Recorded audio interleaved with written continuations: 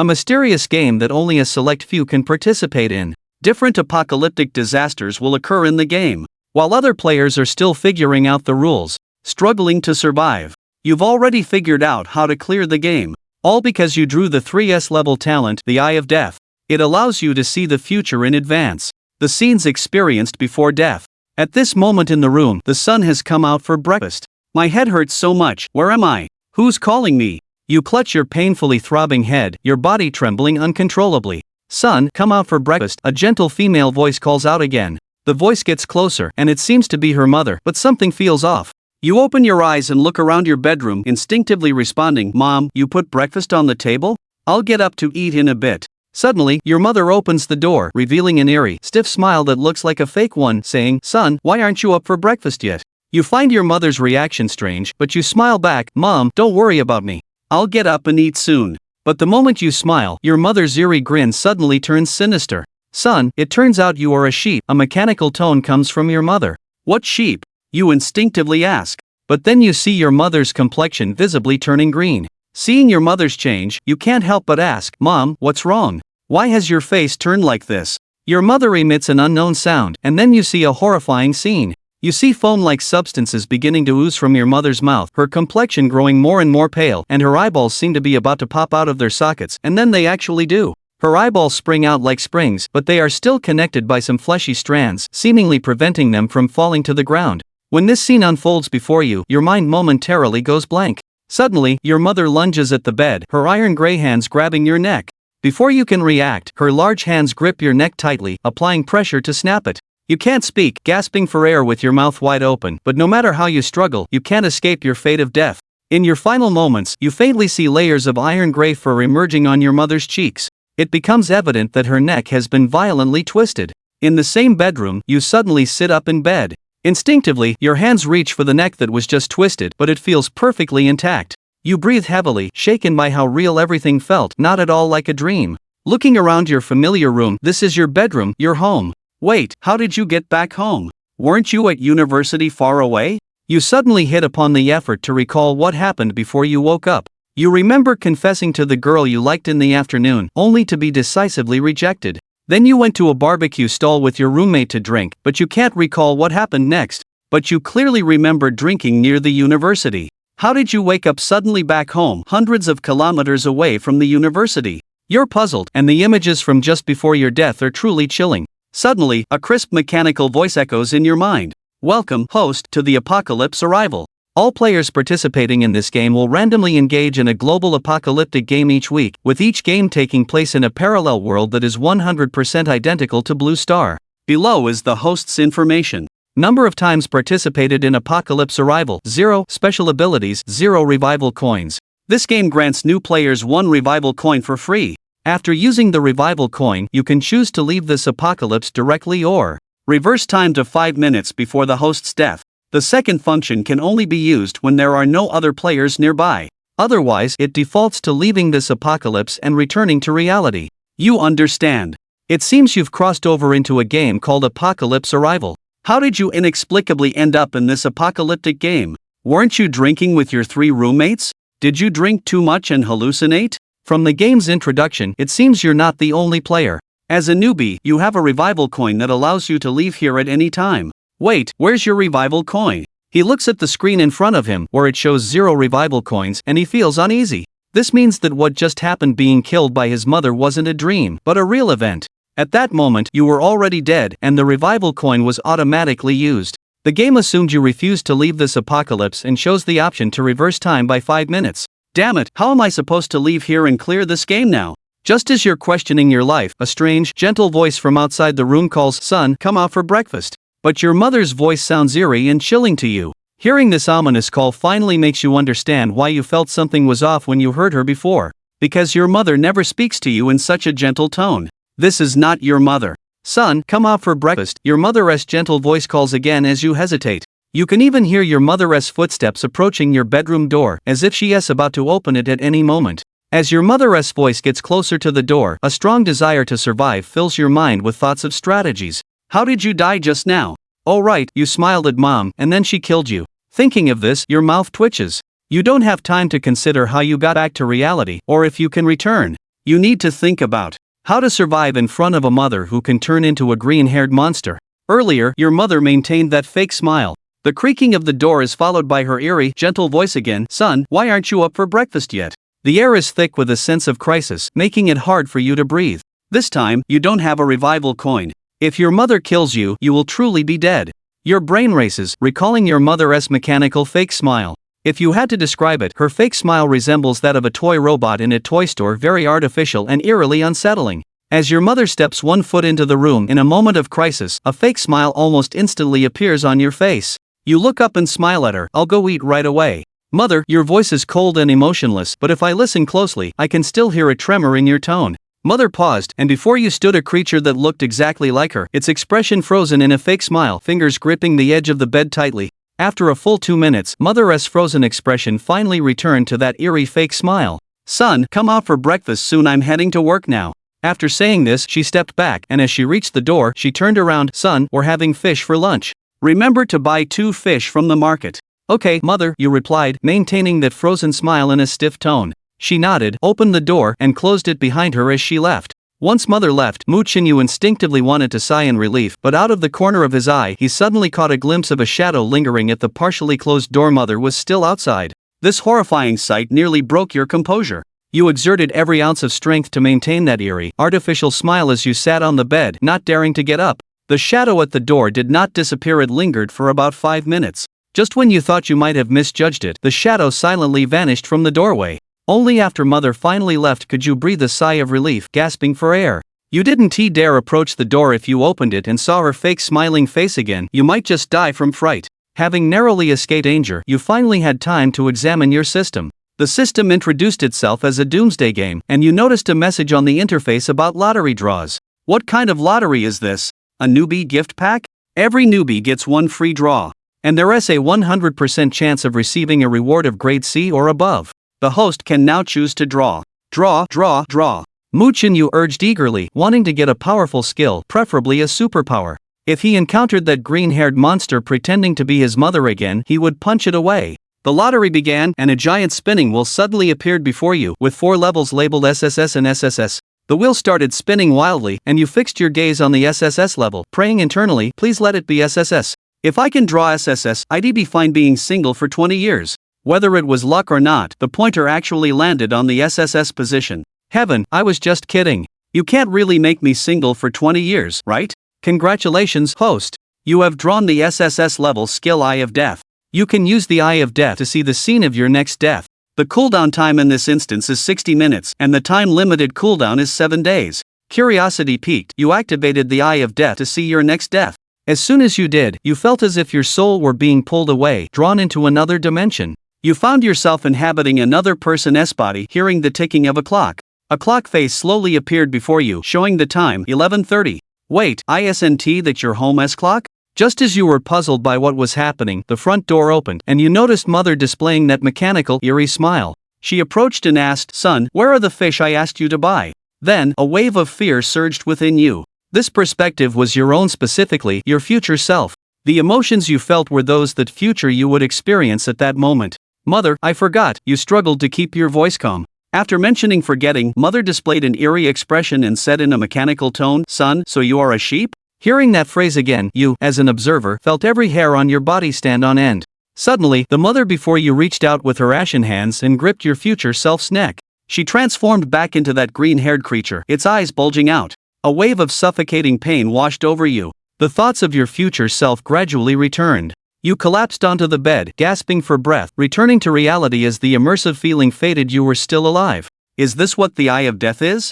You thought fearfully, that scene was the result of my future death. Forcing yourself to calm down, you carefully considered the first-person perspective of what you had just seen. The time of death for your future self was 11:30, coinciding with the time Mother returned home. She killed him because she was unsatisfied upon returning home, and the condition for death was not having bought the fish before she arrived. However, given your understanding of yourself, it wasn't surprising that your future self met such a fate. Upon realizing the dangers of his world, he certainly wouldn't recklessly leave the temporary safety of home, which led to not buying the fish before 11:30 and dying at Mother's hands. Your options were limited to two: stay home, as it would be empty after Mother left. It would be safe. The other option was to go out and call the police to catch this monster posing as mother, but that choice was risky, as you had no idea how many green-haired monsters were out there in this apocalypse. I'm going to work now, Mother's voice echoed from outside the door. Muchinyu, deep in thought, jumped at the sound but quickly replied in a stiff voice, okay. He then heard Mother's footsteps and the sound of the door closing as she left. However, recalling the earlier incident with Mother standing at the door, you didn't rush out immediately. Instead, you waited in your room for a full half hour before finally pushing the door open and heading to the living room. You immediately glanced at the clock on the TV, 9:32. You had only 2 hours left before Mother returned, and your eye of death had half an hour until it cooled down. That meant at 10:02. The fish market was over 2 kilometers away, making the round trip around 5 kilometers. Even if he jogged, it would take more than half an hour. Therefore, you had only one chance to use the eye of death. You had only one margin for error if you didn't get any useful information on the second use. You'd need to go out and buy the fish. Thinking of this, you took a deep breath, made your preparations, and sat on the sofa, watching the clock on the TV tick slowly. Time seemed to drag on for ages, and after what felt like forever, the clock finally showed 10:02. You immediately decided to use the eye of death. The feeling of your soul being pulled away returned, as if you were being extracted, and seconds later, you found yourself inhabiting another body. The sound of a phone ringing echoed in his ears, and he entered an observer's perspective again. Hello, this is the police department. The call connected. Hurry, catch my mother. She's a monster, a green-haired creature. This was the urgent voice of his future self. She works at the Huizhou textile factory. Her name is Bai Xiaomei, 49 years old. Future self detailed his mother's identity, leaving no detail unspoken. On the other end, the police officer sounded momentarily confused. What did you say, miss? After shouting, catch my mother. She's a monster. The tone of future self changed immediately. Of course, I can come to your police station, but you must ensure my safety. After this statement, there was a brief pause on the line, and then a male voice said, Xiao-chan, give me the phone. The next moment, his phone rang, and a man's voice answered, Sir. Hello, you just said on the phone that your mother has turned into a monster, is that right? Who is she? I am Zhang Qian, the director of the police department. The man introduced himself. In a gentle tone, he said, if you don't mind, please come to our police station to explain the situation in detail. Of course, if you feel your life is in danger right now, we can send officers to help you. After hearing Director Shang's words, you sighed in relief. It seemed the police were indeed good people. But soon, you began to wonder if the eye of death showed your next death event, then what about this current death? Then you heard future self say, yes, please come to my house. It's at Building 5, Unit 202, Tumble Flower Garden. Good, sir, we'll arrive within 3 minutes. Please stay in contact with us. The call ended, and future self anxiously waited in the room. A few minutes later, he heard the sound of sirens at the door, and seconds later, there was a knock at the door. Future self stepped forward to open the door and found 2 smiling male police officers. However, what unsettled him was that their smiles were eerily similar to Mother's, a kind of hypocritical, fake smile, as if they were using the same template. Hello, are you the one who reported a monster? One of the male officers asked him with a smile. No, that is not me, future self said, shaking his head in increasing unease. You've got the wrong address, please leave. Upon hearing his words, the smiles of the 2 male police officers turned eerie. You really are a sheep. The eyes of the 2 male police officers bulged out in shock. In just a few seconds, they instantly transformed into green-haired monsters and lunged at Mufengi. The outcome was obvious. Future body, dead. Ah! Mufengi suddenly sat up in bed, gasping heavily, fear etched deeper on his face, his eyes still reflecting the pain and terror from his recent death. He had died again. Even the uncle police, who should have brought him safety, had turned into such a monster. How many monsters were there in this world? Why were even the police infected like this? A sudden unsettling thought crossed his mind. What if everyone in the world, except for him and those players, had turned into monsters? At this thought, he began to feel afraid. With so many monsters, could he still survive and return to the real world? Although the Eye of Death was an Sss-Level skill, it currently did not provide him a way to break the deadlock. He had already used both chances of the Eye of Death that allowed for error. It took more than half an hour to go back and forth to buy fish, and before he could use the Eye of Death again, he had to go out to buy fish. Thinking about the countless green-haired monsters that might exist outside, his cells were resisting within him. However, staying at home would lead to the same result as the first Eye of Death, a dead end. Gurgle. His stomach growled with hunger. He instinctively touched his belly and looked at the milk and bread his mother had warmed for him on the dining table. Just like at home in reality, his mother would warm milk and bread for him every morning. But could he eat this? He squeezed the bread, finding it no different from reality. He poured out the milk. The milky liquid and fragrant smell indicated that there was nothing wrong with it. Yet, he still hesitated to eat. He wasn't sure if eating this breakfast would trigger a death condition. There was also the possibility that not eating this breakfast would trigger a death condition. Just like the first time he saw the eye of death, he had been killed by his mother for not listening to her and going out to buy fish. If he didn't listen to mother and didn't eat breakfast properly, would he also be killed by her? At this thought, Muffingy couldn't help but wipe away the tears at the corners of his eyes. His life felt like walking on thin ice.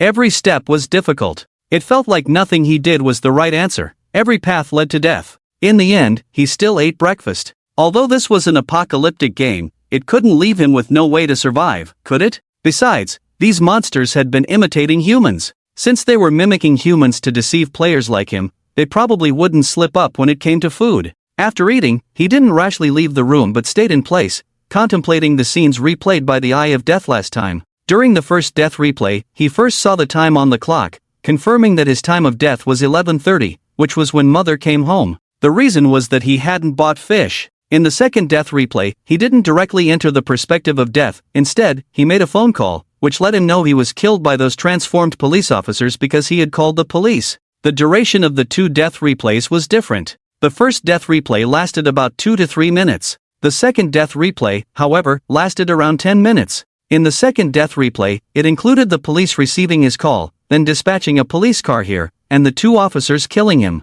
This series of actions lasted about 10 minutes. Why did the second death replay not start with the scene directly at home, where the two officers in uniform killed him, but instead advance the timeline to when he started calling the police? He speculated about this possibility. Could it be that in the death replay, these images would inform him of the reason for his death in a long timeline? With two images, it would tell him what caused his death this time. For example, in the first death replay, his mother asked him to buy fish, but he hadn't bought the fish back before his mother returned home at 11:30. In the second instance, was it because he called the police, and the monsters at the police station knew he was human, which led them to send someone to kill him? Of course, this reasoning was somewhat far-fetched. Even if the death replay began with two monster police officers killing him, he could still connect it to his call to the police, which led to his death. There was no need to show him the entire sequence of events where he called the police car arrived, and the officers killed him. The second death replay lasted about 10 minutes, significantly longer than the first.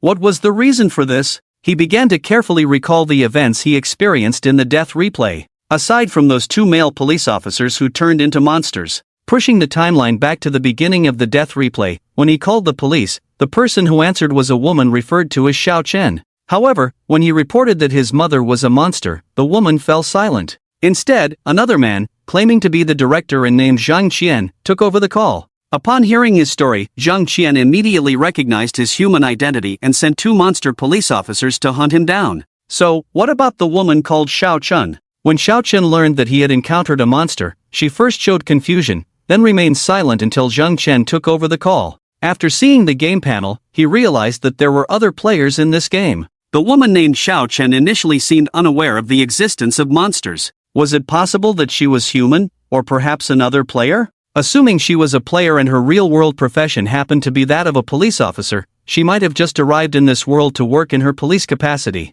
She had managed to conceal her identity well, so she had not been discovered by the police. Until the last death replay, when he made that call. Was this Xiao Chen really human? His gaze flickered, uncertain about this matter. Now he had only one life left. Making the wrong choice would lead to death. If Xiao Chen was indeed human, then the information revealing her humanity came from the images in the death replay. Was the Eye of Death intentionally revealing this key information to him? He pondered carefully. Was the success rate of recognizing that seemingly human Xiao Chen higher, or was the success rate of buying fish and returning home to report to his mother higher? But it was undeniable that even if he bought the fish for his mother, living with such a monster day in and day out, even sitting together for meals, would certainly expose his identity as a human. Muffingy thought for a moment and decided to take the risk and recognize Xiao Chen. In this apocalyptic game, players should need to band together for warmth. This wasn't a survival escape game. What benefit was there in killing other human players? He got dressed and prepared to leave the so-called home.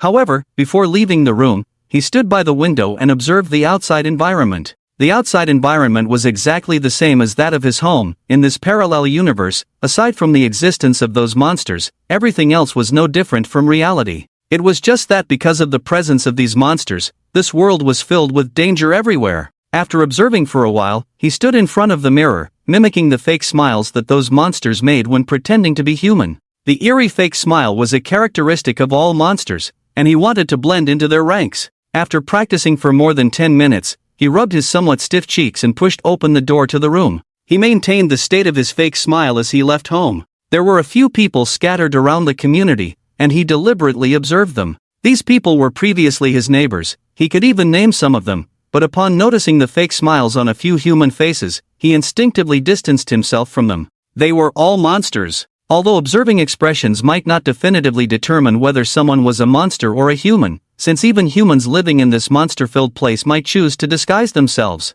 However, the proportion of monsters was clearly not small, and he dared not gamble on any individual. It was no different from betting on whether a revolver with 6 bullets would misfire when aimed at someone. He did not plan to go directly to the police station mentioned by director Zhang Qian in the death replay. After all, he was unsure what Xiao Chen looked like, and he couldn't enter the dispatcher's area. Ordinary citizens could only access the service hall of the police station, not the working area. So, what method did he need to use to meet that Xiao Chen? The current time was 10:24, and if he couldn't meet Xiao Chen, he would need to hurry to buy fish. After leaving the community, the pedestrians he saw on the road still wore fake smiles, and as a human walking down the street, he felt an eerie sense of déjà vu. It was as if he had arrived at a blue planet ruled by artificial intelligence, where humans had turned into puppet-like beings. Time was still relatively abundant, so he first went to a large supermarket, where, in the strange atmosphere, he bought a lighter and a bundle of sparklers. However, upon observation, he discovered something interesting.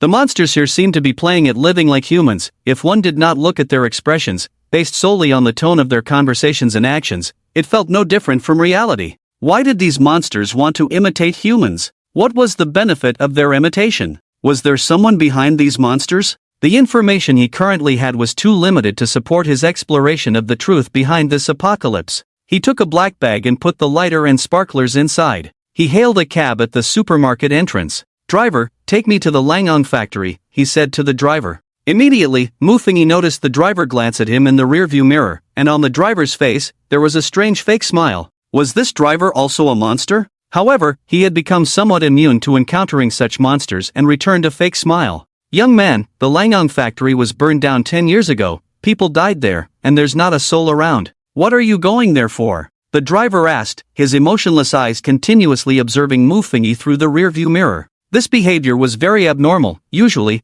taxi drivers either don't look or glance at the rearview mirror and then look away. Even if the passenger behind was very attractive, taxi drivers wouldn't repeatedly observe their passengers. The other party's behavior was very unusual. Mufengi noticed that the expression on the taxi driver's face remained unchanged, but a strong sense of crisis surged within him. After 2 seconds of still air, he coldly spoke, "Driver, do I have flowers on my face? Why do you keep looking back at me?" Although he was questioning, his expression of fake smile did not change in the slightest. After saying this, he began to watch the driver's reaction. "I'm sorry, I'm just curious about what you're doing at the Langang factory." After the driver said this, he no longer observed Mufengi through the rearview mirror. "You don't need to worry about that." Mufengi forced a hypocritical smile on his face, but his tone was cold as he replied. After saying this, he secretly breathed a sigh of relief. His guess was indeed correct. All the monsters here were planned according to normal human behavior, and all the absurdities were tests. If he had allowed the driver to observe him through the rearview mirror, the driver would have definitely suspected that something was wrong with him, because a normal person would remind or warn a rude driver when in a car. Allowing the driver to observe him so freely would surely raise suspicions. Therefore, he chose to warn the driver just to maintain the legitimacy of his ordinary passenger identity. He had nothing to hide, which is why he acted this way, dispelling the driver's doubts about him. This included the tests from his mother at home. His mother had never treated him so gently, so when she called him softly for breakfast in the morning, it was a form of testing. And because his mother understood him too well, he had many flaws in front of the mother who had already turned into a monster. Ding! When the car arrived at its destination, the driver stopped, turned his head, and looked at him with that strange smile. "A total of 12 yuan, WeChat or Alipay?" Mufengi was silent for a moment. After a while, he said quietly, "The police station is less than 3 kilometers from here, and you're asking me for 12 yuan? The cost of living in Jiangcheng, where his parents lived, wasn't too high. The starting fare for a taxi was 7 yuan, and it was clearly not going to reach 12 yuan for a distance of less than 3 kilometers. If this taxi wasn't a black cab, then the driver's asking price was his second test. Ha, just kidding, give me the starting fare of 7 yuan. Beneath the driver's stiff and strange smile, a hearty laugh erupted. It made one feel quite uncomfortable. After paying, Mu Fengyi quickly left the taxi that made him feel uneasy. If it weren't for the urgency of time, he would never have taken a ride with these monsters. It's worth mentioning that his WeChat balance was exactly the same as in reality. This apocalyptic game had no deductions in terms of finances. After getting out of the car, he saw an abandoned factory standing in front of him. He glanced at the time on his phone. It was 10:52. In 10 minutes, he would be able to activate the third eye of death. He closed his eyes and began to think about how to converse with Xiao Chen later. How should he speak to lure the other party out without being detected by those monsters? And this was under the condition that he didn't know the other person's name or appearance. After thinking for a moment, he dialed the number. Beep, beep, beep. Hello, this is the XX Street Public Security Bureau. A familiar female voice came through, and Mu Fengyi recognized that the owner of this voice was indeed Xiao Chen. Hearing Xiao Chen's voice, he felt relieved. Hello, it's me who reported the case. He pondered for a moment before speaking. Officer Chen, let me tell you a story. On the other end of the line, Xiao Chen? How do you know my last name is Chen? She instinctively asked. Once upon a time, there was a couple who lived happily together, and they had a son. Mu Fengyi ignored Xiao Chen's words and continued, but one day, the boy went missing. The couple reported it to the police, but the police searched for several months and couldn't find the missing boy. Just when the couple was on the verge of breaking down, a tip-off call came into the police station. It turned out to be the warehouse manager of that factory who, while clearing out waste materials, discovered a charred body that was neither human nor animal. When the police took the DNA from this burned, mutilated corpse, they found it was the body of the missing boy they had been investigating for months. When the parents saw their son's body, tortured into such a grotesque form, they fainted from the shock. The factory was also implicated and shut down because the inspection team discovered many substandard materials being used, leading to an immediate halt in construction. Coincidentally, the parents of the murderer were actually workers at this factory. Some suspected that the murderer's parents were also involved in this homicide, but there was no evidence to prove it. After awakening, the victim's parents did something that surprised everyone. They signed a letter of forgiveness for the murderer. Many people criticized the couple for compromising for money, even letting go of their own son's revenge. But the couple did something unexpected. Months later, when everyone had almost forgotten about the news, they drugged the murderer and bound him in the abandoned factory, taking their revenge. Later, the law sentenced the couple to death. As Mu Fengyi spoke, the voice on the other end, Xiao Chen, suddenly interrupted him. Sir, I am aware of this case. Are you expressing your dissatisfaction with how it was handled? Let me finish. Mu Fengyi took a deep breath and continued. The couple stated in court that they did not regret their decisions. For months, they had been tormented. Almost every day, they dreamed of their son's tragic death. They dreamed of their son engulfed in flames, his face contorted in extreme pain, screaming at them, Mom and Dad, I'm in so much pain. Come save me from the factory. They are all demons. So many people are demons. Everyone is a demon. They want to burn me alive. Hurry and save me. They want to kill me. Please come save me. As he spoke of the son's voice, Mu Fengyi's tone suddenly became urgent and fierce. It was as if, at that moment, the couple's son was truly calling out for help before his death. Sir, Officer Chen. Mu Fengyi interrupted again, his tone calming. Before this, I didn't know you, but if it were you, would you save this boy who was about to be killed by demons? Please make your choice. With that, he hung up the phone. He didn't ask what the other person's choice was because their subsequent actions would serve as their final choice. He closed his eyes. Now, it was up to fate. The story he just told was a true event that happened 8 years ago. The demon murder case. And the place where this crime occurred was the very factory he was in now. The couple did indeed kill the murderer, but the nightmare they described in court was something they fabricated. This information was also a message he was conveying to Xiao Chen. The surroundings are filled with demons, and he is human, dying in the Lan Gang factory. Come save him. If Xiao Chen was also a player who had crossed over from reality like him, he would likely grasp the underlying meaning of his words. He repeatedly emphasized that he did not know the other person before, yet he knew their surname was Chen. Moreover, he never mentioned the Lan Gang factory directly, but every word was about it. Finally, he asked the other person, would you be willing to save this boy who is about to be killed by demons? It is actually telling the other party that he knows about the existence of these monsters around him, but he doesn't dare to say monsters because he fears that uttering those two words will attract the attention of director Zhang Qian, so he changed it to demons. And in the end, his statement everyone here is a demon is also telling the other party that he is human, while the group of guys pretending to be human around him are all demons, monsters. Humans are emotional beings, unlike those monsters. He is unsure if that Xiao Chen will come looking for him, but he can only use this method to briefly convey his situation to the other party. He glanced at the time, it was 10:55. He would wait here until 11:02, which is when the cooldown for the third death eye would be over, and if the other party decided to come find him, he would also be able to see it in the next death replay. Inside the Public Security Bureau, a room with 3 dispatchers. Xiao Chen, who was on the phone just now. A man walked in and asked a young, beautiful woman sitting at one of the desks. Oh, it was a citizen dissatisfied with the verdict of the demon murder case from 8 years ago. The young, beautiful woman replied with a smile, but this smile was also a mimicry of the monster's fake smiles. Oh, but you need to listen to see if the other party hinted at anything, because some callers may be in danger and unable to express their predicament directly, Zhang Qian said seriously. I understand, Director Zhang. The beautiful woman nodded and explained. The person who just called was probably just expressing dissatisfaction with the verdict of the demon murder case. From his emotional fluctuations, he doesn't seem like someone in a situation where they can't express their predicament directly. The content of the calls they received could be heard by Director Zhang, and his inquiry this time was also a test of her. If she completely concealed the caller's situation, it would inevitably raise suspicions from Director Zhang Qian. Alright, such calls don't need to be attended to in the future. After saying this, Zhang Qian turned and left. The beautiful woman remained in place, her expression serious as she pondered. The man who had suddenly called her seemed to be human too? Mu Fengyi was holding a bag, constantly glancing at the entrance of the factory. At the same time, he was watching the time on his watch. Time passed slowly, but no one entered the factory. Could it be that his hint was not clear enough, and Xiao Chen didn't understand? When the time reached 11:02, Xiao Chen still hadn't appeared, and the cooldown for the death eye had just ended. Use the death eye. Play the role of a human. As long as you maintain those monsters' fake smiles, you should be able to get through this Doomsday game safely. Was that a man's voice?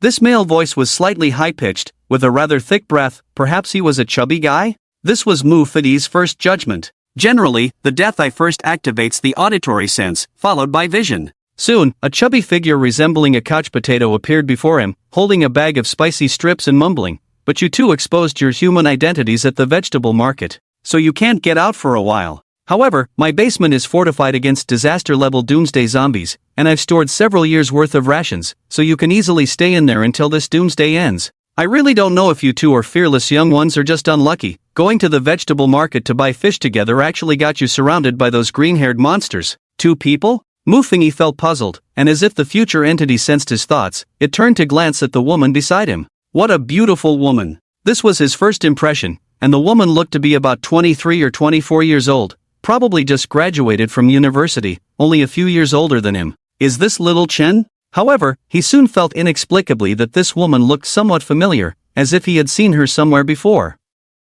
Could it really be true, as the internet claimed, that men find attractive women familiar? So what do we do now? This was what little Chen said. You can only stay here with me, just survive this apocalypse for now, otherwise, you two are already wanted, and it won't help to hide anywhere. After the fat man said this irritably, he pushed open the bathroom door in front of them and pressed a handprint on the toilet. Creak! A miraculous scene unfolded. The toilet in front of them suddenly cracked open. Yes, it split in half, revealing an underground passage inside. How about that, secret enough? The fat man leaned on the toilet with one hand and placed the other on his hip, looking proudly at the future body and little Chen. Secret! The corners of the mouths of the future body and little Chen twitched. Is this really the entrance to an underground base that humans could think of? Don't worry, I spent tens of millions building this basement. It's absolutely safe. As long as it's not a Doomsday-level apocalypse, you can stay here until the end of the world. After the fat man patted his chest to assure them, he led the two into the underground passage. The future body and little Chen exchanged a glance and followed the fat man deeper inside. The passage was long. They walked for more than 10 minutes, and as they walked, the fat man boasted, "I'm not bragging, this passage has a total of 8 checkpoints. If those monsters dare to come here, they will definitely have no way back." The investment of tens of millions was clearly not an exaggeration, as Mu Fengyi indeed saw many sharp weapons in the passage, and there were even some firearms. The walls of the passage were made of alloy, which gave a great sense of security. However, Mu Fengyi, who was observing, felt no sense of security at all because this was his death replay. The fat man said this base was extremely safe, yet they died? The scenes of the death replay continued as he, the fat man, and little Chen passed through a long passage and finally arrived at a arcade? There were many video game machines here, shooting games, fighting games, racing games, music games, and other entertainment machines, as well as racing simulators, basketball games, and shooting game machines. In fact, Mufingi even saw a claw machine at the back of the hall. You guys can sit and play around. Although there's no internet, many things inside have single-player games downloaded.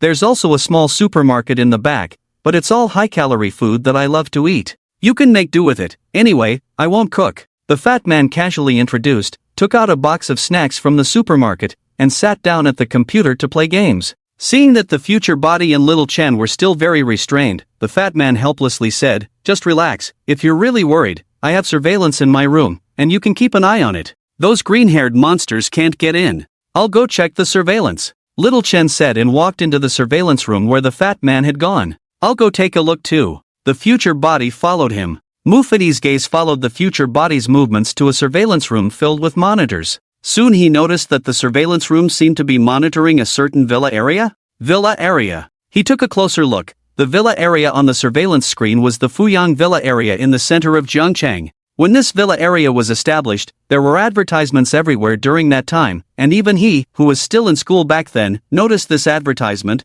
thus remembering this place. Most of the surveillance locations were concentrated near Villa No. 5, where this fat man lived. But then his expression changed. He noticed that several humans were approaching Villa No. 5. These humans moved in unison, their faces adorned with eerie fake smiles, stepping closer and closer to the villa area. As these humans drew near, figures began to emerge one by one from the surrounding villas. "Old Wang!" The future body called out to the fat man outside the monitoring room. "What's up?" The fat man was engrossed in a game. "I think you need to come see this yourself." Hearing this, the fat man reluctantly put down his game controller and waddled over to the monitoring room. "Shit!" Upon seeing the footage on the screen, the fat man exclaimed, "Why are there so many green-haired monsters? What do we do now?" Xiao Chen asked, a bit panicked. After a brief moment of panic, the fat man quickly calmed down. "My underground fortress is as solid as a rock, those guys can't get in. Just watch." He stuffed some chips into his mouth, losing interest in the game, and sat down to watch the surveillance with the two of them. Seeing the fat man's expression, both the future body and Xiao Chen felt a bit more at ease. But only the spectator, Mufingi, felt his heart racing. "They've entered the villa," the future body suddenly said. On the surveillance screen, a group of green-haired monsters disguised as humans walked into Villa No. 5 one by one. "Don't worry, the villa is just the outermost barrier. They won't find the basement entrance," the fat man said, his mood still relatively stable. However, none of the three expected that those monsters disguised as humans would head straight for the bathroom. Leading the way was an old lady in a cleaning uniform, her face perpetually wearing a strange smile. When she reached the toilet, her eyeball popped out with a thud, and her complexion visibly turned a vegetable color. Crack! She extended her large, ashen hands and directly pried the toilet apart, splitting it in two. "Shit, how do they know about my secret basement?" the fat man exclaimed. "What do we do now?" the future body asked. "It's fine, I still have 8 layers of defenses, they can't get in." Although the fat man tried to appear calm, his hands trembled as he lit a cigarette. On the surveillance, shortly after the group of green-haired monsters stumbled into the underground passage, a layer of alloy wall appeared before them. This was the first barrier the fat man mentioned. Smack! The leading green-haired monster, the old lady, directly extended her steel-like hands and began slapping the alloy wall. The humans behind her also transformed into green-haired monsters, reaching out their large hands to slap the alloy walls. Seeing this scene, the fat man couldn't help but feel smug. "Humph, my 8 layers of alloy walls are as solid as..." Crack! Before the fat man could finish his sentence, the wall in the surveillance footage was easily breached by the group of green-haired monsters as if it were made of paper. When the first wall was effortlessly punctured, the fat man's cheeks quivered with the fat accumulating there. "Run, run!" He scrambled toward the direction of the game room, nearly losing control. "Why?" The future body and Xiao Chen chased after him, puzzled. "Don't you still have 7 barriers? Those 7 barriers have the same defense as the first one." The fat man had already found another escape route, preparing to flee. "Is this what you call solid as a rock?" The future body raised his voice several pitches. "The defensive power of the 8 barriers is exactly the same, which means that if that group of monsters can break through the first wall, they can naturally break through the subsequent walls as well, right?" Thinking of that first barrier, which was as flimsy as paper, both the future body and Xiao Chen's expressions darkened. "Hurry up and run with me.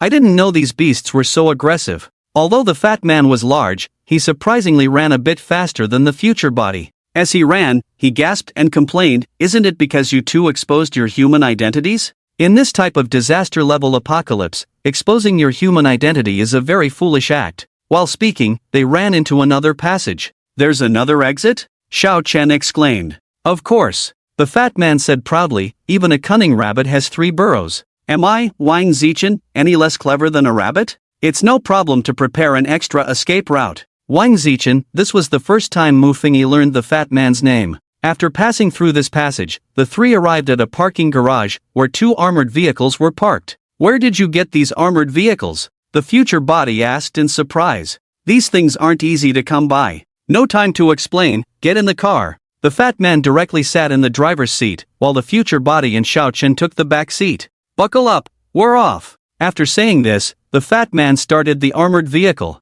Rumble! The large door of the underground garage opened, and the armored vehicle driven by the fat man shot out. At this moment, Mu Fengyi noticed that they had already reached the outskirts of the villa area, and the place where the fat man parked the underground garage was actually beneath a public restroom. How much does this fat man like to build his secret base under a toilet? Then he saw the fat man in the front seat controlling the steering wheel with one hand while making a phone call with the other. "Hey, old Zhao, I've been discovered here, I'm going to hide at your place. By the way, I have 2 newcomers with me, a man and a woman." His driving skills were extremely high, speeding nearly 100 miles per hour on a road filled with vehicles. The armored vehicle roared, crashing into ordinary cars, sending them flying. Countless humans crawled out from the overturned vehicles, their bodies twitching before transforming into green-haired monsters, chasing after them. These green-haired monsters ran like zombies, looking extremely terrifying. As the armored vehicle sped forward, it knocked over one vehicle after another, leading to a dense swarm of green-haired monsters following behind. These green-haired monsters looked extremely disgusting. The future body could even see the unknown, repulsive liquid from the green-haired monsters sticking to the rear windshield, making one feel nauseous. But it must be mentioned that this time, it seemed they had stirred up a big mess. Countless green-haired monsters pounced at them recklessly, some riding on the roof of the vehicle, others gripping the door handles tightly, even hanging onto the armored vehicle. "Damn it!" The fat man in the driver's seat cursed softly, skillfully maneuvering the vehicle, relying on the strength of the armored vehicle to forcefully carve out a path. And ahead of them was the highway. "Fat man, what are you doing on the highway?" the future body shouted. "Old Zhao's family is in the suburbs." The fat man shouted back. The noise outside was too loud for Mu Fengyi to hear clearly. Just as the armored vehicle was about to enter the highway, suddenly, a huge shadow fell down. Bang! A heavy object slammed down on the front of the armored vehicle, causing the windshield to cave in. The future body also fainted from the tremendous impact. Before losing consciousness, he noticed that the object that had crashed into the armored vehicle was actually a thick utility pole. As the future body fainted, Mu Fengyi's vision also went dark. He didn't know how long it had been. When the future body regained consciousness, Mu Fengyi saw countless green-haired monsters pouncing on him, gnawing at his body. The pain was excruciating, a torment that coursed through him. He could even distinctly feel the agony of his flesh being devoured by these creatures. A few seconds later, the future body was dead. Time returned to 11:02, and Mu Fengyi gradually came back to his senses from the replay of death. When using the Eye of Death, no matter how long the death replay lasted, only a few seconds would pass in reality. This time, however, his Eye of Death lasted for more than half an hour, the longest of the 3 times he had used it, and considering the time the future body was unconscious, the duration might have been even longer. He rubbed his skin. This immersive observation was not pleasant at all. However, the amount of information absorbed from this Eye of Death was quite substantial. First, he encountered that girl, Xiao Chen, and learned what she looked like. It seemed that she had received the information he transmitted during the call when he reported the incident, which is why she came to the Langang factory to meet Mu Fengyi. Then Xiao Chen accompanied him to the market to buy fish, and they both exposed their human identities due to a certain incident. Later, they were saved by a chubby guy named Wang Zichen. The events that followed were easier to understand. They had dragged the chubby guy into their troubles, and eventually, that group of green-haired monsters stormed into the chubby guy's villa, forcing them into a desperate situation. In the end, when the chubby guy drove out, he crashed into a utility pole, and they died at the hands of the green-haired monsters. The enemy's methods were extremely cruel, and his death was quite tragic. Aside from this information, he began to ponder the words spoken by the chubby Wang Zichen. He mentioned that this instance was a disaster-level apocalypse, and there was also something called a destruction-level apocalypse. These should be some settings from the game Doomsday Arrival, right? It seemed that the chubby guy was an experienced player. Later, when he was on the phone with old Zhao, he mentioned that there were 2 newcomers in his car. So, was he and that Xiao Chen both newcomers? As Mu Fengyi contemplated, his gaze drifted toward the factory gate. After his previous experience with the Eye of Death, he knew that Xiao Chen would definitely appear before him in the near future. A few minutes later, a beautiful woman dressed in the same clothes as in the death replay appeared at the factory gate. Upon seeing her, he immediately took out the fairy wand from his bag, lit it, and waved it to signal her.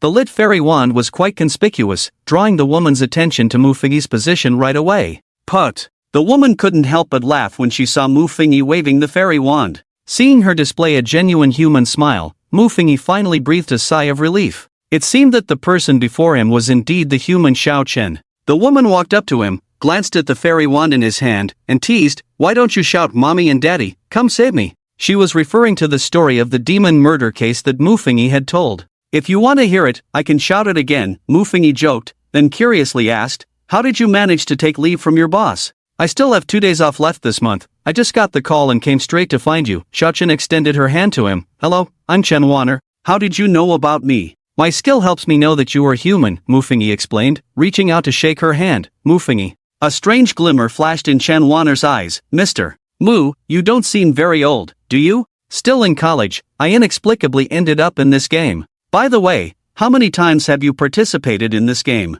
Mu Fengyi asked. "This is my first time too," Chen Wanner said, her brows slightly furrowed, her tone a bit melancholic. "When I first got here, I found that everyone around me had turned into monsters. It scared me to death." "You only almost died. I actually died the moment I crossed over." Mu Fengyi thought to himself, his revival coin had been used up as soon as he arrived. What should we do next? Chen Wanner looked at him with some anticipation. "I originally planned to discuss with you about going to buy fish, but it seems we might have other things to do now." Mu Fengyi pondered for a moment and decided to change his strategy. He needed to find Wang Zichen. Both he and Chen Wanner were newcomers, so he wouldn't get any useful information from her. She likely knew less than he did. So he didn't bother to ask. Wang Zichen was an experienced player and had definitely participated in more than one apocalypse. Just looking at the underground base he built and those 2 armored vehicles, it was clear he was well prepared. More importantly, if they didn't go buy fish, his and Chen Wanner's identities as humans wouldn't be exposed. "Buy fish?" Chen Wanner looked at him curiously. "Did you call me over to prepare for something?" "You'll know soon." Mu Fengyi glanced at the cooldown time of the Eye of Death, thought for a moment, and decided to call Mother. From the information he had, as long as he played the role of human well, he could safely get through this apocalypse. So as long as he maintained his identity with his mother, he wouldn't be exposed. Beep beep beep. The call connected in just a few seconds. "Hey Mom, I'm going out to eat with classmates for lunch, so I won't be coming home." Mu Fengyi forced himself to imagine the monster on the other end of the line as his real mother and spoke naturally. "What? Didn't we agree that I would make you fish for lunch? Why did you go out to eat?" His mother's dissatisfied voice came from the other end. "Oh Mom, you guys just cook something. I've already promised my classmates. I'll buy the fish back later, gotta go, they're calling me." After saying that, Mu Fengyi hung up the phone directly. This conversation was also the usual pattern of dialogue he had with his mother in reality. As long as he didn't let his mother see his expression, there shouldn't be any problems. "Isn't your mother a monster?" Chen Wanner, who had been waiting for him to finish the call, asked curiously. "She is a monster, but we have to follow the rules of this apocalypse. If we play our original identities well, we can get through this apocalypse safely," Mu Fengyi explained to her. "So that's how it is." Chen Wanner showed a look of understanding. But soon, she seemed a bit shy and said, "This is my first time participating in this game, and I don't understand a lot of things." "But, Mr. Mu, you don't seem like a first-timer, you seem very mature. If you've died a few times, you can mature too," Mu Fengyi muttered quietly. "What?" Chen Wanner seemed not to have heard what he said clearly. "It's nothing. Do you need to inform your family? For a while, we probably won't be able to go home." Mu Fengyi changed the subject. "No need to inform them, my family isn't in Jiangchen. I've always lived alone in this city." Chen Wanner shook her head. "I see. Actually, I've always wanted to ask you a question." Mu Fengyi looked at her delicate face and curiously asked, "Are you quite famous in reality? I feel like I've seen you somewhere before." He had wanted to ask this question for a long time. When he saw Chen Wanner in the death replay, he felt she looked somewhat familiar. "Many men say this to me when they see me." Chen Wanner rolled her eyes at him. "Little brat, are you trying to flirt like others?" Mu Fengyi. He really felt that Chun Wanner looked familiar. Since we don't need to report to our families, let's go to this place. Mu Fingyi opened the map on his phone and pointed to the Fuyang Villa district. Although the phone couldn't connect to the internet, the map of Jiangchang was still accessible. What are we going to do there? Does your family live there? Chen Wanner looked at him in surprise. You really can't judge a book by its cover. You don't look like a rich person at all. Mu Fengyi. Why is Chen Wanner so sharp-tongued? He said he thought he had seen her before, and he wasn't trying to flirt. It's not my home. We're going there to find our other companions. He could only explain helplessly. Other humans? Chen Wanner was astonished. Yeah. Mu Fengyi nodded. We'll take a taxi. No, let's walk there. The shadow of just taking a taxi hadn't faded yet. Okay. Half an hour later, the two arrived at the location of the Fuyang Villa district on foot. However, the second problem blocking their way was that there was a security guard at the entrance of the villa district, and non-residents and friends of residents were not allowed to enter. The two were stopped. Hello, please press the doorbell for Villa No. 5 and tell Wang Zichen that we were sent by old Zhao to pick something up. Mu Fengyi put on a monster's signature fake smile. Why don't you just call him? The security guard asked suspiciously. He didn't answer the phone, otherwise, would I come here to find him? Mu Fengyi's expression remained unchanged, but his tone was full of dissatisfaction. The security guard believed him a bit at this point because the owner of Villa No. 5 was indeed named Wang Zichen. So, he connected the call to Villa No. 5. Hello, who is it? The next moment, the familiar voice of the fat guy came through the line. Hello, owner, there are 2 people looking for you. They claim to be sent by old Zhao to pick something up. By the way, they know your name. The security guard succinctly explained. Sent by old Zhao? Wang Zichen paused for a moment before speaking. Let them in. After hanging up, the security guard let the 2 in. Once inside the Fuyang Villa district, Mu Fengyi had no interest in admiring the beautiful scenery and dragged Chen Wanner directly to Villa No. 5. At this moment, Wang Zichen had already opened the gate and was waiting for them at the entrance. Seeing Mu Fengyi and Chen Wanner, Wang Zichen knew these 2 were the ones looking for him, and he opened his mouth, ready to say something. Old Wang, don't say anything yet, let us in. Mu Fengyi directly interrupted Wang Zichen's questioning, stepping forward to put his arm around Wang Zichen's shoulder and pulling him toward the villa. Wait, who are you? Wang Zichen was completely bewildered. Does he recognize this guy? But looking at the rich and varied expressions on his face, he could tell the person was a player, not one of those monsters. Just like that, the 3 of them inexplicably walked into the villa. 1 minute later. Who exactly are you? I don't remember you 2 among the players in Jiangchang.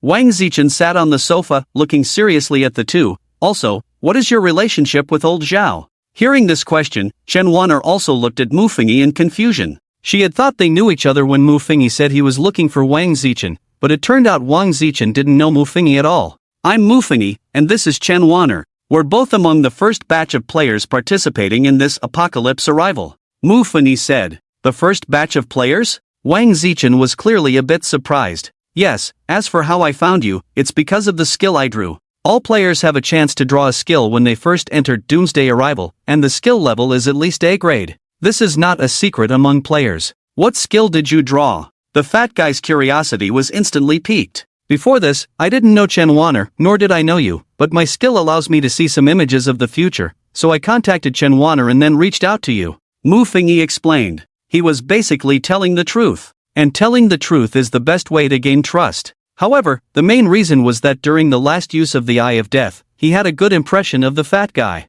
After all, in the last death replay, not only did the fat guy save them, but at the last moment, even though he kept complaining about their exposed identities, he still didn't give up on them.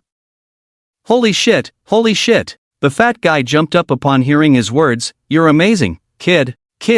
No, big brother, you're amazing. The fat guy became a bit incoherent with excitement. A prophetic skill. You actually drew a prophetic skill. Mu Fengyi. Is prophetic skill that rare? Chen Wanner also looked at Mu Fengyi with great curiosity, clearly not understanding what a prophetic skill was. After a moment of excitement, Wang Zichen directly sat next to Mu Fengyi and held his big hand tightly. Big brother, what level is your prophetic skill? Never mind, that's everyone's secret, I can't ask. Just after the fat guy asked, he felt it was a bit abrupt, so he changed his question. Big brother, what future images have you seen with your prophetic skill? Mu Fengyi could only say, I saw the 3 of us getting trapped by your secret base with 8 layers of barriers, then we drove your armored vehicle out, and in the end, we tragically died under a power line pole. The fat guy. This is way too vivid. However, the few words from the other party made him believe Mufagi's words a bit. Although he knew that there were quite a few people who knew about his secret base, very few knew about another escape route and that there was an armored vehicle inside. Do you know old Zhao? He was still curious, as the property management had just called, saying that 2 people sent by old Zhao were looking for him. I don't know, but you mentioned old Zhao and the prophetic image. Mufengi shook his head. Chen Wanner, who was beside them, also looked at Mufengi in surprise. No wonder he could find her. Thinking of this, she curiously asked, "So what kind of future image did you see of me that made you call me out?" "In the image, I called the police once, and I figured it out from our conversation." Mufengi spoke honestly. "Through that call, I knew you were human, so I made up a story to call you out." However, there was also a reason for speculation. Before the last death replay, he wasn't sure if Chen Wanner was human. "What's your situation? You didn't know each other before?" Wang Zichen looked at the two in surprise. He thought Mufengi and Chen Wanner had always known each other. Seeing this, Mufengi could only briefly recount the story between him and Chen Wanner, without hiding the fabricated demon murder case story. Awesome! After hearing the story, Wang Zichen gave Mufengi a thumbs up. It must be said that for a new player to achieve this step is already very impressive. Old Wang, can you tell us about the game Doomsday Arrival? We're both newcomers and completely clueless about the rules of this game. Mufengi asked about the game. Wang Zichen looked deeply at Mufengi before explaining. Actually, the rules of the game Doomsday Arrival are quite simple. Every week, all players are transported to another parallel world that is almost identical to reality, known as the Doomsday World. In the Doomsday World, the main task for all players is to survive until the month-long Doomsday ends. At the end of each month, many newcomers emerge in the Doomsday World. When newcomers first arrive, they receive 2 benefits, a resurrection coin and a chance to draw a lottery. This lottery chance is extremely precious because the skills drawn are guaranteed to be A grade or above. A grade skills are incredibly valuable. Even I, who have participated in Doomsday events 7 or 8 times, only possess 1 B grade and 1 C grade skill. Another thing is about the rules of these Doomsdays. Each Doomsday has different rules. For example, the puppet-type Doomsday we are currently experiencing is classified as a disaster-level Doomsday. According to official statistics, Doomsdays can be divided into 4 levels: Plague-level Doomsday, Disaster-level Doomsday, Destruction-level Doomsday, and Annihilation-level Doomsday. Plague-level Doomsday is the lowest level. The mortality rate for this level is very low. It can be considered a human decay plan. Such Doomsdays can even be created by humans themselves. In this disaster, almost all wealthy and powerful players in reality can survive. Classic examples include superclass infectious diseases and oxygen viruses. The disaster-level Doomsday is the level of this current Doomsday. In this Doomsday, if one is not careful, they can truly die. This level of Doomsday is generally contained within a specific area, and the type of Doomsday is the same within each area. If the source of the disaster in that area is resolved, all players in that area can receive generous rewards. For example, Jiangcheng is considered an area. As long as we resolve the source of the disaster in this area, we can receive substantial rewards. The third level is the destruction-level Doomsday, which is the highest level we can encounter. In a destruction-level Doomsday, 95% or more of the players will die. Typical destruction-level Doomsdays include world-class floods, supervolcanic eruptions, and so on. At this point, Wang Zichen took a sip from a nearby cup and continued, "Speaking of this, I must mention a well-known rule of Doomsday Arrival. When all players die in the Doomsday game, this Doomsday will descend upon reality." What? Upon hearing this, Mufengi's pupils suddenly constricted. All players participating in the Doomsday Arrival game die, and this Doomsday will descend upon the world? Seeing Mufengi's reaction, Wang Zichen continued, "The highest level of Doomsday is the Annihilation-level Doomsday. Since the official intervention in the Doomsday Arrival game, the Annihilation-level Doomsday has been recorded once, 10 years ago, during the Moonfall Annihilation-level Doomsday. At that time, only one player with the identity of an astronaut survived the collapse of Blue Star and successfully prevented this Doomsday from descending into reality." Upon hearing this, Mufengi's heart skipped a beat. He was only 12 years old 10 years ago. That year, the moon almost collided with Blue Star? Thinking of this, his hair stood on end. However, there is another rumor circulating in the community. At this point, Wang Zichen suddenly lowered his voice. It is said that decades ago, there was also an Annihilation-level Doomsday, and during that Doomsday, no player survived to the end, all players died. However, that Annihilation-level Doomsday has yet to descend into reality. As the words fell, the scene fell into silence. Mufengi and Xiao Chen both held their breath. After a moment, Mufengi struggled to ask, "What was that Annihilation-level Doomsday? and why has it not yet descended? Or is it that the reality of the apocalypse is nothing more than a fairy tale? I'm not sure. Wang Zichen shook his head gravely. That apocalypse was kept confidential by the authorities. If you ever get the chance to become a high-ranking official, you might find out more. At this point, he said with interest, but with your prophetic abilities, the authorities will definitely value you highly. What they lack the most are talents with prophetic skills. When you join the official organization later, don't forget us when you become rich and powerful. Moreover, the most powerful aspect of prophetic skills is that they are not restricted, regardless of what kind of apocalyptic world the player is in. Restricted? Mu Fengyi seized on this keyword. Exactly, restricted. Wang Zichen's gaze was profound. In some special apocalyptic games, combat skills are greatly limited, and some can't even be used. Not to mention combat skills, even many supportive skills face significant restrictions in special apocalyptic games. For example, in a previous apocalyptic game called 123 Wooden Man, almost all players turned into ordinary people and couldn't use any skills. But this restriction had no effect on players with prophetic skills, because prophetic skills can be used in any situation. Are prophetic skills really that rare? Mu Fengyi asked curiously. Rare? That's not even the right word. In all of Huaxia, players with prophetic skills can be considered national treasures. In every apocalypse, the country prioritizes protecting these players, trying to minimize their use of resurrection coins, Wang Zichen said with a hint of envy. By the way, are resurrection coins really that scarce? As soon as resurrection coins were mentioned, Mu Fengyi's interest peaked. Resurrection coins aren't too rare compared to most high-level skills, Wang Zichen shook his head. Moreover, as long as you survive the apocalypse, most rewards will include resurrection coins. Even after returning to reality, you can buy resurrection coins with points. Hearing that resurrection coins would appear again later, Mu Fengyi secretly breathed a sigh of relief. It was good to have a chance to obtain resurrection coins again, otherwise, that zero in his resurrection coin column felt too insecure. Ding dong! Just as the three were about to discuss something, the doorbell suddenly rang. Mu Fengyi and Chen Wan'er instinctively stood up, staring intently at the door. Wang Zichen, however, remained calm. It's the cleaning lady I called. She's quite old and not very sharp. You two don't panic. As long as you manage your expressions, there's no danger in this apocalypse. Saying this, he stepped forward to open the door. Wait! Mu Fengyi stopped him, quickly peering through the peephole. It was indeed the cleaning lady. But this cleaning lady was the same one from the last death replay, the old woman who had torn the toilet apart.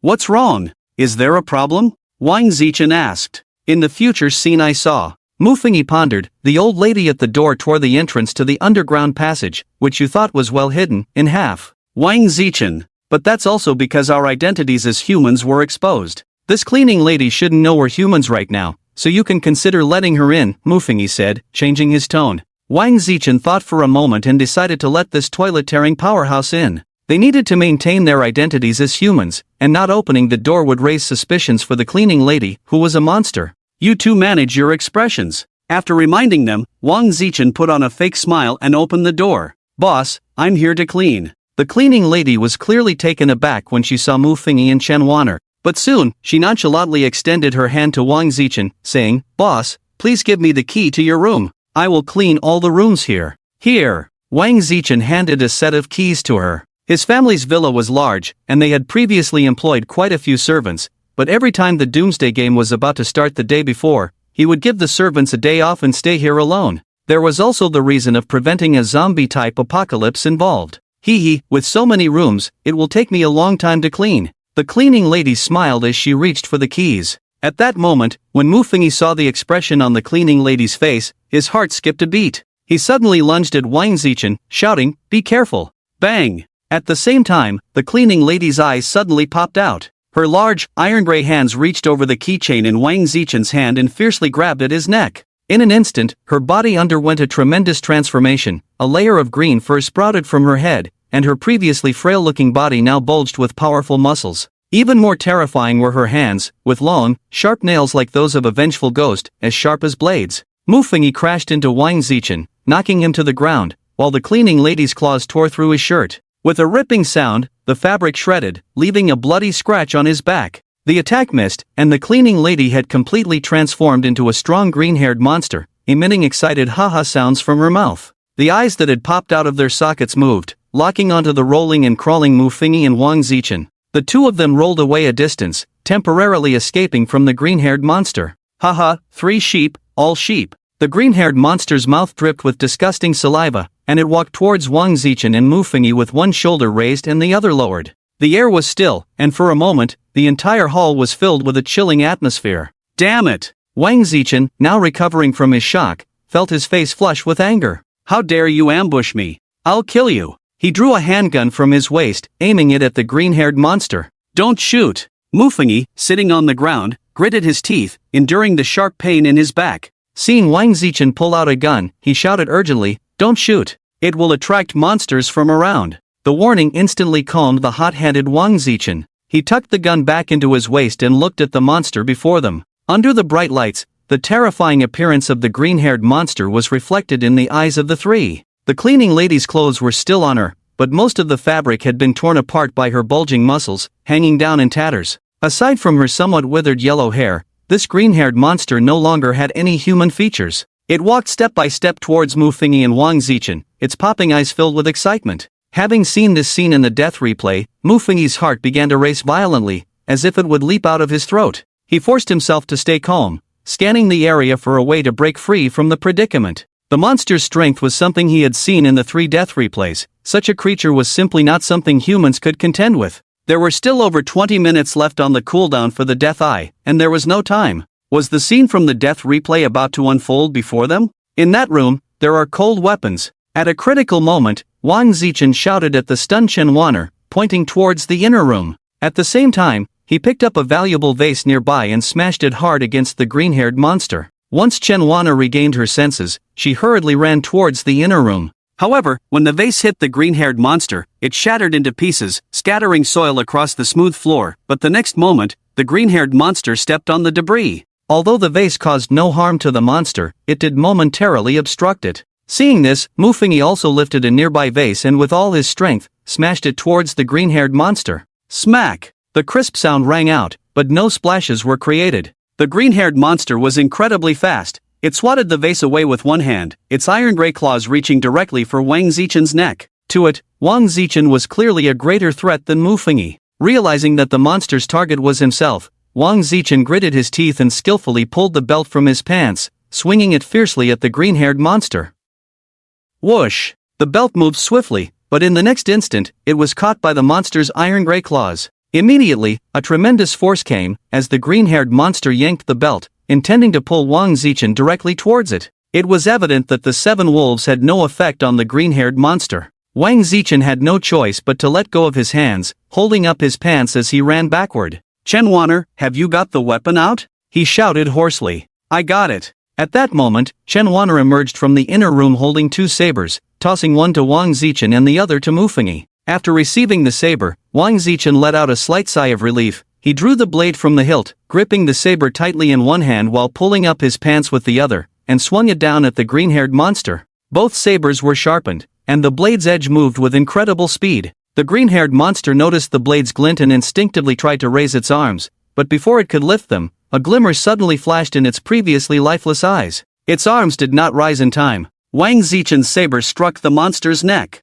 Whether it was due to the monster's tough neck or not, the saber only sank halfway in, with the majority still exposed. "Come help!" Wang Zichen shouted loudly. Mufengi quickly drew his saber and stepped forward, plunging it into the green-haired monster's throat. Sizzle! The saber penetrated the monster's neck, but perhaps due to Mufengi's lack of strength, only the tip pierced in, with most of the blade still outside. Huff huff huff. At that moment, the glimmer in the green-haired monster's eyes suddenly vanished, and it began to emit painful sounds, its limbs flailing wildly, its iron-gray claws gripping the blade, attempting to pull out Mufengi's saber. Seeing this, Wang Zichen immediately joined Mufengi in gripping the hilt, exerting force together. Thud! The blade fully sank into the green-haired monster's neck, piercing through the creature. The green-haired monster stopped struggling, its bulging eyes dimming completely. It collapsed to the ground, and Mufengi and Wang Zichen released the hilt, the saber standing upright in the monster's corpse like a flag planted on conquered territory. Witnessing this scene, Mufengi and Wang Zichen exchanged a glance, both collapsing to the ground, panting.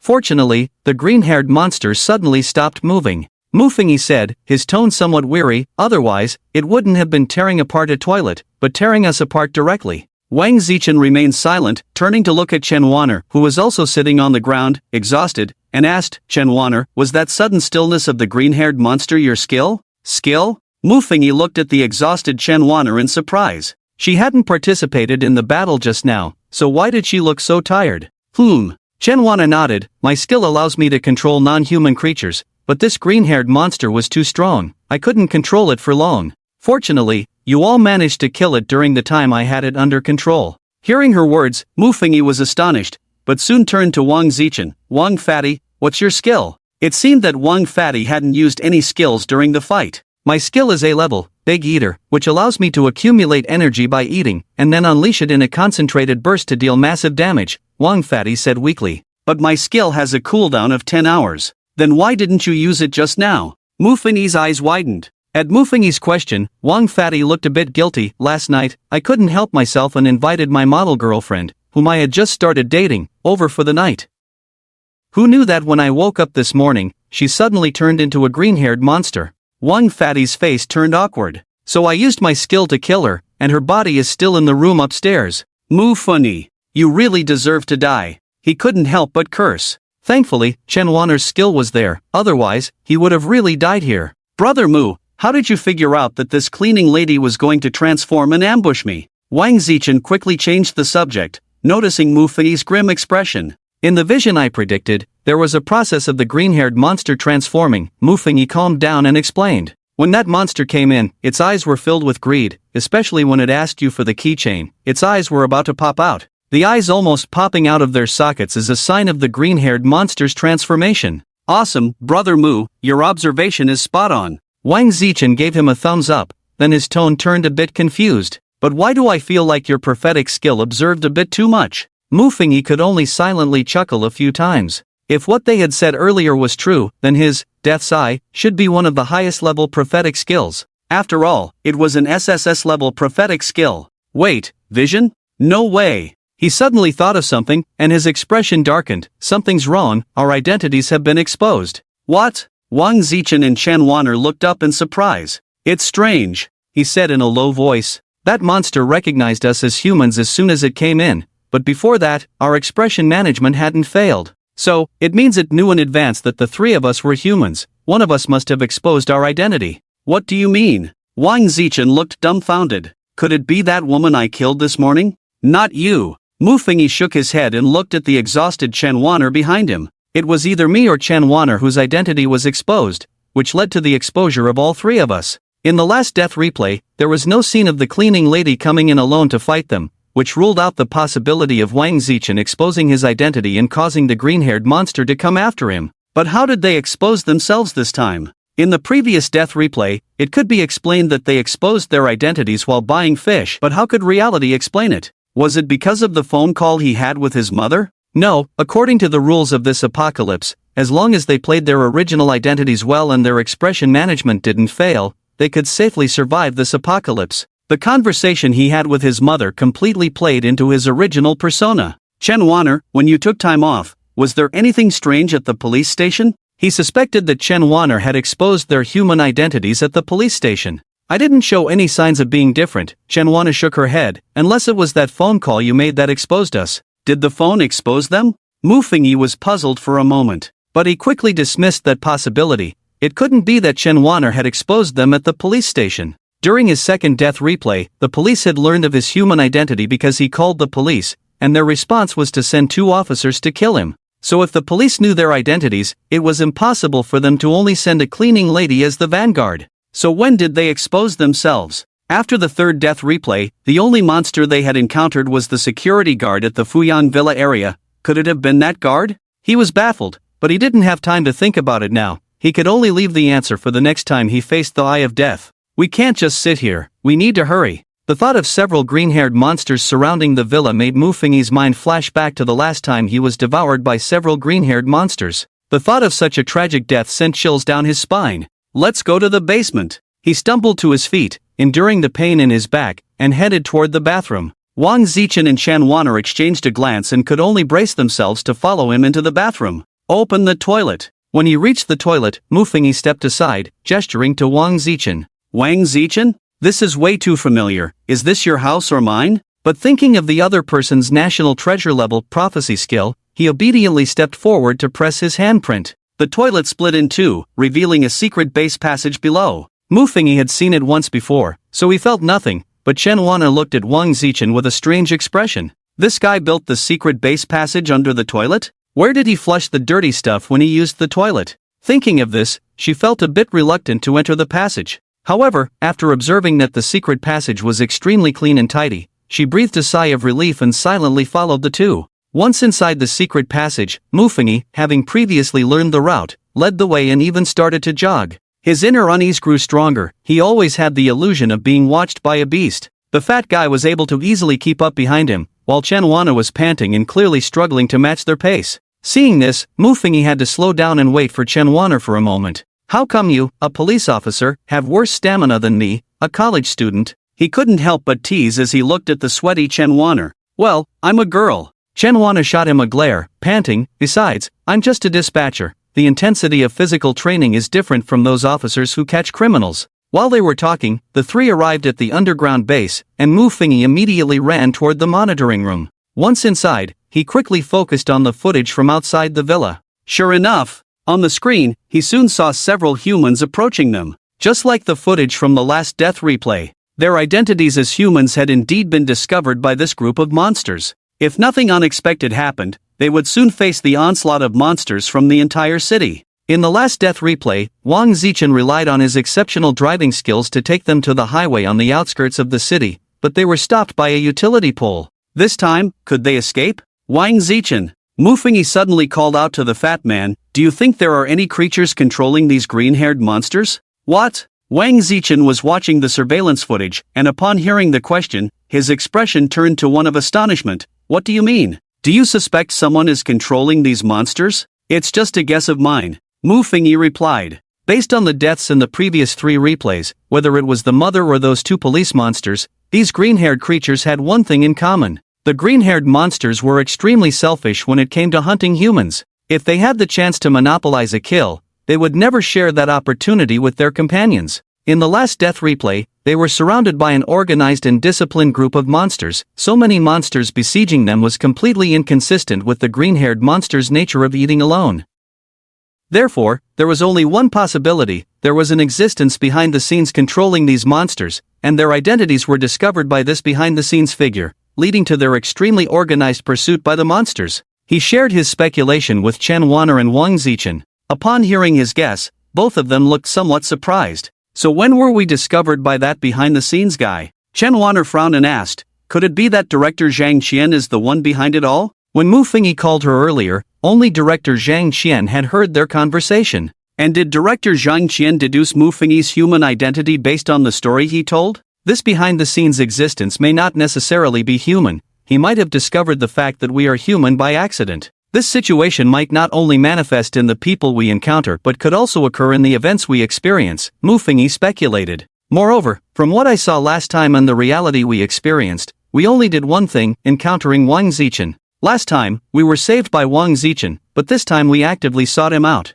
That behind-the-scenes existence discovered us during our encounter with Wang Zichen. Damn, are prophetic skills really this terrifying? Wang Zichen, standing nearby, couldn't help but twitch his mouth. Aside from the fatal flaw of weak combat power, these prophetic skills were just too overpowered. However, as they went through more apocalyptic dungeons, the other side would also receive various rewards from the game, and those rewards might include combat skills. That was the mark of a big shot. So what do we do now? He instinctively asked. Go find your friend, old Zhao. Mufengi made a decision. After deciding, Mufengi directly called the two and rushed towards another exit before Wang Zichen could react. Hey, my underground base is as solid as. Shut up. Mufengi ruthlessly interrupted Wang Zichen, his expression unfriendly. I damn well believed in your so-called impregnable fortress. He had died too miserably in the last death replay. Being devoured by countless green-haired monsters was still fresh in his memory. He would have preferred to be choked to death by Mother. Wang Zichen could only awkwardly close his mouth.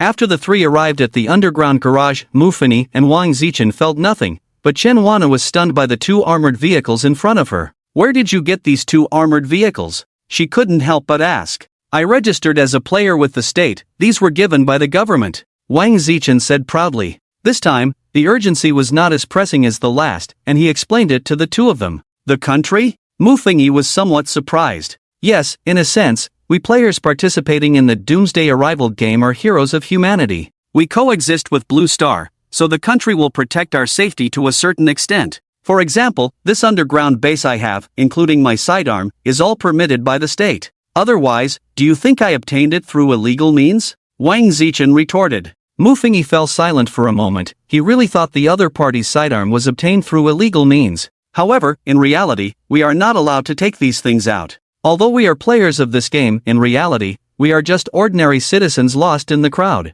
Mufengi pondered. He was just an inexperienced male college student, experiencing this kind of thing for the first time. He looked at the woman beside him. Chen Wanner, did you graduate from the police academy? Yes, why? Chen Wanner looked at him in confusion. It's nothing. Mufengi hesitated, thought about it, and still didn't say it. Wang Zichen, you drive, I'll sit next to you. This time, Mufengi didn't plan to sit in the back but decided to sit beside Wang Zichen, directing him to drive. Okay. With a prophecy-type player in the car, Wang Zichen suddenly felt a sense of déjà vu, as if he were driving for a leader before becoming a player. The three got into the car, and Wang Zichen slowly started the armored vehicle. Wang Zichen, I have a question. Mufengi suddenly asked, how do other players with prophecy skills predict things? Those prophecy-type players are really despicable. As soon as he opened his mouth, Wang Zichen suddenly remembered that the person next to him was also a prophecy-type player, so he quickly explained, of course, I'm not talking about you, Brother Mu. I mean a prophecy-type player I met before. It's fine, go on. Mufengi said. I and Lao Zhao have only encountered a prophecy-type player once. That time, the dungeon theme was Heavenly Tree Treasure, which was also a disaster-level dungeon. The general content of the Doomsday was that a giant heavenly tree would appear in every city, and all living beings could only survive by climbing the heavenly tree, otherwise, they would be eaten by the furniture on the ground that had turned into monsters.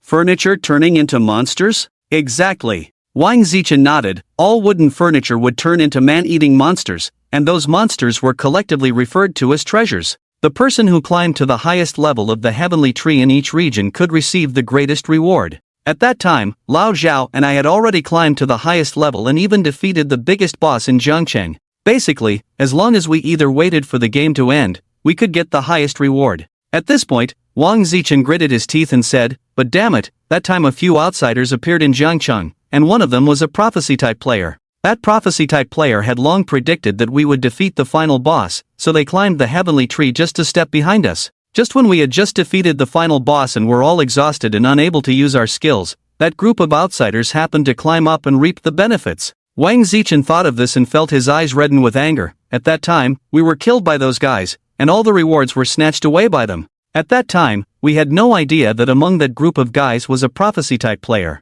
We thought they were just lucky to climb up right after we had just defeated the boss, until later we reported their actions to the authorities. According to the official rules, no player is allowed to attack others in the game, otherwise they will face criminal charges. But what none of us expected was that the only prophecy-type player in that gang voluntarily took on all the responsibility, and the government had previously issued a protection law for prophecy-type skill players, which takes precedence over harm to others. So in the end, this matter just fizzled out. That group of guys symbolically compensated us with some money, and that was that. Seeing Wang Zichen's indignant expression, Mufengi felt a deep sense of empathy. But Wang Zichen's next words, but who the hell cares about those hundreds of millions? Isn't that just pure insult? Mufengi? Wait a minute, say that again. How much? Hundreds of millions? Not to mention hundreds of millions, the most money he had ever seen was the 20,000 yuan his family gave him for tuition plus living expenses plus transportation. He hadn't even warmed up to that 20,000 yuan before handing it over to the school and the railway 12306.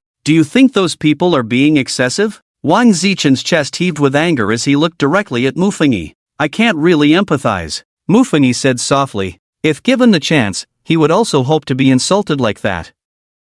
Besides that prophecy-type player, do you know any other prophecy-type players? Mufengi asked. Apart from that guy, the one we know the most about is the official first prophecy-type player, Chang Yacheng, Old Chang. Chang Yacheng? Mufengi felt the name was somewhat familiar. It's the one who is always trending, the blogger who often makes bizarre statements, Wang Zichen hinted.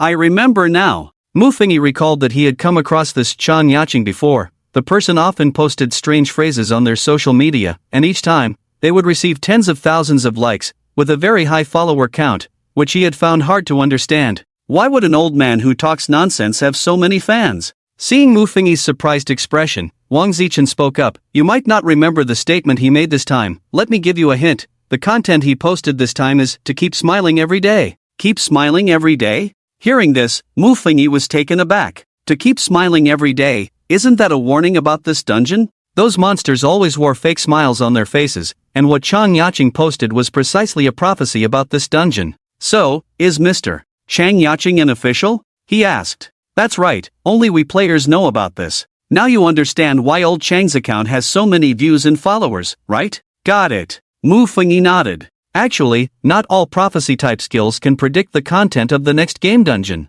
Wang Zichen suddenly revealed a bombshell. Only S-level and above prophecy-type skills can foresee the scenes of dungeons that have not yet occurred. And in this world, among all known prophecy-type players, only Old Chang and Master Senior from the beautiful country are S-level prophecy players. Only they can predict the scenes of dungeons that have not yet happened. The rest of the prophecy-type players only have A-level skills, and they can only use their prophecy skills after the dungeon starts. Wang Zichen's words left Mu Fengyi breathless. His Sss-Level Eye of Death seemed to be able to predict the scenes of the next dungeon? He recalled the previous explanation of the Eye of Death. The host can see the scene of their next death through the Eye of Death. Cooldown time in this dungeon, 60 minutes/real world cooldown time, 7 days, and the game Doomsday arrival occurs once a week, while in reality, he could see the scene of his next death. If he couldn't die in reality, could he see the scene of his next death in the dungeon? This also indirectly let him know what kind of apocalypse the next dungeon would be like. Brother Mu, is your prophecy skill S-level or A-level?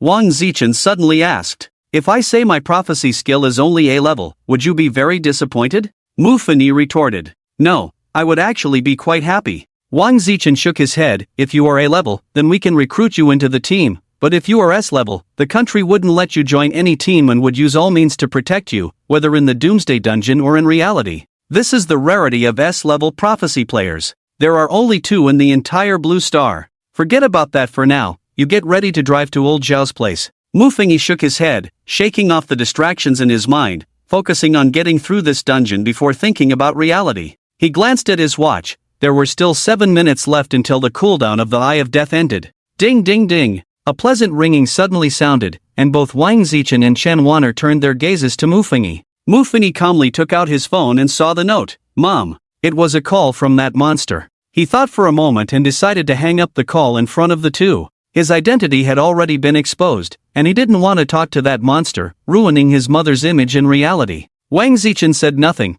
After giving Mu Fengyi a longer look, he called out, "Buckle up, we're about to take off." He started the armored vehicle, his hands moving quickly and skillfully. Watching Wang Zichen's superb driving skills, Mu Fengyi recalled that Wang Zichen had mentioned he had an A-level skill, along with a B and a C-level skill. Is driving one of your skills? He asked. It's my C-level skill. Just as Wang Zichen finished speaking, a bright light appeared in front of them. Here it comes. The passage connected to the public restroom below opened. With a roar, the armored vehicle charged out with unstoppable momentum. Many monsters disguised as humans were stunned for a moment when they saw an armored vehicle burst out from below the public restroom. But soon, all the monsters, as if receiving some kind of message, stopped maintaining their human forms. They transformed directly into green-haired monsters, bearing their terrifying faces, and began to chase and bite towards the armored vehicle. This familiar scene darkened Mu Fengyi's expression. As expected, their identities had been discovered by this group of monsters. In the last death replay, they had been blocked by a telephone pole just as they were about to escape onto the highway. This time, he would not repeat the same mistake. The armored vehicle sped down the highway, countless vehicles were directly smashed to the sides of the road, and many storefronts were wrecked by these cars. This scene was something Mu Fengyi had never seen before. Previously, he had only caused destruction in the city while using cheats in the crime game. After more than 10 minutes, they arrived at the familiar front end of the highway. And Mu Fengyi also noticed the telephone pole that had caused the death of the previous future body. Be careful of that power pole. In the future I saw, it will fall and block the armored vehicle. Mu Fengyi patted Wang Zichen's shoulder. Upon hearing this, Wang Zichen believed him without doubt and directly maneuvered the vehicle to steer around the power pole. Boom! Not long after they left, the power pole came crashing down, hitting the ground with a tremendous noise. Wang Zichen caught this scene in the rearview mirror, his eyes trembling violently. If that thing had fallen on the vehicle, even an armored car would probably be stopped for a while. And during that time, it would be enough for the group of monsters behind to pounce and tear the three of them to shreds. Awesome, Brother Mu. Just as he was about to praise Mufingi, he suddenly noticed that Mufingi's eyes were emitting a faint red glow. Yet those eyes were incredibly hollow, devoid of any emotional color. Is he using a skill? He thought of the prophetic skill and quickly shut his mouth, not daring to disturb him. At this moment, Mufingi was already silently chanting to use Death's Eye. In his perspective, my place is as solid as a fortress, those monsters can't get in at all. Mufunny? Why does that sound so familiar as soon as I arrive? Shortly after his hearing recovered, his vision gradually returned, and in front of him, besides the familiar Chen Wanner and Wang Zichen, there was also a one-armed man. Moreover, they seemed to be in a huge laboratory, surrounded by bottles and jars, reminiscent of the chemistry lab Mufingi had entered twice during college. However, this lab looked much more rudimentary than the school's chemistry lab. But those monsters won't let us off easily. This was the voice of the future entity. Yeah, old Zhao, those monsters even found my underground base. If it weren't for Brother Mu, we might have been done for in the city. Wang Zichen agreed from the side. Don't compare your shabby underground base to my fortress. The one-armed man snorted coldly, disdainfully. With your underground base, you can't even withstand a plague-level apocalypse. Wang Zichen, that hurts my feelings. And that idiot Tao Mu, he exposed his identity in less than 10 minutes in this instance, wasting a resurrection coin and losing the chance to enhance his strength. The one-armed man grumbled, our trio became a duo before we even started. Luckily, you brought two newcomers and a genius with a prophetic skill. Hearing this, Mufingi in the spectator mode also understood a bit of the situation. It turned out that Wang Zichen's team had a total of 3 people, but one was too foolish and exposed himself 10 minutes before the apocalypse began. At this thought, he suddenly felt a pang in his heart. It seemed he was the idiot who exposed his identity in less than 10 minutes. At noon, the Anran team suddenly sent me a message, informing me of something. The one-armed man spoke. According to their observations throughout the morning, they discovered a pattern regarding these green-haired monsters. What pattern? The future entity and the others asked curiously. There is a presence lurking behind the scenes, controlling this group of green-haired monsters. The one-armed man said slowly, and the Anran team also discovered this mastermind. Wang Zichen glanced at the future entity. Not long ago, Mufingi had mentioned the possibility of a presence behind the scenes, and unexpectedly, it was confirmed here. Who is this mastermind? He asked. They told me the mastermind is Mayor Lu Mingtian and his son, Lu Zitao. At this point, the one-armed man displayed 3 images, showing a middle-aged couple and a young man. Seeing the 3 images, Mufingi's eyes were filled with astonishment. The 3 people are Mayor Lu Mingtian, his wife Linenga, and their son Lu Zitao. The couple in the picture smiled happily, and Lu Zitao looked sunny and handsome, but this photo was not of the 3 during the apocalypse, but rather a snapshot of their real lives. There must have been some incident in the mayor's family, the future entity mentioned. Yes, there was, but that was a long time ago. I didn't expect you to have followed that news back then. The one-armed man glanced at the future entity in surprise. Wang Zichen, standing nearby, stared at the 3 photos for a while and asked in confusion, it seems the mayor isn't a player, right? How did he suddenly become a boss in an apocalypse dungeon? I'm not sure either. This is what the Anring team told me, and I don't know how they found out. The one-armed man shook his head and continued, however, this morning, through monitoring Jiangchang, I discovered that these green-haired monsters enter a dazed state when they approach certain areas, and shortly after, they seem to suddenly have a target.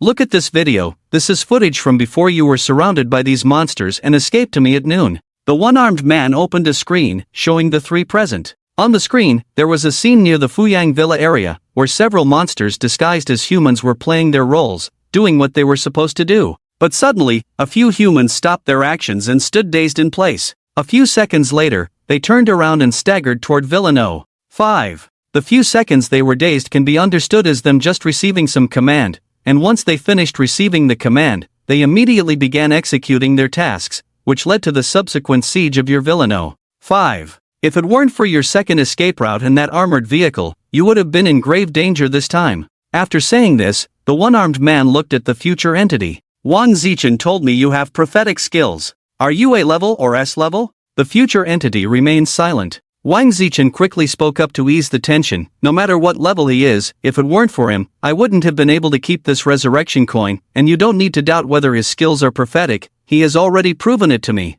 I don't intend to harm him. I just want to tell him that if his prophetic skills are S level, I hope he stays here and doesn't participate in our plan with the Anran team, because the life of a prophetic player is very precious, and he doesn't need to gain too many game settlement rewards. Anyway, the officials will take care of them later, the one-armed man explained. Yes, old Zhao is actually quite good, and he is the think tank of our team, Wang Zichen introduced to the future entity in Chenwanner. He has two A-level skills, one is a top hacker, and the other is a master in biology. The first time he participated in an apocalypse dungeon competition, it happened to be an artificial intelligence of a catastrophic apocalypse, and he just happened to draw the top hacker. It was a perfect match for his expertise. In that apocalypse dungeon, old Zhao survived using his top hacker skills, and because first-time participants receive increased rewards, he directly obtained the A-level master in biology skill. Wang Zichen pointed to the bottles and jars around, so old Zhao is not just a top hacker, he's also a top biologist. The future entity in Chenwanner looked at the one-armed man in surprise.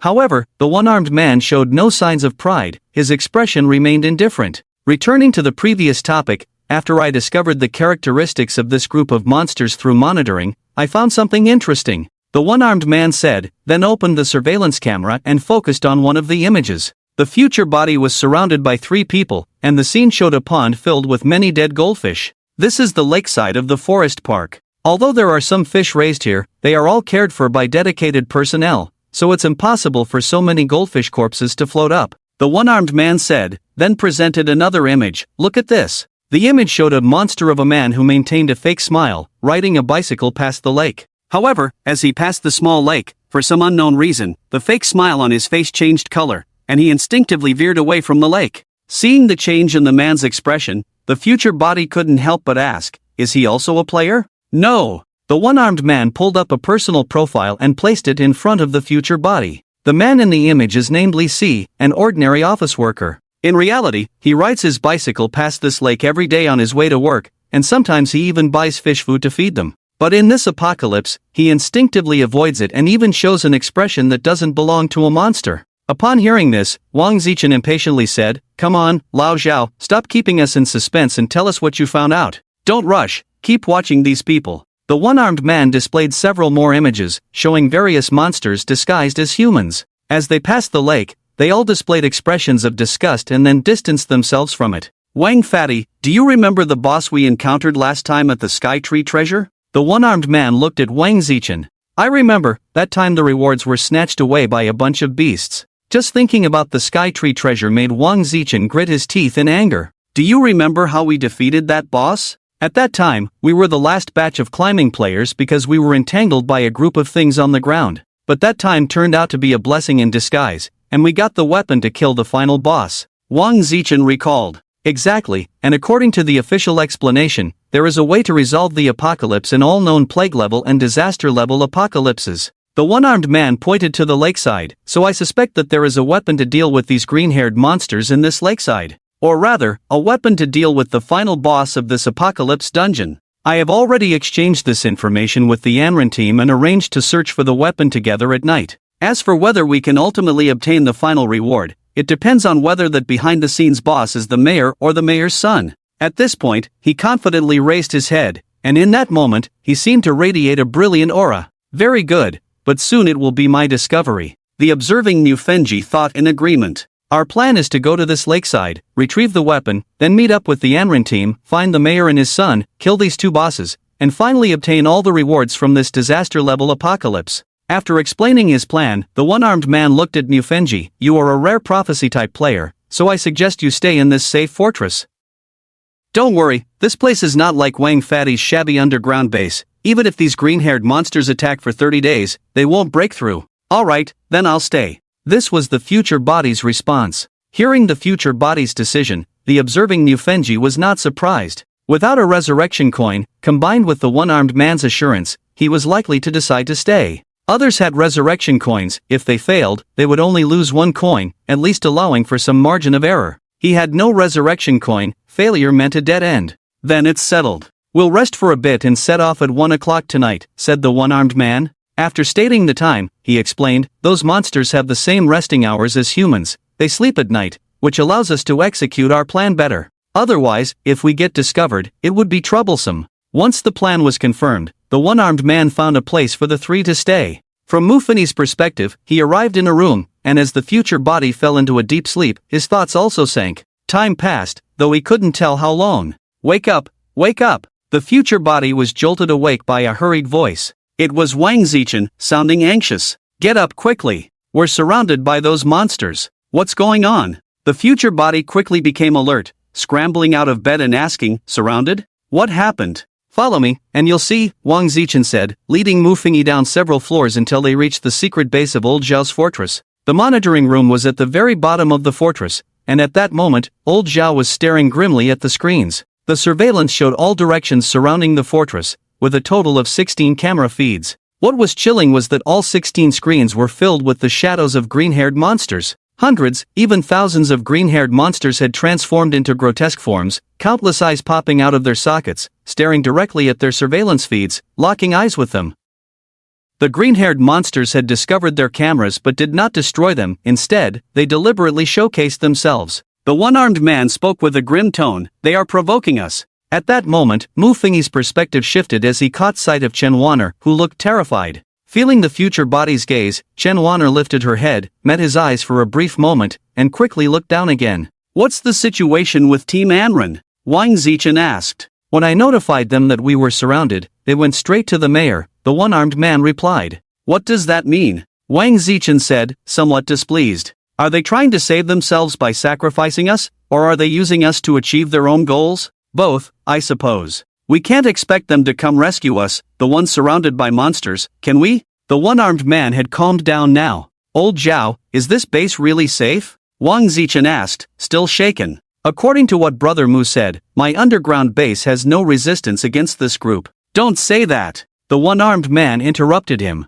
My place is as solid as a fortress, these guys can't get in. Watching from the sidelines, Mu Fingyi thought. These team members are all so stubborn. If it's really as solid as he claims, how come I can still watch from the sidelines? Next came a long period of waiting. The four of them watched helplessly as the green-haired monsters on the surveillance screens pulled out various weapons, using grenade launchers and grenades to blast their way in, charging straight toward the basement where they were hiding. The fortress the one-armed man spoke of now seemed as flimsy as paper, whether it was the traps inside the fortress or the walls meant to block them. These beasts can even use human tools? Wang Zichen's eyes were nearly popping out. In a panic, he fumbled to light a cigarette, took a drag, and as the smoke swirled around him, his mood gradually calmed. Old Zhao, what do we do now? He instinctively looked at the one-armed man. However, at that moment, the one-armed man was also smoking with his only hand, but for some reason, his hand was trembling. You ask me, who should I ask? The one-armed man took a deep breath and suggested with a somewhat bitter expression, how about we try the way you came in, take the armored vehicle and charge out again? Wang Zichen. What a great idea. Just kidding. Didn't he come in with an armored vehicle? Those monsters aren't idiots, how could they? So, he looked at the future body. Brother Mu, what do you think? Staying here now just means waiting to die. Let's get in the armored vehicle and see if we can break out. The future body suggested, as staying here only led to a dead end. The group of monsters seemed to have a sense of smell, able to detect their scent. The four could only run towards the underground garage, but unlike the fat man's place, the one-armed man had set only one exit. A cunning rabbit has 3 burrows. Why did you set only one exit? Wang Zichen looked at Old Zhao in confusion. Because if I can't even defend my fortress, I probably won't escape this apocalypse either. The one-armed man shook his head. This enemy is much stronger than we imagined. The strength of these green-haired monsters is several times greater than the zombies we encountered before. At least zombies don't use human high-tech. After all, which zombie would use a grenade launcher? Moreover, if no special type of zombie appeared in a zombie apocalypse, it could at most be considered a plague-level apocalypse. Even if those green-haired monsters used their claws, it might take them a year to scratch through his 1-meter-thick alloy door. The garage still housed the armored vehicle that Wang Zichen had driven over, but at this moment, it had been cleaned and filled with fuel. Get in! The one-armed man knew Wang Zichen was skilled at driving, so he directly let Wang Zichen take the driver's seat while he sat in the passenger seat. Once everyone was in position, the armored vehicle started up. As the passage to the surface opened, with a roar, the armored vehicle charged out. Several green-haired monsters blocking the door were directly knocked away by the powerful impact. After a jolt, the armored vehicle surged out towards the encirclement. We got away so easily? After driving out, Wang Zichen was somewhat surprised, glancing at the rearview mirror at the group of green-haired monsters that had been thrown behind, feeling it was a bit unreal. But just as the armored vehicle was about to step out of the encirclement, boom! A sudden feeling of weightlessness hit them. The armored vehicle must have hit some pit, and all four lost their balance, tumbling downwards. Mufeng's vision gradually blurred, and amidst the haze, he heard Wang Zichen and old Zhao shouting, along with Chen Wanner's frightened voice. Which bastard set a trap here? This was Wang Zichen's exclamation. Impossible, how could these monsters know my surveillance range? This was old Zhao's incredulous question. Amidst the clamor, the future body completely lost consciousness. Cough cough. Mufeng suddenly woke up. Brother Mu, were you just using a skill? Wang Zichen, who was driving, asked worriedly. Mufeng's attention gradually returned. He turned his head and saw the worried looks on Wang Zichen and Chen Wanner, and couldn't help but rub his temples. He waved his hand to signal them not to worry about him, starting to replay the 5 deaths in his mind one by one. After a long while, a hint of surprise flashed in his eyes, but he quickly buried that surprise deep in his heart. He realized that he had missed a crucial piece of information because he had been stuck in a rut. However, if nothing unexpected happened, it seemed he already knew how to clear the Jiangcheng area instance. Wang Zichen, stop the car! He suddenly shouted. What? Wang Zichen stepped on the brakes, looking at Mufeng in surprise, his eyes full of confusion. Are you serious? Why stop the car? There are green-haired monsters behind us. I have my own plan. You drop me off first, then take Chen Wanner to old Zhao. Under Mufeng's determined tone, Wang Zichen had no choice but to unlock the door. Remember what I said. As Mufeng was getting out of the car, he seriously grasped Wang Zichen's arm and said, once you get to old Zhao's fortress, don't linger. Get in the car immediately and head to the location agreed upon by old Zhao and Anren's team, the mayor's office in the city center. Old Zhao and Anren's team have an agreement? Wang Zichen was confused. He had no idea that old Zhao and Anren's team had planned to go to the mayor's office. In any case, you can't go wrong by listening to me. I just saw the mastermind behind this apocalypse. Mufeng enunciated each word. The real mastermind is Mayor LV Mingtian and his son LV Zitao. What? Isn't the mayor just an ordinary person? Wang Zichen was somewhat perplexed. He is an ordinary person, but he is the final boss of this apocalypse. Mufeng had no time to elaborate. After getting out of the car, he warned Chen Wanner and Wang Zichen, by the way, leave immediately after picking up old Zhao, his fortress is not safe at all. With that, he closed the door and quickly ran towards the northern part of the city. Wang Zichen and Chen Wanner exchanged a helpless glance as they watched Mufeng's retreating figure. Alright, I really don't like prophecy-type players right now. Wang Zichen shrugged helplessly. Mufeng wasn't sharing any information with them, just playing mysterious, right? But now he could only start the armored vehicle and head towards the manor. After Wang Zichen drove the armored vehicle away, Mufeng, who had been running north, suddenly changed direction and ran south. In the 5th death replay, the weapon hidden to kill the final boss that old Zhao showed them was located beneath the lakeside in the southern forest park. The journey was very calm. He pulled down the brim of his hat and walked along the empty city streets. Once he returned to the city, it seemed as if all the monsters had vanished. He couldn't see a single green-haired monster. This scene was quite strange, but Mufeng wasn't particularly surprised. Perhaps that group of monsters had gone north to find him or to encircle the place where old Zhao was. Chen Wanner, oh Chen Wanner, you really surprised me. Mufeng murmured. He couldn't believe that the seemingly harmless, adorably silly Chen Wanner could be the mastermind boss. Yes, through the information obtained from several death replays, he had already guessed that Chen Wanner was the true mastermind, the source of this apocalypse. Previously, he had stubbornly thought that their identities were discovered on the way to meet Wang Zichen. But after these death replays, he had completely confirmed that his identity was discovered from the phone call he made to Chen Wanner. And Chen Wanner was the real boss. This was also why he had separated from Wang Zichen and Chen Wanner without any explanation, choosing to act alone. In the 4th death replay, Wang Zichen was surprised that the monsters could find the passage to his underground base, while these monsters didn't have a strong sense of smell to distinguish humans. Otherwise, it would be too perverse. If players had just crossed into this world and those green-haired monsters could tell whether you were human just by sniffing, what would be the point of playing? Therefore, the green-haired monsters had no ability to identify human locations. The reason Wang Zichen's underground base was exposed was not because those green-haired monsters were so powerful, but because there was a spy among them. This spy couldn't be Wang Zichen, and it certainly couldn't be himself. So there was only one possibility. This spy was Chen Wanner, and it could only be Chen Wanner. Including the 5th replay, old Zhao's fortress position was exposed, and what made Mufeng most suspicious of Chen Wanner's identity was that the group of green-haired monsters set traps in the blind spots of the fortress's surveillance. How did those green-haired monsters know the surveillance range set by old Zhao? It was simple, because the one controlling them was Chen Wanner. Chen Wanner was watching everything from the monitoring room. She naturally knew where old Zhao's surveillance couldn't reach, and she cleverly set traps in those blind spots, planning to catch all three of them at night. Just thinking about the fact that the mastermind boss had been right beside him sent a chill down Mufingi's spine. He had been with the leader of the green-haired monsters all along, and the first human he thought he encountered was actually the ultimate ruler of this apocalyptic disaster in Jiangchang. He had no choice but to abandon Wang Zichen. Acting alone gave him a chance to obtain the weapon by the lakeside, which was also the advantage of his death eye. In the fifth death replay, they had already fallen into a deadlock because at that time, old Zhao had informed Chen Wan'er about the weapons by the lakeside. Once Chen Wan'er knew there were weapons that could kill her by the lakeside, even if she couldn't approach it, it wouldn't stop her from setting up heavy defenses around the lakeside. Once the time came, they would have no chance at all. So now there was an information gap between him and Chen Wan'er, and this gap would completely disappear when Chen Wan'er and Wang Zichen reached old Zhao.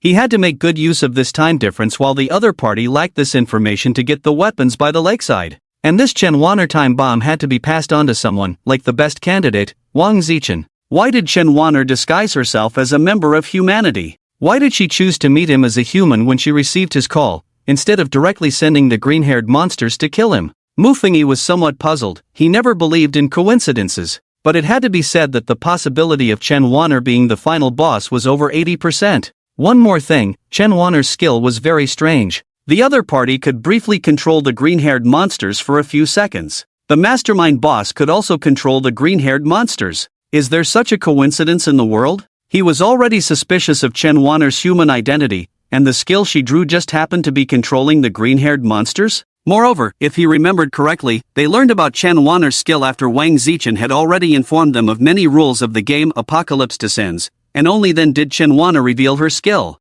When he first met the other party, why didn't Chen Wan'er mention anything about drawing a skill? It wasn't because she wanted to hide her skill, but because at that time, Chen Wan'er didn't even know what a skill was. Later, after Wang Zichen explained the skills and described his prophetic skill, Chen Wan'er added a brief control of green-haired monsters' skill to deceive them. This mastermind boss was too insidious. Thinking of this, he couldn't help but quicken his pace. He had to get the weapon before Chen Wan'er found out about it. Just now, he had deliberately run northward in Chen Wan'er and Wang Zichen's line of sight to confuse them. He wanted to create the illusion that he was heading north, so if they wanted to encircle him, they would send green-haired monsters to the north where he was heading, rather than the opposite south. After running for a while, he suddenly spotted a bicycle on the ground. He approached, rode the bicycle, and quickly headed towards the forest park. Along the way, he encountered a few scattered humans, but he quickly covered his face with a mask and avoided them from a distance. Finally, after 20 minutes, he arrived at the forest park and saw the lakeside from the video that old Zhao had shown them during the last death replay.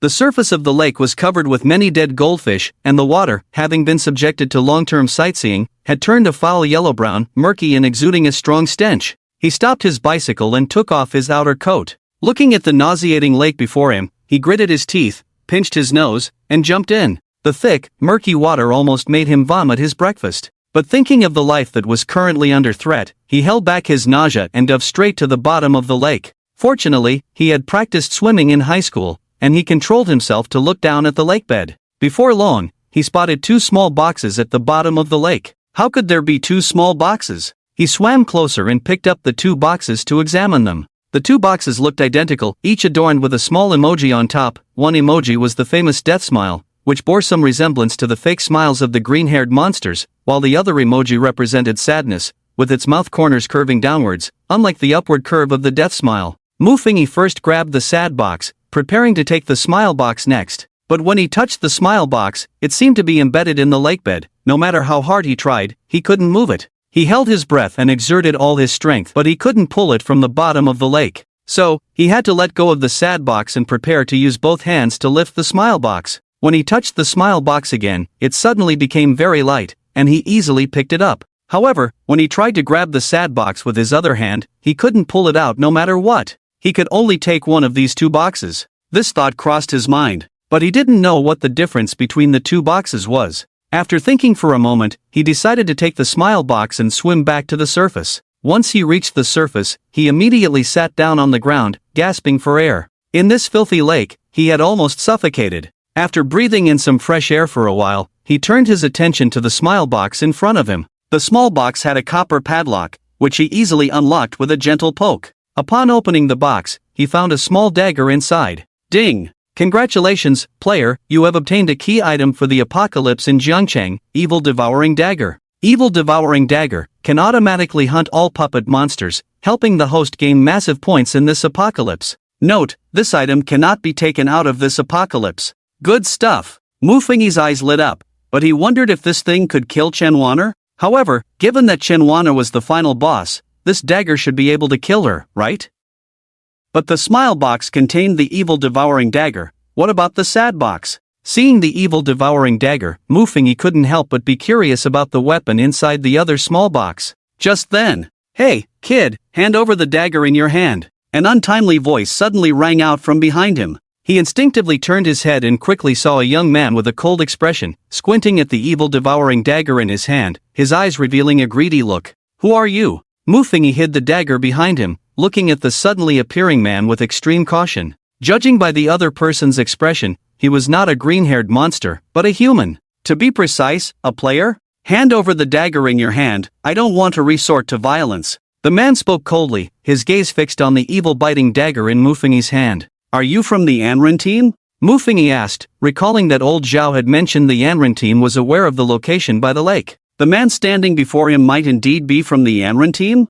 "I didn't expect you to have heard of us." The man's expression showed some surprise, but he quickly hardened his face and said, "In that case, hand over the item obediently, or I won't hesitate to act." Mu Fengyi pondered. The man's confident demeanor clearly indicated he was skilled in combat. He was likely not a match for the man, and the evil biting dagger could only kill the green-haired monsters, having no effect on this human. With this thought, his heart sank. He could only attempt to negotiate now. "I was sent by old Zhao to retrieve something, could you possibly make an exception?" He hoped old Zhao's words were true, that they had formed an alliance with the Anren team. "Sent by old Zhao?" A meaningful expression suddenly appeared on the stranger's face. "Ha, are you trying to use that one-armed cripple to threaten me?" Mu Fengyi fell silent. This guy before him seemed unrestrained by old Zhao. "Here." He packed the evil biting dagger into a small box and tossed it directly to the man. The stranger caught the small box, immediately opened it, and stroked the evil biting dagger. Upon the system detecting the dagger's information, a smile spread across his face, and he nodded at Mu Fengyi, a sensible kid. After saying that, he directly put away the evil biting dagger and turned to leave. In the apocalyptic dungeon, players couldn't be killed because almost every player had some resurrection coins. If a player killed another, it would violate the law, and they would face legal consequences upon returning to reality. Therefore, in the apocalyptic dungeon, unless absolutely necessary, players were generally restrained by the arbitration of Chinese law and would not harm each other. After coldly watching the man leave, Mu Fengyi finally let out a sigh of relief, his body relaxing. He had no resurrection coins, dying meant truly dying. And in this desolate wilderness, if the man killed him, no one would know. He had to be sensible. He waited in place for another 10 minutes, confirming that there was no one around before turning his gaze to the lakeshore. He knew there was another small box at the bottom of the lake. It was just a small box symbolizing sadness. The smile box contained the evil biting dagger that could kill the green-haired monsters. What was in the sadness box? Moreover, last time he couldn't bring both up together. He wondered if it was related to only being able to carry one small box or if it was a choice between two at the lake bottom, where selecting one meant leaving the other behind. But if he returned empty-handed, Chen Wanner would make him pay. The evil biting dagger had been taken, he had to go down again. Glancing at the cooldown time for the Eye of Death, which still had 20 minutes left, he thought perhaps Chen Wanner and Wang Zichen had already reached old Zhao, and it was possible that Chen Wanner already knew there was a weapon here to deal with her and had sent green-haired monsters to surround the area. He had to hurry. Looking at the filthy, foul-smelling lake water, he covered his mouth and nose and plunged in. Back at the bottom of the lake, he reached out to grab the sadness small box. Unlike the last time when the box remained motionless, this time he easily fished up the sadness small box. It seemed each player could only take one small box. Once back on the surface, he didn't rush to open the small box but instead used his clothes to wipe his wet hair and body, tossing the clothes directly into the trash can before leaving the forest park draped in a coat. Meanwhile, in a certain manor on the outskirts of Jiangcheng, in the center of the manor, there stood a massive steel fortress. At that moment, in a room within the fortress, "Our plan is to head to the lakeside, take out the weapons, and then meet up with the Anren team to find the mayor and his son, kill these two bosses, and finally claim all the rewards from this catastrophic apocalypse. I tentatively set the time for 1 o'clock in the morning." Lao Zhao explained to Chen Wanner and Wang Zichen in front of him. "But Brother Mu told us to find you and hurry to the mayor's place," Wang Zichen said, sounding a bit troubled. Are you sure this brother Mu you mentioned is a prophecy-type player? Lao Zhao's eyes were filled with disbelief. Prophecy-type players were already rare, and as soon as Wang Fatty arrived, he started talking like he was telling a story. Blah blah blah, saying that a prophecy-type player found him, saved him, and even agreed to meet at the mayor's place. He made this prophecy-type player sound almost mythical. Who could believe that? But with Chen Wan'er vouching for him, he could only reluctantly accept it. I'll contact the Yanren team and see if they have gotten the weapons. The one-armed man thought of this and immediately turned to contact the Yanren team. However, halfway through the call, he returned with a grim face. That bastard Yi Buqing didn't answer the phone. He said coldly, I guess the Yanren team thinks they've found a way to break the deadlock, so they've unilaterally torn up our cooperation agreement. They found a way to break the deadlock? Wang Zichen was shocked. I'm not sure, but I just feel that things aren't that simple. If the behind-the-scenes bosses really are the mayor and his son, how could those two behind-the-scenes bosses let them succeed so easily? The one-armed man shook his head. Meanwhile, Chen Wan'er, hearing their conversation, nodded thoughtfully. Indeed, they couldn't let them succeed too easily. So what do we do now? Wang Zichen couldn't help but ask. Now, we can only pin our hopes on that Mu Fingyi you mentioned. The one-armed man pinched the bridge of his nose with his remaining hand and said helplessly, at worst, we'll just waste a resurrection coin. If we succeed, we might get some skill rewards. In the game The Coming of the Apocalypse, powerful skills were more tempting than resurrection coins.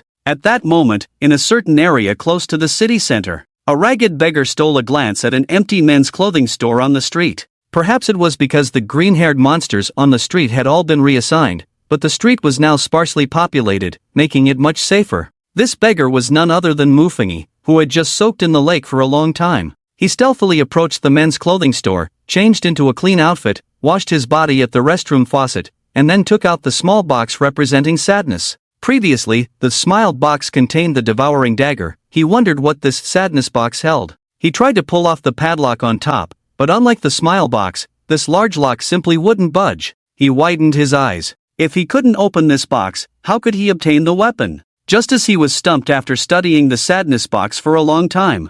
Ding! Detected special instance item, Pandora's box. One-time item, the long silence system suddenly chimed in. Pandora's box? Mu Fingyi was curious. He had heard of Pandora's box, which was a dangerous gift. According to legend, once Pandora's box was opened, it would release countless evil spirits, bringing disaster. But at the same time, Pandora's box would also bring hope. In summary, such objects generally have a double-edged sword effect. Detecting Pandora's box. Obtaining qualification to open Pandora's box. Curse, if you choose to open Pandora's box, the host will lose the opportunity to use resurrection coins in this instance. One thought brings life, another brings death. Condition, the disposable item inside Pandora's box can only be used by the player who opens it, other players cannot use it. After briefly pausing at the system prompt, Mu Fingyi expressionlessly chose to open it. No chance to resurrect? The curse of Pandora's box? Laughable, there are no resurrection coins at all. Without a second thought, he opened Pandora's box. Once opened, he noticed a small white dagger quietly resting inside.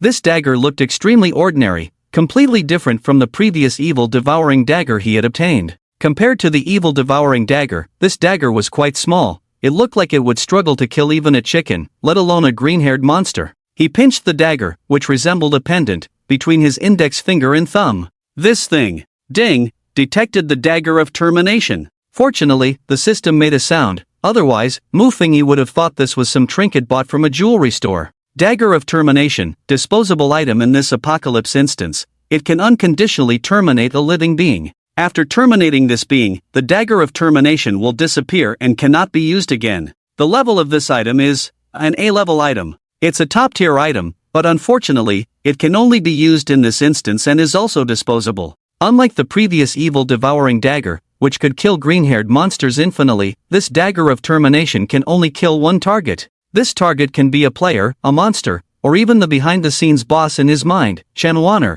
He wrapped the Dagger of Termination with a red string from his wrist and wore it around his neck. Suddenly, notification, the important item Dagger of Termination in this area, Jiangchang, has been obtained by a player. This instance will enter the second phase riot. The second phase will begin in 2 minutes. Please be cautious, players. Notification, the important item Dagger of Termination in this area, Jiangchang, has been obtained by a player. Notification, this area. This notification repeated 3 times before stopping. Mu Funny? He glanced at the small pendant around his neck and then at the notification. Goodness, how powerful must this item he obtained be? However, what does the notification mean by the upcoming second phase riot? Just as he was puzzled, a roar suddenly erupted not far from him. He jumped in surprise and instinctively looked toward the source of the roar. The next scene made his pupils constrict continuously. Roars echoed, and the few humans on the street began to change, transforming into green-haired monsters. Is this the second phase riot? All the green-haired monsters pretending to be humans are dropping the act and turning back into their true forms? But looking at these guys, their transformation is slow, unlike the rapid changes from a few seconds ago. According to the notification, it seems this group of monsters needs 2 minutes to transform? He couldn't stay here any longer, otherwise, he might not be able to escape later. His gaze searched the surroundings and suddenly spotted an electric bike with a key in it. He quickly jogged over, hopped on the bike, and, with a roar, sped toward the city center. Muffingy rode the electric bike, racing down the road. All around him, monsters were in the midst of transforming. Noticing this, he knew he could no longer walk on the main road. With this thought, he began to take a detour around the first middle school. He had attended high school at Jiangqing First Middle School, so he was quite familiar with the roads there. Moreover, he knew that behind the school, there was a dog hole. Today was Sunday, and the school was closed. As long as he avoided the security guards who stayed behind, he could sneak through the residential area behind the school and make his way into the city center. Back when he was in school, those security guards had made his life miserable, and he couldn't help but wonder what they would look like after turning into green-haired monsters. When he arrived at the first middle school, the surrounding green-haired monsters had already completed their transformations. He cast his gaze toward a green-haired monster in a security uniform inside the guardhouse. The guard was right there. He bypassed that area and climbed over the wall directly. Along the jogging path, he hunched his body, quietly making his way toward the back door of the school, keeping close to the edge of the wall. As he jogged quickly, he scanned his surroundings to avoid encountering any green-haired monsters. Just as he was about to reach the playground, a tremendous force suddenly yanked him back from behind. Before he could say anything, a deep warning voice boomed behind him. Don't say a word. Hearing a human voice, Muffingy's vigilance eased a little. He turned around to see a solemn-looking man in a suit. However, recalling Chen Wanner's previous experience, he calmly asked in a low voice, "Are you human or a player?" His question made the suited man's expression slightly strange. "I am both human and a player," he retorted. "Why do you ask? Most humans here are players. Have you encountered any humans who are not players?" "I have." Muffingy didn't want to dwell on this topic for too long and pressed on. "Why did you stop me?" "I need to leave through the back door." He needed to get to his destination quickly, otherwise, it would be too late if Wang Zichen and the others fell victim to Chen Wanner's schemes. There are green-haired monsters everywhere outside, and today the school stadium has a soccer team training. They just transformed into monsters. If you rush out, you'll be attacked by them, the suited man explained simply. Upon hearing this explanation, Muffingy immediately calmed down. He had thought that since it was Sunday and the school was closed, there wouldn't be anyone at the stadium connected to the back door. After a moment of silence, he spoke, "I must go to the city center right now. Where can I exit the school?" "Why do you need to go to the city center? Have you discovered a way to solve this apocalypse?" The suited man looked at him suspiciously. Hearing the question, Muffingy's eyes instantly sharpened with caution. He wasn't sure if he could trust this guy in front of him. Noticing Muffingy's wariness, the suited man couldn't help but chuckle. "Don't worry, I'm not a bad person." To convince Muffingy, he took out an ID from his pocket and opened it in front of him. "I am Qi Wei's from the Huaxia Apocalypse Management Bureau. I came to Jiangqing to handle some official business and to get through this apocalypse." "Now you can trust me, right? Huaxia Apocalypse Management Bureau? Are they official people?" Muffingy had never heard of such a place, but it was normal since he had been an ordinary person before. Seeing the unusual look and unwavering vigilance in Muffingy's eyes, Qi Wei's widened his own. "You haven't heard of the Apocalypse Management Bureau, have you? Are you a newcomer?" Noticing the other's confusion, Muffingy nodded. "Damn, a newcomer." Qi Wei's instinctively asked, "What's your skill?" This somewhat private question caught Muffingy off guard, and he narrowed his eyes without answering. "Sorry, I was too abrupt." "It seems you've noticed something's off," Qi Wei said apologetically. "I'm a bit surprised you're a newcomer. After all, you seem a bit too calm, not at all like a rookie." Muffingy curled his lip. "If you had seen yourself die in such a gruesome way multiple times, you would be calm too. I'm with the official organization, you can completely trust me," Qi Wei explained. "My main skill is an A-grade combat skill, Dragon Arm, so dealing with 2 monsters shouldn't be a problem." Muffingy indicated that he wasn't very inclined to believe him. If it weren't for the 1-hour cooldown on my skill, I would have demonstrated it for you. Shi Wei's felt a bit helpless. Not only was he dealing with a newcomer who didn't know the official organization, but the other party was also on guard against him. But since you're with the official organization, why are you at a high school? Mu Fengyi asked. In real life, I'm a university professor, and I was invited here to give a lecture, Shi Wei's explained again. A university professor? I can temporarily believe you, Mu Fengyi said after some thought. But we need to get to the city center, otherwise, it will be dangerous for the two of us. Can you briefly explain the situation to me? Shi Wei's asked curiously. Why do you need to go to the city center, and what about those two people you mentioned? Mu Fengyi explained, the Anren team took the key item. They believe Mayor Lu Mingtian and his son are the hidden bosses, so they took the key item to find them. Did the system just say that the item Dagger of Termination was taken by the Anren team? Shi Wei's was shocked. It should be, Mu Fengyi said ambiguously. I saw one of them take out a small box, and inside the box was a dagger. He couldn't reveal that he had obtained the Dagger of Termination. Mainly because this thing could only be used once, it was his biggest trump card. I think I've heard of the Anren team from Jiangcheng. Since it was the Anren team that took the dagger, what are you going there for? Shi Wei's was puzzled. It's not like you took the Dagger of Termination. I made an agreement with two companions to go to the city center together. I'm worried they might be in danger. Mu Fengyi was indeed very concerned about Wang Pangzi and old Zhao's safety, especially since the potentially most dangerous entity in this instance, Chen Wan'er, was following them. How could it not be dangerous? Shi Wei's looked at him and felt more and more that he wasn't a newcomer. What kind of newcomer is so loud and boisterous? I have an item that can conceal our presence, but it only lasts for 5 minutes. Shi Wei's took out a light-colored veil. But this thing is a bit small. If we want to use it, we'll have to squeeze together. Mu Fengyi picked up the veil, and the system quickly chimed in. Ding, discovered B-grade item, Concealment Veil. Concealment Veil can hide one's presence in front of non-human creatures. The effect is equivalent to invisibility. Lasts for 5 minutes, cooldown time 8 hours. Equivalent to invisibility in front of non-human creatures? Mu Fengyi's eyes lit up. This was a life-saving item.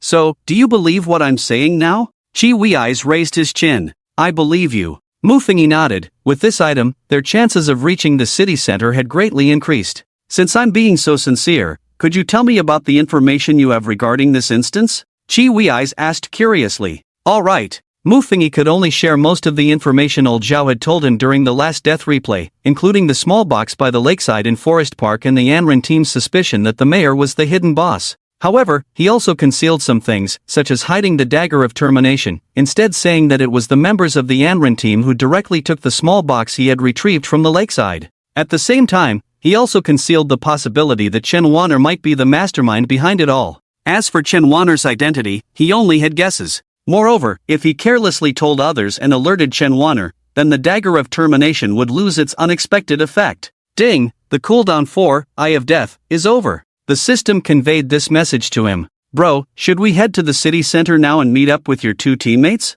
Shi Wei said eagerly. Since arriving in this instance, he had been hiding his identity. Who would have thought that on the very first day of the instance, someone would take away the key item? This directly triggered the second phase of the instance, riot, and humans could no longer continue to play their original roles. They couldn't keep up the act. Under normal circumstances, the duration of an instance is a month, while key items typically appear after 10 or even 20 days. It wasn't unheard of for items to be discovered on the first day, but he never expected it to happen in this small place, Jiangcheng. Wait for me. Mu Fengyi pinched the bridge of his nose, silently invoking the Eye of Death. What are you waiting for? Shi Wei's was about to say something when he suddenly saw Mu Fengyi's eyes emitting a red glow, falling into a brief silence. What is this? Seeing Mu Fengyi's expression, his heart raced. Wasn't this the natural reaction of a prophecy-type player when releasing a prophecy skill? Holy crap! This newcomer drew a prophecy skill? As an official, he had seen the statistics on the skills drawn by various newcomers.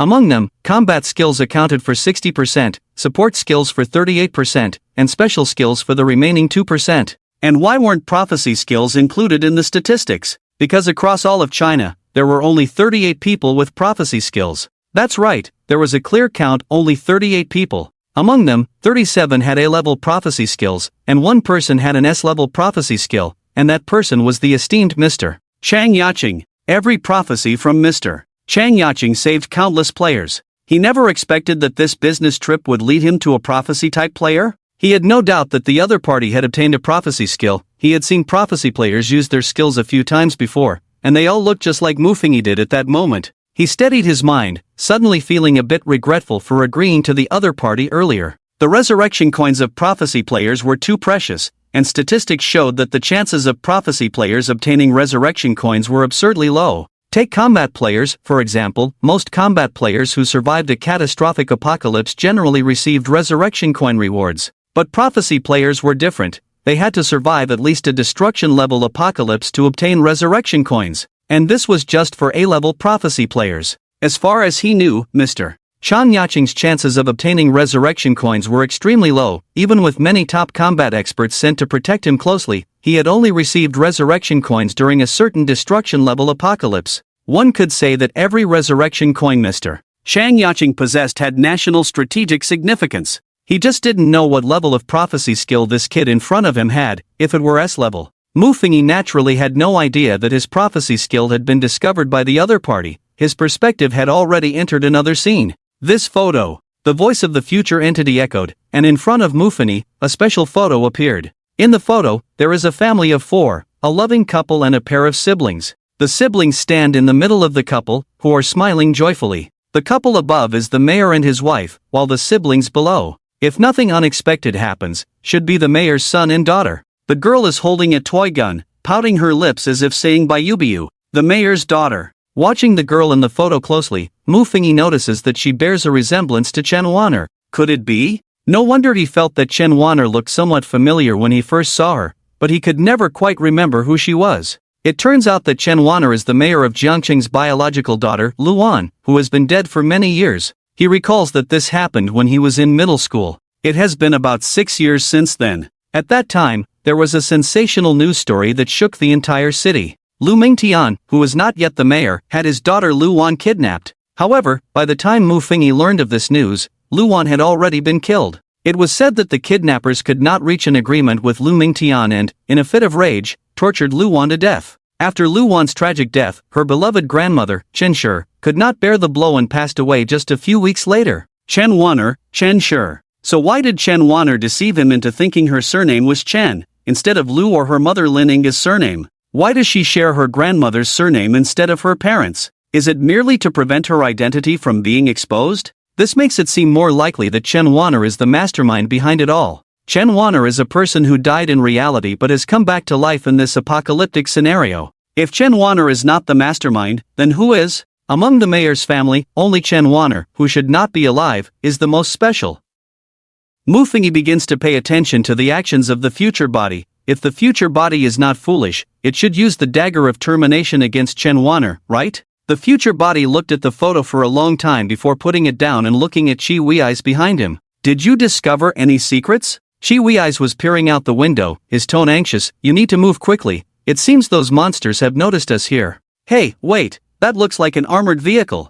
Chi Wei's expression suddenly became strange as he pointed to a spot outside the window and shouted to the future body. An armored vehicle? Upon hearing this news, the future body immediately walked to the window. He saw an imposing armored vehicle charging into the yard where they were located. Mufingi felt a sudden tension in his heart. This armored vehicle was the same one that Wang Zichen and the others had driven earlier.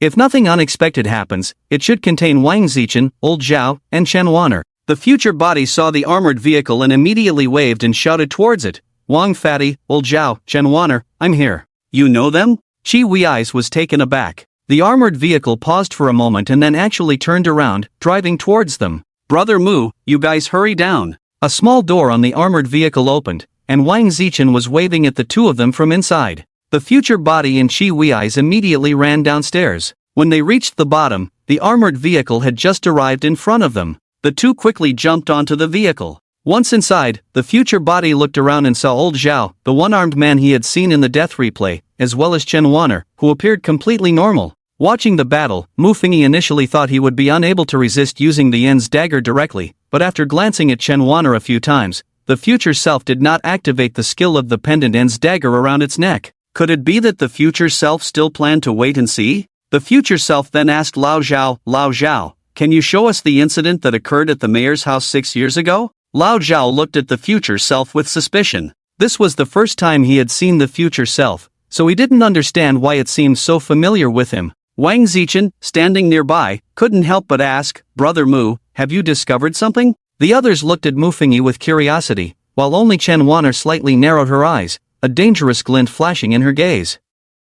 Indeed, an incident occurred 6 years ago. Lao Zhao brought out his computer and retrieved the database containing the mayor's personal information. His first child, his eldest daughter Luan, was kidnapped and killed by robbers. Is that so? Wang Zichen was somewhat shocked. He had only moved to Jiangcheng in recent years and was unaware of this matter. Shi Wei's was even less informed, having just arrived in Jiangcheng for a business trip less than 2 weeks ago. Moreover, the main reason is that Mayor Lu Mingtian's daughter Lu Wan was not born to his current wife Lin Inga, but to his ex-wife. For a period of time, due to some political reasons, he married his current wife. As Lao Zhao said this, he squinted his eyes. Mu Fengyi, right? You suddenly asked me this because you've uncovered something? I was just pondering, what's more likely, a living person in reality being a boss in the game, or a dead person in reality being a boss in the game? Mu Fengyi said, suddenly looking at Chen Wanner. What do you think, Lu Wan? As soon as the words fell, the air suddenly fell silent. Lao Zhao, Wang Fatty, and Shi Wei's all held their breath for a moment. Chen Wanner first showed a bewildered expression, but upon seeing the future self's calm gaze, her expression gradually returned to tranquility. How did you find out? She asked coldly. I clearly look completely different from 6 years ago. When Luan tragically died 6 years ago, she had not fully matured and was still a child. But now, Chen Wanner had blossomed into a graceful figure. From the first time we met, you didn't show any of the anxiety typical of a new player, the future self explained after pondering. Instead, you gave off an attitude of treating life as a game? Perhaps from the very first phone call I made to you, I had no way back. Whether I chose to go home or to find Wang Zichen, my fate was sealed. I would be surrounded and killed by the green-haired monsters. Just based on that, you think I am Lu Wan? Chen Wanner frowned in response. Of course not. The future self shook its head and added, if I'm not mistaken, those green-haired monsters from Wang Zichen's house were summoned by you, right? But if I summoned them, I could have just let that cleaning lady kill you all, so why would I help you? Chen Wanner retorted in confusion. Hearing her words, even Wang Zichen nodded in agreement. Indeed, when that cleaning lady turned into a green-haired monster, Chen Wanner had also stepped in to help them. That's because you know that the green-haired monster can't kill us at all. The future self looked at Wang Zichen. When encountering the green-haired monster, Wang Fatty's first reaction was to draw his gun, and besides his A-level skill, he has one B-level and one C-level skill. Since his C-level skill is vehicle proficiency, then his B-level skill, if nothing goes wrong, should be firearms proficiency, right? Wang Zichen was stunned. You know what, you really can't say that. His B-level skill was indeed firearms mastery. If he hadn't been afraid that the gunfire would attract the green-haired monsters outside the villa, he would have used his pistol to kill the green-haired monster long ago, avoiding all the troublesome events that followed. However, if the situation were dire, even if the gunfire would provoke the green-haired monsters outside, he would choose to shoot and kill that monster. Now it seemed that at that time, it was unnecessary for Chen Wanner to take action. Chen Wanner's expression darkened completely. If I had known when I first saw you, I would have killed you. You didn't kill me not just because you were in the moment. The future entity said coldly, it's because you also wanted to understand us outsiders, and coincidentally, I, as an outsider, reached out to you, so you went along with it and concealed your identity to join us. I have to say, you did gain a lot of information from us players. If it weren't for my skill, you would have successfully infiltrated our ranks. Even if we players racked our brains, we would never have thought that the mastermind boss was one of our own. There was silence for a moment. After a brief daze, Chen Wanner revealed a smile. So what if you know my identity? Outside, all my people are waiting. Chen Wanner, if I didn't have the means to kill you, how could I confront you? The future entity took out the pendant from around his neck. Seeing the future entity's movement, everyone's gaze inside the armored vehicle was drawn to him. The moment Chen Wanner saw the pendant, her expression changed drastically. She transformed into a streak of light and suddenly darted out of the armored vehicle. The speed was so fast that it was completely unlike a normal human reaction. Go! The future entity directly used the dagger of termination. The pendant-shaped dagger of termination chased after the direction Chen Wanner was fleeing, directly piercing into her body. Ah! Chen Wanner let out a painful scream. After a long while, her angry voice rang out. Why do you have to treat me like this? What did I do wrong? You all deserve to die, you all deserve to die, I hate you. You all won't have a good death. Amidst her hoarse shouts, Chen Wanner's voice gradually weakened, until it completely disappeared. The dagger of termination that had pierced into her body seemed to have completed its mission. turning into specks of starlight and dissipating. Chen Wanner's body was also continuously disappearing, ultimately vanishing without a trace. Mu Funny, how did the dagger of termination end up in your hands? Shi Wei's beside him was dumbfounded. He had been deceived by Mu Fengyi earlier. Sorry, I couldn't trust you directly when we first met. The future entity expressed his apologies to Shi Wei's. Wait a minute. At this moment, Wang Zichen suddenly spoke up. If the final boss is dead, why hasn't this instance dungeon ended?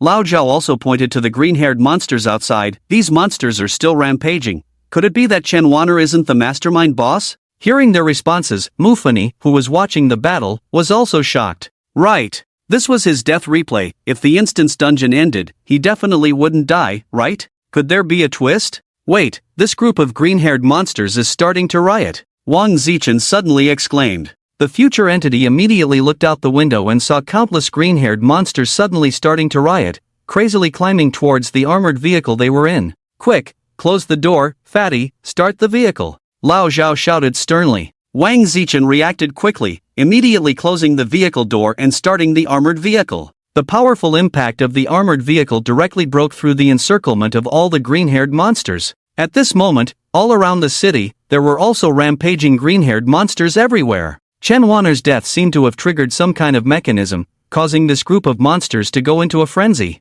Countless frenzied green-haired monsters desperately lunged at their armored vehicle, just to obstruct them for a moment. Previously, this group of green-haired monsters had not completely rioted, allowing them to rampage through the city in their armored vehicle, but now these green-haired monsters had begun to fight for their lives, and the armored vehicle clearly lacked strong power. Countless grotesque green-haired monsters pounced, their bulging eyes crushed directly under the wheels, yet they still clung to the vehicle fearlessly. These small actions of the green-haired monsters also compromised the functionality of the armored vehicle. After a few minutes, a loud "damn" was heard from Wang Zichen. Clunk! The armored vehicle suddenly came to a halt. Damn! What did these beasts break? Wang Zichen shouted angrily. The vehicle stop, combined with the overwhelming number of green-haired monsters outside, left the four of them at a loss. Wang Zichen and Shi Wei's took action. Wang Zichen pulled out his gun and shot at the green-haired monsters, while Shi Wei's transformed his arm into a dragon's arm, his arm suddenly becoming grotesquely muscular, with patches of dragon scales appearing on his skin.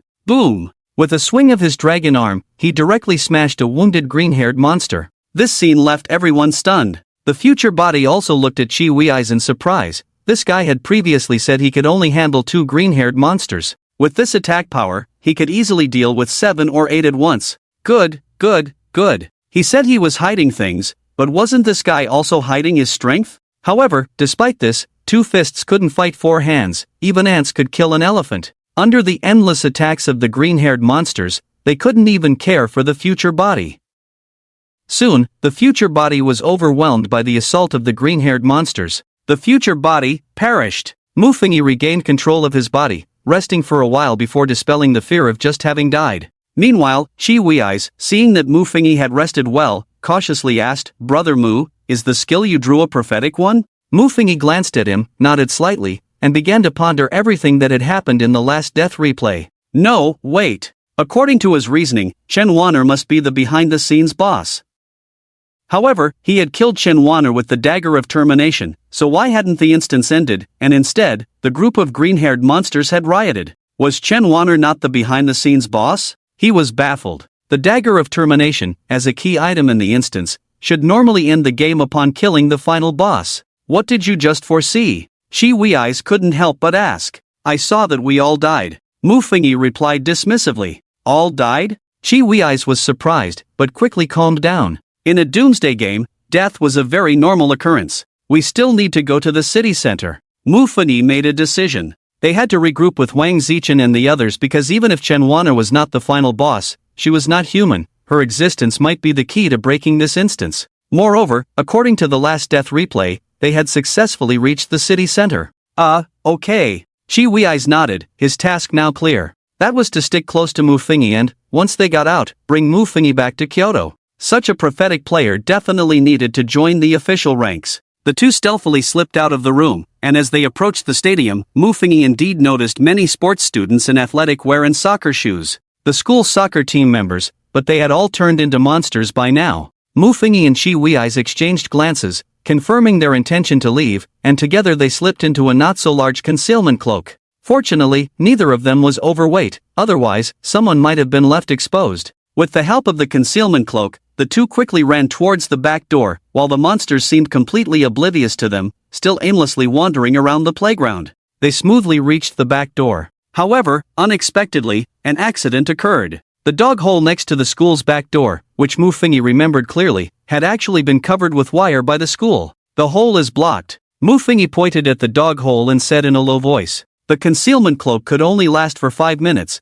and if they couldn't leave, they would have to return the way they came. Otherwise, once the duration of the cloak ended, they would be exposed to the sight of the group of athletes. This is simple." Chi Wei's extended his right arm and directly snapped the thick wire mesh. Seeing this, Mu Fingyi was somewhat surprised. How did he crush such thick steel wire without using any skills? "My skill makes my right arm naturally strong. Even without using skills, my right arm's strength far exceeds that of others," Chi Wei's explained. The two didn't dare to waste time and quickly crawled out through the hole. Behind the school was a residential area, and Mu Fingyi was very familiar with the route through this area. He patted Chi Wei's hand. "Follow me." He led Chi Wei's through a small path and successfully left the residential area. In the following half hour, the two finally arrived at the place where Mayor Lu Mingtian lived, following the directions on their phone map. "Is anyone inside?" Looking at the yard of the villa in front of them, Chi Wei's asked Mu Fingyi. "There shouldn't be." Mu Fingyi noticed that the flowers and plants in the yard were damaged. There was a lot of garbage piled up in front of the door, and even in the garden, there were several discarded green-haired monster corpses. He thought of the Anrin team that had previously snatched the devouring dagger. Had the Anrin team been here? His gaze sharpened. This was a scene that hadn't appeared in the last death replay. In the last death replay, he hadn't received any information that the Anrin team had been to the mayor's house. So now it could be explained that when the future body came here during the last death replay, the mayor and the others had already been taken away, and the future body and Chi Wei's entered to search for information. What do we do now? Chi Wei's looked at Mu Fingyi. Wait. Mu Fingyi said seriously, wait for a few people to come. He knew that for a while, Wang Zichen and the others would come to pick them up in an armored vehicle. And once they killed Chenwana with the end dagger, that group of green-haired monsters would go berserk, and they would meet a tragic end here. Could the problem lie with the mayor and his son? The two waited here for about half an hour. Suddenly, Chi Wei spoke up. There's a sound, a vehicle is coming. Rumbling. The familiar sound of the armored vehicle rolling across the ground. The sound of friction quickly arose, and Mu Fingyi immediately waved towards the source of the sound. When the armored vehicle appeared in front of them, Mu Fingyi immediately shouted the names of Wang Zichen and the others. Just like in the death replay, upon noticing the two, the armored vehicle immediately turned around and drove towards them. As it got closer, the door was opened directly by Wang Zichen. "Brother Mu, get in quickly." Mu Fingyi signaled to Chi Wei's and stepped inside first. On the vehicle, he quickly noticed that both Chen Wan'er and the one-armed man, Old Zhao, were present. He approached Old Zhao and extended his right hand. "Hello, Old Zhao, my name is Mu Fingyi. I met you in my prophetic vision." "Hello." Old Zhao extended his only arm and looked at him with a complex expression. Then, Mu Fingyi introduced to the three, "This is a player I met on my way here. He claims to be with the official team and is called Chi Wei's." "Official people?" Old Zhao and Wang Zichen looked at Chi Wei's with some surprise. Chi Wei smiled and nodded at the two. Then, Mu Fingyi introduced Wang Zichen, Old Zhao, and Chen Wan'er to Chi Wei's. In front of Chen Wan'er, he showed no unusual behavior, just like before. Chi Wei's greeted the three. While driving, Wang Zichen asked Mu Fingyi, "Brother Mu, what did you do after we separated?" "I went to the lakeside of the forest park and dove to the bottom of the lake to retrieve a small box containing weapons." At this point, Mu Fingyi paused, his gaze inadvertently sweeping over the group, and he noticed the fleeting panic in Chen Wan'er's eyes. "You got the weapons?" Old Zhao immediately exclaimed with excitement. "Yes, I got them, but they were snatched away right after." Mu Fingyi recounted the process of being robbed by the Anrin team.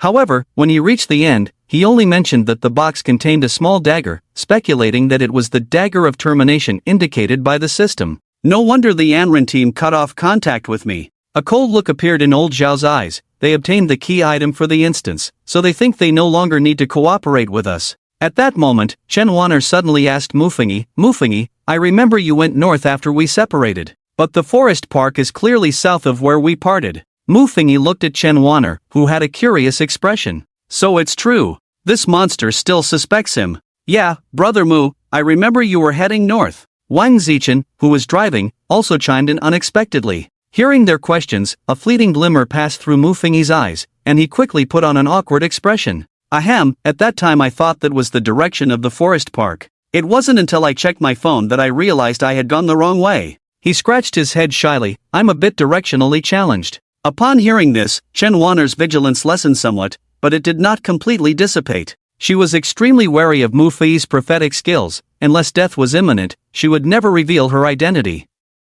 Now we go find the Anring team. Mu Fengyi made a decision. They think the mastermind is Mayor Lu Mingtian and his son, but I believe the real mastermind is someone else. At his words, everyone turned to look at him, including Chen Wanner, who fixed her gaze on him intently. I suspect it's the mayor's wife, Lin Inga. Mu Fengyi revealed this name. This was indeed one of his speculations. In the previous death replay, old Zhao had disclosed that Lin Inga was not Lu Wan's biological mother. But he was well aware that Mayor Lu Zitao was Lin Inga's biological son. He suspected there was something fishy going on. He wasn't interested in the mayor's family gossip, but he valued his own life greatly. Why do you think so? Old Zhao asked. Because these creatures have intelligence. Mu Fengyi recalled the scene earlier, where that group of monsters used explosives to blast open old Zhao's seemingly impregnable fortress. The real enemy won't expose themselves to our sight. Clearly, Lu Mingtian and Lu Zitao are just what they want to show us. It seems that the actions of these monsters revolve around the mayor's residence, but is it possible that this is a deliberate performance for us to see? Mu Fengyi's explanation was generally accepted by the group. Brother Mu, did you foresee some scene? Wang Zichen couldn't help but ask. Don't keep it to yourself. Hurry up and tell us. Mu Fengyi opened his mouth, ready to say something. Just then, ding ding ding, a sudden ringing sound came from old Zhao's phone. He took out the phone and squinted at the note on the screen. It's a call from Team Anren, he said in a deep voice. Those bastards? Wang Zichen exclaimed angrily. Do they still have the face to call us? I'll take it, old Zhao said after a moment of thought, setting the phone to speaker mode before answering. Hello, old Zhao. A cheerful voice came from the other end. Is the dagger of termination in your hands? Hearing this voice, Mu Fengyi's expression darkened. The owner of this voice was the man who had previously snatched his dagger of devouring evil. What are you playing at? Old Zhao said coldly. You stole the dagger of termination from our people. What do you mean by saying this now? Old Zhao's response made Mu Fengyi inexplicably tense. The man's voice on the other end sounded puzzled. Did your person not check with the system?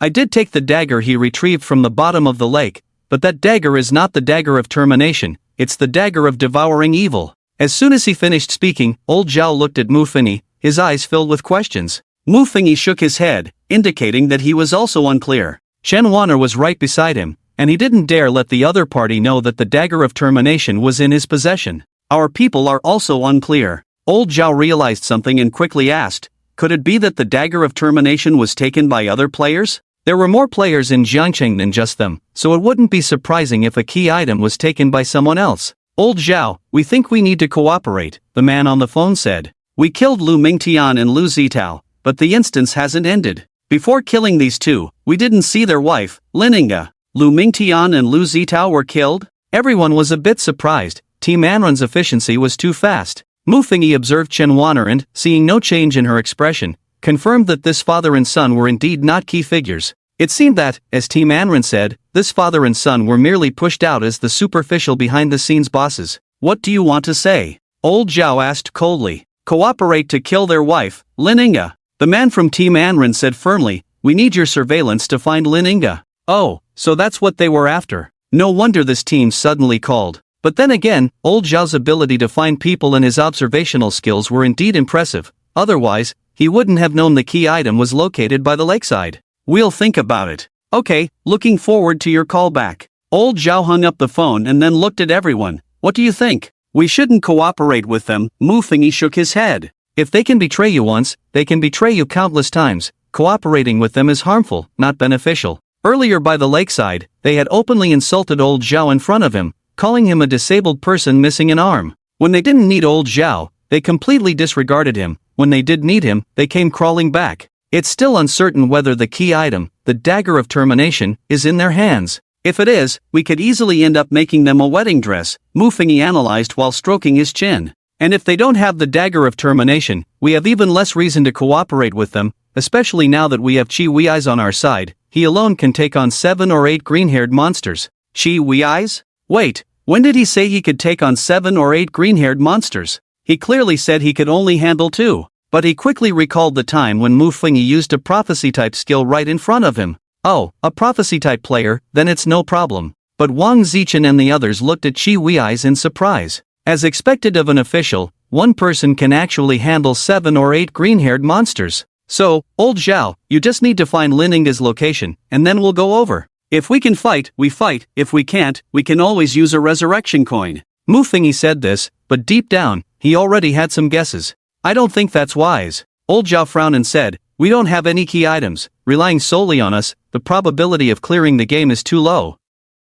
It would be better to hide and wait for others to clear it. Old Zhao, we can't hide anymore. Mu Fengyi stared at him, his tone somber. In the scene I saw, your fortress can't stop the green-haired monster's attack at all. Right now, we are like cockroaches exposed in the sunlight, with nowhere to escape. The only way is to end this apocalypse. Escape? Where could they escape to? Mu Fengyi's words left old Zhao silent. That's right, old Zhao, we have no way out now. Wang Zichen also advised from the side. Ever since the armored vehicle wasn't hit by the telephone pole last time, he had absolute trust in Mu Fengyi. Chen Wan'er, Qi Wei's, what do you two think? Mu Fengyi looked at the two, as if seeking their opinions. I'll just follow you guys. Chen Wan'er seemed to have no opinion. And Qi Wei smiled and said, Brother Mu, I'll follow you. Anyway, my goal is to safely escort you to the National Apocalypse Management Bureau. Seeing everyone express their stance, old Zhao could only helplessly say, fine, then I'll go crazy with you guys. After saying that, he opened the computer placed on the armored vehicle and began to type furiously in front of everyone. He only had one hand, but that hand moved like lightning, leaving trails in front of them. In no time, he pulled out a list. In reality, every Monday, Wednesday, and Friday, the mayor's wife, Lininga, goes to this beauty salon at 2 in the afternoon and stays for 3 hours before coming out. As a top hacker, many people felt as exposed as if they were not wearing clothes in front of old Zhao. Noticing old Zhao's operation, Chen Wan'er couldn't help but ask, Old Zhao, you're so amazing. Can you investigate everyone's information in the city at will? Don't worry. Old Zhao explained to Mu Fengyi and Chen Wan'er, I won't invade others' privacy casually. I haven't searched for either of your information. Old Zhao, what do you mean? Does that mean you have my privacy under your control? Wang Fatty complained from the side. And old Zhao surprisingly nodded without denying it, saying, well, as your teammate, I have to keep an eye on your safety at all times. For example, the websites you browsed last night, if I wanted to, I could even see your live stream with that model of yours. Stop. Wang Fatty quickly stepped forward to cover old Zhao's mouth. Wang Zichen's face turned a bit red. He couldn't let that continue. Old Zhao removed his fat hand, looking disdainful, and said, but Wang Fatty, I suggest that after we go out this time, you use your points to exchange for something to enhance your physique. Your speed was a bit too fast yesterday.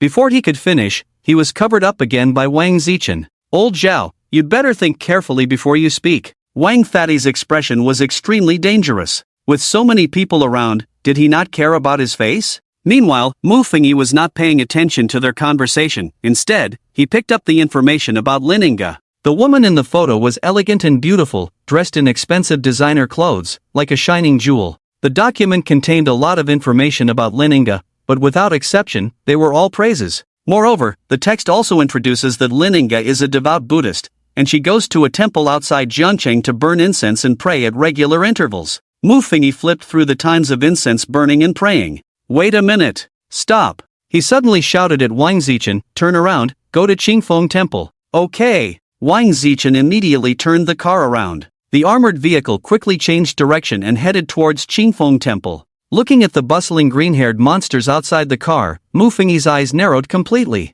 He began to carefully recall all the scenes that had occurred in the death replay in his mind. After reading the information about the mayor's wife, Lininga, many things that he had originally found puzzling gradually started to make sense. The vehicle began to drive towards Qingfeng Temple. The surrounding green-haired monsters noticed their armored vehicle and all rushed forward, biting and clawing. However, since Chen Wan'er had not been killed by the dagger of termination, this group of green-haired monsters was not crazy enough to be fearless. Amidst the roar of the armored vehicle, they arrived at the foot of the mountain outside Jiangcheng after about 10 minutes, and not far away was the location of Qingfeng Temple. That's the mayor's wife's car. Lininga is inside. Wang Zichen, who was driving, noticed a car in the parking lot and quickly spoke up. Don't stop, just charge in. Mu Fengyi shouted. Wang Zichen immediately pressed the accelerator, and the armored vehicle crashed through the barrier, smashing right in. The vehicle crashed into the temple, completely shattering the tightly closed doors, and finally came to a stop. However, what made everyone inside the car's pupils contract was that there was only one woman inside the temple.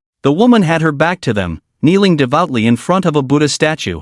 There was not a single other being around. This scene was very strange because almost all the humans outside had turned into green-haired monsters, yet here in this temple, there was a human praying? Is this woman Lin Inga? Wang Pingzi swallowed hard, his voice trembling as he asked. It's her. Mu Fingyi confirmed. Then, he made a move that no one could have imagined. He directly opened the car door and walked out. Brother Mu, you. The others were stunned. Even Chen Wanner looked at Mu Fingyi getting out of the car with wide eyes, wondering how he dared to do that. At this moment, Mu Fingyi had already stepped out of the vehicle and was walking towards the woman kneeling in front of the Buddha statue. Every move he made sent the hearts of everyone in the car racing. Mu Fingyi took one step at a time, walking to a position just a few meters behind the woman, committing heinous acts while devoutly praying to Buddha. Mu Fingyi said softly, Madam Lu, are you praying to yourself? The people in the car. How could Mu Fingyi say such vulgar words in such a gentle tone? The woman kneeling before the Buddha slowly stood up and turned around.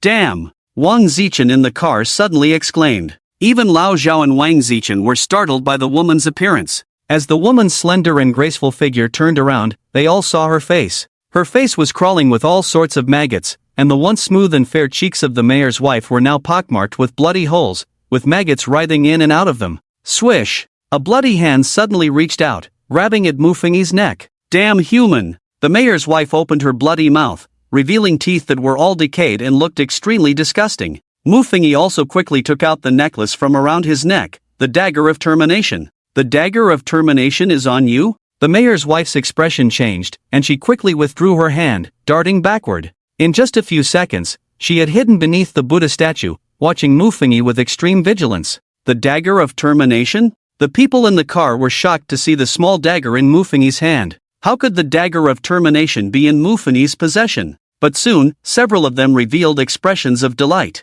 The dagger of termination was a key item. Now, as long as Mu Fingyi used it to kill Lin Inga, everyone would clear the level. However, they also felt a bit regretful. If only Mu Fingyi had directly ambushed Lin Inga with the dagger earlier. Now that the opponent had escaped, they wondered if the dagger could still be used normally. Are you afraid of this thing? Mu Fingyi toyed with the dagger of termination, his gaze playfully fixed on the ugly woman in front of him. I have to say, you almost tricked me, he sighed. Madam Mayor, I want to ask you, 6 years ago, you sent someone to kidnap Luan, the daughter of Lu Mingtian, didn't you? Mu Fingyi's question left the others in the car momentarily stunned. Chen Wanner bit her lip, her beautiful eyes nervously staring at Mu Fingyi outside the car. That little bitch deserved to die. The Madam Mayor spat out coldly. Luan is the greatest embodiment of resentment in Zhengcheng. How can you say she deserved to die? Mu Fingyi tightened his grip on the dagger of termination, his gaze fixed on the ugly Madam Mayor in the distance. 6 years ago, you sent assassins to rape and torture Luan to death,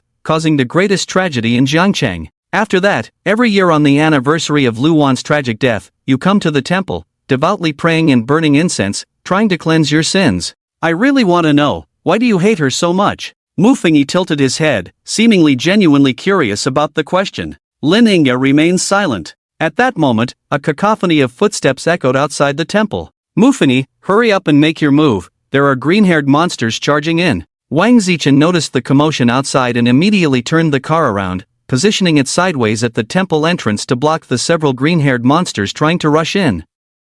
Yet, Mu Fingyi seemed completely unaffected by the chaos outside, continuing to speak. Let me guess, you really hate Luan, but you don't even know why, right? This statement left the others in the car puzzled. The Madam Mayor hated Luan, but she didn't know why? What kind of reasoning was that? Just moments ago, it was said that the Madam Mayor had sent someone to kill Luan. Was it simply because she found Luan displeasing? There is only one reason. At that moment, Mu Fingyi raised the dagger of termination and suddenly pointed it at Chen Wanner behind him. You are nothing but a puppet. You have no original memories. And the real mastermind has always been you, Chen Wanner. What? The other three in the car turned sharply to look at Chen Wanner. The timid Wang Zichen shrank back behind old Zhao. Inside the car, Chen Wanner narrowed her eyes. Chen Wanner, is this your way of seeking revenge? Mu Fingyi no longer paid attention to the now completely silent Lin Inga but looked at Chen Wanner instead. Your revenge is to turn the beauty-loving Lin Inga into such an ugly form, but have you ever thought that this is just your own delusion?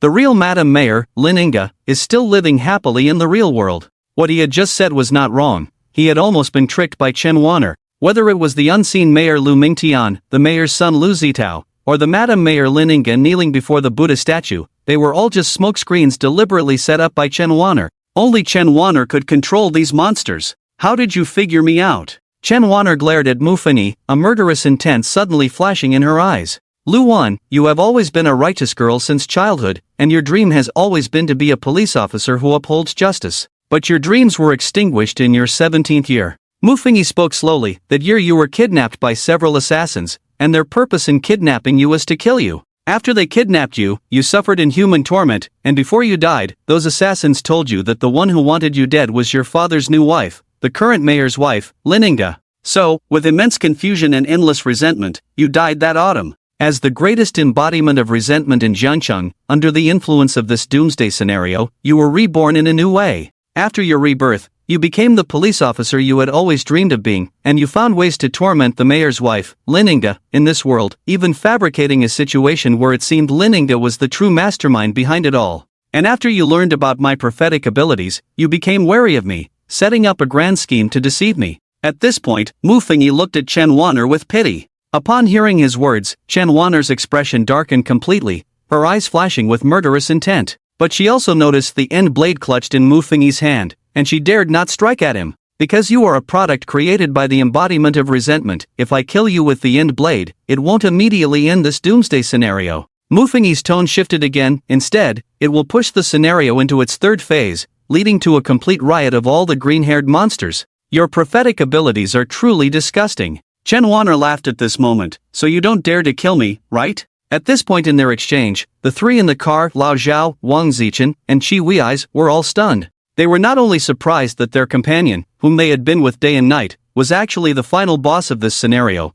but also astonished at how Mufini knew so much information. They had all been together, so how did this guy know so much? And judging by Chen Wanner's expression, it seemed Mufini was right. Chen Wanner, you are ultimately just an embodiment of resentment. On the ground, Mufini looked at her with pity. So, would you mind making a deal with me? What deal? Chen Wanner asked with interest. Let me kill you here. Mufini took out the end blade and said softly, then let me return to reality, and I will help you kill that beast in reality who harmed you, Lininga. Chen Wanner's pupils constricted. Silence. The air began to grow still. Even the onlookers, Wang Zichen, Lao Zhao, and Qi Wei's, huddled together, afraid to breathe. After a long while, Chen Wanner finally spoke in a low tone. Why should I trust you? Mufini replied calmly. I swear, if I deceive you, I will not die a good death.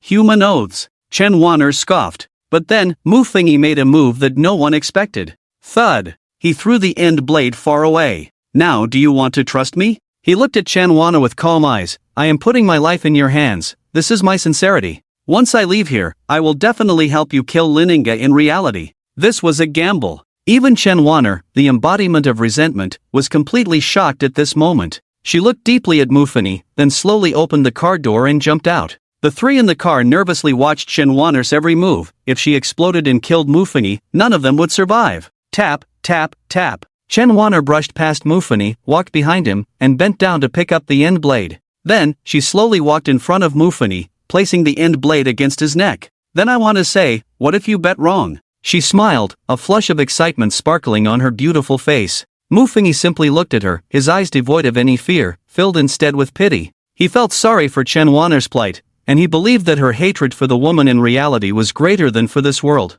To be honest, you are the first human I've seen here. Chen Wanner suddenly sighed, taking the dagger of termination from Mufini's neck and placing it in his hand. You have a certain charm. If I were still alive in reality, I might even come to like you. Gripping Mufini's hand, she slowly drove the dagger of termination into her own heart. I choose to believe in you. As the dagger pierced her chest, her body began to dissipate like smoke. Remember, kill that woman with the dagger of termination. Before she completely vanished, Chen Wanner fixed her gaze on Mufini. That way, that woman will come to my world. Swish! Chen Wanner's vengeful spirit completely dissipated. Ding! The system's voice suddenly echoed in the minds of all players in Jiangcheng. Congratulations, players, you have cleared the Doomsday Dungeon, Puppet Kingdom. The dungeon will end early. Completion level, perfect. Congratulations, players, you have cleared the Doomsday Dungeon, Puppet Kingdom. The dungeon will end early. Completion level, perfect. Congratulations, players, you have cleared the Doomsday dungeon, Puppet Kingdom.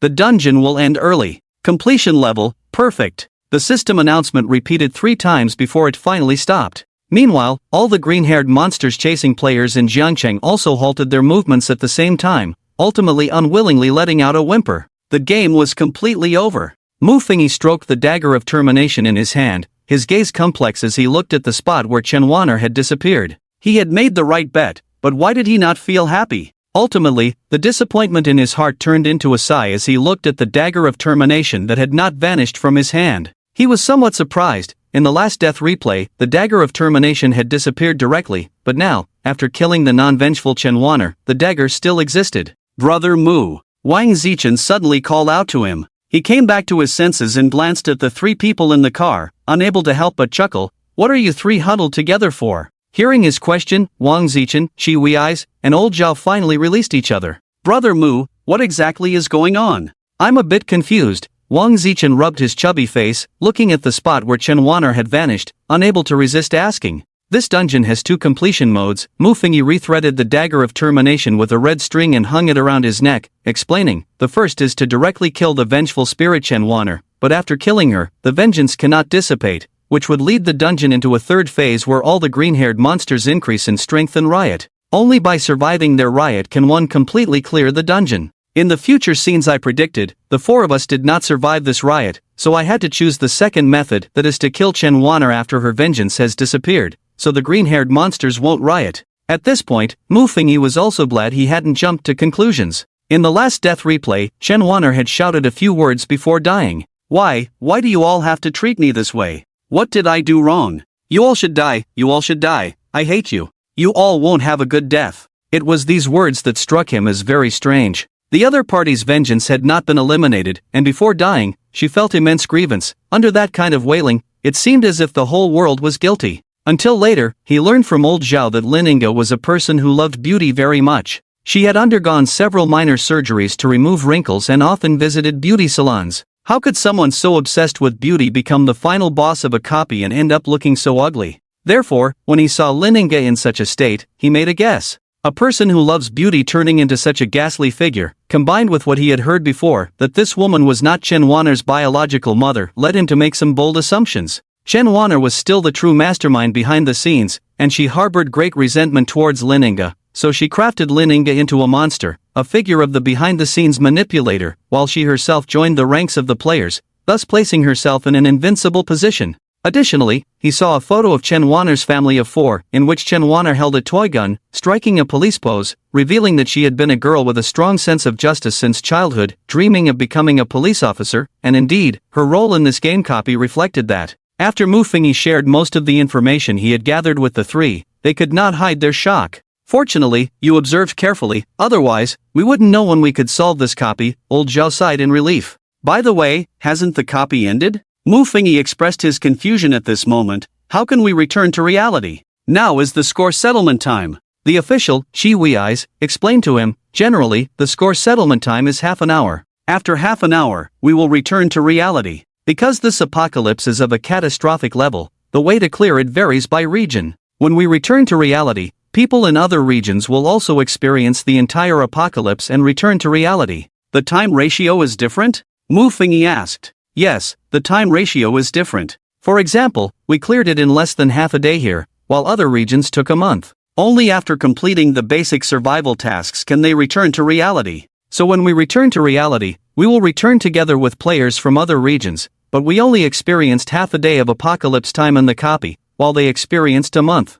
Shi Wei's nodded. Of course, this copy is considered a special apocalypse copy. Regions do not communicate with each other, but when facing other apocalypse copies, such as a world-class flood, the time is interconnected among various regions of Blue Star. Hearing this, Mu Fingyi nodded in understanding. In the following time, old Zhao and the others asked him some questions about this copy, and he answered them one by one. Beep beep beep. Old Zhao's phone rang. He picked it up and frowned slightly upon seeing the caller ID. Is it the Anren team? Wang Zichen asked. Yeah. Old Zhao nodded and directly hung up the phone. The previous betrayal by the Anren team weighed heavily on his mind. Brother Mu, why did you keep hiding the fact that you had the end blade? Speaking of the Anren team, Wang Zichen couldn't help but ask, also, how did you get the end blade? Mufigi explained, the reason for hiding this is simple. Chen Wanner was present. If she knew the end blade was in my hands, she would definitely take precautions. As for how I got the end blade, there were 2 boxes by the lakeside in the forest park. The first box contained the evil devouring dagger, but it was snatched away by the Anrin team. The second box contained the end blade, but this equipment could only be used once, so I hesitated to act. Damn it, that bunch of bastards from the Anrin team. Wang Zichen cursed. Brother Mu. At this moment, Shi Wei's hurriedly stepped forward, wrote down his contact information, and handed it to Mufini. This is my phone number, remember to contact me when we return to reality. And mine. Wang Zichen saw this and immediately leaned forward, writing down his number on a piece of paper and giving it to Mufini. Mufini took the 2 notes. Ding! Points tally complete. The system finished calculating the scores, and Mufini looked at the game interface. Host Mufini, in this instance, you completed the following tasks, survived successfully, obtained the key item Dagger of the End, cracked this apocalypse, and achieved a perfect clearance. A total of 100 points earned. Reward, one-time item Dagger of the End, a grade. Dagger of the End, a grade one-time item, can kill any living being. Ding, detected that the host is participating in an instance for the first time. Reward item level increased, points doubled. Host information as follows. Name, Mufini total times participated in the apocalypse, 0 special ability, Eye of Death, SSS grade, special item, Dagger of the End, S grade, Dagger of the End, S grade one-time item, can kill any living being. If the killed being is the source of the apocalypse, the item usage count will refresh. Revival coins, 0 points, 200. Mufini blinked, the Dagger of the End had become S grade. And looking at the meaning of this Dagger of the End, the count for ending the source of the apocalypse would refresh. Wasn't this encouraging him to crack the source of the apocalypse more in the future? Otherwise, this Dagger of the End would just become a one-time item. Also, why was there no revival coin reward? He looked at Wang Zichen and the others. What rewards did you get? Damn! I participated in cracking the apocalypse and ended up drawing a C-grade skill, pianist. Wang Zichen said with a face full of despair, how can I play the piano with these fat hands of mine? Funny. The C-grade skill I drew is Excavator Operator. Shi Wei's was also not very satisfied with his drawn skill. Excavator Operator. Why not give me a pilot skill instead? Mine is not bad. Old Zhao suddenly said, I drew a C-grade skill, Gourmet, which is somewhat practical. Seeing that everyone had a chance to draw a skill, Mufini felt a bit indignant. Why did everyone get a skill draw while he only got a one-time S-grade item? This wasn't Mufini showing off. He genuinely wanted a standout life skill. What's wrong with being a pianist? If he showcased superb piano skills at the school performance, charming a group of younger girls, wouldn't that give his 21 years of being single a chance to end? Mu, what good stuff did you draw? Shi Wei's asked. Old Zhao and Wang Zichen also looked at Mufini curiously. Logically, as the key figure in cracking the apocalypse, Mufini's rewards should be extremely high, plus the first-time participant bonus would increase the rewards. I got the A-grade item Dagger of the End, and 100 points. After the newcomer bonus, the Dagger of the End became S-grade, and I have 200 points. After he finished speaking, he looked at the 3, his tone puzzled. By the way, what are these points for? Can they be exchanged for skills and items? Damn, bro, you hit the jackpot. Wang Zichen's eyes widened when he heard Mufini's rewards, 200 points? In the half year I've been a player, I've only earned a total of 230 points, and most of them were rewards for surviving to the end. So scarce? Mufini was surprised. It seemed his points were quite generous. So what are the points for? He was still curious. Wang Zichen looked at him with envy and said, to put it simply, 1 point can be exchanged for 10 million yuan in reality. What do you think about that? How much? Mufini's eyes widened, and his voice rose significantly. 1 point can be exchanged for 10 million yuan? He had 200 points, which meant he could exchange for 2 billion. Goodness, he might not earn that much money even if he worked his whole life after graduating from university. Besides exchanging for money, points can also be exchanged for skills and items, but those things are ridiculously expensive, not even worth the rewards. Wang Zichen said, then suddenly added with envy, S-class items, there are probably very few S-class items in all of Huaxia. The Huaxia Doomsday Management Bureau has statistics, and there are a total of 104 recorded S-class items. Shi Wei's added from the side, including your item, Mu brother, there are now 105 S-class items. Actually, this S-class item isn't as good as you think. Mufini's mouth curled into a bitter smile. This item was said to be able to kill the source of the apocalypse, but what if he chose wrong? Just like this time in the Doomsday dungeon, he almost handed the item over to Lininga. By the way, Mu brother, besides this item and points, do you have any resurrection coins or other rewards? Chi Wei asked curiously. He knew that the probability of prophecy-type players getting resurrection coins was very low, and since Mu Fengyi had perfectly cleared the dungeon, plus the newbie rewards, he wondered if there would be any resurrection coins.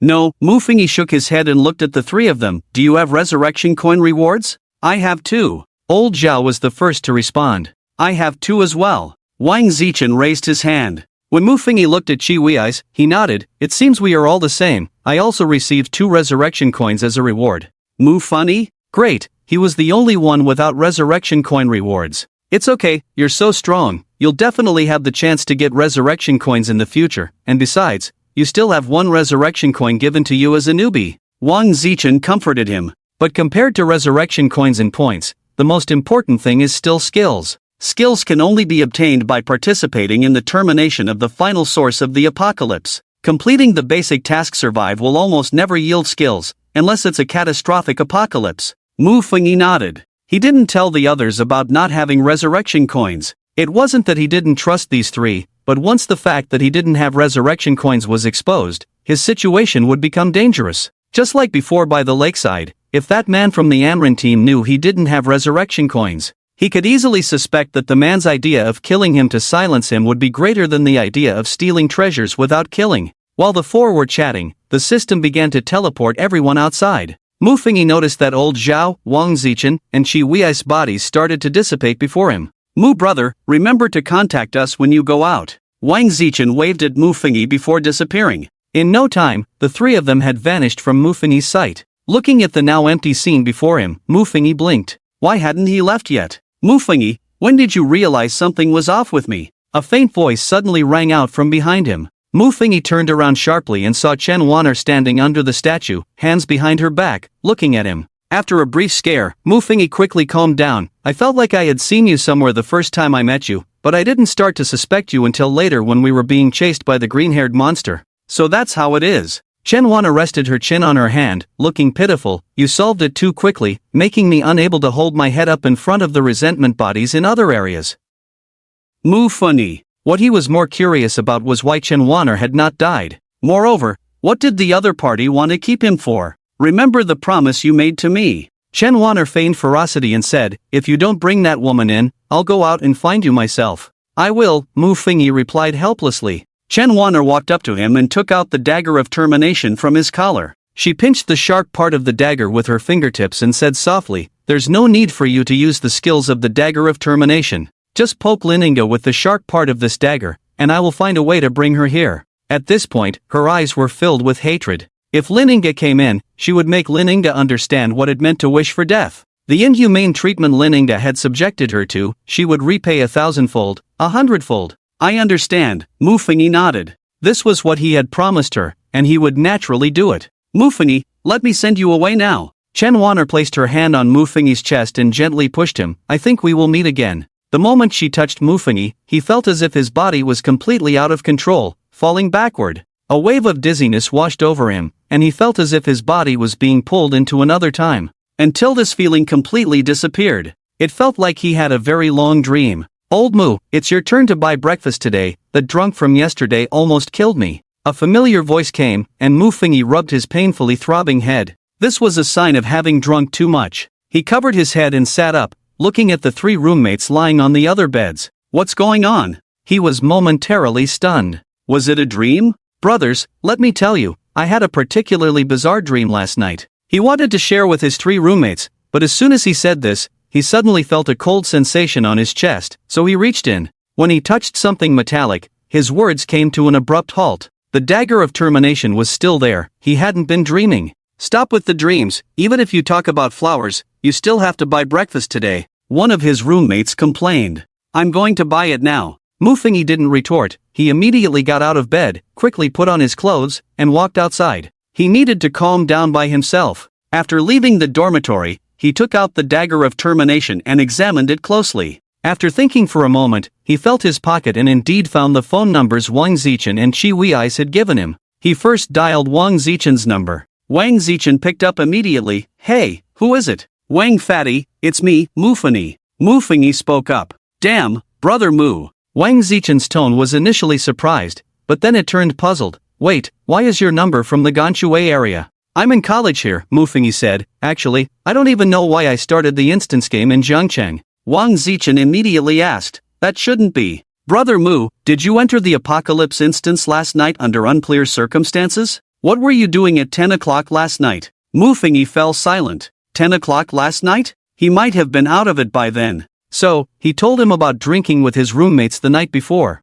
After he explained, Wang Zichen also fell silent. After a while, old Zhao's voice came from the other end of the line. It's normal for you to have this situation because in the Apocalypse instance, you can choose to enter the Apocalypse in a place where you often reside or choose to experience the Apocalypse in the location you are in. In general, everyone would choose to enter the Apocalypse at the location where they are in reality, but you got drunk yesterday and lost your memory, so you didn't make a choice. The Apocalypse system automatically determined that you chose your usual residence, which is why you were sent to Jiangcheng. How did Lao Zhao's voice come through? Mu Fengyi was puzzled when he suddenly heard Wang Zichen's furious roar on the other end of the phone. Lao Zhao, your BYD is eavesdropping on my call. Mu Fengyi. No wonder, he remembered that Lao Zhao and Wang Zichen clearly didn't live together, yet Lao Zhao's voice came from Wang Zichen's phone. I saw that the number you called was a bit strange and suspected it might be Mu Fengyi, so I picked up, Lao Zhao said with disdain in his tone. Do you think I'm really interested in your rotten personal life? After that, Lao Zhao ignored the angry and frustrated Wang Zichen and turned to Mu Fengyi,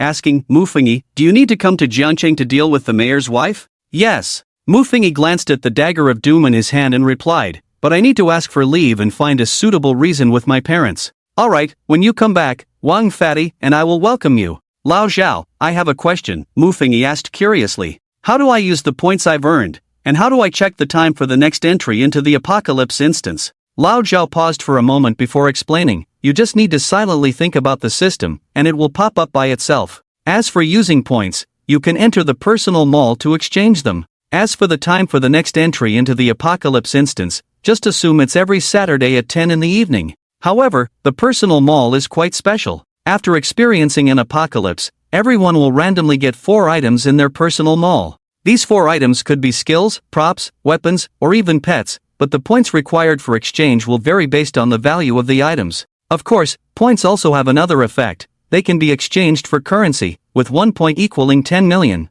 You can figure all this out by studying the system yourself later. I won't elaborate further. But let me remind you, if there are better items with a higher cost-performance ratio, I suggest you exchange them directly, otherwise, after the next apocalypse instance ends, these 4 items will refresh. Thanks, Brother Zhao, I understand, Mu Fengyi said gratefully. After hanging up, he silently thought about activating the system. The system prompt appeared, similar to the one he summoned in the game, but this time there was an additional icon for the personal mall. He opened the personal mall, and 4 brand new items appeared before him. The top item was even glowing with a golden light. S-level pet, Succubus, completely obedient to commands, outstanding combat power, with extremely high attractiveness and super high combat ability. This golden item also had a high-definition photo attached. In the photo, a stunningly beautiful woman smiled at Mu Fengyi, and with just one glance, he almost felt his soul being drawn away. In that moment, he felt like he was in love. As a 20-something-year-old virgin, when had Mu Fengyi ever seen such a sight? Buy, he must buy. He almost instantly made that decision. Just as he was determined to purchase it, he saw the price of the S-level Succubus. Price, 2,000 points. It was like a bucket of cold water poured over his head, and Mu Fengyi instantly calmed down. Confirming with his eyes, it was something he couldn't afford. 2,000 points meant he would have to clear 20 disaster-level instances to achieve that. The first time he got 200 points was because his newbie reward was doubled, otherwise, he would only have received 100 points. Thinking of this, he reluctantly glanced at the succubus above. The succubus was stunningly beautiful and easily manipulated. These 2 advantages were secondary. What he really wanted was a powerful bodyguard to protect himself. After reluctantly withdrawing his gaze, he looked at the second slot. The second slot appeared much more ordinary, containing a light-colored book. B-level skill, top-tier combat technique, automatically learned upon purchase, enhances the host's physique. Price, 188 points. A good item, but very expensive. He didn't rush to buy it and continued to look down. The third slot was rather disappointing, featuring a life skill. D-level skill, Rubik's Cube Master, can solve all types of Rubik's Cubes. Price, 18 points. A Rubik's Cube Master. One might ask, what good would this skill do in an apocalyptic dungeon? Would he take out a Rubik's Cube after a monster appeared before him and say, "Look, I solved the cube in 6 seconds, so you can't kill me"? And it was priced so high, 18 points. To Mufani, that wasn't 18 points, it was 180 million. No consideration. Next. The fourth slot wasn't a skill or a pet, but a small bag. Sss-Level special item, Shenkuan bag, can hold 10 cubic meters of items. Price, 50 points. Also a good item. Mufani's eyes lit up, but quickly dimmed. If he bought the Shenkuan bag, he wouldn't be able to purchase the top-tier combat technique. And at the moment, the cost-effectiveness of buying the top-tier combat technique was the highest. Just as he was about to exchange for this top-tier combat technique and try out the skill, he suddenly noticed a small red dot flashing below the personal shop. Out of curiosity, he clicked on the red dot. After clicking the red dot, the system interface suddenly popped up before him. Ding! Congratulations to player Mufani for completing the apocalyptic dungeon for the first time with a perfect level. Therefore, the player will receive the qualification to leave the Apocalypse Descends game. You can choose whether to leave the Apocalypse Descends game. Yes/no reminder. Once you choose to leave the game, you will never be able to enter the game dungeon again. Additionally, all items, skills, pets, and points obtained by the host in the game will be reclaimed by the system. Please choose carefully. Mufani's eyes widened. Such good fortune. However, if he chose to leave the game, the Sss-Level death eye he drew and the S-level weapon, the Dagger of Termination, would disappear. Of course, there was also his 200 points worth 2 billion. These items were all earned through his hard work. Moreover, once he exited the game, he would revert to being an ordinary college student, indistinguishable from the crowd. He was already a very mediocre person, without any special skills, unable to dress himself up, and no girls liked him. Just yesterday, he had finally mustered the courage to confess, only to be ruthlessly rejected, leading him to drink heavily and enter the game in a daze. Remembering the embarrassment and difficulty of being rejected publicly yesterday, he lowered his head. The Apocalypse Descends game might be his only chance to change his fate. He, who had always had terrible luck, had drawn the Sss-Level prophetic skill Death Eye, which countless players were crazy about, and now he had also obtained the S-level weapon, the Dagger of Termination. If he chose not to exit the game, his future was destined to be extraordinary. However, joining the game also came with constant danger. After thinking it over, he still found it hard to make a decision. In the end, he called Wang Zichen again to explain that he had the option to leave this place. As expected, the voice of old Zhao soon came through on the other end of the line. We've never heard of such a situation, where a novice perfectly resolves a Doomsday source. We've only heard of you. However, with such an opportunity, we still suggest you think it over carefully, because once you choose to truly enter this game, you might as well keep your head on a swivel. Old Zhao, can you stop monitoring me all the time? On the phone, Wang Zichen complained weakly, then turned to Mu Fingyi and asked, "Brother Mu, what do you think?" "I'm a bit undecided," Mu Fingyi replied. He didn't want to constantly face death, but he also didn't want to fade into the crowd. You can't have both fish in bear's paw. But the main issue was that he didn't have any resurrection coins. Without resurrection coins, every time he entered a dungeon, he was essentially risking his life to experience the apocalypse. How about this? Aren't you planning to come to Jiancheng? You come first, and remember to call Chi Wei Eyes. He's with the official team and should have heard about your situation. We can discuss it together then. Old Zhao's voice came from the other end of the line. Okay, I'll discuss it with my parents and ask for leave to go back. After Mu Fingyi agreed, he hung up the phone. He scrolled through his phone's contacts, deep in thought. Right, he still had one chance to use the Eye of Death in reality. Why not check what the next Doomsday dungeon is like first? Use the Eye of Death. He silently thought. Beep, confirm the use of the Eye of Death? Once used, the system will default to determine that the host refuses to leave the Doomsday Arrival game, and all of the host's points, skills, and items will be available for normal use. Mu Funny? Is it not allowed to use it? He silently chose no. Whether to join the game, he still needed to think about it. After pondering for a while, he went to a breakfast shop, ordered breakfast for 4, and after paying, he prepared to call his parents about taking leave to go home. But just as he found his phone's contact list, a sarcastic voice came from behind him. "Oh, isn't this Brother Fancheng?" He turned around and saw a boy with a teasing expression. "Lin Yujia, what's wrong with you?" He raised an eyebrow and asked. Although Lin Yujia wasn't his roommate, he was a classmate with a good relationship. "Brother Fancheng, I heard you confessed yesterday and failed," Lin Yujia said, putting an arm around his shoulder nonchalantly. "It's just a Su Qianran. When I get back, I'll introduce my sister to you." "Stop right there." Mu Fengyi interrupted him, frowning as he asked, "Why do you call me Brother Fanqing? Don't you remember the moments you posted yesterday?" Lin Yujia's eyes widened. "No one would deliberately take your phone to prank you, right? My moments from yesterday?" With a suspicious heart, Mu Fengyi opened his moments in front of Lin Yujia. He saw a photo of several empty beer bottles with a bar's ambient lighting, accompanied by a line of small text, "When the clouds disperse, will there be a sky full of stars?" Below this post, the first comment initiated by Lin Yujia read, "Brother Fanqing, are you emo now?" Then there were numerous comments from male classmates, "Brother Fanqing, are you emo now?" Even his mom commented, "Son, why did you go out drinking? Drink less, it's not good for your health." And the number of likes was a staggering 33. Mu Fengyi, I always thought Brother Bobo only existed online, but I didn't expect you to open my eyes, Brother Fanqing. Lin Yujia patted his shoulder and recited with a rhythmic tone, "I have heard that my life is like walking on thin ice. Can I reach the other shore?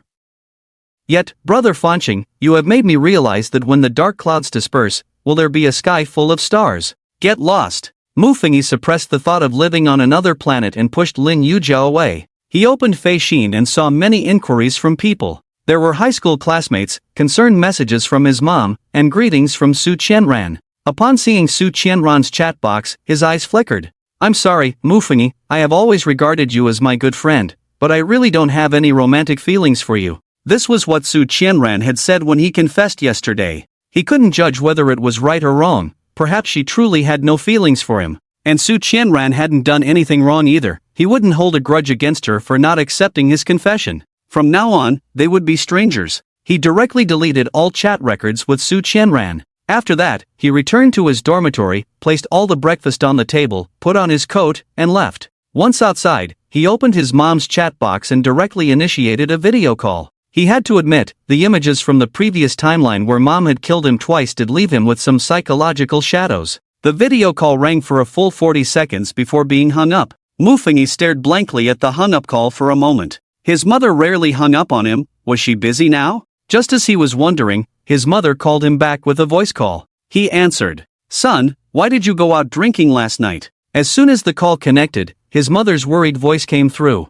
"Just hanging out with classmates," Mu Fengyi replied dismissively, then asked, "By the way, Mom, why did you hang up the video?" "The lighting here is poor, it's not convenient for video," his mother explained. Mu Fengyi didn't think much of it and got straight to the point. "Alright, by the way, Mom, I want to ask for leave to go home for a bit." "Ha?" He wasn't sure if it was his imagination, but he thought he heard a hint of panic in his mother's voice. "Son, why are you suddenly coming back for no reason?" Mu Fengyi frowned but still said, "I miss you and Dad a bit, and since the Qingming festival holiday is coming up, I want to go back for a few days." Usually, during short holidays, he would return home. But what he didn't expect was that his mother was still hesitating. "Son, it's quite troublesome to go back and forth. Why don't you just stay at school this Qingming festival? Mom will send you some extra money, and you can have fun with your classmates during the holiday." At that moment, Mu Fengyi immediately sensed something was off. "Mom, is something happening at home?" he asked. "Son, why are you worrying about nothing? Everything is fine at home," his mother said.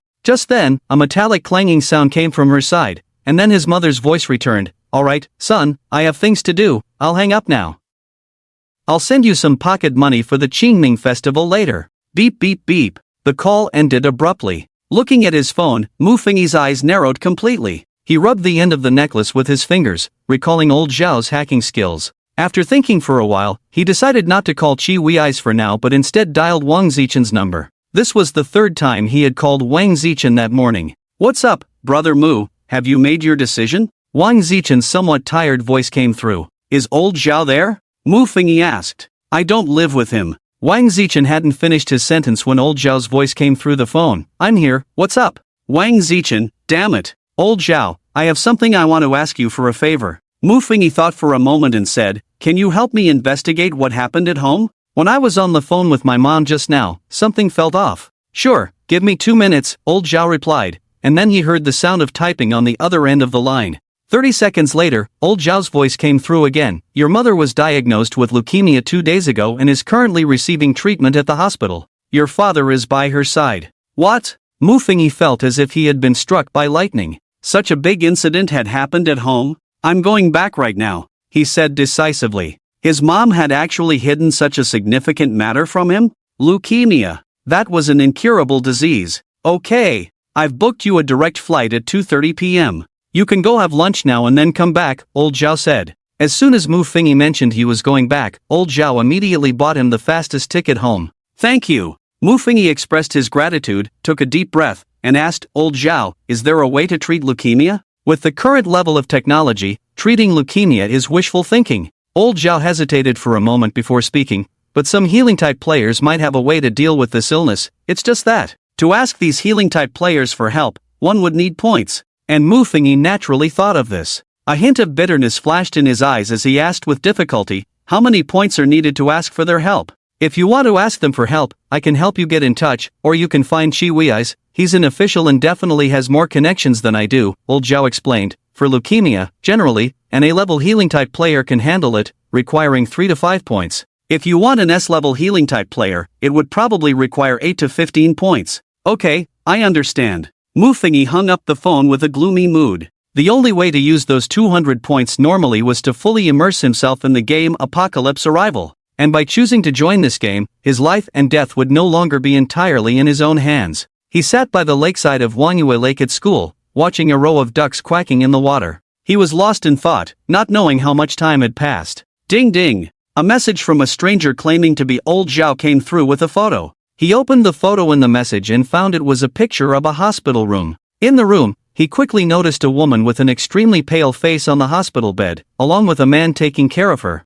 This was his mother and father. Old Zhao hadn't lied to him, his mother really had leukemia and was currently receiving treatment in the hospital. Your mother just finished surgery and is in the recovery period, but don't worry, her condition is relatively stable and there is no immediate danger. Old Zhao sent him another message. Mu Fingyi replied with a simple thank you. Ding ding ding. A strange number suddenly called him. Whose call could it be? Was it the healing-type players Old Zhao had found for him? Mu Fingyi hesitated for a moment but still answered the call. Mu, why haven't you called me? Chi Wei's voice came through, sounding a bit annoyed. Also, if it weren't for Old Zhao contacting me, I wouldn't have known such a big thing happened at your home. But don't worry, leukemia is an incurable disease for ordinary people, but for us players, there have been precedents for treatment. How about this, Mu? I'll contact the higher-up shortly. The China Apocalypse Management Bureau will send someone to find you to collect your identity information. After you register your information at the Apocalypse Management Bureau as a prophecy-type player, we can send a healing-type player to help treat your mother's leukemia for free. Listening to Chi Wei's endless chatter, Mu Fingyi fell silent for a moment and said, Did Old Zhao tell you that I have the right to withdraw from the Apocalypse Descends game? I've heard about it. Chi Wei's tone was somewhat awkward, but, Mu, if you don't register your information at the Apocalypse Management Bureau, they won't send a healing-type player for you. In short, if Mu Fingyi chose to give up his player identity, he would also lose the benefits that came with being a player. Hearing this, Mu Fingyi's heart sank to the bottom. If he withdrew from the game, he wouldn't be able to use his current 200 points, and he couldn't afford a healing-type player at all. Realizing all this, Mu Fingyi spoke hoarsely to Chi Wei's on the other end of the phone. I understand. Send someone to help me with the information. Okay, I'll find someone to contact you shortly. Don't hang up if you see an unfamiliar number. Chi Wei's hurriedly hung up the phone. Mu Fingyi fell silent. The good mood he had just felt about being able to leave this damned Apocalypse Descends game vanished in an instant. He knew that his mother had contracted leukemia because she worked in a dyeing factory, constantly exposed to dyes. However, he soon felt relieved, grateful that he had been chosen by Apocalypse Descends. Otherwise, as an ordinary person, upon learning of his mother's leukemia, all he could do would be to watch her leave him in despair due to this terminal illness. I choose not to withdraw from the Apocalypse Descends game. He summoned the system and made his final decision. Ding, attempting to withdraw from the Apocalypse Descends game. Mu funny? No, I chose not to withdraw, not to exit. He hurriedly said. Host has chosen to withdraw. Ding, withdrawal failed. Host has obtained Sss-Level skill, Eye of Death. Note, all players who draw Sss-Level skills are chosen players and therefore cannot withdraw from the Apocalypse Descends game. Default host refuses to exit the game. Welcome host Mu Fingyi to officially join. Personal mall, all skills, items, and pets can be used normally. Ding. Name, Mu Fingyi. Total participation in Apocalypse Descends. 1 special ability, Eye of Death, Sss-Level, Eye of Death usage count, 1 time, real world cooldown time, 7 days per time, special item, Dagger of Termination, S-Level, Revival coins, 0 points, 200. Mu Fingyi stared blankly as the system sent so many notifications. Sss-Level chosen players cannot leave? Damn this Apocalypse game, I curse your immortal board. He roared. He had done so much mental preparation, who the hell knew this wasn't even a choice? But then, he breathed a sigh of relief. Actually, this was fine, at least he had already made his decision, so he didn't have too much psychological burden. Shaking his head to throw off those thoughts, he silently chanted in his heart, "Use Eye of Death." A prophetic skill that could be used once in reality. By the lakeside of Wanyue Lake, in a place where no one noticed, Mufengi's eyes gradually glowed red, staring hollowly at the surface of the lake. Since 2006, the strongest rainfall weather is about to hit. At 8:30 this morning, the Huaxia Meteorological Station issued a red warning signal for heavy rainfall. According to the predictions of the Huaxia Meteorological Station, from April 8 to April 13, there will be a large-scale heavy rainfall process in the inland areas of our country, with the central and eastern regions being the main affected areas during this process. Experts remind, citizens should pay attention to closing doors and windows. The news was being broadcast.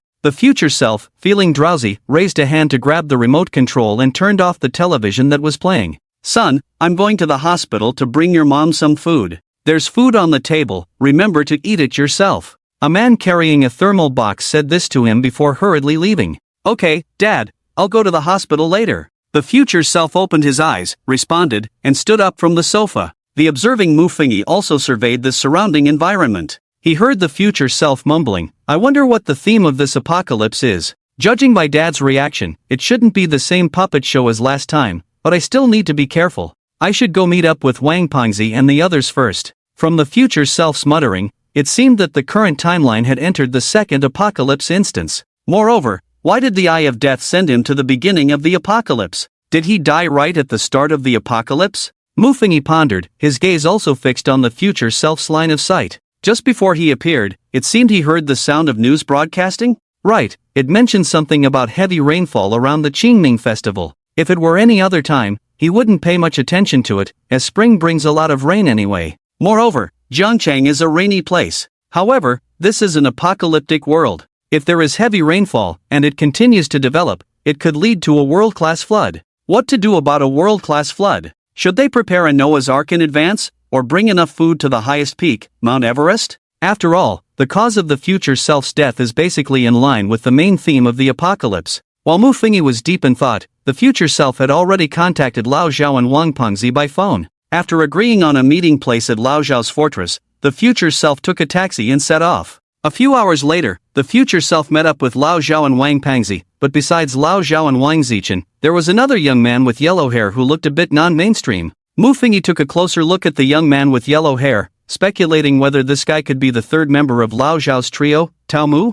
It was said that in the last Puppet Kingdom apocalypse instance, Tao Mu was exposed and died in less than 10 minutes. After meeting, Tao Mu nodded to the future self, who also greeted him. "Lao Zhao, do you have any discoveries about this apocalypse?" Wang Zichen asked directly as everyone had arrived. "I don't know if you heard a piece of news when you just arrived?" Lao Zhao took out the remote control and turned on one of the large screens. "What news?" Wang Zichen and Tao Mu asked curiously. Instead, the future self spoke up, "About the heavy rainfall?" "That's right." Lao Zhao nodded appreciatively at the future self and pointed to the lake surface on the display. "Look at this video." The video showed a coastal city, seemingly filmed from a high-rise building. In the video, the distant sky was covered with dark clouds, and a torrential downpour was accompanied by strong winds, causing countless trees to be snapped in half. Mufengi even saw that on the Ping'an Insurance building, the 4 large characters of Ping'an Insurance were blown off by the fierce wind, crashing onto the cars below, which set off alarm sounds of beep beep beep. This, Wang Zichen exclaimed in surprise upon seeing this scene. Could it be that the theme of this apocalypse is natural disasters? No! Old Zhao shook his head and sighed. If it were a natural disaster, that would be better. Look at this photo. As he spoke, he turned off the video and displayed a photo. The 3 of them leaned in closer. From the angle of the photo, it seemed to be taken by a drone at a 60-degree angle, and in the image, there was a luxury cruise ship with many people standing on it. However, at that moment, the 3 from the future were not focused on the cruise ship at all, because in this photo, they saw a huge shadow. This shadow occupied more than 4/5 of the entire photo, and if it weren't for the edges emitting a blue sheen from the seawater, the 3 from the future might have thought the seawater was inherently this dark. This colossal creature, from the drone's perspective, made the luxury cruise ship look tiny, and this mysterious being could be over 100 meters long. What does over 100 meters mean? The length of a football field in the World Cup is only 105 meters.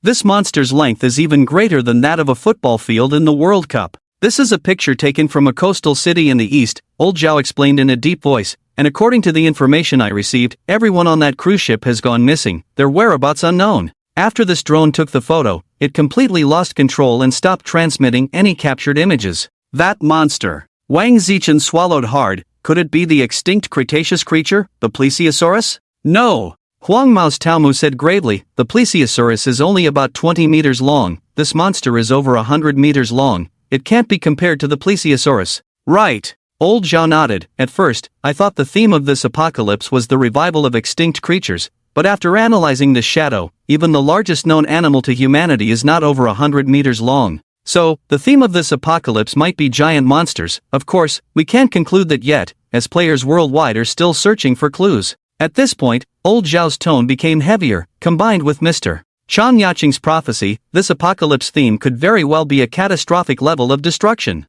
Catastrophic level of destruction? Mu Fengyi felt a chill in his heart. The levels of apocalypse are categorized as world-ending, catastrophic, disaster, and plague. If the world-ending apocalypse means the extinction of the planet, then the catastrophic apocalypse signifies a mass extinction of life. Every occurrence of a catastrophic apocalypse leads to the death of the vast majority of players. Mu Fengyi wanted to ask what Mr. Chang Yaqing had prophesied, but right now, it was the future self controlling the body, not him. You all go back first, I've already paid someone to build a ship. If there are any updates later, I'll call you over, old Zhao said as he turned off the screen. This apocalypse is global, and it should last a long time. Be prepared for a protracted battle, and stock up on food at home. Mu Fengyi, you should stay at Wang Pingzi's house from today. Okay. The future self agreed. For the next 3 days, the future self stayed at Wang Zichen's home. They spent every day playing games together. Wang Zichen occasionally asked the future self if he had any prophecies,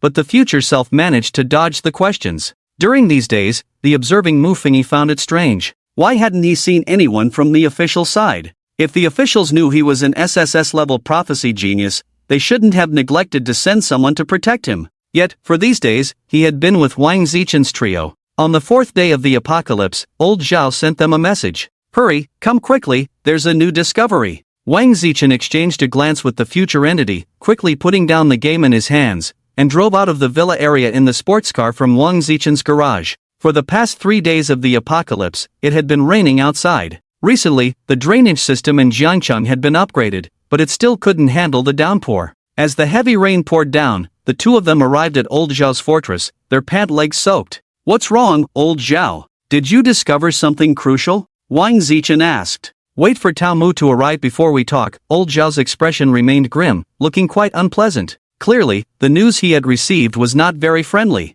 The two could only patiently wait. After a few minutes, Tao Mu came in, cursing under his breath while holding an umbrella. This damn rain is too heavy. Old Zhao, is your boat ready? I feel like we need to make a run for it. Sit down first. Old Zhao gestured for him to take a seat. Tao Mu had no choice but to comply. Old Zhao didn't explain the situation directly but looked at Mu Fengyi. Mu Fengyi, did your A-level prophetic skill, Death's Eye, see any images? A-level prophetic skill? Mu Fengyi was puzzled. Did he only report an A-level skill to the authorities? No way. He didn't intend to hide the fact that he had an SSS-level prophetic skill. After all, he didn't have a single resurrection coin on him. If the authorities were willing to protect him, his safety would be much higher. No. The future entity shook his head. Alright, then I'll share all the information I've gathered, old Zhao said, disappointment evident in his eyes as he retrieved a remote control and started a video. As the video began, a sound of thud, thud, thud echoed. This sound is a bit like a heartbeat. Could it be? Tao Mu was the first to show a look of shock. Exactly. Old Zhao said in a deep voice, the prophecy that old Chang posted online was pay attention, listen to their heartbeat. And here, they might refer to the existence of this group of creatures. Pay attention, listen to their heartbeat. Is this the prophecy of Mr. Chang Yaqing? Mu Fengyi, who was watching, was astonished, his breathing quickening. According to Wang Zichen's earlier introduction, Mr. Chang Yaqing only made his prophecies in the first 3 days after the start of the Apocalypse game instance. And now, just 1 day after the last Apocalypse ended, with another week until the next one, he already knew Mr. Chang Yaqing's next prophecy? That meant he knew Mr. Chang Yaqing's prophecy 3 or 4 days ahead of global players. Truly worthy of an SSS level skill. It was terrifying. Unfortunately, he still didn't have a single resurrection coin. The next images may be hard for you to accept, even I felt it was unbelievable the first time I saw it. Old Zhao's tone was heavy as he continued to play the video.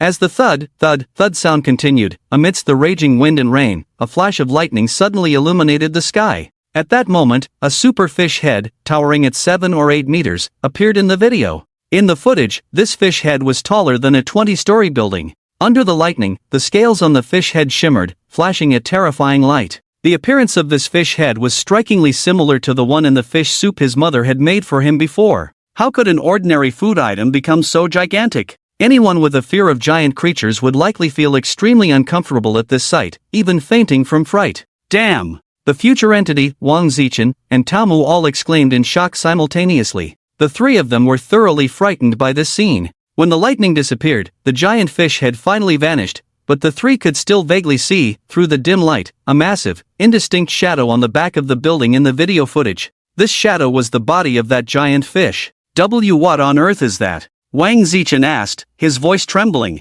There are two theories among the players right now, Old Zhao said gravely. One explanation is that something has happened in the deep sea, causing these marine creatures to grow to gigantic sizes. The other explanation is that many creatures in the deep sea are already this large, but due to the effects of the Doomsday game, they have emerged from the depths to slaughter humans everywhere. At this point, his voice quivered slightly. The video I showed you was from 7 hours ago, a live broadcast from Sangcheng. And 5 hours ago, we lost contact with Sangcheng. No players from there have reached out to us since. A video from 5 hours ago? 5 hours ago, this giant monster invaded human cities? Old Zhao, are you saying that the appearance of these deep-sea monsters will cause nearby signals to disappear? Asked the yellow-haired Tao Mu. No. Old Zhao shook his head, his tone even heavier. It's not that the signals automatically disappear when they appear, but rather, they can control it, making our signals disappear at any time. Everyone present held their breath for a moment, because Old Zhao's words hinted at another meaning. These giant monsters are intelligent.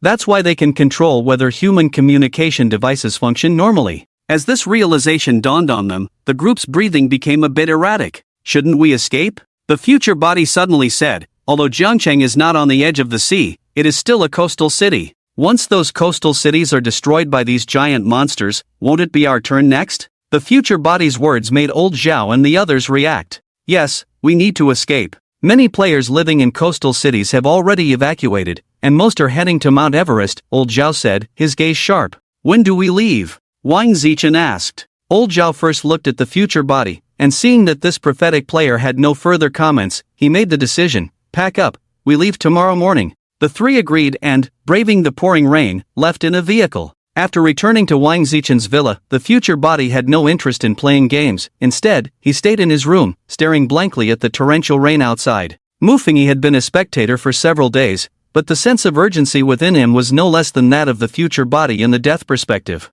The more dangerous the Doomsday dungeon, the greater the probability of his death upon the next crossover. Especially since this was a catastrophic doomsday. Boom! A flash of lightning illuminated the entire city for a moment. In the distance, the future body seemed to hear screams coming from outside. What is that sound? The future body opened the window, ignoring the cold rain and wind hitting his face, as the furniture in the room was instantly blown about. But the future body leaned out, looking in the direction of the screams. The cold, icy rain slapped against his face wildly as he extended his hands, surprisingly flipping most of his body out. Just as Mu Fengyi's heart skipped a beat, thinking the future body was about to fall, the future body's arms firmly grasped the window edge, then he used his feet to push off the wall, easily jumping down from the 3rd floor. Seeing this scene, Mu Fengyi finally understood what talent the future body had exchanged. That B-level top-tier martial arts. That's why the future body could move so agilely. The rain instantly drenched the body of the future entity. Boom! A bolt of lightning spread across the sky like a long snake, dazzling and beautiful like fireworks, yet it carried an extreme sense of danger. The future entity looked towards the horizon, and under the faint glow of the lightning, he seemed to see a massive shadow, flickering at the edge of Jiangcheng. Thud! Suddenly, a sound that made the future entity's heart race erupted. Soon, the sound of vibrations grew louder. Thud, thud, thud, thud. The noise intensified, growing larger and larger. At first, the future entity was somewhat puzzled, but soon, his expression changed dramatically. He recalled the prophecy of the old man Chang Yacheng. Pay attention, listen to their heartbeat. This heartbeat sounded exactly like the one he had heard from Old Zhao. That group of giant sea monsters was coming. Wang fatty. The future entity roared, quickly climbing and jumping into another room on the third floor. Reaching the window, he took out the dagger of doom from around his neck and struck the glass with the back of the dagger. It didn't break. This glass was bulletproof. Fortunately, the sleeping Wang Zichen woke up at the noise, and upon seeing the rain-soaked Mu Fengyi at the window, he hurriedly opened it to let him in. "What's wrong, brother Mu?" Wang Zichen was about to ask when he heard the increasingly urgent thud, thud, thud of the heartbeat. That monster has come to Jiancheng? His expression changed as he realized the anomaly. "Call old Zhao, we need to retreat." Mu Fengyi spoke, grabbing Wang Zichen's car keys and pulling him downstairs. With the enhancement of martial arts, he was quite strong, dragging Wang Zichen to the garage. Wang Zichen fumbled to take out his phone and dialed old Zhao's number. But the next second, he looked up at the future entity with a pale face. No signal. After the giant monster appeared, the city would lose signal, which was something old Zhao had told them before. "You drive." The future entity remained calm, tossing the keys to Wang Zichen and sitting in the passenger seat. Wang Zichen nervously took the keys and sat in the driver's seat of the sports car. "Should we take the armored vehicle in the garage?" Just as he inserted the key, he suddenly thought of the armored vehicle. "There's not enough time, hurry up and drive." The future entity was anxious and helpless. They were racing against time. By the time they ran down to get the armored vehicle, that monster would have already come out and slaughtered them all. Wang Zichen finally realized this and quickly started the sports car. Fortunately, every time they returned, they filled the gas tank. With a roar, the sports car sped towards the outskirts where old Zhao was. But soon, the future entity was horrified to discover that the position of the massive shadow under the lightning seemed to be in the direction of old Zhao. "Turn around!" The future entity shouted. "That's where the monster is." "What?" Wang Zichen was confused. "What about old Zhao?" At that moment, the future entity finally understood why the monster appeared in the city, yet old Zhao had not sent them any messages. It turned out that old Zhao had entered the monster's signal blocking area before them. "Now we can only hope for the best. If it comes to worst, we can only say goodbye in reality," the future entity said calmly. "If we go there, we are just walking into a trap." Wang Zichen had a revival coin. If he died, it would be the end for him. Well, okay. Wang Zichen was about to turn the car around. Boom! A bolt of lightning suddenly struck down. Under the immense flash, a shadow of a circular head towering over 100 meters suddenly appeared, while countless tentacle-like shadows darted around in the sky, writhing restlessly like several long snakes. Goo goo goo. The monster in the sky emitted such sounds. Boom! A bolt of lightning illuminated the scene, and the enormous shadow was fully revealed before the future body in Wang Zichen. It was a giant octopus capable of blocking out the sun. This octopus looked no different from the ordinary ones found in seafood markets, but what was terrifying was its size, as if a mountain had suddenly stood before them. Absurdly, this octopus was crawling on land. No! The rain was too heavy. It seemed the giant octopus could survive in the downpour. Goo goo! A tremendous suction force emanated from the giant octopus, pulling the sports car that future body and Wang Zichen were in towards it. Dagger of termination, go! The future body directly took out the red string from around his neck and launched the dagger of termination at the giant octopus. The dagger of termination could kill any living being. The small dagger shot towards the giant octopus like a streak of light, piercing deeply into its body like a sharp sword. However, due to the giant octopus's massive size, the dagger of termination quickly became invisible to future body and Wang Zichen. Did the dagger of termination work? The two stared intently at the giant octopus's body. Shortly after the dagger disappeared, the giant octopus suddenly emitted a painful goo-goo sound. Its numerous tentacles began to thrash wildly, and its supersized head tilted back. Bang! The giant octopus's corpse fell to the ground, emitting a whimpering sound for a while before countless ink jets sprayed out from its thick siphons. The black ink mixed with the rain, pattering down in the downpour. Inside the sports car, Wang Zichen looked at Mu Fengyi's expression, still in shock. "Brother Mu, you used the dagger of termination just like that?" he asked incredulously. To him, Mu Fengyi's S-rank item, the dagger of termination, was extremely precious, worth even more than a resurrection coin. "It's fine, it's all under my control," the future body replied calmly. There was no choice. Without using the dagger of termination, he would truly be dead. No matter how precious the dagger was, it was still an external object, and his life was more important. Just as the two sighed in relief, a foul smell suddenly filled the car. "Did you fart?" The future body looked at Wang Zichen. "No, this doesn't smell like a fart." Before Wang Zichen could finish his reply, as if sensing the power of the stench, he quickly covered his nose, his face growing pale. "This is the smell of that ink." As soon as Wang Zichen said this, he couldn't care less that they were in the car and vomited, expelling all of his lunch. The future body beside him was also feeling unwell. He could have held it in, but after seeing Wang Zichen vomit, he couldn't hold back either. As they continued to vomit, Wang Zichen suddenly exclaimed in terror, "Brother Mu, I'm vomiting black blood, this ink smell is toxic." Toxic? The future body, while vomiting, also realized he was spitting out black blood. It was over, they were going to die. "Brother Mu, is this also under your control?"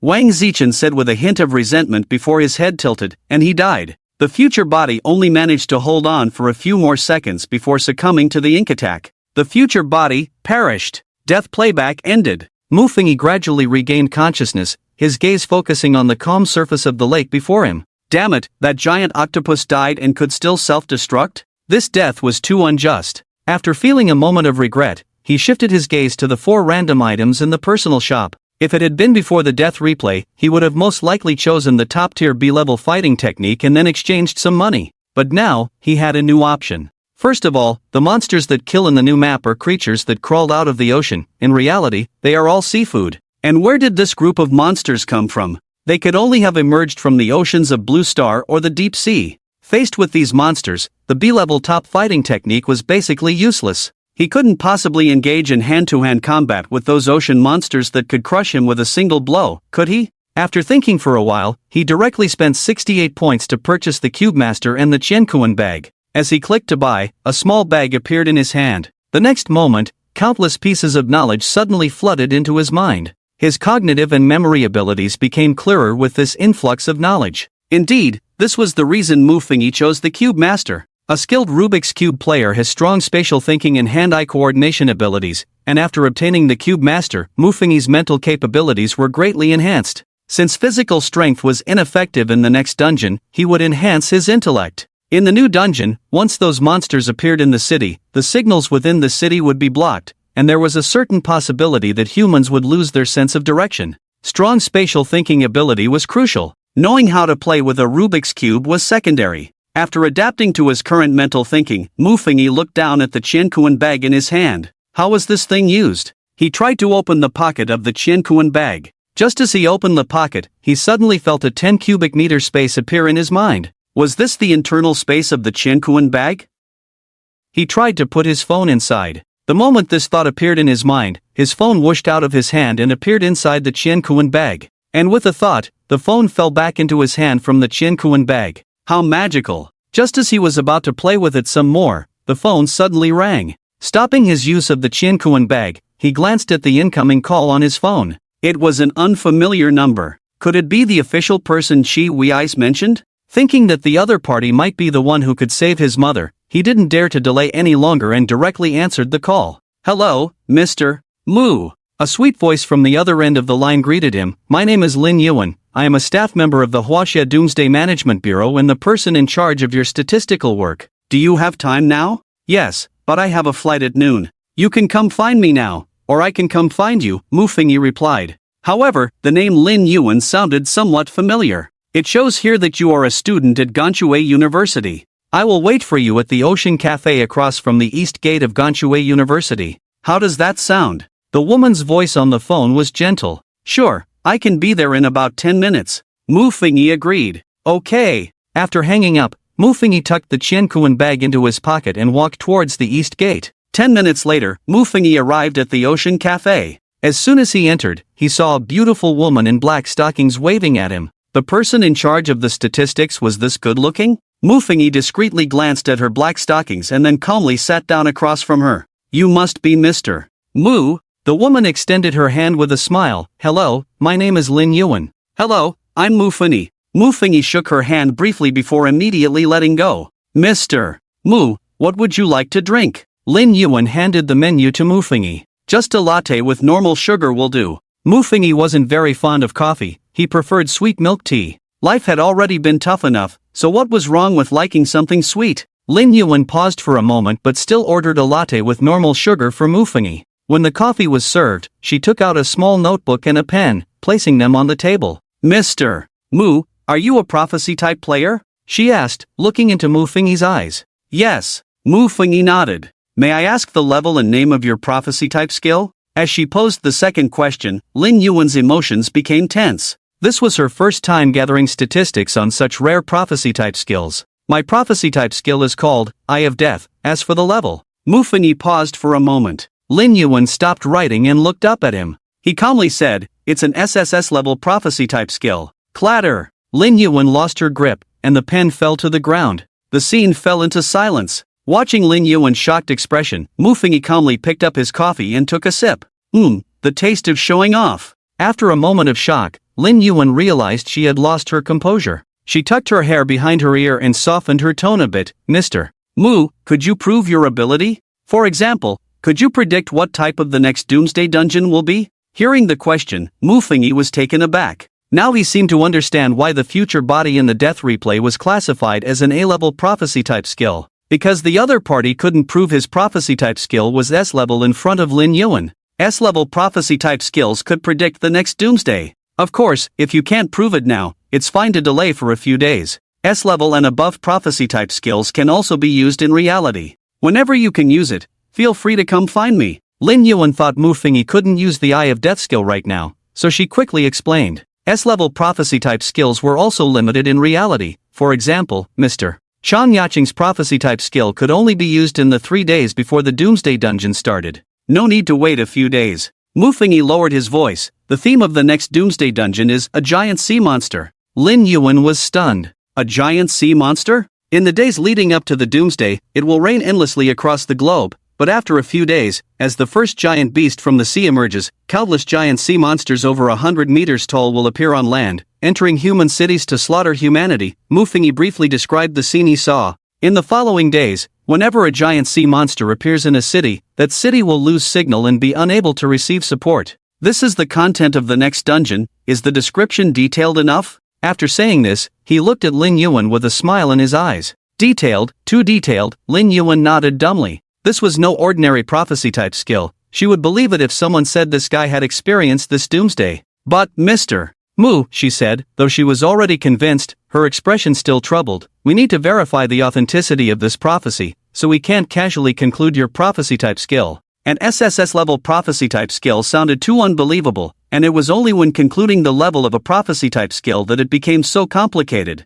I know what you all are thinking. Mu Fengyi spoke calmly, you can't determine the truth of my words. After all, stories can be fabricated. Lin Yuan felt a bit embarrassed upon hearing his words, but she quickly assured him, Mr. Mu, don't worry. No matter what level your prophetic skills are, we will ensure your safety. Actually, it's very simple to prove whether what I said is correct. Mu Fengyi suddenly changed the subject. How do you prove it? Lin Yuan asked curiously, following his lead. I also predicted something. Mu Fengyi lowered his voice again, causing Lin Yuan to focus intently, leaning closer to him to barely catch his next words. I know what Mr. Chan Yaching will predict in 3 days. One of his predictions is, pay attention, listen to their heartbeat. Lin Yuan's pupils constricted sharply. If she believed about 60 to 70% of what Mu Fengyi had said earlier, then after he directly predicted Mr. Chan Yaching's prophecy for 3 days later, her belief in Mu Fengyi's words had risen to 95%. Was he really an SSS-level prophetic player?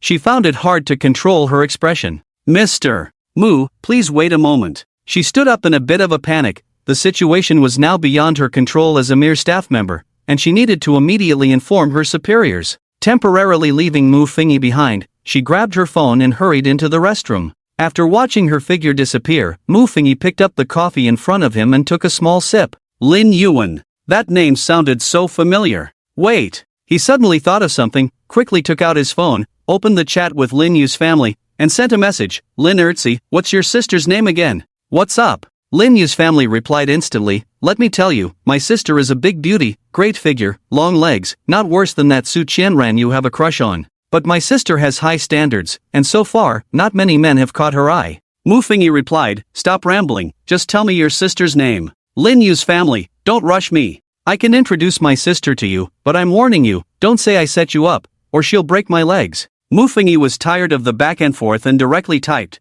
is your sister named Lin Yuan? Lin Yu's family, shocked face. JPG, how do you know? Immediately, Mu Fengyi's phone started buzzing with notifications. In just a few seconds, Lin Yu's family sent him over a dozen messages, questioning how he knew his sister. Annoyed, Mu Fengyi silenced his phone, finally enjoying some peace. He glanced at the time. There were still a few hours until the flight. If Lin Yuan didn't come out soon, he would have to leave. After waiting for a while, Lin Yuan, who appeared to have regained her composure, finally walked out of the restroom. Seeing Lin Yuan's black stockings, Mu Fengyi's eyes held a strange look. After realizing she was the sister of that guy from Lin Yu's family, he felt he could no longer regard her seriously. According to Lin Yu's family, his sister was now 26 years old, and her family had been urging her to marry, criticized by relatives as a leftover woman. That was why Lin Yu's family had been trying to matchmake Mu Fengyi with his sister. As the saying goes, a woman 3 years older than a man is like holding a gold brick. A woman 5 years older hold 2 gold bricks.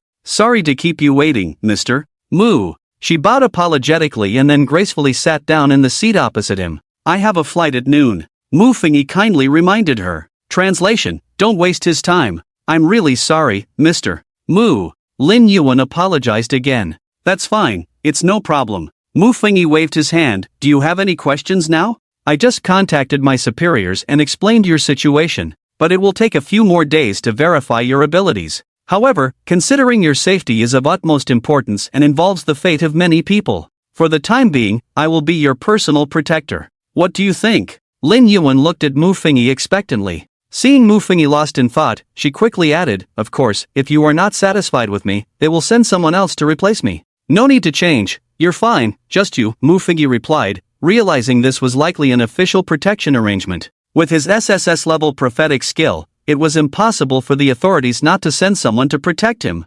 Curious, he asked Lin Yuan, what is your main skill? S-level skill, airflow, Lin Yuan said, then raised her hand and pinched the air above Mu Fengyi's arm. Immediately, Mu Fengyi felt a slight pressure on his arm from the air, but there was no malice behind it, so he only felt a mild squeeze without any discomfort. Mr. Mu, I can manipulate air, and I have mastered this skill, so you don't need to worry about your life being in danger, Lin Yuan explained, indicating her capability to protect him. Oh, Mu Fengyi was surprised. An S-level skill meant that Lin Yuan was stronger than any player he had ever met. The players he knew, Shi Wei's, Wang Zichen, and Old Zhao, all had A-level skills. Old Zhao was a bit special, being a dual A-level. Once your ability assessment is successful, they will send more people to protect you. Lin Yuan hinted softly. If Mu Fengyi's Sss-level prophetic skill was confirmed, he would be a national treasure. It could even be said he was a unique asset in the entire Blue Star. I understand, but I'm about to go to Jiangcheng. Are you coming with me? Mu Fengyi said. Also, I need to go back to the dorm to pack a few things. I've already booked a ticket on the same flight as you. And if you need to go back to school to pack, I can help you if that's convenient, Lin Yuan offered, lowering her stance. That's not convenient, but I'm in the boys' dorm, so you might have to wait for me downstairs for a bit. That's fine, your time is the most important, Lin Yuan immediately shook her head. One last question. Mu Fengyi glanced at his watch and asked, I wonder if Chi Wei's has mentioned my mother's illness to you. We've already sent a local A-level healing player to the hospital in Jiangcheng. If he can't treat your mother, we will send a higher-level healing player from the capital, Lin Yuan explained. Additionally, if it's inconvenient for you, we can say that the hospital has developed a special medicine and see if your mother agrees to try it. If she does, we can proceed to treat her. I'll talk to my mother about it, Mu Fengyi thought for a moment and said. Okay, everything will be according to your convenience. Lin Yuan nodded obediently. After checking the time, Mu Fengyi finished his coffee in one gulp, stood up, and said, let's go. The two left the Ocean Cafe, and Mu Fengyi took out his phone to call his father. His mother had just finished surgery and was still in a weak state, not suitable for phone calls. After about 50 seconds of waiting, his father finally answered. What's wrong, son? His father's voice was steady, but Mu Fengyi could still sense the fatigue in his tone. Dad, how long are you and Mom going to keep this from me? He asked directly. What? His father's tone was slightly surprised but quickly calmed down. Your mother and I haven't hidden anything from you. What exactly do you want to say? My classmate's father is an expert at the Huaxia Leukemia Research Institute, and he just happens to be on a business trip in Jiangcheng. Mu Fengyi pondered for a moment and said, my classmate saw my mom's name on the list. As soon as he finished speaking, there was a moment of silence on the other end of the phone. Mu Dad fell silent. He never expected that his son had discovered this matter. Dad, my classmate's father is an expert. He told me that the new special medicine from the research institute has already cured several cases of leukemia, and he also promised me that I could use the special medicine for my mom. At this point, Mu Fengyi lowered his voice and said, but Dad, this special medicine can't be known by too many people for now, so I need you and Mom to help keep it a secret and not tell other leukemia patients about it.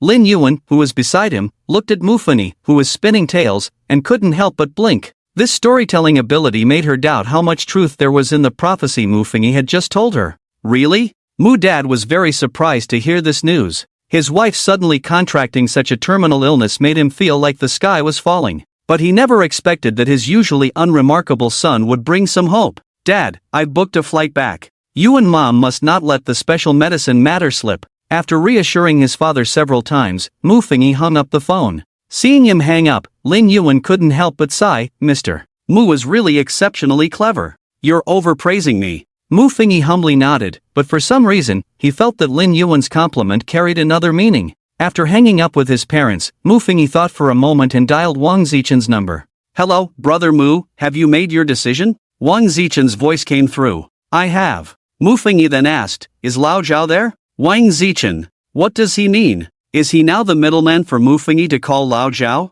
I'm here. Lao Zhao's voice quickly came through. Only then did Mufuni say, Lao Zhao, I just had a prophecy. The next dungeon theme is a giant sea monster. You need to prepare to send people to build a ship. What the hell? Brother Mu, is your prophetic skill S-level? Wang Zichen's voice on the other end was filled with shock. I had a vague guess before. Lao Zhao remained relatively calm. His prophetic skill has seen too many images. I've never heard of any prophetic skill as abnormal as his. No worries, Brother Mu, continue. What's the situation of the next apocalypse you predicted? Mufuni briefly explained the giant sea monster situation. For the next apocalyptic dungeon, they had a few options. One option was to escape deep into the continent, away from the coast, or climb Mount Everest. The other was to build a ship and head out to sea. Those monsters like to come to land, right? They would do the opposite and go to the sea. This might give them a glimmer of hope. After talking for more than 10 minutes, Mufuni shared most of what he had learned with Lao Zhao. Meanwhile, Lin Yuan quietly followed behind him, her hands clasped behind her back.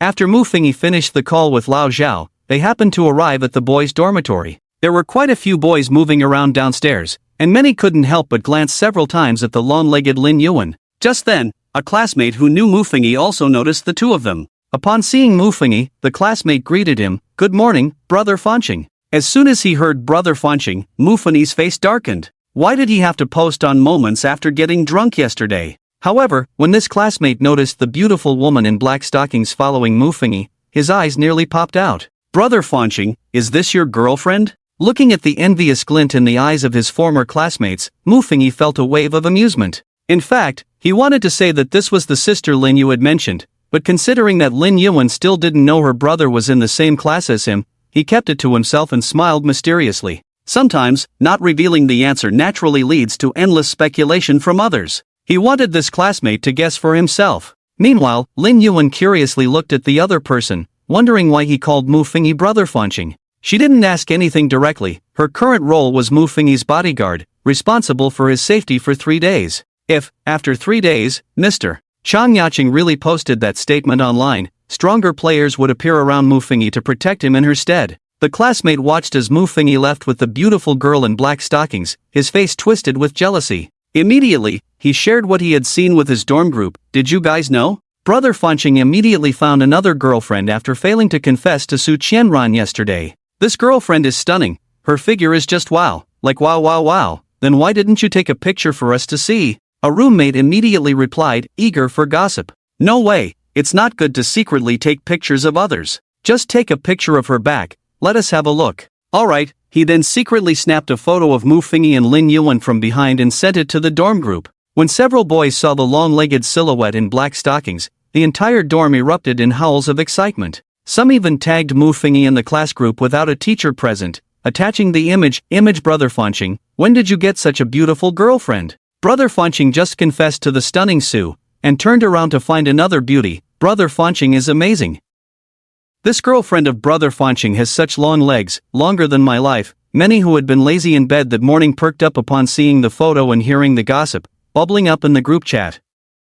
As they chatted, the beautiful girl in black stockings naturally became Brother Fanqing's girlfriend. Lin Yu also chimed in, Humph, this woman doesn't even have a better figure than my sister. At this moment, Mufuni was unaware of the messages in the class group. When he returned to the dorm, his 3 roommates were busy playing games and hadn't seen the group messages. I have to go home for a bit. You three take care of the place while I'm gone, Mu Fingyi instructed. Get lost, just don't do anything stupid because of that Su Qianran woman. His roommates waved him off casually. By the way, do you need help carrying your luggage down? One roommate asked, taking off his headphones to look at him. No need, just one bag. I'm not taking my suitcase, I'll be back a few days after Qingming Festival. Mu Fingyi quickly packed up and left the dorm. His three roommates didn't think much of it and continued playing their game. 2 hours later, one of the roommates, perhaps tired from gaming, casually picked up a nearby phone and glanced at it. When he saw the class group had 99 plus messages, he clicked in. Holy crap! He suddenly exclaimed. He immediately turned to the other two, saying, You guys, check the class group. That Mu Fingyi, damn, jealousy is making me unrecognizable. The other two quickly scrolled through the class group and soon found the top message, seeing a photo of Mu Fingyi with a tall, beautiful girl from behind. Another boy had taken a picture of the two from the dorm building above, but due to poor resolution, the girl's face wasn't clear. Lin Yujie kept saying in the group that she was not as good as her sister, and besides that, many people began to discuss Su Qianran. Of course, the topic was still about how Su Qianran had rejected Mu Fingyi's confession yesterday. The three roommates couldn't sit still and immediately sent a message to Mu Fingyi. But at that moment, Mu Fingyi had already arrived at the airport and was about to take off. Welcome to Jiangcheng Airport. Please keep your personal belongings and luggage safe as you head to the exit. After a 2-hour flight, Mu Fingyi and Lin Yuan successfully landed. At the airport exit, a large banner was prominently displayed. Welcome, President Mu, to Jiangcheng. Mu Fingyi casually glanced over and saw Wang Zichen, Tao Mu, and Old Zhao behind the huge banner. These guys. A black line appeared on Mu Fingyi's forehead. Wang Zichen quickly noticed him and waved, shouting, Brother Mu, over here, we're over here. The loud voice attracted many curious glances from those around. Seeing this scene, Mu Fingyi's face darkened even more. He wasn't blind, he could see the banner. After meeting with the three, Wang Zichen immediately looked at Lin Yuan behind Mu Fingyi. Is this beauty your girlfriend, Brother Mu? He asked. Lin Yuan, the official sent to protect me, Mu Fingyi explained. So that's how it is. The three showed understanding. Mu Fingyi had an S-level prophetic skill, so he was naturally a key protection target, even though his prophecy had yet to be validated. Brother Mu, is that ocean monster you mentioned on the phone real? Wang Zichen couldn't help but ask. It's real, I saw us both tragically die under the ink of a giant octopus. Just thinking about the smell of the ink made Mu Fingyi feel nauseous. Died under the ink? Wang Zichen was puzzled. You're Tao Mu, right? I've seen you in the footage. Nice to meet you. Mu Fingyi looked at the other yellow-haired man and extended his hand. Tao Mu was taken aback for a moment but still shook his hand. Alright, let's go. Mu Fingyi should still have an uncompleted hidden mission, we need to plan it out, Old Zhao spoke up. Mu Fingyi also thought of the second purpose of this trip. The first was to visit his mother, but with the intervention of the Apocalypse Management Bureau, his mother's terminal illness was no longer a problem. Now he needed to start preparing to complete the second task, kill Lin Inga. But the current problem was how to get close to the mayor's wife, Lin Inga. The three got into the car to head back, with Wang Zichen, who had driving skills, at the wheel. Mu Fingyi, how do you plan to take action? Chen Wanner told me that I just need to touch her with the sharp part of the dagger of termination, Mu Fingyi said, noticing a 4th-level Rubik's Cube in the car. He felt a bit fidgety and picked it up to play with it. So I thought, as long as I can get close to her, the task should be easy to complete. Old Zhao was about to say something when he saw Mu Fingyi skillfully manipulating the Rubik's Cube, completing a 4th-level cube in a short time. He couldn't help but ask, You're really good at the Rubik's Cube? Oh, just switched skills, Mu Fingyi casually explained as he put the cube down. What? Wang Zichen, who was driving, turned his head in shock. Brother Mu, you switched to a skill for playing the Rubik's Cube? Is it because you didn't draw anything good? Focus on driving. Mu Fingyi shared the 4 items he had drawn with everyone. You can choose martial arts. Old Zhao, seeing the skills he shared, was somewhat puzzled. The Chen Kuan bag makes sense, but why did you choose Rubik's Cube Master? Even Lin Yuan and Tao Mu looked at him with great curiosity. They all struggled to understand Mu Fingyi's choice. Because I saw the content of the next copy, and the usefulness of martial arts isn't that great, it's better to enhance some mental abilities, Mu Fingyi explained. Brother Mu, you're really bold in making this decision. If I encountered these options, I would definitely choose martial arts. But this succubus is indeed beautiful. Wang Zichen glanced again at the S-class pet above. Mu Fingyi nodded in agreement. He also thought it was beautiful, but unfortunately, it was too expensive to afford.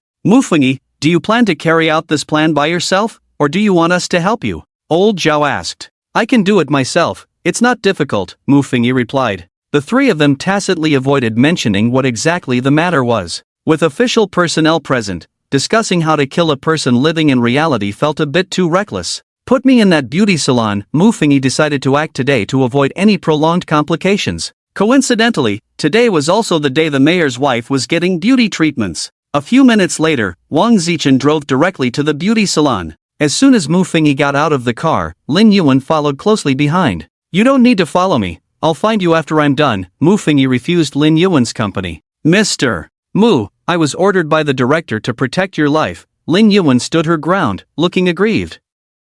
I'm not in any danger, you staying here will only affect me. Mufengi's task shouldn't be seen by official personnel. After saying this, he noticed Lin Yuan still standing there and couldn't help but raise his voice slightly. So are you here to protect me or to monitor me? Of course, we are here to protect you, Lin Yuan said, a bit flustered. Mr. Mu, if you feel there is no threat to your life, I will separate from you for now. You can call me anytime you need me. Saying this, she tore off a piece of paper from her notebook, wrote down her phone number, and handed it to Mufengi. Okay, I'll contact you when I'm done. Mufengi took the note and turned away without any reluctance. Miss Lin, do you need a ride? Wang Zichen called out to Lin Yuan from the car. No, I know people in Jiangcheng. After Mufengi walked away, Lin Yuan returned to her cold demeanor, responding lightly before turning to leave in the opposite direction of Mufengi. Seeing this scene, Wang Zichen's eyes twitched slightly. After entering the beauty salon, Mufengi directly told the receptionist at the counter, Hello, I'm looking for Mrs.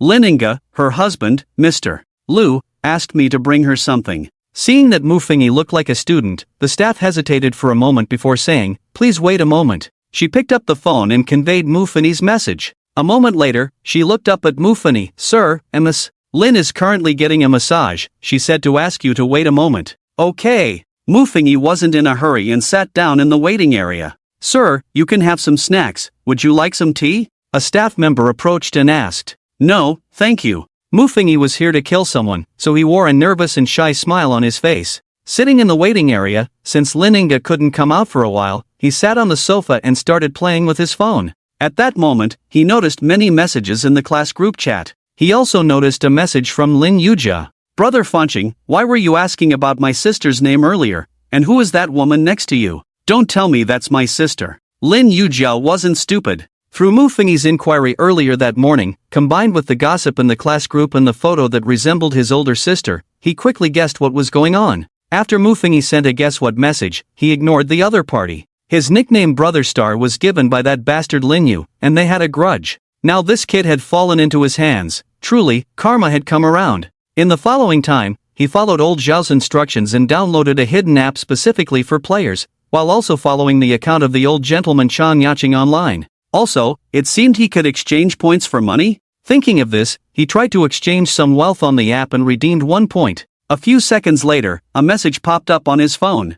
Huaxia Bank, your account ending in received 10 million yuan on April 2nd at 15:14. Balance 10,002,145. 15 yuan, deposit. Mufengi rubbed his eyes, counted the numbers on the screen, and finally confirmed that he was now a big shot with 10 million in savings. And if he wanted, he still had over 100 points left, which could be exchanged for billions. He suppressed his excitement and began to think about how to spend this wealth. But then, he hesitated. Should he convert all his points into money? Points would disappear with the host's death, but the money wouldn't. He thought that if he unfortunately died in the instance, at least his parents could receive a considerable consolation fund, which would be the last thing he, as an unfilial son, could do for them. Time passed slowly, and Mufengi waited in the reception area. After waiting for 3 full hours, a graceful and noble woman finally descended the stairs with elegant steps. Who just came to see me? The woman was beautiful, nearly 50 years old, yet her skin was as smooth as that of a girl in her 20s. It was that gentleman. The front desk attendant pointed to Mufengi's location. Only then did Mufengi see the beautiful woman he had seen in the photo, so he took off the red string dagger of termination hanging around his neck and walked towards her. Lininga noticed Mufengi and frowned slightly at the sight of the dagger with the red string. Ms. Lin, this is something your husband, Mayor Lu, asked me to give you. Mufengi deliberately pointed the sharp end of the dagger towards her. Ah! Lininga let out a startled cry as she saw a small cut appear on her finger, bright red blood flowing from her fingertip. What's wrong with you? Anger flashed across her face. Madam Lu. Mufengi's tone gradually turned cold as he whispered in a voice only Lininga could hear. Think about the sins you have committed. Now, this sin has come back to repay you. After saying this, he took back the dagger and elegantly turned to leave. Lininga stared blankly at his departing figure, and then a hint of panic flashed in her eyes. Did this boy know something? Also, the dagger that pierced her finger couldn't be poisoned, right? In a hurry, she ordered someone nearby to chase after the boy while she called for a driver to take her to the hospital.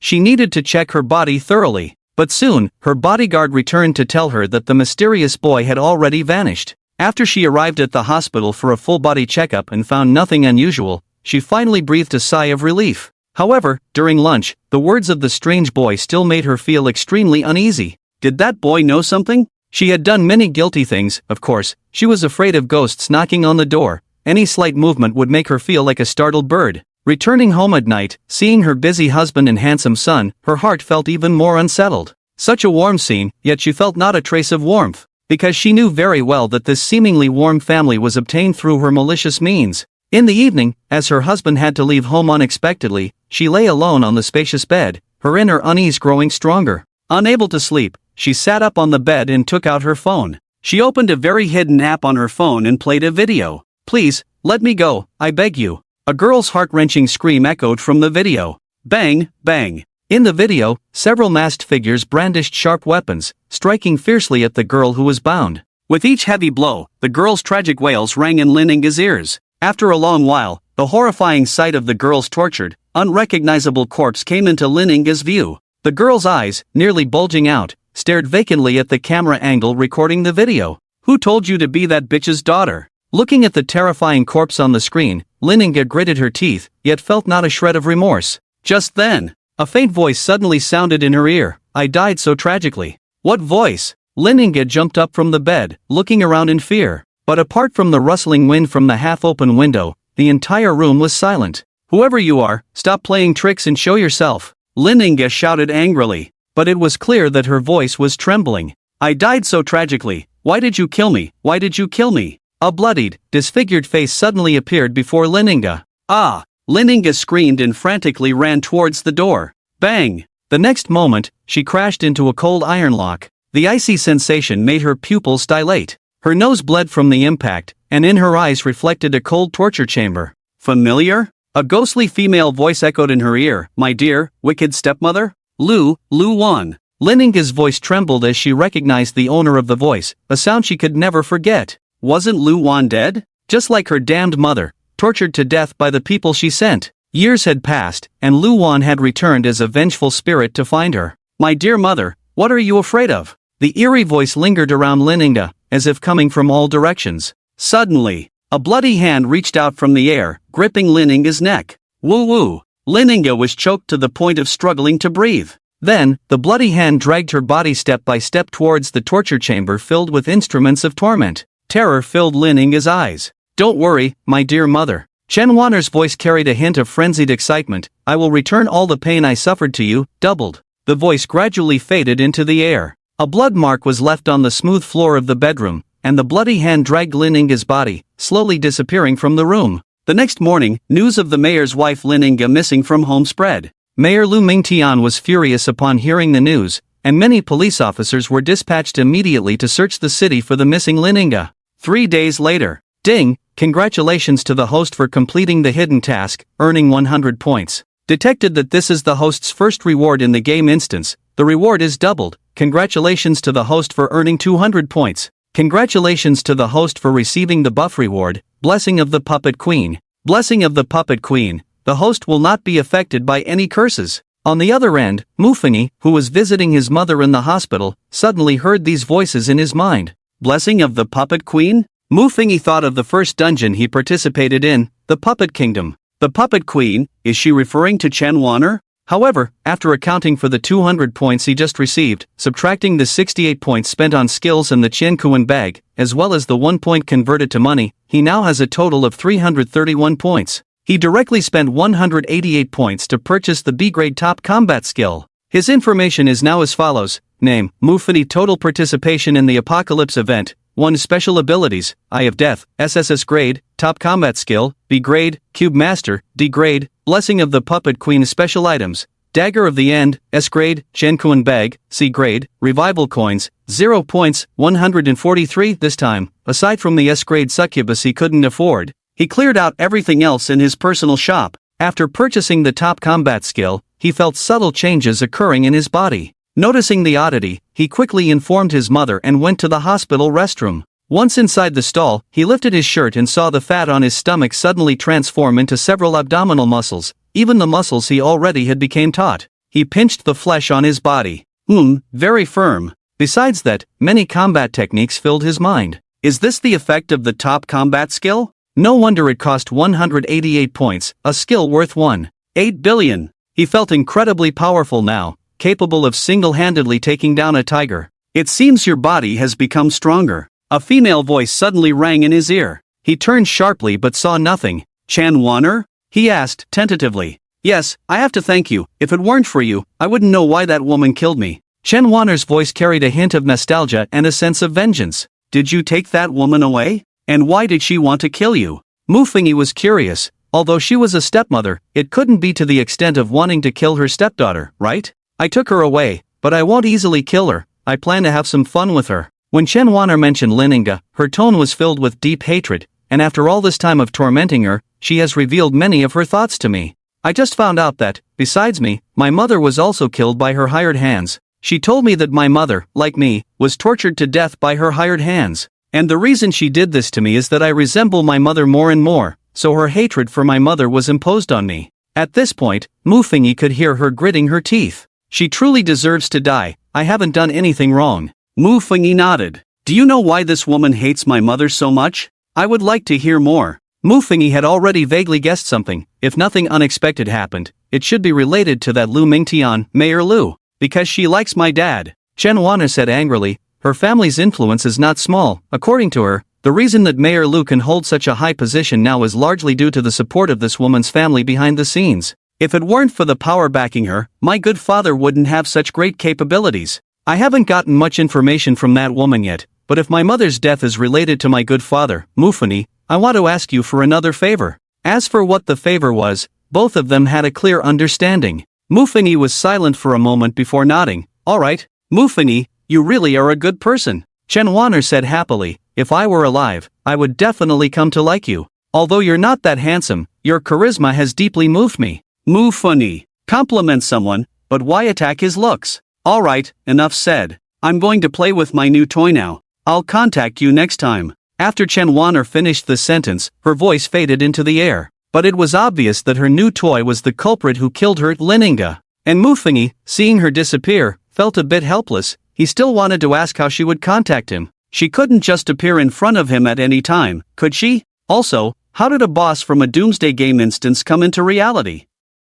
Could it be? He touched the end's dagger hanging around his neck, deep in thought. Shaking his head, he stopped overthinking and left the hospital. He originally planned to go home and take a nap. He had spent the whole night in the hospital taking care of his mother and felt a bit tired. However, after acquiring top-notch combat skills, he felt invigorated and could easily stay up for 3 more nights. After his father took over his shift during the day, he left the hospital. Recently, it was the Qingming Festival holiday, but Mu Fengyi didn't really want to return to school. He didn't know if he would die in the next Doomsday instance, so he wanted to stay in Jiangcheng and spend more time with his parents. His mother had received help from a healing player sent by the Huaxia Doomsday Management Bureau, and her health was almost restored. She was now in the hospital for recuperation. Unknowingly, he walked into a park and saw a place where people were feeding pigeons. He approached and bought a bag of wheat, pouring it into his hand and squatting down. The pigeons, seeing the food in his hand, flew down one after another, standing on his hand to eat. He watched the flock of pigeons, his thoughts drifting away. When he was young, he envied those who fed pigeons, but now that he was doing it himself, why did he feel nothing? He didn't know if he would have another chance to feed these pigeons. He poured the remaining wheat on the ground, stood up, and prepared to leave. Mu Fengyi? A doubtful voice came from behind him. Hearing the voice, Mu Fengyi turned around and saw a young woman. He blinked. Teacher Yi. Teacher Yi was his English teacher in high school, very beautiful, and had taken good care of him during that time. It could be said that if she hadn't tutored him in English, he might not have been able to get into Ganshui University. You came back for the Qingming Festival? Teacher Yi looked quite happy to see Mu Fengyi. Yeah, I'm back for a few days, and I'll return to school after the holiday. Mu Fengyi nodded with a smile. Teacher Yi then looked him up and down meaningfully. Mufengi, you seem to have changed a lot over the years. Really? Mufengi touched his face. Could it be that he had changed a lot today? Teacher Yi even reached out to pinch his arm. So firm, not bad. Looks like you've been exercising well these years. Mufengi chuckled awkwardly.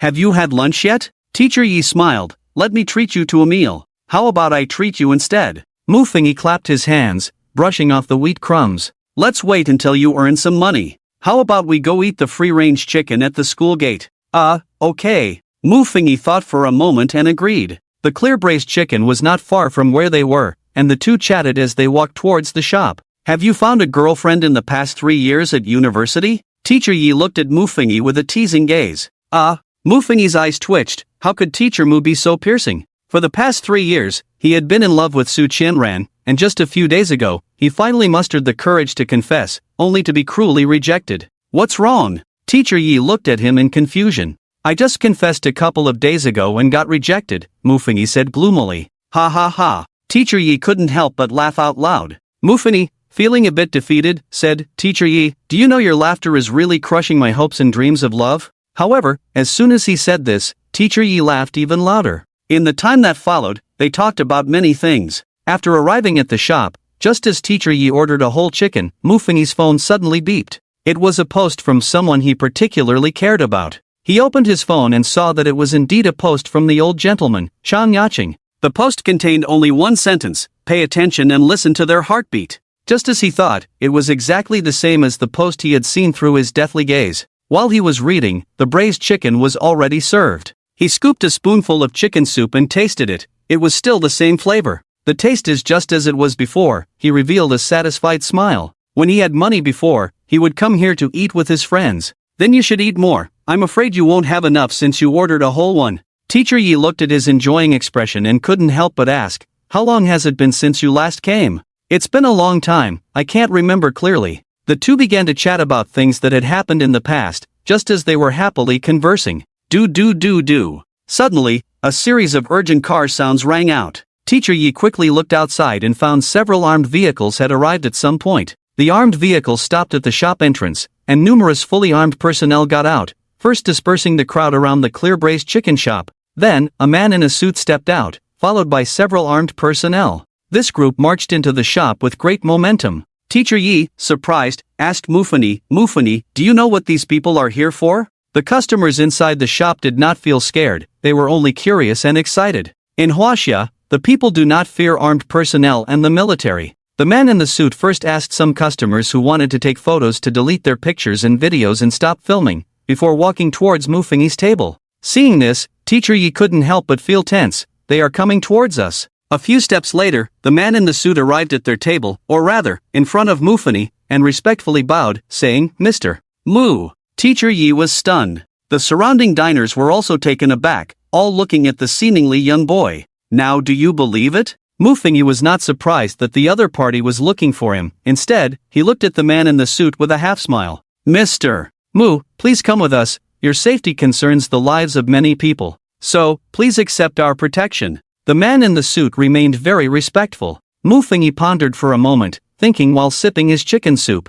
After a moment, he set down the empty bowl, stood up, and said, let's go. Before leaving, he thought of something and turned to Teacher Yi, who was already dumbfounded across the table, saying, Teacher Yi, thank you for the clear-braised chicken. Next time we meet, I'll treat you to a meal. After saying this, he walked straight towards the exit. The suited man, along with a group of armed personnel, followed closely behind him, protecting him as they left. Damn, who is this guy? A customer couldn't help but curse. The most shocked of all was Teacher Yi. The people present were unaware of Mufengi's situation, but as Mufengi's English teacher, she had paid special attention to him, so she knew his family background very well. But what was going on with these people? Did Mufengi have another identity? Just as she was puzzled, a team of armed personnel surged back in, holding paper copies of an agreement. One person approached her, with a decent attitude, saying, Ma'am, please sign this confidentiality agreement, and this 10,000 yuan is a reward for signing it. The surrounding customers were also presented with confidentiality agreements. What happened here today could not be disclosed to the outside world,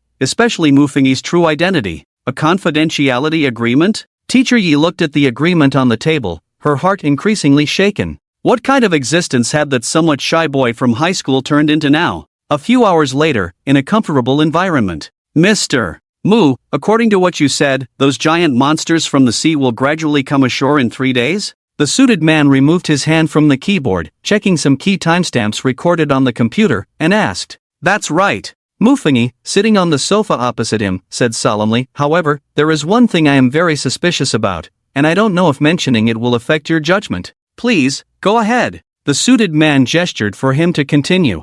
I suspect that the level of the next instance is of a catastrophic level. Mu Fengyi lowered his voice. 5 hours after the coastal area was invaded by the giant beasts, Jiang City, which is separated from the coastal city by another city, also faced an invasion. And humans cannot possibly fight back against such monsters without using powerful firearms. Excluding all coincidences, since that giant beast could reach Jiang City from the coastal city in just 5 hours, it indicates that their advance speed is extremely fast. I looked at a map of China, and based on their terrifying advance speed, all the land will be overrun by this group of monsters within 10 days. Hearing Mu Fengyi say this, the suited man couldn't help but frown. He seemed to think of something and asked, Mr. Mu, do you mean that there will be no place to stand on land, and the sea beasts will occupy all the land within 10 days? That can be understood. Mu Fengyi nodded. After all, the time I saw was only a few days after the apocalypse began. Analyzing based on past data of catastrophic level apocalypses, the survival rate of players is less than 0.1%.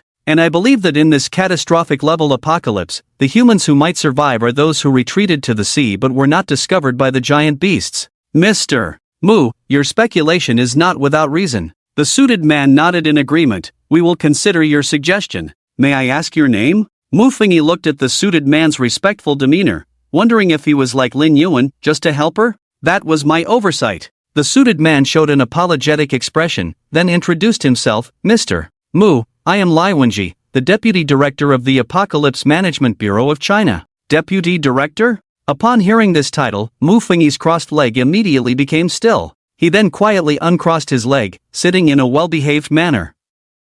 He had heard some things about the Apocalypse Management Bureau in the past few days. It was said that there was one director and 2 deputy directors, and the director was very busy, often elusive, so the daily management of all players was handled by the deputy directors. However, even as a deputy director, their authority in Huaxia is quite high. The person who respectfully brought him here to Jiangchang, is he really a deputy director? Is this guy being overly humble, or is he just a bit clueless? Director Lai, you really don't need to be so easygoing, Mu Fengyi replied with an awkward smile. You don't have to personally handle this matter, do you? Mr. Mu, you still underestimate your own importance. Lai Wenji shook his head and said, if it weren't for the director being busy with other matters, she would have come to pick you up herself. Mu Fengyi. Mr. Mu, if you have any questions about the game Apocalypse Descends, feel free to ask me. After saving the information recorded on his computer, Lai Wenji closed it and addressed Mu Fengyi in a business-like manner. I actually have a few questions. Mu Fengyi immediately asked, is there a possibility that the monsters in the Apocalypse dungeon could appear in reality?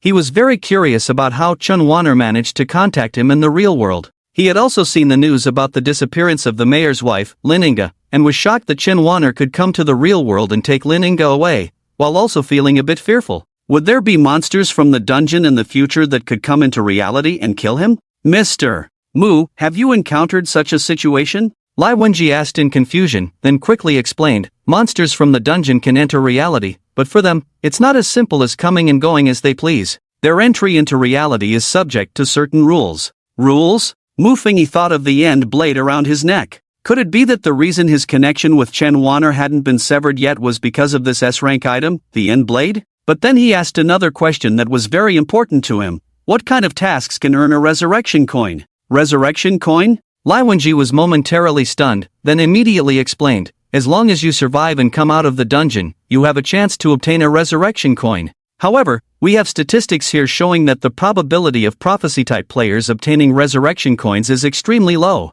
The higher the level, the lower the probability of obtaining a resurrection coin, and your Sss-Level prophecy skill. So, may I ask, how many resurrection coins do you currently have, 1 or 2? Mu Fengyi? The probability of prophecy-type players obtaining resurrection coins is very low, and it decreases with higher levels? Noticing Lai Wenji's questioning gaze, Mu Fengyi silently glanced at the resurrection coins, 0 section on his system. A very secure number of resurrection coins. Mr. Mu, Lai Wenji reminded him. Good question, but don't ask again next time. Mu Fengyi replied with a dark expression. Is it possible that I don't have a single resurrection coin right now? He then recounted how he had been killed by his mother at the start and how the system only awakened after his death. Hearing Mu Fengyi's tragic experience, Lai Wenji's mouth twitched. But soon, his expression became serious. In that case, we need to raise your protection level. He immediately opened his computer to report this matter. Mu Fengyi nodded in agreement. They really needed to protect his life well.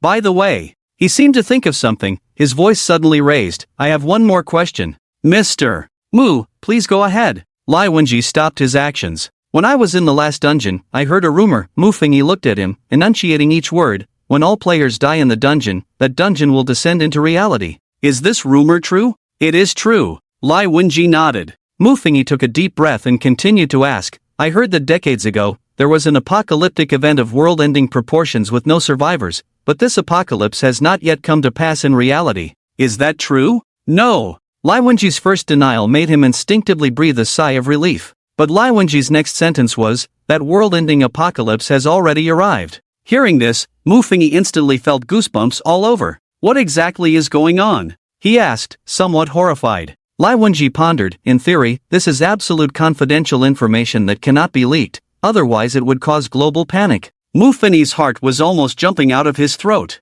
Brother, your 2 sentences have already made me very anxious. Let me briefly explain that world-ending apocalypse to you. Lai Wenji fell into a memory. According to those who participated in that instance, they initially thought it was just a low-level plague apocalypse, but as time went on, they realized they were wrong. Unlike the moonfall apocalypse, during that apocalypse, the moon's orbit deviated and moved closer to Blue Star. At that time, all players realized that the theme of this apocalypse was the moon's fall. The moon's approach caused changes in Blue Star's magnetic field. I also experienced that apocalypse. On that day, countless meteors fell first, then I saw the moon's surface, and then I lost consciousness. I was still thinking, it's over, how could any humans survive this time? Later, unexpectedly, an astronaut player from the beautiful country survived the final catastrophe and endured for a month during this apocalypse, ultimately returning to reality alive, which prevented this disaster from descending upon our reality. That player was from the beautiful country? Mu Fengyi felt surprised.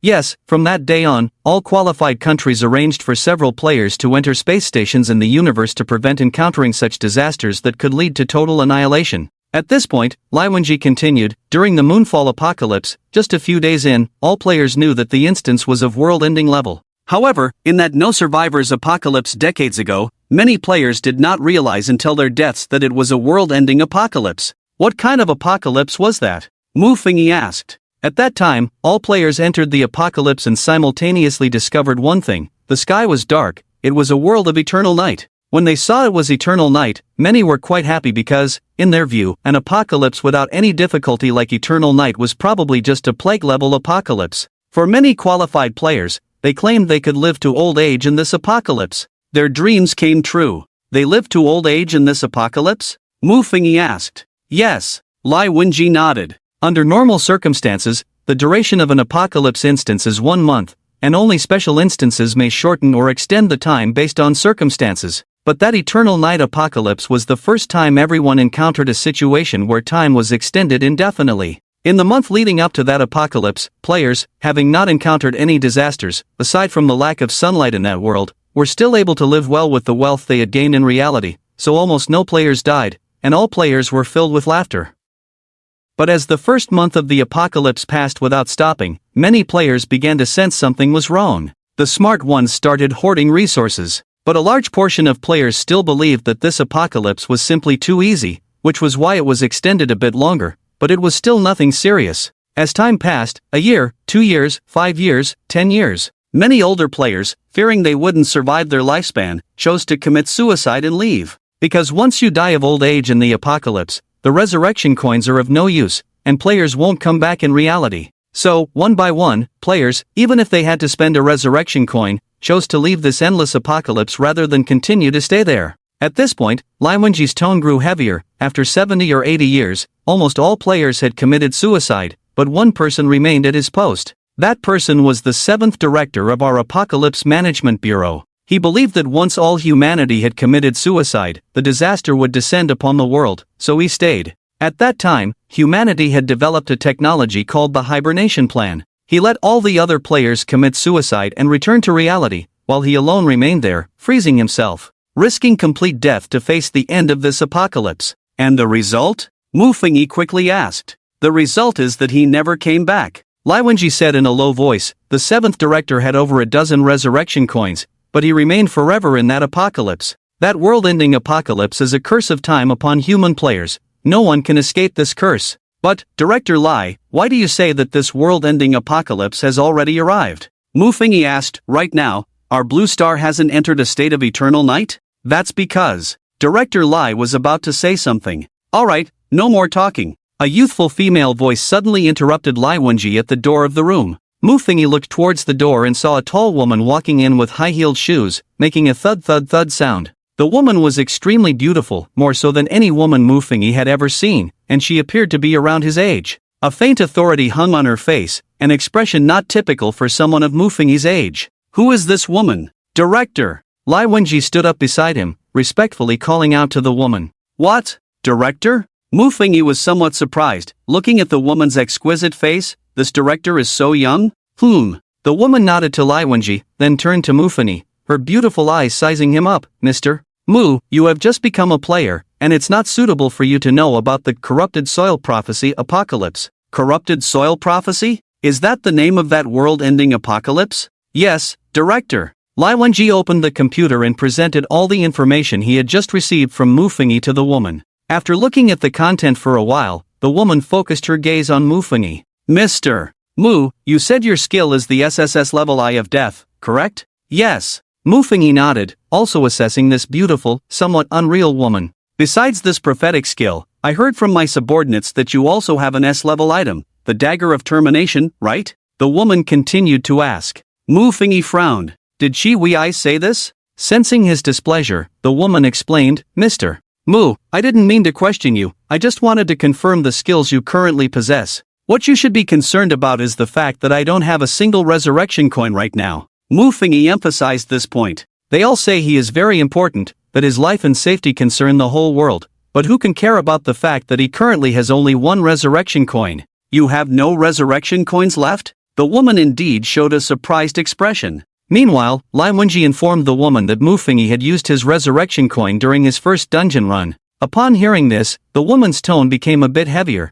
Then that matter will be somewhat difficult to handle. Mu Fengyi looked at the woman's pretty face, which was about the same age as his, and inexplicably asked, Director, how old are you? Why could someone so young be a director? Behind him, Lai Wenji's expression instantly turned to one of horror upon hearing the question, and he frantically gestured at Mu Fengyi from behind the woman. Mu Fengyi was puzzled by his exaggerated expressions. Then, he saw the previously cold face of the woman break into a beautiful smile. Mr. Mu, why do you want to know my age? She narrowed her exceptionally beautiful eyes and said softly, Do you also think that I am too young to be the director of the Huaxia Doomsday Management Bureau? Mu Fengyi? When did he ever think that? No, I just thought you looked about my age. He shook his head and asked seriously. The woman studied his expression for a moment before retracting her smile, her demeanor turning cold again. I am 2 years older than you, my surname is Morone, and you can call me Director Morone. Director Morone. Mu Fengyi was also surprised that she was only 2 years older than him.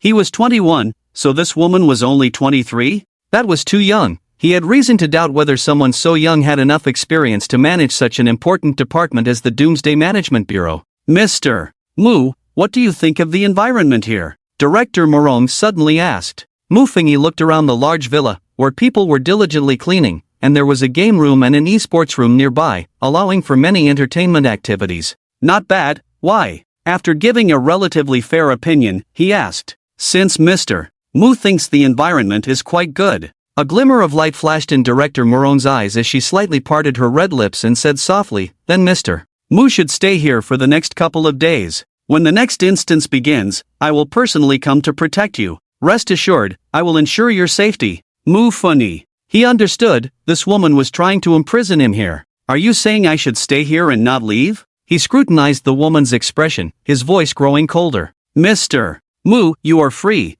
but I hope you can consider the bigger picture. As long as you are alive, you can make a tremendous contribution to humanity. Director Morone said. Mu Fengyi was both amused and angry. What a calculating strong woman. What if I don't intend to stay here? He looked at the woman with the cold face that drove countless men crazy, his tone also becoming serious. Staying here would be akin to being imprisoned in disguise, and he understood her intentions. He was an extremely rare prophecy-type skill user, and it wouldn't be an exaggeration to call him a national treasure. And what is the treatment for a national treasure? Of course, it meant being safely farmed according to someone else's wishes. As long as he didn't go to dangerous places, he wouldn't die. And when danger came, which would be the next Doomsday, she would take time out of her busy schedule to protect him personally. If you leave, no one can guarantee your safety. Director Moron's expression remained unchanged, and I won't be able to protect you personally. Seeing her expression, which was clearly not much older than his but pretended to be mature, Mufengi slightly lowered his head and glanced at her shoes,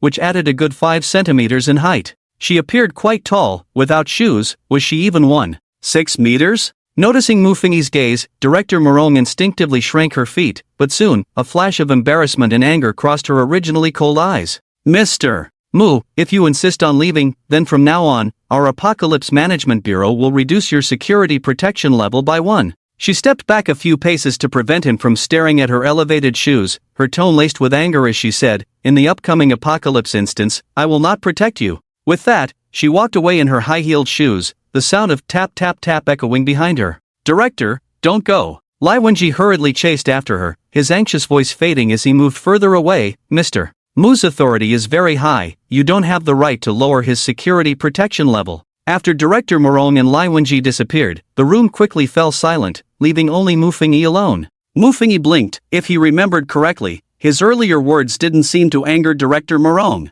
The real reason for her anger seemed to be that he had glanced at her 5-centimeter elevated shoes. After a while, Lai Wenji returned, slightly out of breath. He smiled wryly at Mufengi and said, Mr. Mu, the director might not be in a good mood today, but rest assured, we won't restrict your freedom. In real life, you can go wherever you want, just hope you can take a bodyguard with you when you go out, and in the apocalypse instance, you can safely follow the director. Director Morong is the only super genius in our Apocalypse Management Bureau with Sss-Level combat skills, and she manages such a large bureau so efficiently. If an apocalypse is so terrifying that even Director Morong can't survive, then probably no one can protect you. Sss-Level combat skills? Mufengi couldn't help but widen his eyes. Was this woman the strongest person he had ever seen, perhaps even the strongest player in the entire Blue Star? The strongest woman on the surface? However, he was also curious about how strong Sss-Level combat skills must be. Could they kill the giant monster in the next instance?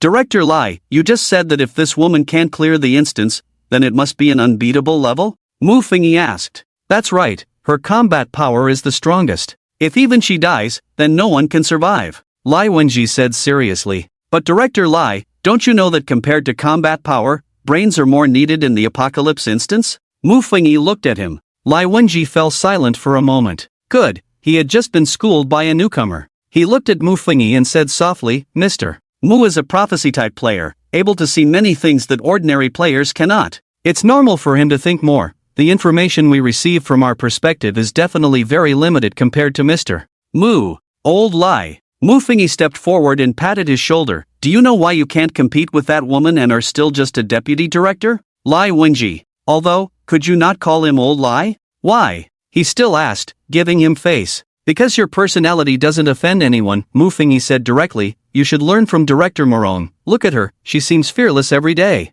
Although she's not tall, she isn't afraid of offending people. Lai Wenji. He was sweating profusely. Brother. Was this a topic he could discuss with his life on the line? Bang! A loud noise suddenly came from the door, and the two quickly turned to look. At the door stood a tall and stunning woman, Director Morong. Director Morong looked at the two with a frosty expression, her voice cold. Mr.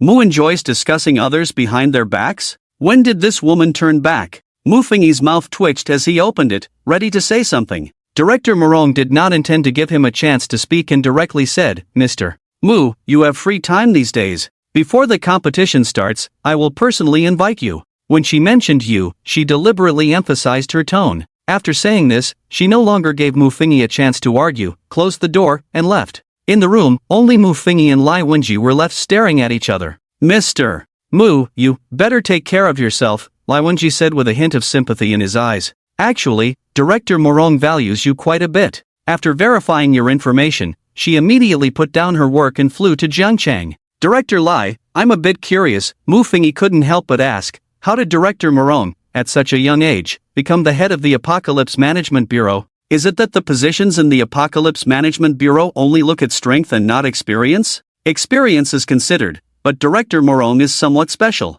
When Director Lai spoke of Director Morone, a trace of melancholy flashed in his eyes. This matter goes back 3 years. At that time, Director Morone was still our bureau's little princess, cheerful every day, the joy of everyone, but one day, her teacher, the previous director, died in a catastrophic disaster while possessing dozens of resurrection coins, leaving the young Director Morone behind. After this incident, Director Morone seemed to have changed into a different person. She took on all the responsibilities within the bureau. And it turned out she did very well. She managed the Apocalypse Management Bureau in an orderly manner. Hearing Lai Wenji's words, Mu Fingyi couldn't help but ask, why would someone with dozens of resurrection coins still die? He had heard quite a bit about the news of dying despite having resurrection coins these past few days. Because some key items in the instances, once you choose to pick them up, you lose the opportunity to use resurrection coins. The reason Director Morone gained everyone's recognition is that whenever a key item appeared during an apocalypse, it was always Director Morone who risked her life to pick it up.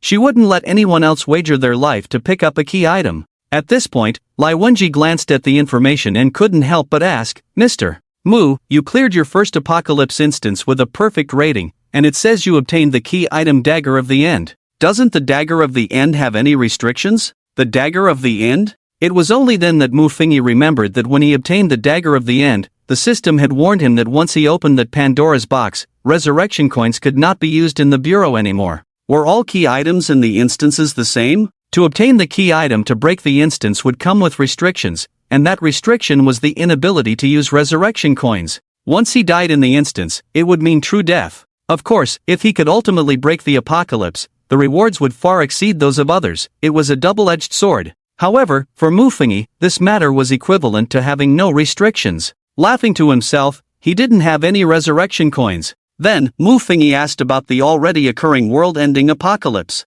Sorry, Mr. Mu, Director Morone asked me not to inform you of this matter yet, so you currently do not have the authority to know about it, Lai Wenji said apologetically. All right. Seeing he couldn't get any more information, Mu Fingyi could only settle for less and said, so am I free now? Can I leave here? Yes, Mr. Mu, but please allow our people to ensure your safety when you leave. Then let Lin Yuan from last time come to protect me. She is an S-level player, so she should be more than capable of protecting me, Mu Fingyi suggested. Okay. After more than 10 minutes, Mu Fingyi left with Lin Yuan. The official brought him to the edge of Jiangcheng, and it would take him half an hour to return to the city. In the following days, he was particularly concerned about how the shipbuilding was progressing on Old Zhao's side, because once the apocalypse began, the price of the ship would no longer be the same. Old Zhao had directly invested a huge sum, spending over 100 million to purchase a large ship capable of sailing on the sea, and he had even hired a captain and a dozen crew members. Once everyone was ready, Mu Fingyi decided not to go home. After telling his parents he was staying overnight at a classmate's house,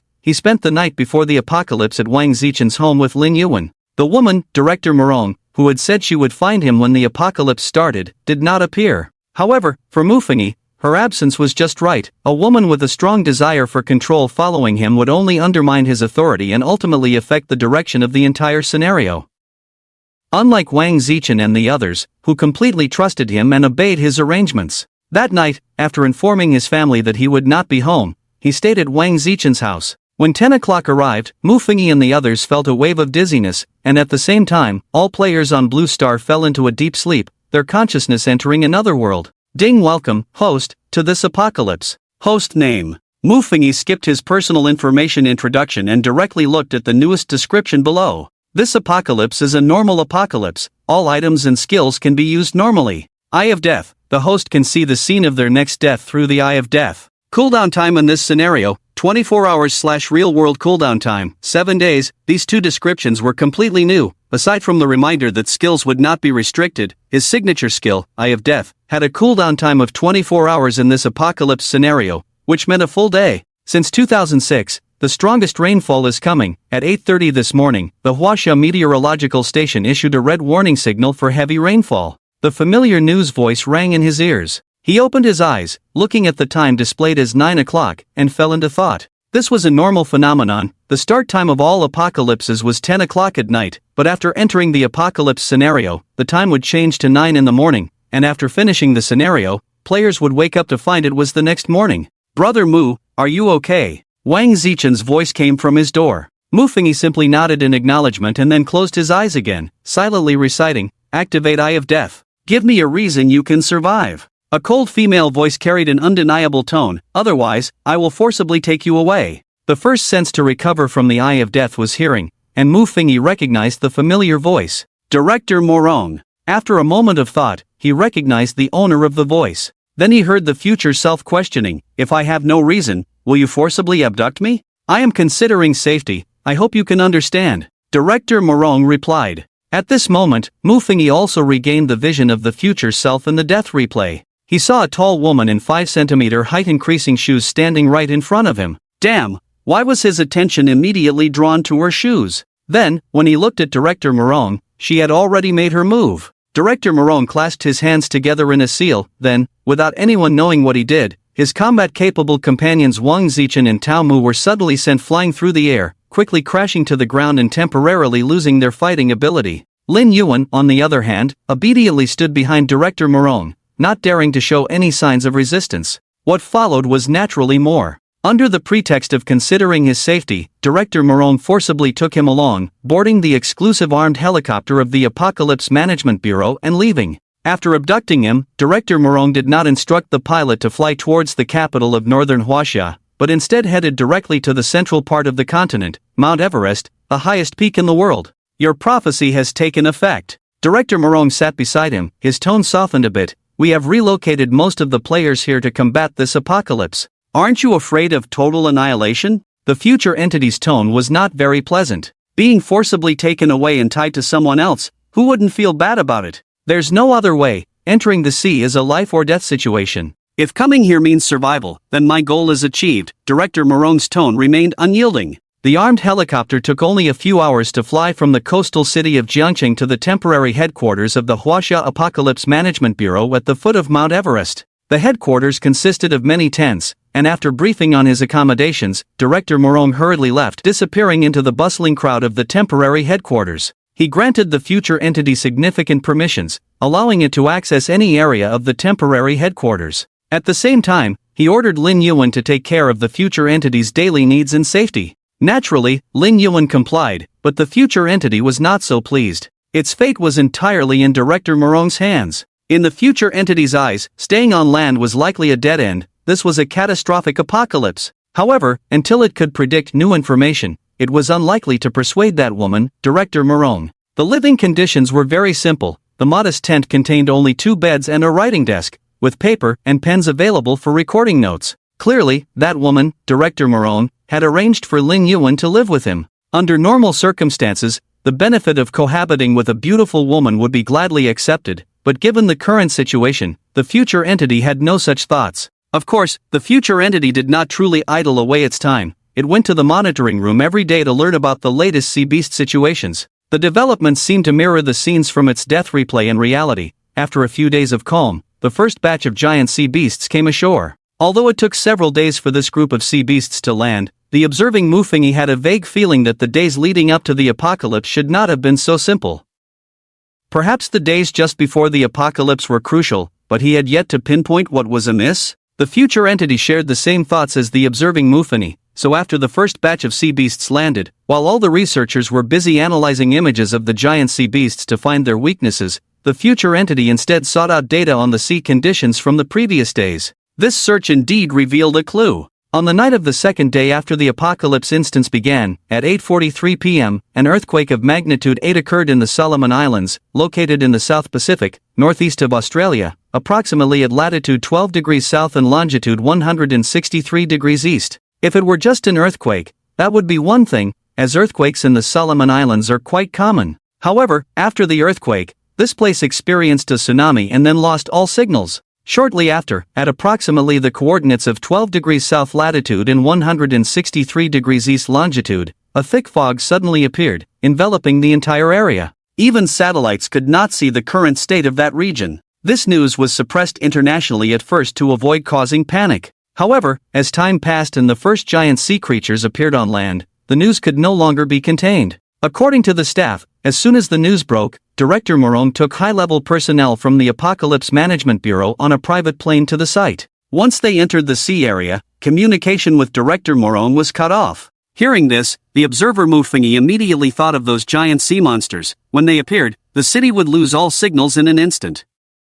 Could Director Morong have fallen into the range of the giant sea beasts? After hearing this news, the future body appeared quite flustered. No, didn't Director Morong say he would protect us closely? Why did he run away? At that moment, Mufingi deeply felt the unreliability of Director Morong. However, the staff here comforted the future body, saying, "Don't worry, there are more than a dozen S-rank combat players here, and they will definitely ensure your safety." "I don't feel safe at all," the future body replied, not sounding very pleased. Days passed, and as more and more areas on land fell, the temporary headquarters built at the foot of the mountain began to feel anxious. Subsequently, the highest authority here issued an order for everyone to prepare to ascend the mountain. Running out now was clearly absurd. Just looking at the red dots on the map revealed that the entire continent was surrounded by these densely packed monsters. In theory, the future body held the highest authority here, but even with that authority, it was confidential. Apart from Lin Yuan, no one else knew about his prophetic abilities. Nevertheless, the future body had a very high safety factor in this headquarters. Therefore, on the retreat, Mufingi was in the second batch to withdraw. Most of the first batch that went up the mountain were there to scout, which was not safe, so those with a higher safety factor were in the second batch. While ascending, the future body saw the legendary Chang Yaching in Mr. Chang. Chang Yaching was an elderly man with white hair and beard, exuding a somewhat ethereal aura, and he always wore a faintly dignified expression that made people hesitant to look directly at him. At that moment, he was surrounded by numerous powerful combatants, being escorted up the mountain like a moon surrounded by stars. In contrast, the future body had only Lin Yuan looking after him. "Mr. Mu, don't worry, I will ensure your safety." Lin Yuan, concerned that the future body felt wronged, quickly explained in a gentle tone. "It's nothing." The future body shook his head. 2 hours after the first batch went up, the second batch finally set off. Just as they were packing their bags and preparing to leave, bang! A loud noise suddenly erupted, drawing everyone's attention. Then, everyone saw a cloud of black mist rising from the distance, and a strong smell of gunpowder filled the future body's mouth and nose. "It's that bunch of beasts from the Holy Clan." Lin Yuan gritted her teeth, seemingly sensing something. "What is the Holy Clan?" the future body asked in confusion. "You can understand it as an anti-human player organization. They often engage in actions that disrupt our progress in completing quests within the game," Lin Yuan explained. "There's such an organization?" The observer Mufingi was astonished. It was the first time he had heard of this organization, and previously, Wang Zichen and Lai Wenji had not explained it to him either. "Mr. Mu, I'll cover you up the mountain first. Someone will deal with these guys." Lin Yuan said this. She was indeed an S-level combat player, but her level of protection for Mufingi was far beyond combat. "Okay." The future body did not refuse, because at that moment, Mr. Chang Yaching had already rolled up his bedding and was running up the mountain. He packed his things into his spatial ring and immediately followed behind that group of people. The future body quickly noticed that many armed personnel and combat players were heading towards the area shrouded in black mist, seemingly to deal with the so-called Holy Clan.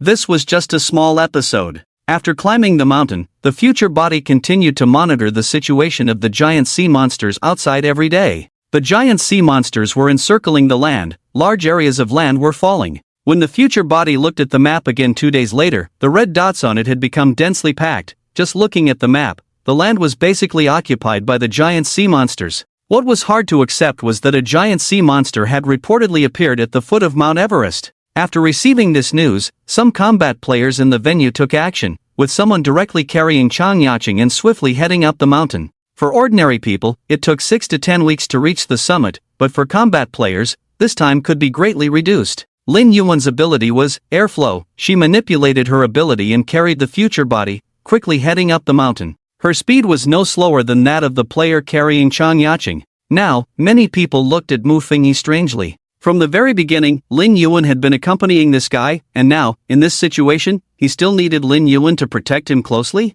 Everyone couldn't help but speculate about how high Mufingi's safety coefficient really was. In the following days, Lin Yuan continued to lead the future body up the mountain, and vaguely, the two heard some thump, thump, thump heartbeat sounds. This was the sound of the giant sea monsters approaching, and the future body was familiar and sensitive to this sound. Hearing the voices of these creatures, he felt increasingly that this was the breath of death. When they reached the summit, they happened to see the group following Chang Yacheng, protecting him, while the wind and snow from the outside grew stronger. Old Chang is activating his prophecy skill. Please do not disturb the two of you. Someone came to inform the two as they approached the future body and Lin Yuan. Okay, we understand. Lin Yuan nodded in response, but her gaze involuntarily glanced at the future body. Mr. Mu seemed to also have a prophecy type skill, and it was the strongest Sss-Level prophecy skill, but since entering the game, Mr. Mu seemed to have never used a prophecy skill? The future body said nothing. She didn't dare to ask. With her authority, unless Mu Fengyi told her voluntarily, she had no right to know.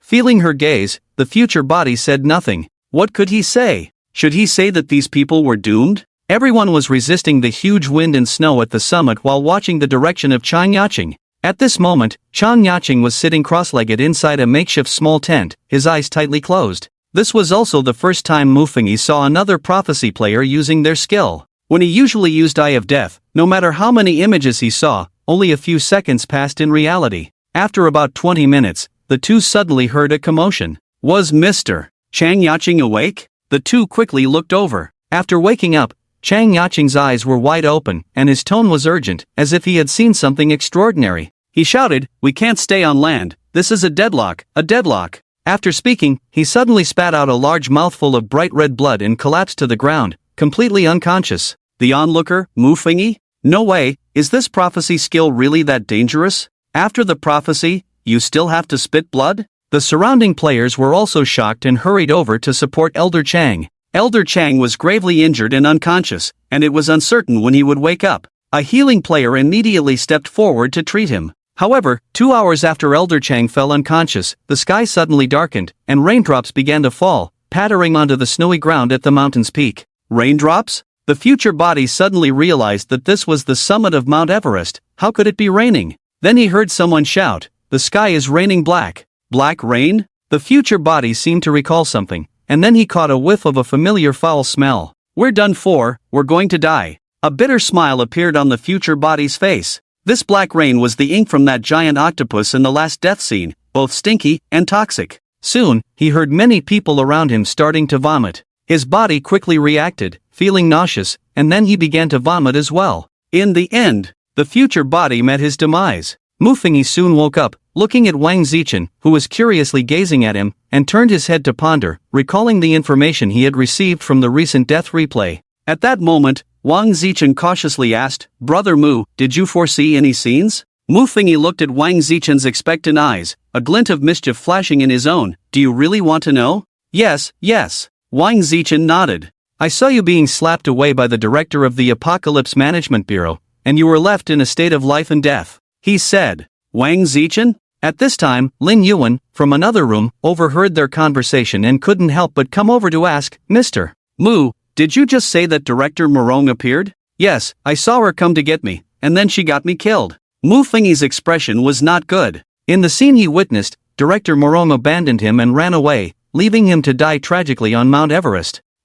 Lin Yuan was a bit surprised. How could that be? The director wouldn't harm you. It's fine, I have a way. After saying this, Mu Fengyi turned to ask, "By the way, what is Director Morong's real name?" "The director's name is Morong Xin. How could you not even know the director's name?" This was said by Wang Zichen, who had a look of admiration on his face. "This director is a tough one, beautiful and powerful. If only I could marry her. You'd get beaten to death by her." Mu Fengyi doused his enthusiasm with cold water. "I think a strong woman like Morong Xin is someone you can't handle." He stroked his chin and said, "I'm different, I think I could handle her." Seeing Mu Fengyi's shamelessness, Wang Zichen rolled his eyes. Lin Yuan observed their expressions and silently noted down what Mu Fengyi had just said. Previously, Director Morong had instructed her that no matter what requests Mu Fengyi had, even if they were special, they should be recorded and reported. Mu Fengyi naturally had no idea that his joking remark would eventually reach Morong Xin's ears. "Mr. Mu, what should we do now?" Lin Yuan asked. "Call old Zhao and Tao Mu over, we are preparing to set off." Mu Fengyi made a decisive decision. Time could not be wasted. Based on the experience from this death perspective, the key location in this apocalypse dungeon was the first place that fell. The coordinates were approximately at 12 degrees south latitude and 163 degrees east longitude, somewhere in the Solomon Islands. Wang Zichen went to inform old Zhao and Tao Mu. Usually, they had a habit of separating before the apocalypse began, only to contact each other and regroup after entering the apocalypse. The reason for this rule among them stemmed from a previous incident when Tao Mu had not yet joined. During one particular instance in a dungeon. Before that dungeon, old Zhao and Wang Zichen would always gather together when the apocalypse arrived. Until one time, they encountered a special apocalypse dungeon. The theme of this dungeon was ghosts pursuing lives, where all those chosen by the Grim Reaper would be hunted by ghosts. Unfortunately, Wang Zichen was the unlucky one chosen by the Grim Reaper, and his death also implicated old Zhao.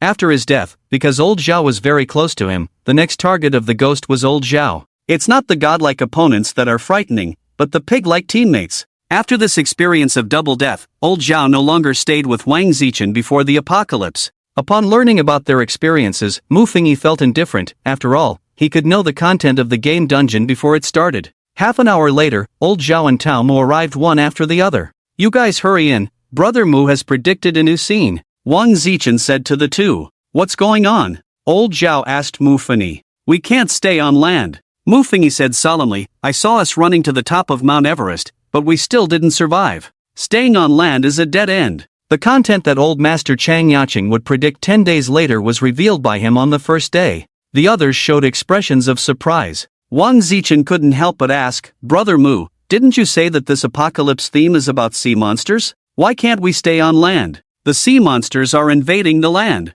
Mu Fengyi said in a deep voice, "And the land will fall completely within 10 days. Considering the apocalypse lasts for a month, we can't stand on land. The only way is to go to the sea." "Which sea area are we going to?" Old Zhao asked, grasping the key point. "There are two plans now. Wang Fatty, go find me some large white paper and a black and a red gel pen." Mu Fengyi patted Wang Zichen's shoulder. Wang Zichen immediately went to the warehouse to get the tools he needed. Then, Mu Fengyi closed his eyes and recalled the map he saw on the last death replay, and began to draw a world map on the white paper with the black pen. "Damn, this drawing skill!" Wang Zichen exclaimed in shock. On the huge white paper, as Mu Fengyi's drawing movements became faster, a world map gradually took shape. Mu Fengyi had learned to draw for a while when he was young, but what helped him more was the cognitive ability brought by his Rubik's Cube mastery. His brain was very sharp now. After finishing the first map, he immediately started drawing the second, then the third, fourth. After spending 3 full hours, he completed 10 maps.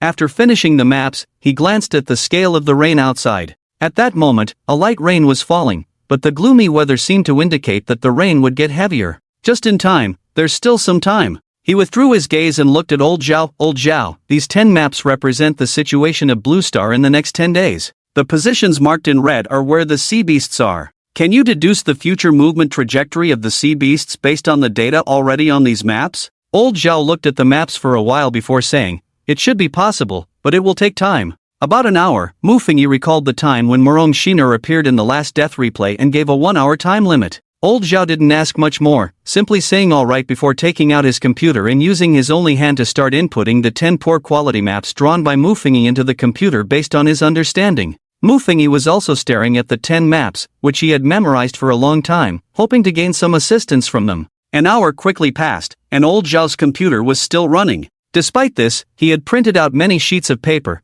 and Mu Fengyi picked one up to look at some of the content. It marked many sea beasts' travel routes, all highlighted in purple ink. He looked out the window at the increasingly heavy rain and suddenly spoke, "She's coming. She's coming." As soon as Mu Fengyi's words fell, everyone looked at him in confusion. Knock, knock, knock. The door of the villa was knocked on. "Is someone really here?" A strange expression appeared on several faces as they looked at Mu Fengyi with complex feelings. This prophetic skill is too outrageous. It even knows when others will arrive? Mu Fengyi's expression was calm. In fact, his previous statement was just a lucky guess. He merely noticed that the scale of the rain outside was similar to the time he encountered Morong Shiner during his last death replay. Wang Zichen stepped forward to peek through the peephole, and then a look of extreme shock appeared on her face. It's the director of the management bureau, Morong Shiner.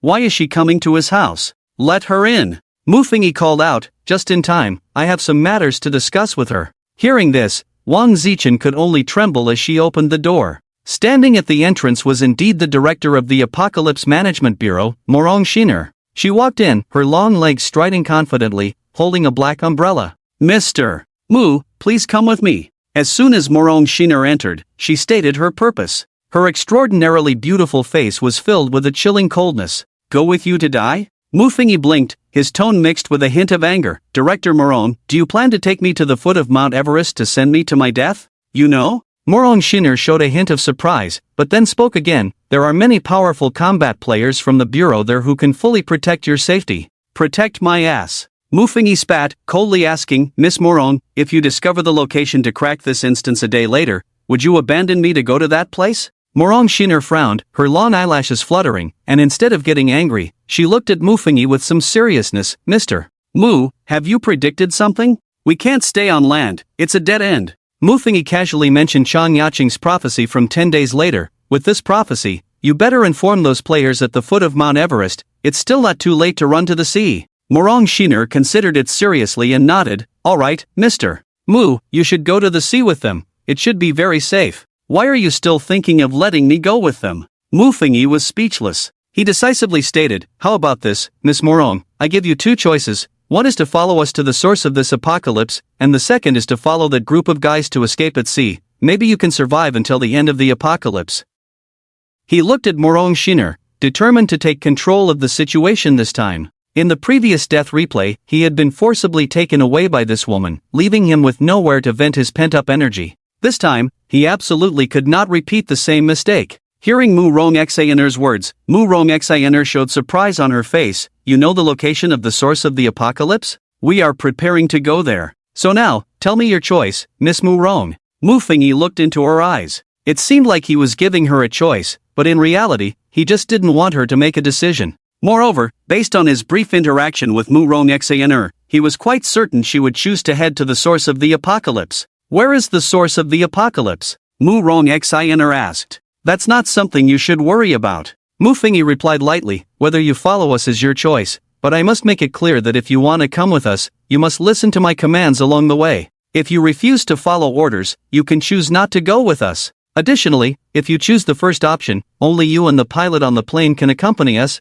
no other people are allowed. This was the initiative he wanted to grasp. Even if this woman was the director of the Apocalypse Management Bureau in the outside world, here she had to obey his commands. Mu Rong Xaner's brows furrowed completely. This was not her intention for coming. However, the other party's top-tier Sss-Level prophetic skill made her think twice. Of course, if you choose not to follow us, these 10 maps can be given to you. Seeing her deep in thought, Mu Fengyi directly added a strong incentive, handing over the 10 maps he had drawn. This shows the locations of the giant sea beast invasions on Blue Star over the next 10 days. The red dots indicate the giant sea beasts. If you take this map and run to the sea area, surviving for 10 days shouldn't be a problem. Taking the 10 maps, Mu Rong Xaner carefully examined the images on them. After a moment, she looked up, gazing deeply at Mu Fengyi, then took out her phone and photographed all 10 maps. After finishing the photos, she called someone on her phone. Little fish, these 10 maps record the range of the sea beast invasions on Blue Star over the next 10 days. I will send you the director's order shortly. Have Zhuzi summon them to plan a safe route for the next 10 days using this map and quickly lead Elder Chang and the others to the sea area. Don't worry about me, I will lead a part of the team to the source of the apocalypse, and the rest of the work will be handled by Lai Wenji. Watching Mu Rong Xaner methodically arrange her tasks, Mu Fengyi couldn't help but admire her a bit. It was just a pity that this woman was too strong-willed. If he relaxed even a little, the command might fall into someone else's hands. After Mu Rong Xaner finished her call, he looked at Old Zhao in front of the computer. Old Zhao, is the trajectory map ready? It's done, but I found something strange. A certain location in the Solomon Islands? Mu Fengyi asked. Yes. Old Zhao looked up at him. Is this the source of the apocalypse you mentioned? Mu Fengyi glanced at Mu Rong Xaner beside him and nodded. The Solomon Islands? You mean that row of islands on the east side of Australia? Mu Rong Xaner finally asked. Yes, we are preparing to depart now. Mu Fengyi forcibly took command, looking at Mu Rong Xaner. Director Mu Rong, you came here by armed helicopter, would you mind giving us a ride? Mu Rong Xaner. She really wanted to glare at him fiercely, but thinking that it would ruin her image, she forcibly suppressed the impulse. I don't mind, she replied coldly. Then, a few people helped Old Zhao bring some computer equipment on board, and under the increasingly heavy rain, they entered the armed aircraft that Mu Rong Xaner had arrived in. There was only one pilot inside the plane, and upon seeing everyone, he showed a strange expression. He looked at Mu Rong Xaner. Wasn't it agreed that only 2 people would be taken? Brother Munin, could you please fly the plane to Australia? Thank you. Mufengi directly greeted the pilot. Kinnan? He looked at Mufengi with a terrified expression. How did this guy know his name? Listen to him. Morong Shinner spoke up. At her words, Kinnan finally withdrew his gaze from Mufengi, turned his head, and began to pilot the plane. The plane's headlights were on, and under the bright lights, the rain poured down in torrents. How long has it been since Jiangcheng had such heavy rain? Wang Zichen couldn't help but exclaim. If you want to see heavier rain, you can stay here. Not only that, but in 5 days, you might even see a giant octopus. Mufengi interjected. Then I'll stick with you guys. Wang Zichen shrank his neck. The plane took off, heading towards the sea. Old Zhao approached with a route map, handed it to Kinnan, and pointed to the Solomon Islands and a red line on it. Follow this trajectory to this location, this route is safe. Kinnan glanced at Morong Shinner, and after receiving her affirmative nod, he took the map. Mufengi observed everything. But soon, he closed his eyes and began to rest. He didn't know what they would encounter next, so he needed to conserve his energy. At the plane's speed, it would take about 20 hours to reach their destination, and by then, he could use the Eye of Death for the second time. The atmosphere in the plane grew quiet. Aside from the sound of the heavy rain outside, the interior of the plane was eerily silent. Lin Yuan sat obediently in her seat, while old Zhao kept looking at the route he had created. Tamu occasionally pretended to be nonchalant while looking at his phone, glancing up at Morong Shinner from time to time. Wang Zichen leaned against Mufengi,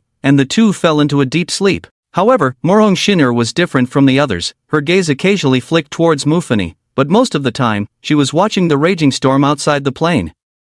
Time passed slowly. After a while, at mealtime, Morong Shinner took out 7 lunchboxes from the space bracelet on her wrist. The moment Wang Zichen caught a whiff of the aroma, he woke up with a start, his eyes darting towards the lunchboxes in Morong Shinner's hands. Mufengi was also awakened by his abrupt movement and slowly opened his eyes. The lunchboxes were plentiful and still warm. When he felt the warmth of the box, Mufengi couldn't help but glance at the space bracelet on Morong Shinner's left hand. It seemed more advanced than his space ring. After eating, they continued their journey. After several hours, they had left the country, gazing at the boundless ocean that appeared pitch black due to the lighting. A layer of gloom settled over everyone's hearts.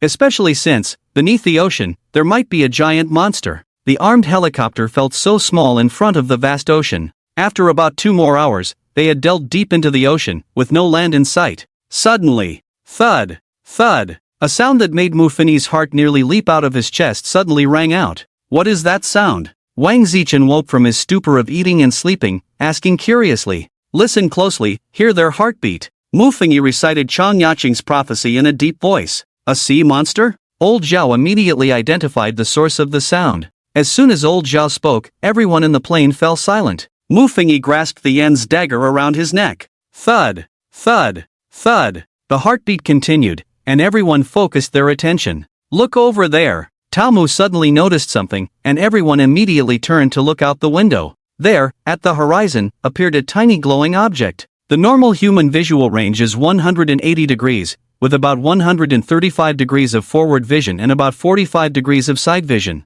Therefore, under unobstructed conditions, a person can see objects up to about 20 kilometers away. This luminous object is slightly higher than our altitude, and it is located about 30 kilometers away from us, Lao Zhao explained. However, Mufengi looked at the luminous object with some confusion. Why does this thing seem somewhat familiar? Is it a jellyfish? It's a giant sea turtle. Tamu said, I have a skill called 1,000-Mile Eye, and I see it glowing, coming towards us. A giant sea turtle? Mufengi looked at Tamu in surprise. He was the first to spot the luminous object, and now he was also the first to identify what it was. Hearing Tamu's report, Morong Shinner stood up immediately. I'll go deal with it. Sit down. Mufengi grabbed her wrist and said calmly, giant sea turtles won't actively attack humans. We don't need to worry about it, let's just go our way. This was information he remembered from the last death replay, where the staff analyzed images and weaknesses of the giant sea beasts, and he recalled that this giant sea turtle was not aggressive. This girl is too reckless. If she angers that giant sea turtle, it won't just wait around to die.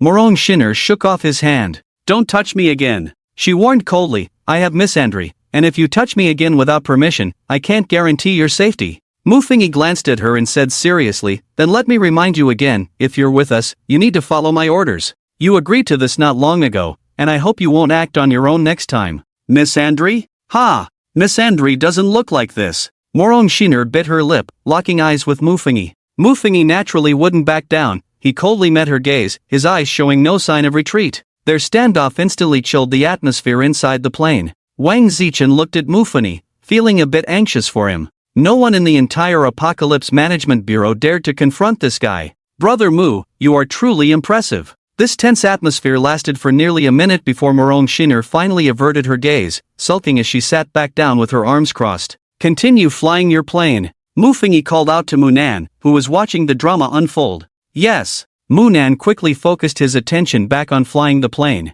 However, his heart was in turmoil. This tough guy is too bold, daring to directly reprimand Director Morong. What a ruthless person. Just as Mu Fengyi said, when they passed by the sea turtle, the giant sea turtle did not actively attack them. Everyone looked up and saw the shimmering giant sea turtle, its surface adorned with age-old patterns. The giant sea turtle swam through the air as if it were in water, gently swaying its limbs as it passed overhead. They even saw the white shell beneath it. Although Mu Fengyi had reminded them that giant sea turtles wouldn't actively attack humans, everyone still felt a sense of trepidation. When they finally left the giant sea turtle's vicinity, everyone, including Mu Fengyi, breathed a sigh of relief. The plane returned to its course, heading towards Australia. After more than 20 hours of travel, they finally arrived at the coordinates, the first place to fall in the apocalypse. Due to their lack of visas, their current situation was considered illegal entry. Morong Xaner originally wanted to contact the country to help them with visa and passport issues, but when they arrived on this island, their phones lost signal completely.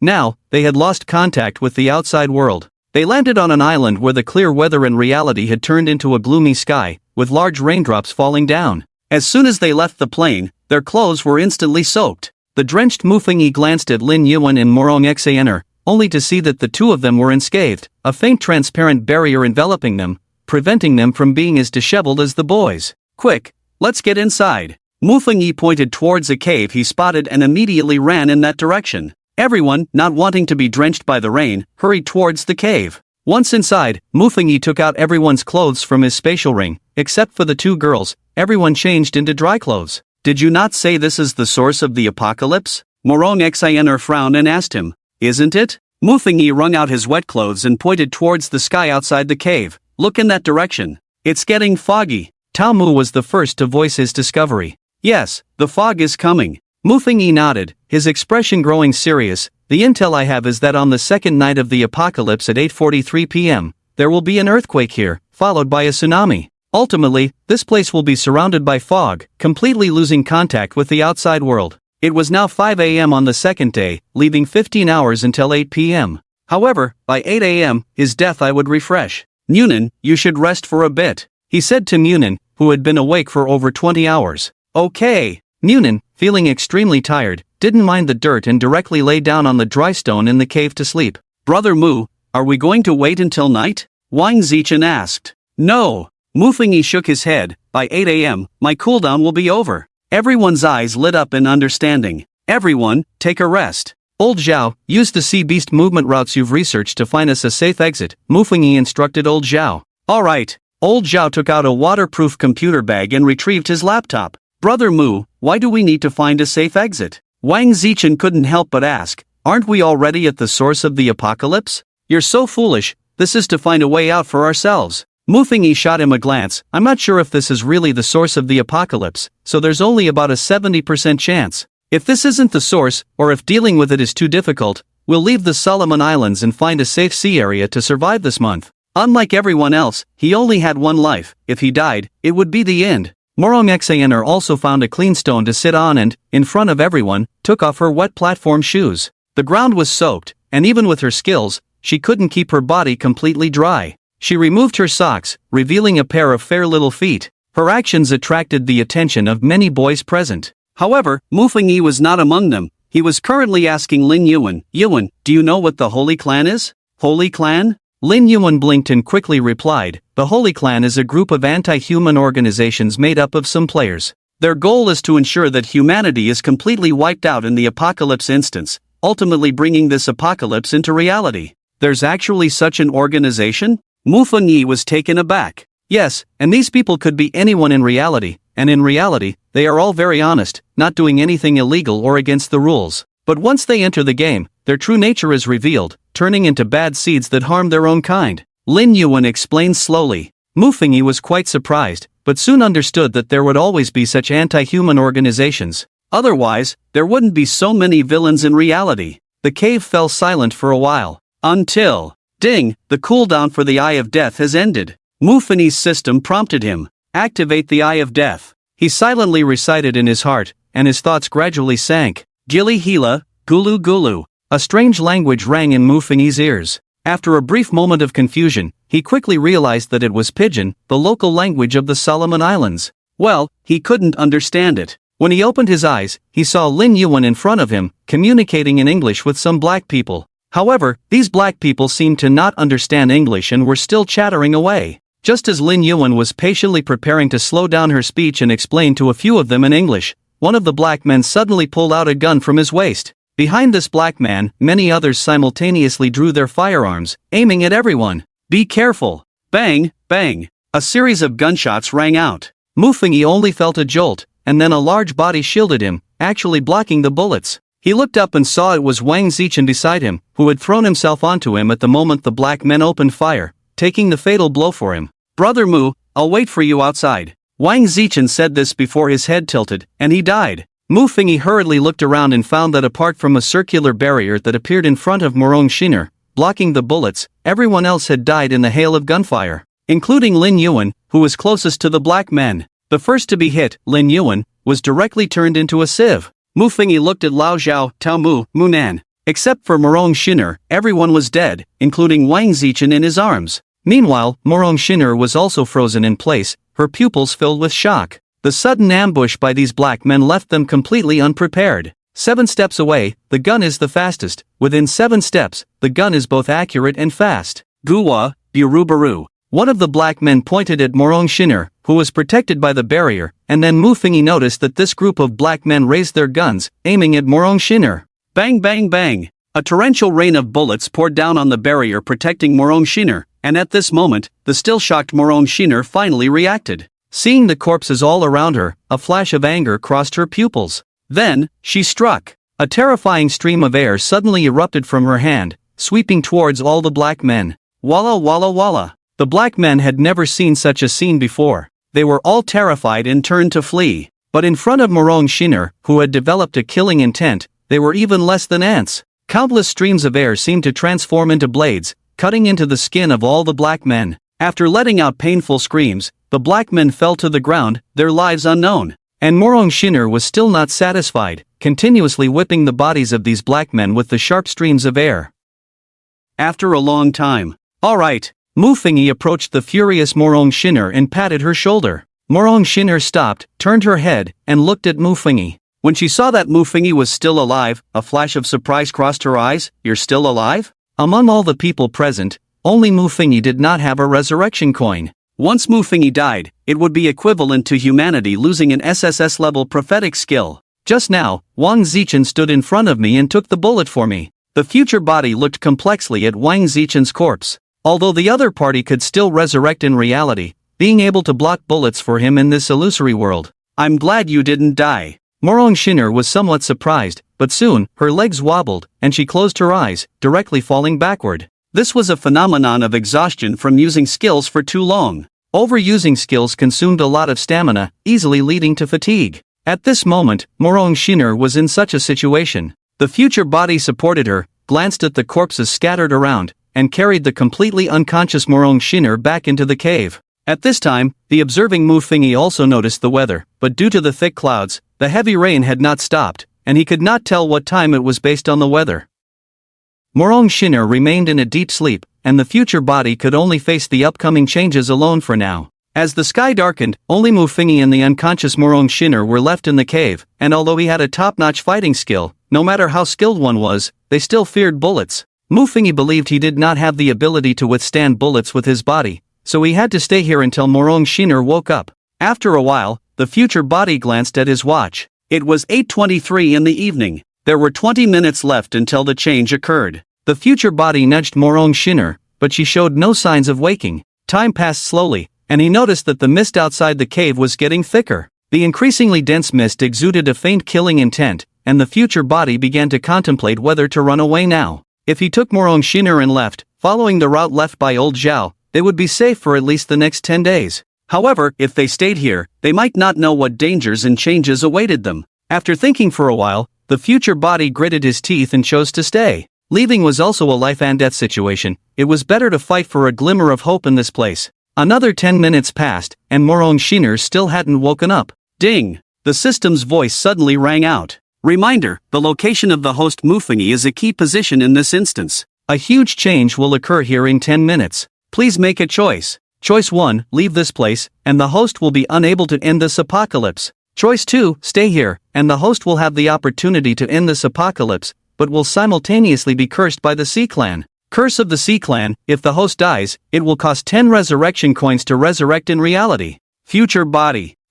Another curse that has no side effects for him. Having just made a decision, he hardly considered it this time and directly chose the second option. Ding, the host has completed the choice. This area will close in 10 minutes. The Apocalypse instance, Deep Sea Giant, is about to enter the second phase. Searching for targets. Detected that the only awake player in this area is the host Mufingi. The host has obtained the item, Judgment Coin. Judgment Coin, you have the qualification to gamble fairly with the Grim Reaper. One-time use item. Note, once the Judgment Coin is used, you will not be able to use resurrection coins, nor can you resurrect in reality. A chance to gamble with the Grim Reaper? Not only the future body, but even the watching Mufingi was bewildered. So what is the purpose of this item? Betting against the Grim Reaper, isn't that asking for death? Or is it that I bet there are no bullets in your gun? The future body toyed with a coin that had suddenly appeared in his hand. The front of the coin depicted a little angel with a halo on its head, while the back showed a little devil holding a trident.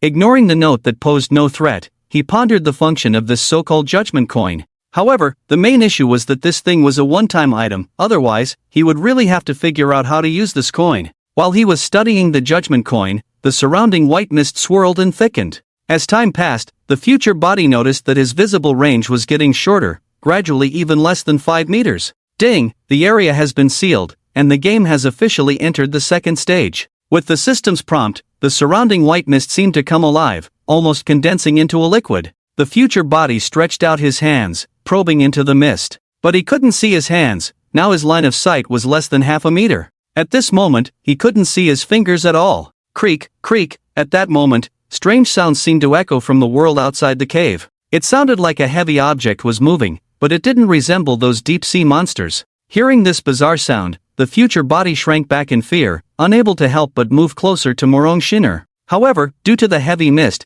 he fumbled for quite a while before finally touching Morong Shiner's body. What's going on now? Morong Shiner's voice suddenly rang out, almost scaring the future body out of his wits. The future body, still shaken, stared blankly for a moment before exclaiming in surprise, "You're awake? I just woke up. What time is it?" Morong Shiner's voice, still soft from just waking, gradually turned cold. "About 8:50. We've entered the second stage of the dungeon." The future body explained what had just happened to Morong Shiner. "Let me see the judgment coin." Morong Shiner extended a hand to him. The future body fumbled in the mist for a while before finally finding her hand and handing over the coin. After receiving the coin, Morong Shiner naturally also received a system prompt. "Let me use this coin." Morong Shiner said calmly, "Your skills are quite special, you shouldn't be doing such dangerous things." Future body? "No, do you want to hear what you're saying?" The future body couldn't help but retort, "First of all, this was given to me by the system. Besides, I don't have a resurrection coin on me. The side effects of this judgment coin are negligible for me.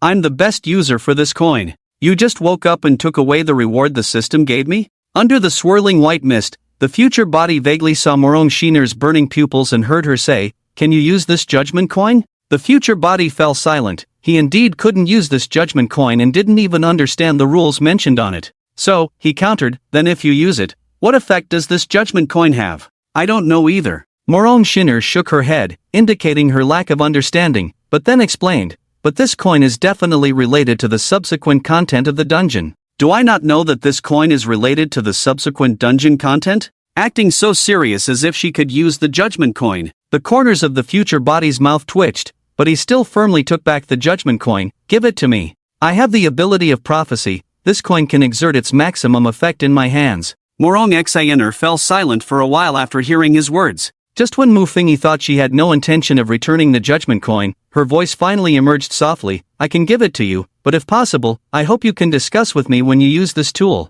"I'll try my best," the future body replied as he took the coin she handed over. Regaining control of the key tool gave the future body a slight sense of security. Sorry. A voice as thin as a mosquito's buzz suddenly rang out in front of the future body. What? The future body didn't catch what was said. In that moment when those black natives suddenly opened fire on you, some bad memories surfaced in my mind, so I lost my rationality for a bit. I'm really sorry for dragging you into this danger because of me, and for causing the deaths of Moon Nan and the others. Morong Xin sincerely apologized. Hearing her apology, the future body was rather surprised. I really didn't expect that, he exclaimed. What didn't you expect? Morong Xin asked curiously. I didn't expect someone as proud as you would apologize, the future body said. I'm also human, everyone makes mistakes, and I'm no exception. Morong Xin felt a bit irritated by his blunt words and immediately retorted. Creak, creak. At that moment, she suddenly heard a strange sound from outside the cave and couldn't help but frown. What is that sound? The sound after the second phase of the instance began. I'm not quite sure what it is either, the future body answered honestly. Then he heard Morong Xin fumbling with something, and after a while, she stuffed a pair of glasses into his hand. This is a detection glasses. Once you wear it, you won't be affected by the fog. Under the thick fog, the future body fumbled for a moment before catching the glasses she handed him and putting them on. Ding, the host has obtained a D-level item, detection glasses. Detection glasses, not affected by environments that obstruct vision, such as night, fog, rain. Once he put on the detection glasses, his vision instantly became clear, and he saw Morong Xin, who was also wearing a pair of detection glasses, right in front of him. I'm going to rest a bit to recover my strength. Why don't you go to the cave entrance and see what's going on outside? Morong Xin suggested, rubbing her temples. That's good. Now she didn't have to speak to him in that commanding tone. Okay. The future body agreed and turned to head to the cave entrance. He gazed outside the cave, and apart from the corpses scattered on the ground, he saw nothing else. So where did that creak sound come from? As if responding to his thoughts, the sound of heavy objects moving, creak, echoed again. He looked in the direction of the sound. It was near the seaside. At the moment the sound occurred, he saw a massive steel ship slowly coming ashore. This ship had actually floated up from the seabed, and with a loud noise, it directly landed on the shore, a colossal object suddenly appearing before the future body. He was so shocked by this scene that he couldn't find his voice. What on earth was this? He swallowed hard, staring blankly at the sight. And this was just the beginning. Not long after the first ship entered, 1 ship, 2 ships, 3 ships. One after another, enormous steel vessels came ashore, and the surrounding thick fog also surged out from these ships. Boom, boom. These ships slowly entered the island, and the future body quickly hid, but still peeked out to keep an eye on their movements. Whoosh! A technologically advanced gate slowly descended like a city gate falling into a moat. A denser white mist surged forth from within, almost solidifying into liquid. Under the effect of the detection glasses, the future body saw that inside the gate, there seemed to be many high-tech metallic structures exuding a strong sense of technology. A few humanoid beings slowly emerged from this gate. Humans? The future body widened its eyes in disbelief. What were these things? Could the source of the doomsday caused by the deep-sea giant monsters be the sunken Atlantis? But soon, the future body dismissed this thought. Atlantis was located in the Atlantic Ocean near the Strait of Gibraltar. How could it end up near the Solomon Islands in Australia? It continued to observe the humanoid beings disembarking from the ship, clad in massive metallic armor that obscured their forms. The armor resembled that worn by the human race of Atlantis in a certain Aquaman movie. At that moment, a series of garbled sounds emanated from within the armor. The future body couldn't understand. They are saying that the toxins in the air have been completely eliminated, and they can remove their armor now. Morong Xaner's voice rang out from behind him. The future body was startled again but quickly adjusted. You can understand what they are saying? He asked in surprise. I learned an A-level universal language. I can understand all human languages globally, and what they are speaking is the Armada language, which was banned over 300 years ago, Morong Xaner explained. A language from 300 years ago? So, have you discovered anything? The future body inquired. I don't know much about the Armada language. The little information I have was provided by my language proficiency skill, Morong Xaner replied. While the two were conversing, the armored humanoid monsters at the ship's gate suddenly opened their armor. The moment the armor opened, the future body and Morong Xaner stopped talking and looked over. Beneath the armor were several handsome foreign men with blonde hair. Humans? No. These men had dense scales on their necks. These were fish scales. Not only that, but they also had fins on their backs that matched their body sizes. Are these sea people or mutated beings? The future body was astonished by these bizarre creatures. Given the theme of this Doomsday, these guys might be the culprits behind the rampage of those giant sea monsters. Morong Xaner gazed intently at these humanoid-like monsters, but I wonder what the source of this Doomsday is and how to use your judgment coin to end it? Moreover, the rules of the judgment coin were quite strange, granting a chance to gamble fairly with the Grim Reaper? Unlike other items that clearly stated their usage conditions, the condition of the judgment coin left both of them puzzled. While they were discussing, those strange beings seemed to have taken out some kind of roulette-like device. They pulled out these roulettes, and after operating them a few times, the roulette began to emit light. At the same time, these sea people also turned their gazes toward the hiding spot of the future body and Morong Xiner. They can detect us. Morong Xiner suddenly exuded a strong killing intent. She was ready to strike. Calm down, calm down. The future body quickly grasped her hand. If a doomsday source of destruction can be resolved by force, it wouldn't be called a doomsday of destruction. After a couple of reassurances from the future body, Morong Xiner also calmed down. She then countered, but now they have discovered us. What should we do? Run? No. The future body shook his head, his gaze deep. You must know that there are more than just the two of us humans on this island. Are you referring to those natives? Morong Xiner's eyes lit up. We'll go to the natives first and see how these guys plan to deal with them. With that, the future entity quickly pulled Morong Xiner away. The few sea people did not chase after the two but began to chatter among themselves. Can those two humans see us? Impossible, the human eye has a limited range of vision. Could it be that the props they are wearing on their eyes help them see us clearly? What should we do now? Should we capture them back? Don't act rashly, they can't escape anyway. Let's complete the ritual first. Yes. The discussion of the few was clearly heard by Morong Xiner, who had hearing skills.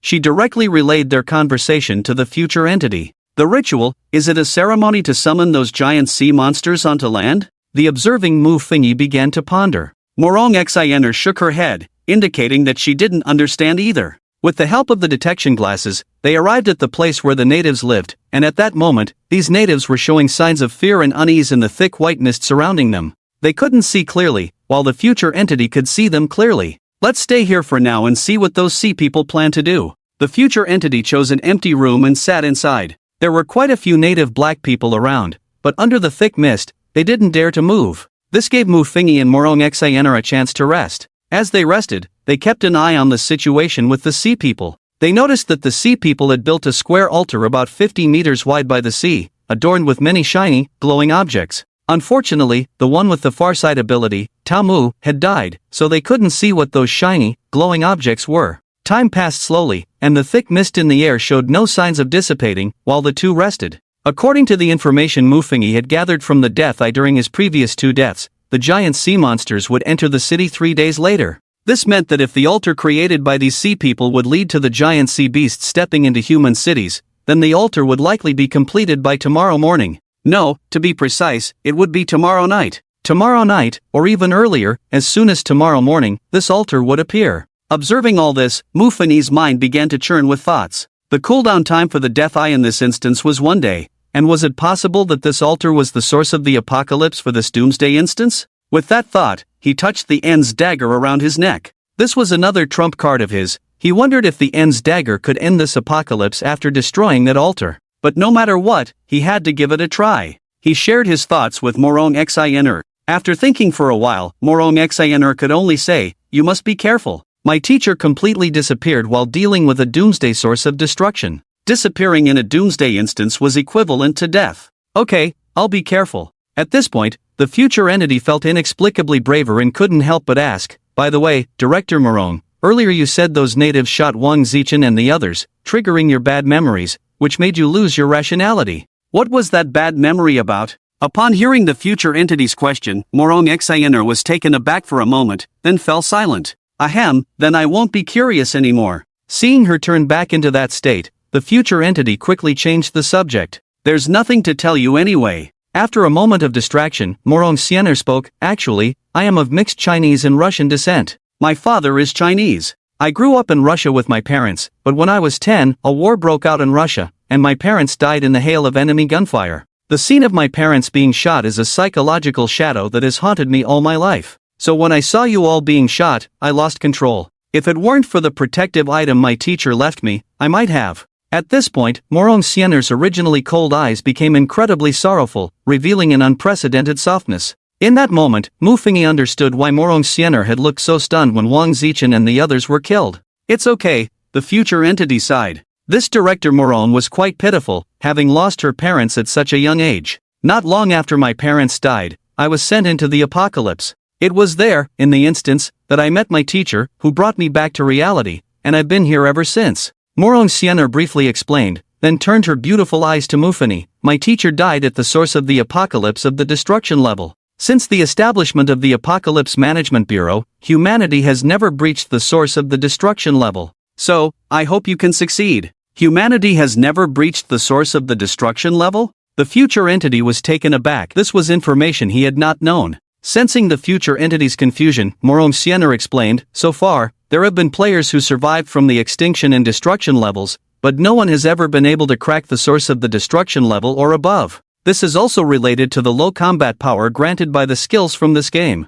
She continued, you should have noticed that almost all the combat skills drawn by players are not very powerful. They can't even defeat the giant sea monster in this instance. The future entity nodded. It was indeed the case. The system rewards all new players with a chance to draw, and the vast majority can only draw A-level skills, which are mostly not very strong. For example, the big eater that Wang Zichen got is of no use at all. At most, he can kill a few green-haired monsters from the previous disaster level, but he can't handle stronger monsters. The S-level skills are slightly better, but not by much. He even felt that most players couldn't compete with the country's firearms. Perhaps this is why social order hasn't been disrupted by this group of players? If everyone drew high combat power, like someone getting superhuman abilities, and if they had ill intentions, they could easily turn into a threat. In such a case, society could easily fall into chaos because of these people. Mufengi, I really hope you can survive. If you can, you will be the first to crack the destruction level apocalypse, and we can tell all of humanity that the destruction level apocalypse is not unbeatable.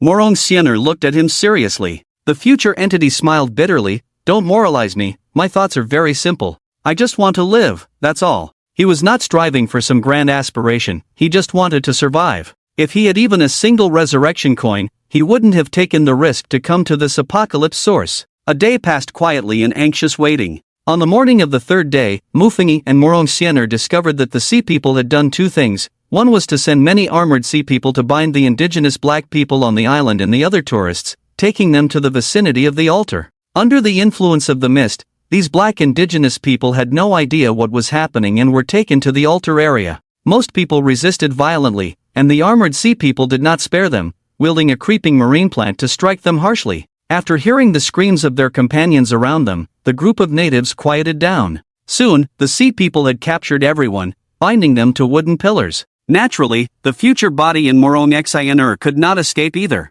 However, the two had no intention of fighting back for the moment. They planned to see what the Sea People would do, so they went along with it and allowed themselves to be captured. The Sea People did not confiscate their belongings. After binding the two and placing them on pillars that had mysteriously risen, they left. The two observed the natives tied to the surrounding pillars and the tourists. For these people, the thick mist around them was no different from having their eyes covered. They saw the Sea People placing one sparkling stone after another on the altar they had built the day before, while murmuring in a language they could not understand. Morong Xaner, beside the future body, translated for him. They say, bind these humans, and the altar can proceed smoothly. We can finally welcome the sea god's appearance, open that great door, and the deities will descend upon the world. The future body frowned as he listened, his gaze fixed on the crystals on the altar, a layer of confusion clouding his eyes. Were these crystals the key to activating the altar? The En's dagger, still tied around his neck with a cord, did not require hands to use. He was waiting for an opportunity.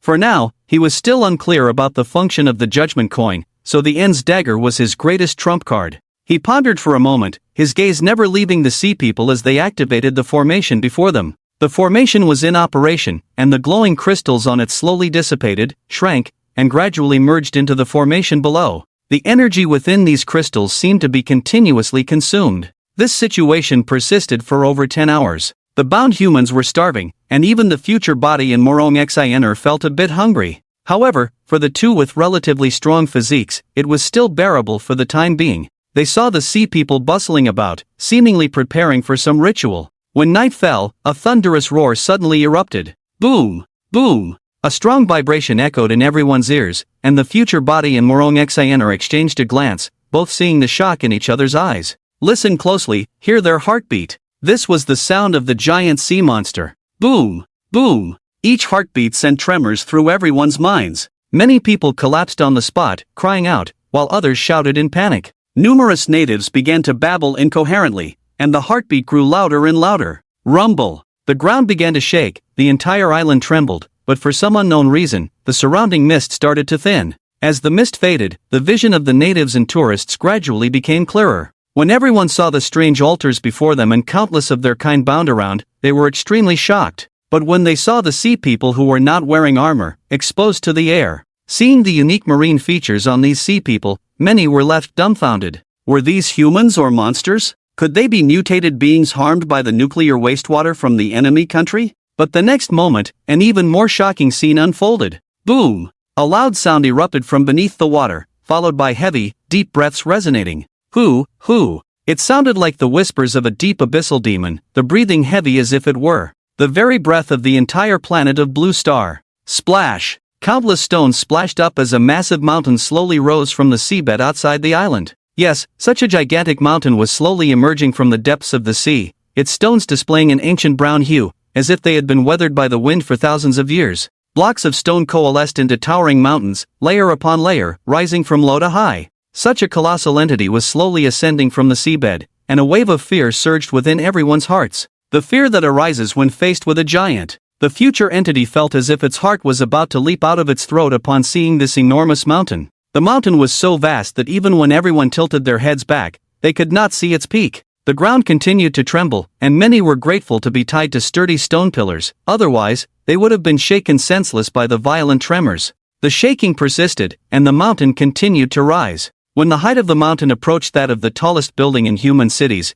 the Burj Khalifa, 828 meters, 162 floors. At about halfway up the mountain, a gigantic eye suddenly opened. This eye was larger than the mouth of a fully opened whale, and within the eye, there was a moving eyeball. Image in the comments, this eyeball appeared to the humans on land like a bright moon, causing everyone to feel a wave of suffocation. This mountain is a monster. Morong Shiner beside the future entity spoke with a quivering tone. The observing Mufigi also felt a deep sense of dread. This monster was far larger than the giant octopus he had seen through the Eye of Death in reality. One could even say that the giant octopus was merely a small calamari in comparison to this mountain-sized creature. The monster's moon-like eyeball moved slightly, and all the humans felt as if it was staring right at them. What kind of monster was this? Moo! A long sound echoed, and everyone saw the mountain begin to move again. The mist that had originally dispersed started to spread once more, and the sea people began to perform gestures of worship, muttering unknown incantations. They say the sea god has finally emerged.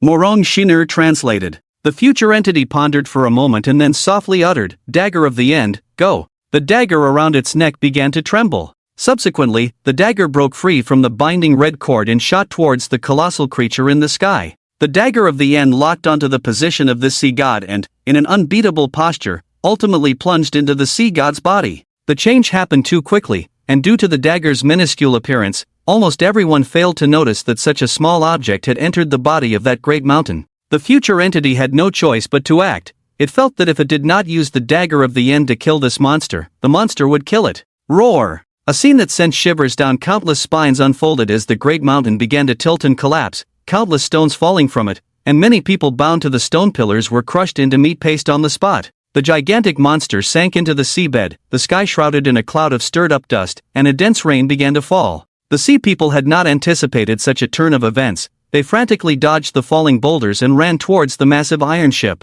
The iron ship opened its doors just in time, allowing the sea people to escape from the torrential downpour of stones and water. With Morong Xianer's help, the future entity broke free from the stone pillar, dodging the giant rocks falling from the sky while running towards the location of the spaceship. That giant beast is not the source of the apocalypse, the future entity said urgently, breathless from running too fast. The instance hasn't ended, and the dagger of termination hasn't returned. Initially, he suspected that the altar was the source of the apocalypse, but when he saw a massive rock smash the altar to pieces, that thought vanished instantly. They sprinted towards the sea people's great ship, and just as they were about to enter the gate, boom! A tremor far greater than before shook the ground.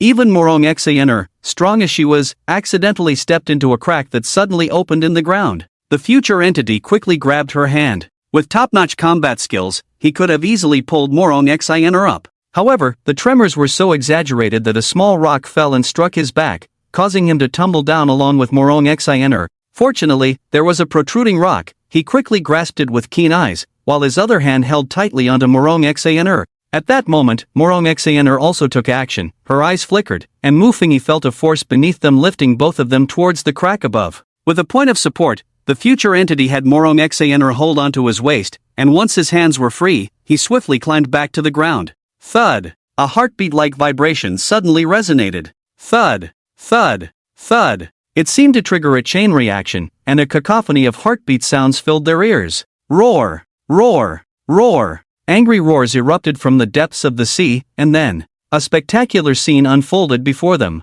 Countless sea monsters leaped from the distant ocean, splashing waves as they swam away. These creatures included common fish, shrimp, crabs, and even cephalopod octopuses that Muffingy had seen in Jiangcheng. One by one, these giant sea beasts sprang from the seabed, splashing water as they scattered in all directions.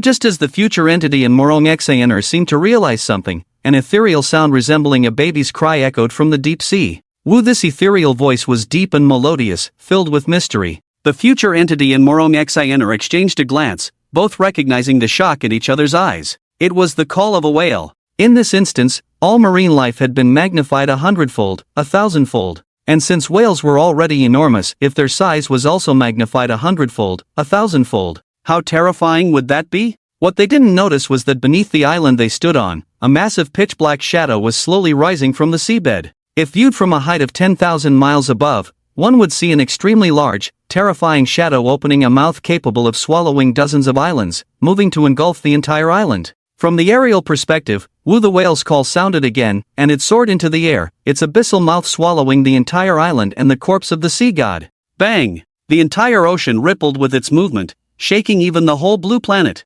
At the same time, violent earthquakes erupted around the globe. And what awaited everyone were the giant sea beasts that were about to reach the land. The scene returned to the island. The future entity and Morong Xaner suddenly felt darkness enveloping them, and then both lost consciousness simultaneously. Cough cough cough. Muffingy sat up abruptly. The surrounding Morong Xaner, Wang Zichen, Old Zhao, Munan, Tao Mu, and Lin Yuan all turned their gazes toward him as he regained consciousness. Muffingy sat on a stone, breathing heavily, a deep confusion flashing in his eyes. What exactly was going on? What was the final whale call about, and how did they die? He only remembered everything going dark, and then he lost consciousness. He stroked his chin, carefully contemplating the scenes that unfolded during this death replay. The first thing to confirm was the time. Those sea people entered the island tonight, and by tomorrow morning, they would tie everyone up and send them to the pillars.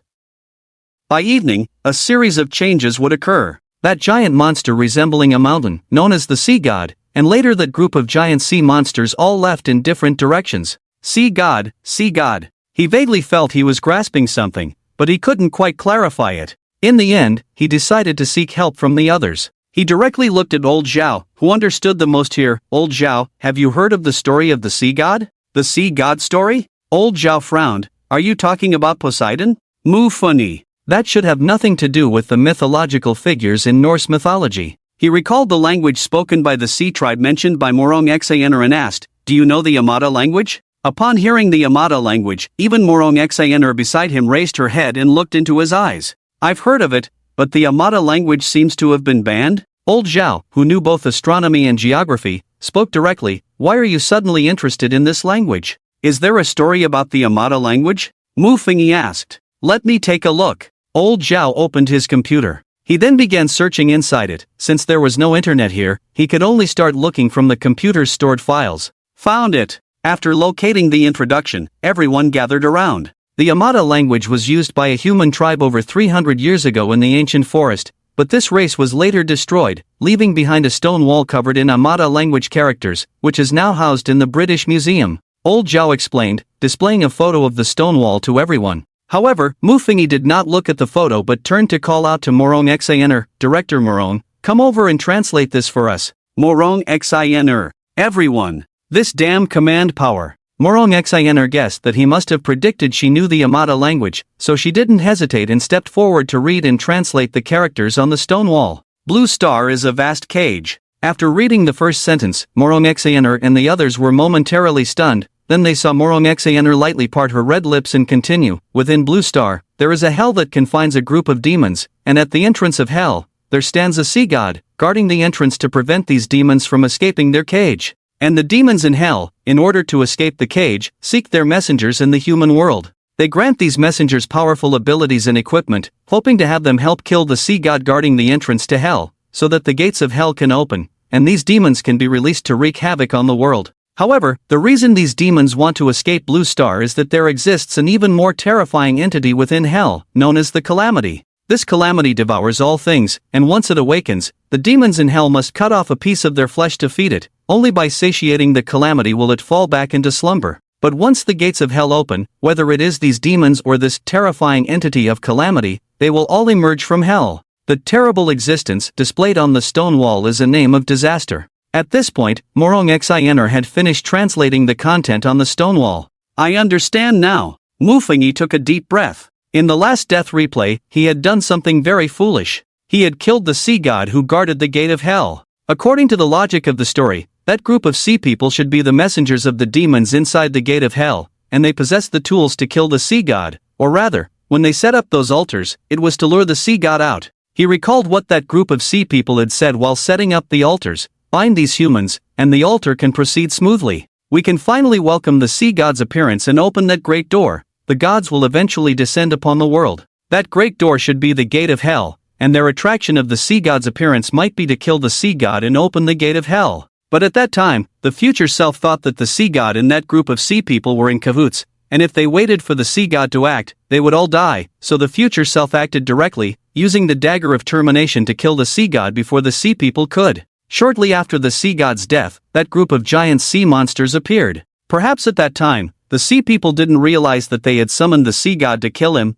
but the sea god suddenly died on his own? They didn't act, and the sea god just died. After the sea god's death, the gate of hell was unguarded, and the demons inside the gate of hell ran out. These demons referred to that group of giant sea monsters. However, when these sea monsters appeared, they immediately ran in all directions? That behavior didn't seem like an attempt to occupy land, but more like a panicked escape. Why did they flee in panic? Was it related to the terrible existence of the disaster creature mentioned in the prophecy? He carefully recalled the details of his experience. Before his death, he seemed to have heard the call of a whale, then everything went dark, and soon after, he completely lost consciousness. It could be said that dying was not painful at all. At that time, he was still pondering that the group of marine creatures had been infinitely enlarged, and if the already enormous whale was also enlarged 100-fold, 1,000-fold, a terrifying thought suddenly flashed through his mind. That giant whale couldn't be the terrible existence of the disaster creature, could it? And the reason they went dark before dying was that the whale had swallowed the entire island, and he saw nothing before dying. The reason that group of giant sea beasts fled in panic was that they all knew that the whale had also come out from the gate of hell, so they all had to escape to avoid being swallowed whole by that whale. He thought of the theme revealed to him when this instance entered the second phase, deep-sea giant monster. Perhaps this deep-sea giant monster referred to that giant whale. That whale was the final boss, the true source of this apocalypse. But the source of the apocalypse refers to the key point that led to this apocalypse. Even if he killed that whale, those giant sea monsters that escaped from the gate of hell could still wreak havoc on the world, right? So, the source of the apocalypse refers to that group of sea people who wanted to kill the sea god, or rather, the key in their hands that could kill the sea god and open the gate of hell? His heart became as clear as a mirror several times over. What do you know? Everyone looked at him curiously, a glimmer of expectation flashing in their eyes. Even Morong Xiner looked at him with bright eyes. Just as she had said in the death replay, she hoped that one human could crack the Doomsday level apocalypse. I might know the source of this apocalypse,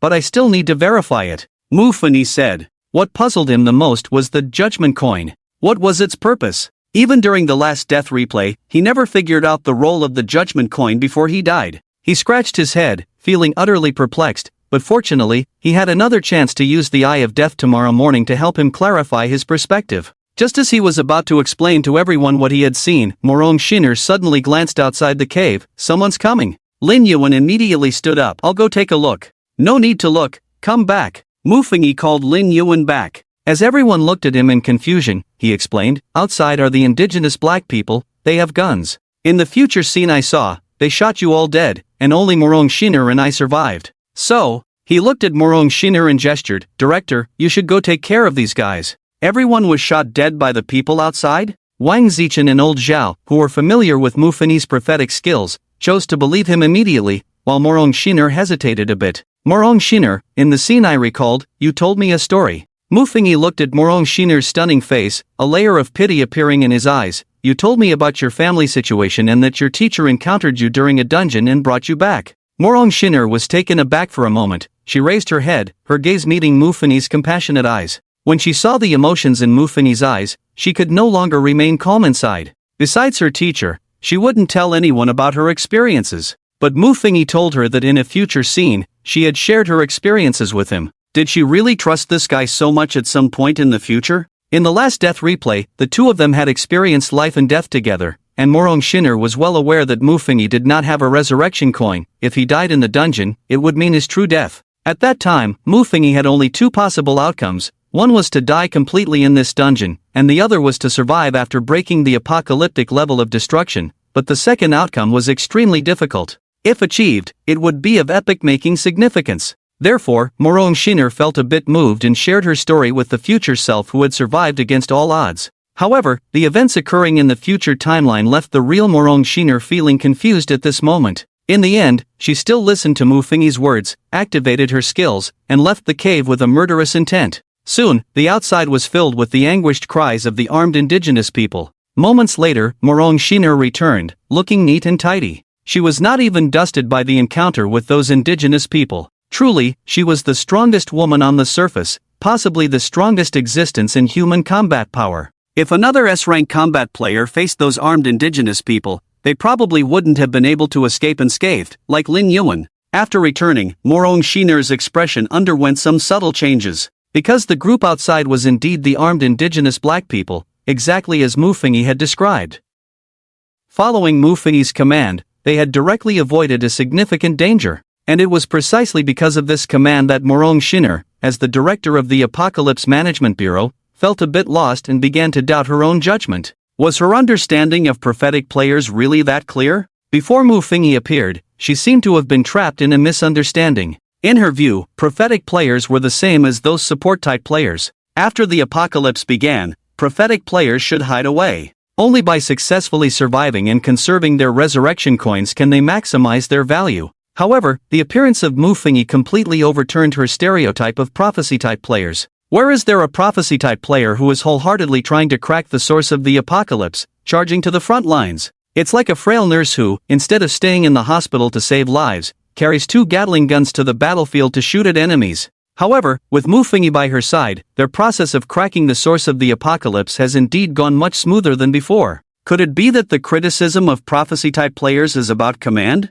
This thought opened up a new line of thinking for her. If prophecy-type players were also involved in cracking the apocalypse dungeon, she vaguely felt that this operation would allow more players to survive, but it would be a bit taxing on the prophecy-type players. In Huaxia, there are only about 20 prophecy-type players, more precious than national treasures. Even if she thought this way, the country would not agree to her plan. After dealing with the first batch of dangers, Mu Fengyi looked seriously at the group. "Next, I need all of you to make a choice." The others had not yet recovered from Morong Shinner's ruthless killing of those natives outside when they instinctively stood up straight upon hearing Mu Fengyi's words. "I have confirmed that this is the key area of this apocalypse, and tonight, it will be sealed off." Mu Fengyi said slowly, "So you have two choices. The first choice is to leave here. Although you still have a high probability of dying outside, you only need to consume one resurrection coin to return to reality." Upon hearing this, everyone's brows couldn't help but raise. From Mu Fengyi's words, if they stayed here, would they consume more than one resurrection coin?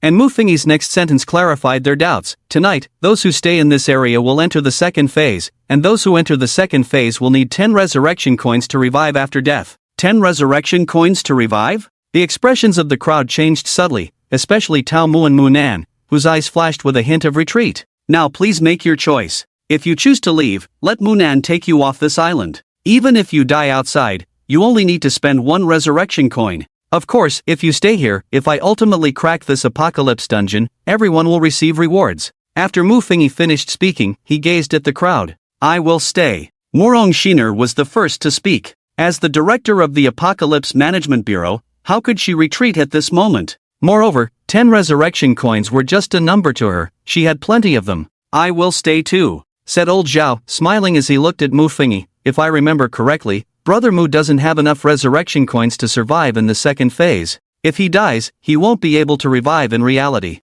If even he has such determination, what harm is there in me staying here? Moreover, this might be my only chance in this life to participate in cracking a catastrophic apocalypse. I don't want to miss it over 10 resurrection coins. As old Zhao expressed his stance, Wang Zichen immediately declared, I believe in Brother Mu's abilities, I will stay too. Mu Fengyi looked at the person who had shielded him in the last death replay and smiled gently. The other party did not disappoint him.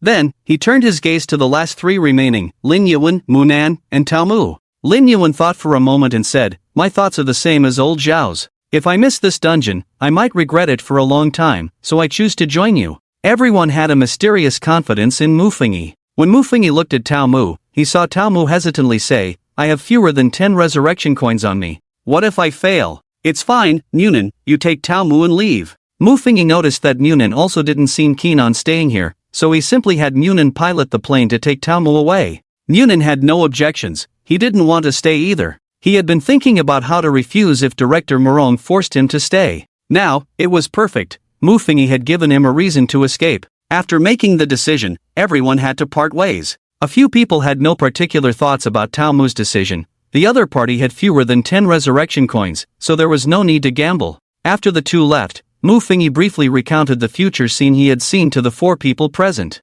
So, according to you, that whale that made a sound at the end is the disaster entity from the Stonewall story? That's what I think. Mu Fengyi nodded. So, as long as we kill it, this time's instance will be perfectly concluded? Wang Zichen asked. Can't kill it. Mu Fengyi shook his head. In the last death replay, he hadn't even seen the appearance of that giant whale before he died, let alone killing it with the Ender's dagger. That was absurd. So what do we do now? Morong Shiner asked him. Wait. He rubbed his forehead and made a decision. Wait until tonight when that group of sea people comes ashore, and we get the judgment coins. Right now, there was nothing they could do. Oh, do you have any traps or devices? He suddenly realized that he knew the location of that altar. This was his opportunity. Next, he directly took the 4 people to the location of the altar. Before the altar was set up, this spot was a sandy area, but it was now wet due to the rain. When they arrived at the altar's location, Mu Fengyi looked directly at Morong Shiner. After thinking for a moment, Morong Shiner took out something that looked like an energy ball, squatted down, and buried the small energy ball in the ground. What is this? You can think of it as a landmine, and I can control it remotely. Morong Shiner explained. A remotely controlled landmine? Mu Fengyi thought of those sea people standing on the altar and nodded. Sounds good. The rain was really heavy. It would only stop when the thick fog appeared at night. The group escaped back into the cave under the pouring rain, starting to wait for nightfall. The sky remained gray, and if the group hadn't checked the time on their phones, they might not have been able to tell whether it was day or night. As the heavy rain outside gradually stopped, everyone noticed a faint white mist beginning to spread in the air. Everyone immediately perked up. The situation Mu Fengyi had predicted was happening. Were the legendary sea people about to arrive? Ding! Reminder, the location of host Mu Fengyi is the key position for this instance. A major change will occur here in 10 minutes. Please make a choice. The system's voice came as expected. It was exactly the same as when it had sounded before. Then, the system presented 2 choices to everyone. Since everyone had already understood the situation from Mu Fengyi, they were not surprised to see these 2 choices and all chose to stay. Ding! The host has completed the selection. This area will close in 10 minutes. The Doomsday instance, Deep Sea Behemoth, is about to enter the second phase. Searching for targets. Detected 5 awake players in this area, extracting the most suitable item candidates. Ding! Congratulations to player Mu Fengyi for obtaining the item, Judgment Coin.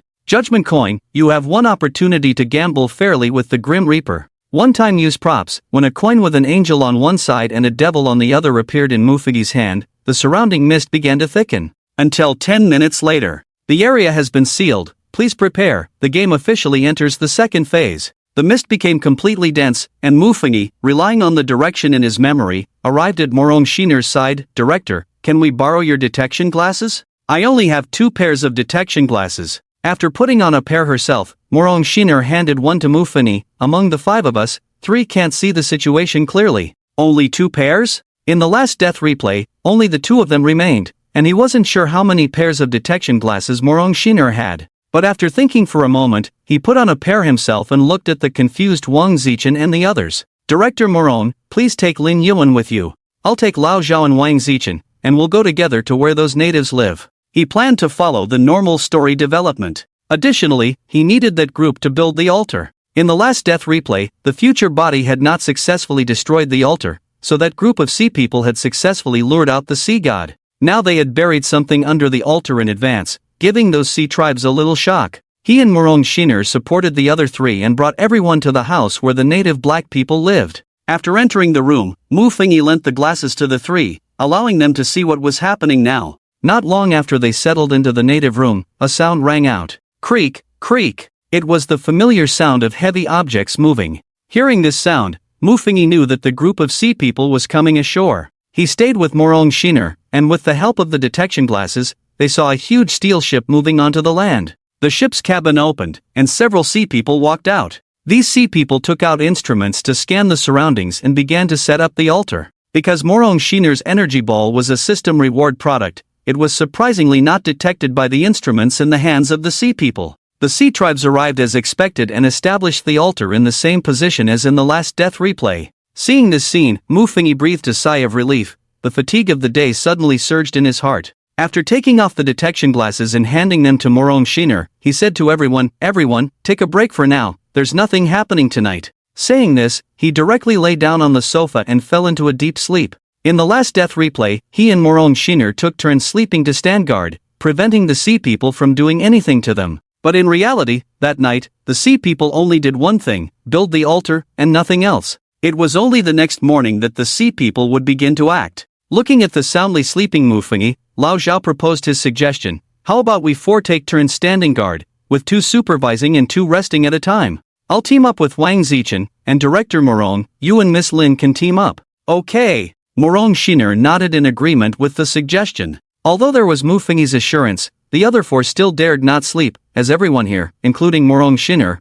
was in a critical area of the Doomsday level for the first time, and no one dared to let their guard down. So, when Mu Fengyi got up the next day, he saw four people who looked rather unenergetic, especially Wang Zichen and Lao Zhao, who had heavy dark circles under their eyes. Did you not rest yesterday? He asked in surprise. Wang Zichen yawned, looking dispirited. I rested, but I only slept for a few hours in total. I'm so tired. Mu Fengyi smiled and said, once they start moving, you won't feel sleepy anymore. Wang Zichen. Ding, the cooldown for the Eye of Death has ended. The system's voice echoed in Mu Fengyi's mind. He glanced at the crowd, then took off his detection glasses, closed his eyes tightly, and silently chanted, activate the Eye of Death. Boom! A loud explosion rang in his ears, and as Mu Fengyi entered the spectator's perspective, he felt as if his ears were about to go deaf. Gulawala, Uralala, Amada language, blah blah blue, Gaguguga mama, Amada language. After the explosion, he heard several sea people discussing nearby. He slowly opened his eyes, the detection glasses were now in front of him.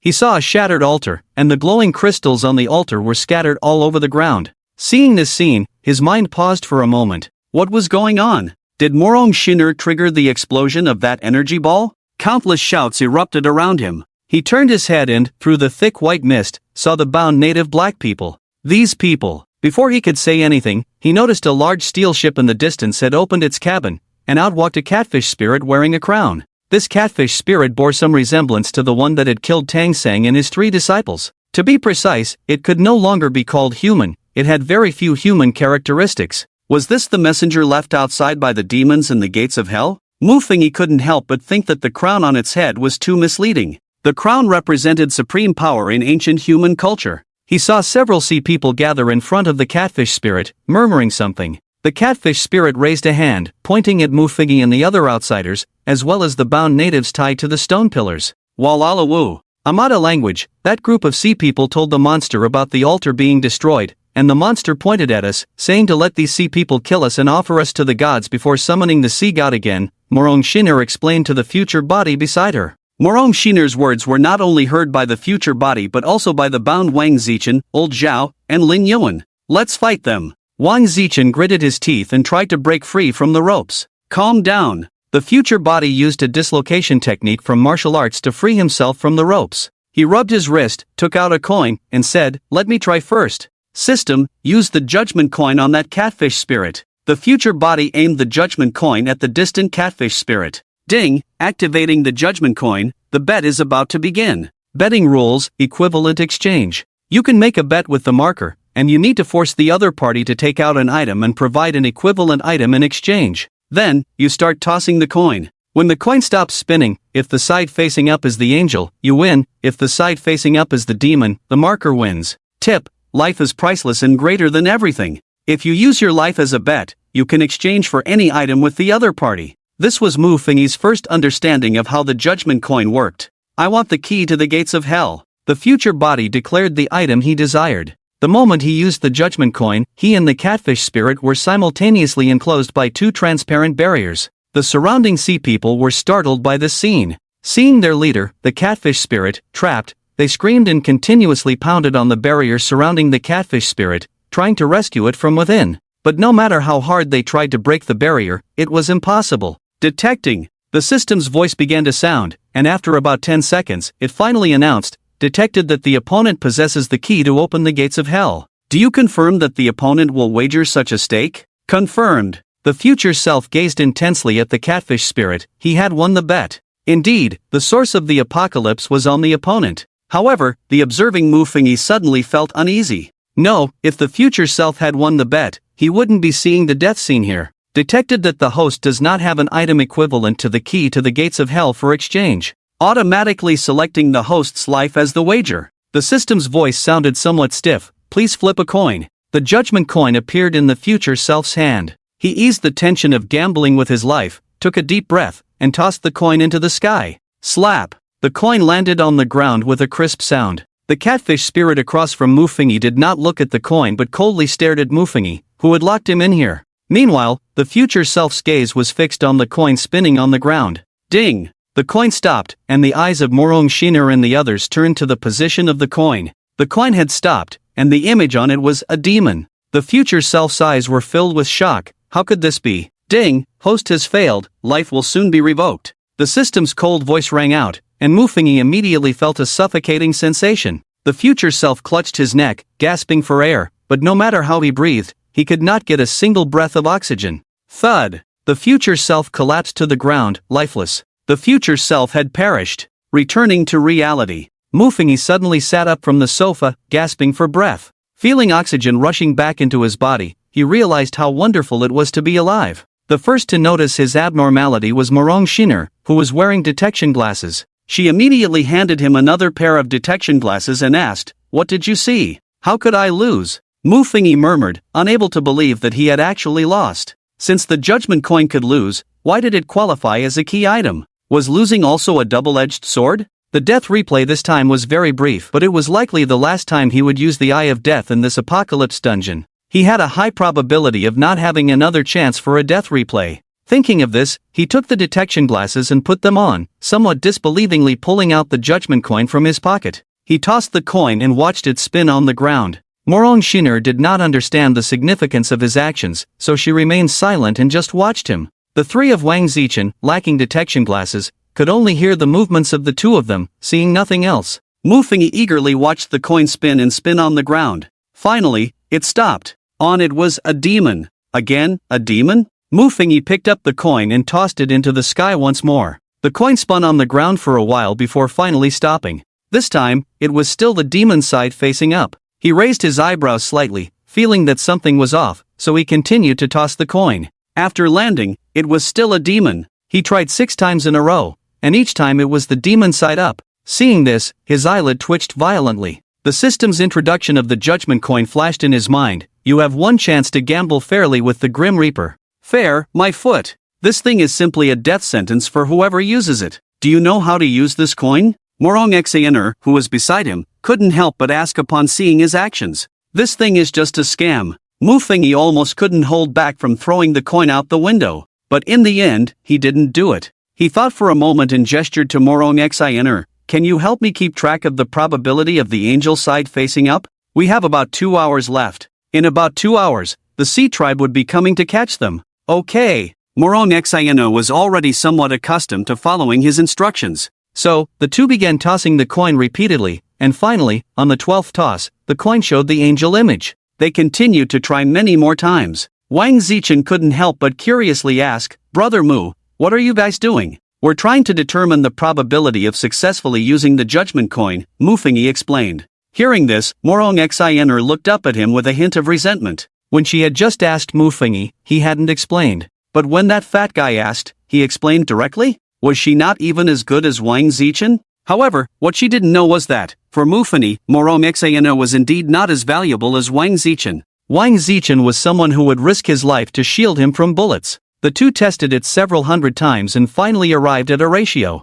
The ratio of the angel side facing up to the demon side facing up was 120, an extremely exaggerated ratio, almost akin to the probability of winning at a casino. This made Mu Fengyi feel the deep malice of the judgment coin. Truly, gamblers never die a good death. He felt completely disheartened. If even the key items for a destruction-level apocalypse had such a high failure probability, it was no wonder no one could clear such a high-level apocalypse. Moreover, according to the experiences of those who had gone through hundreds of apocalypse instances, every opportunity to end an apocalypse was related to key locations and key items within the instance. This was a fact acknowledged by all the high-ranking officials of the Apocalypse Management Bureau. However, no matter how many apocalypse instances humanity had experienced, the only ones they had cleared were the plague-level and disaster-level apocalypses. No one had ever cleared a destruction-level apocalypse, and the only official record of a world-ending apocalypse was the Moonfall, which had only one survivor in the end, let alone clearing that instance. Humanity's count of clearing destruction-level and above instances was 0, everything had never happened. So, was it possible that destruction-level and above apocalypses were somewhat different? A thought suddenly appeared in Mu Fengyi's mind. What if destruction-level apocalypses were not quite the same as the previous two levels? The key items in plague-level and disaster-level apocalypses could destroy the source of the apocalypse. But what if the key items in a destruction-level apocalypse were a form of deception? A deception aimed at the players. Because everyone believed that the key items present in the instance were capable of destroying the source of the apocalypse. Indeed, the judgment coin had a tiny probability of success, but that probability was too low. If everyone used such an item to crack the source of a destruction-level apocalypse, the chance of success would be too minimal. This was not a glimmer of hope, it was gambling with their lives. In his view, cracking an apocalypse should have a glimmer of hope, and that hope did not necessarily lie in the key items. With this thought, he touched the dagger of termination around his neck. The items provided by disaster-level apocalypses might still be able to destroy the source of destruction-level apocalypses. He believed in his judgment. The judgment coin couldn't be completely meaningless, but in his eyes, this thing was a deceptive tool. He could completely avoid using the judgment coin and directly find the key to opening the gates of hell on that catfish spirit, then destroy it with the dagger of termination. With this thought, he made some decisions in his heart. "Director Morong, don't detonate the energy sphere under the altar for now," he said. "Why?" Morong Xiner frowned and asked. "Because we need to lure out a certain someone." Mu Fengyi recalled the scene from the last death replay, where Morong Xiner had destroyed the altar with the energy sphere beneath it, causing that group of sea people to call out for the catfish spirit. However, when the crown catfish spirit emerged, its first thought was to kill them, the humans. Because the altar was destroyed, the catfish spirit assumed that these humans would disrupt the sacrifice, so it decided to eliminate them first before continuing to summon the sea god. In that case, the other side wouldn't bring out the key to open the gates of hell. Conversely, if they allowed the sacrifice to proceed normally, the catfish spirit shouldn't want to kill them. The goal of these sea people was to summon the sea god and kill it, releasing the demons from hell. And during the process of killing the sea god, that catfish spirit would have to appear again, right? Once it appeared, the catfish spirit would likely bring out the key to open the gates of hell to deal with the sea god. At that moment, it would be the best opportunity for Mu Fengyi to take action. Before he could explain to Morong Xiner, the sea people began to grab humans everywhere. Mu Fengyi immediately told everyone not to resist, and since they were gathered together, the armored sea people bound them all together. The 5 stone pillars were connected in a row. The familiar feeling returned. Mu Fengyi could see himself being tied up in every death replay. This time being bound felt like returning home. "Everyone can take a break, they won't act until night," he said to the 4. Upon hearing his words, Wang Zichen tilted his head and fell asleep immediately. He was already extremely tired, and now he mindlessly trusted Mu Fengyi. Meanwhile, Mu Fengyi watched with great interest as the sea people set up the altar. He saw them stuffing many strange stones into the altar, then covering these stones with a layer of something resembling lime, ultimately forming the shape of the altar. Time passed little by little. The few of them had eaten in the morning, so they didn't feel hungry now. Mufengi kept an eye on the time. Soon, night fell. He closed his eyes, listening to the sea people mumbling something at the altar. Morong Xinr translated for him that the sea people were performing a sacrifice. In the previous death replay, the original host had Morong Xinr activate the energy sphere beneath the altar, disrupting their sacrifice, but this time, Mufengi didn't let Morong Xinr touch it.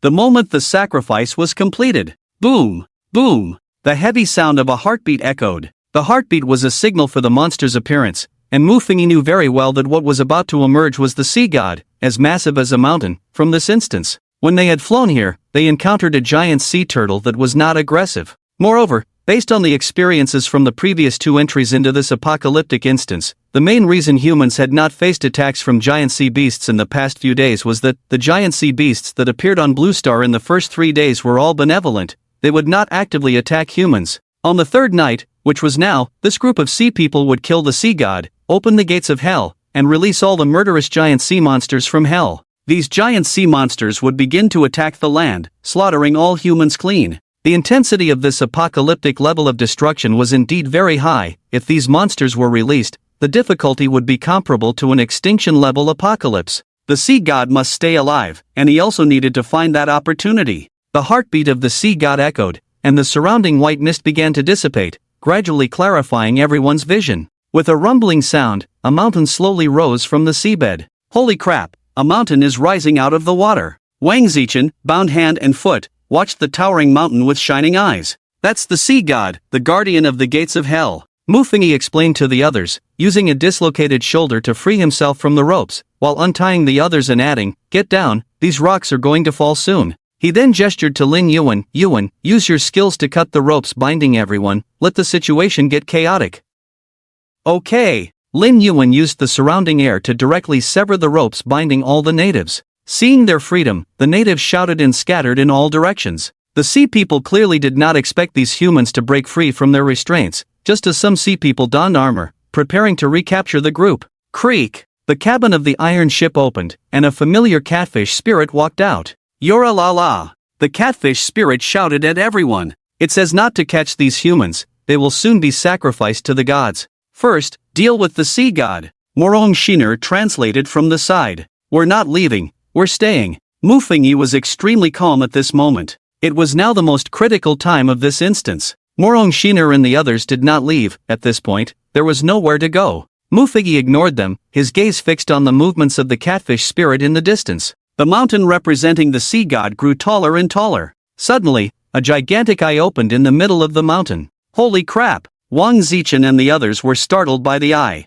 Mufengi was already prepared. This mountain should only be a side view of the sea god, and he was uncertain of the sea god's full appearance. If he had to describe it, this sea god resembled a giant dragon from Western mythology. Unlike the snake-bodied divine dragon of Chinese totems, the Western dragon had a body similar to that of a jaguar, with two massive bat-like wings, for legs, a horse-like head, a mouthful of sharp teeth, and a long, winding tail with spikes or barbs at the end. The overall impression of the mountain was like the side profile of a Western dragon. When the sea god opened that eye, Mufengi felt that familiar sensation deep within him, that the other party would kill him. He forcibly suppressed this illusion. The sea god was the guardian of Blue Star, it would not cause a massacre. As he thought this, he noticed that the catfish spirit had taken out a trident-like weapon. It aimed the weapon at the mountain's sea god. In that instant, Mufengi's adrenaline surged. "Stop!" he shouted, thrusting his right hand into the position of his neck, pulling out the red-stringed dagger of doom and aiming it at the trident in the catfish spirit's hand. That trident was likely the key to killing the sea god and opening the gates of hell. But just as he was about to act, a flash of insight suddenly crossed his mind. No! This trident might not necessarily be the source of doom. He only had one chance to act. If he used the dagger of doom to destroy the trident, what if this instance didn't end? Moreover, were the judgment coins really all side effects? Thinking of this, cold sweat broke out on his back. When using the judgment coins, a hint appeared: life is priceless, above all. Only life is priceless. This is not a warning to a gambler, but a hint to him. According to the game rules, the key items correspond to the source of the apocalypse, and the function of the judgment coin can only be unleashed on another person. Moreover, among all the sea people he had seen, most of them only had a small part of marine characteristics, except for that catfish spirit, which had almost no human traits left. Aside from standing on two legs, there were no human features visible on it. The messenger of the devil, the culprit who opens the gates of hell. He aimed the dagger of the end, pointed like a trident, at the catfish spirit, and his heart fell into silence. At this moment, if he chose the wrong target, he would die, and everyone, including Morong Shiner and the others, would lose 10 resurrection coins. Humanity might never overcome the catastrophic apocalypse. His heart was terrifyingly calm at this moment. The giant monster see God trembling in the sky, the shocked and panicked expressions of Wang Zichen and the others, Morong Shiner's grave demeanor, the local natives running around, and that catfish spirit, holding up a trident with a pious expression. Damn, how could he see a look of devotion on the face of a catfish spirit? Let it end, no matter the outcome. He threw the judgment coin high into the air and directly attacked the catfish spirit with the dagger of the end.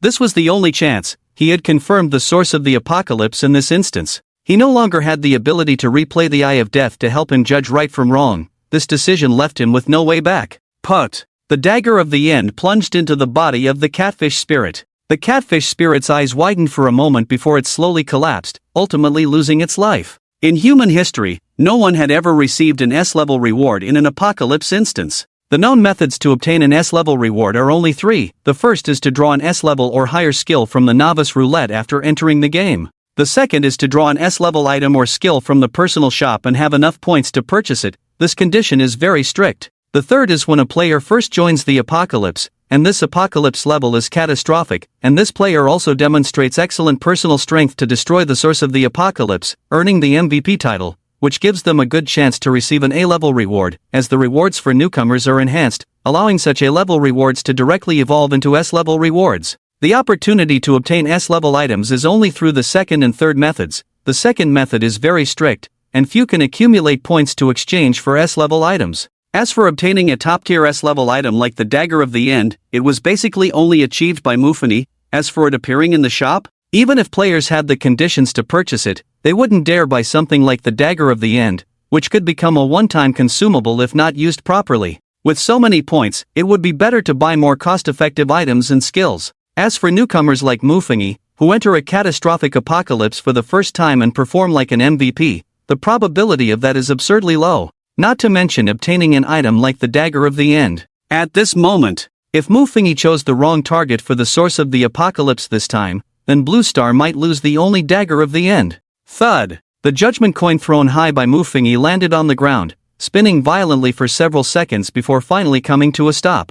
If someone could see this coin, they would surely notice that the upward-facing side was engraved with a little angel with small wings and a halo floating above its head. The angel is above. The air seemed to quiet down. Moo! After a faint call, the moblin-like giant sea god glanced at the creatures on the island before sinking back into the deep sea, the thump of its heartbeat gradually fading away. The mountain filled with a dangerous aura that lay before everyone disappeared. The fog completely dissipated, and the air was filled with the fresh scent of earth and plants. Drip!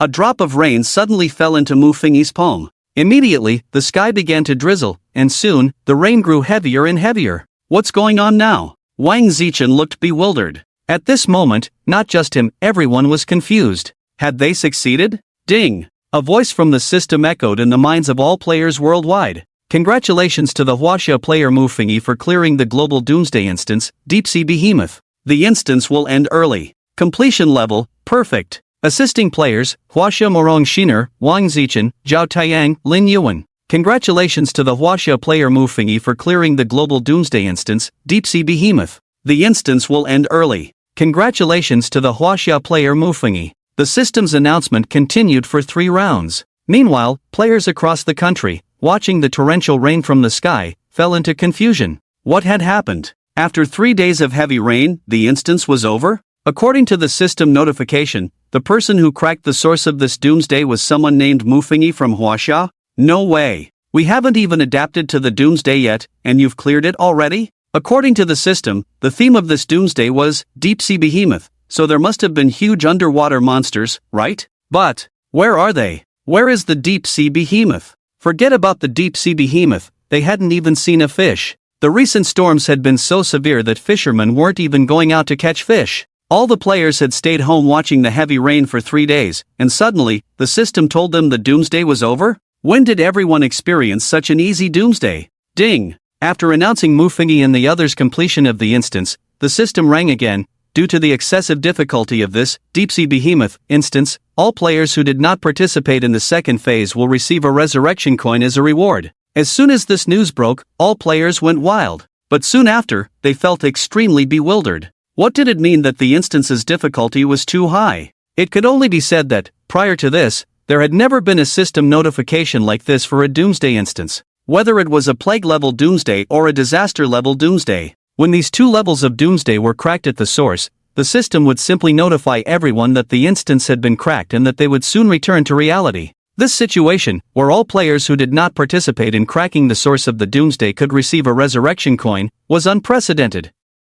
Did this not mean that the difficulty of this instance was very likely destruction-level Doomsday? Thinking that a destruction-level Doomsday had actually been cracked, all players gasped. Then, everyone looked at the list of participants. Aside from the assisting player Morong Shinner, whom everyone recognized as the head of the Huaxia Doomsday Management Bureau, who were the others? Wang Zichen, Zhao Taiyang, Lin Yuan. And that Muffingi who cracked the Doomsday, they didn't know him either. Even if the system notification stated that Morong Shinner led the team to crack the source of the Doomsday, everyone might have been more accepting. However, Morong Shinner was only an assisting participant. Perhaps once everyone left the Doomsday, the trending topic online would be who was Muffingi? In a coastal city of Huaxia, by the sea, a group from the Doomsday Management Bureau was preparing to leave by boat. But upon hearing the system notification, all members of the Doomsday Management Bureau halted their steps simultaneously. The one at the forefront was the Deputy Director of the Doomsday Management Bureau, Lai Wenji. Lai Wenji, hearing the message from the system, was momentarily stunned and stopped his actions.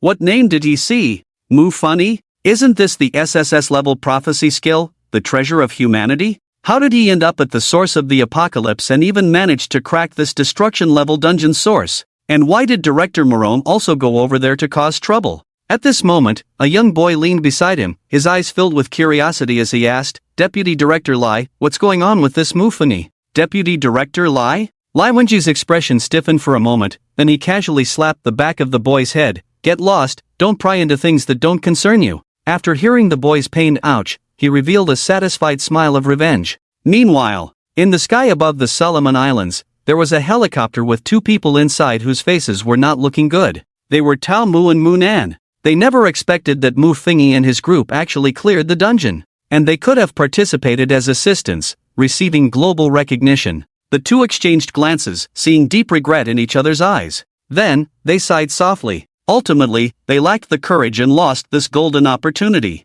It wasn't just the players from Huaxia. At this moment, players from all over the world who survived were speculating about who this player named Muffingi was, and everyone was curious whether this dungeon level was truly destruction level apocalypse. The scene returned to a small island in the Solomon Islands region. Muffingi heard the system notification and the refresh of the usage count for the dagger of termination, and a relieved smile appeared on his face as he looked at everyone and chuckled, Brothers, we did it. Brother Mu, awesome. Wang Zichen was practically the atmosphere group, directly shouting with a flushed face and a hoarse voice. Old Zhao also wore a long-lost smile. Lin Yuan happily watched everything unfold. This was her first time participating in the destruction of a destruction-level dungeon's apocalypse source. Only Morong Shinner furrowed her brows, but in her pupils, Muffingi's light-hearted and exuberant expression was reflected. This was Muffingi's moment of glory. Ding! Participating assisting players receive one chance to draw an A-level reward. Player Muffingi receives one chance to draw an S-level reward.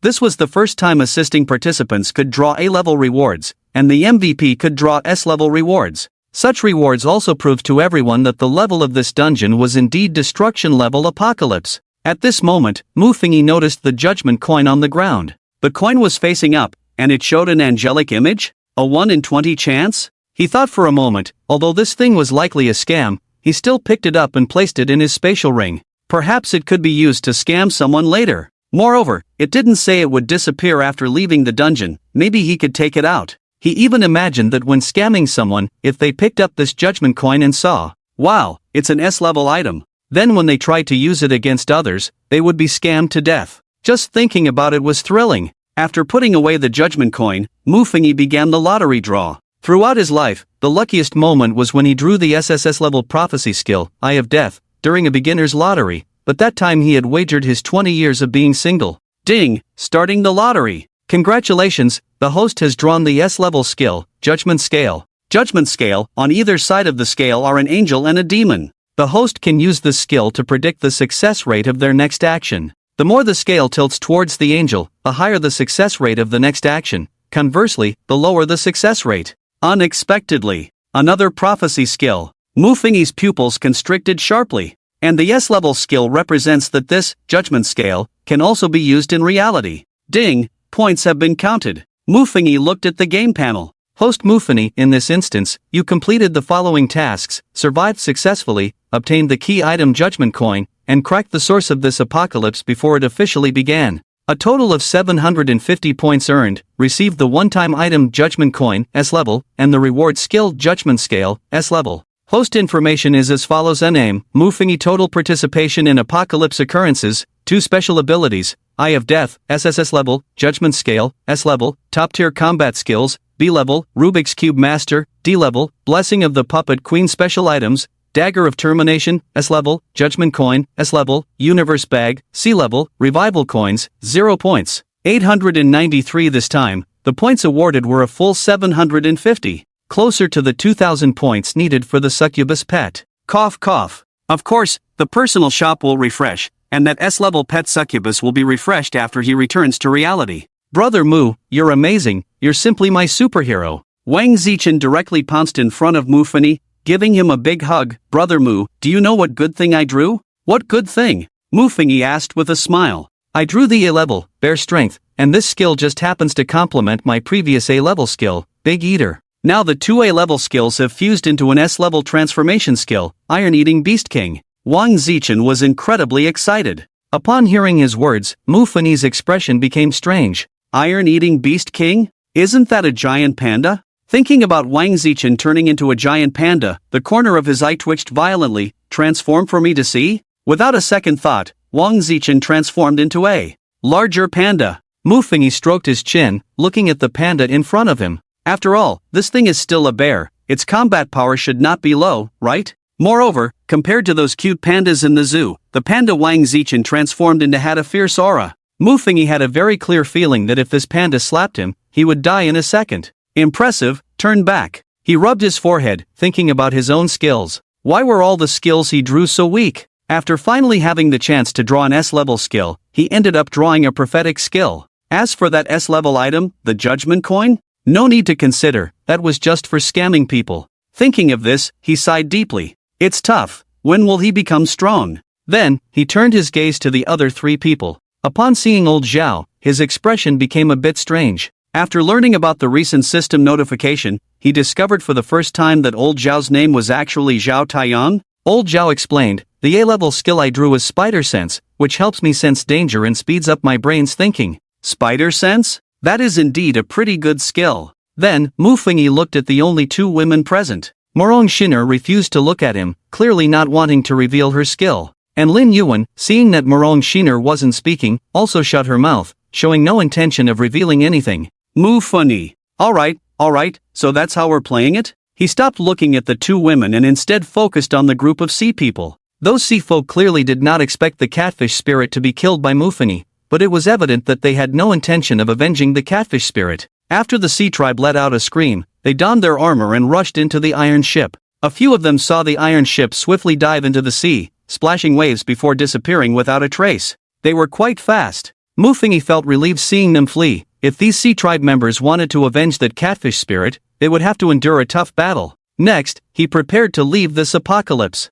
Although they had cleared this level, he still wasn't very happy. Because he didn't receive the resurrection coin reward. Players worldwide received a resurrection coin for him cracking the source of this apocalypse, but he alone did not. Damn! He felt utterly defeated. Everyone had been tied up for an entire day and was somewhat fatigued, so they all sat on the ground, resting slowly. Wang Zichen, who had been excited for the first 10 minutes, also became listless. When we get back, I must sleep for a whole day and night, Wang Zichen said indignantly. Then I'll keep you company for half a day. Mufingi joked. An hour of rest passed quickly. At the same time, everyone felt a wave of dizziness, and except for Mufengi, all their bodies were pulled into another spacetime. Mufengi watched in shock as everyone disappeared before his eyes. He stared blankly at the scene, feeling a strange sense of déjà vu. Previously, in the Puppet Kingdom dungeon, he had also been left behind by Chinwaner. What was it that left him this time? While he pondered, he suddenly saw a giant monster flying across the sky.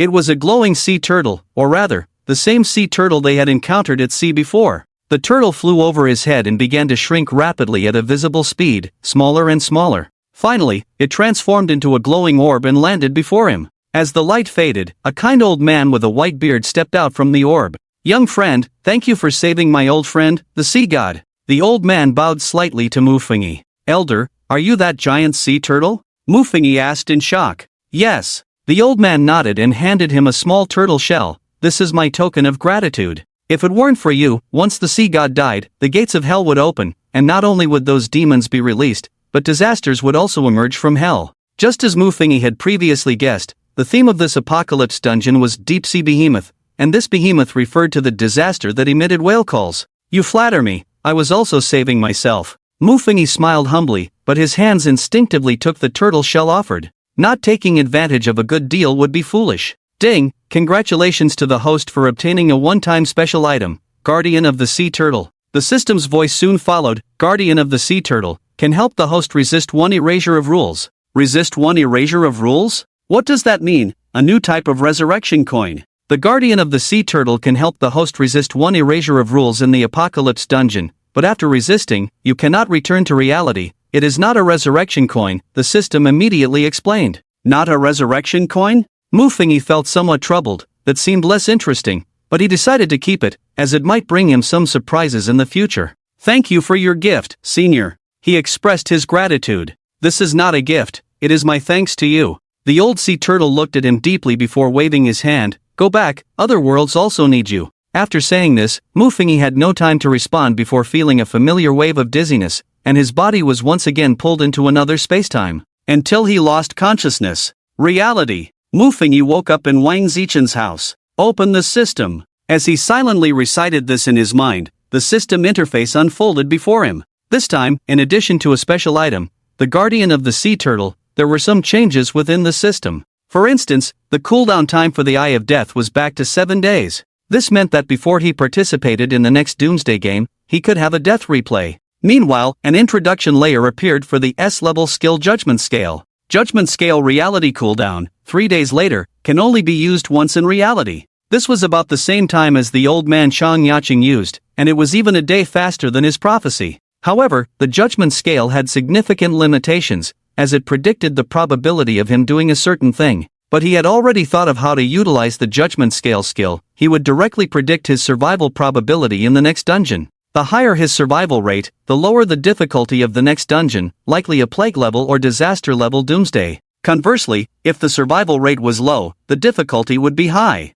Using the Judgment Scale this way was more cost-effective, and it could also predict the level of the next dungeon. Of course, the effect of the Eye of Death was even more outstanding. He could first use the Eye of Death and then use the Judgment Scale to supplement the dungeon content. Use the Eye of Death. He closed his eyes again. "No, don't kill me, I am." Pain. A sharp pain surged through him. As Mufengi just came into contact with the body of the future self, he felt an extreme agony. He opened his eyes and saw a man with a pained expression standing before him, holding a sharp long knife, which he plunged brutally into his neck. He watched as the man pulled the knife out of his neck, and then a fountain of blood gushed from the wound. After the intense pain, the future self, dead. Damn it! Mufengi sat up abruptly. He quickly covered his neck, but it was perfectly fine. The scene of blood spraying from his neck was an image from the death replay, not reality. Realizing this, he breathed a sigh of relief, though he felt somewhat dazed. Wait, was he killed by someone in the next dungeon?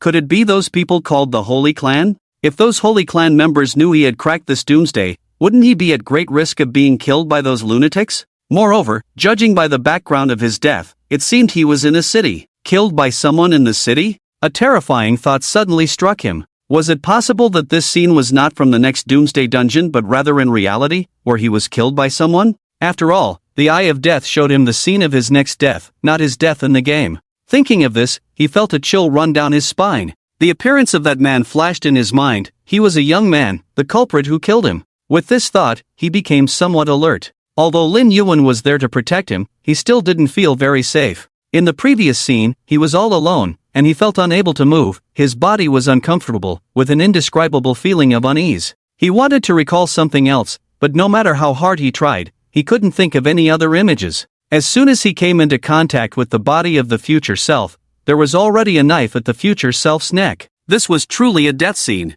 It was also the shortest death replay he had ever experienced. He let out a long breath, thinking about the 750 points he had earned. Now with over 890 points, he should be able to buy everything except for S-level items, right? Following this system, he opened his personal store. Inside the system, there were still 4 items, but compared to the previous 4, they had completely changed. The first item shone with a golden light, an S-level item worth 2,000 points. Mu Fengyi glanced at it. Teleportation rune, one-time item teleports the host to a safe place when their life is threatened. A good item, but he couldn't afford it, just looking was enough. He turned to the second item, which was an A-level skill. Brother, please stay. Consumable skill. The host can make up to 3 same-sex individuals fall in love with them. Can only be used 3 times, Mu Fengyi? What the hell is this? The key point was that this broken skill cost him 800 points, and it was just an A-level skill? He didn't consider it and looked at the next one. The last 2 were C-level, and he glanced at the descriptions of the 2 skills. Bed technique mastery, you can make your partner go crazy for you. 50 points, Mu Fengyi? Is this supposed to correspond with the last skill? His expression darkened. What kind of broken skills were these? The item in the first column was useful, but he didn't have enough points. The 2 in the middle, words couldn't express. He took a deep breath, adjusted his mindset, and looked at the last skill. Master of Escape, C-level. You can run very fast, 60 points, slightly useful. Mu Fengyi felt like he was picking the tallest person among a group of short ones, and with tears in his eyes, he spent 60 points to buy the Master of Escape. Now he only had 833 points left. Sigh, he couldn't spend it, and he didn't even know if he would have a life to spend it on. However, after careful consideration, the brother, please stay skill seemed to have a crucial role in certain situations. Selling his male charm. Thinking of some chilling things, he quickly shook his head. No way. Unless he was really pushed to the brink by that man in reality, then he could consider exchanging for the brother, please stay skill that would make Nantong ecstatic.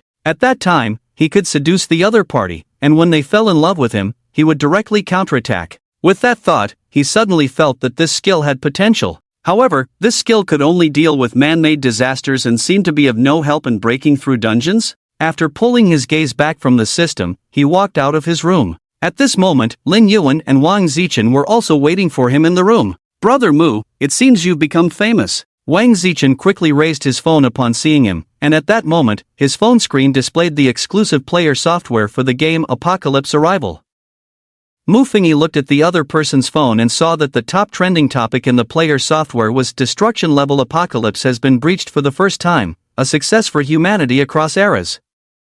The second trending topic was Who is Mu Fengyi? The third was for the first time, global players receive a resurrection coin reward. The fourth was Director of the Huaxia Management Bureau, Morong Shiner, turns out to be just an assistant?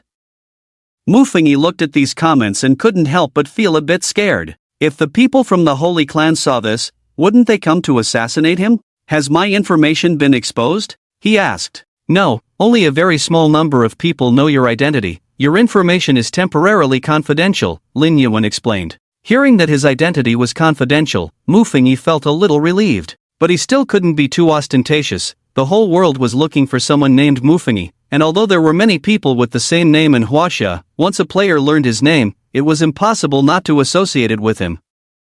Thinking of this, he felt a bit troubled. Clearing the level was one thing, but why did the system have to announce it globally? The shock that Mu Fengyi brought to everyone this time was immense. After all, this was humanity's first time breaking through a Doomsday-level catastrophe. What he didn't know was that his fame was also due to Morong Shiner's behind-the-scenes efforts. Morong Shiner, using her position as the director of the Huaxia Doomsday Management Bureau, had widely publicized the event of cracking the source of the Doomsday, openly and subtly indicating that this Mu Fengyi, who cracked the Doomsday source, was an official from Huaxia. Since the name was already exposed, they could only find a way to maximize the benefits. Thus, players around the world now knew that Huaxia had a tough guy named Mu Fengyi, and even the powerful director Morong had to assist this tough guy. After chatting a bit more with Lin Yuan and Wang Zichen about the game instance, a phone call came in. Mufigi took out his phone and glanced at it. It was his mom. He answered the call. Soon, his mom's voice came through, asking when he would return to school. This time, Mufigi had taken a few days off in advance for his trip to Jiangcheng, and with the 5 days of the Qingming festival, he would be starting school again tomorrow. Mom, it's just that your health isn't quite right yet, and I don't feel comfortable leaving, Mufigi said. He was thinking of coming back next weekend to meet up with Lao Zhao and Wang Zichen. You don't need to worry about me. That classmate of yours has really impressive parents. After taking that special medicine for a few days, I feel like my health is getting better and better. We really need to thank your classmate. His mother spoke with excitement. She had thought she was on the brink of death, but unexpectedly, her son had saved her life. Mufini smiled, but his mother's claim that she was getting better was just an illusion. After one treatment from a healing player, his mother's illness was completely cured. As for the special medicine she had been taking in the following days, it was just some vitamin supplements. Alright, Mom, I will thank that classmate, Mufini could only say. I booked a flight back to school this afternoon. He planned to return next Saturday, hoping to catch up with Lao Zhao and the others for the next Doomsday event. This recent death replay of the Doomsday had left him feeling very uneasy. He hadn't received any news and didn't even know the theme of the next Doomsday.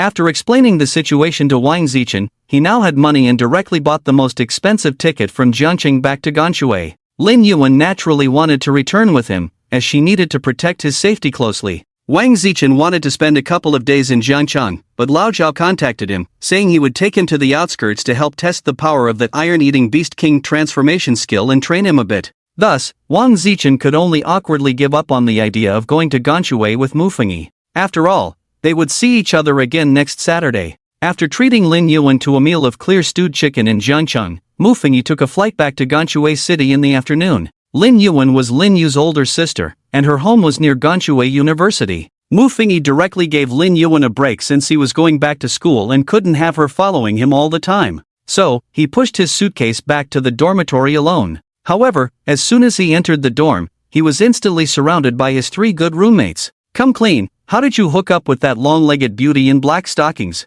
One roommate directly questioned. What black stockings and long legs? Mufengi said halfway, thinking that these people might be talking about Lin Yuan, and then felt a bit confused. How do you know? During this time, he hadn't paid any attention to the class group or the dormitory group messages, so he had no idea he had already become famous in class. Xiao Qingzi, tell me the truth, does that black stockings beauty have some dirt on you? Mufani? Seeing Mufini's confusion, one of his roommates directly took out his phone, opened a picture of Mufigi and Lin Yuan from behind, and placed it in front of him. The evidence is right here, how do you explain this? Mufigi widened his eyes upon seeing the photo. Someone took a candid shot of me? Good kid, you found a girlfriend and didn't tell us good brothers. One of the roommates exaggeratedly said, no way, you have to treat us 3 to milk tea. Right, I want to drink mango sago. Another roommate immediately added. Hearing their words, Mufengi couldn't help but laugh. Forget the milk tea, I'll treat you all to hot pot instead. The balance in his account was no joke,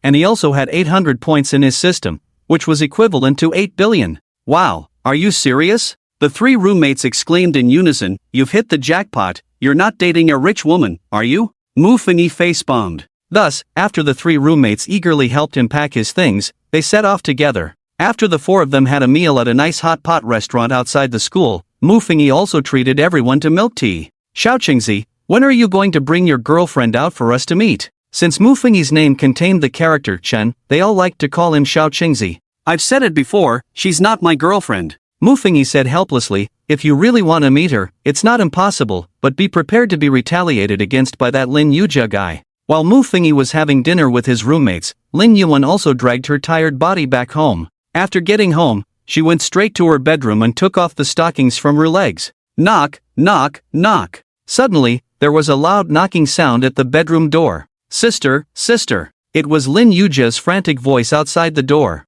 A hint of confusion appeared on Lin Yuan's delicate face as she took off both stockings, revealing her long legs, and walked over to open the door. As soon as Lin Yujia opened the door, he immediately questioned, Sister, have you been out with that Mufengi guy these days? Hearing the name Mufengi, a flash of shock crossed Lin Yuan's eyes, and she instinctively blurted out, How do you know? How do you know? Upon hearing her truthful response, Lin Yujia's expression stiffened. Goodness, his sister really went out with that Mufengi guy these days? He felt as if his face had been slapped hard. Just a week ago, he had given Mufengi a sentimental nickname Brother Star, and now this guy had turned around and flirted with his sister?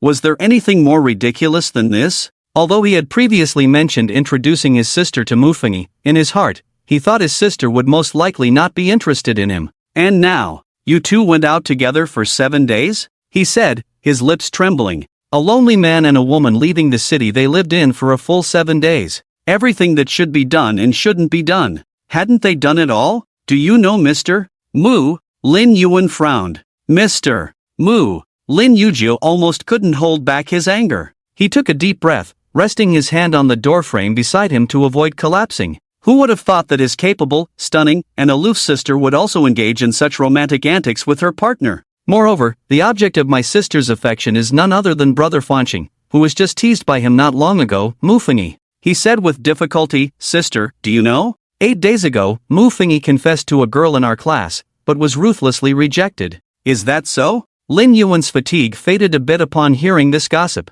Is there really such a girl with bad taste? She was merely asking out of curiosity. However, when this reached Lin Yujia's ears, it took on a different flavor. It was as if his sister was defending Mufengi by belittling that girl for her poor taste. Thinking of this, he felt a surge of anger rise in his chest. Sister, Mufengi is my classmate, how can you be with him? He shouted in indignation. Mr. Mu is your classmate? Lin Yuan was somewhat surprised by this connection, then continued to ask curiously, first tell me, what happened when Mr. Mu was rejected? The next day in class, Mufengi was directly blocked by Lin Yujia outside the classroom door. Fanqing. Cough, Mufengi, I considered you a buddy, and you actually went after my sister? Lin Yujia's tone was filled with anger. Hearing his question, Mufengi's mouth twitched. He had already explained too much. Why did these people insist on believing he was with Lin Yuan? Forget it, he was too lazy to explain. With that mindset, he retorted, So, Lin Yujia raised his tone, suddenly changing the subject, brother-in-law, you have to treat me to a big meal.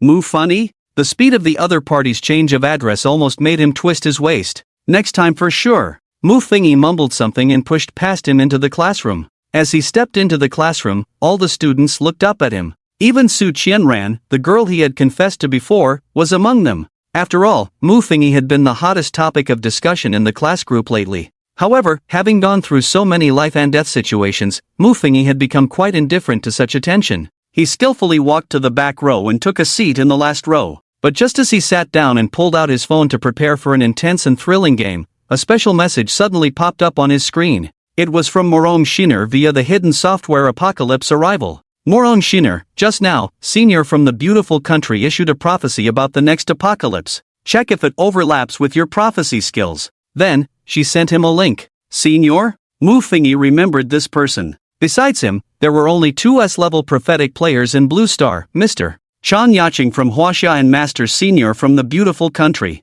Senior actually issued a prophecy the next day? He glanced at the cooldown time for his judgment scale, which wouldn't be available for another 2 days. Thinking of this, he clicked on the link, which contained a series of English words. Mufengi instantly felt like he was reading Martian. It was hilarious, he couldn't understand it at all. He handed his phone to his roommate, who had passed the English Level 6 exam. Help me translate this. His roommate calmly took the phone, and upon seeing the string of English, his scalp tingled a bit. He pulled out an English dictionary from his bag. Wait for me to look up the meanings of these words. Although there were some hiccups, with his roommate's help, they began to translate the content bit by bit. This blogger is a person named Senior. He posted a message on the foreign internet that says, March cold snow, be sure to keep warm. After finishing the translation, his roommate couldn't help but complain, it's almost summer, what the hell do we need to keep warm for? However, upon hearing his roommate's words, Mufengi's brows furrowed. In March, with the cold snow, should one pay attention to keeping warm?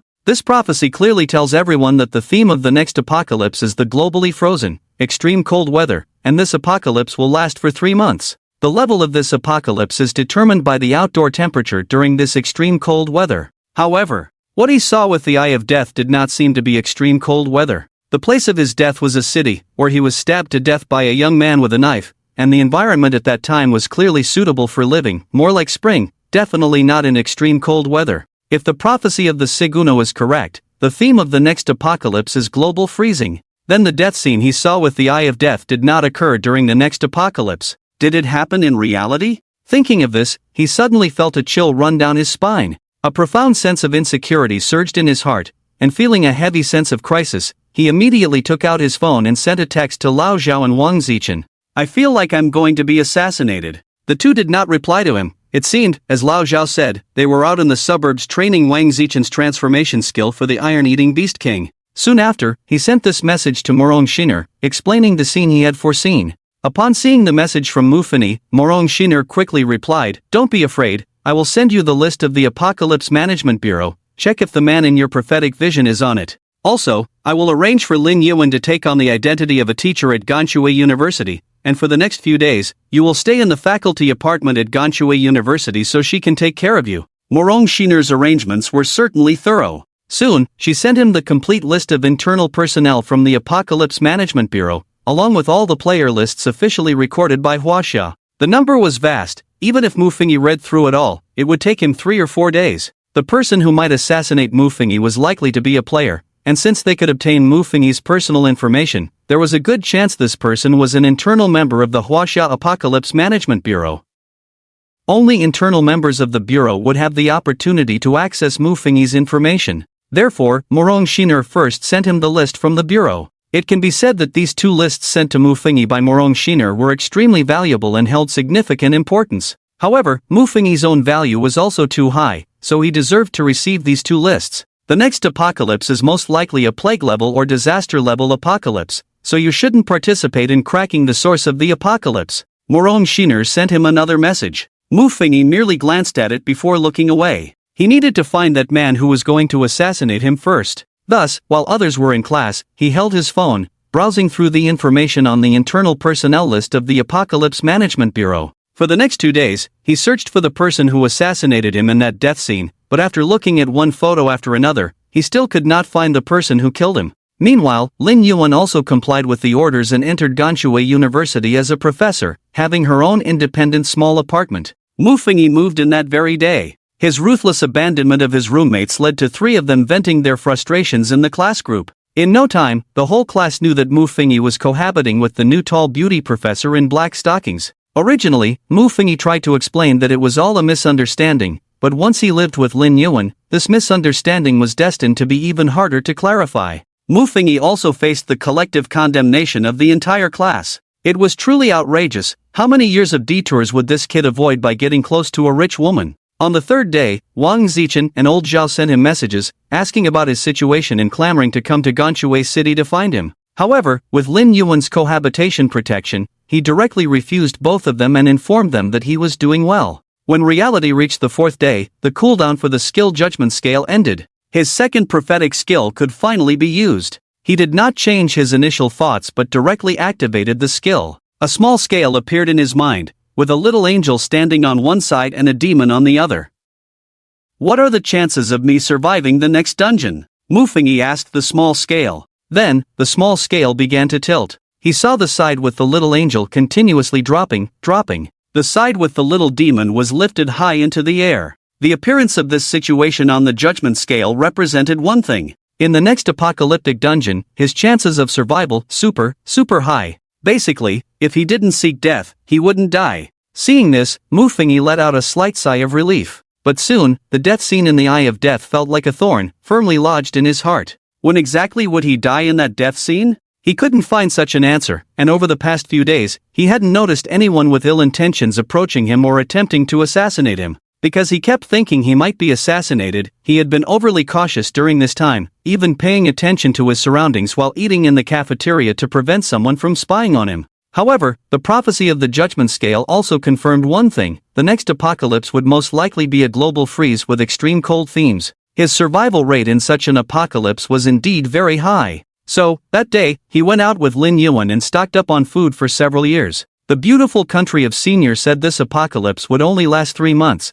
but it was better to stock up a bit more food. In fact, Mufingyi filled every bit of space in his Qiankuan bag. At the same time, the 2 of them bought a large amount of winter clothing. They were prepared for the next apocalyptic dungeon. As long as tomorrow's prophecy from Elder Chang Yacheng confirmed that the theme of this apocalypse was extreme cold weather, they wouldn't need to meet up with Wang Zichen and the others in Jiangqing this weekend. On the 5th day, just 3 days before the apocalypse, Chang Yacheng's online account posted a small line of text: "The sea is frozen, supplies are urgently needed." This prophecy basically confirmed the theme of the next apocalypse. Muffingy also received internal news from another S-level prophetic player, Senior. It seems the theme of this apocalypse dungeon is definitely extreme cold. Should we go buy some more supplies? Lin Yuan asked him. No need, Muffingy shook his head, we have enough supplies already. If we go out to buy more now, it will easily attract the attention of other players, because only players would see Chan Yaqing's prophecy and rush out to stock up. Alright, Lin Yuan dropped her idea of going shopping. At that moment, countless players exchanged points for money and rushed out to stock up. This time, the freezing theme was actually a welfare dungeon for the players. They could enjoy 3 months of comfort. Once the players learned about the theme of this apocalypse, it felt like a festival. In the following days, Muffingy continued to attend classes as usual. The experience of the apocalypse was ultimately just an apocalypse. Life and reality had to continue. But just the day before the apocalypse arrived, while Muffingy was at home eating the meal Lin Yuan had prepared, a sudden video call from his mom came through. Seeing his mom's call, several question marks flashed across Muffingy's forehead.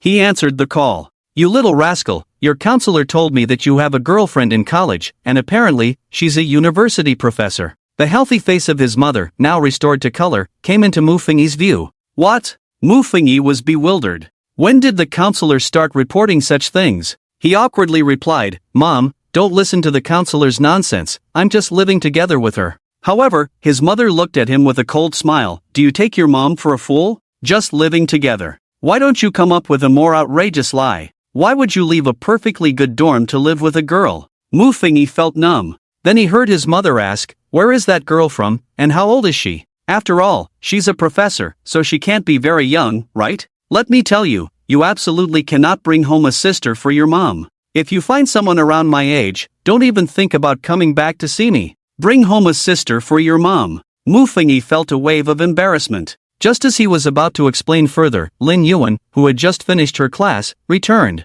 From his mother's perspective, she happened to see a tall woman open the door and walk in. Lin Yuan noticed Muffingy was on the phone and was considerate enough to prepare to go back to her room. But Muffingy's mother wasn't having it. She directly pressured her son, don't you want to let your mom see her? Before Muffingy could say anything, Lin Yuan heard his mother's words and decided not to go back to her room. She squatted down next to Muffingy and waved to his mother on the video call. Hello, Auntie. I'm Muffingy's roommate, Lin Yuan. Seeing Lin Yuan's young and beautiful face, his mother instantly revealed a warm, motherly smile. Oh, hello, I'm this little rascal's mom. This girl looked so poised and knowledgeable, she didn't know what she saw in her son. Then, to Muffingy's astonishment, his mother started chatting with Lin Yuan. They talked about everything from family matters to fashion. Under Lin Yuan's flattery of Auntie, you look so young and beautiful, his mother gradually lost herself, completely enchanted. They chatted for several hours, and his mother successfully handed over her precious son to her. After hanging up, Lin Yuan placed Muffingy's phone on the coffee table, a hint of fatigue on her face, and went to the bathroom to take a shower.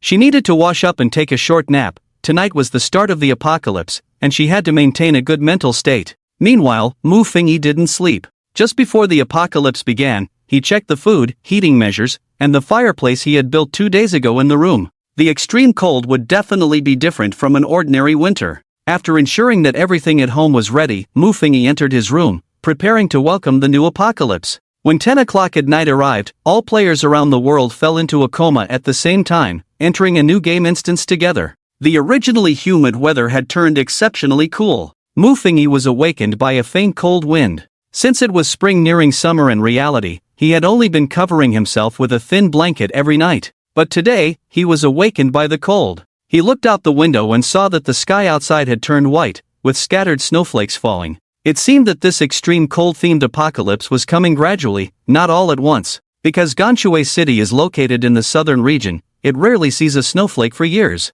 So when this snow arrived, many local university students excitedly ran outside to welcome this grand event.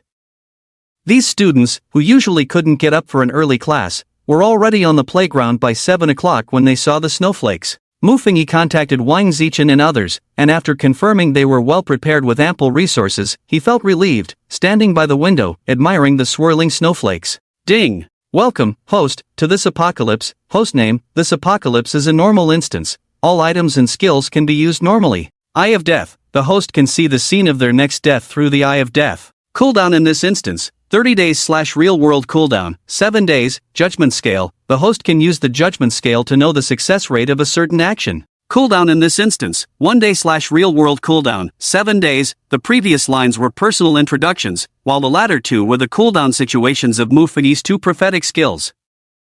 The judgment scale could be used once a day, while the Eye of Death had a cooldown of a full month. The duration of this apocalypse was 3 months, meaning he could use the Eye of Death at most 3 times. The last time he used the Eye of Death, he saw himself being stabbed to death by a stranger with a knife. Moreover, the environment he saw in the city was not in extremely cold weather. He suddenly had a bold guess. Perhaps the death replay shown was the scene of his next death in the game instance? After all, the judgment scale also indicated that his survival rate in this extremely cold weather was very high. Thinking of this, he took a deep breath and made up his mind. Activate judgment scale. In his mind, a vision of the judgment scale appeared, one side an angel, the other a demon. Let's test what my survival rate is in the next instance. Since the content the judgment scale could predict was only related to him, the prophetic content had to involve his participation. After he asked, the angel side immediately flew up. Yes, it flew straight up to the highest point of the scale. Meanwhile, the demon side ran to the lowest point.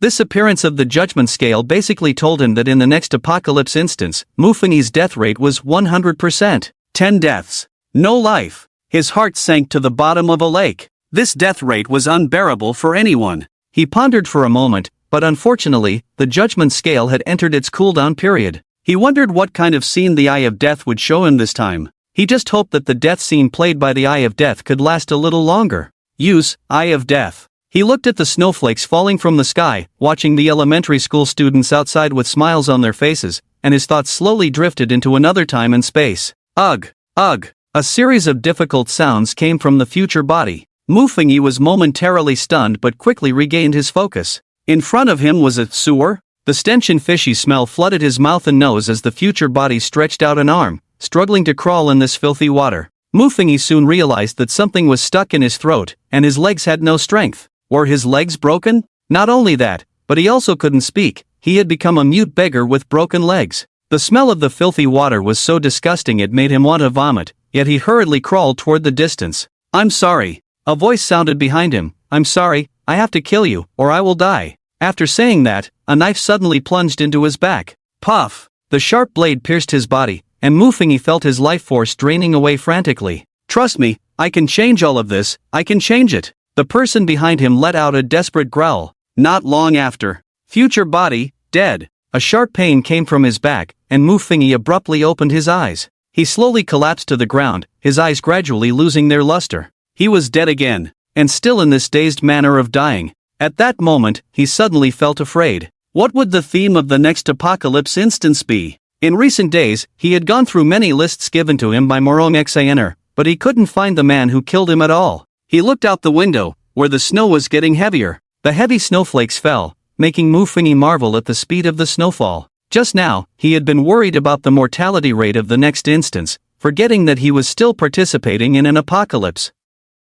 The snow outside continued to fall heavily, and faintly, Mufagi heard the cheers of university students in the south. He took out his phone and directly asked his instructor for a few days of sick leave. In 2 days, the frozen environment would lead to class cancellations. Knock, knock, knock. At that moment, someone knocked on his room door, and Lin Yuan's voice came from outside. Mr. Mu, it's time for breakfast. Mufagi withdrew his gaze from the swirling snow outside and stepped out of his room. Lin Yuan had prepared a nutritious breakfast. He sat down at the table and began to space out while looking at the century egg and lean meat congee in front of him. Mr. Mu, Lin Yuan tentatively called out to him. Mufagi raised his head, his gaze landing on Lin Yuan. Lin Yuan's cheeks flushed slightly as she reminded him, the congee is getting cold. Mufagi averted his gaze and stirred the congee with his spoon in a rhythmic manner. He was contemplating what the level of the next apocalypse instance would be. The heavy snow fell, and since the level of this instance was very low, Mufagi had no prophetic help from the Eye of Death and couldn't go out to find the source of the apocalypse, so he decided to stay here and enjoy it. After battling through 2 instances, even cracking a Doomsday level apocalypse, shouldn't he get to enjoy himself a bit? Amidst the sounds of snowball fights outside the window, he scooped a spoonful of congee and put it in his mouth. The group of foolish yet clear-eyed university students still hadn't realized the seriousness of the situation. After thinking for a while, he still sent a message to his 3 roommates saying, hurry and stock up on supplies. Logically, he shouldn't care about this group of NPCs, but after all, These roommates were his good friends in reality, and in the instance, they were still his good friends. After messaging a few roommates, he checked in with his parents before shutting off his phone, taking out his tablet, and opening some single-player games he had downloaded in advance. The family had bought a few generators, enough for them to comfortably get through a year. After playing games for a while, the sounds of snowball fights outside had disappeared. It seemed that the university students had realized that the snowball fight was getting colder and had all run back to their dorms. He didn't have to attend classes and comfortably lay on the soft sofa. Meanwhile, Lin Yuan, seeing him playing games, cut some fruit and placed it beside him. She was serving him like a grandmaster. Just like that, Mu Fengyi began to enjoy himself. After Lin Yuan finished her tasks, she sat beside him and turned on the television. This blizzard has swept across the globe, and several power plants in Ganshui City have been damaged. The authorities are urgently dispatching personnel for repairs. Citizens are advised not to panic. The news broadcast was reporting on the local weather conditions. And aside from the players, ordinary people were unaware that this snow disaster was the arrival of an apocalypse. Most still believed that this storm would soon pass. This apocalypse will last a full 3 months, and Mu Fengyi has no opportunity to predict its progress, so he is unclear about the situation. However, looking at the lively atmosphere in the class group chat, it seems everyone is discussing how long this unprecedented heavy snow will last. Some even tagged Mu Fengyi, urging him to be careful and not to die young. Seeing the playful discussions in the group, Mu Fengyi chose to ignore them. At noon, he glanced out the window. The outside world had completely turned into a white landscape, with the school library, buildings, and even the Moonview Lake all covered in snow. The temperature outside had dropped significantly, while Lin Yuan had already prepared the fireplace, ready to add firewood at any moment. Their indoor environment remained comfortably warm. As the snow continued to fall heavily, by nightfall, anyone stepping into the snow would find their entire lower leg sinking in. This is the South. Many felt that this heavy snow was somewhat strange, and the once vibrant atmosphere in Mu Fengyi's class group had shifted to anxious discussions. Fortunately, the shops downstairs in the dormitory were still open, and the uneasy students rushed down to buy a large amount of supplies, depleting the resources in the stores, which made the shop owners grin widely. Many shop owners were grateful for the arrival of this heavy snow, as it brought them a windfall. However, these shops had only been open for a day. The wind and snow showed no signs of stopping that night, and many people had nightmares. The next morning, Mu Fengyi received an excited message from his roommate, Little Orange. "Thank goodness you had a stock up early. All the shops are closed today, the school is in lockdown, and the entire building has no supplies. Our dorm bought 5 boxes of instant noodles and countless bread and sausages, ha ha." Mu Fengyi twitched his mouth, hoping that his roommates could survive these 3 months. He looked outside. The world was completely covered in snow, and the campus was extremely desolate, with no one in sight. The winter in the south is also very cold. The students had come to school wearing thick cotton jackets, so they still had winter clothes for now, but food would gradually run short. Moreover, he raised his head, looking at the light bulb that was still shining, and sighed softly.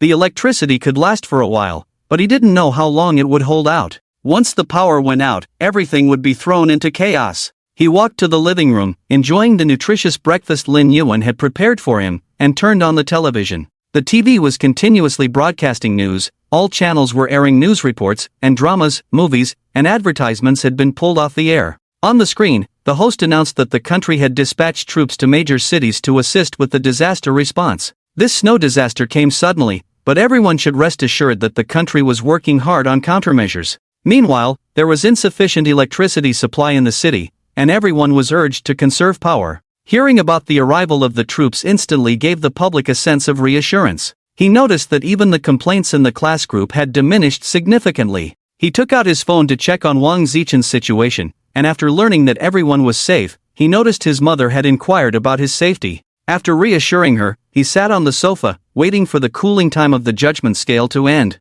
While Mu Fengyi was waiting, Lin Yuan had finished washing the dishes and walked over to him with her long legs. Because the indoor temperature was comfortable, Lin Yuan was only wearing shorts and a loose short-sleeve shirt, her proportionate long legs exposed in plain sight. Mu Fengyi was momentarily dazzled by those long, fair, glowing legs. After silently reciting "Do not look at what is inappropriate" twice in his mind, he was about to turn his head away when suddenly the system's voice echoed in his mind, "Ding, the cooldown time for the judgment scale has ended." At that moment, Lin Yuan was already sitting on the sofa, her long legs curled up on it. She hugged her knees and watched the news on TV. Mu Fengyi turned his head and silently thought, "Activate the judgment scale." As soon as the skill was activated, a scale with an angel on one side and a devil on the other appeared in his mind. Predict the probability of the next dungeon I participate in being a destruction level apocalypse. This was the bug of the judgment scale card. Since he couldn't directly predict the next dungeon, he could at least plug his name into it. The level of the next dungeon he would participate in could also be considered the probability of the next event. He praised his own cleverness. But then a terrifying image appeared. He saw the side of the scale representing the little angel flying up into the sky, while the devil's side dropped to the lowest point. This represented a 0% probability. The level of the next apocalypse was not a destruction level apocalypse. His pupils constricted sharply. He swallowed hard. A dungeon that brought him infinitely close to a 100% chance of death, yet it was not a destruction level apocalypse. Would a plague level or disaster level apocalypse lead to his death? That was even more absurd. Could it be the only recorded instance in human history where only one player survived the world-ending apocalypse? Since the game Apocalypse Descends appeared, there had only been 2 instances of a world-ending apocalypse. One was temporarily named Eternal Night, a time curse apocalypse, where no one survived. The other was Moonfall 10 years ago, where only one person survived. Was the third world-ending apocalypse about to come? He felt a chill run through his body. No, he couldn't completely confirm that the next dungeon would be a world-ending apocalypse, because in the 2 images he saw, he was killed by others. Perhaps the difficulty of the next dungeon wasn't very high, it was simply because he was killed by someone else in the next dungeon? He could only rely on this to comfort himself, otherwise, if faced with a world-ending apocalypse, he really didn't know how to survive. The 2 known world-ending apocalypses, one was Filthy Earth Prophecy, and the other was Moonfall. He had no idea how to survive either, let alone solve them. Destruction-level apocalypses still had a glimmer of hope, but a world-ending apocalypse was a dead end. Mr. Mu, what's wrong with you? At that moment, Lin Yuan noticed Mu Fengyi's ugly expression and quickly knelt up, asking with concern. I'm fine. Mu Fengyi could only force a smile, revealing a strained grin. Without a resurrection coin, how would he survive the next world-ending apocalypse? For other players, a world-ending apocalypse was nothing to worry about. It was merely about using up a resurrection coin. But he didn't have a resurrection coin. He had to, at the very least, survive the apocalypse, otherwise, he would die. Even during the last destruction-level apocalypse, he was forced to solve the apocalypse because staying outside was also a life-or-death situation. He had to fight for his life. He was determined, he just wanted to live. What was his fault? Why was he the one caught up in this disaster? Lin Yuan clearly noticed Mu Fengyi's abnormality. Her face was filled with worry, especially after seeing the fierce look in his eyes, which made her heart tremble. Did he predict something again? Outside the window, snowflakes danced in the air, pouring all their essence to bring a touch of cold to this world. But no matter how warm the room was, Mu Fengyi's heart was icy cold at that moment. All he needed now was for the cooling time of the judgment scale to end tomorrow. He just wanted to ask the judgment scale whether the next Doomsday instance he would participate in would be a world-ending level catastrophe. By noon, the wind and snow outside had intensified significantly. At midday, a teacher knocked on their room's door, wanting to borrow food. However, Lin Yuan refused, saying that their own food was simply not enough. Even when the teacher angrily claimed they could buy it, Lin Yuan still declined. Not to mention that in this era of apocalypse, money would soon be worthless. If they lent out food for the first time, it would be equivalent to sending out a signal. Their family had plenty of food. In the apocalypse, a heart of compassion was absolutely inadvisable. After refusing that teacher, Lin Yuan returned to sit beside him with a somewhat displeased expression. This is the first batch, but definitely not the last. If more teachers come to borrow food later, I can only resort to special measures. What special measures? Mu Fengyi asked. He saw Lin Yuan's tone turn cold. Kill them. After all, they are all NPCs, killing them won't affect reality, and in reality, they are still alive. Mu Fengyi. She's ruthless, but he likes it. Then let's do it your way, my safety is in your hands. He exhaled. The probability of him dying in the frozen global instance was the same as his chances of surviving the next instance. For now, he felt no pressure. In this instance, the difficulty of human malice might be higher than that brought by natural disasters. Moreover, if the military of the country couldn't handle this disaster later, when people's last faith collapsed, social order would completely disintegrate. But not now. That teacher coming to borrow food was just the beginning. At noon, he and Lin Yuan enjoyed a delicious lunch. By the afternoon, when they turned on the television, only one channel remained. The local stations were gone, leaving only the central channel. The host on the channel was still working hard, but whether to save electricity or for some other reason, the host had already put on a thick down jacket, struggling to read the script. Currently, the People's Army has set out in succession, and it is expected that tomorrow, the army will reach the following cities. Muffingy glanced at the screen. Supplies would not arrive in Ganshui City until the day after tomorrow. The wind and snow were too heavy, planes and trains couldn't operate at all, and the only means of transporting supplies was through human effort, and only. The army of Huaxia. The channel played a video of the army transporting supplies, and he saw a group of soldiers in military coats, trudging through the snow with heavy packs on their backs. When Muffingy saw the images on the television, he couldn't help but feel a deep respect. This was the faith of all Huaxia people. However, he also understood that this apocalypse would continue indefinitely, and even the Huaxia army, in such harsh conditions, could not hold out forever. Not to mention, all societal functions would cease, and supplies would become extremely scarce. Even if the soldiers could persist with iron-like willpower, the urgently needed supplies could not hold out. This apocalypse was unsolvable. Only players who received news in advance and prepared ample supplies could live comfortably. In the evening, someone came to their home to borrow food again, and once more, Lin Yuan refused. The person borrowing food's expression changed, and after cursing Lin Yuan a few times without any regard for decency, they left. Lin Yuan's expression turned sour, her fists clenched, but she still restrained herself from acting. It's not time to kill yet, I have to wait a bit longer. Muffingy glanced at the class group chat and saw many people borrowing food. He even noticed one of his roommates, a devoted admirer, braving the icy weather to deliver food to his goddess at the girls' dormitory. Seeing this, he could only shake his head and chuckle for a moment. Everyone has their own choices. As long as they don't come looking for him, it's fine. He might care a little for his real-life roommate due to their 2 years of friendship, but as for the NPCs in the game, they could just stay away. Time quickly passed to the third day. Muffingy, as usual, enjoyed a delicious nutritious breakfast, then lay on the sofa watching the news on TV. He saw that the military had delivered supplies to the cities on the first list, greatly alleviating the disaster situation within those cities. However, the population base of Huaxia was simply too large. The massive supplies earned at the cost of soldiers' lives probably wouldn't last long. But this news brought hope to countless people. Muffingy watched the news. Ding, the cooldown time for the judgment scale has ended.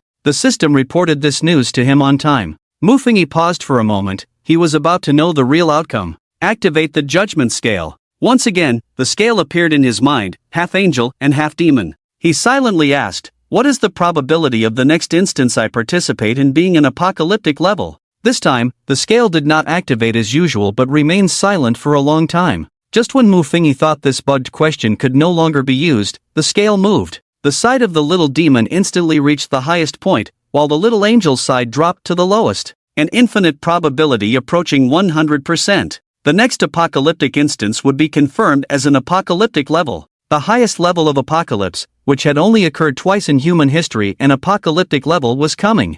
Ding! The content involved in this detection is too supermodel. The judgment scale will be suspended for this apocalypse, and normal operation will resume in the next instance. Look, it's too supermodel, and the judgment scale can't be used. Muffingy's eyelid twitched. Well, now he knew his death date. He had about 3 months and a few days left to live. He lay on the bed, feeling a bit despondent. It's all over. After Lin Yuan finished washing the dishes and came out, she saw Muffingy sprawled on the sofa in a lazy position. Mr. Mu, she blinked, unsure of what Muffingy was up to.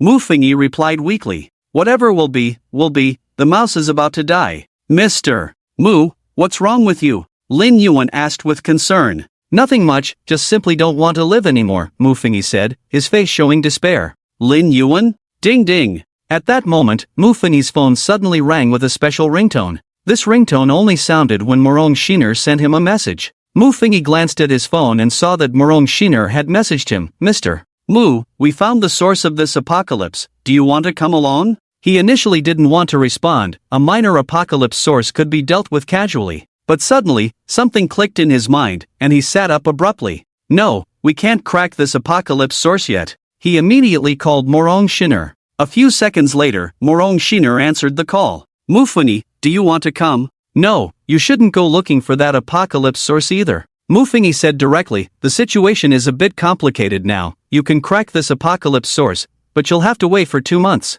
He had just remembered that the cooldown time for his Death Eye ability was 30 days, which meant 1 month. He has used the Eye of Death a maximum of 3 times in this instance of the dungeon. So far, he has used it once, leaving him with 2 more chances. Moreover, his Eye of Death shows him the scene of his next death. Based on the images he saw during the first 2 uses, he believes his death will likely occur in the next dungeon, during that world-ending apocalypse. Therefore, if possible, he hopes to witness the remaining 2 visions of the Eye of Death in this dungeon. If Morong Shinner brings people to solve the source of this apocalypse early, what will he have left to see? Mufani, although this apocalypse is only a disaster-level event, it is global. Solving the source of the apocalypse will yield many rewards. If we don't act first, players from other countries will. Morong Shinner. Mufengi said heavily, just now, my skill revealed some very bad news. What news? Morong Shinner's tone became serious upon hearing this. Prepare yourself mentally. Go ahead, I've been through too much. Have you ever experienced a world-ending apocalypse? Of course. What apocalypse? Morong Shinner paused, and then an incredulous voice came from the other end of the line. Did you just say, world-ending apocalypse? What world-ending apocalypse? Hearing her surprised voice, Mufengi's gloomy mood lightened a bit. He then spoke slowly. I foresee that the level of the next apocalypse will be a world-ending apocalypse. Like thunder striking the ground. Silence. Morong Shinner on the other end of the line was silent for a long time. Minutes passed, and just when Mufengi thought the signal might be bad, Morong Shinner's slightly trembling voice finally broke the silence. Are you sure? Honestly, I wish it were false, Mufengi said with a bitter smile, but the level of the next dungeon is definitely world-ending, and I have seen 2 scenes from the next dungeon. Yet even so, I still have no idea what the theme of the next apocalypse dungeon is. This is the most terrifying part. Mufengi used the Eye of Death twice, but he still doesn't know the theme of that world-ending apocalypse dungeon. In the first scene, he was killed by a man, and in the second, he was killed by a man in a stinking sewer. Moreover, judging by the voices, these 2 men should be the same person. Was he killed by the same person? The fact that he was killed by someone is already strange, as it means he didn't die from a natural disaster, but from human hands. Could it be that this world-ending apocalypse is not a natural disaster, but a man-made catastrophe? I understand now. I'm coming to find you right away. By the way, can you tell me why we shouldn't solve this apocalypse just yet? Morong Shinner said. Mufengi informed her of the cooldown time for his prophecy skill. After receiving this information, Morong Shinner agreed, okay, I'll handle some things on my end first. I expect to reach you in 2 days. Please stay safe during this time. The 2 chatted for a while longer before Morong Shinner hung up. After the call ended, Mufengi looked up and saw Lin Yuan covering her mouth, staring at him in shock. Mr. Mu, is the level of the next apocalypse really world-ending? Lin Yuan only dared to speak after he hung up the phone. However, her trembling tone revealed her deep fear. Yes. Mufengi nodded. What? What should we do? Lin Yuan's expression turned frantic. The arrival of a world-ending apocalypse represents more than just a resurrection coin. A world-ending apocalypse means that this apocalypse has a chance of manifesting in reality. If all players in the world-ending apocalypse die, this apocalypse will descend upon the real world. That would be the true end of days. Instead of the small fracas of this instance's theme, Frozen Global, the 5 words world-ending apocalypse are the greatest intimidation to all players. Hearing Mufengi's confirmation, Lin Yuan's face instantly turned pale. Actually, I already have some ideas, so don't worry too much. Seeing her anxious expression, and recalling how he had been treated like a lord by her these days, he quickly offered some comfort. You have ideas? Lin Yuan's complexion regained some color as she looked at Mufengi with anticipation. Yes, I've been thinking about this matter for the past couple of days. Although the next instance is a world-ending apocalypse, it's not like the Moonfall where there was not a shred of hope.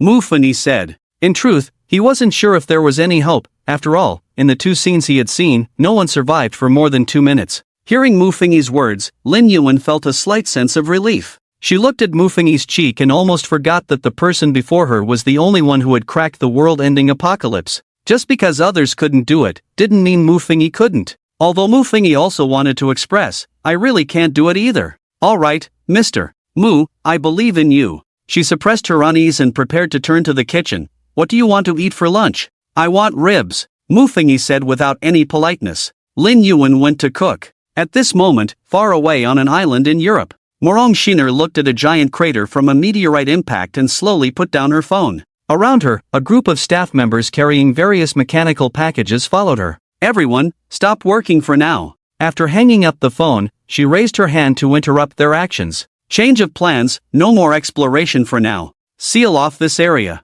If any players from other countries appear here, stop them. She commanded. Hearing Morong Shiner's orders, everyone present was puzzled. What does this mean? They had spent several days discovering that a meteorite's fall had caused the world to enter extreme cold weather, overcoming numerous difficulties to finally find the source of the apocalypse here, and the director actually wanted them to stop? Many people turned their gazes to Deputy Director Lai Wenji. Usually, when Director Morong made a decision that everyone found hard to understand, they wouldn't dare to question her but would look to the more approachable Deputy Director Lai Wenji. Coincidentally, Lai Wenji was also puzzled by Morong Shiner's decision, so he stepped forward to ask, "Director, why make such a decision? Everyone worked so hard to find this place." Seeing that it was Lai Wenji asking, Morong Shiner's cold expression softened a bit. She lowered her voice to a level only Lai Wenji could hear. "That person has prophesied something incredible. I need to go to Gonshui City now." Upon hearing the prophecy, Lai Wenji's mind instantly recalled the person who had recently cracked the world-ending apocalypse.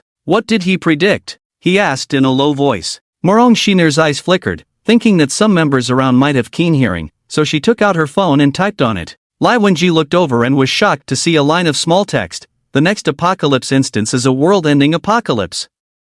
Upon seeing this line of text, Lai Wenji's pupils constricted sharply. The next apocalypse instance is actually world-ending? Even he, who had seen many storms, felt a surge of fear upon learning this news. He asked, his voice trembling slightly, "Is this true? Has his prophecy ever been wrong?" Morong Shiner countered. After receiving a positive answer, Lai Wenji seemed to age several years in an instant. "Do you know the theme of the next apocalypse?" he asked. "Not sure, I need to check with him about the visions he predicted," Morong Xiner replied. This time, she had another plan. That was to protect Mufengi, ensuring that he could safely predict the remaining two prophecies and gather more information about the next world-ending apocalypse. "Director Lai, the next period of time is up to you. Stay here, and for at least 2 months, we cannot let the source of this apocalypse be destroyed," she said seriously. After saying this, she felt a bit strange herself. This was the first time she had assigned a task that absolutely must not destroy the source of the apocalypse. "Okay."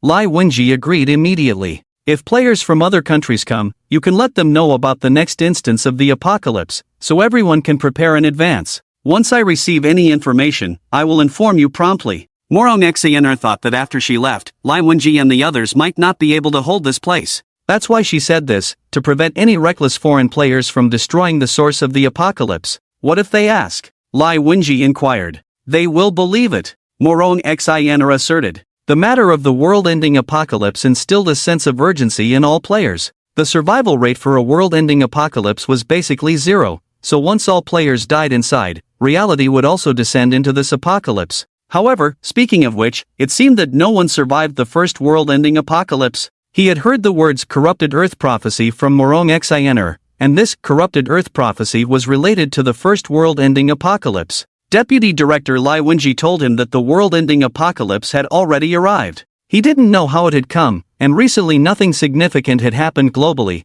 the only two major events being the discharge of nuclear wastewater from the Little Devil country and another. Could it be global warming? The other moonfall didn't require much thought. Starting with a moon crashing down on your head, how do you play? You die right at the start. Knock, knock, knock. The door was knocked again, and Mufengi looked through the peephole to see a male professor in a down jacket standing outside. The male professor, named Lu Jiling, was the vice dean of their college. At this moment, Lu Jiling was huddling his neck and rubbing his hands at the door. Seeing the visitor, Mufengi's eyes flickered. He had a bit of a grudge against this guy, but he quickly realized that the other party was here to borrow food. Lu Jiling had already come to borrow food yesterday but was refused by Lin Yuan. Why was he back today? Who is it? Lin Yuan walked out of her room with a face mask on. "Let me handle this." Mufengi opened the door. Seeing Mufengi, Lu Jiling was clearly taken aback. Why was it this guy? He thought Lin Yuan would open the door. "Teacher Lu, is there something you need?" Mufengi asked with a half smile. Upon seeing Mufengi, Lu Jiling's pitiful demeanor faded, and he straightened his back a bit. He adjusted his glasses and put on a proper smile. "Oh, it's you, Mu. I'm here to find Teacher Lin. Is she home? Wasn't that obvious? On such a cold day, would she be outside instead of staying at home?" "Sorry, Teacher Lu, Teacher Lin is unwell and resting in her room. Is there something you need? I can pass it on for you." Mufengi also wore a hypocritical smile. Who couldn't put on a hypocritical smile? Hearing the other party's unyielding words, Lu Jiling's expression faltered a bit. However, soon after, a hint of anger rose within him. As a vice dean, couldn't he handle a student from his own college? He straightened his expression and pretended to be serious, saying, I have something very important to discuss with Teacher Lin. Please let her come out for a moment. However, Mu Fengyi looked at him, the smile on his face fading away. Teacher Lu, I told you that Teacher Lin is unwell and resting. It wouldn't be good to disturb her like this, would it? Mu, you seem to have failed a course in your freshman year, didn't you? Lu Jilin was extremely annoyed internally, but his expression was coldly mocking. You wouldn't want to find yourself short on credits and having to retake a year in your senior year, would you? Mu funny. But soon, he was also laughing in anger. The teacher who failed him in his freshman year happened to be this Lu Jilin. He had scored 80 points on the exam, yet the other party failed him. Who would believe that a subject with an 80-point exam score could be failed? Lu Jilin hadn't given him a single point for class participation. It was just because, during one class, Lu Jilin had mixed personal opinions into his lecture, loudly criticizing national policies in front of the whole class, saying how great Western countries were, and that if he had the chance, he would definitely go abroad. How could Mu Fengyi tolerate Lu Jilin's behavior of biting the hand that feeds him? He didn't even understand how such a morally corrupt person could become a university teacher. So, he immediately stood up to refute him, making Lu Jilin lose face in front of the entire class. This also led Lu Jilin to hold a grudge against him, resulting in him failing the final exam. Thinking of this, he felt a surge of anger. In a game instance, was he really afraid of him? Moreover, whether he could even make it to his senior year was still uncertain. With that thought, he raised his hand and slapped Lu Jilin hard across the face. Smack! A crisp sound echoed through the corridor. Enhanced by top-notch combat skills, Mu Fengyi's slap directly left Lu Jilin's face swollen. Lu Jilin covered his face, stunned in place. He never expected that this student would dare to hit him. Did he not want to graduate? Get lost. Mu Fengyi looked at him coldly. Ha! Lu Jilin touched his face, flicked his sleeve, and glared fiercely at Mu Fengyi, spitting out in an exceptionally harsh tone, if you want me to get lost, then I will. After dropping this harsh remark, he turned and left. He walked away without looking back, as if he had made a certain decision. Before long, Lu Jilin's figure disappeared from the corridor. Mu Fengyi stared blankly at this scene, but soon, a hint of caution flashed in his eyes. A barking dog doesn't bite. Lu Jilin was too deep in his schemes. From what he knew of this person, he was definitely not someone who would let things go easily. Forget it, come what may. After all, he was just an NPC in this instance, and it shouldn't affect anything. When noon arrived, the first batch of supplies was delivered to Ganshui University. Each student received a few boxes of compressed biscuits and 2 bottles of mineral water, but that was all. However, Mu Fengyi had a vague feeling that this supply wouldn't last long. Perhaps before long, this supply would completely stop. Even so, this round of resource supply alleviated a lot of pressure for many people at the school. Students who hadn't stockpiled food had basically finished their supplies. The air conditioning in all the dormitories had never stopped, set to the highest temperature, yet even so, the temperature inside the dorms remained frighteningly low. Many students could only curl up in their beds, relying on their body heat to stay warm. Every day, Mu Fengyi could see the class group chatting about this matter, and the most discussed topic was when this heavy snow would finally end. This wave of heavy snow had given the locals in the south quite a shock. Never seen snow before? Well, take a good look and enjoy it. But what Mu Fengyi didn't expect was that this lively atmosphere changed on the 4th day. The next morning, after finishing a steaming nutritious breakfast,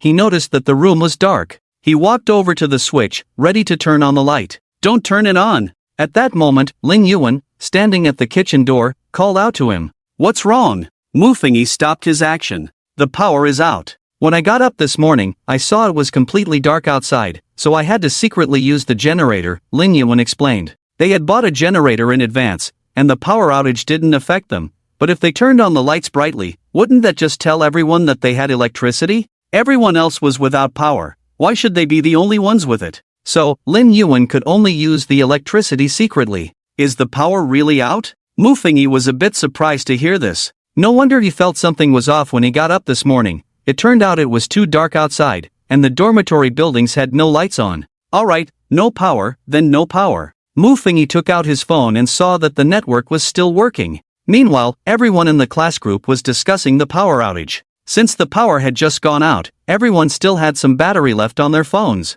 The news says that some areas are experiencing a power shortage, so they can only cut the power. However, the electricity will briefly return every day from 12 to 12:30 p.m. and from 6 to 6:30 p.m. to allow for phone charging and heating water. This message popped up in the group. The network was still functioning normally. Once the network failed, human civilization would likely revert to a primitive society. While Mu Fingyi was scrolling through various comments online, a friend request suddenly popped up. When he saw the profile picture of the friend request, he almost dropped his phone. He was all too familiar with that picture. For 2 years in college, he had been waiting for messages from the person behind it. The owner of that profile picture was the source of his nickname Brother Star, the girl he had confessed to 2 weeks ago and failed, Su Qianran. A girl he had poured his heart into for 2 years. His roommates often called him a simp, but he didn't think so. He believed it was love. Until now, he realized his roommates were right. After experiencing life and death and witnessing more and more events, his thoughts had matured a lot. He was no longer the hopeless simp he once was. Seeing the friend request, his first thought was to delete it, but when his finger hovered over the screen, he accidentally accepted the friend request.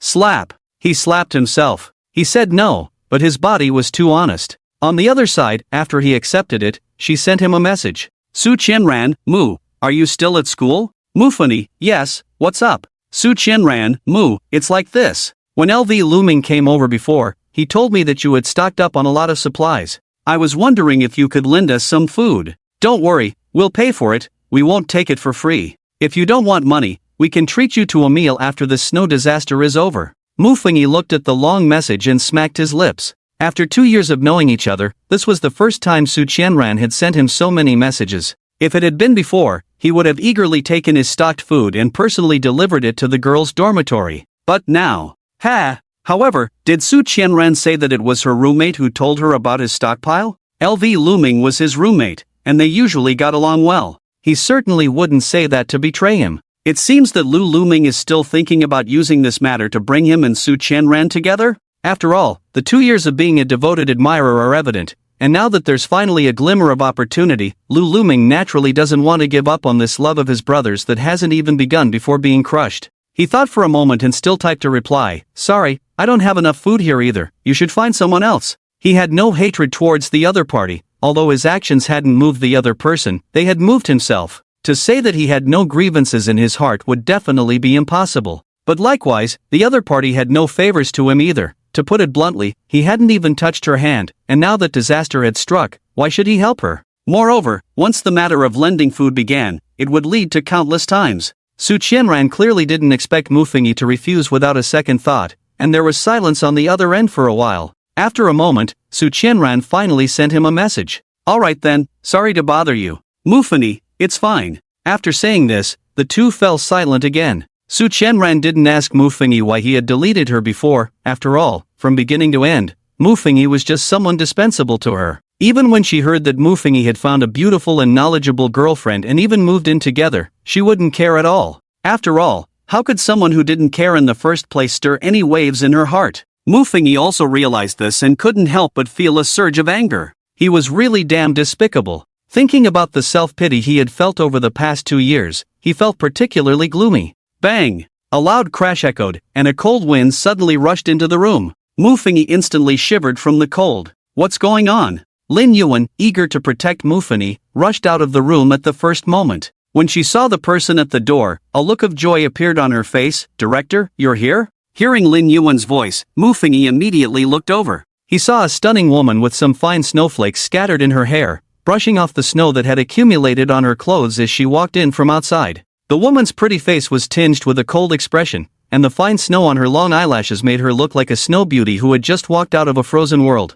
Her figure appeared tall and curvaceous, if one ignored the 5-centimeter high-heeled boots. This extraordinarily beautiful girl was Morong Shiner, the director of the Apocalypse Management Bureau. Less than 2 days after finishing a call with Mu Fingyi, she had rushed back from distant Europe, even in such terrible weather. If this were written into a novel, it would probably be a touching love story. Morong Shiner's earlobes were red from the cold, but she showed no signs of shivering, as if she wasn't afraid of the cold at all. Director Morong, why did you break the door? Mu Fingyi stepped forward, touching the damaged door, his eyelids twitching. I can fix it, Lin Yuan quickly said. Director Morong must have her reasons for doing this. Mu Fingyi helplessly glanced at Lin Yuan. This guy had spoiled Morong Shiner. Morong Shiner didn't mind, stepping into the room in her snow boots, looking around. Mu Fingyi, where is your room? Mu Fingyi pointed to the innermost room. Morong Shiner directly grabbed his arm and walked inside. Let's go in and talk, Lin Yuan, remember to fix the door. Saying this, she pulled Muffingy toward the innermost room, her urgent demeanor making it seem like they were about to do something. Hey, don't you have misandry, don't talk.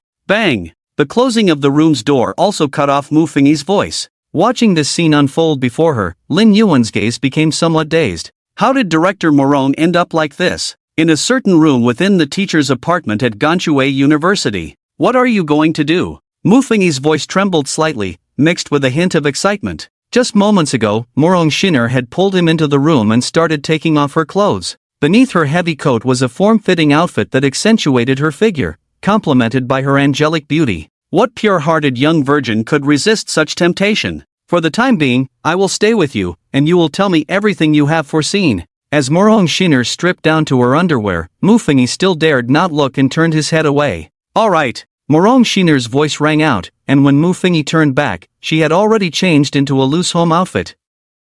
The form-fitting outfit and heavy coat she had taken off were already stored in her spatial bracelet. Seeing this, Muffingy felt a mix of disappointment and relief. I can't explain the content of those two death scenes. At one point, I even thought I was murdered by someone. When it came to serious matters, he adopted a serious tone. You told me before that you foresaw yourself being killed by a man. I sent you the list of internal personnel from the Apocalypse Management Bureau and all players in Huaxia. Did you find anything? Morong Shinner pulled out a writing desk and positioned it opposite Muffingy's bed, sitting down in the chair with her beautiful eyes fixed on him as she asked. No findings, I didn't find that person at all. Muffingy shook his head. During this time, he had searched through many lists, but none of the player photos matched the appearance of the man who killed him. This meant that the man likely did not exist in reality. Or, even if he did, he was not a player of the Apocalypse Descends game. Muffingy detailed the two death replay incidents to Morong Shinner, who took out paper and pen from her spatial bracelet to record them on the table. After finishing her notes, Morong Shinner looked up and asked, the locations you foresaw for these two incidents are different, right? Muffingy squinted as he recalled and then replied, they really are different. The first time, he was by the roadside, although the scene he saw was limited, it was still on a city street. The second time, however, he was in a filthy ditch, although still in the city, it was clearly a different background from the first. Based on how he felt about his body at the time, it seemed his legs were disabled, and he was mute. Coupled with the fact that he appeared to be a beggar at that moment, it was the lowest point in his life. After listening to Muffingy's explanation, Morong Shinner fell into deep thought, her pen tapping on the notebook as she became troubled. This world-ending level instance is different from the last moonfall, it should be a special instance. Morong Shinner stopped tapping her pen. Special instance? Muffingy asked, puzzled. Yes, special instances usually restrict most skills and items that players possess, Morong Shinner explained. So special instances generally have very unique content. Since the Apocalypse instance began, there have been many special instances, and it has only been 7 months since the last highest level, that is, the Destruction level special instance. As she said this, Morong Shinner wrote a few words on the paper, Death Train, Death Train? Muffingy looked at the line of small characters above. Morong Xiner nodded and explained, this was a special instance classified as a Doomsday level of destruction that occurred 7 months ago. At that time, all players entering the Death Train were prohibited from using any skills or items, except for prophecy-type skills. In this instance called the Death Train, all players were placed in a compartment similar to a high-speed train. Each person occupied 2 seats. Moreover, this instance was regionally locked, with each compartment representing a different area, and each compartment was distinct from the others. Unlike the usual month-long Doomsday scenarios, the basic task of the Death Train was to survive for 7 days in order to successfully leave the Doomsday of the Death Train and return to reality. Survive in the compartment? Muffingy asked, somewhat puzzled. Of course, it's not that simple. Morong Xiner added, in addition to the basic task of survival, the Death Train has a special task, which is to pretend you don't see the eerie presence next to you. At this point, perhaps noticing Muffingy's confusion, Morong Xiner continued, each player occupies 2 seats, but that doesn't mean they can sit in both. It's because beside each player sits an eerie presence that cannot be touched but can be seen and heard. These eerie beings will try to make you see them, and once you show even the slightest indication that you can see them, that eerie presence will swallow you whole. Is it really that difficult? Muffingy felt a chill run down his spine. Sitting next to an eerie presence that could be seen but not touched, while having to pretend not to see it for an entire week? Players died in all sorts of bizarre ways. Most players were startled awake by the eerie presence suddenly appearing on their faces. Some players returned to their seats after using the restroom, only to find the eerie presence occupying both seats, leading to their exposure. Others pretended to sit down but were startled by the eerie presence's intentional screams, resulting in their exposure. In short, there were countless ways to be exposed, leading to an extremely high death rate in this Doomsday level of destruction. In the end, no one could unravel the source of the Doomsday, and because all players except for those with prophecy skills lost their abilities, they became ordinary people. Thus, many players couldn't use their skills and died with resentment. Morong Xanr slowly recounted the tragic events of that instance of the death train. Hearing her description of the death train, Mufingyi recalled his own 2 previous death replays. In the death replays, it seemed that the future body really couldn't use any skills? Not to mention using skills, the future body was crippled and mute. What was the last special instance? I mean one that wasn't a Doomsday level of destruction, he asked. The last special instance? Morong Xanr thought for a moment before speaking. It was a game called Cupid's Werewolf, a 12-person werewolf game. Werewolf? Mufingyi's eye twitched violently. What kind of Doomsday instance was this? Yes, the instance of this game involves dividing 12 players into groups, as Cupid's Werewolf mode has a third-party element, so the 12 players are divided into 3 factions. Morong Xanr explained, through a game of werewolf, if one faction wins, all players from the other 2 factions die. Since the death rate of this game isn't as high as that of a Doomsday level of destruction, it was classified as a disaster level of Doomsday. Morong Xanr continued, similarly, this instance of Cupid's Werewolf is a special instance where all players cannot use any skills or items. Of course, prophecy-type skills can still be used. Once encountering a special instance, the advantage of prophecy-type skills is simply too great, especially in an instance like Werewolf. If the prophecy-type player is a good person, how can the werewolves play with 2 prophets in the good camp? If the prophecy-type player is a werewolf, then the werewolf group can know who the roles are, which gives the werewolves who are hunting an overwhelming advantage. If the prophecy skill is a bit stronger, in the first round, one could directly expose 4 werewolves. The game for the werewolf group would end right there. The role of prophecy-type players in special dungeons is absurdly significant. And if the next world-ending apocalypse is a special dungeon, then, looking across the entire blue star, the player with the best chance of survival would be Mufingyi, who possesses Sss-Level prophecy skills. Mufingyi seems to have realized this issue as well, raising his head to meet Morong Xanr's gaze. Morong Xanr lowered her head again and softly said, Mufingyi, you must survive the next apocalypse. That is a world-ending apocalypse. Just thinking about the despair of not being able to survive during the moonfall makes her feel utterly hopeless.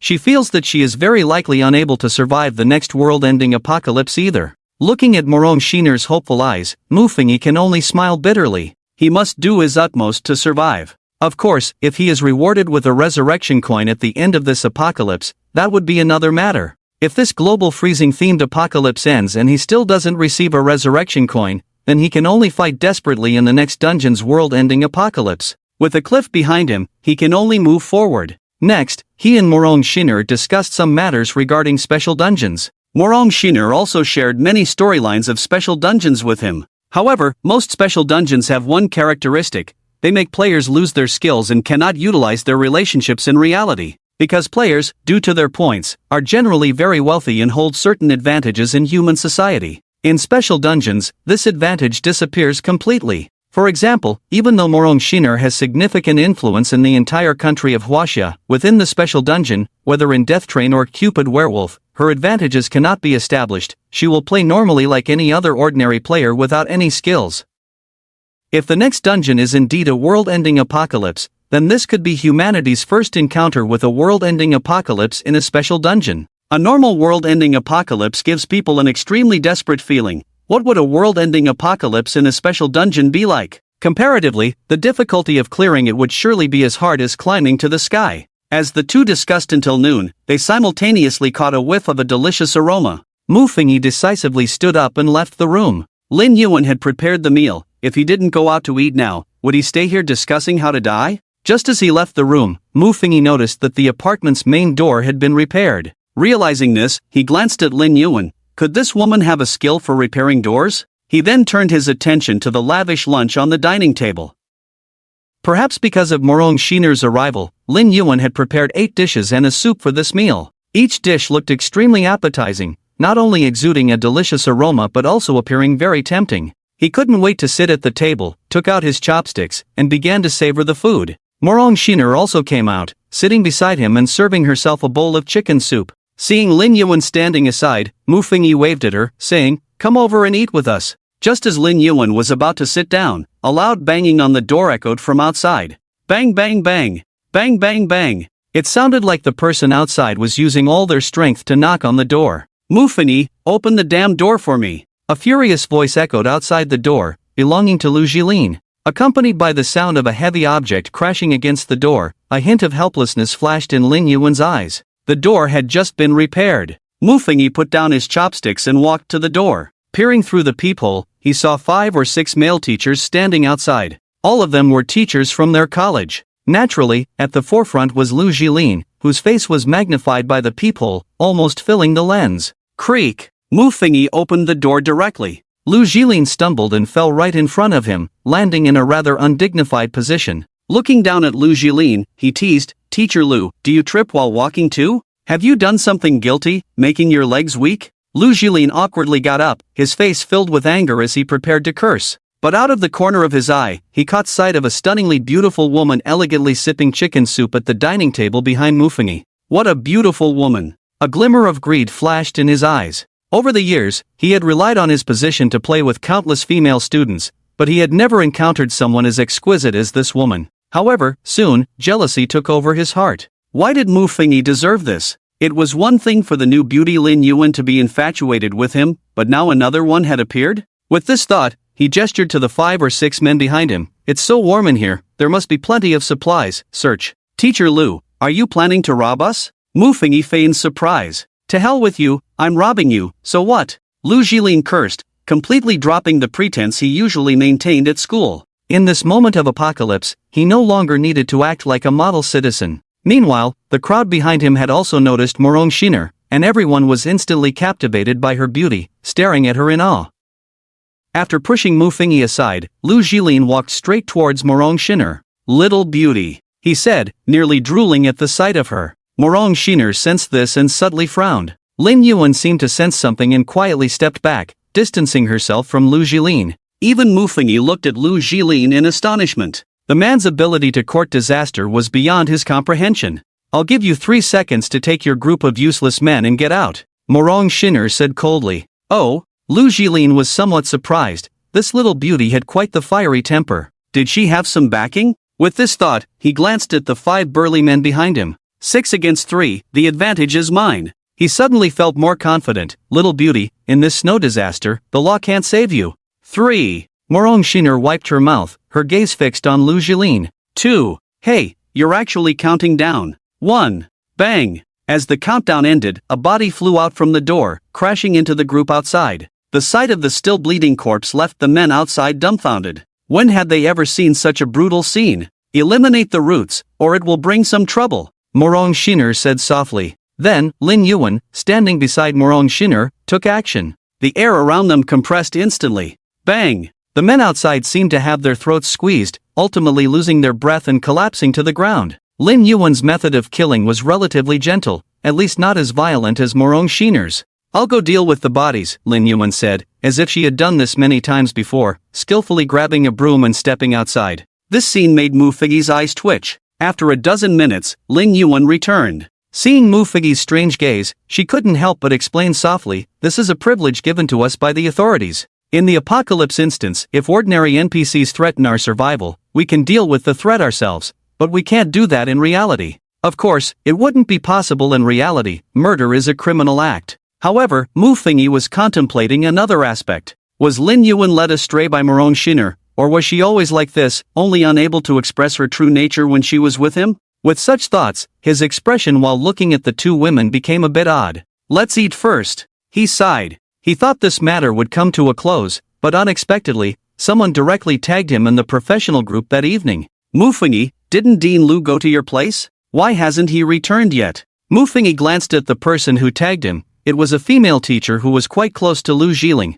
He ignored her. However, this person clearly had no intention of letting it go easily and turned to tag Lin Yuan instead. Suddenly, the lively chat in the group fell silent. Everyone was watching the commotion. Mufini looked at Lin Yuan and asked, "Yuan, where did you hide Lu Jilin and the others' bodies?" "In the public restroom behind the teacher's office building. I threw them into the cesspit. The snow must have covered them by now," Lin Yuan replied. In such a snow disaster, the heavy snow would quickly bury the bodies. After finishing lunch, Morong Shiner pulled Mu Fingyi into the bedroom again, and the two continued to study the patterns of the previous special instance. By the way, Morong Shiner, when do you plan to tell me about the prophecy of filth? Midway through their conversation, Mu Fingyi suddenly asked. Morong Shiner fell silent. After a while, she softly said, I'm sorry, but I can't tell you that for now. Why? Mu Fingyi laughed in anger, confused. Is it that if I find out, Blue Star will explode? I'm doing this for your own good. Morong Shiner said calmly. For my own good?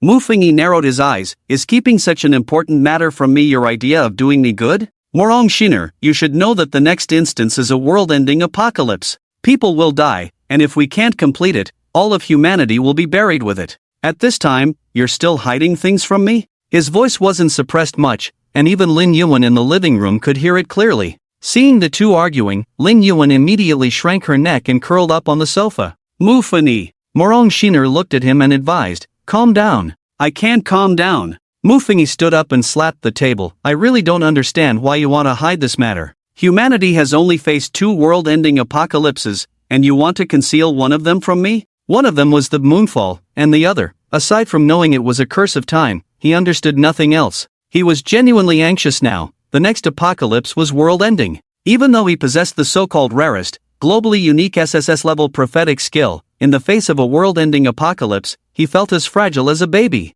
This was a matter of life and death. Anyone who knew their death date would probably not face it calmly. You need to listen to me first. Morong Shiner grabbed his sleeve and nodded. Sit down and let me explain it to you seriously. Looking into Morong Shiner's earnest eyes, Mu Fingyi calmed his emotions and sat down. You should have heard from Deputy Director Lai Wenji that the first world-ending apocalypse humanity faced has already arrived, right? Mu Fingyi nodded. Previously, Lai Wenji had told him that the apocalypse had already arrived because no one survived. And this apocalypse has an implicit condition. Morong Shiner looked at him seriously and said, anyone who knows the details of this apocalypse will be targeted by it. And once targeted by this apocalypse, their lives will be threatened. What? Mu Fingyi was slightly surprised. Was there such a thing? That's right, so do you understand why I've been reluctant to let you know about this? Morong Shiner's tone was bitter. Including me, Lai Wenji has also been targeted. Everyone who knows about the prophecy of filth has been marked. Your current strength is simply too weak. Once you learn about this apocalypse, sending only Lin Yuan to protect you definitely won't be enough. Although Mu Fingyi had the strongest prophetic skills, his own strength was too weak. His only weapon was the Dagger of Termination, but in comparison, the strategic significance of the Dagger of Termination was much greater. Using the Dagger of Termination to kill someone was no different from using a dragon-slaying knife to kill a chicken. Is there really such a thing? Mu Fingyi frowned. He hadn't expected the first world-ending apocalypse to be so troublesome. Just knowing of its existence posed a life-threatening risk? Well then, it was better for him not to know. With Morong Shiner's arrival, their teacher's apartment now had one more person. Originally, there were only 2 rooms in the apartment, but Morong Shiner wanted to stay here. Naturally, Lin Yuan gave her room to Morong Shiner. She didn't dare to sleep in the same bed as Morong Shiner. Thus, Mu Fingyi had to take her in, and the 2 of them shared a room. As soon as Lin Yuan entered the room, she obediently made a bed on the floor. Mu Fingyi really couldn't bear to let the girl sleep on the floor while he lay in bed, so he let Lin Yuan sleep on the bed and took the floor himself. And so, 2 days passed. On the 7th day of the apocalypse, the official announcements that had been made punctually every day suddenly ceased. This discovery left many college students dumbfounded. If the officials had gone silent, could it be that the apocalypse had truly come? Soon, the group chat was filled with various requests for food. However, by this time, everyone had realized the importance of food. How could they lend it to others? In fact, Mu Fingyi had already noticed in the group that many dormitories were experiencing food fights. Those who were hungry wouldn't be picky about anything. Under hunger, a person could do anything. Due to the extreme shortage of resources, many people had already left their slightly warmer beds and ventured outside to dig up snow to bring back and melt for drinking water. As time went on, more and more people began asking for food. Many classmates approached Mu Fingyi. However, he refused them, saying he didn't have much food himself. With the emergence of the first food fights, this situation could no longer be contained. Everyone began to frantically snatch food from those around them. Even roommates who usually got along well turned into enemies over food. They were all college students. Aside from a few who had the habit of saving snacks, most students didn't have much to eat. 7 days into the apocalypse, the officials had only provided assistance once or twice, and 2/3 of the students had run out of food. while among the remaining one-third who still had food, very few were willing to lend it out. At this point, there were hardly any fools left. The officials had lost contact. Here, food was life. And on the 8th day, even crazier things happened. Many people directly used sharp tools to break open the doors of various stores, ignoring the shop owners who hadn't had time to escape, and began to frantically seize resources. The madness only stopped after they had seized all the food from the school shops. However, this calm state did not last long. On the 10th day, the electricity, which had only lasted a short while each day, was completely cut off. From then on, perhaps there would be no more power. This situation turned the once lively class group into a dead silence. Only a few people spoke within it, and Mu Fingyi noticed that his 3 roommates had realized the gravity of the situation, locking the dormitory door tightly and playing dead. But this was fine. With enough resources, his 3 roommates wouldn't come looking for him. Meanwhile, Morong Shiner had settled in completely. According to her, the Apocalypse Management Bureau had already dissuaded several foreign players, including those from the beautiful country. When various countries learned that the next instance would be a world-ending apocalypse, they returned with serious expressions. The source of a disaster-level apocalypse was something they couldn't even comprehend under the despair of a world-ending apocalypse. However, when they encountered the Japanese, the players from the Huaxia Apocalypse Management Bureau couldn't hold back and directly sent them back to reality through physical means. No one from other countries doubted the words of the Huaxia Apocalypse Management Bureau, for on the international stage, Huaxia was the only one to announce the content of S-level prophetic players to the world. It could be said that players worldwide benefited from Huaxia and the grace of Mr. Chang Yaqing. In some respects, Huaxia represented authority. Unlike Master Seguno from the beautiful country, who charged money for every prophetic content he provided. Unlike Mr. Chang Yaqing, who released prophetic content every time, Seguno mostly required payment for his prophecies and rarely published them online. Because of his reputation, when people from other countries heard Huaxia say that keeping the source of this global freeze apocalypse was useful, it was indeed useful. When Huaxia stated that the level of the next apocalypse instance was world-ending, then it was world-ending. The people from the Huaxia Apocalypse Management Bureau also stayed on the European islands, guarding the source of the apocalypse from being destroyed. On the morning of the 11th day, Mu Fingyi was playing a matching game on his phone while Ling Yuan sat beside him watching a short drama that had been downloaded in advance on the television. Just as he connected a pair of blocks, a message suddenly popped up. Lin Yuan instinctively glanced in his direction. Coincidentally, Mu Fingyi's phone screen was facing her, and she clearly saw the name on it. Su Qianran. Is it this woman? The gossip in her eyes was about to overflow. Her brother had mentioned this matter to her before and even showed her Mu Fingyi's moments on social media. Her brother, Lin Yujia, guessed that Mu Fingyi might delete this post the next day, so he had taken a screenshot and saved it in advance. When her sister asked about it, he directly pulled out the photo from his phone's album. In the photo, there was a shot of several empty beer bottles with a mood light, along with Mu Fingyi's melancholic caption, "When the dark clouds disperse, will there be a sky full of stars?" Seeing this photo, Lin Yuan was greatly shocked. Was this still the spirited, fearless Mu Fingyi, who had become the first person in the world to crack the destruction-level apocalypse? That was Mu Fingyi. How could he turn into such a lovesick fool? Thus, as if she had discovered a new continent, she kept asking her brother about Mu Fingyi. Subsequently, Lin Yujia showed no mercy and recounted Mu Fingyi's 2 years of pining after Su Qianran to his sister, embellishing the story. After learning about Mu Fingyi's glorious deeds, Lin Yuan felt she had seen a completely new side of him. She was particularly curious about the gossip between Mu Fingyi and that Su Qianran. Out of the corner of her eye, she caught Mu Fingyi adjusting his phone screen to the chat interface, and her gaze inevitably shifted from the TV drama to Mu Fingyi's phone. The plot in the drama was all acted out. How could it compare to the excitement of reality? Although she knew it was morally questionable to eavesdrop, she really couldn't help herself. She saw a message from Su Qianran pop up on the phone screen. "Mu Fingyi, can we talk again? Do you really have no extra food?" Mu Fingyi, "No, don't contact me again." Oh, Lin Yuan's eyes flickered. What was this, a counterattack from a love-struck fool? However, she was well aware that the NPCs in the game were basically identical to real people in every aspect.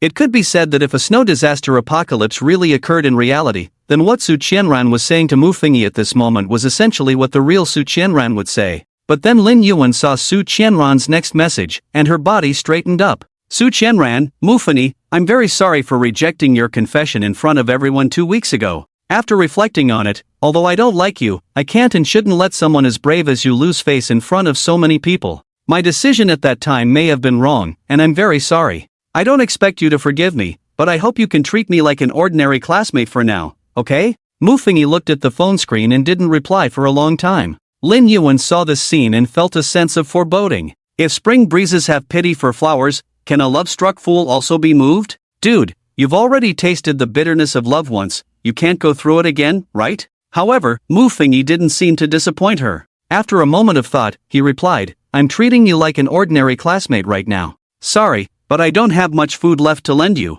Lin Yuan saw this message and, for some reason, felt it was a pity for Mufengi. This was a resource-scarce frozen apocalypse, and they had just over 2 months left before they could leave. Even if Mufengi made some excessive demands for food from Su Qianran, she probably wouldn't mind, right? After all, he had been chasing her for 2 years as a love-struck fool, shouldn't he take this opportunity to reclaim some interest? Su Qianran, sorry to bother you. Seeing the conversation between the two, Lin Yuan pouted. She felt that Su Qianran would come back to Mufengi again. The apocalypse wouldn't end, and food would eventually run out. When Su Qianran got hungry, she would once again seek out Mufengi. Mufengi, however, didn't take it to heart and continued to open the chat interface. Bang! The bedroom door suddenly swung open, and Morong Shiner, with disheveled hair, walked out of her room. Seeing Mufengi lying on the sofa, she walked over to him. Upon seeing Morong Shiner in such a state, Mufengi stopped playing the game and sat up straight from his relaxed position. What do you want? I've been thinking about it carefully these past few days, Morong Shiner said.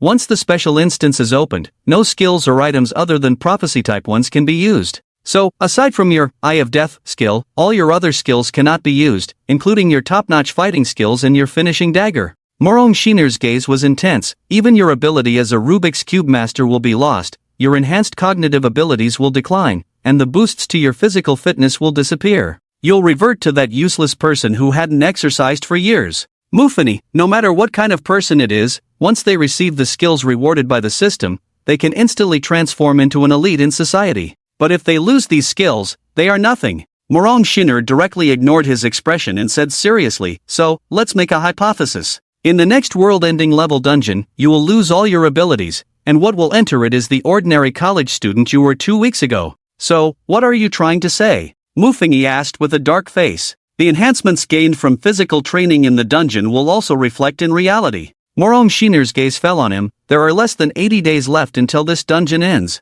If you undergo professional training during these 80 days, I can make the ordinary you undergo earth-shattering changes. What do you mean? A sense of ominous premonition rose in Mufengi's heart. In the coming period, I will suppress the top-tier combat skills within you and conduct physical and mental training on you. Morong Shiner looked at him and said softly, I will give you special training. Mufengi? I barely have a few days left to live, and you want to torture me? Wait a minute. He quickly raised his hand to stop her. Can I refuse? No. I won't train, you can leave. You must train. Yuan, help me hold him down. Ah. A few minutes later, the room of Mufengi echoed with a heart-wrenching scream. Morong Shiner was not just talking, she really put Mufengi through devilish training. Strength training, speed training, and even the most painful flexibility training. And Mufengi was tortured to the point of feeling like he was dying, leading him to entertain thoughts of giving up. After finishing the training at night, Morong Shiner personally massaged the sore and weak muscles of Mufengi, who had collapsed onto the bed. It's tough at first, but it will get better after a while, she comforted him. Will it not hurt after a while? Mufengi asked weakly. No. Morong Shiner shook her head. After a while, you will get used to it and won't scream like today. Hearing this, Mufengi rolled his eyes in despair and buried his head in the blanket. He didn't know if it was because Morong Shiner had drawn a massage skill, but her small hands felt strangely painful. It hurt so much, but compared to the pain during training, it was still within an acceptable range. He felt as if his bones were being crunched and crunched by her, and this soreness made him unable to help but moan. An hour later, looking at the soundly sleeping Mufengi, Morong Shiner turned to leave the room and said to Lin Yuan, who was on the sofa, make him some bone soup, I'm going to sleep for a bit. Morong Shiner rubbed her temples. Helping Mufengi train had consumed quite a bit of her energy as well. So, she returned to Lin Yuan's bedroom feeling somewhat fatigued. In fact, many people didn't know that when she previously cracked a disaster-level apocalypse source, she obtained an A-level skill called Godly Massage Technique. Godly Massage Technique, superb massage skills that can improve the recipient's physical condition when used frequently on the same person. When she received this skill, she felt she would never have the chance to use it. As the top leader of the Huaxia Apocalypse Management Bureau, she was simply too busy to utilize such a skill. Unexpectedly, after years of calm and Huaxia, a player like Mufengi, who was an SSS-level prophetic type, emerged.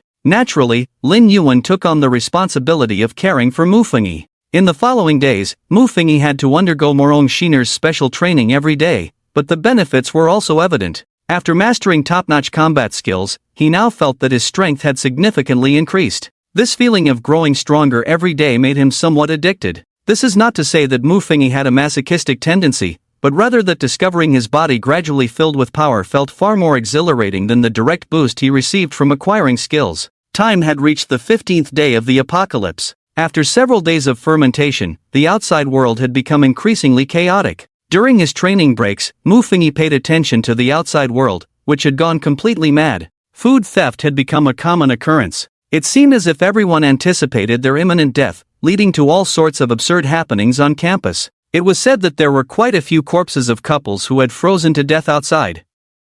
As if foreseeing their own demise, people's primal instincts were unleashed. There were even instances of coercion and assaults. It should be noted that this snow disaster had only occurred 15 days ago, yet thousands of years of social civilization had collapsed in an instant. In this apocalyptic state, the living conditions for people were dire, and social authority was challenged. In an environment where no one was willing to uphold the baseline, the escalation of crime and violence knew no bounds.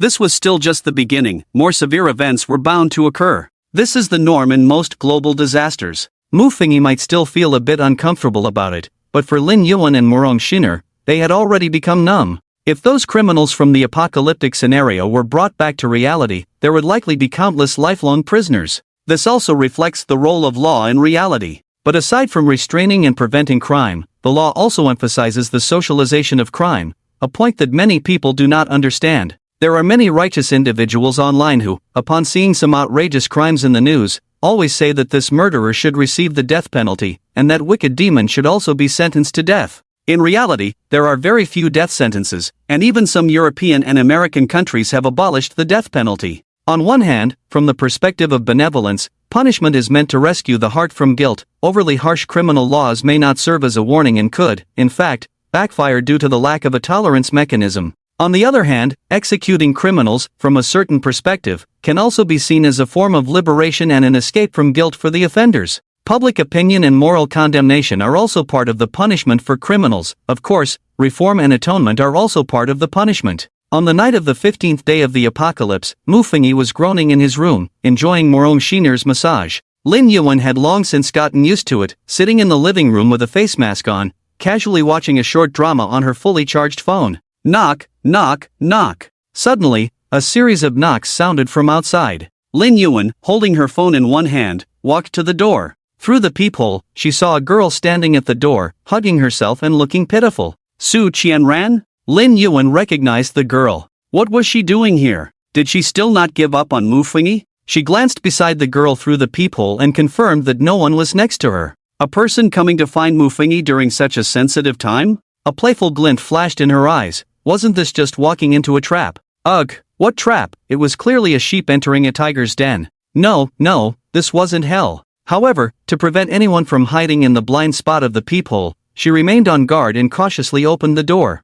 Su Qianran clearly did not expect the door to be opened directly, instinctively taking 2 steps back. Lin Yuan didn't respond to her immediately. Instead, she glanced down the corridor and, seeing that there were no hidden people around, she let out a sigh of relief and turned her gaze to Su Qianran. Standing in front of her was a petite girl from the south. Although she appeared short, her proportions were quite good. Moreover, she had a pitiful look on her face that made Lin Yuan feel an urge to cherish her. She hadn't expected Mufengi to like this type. But soon, a strange expression flickered in her eyes. Because it seemed that Director Morong was also into this kind? However, Director Morong usually wore such high shoes that he was almost as tall as her, which is why he never displayed the delicate beauty of a girl like Su Qianran. She looked at Su Qianran, who hadn't bathed for a long time. Her hair was slightly greasy, and there was an indescribable odor about her. You can go in first. Lin Yuan stepped aside. Su Qianran cautiously walked in. As soon as she entered the room, she felt a wave of warmth suddenly envelop her. What a warm room! She looked at Lin Yuan in surprise. It was so cold outside, and the entire Blue Star was probably covered in heavy snow, so why was it so warm in here? Then she noticed the source of the heat, a fireplace and an air conditioner that was running. Wait, Why was there a fireplace here? And how was the air conditioner still working? Didn't they have a power outage? Bang! Lin Yuan closed the door, looking at Su Qianran, who had come in as if fleeing from a disaster, and said with a smile, "The bathroom is over there, go take a shower, you smell too bad." Su Qianran was taken aback. Who asks someone to shower as soon as they arrive? But hearing that she smelled bad made her blush, and she timidly asked, "Teacher Lin, may I ask where Mu Fengyi is?" Ah! A soul-stirring scream suddenly came from one of the tightly closed rooms. The owner of that scream was none other than Mu Fengyi. Su Qianran? What was happening in there? Although she was inexperienced, she had seen enough to have an idea of what such sounds implied. But, wasn't Mu Fengyi's girlfriend the girl in front of her? What were they doing in that room? A flicker of suspicion crossed her eyes, her expression somewhat unclear. "He's busy, you should go take a shower first. By the time you finish, he should be done too." Lin Yuan insisted that she take a shower.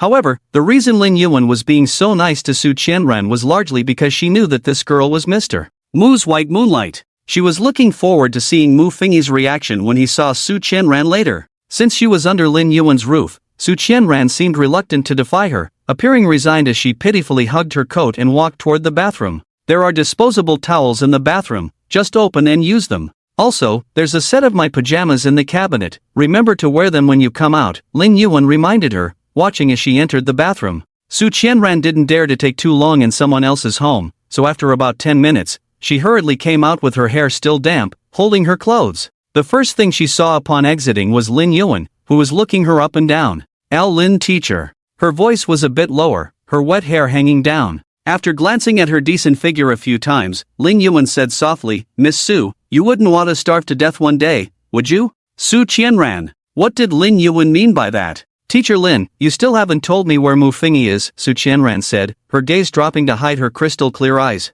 "He should still be busy." Lin Yuan casually replied, her gaze still locked on her, bringing an overwhelming sense of pressure. "But Miss Su, you haven't answered my question yet." Su Qianran opened her mouth.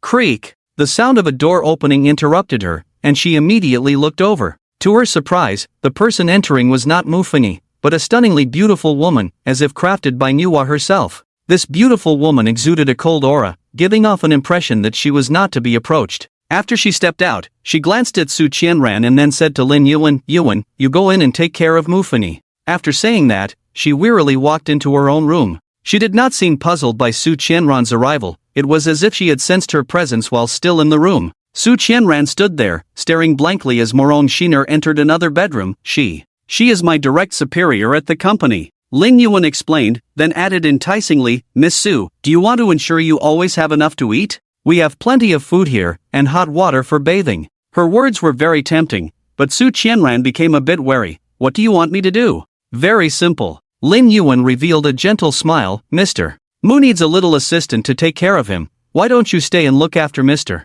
Mu?" Su Qianran blinked. "Just purely taking care of him? What else could it be?" Lin Yuan tilted her head and countered, "Do you want something more with Mr. Mu?" Before Su Qianran could respond, she quickly added, "Of course, even if you wanted to, it would depend on Mr. Mu's feelings. I wouldn't dare to make decisions for him." Lin Yuan's attitude was too elusive. At this point, Su Qianran couldn't hold back any longer.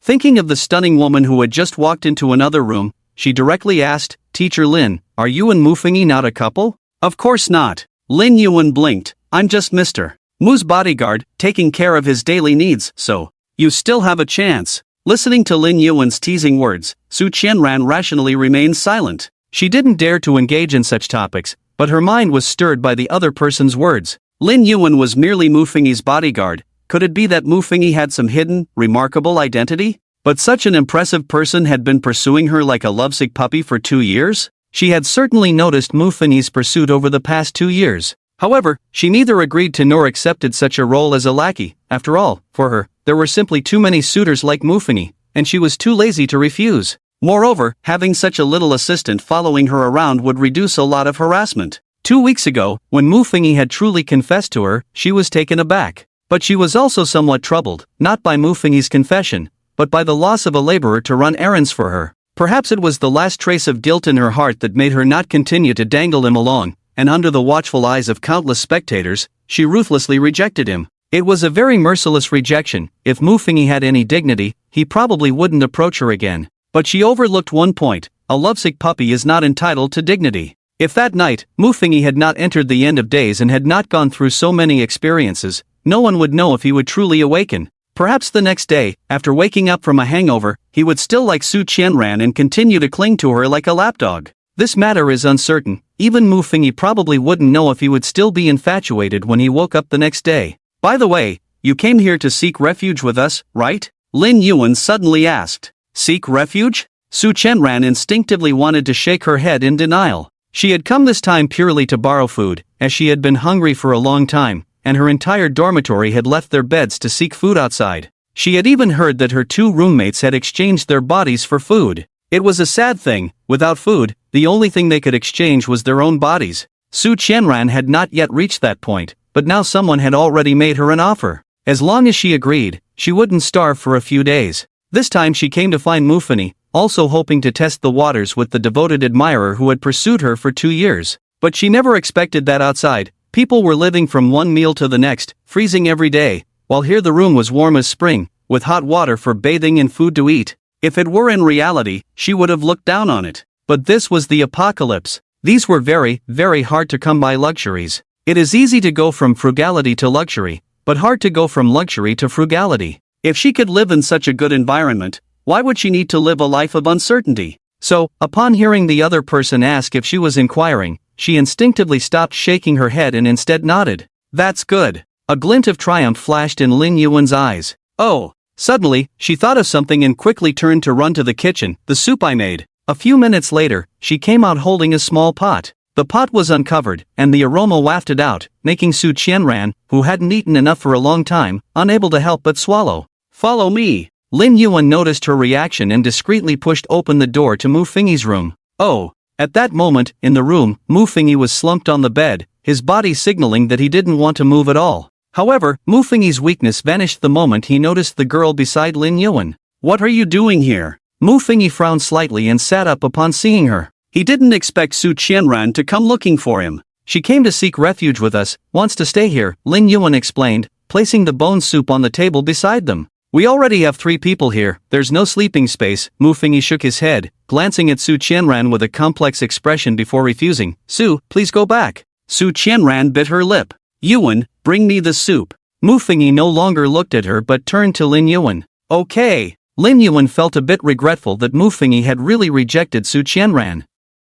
She had thought she could watch a good show. She placed the soup in front of Muffingy on the table. Be careful, it's hot. Muffingy took the porridge, blew on it, and began to sip it slowly. After a while, he looked up at Su Qianran, who was still standing there, and asked in confusion, why aren't you leaving? Su Qianran bit her lower lip. After a moment, she said softly, Muffingy, you lied to me. What did I lie to you about? Muffingy frowned. You told me your food was running low. Su Qianran's tone was a bit aggrieved. But I just saw that you have plenty of food here. Who knows how long this snow disaster will last? Muffingy looked at her, his calm eyes seemingly unaffected by the woman before him. With one more mouth to feed, our food will decrease by 1 portion every day. He had completely let go. 2 weeks ago, Su Qianran had already made their relationship clear to him. Therefore, there would be no further connection between him and this woman. In the game dungeon, it is like this, and so it is in reality. Of course, he wouldn't seek revenge on this NPC who was basically identical to the real Su Qianran just because this is the apocalypse.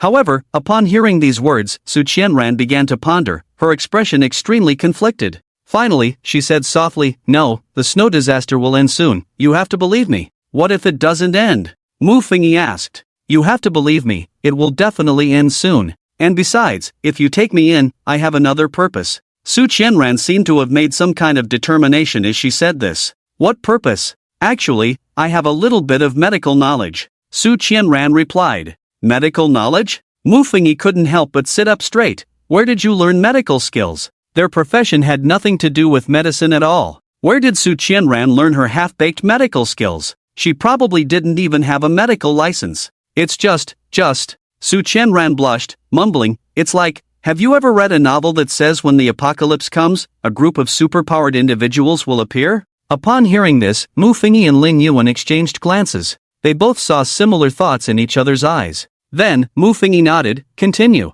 And then, I might also be one of those chosen ones, so I can be considered a superpowered individual with healing abilities. Do you understand? Su Qianran looked at Mu Fengyi expectantly. Seeing Mu Fengyi's silence, she feared he wouldn't believe her and quickly explained, "Really, if you don't believe me, I can demonstrate for you right now. You can make a cut on your finger, and I will use my powers to heal it." As she spoke, a ball of energy began to form in her hand, a milky white energy orb. Seeing Su Qianran's actions, Mu Fengyi and Lin Yuan were completely convinced. She was also a player. Thinking of this, the corner of Mu Fengyi's eye twitched. However, he had previously seen the list of all players in Huaxia that Morong Shiner had given him, and Su Qianran was not on it. So what he understood was that Su Qianran was a new player. What the hell is this plot? His ex-girlfriend, who had failed to confess, also joined the game. He helplessly looked at Lin Yuan and said, "Register her identity, and let her sleep in the living room for the rest of this apocalypse." "Yes." Lin Yuan nodded, then extended her right hand to Su Qianran. "Miss Su, please come with me."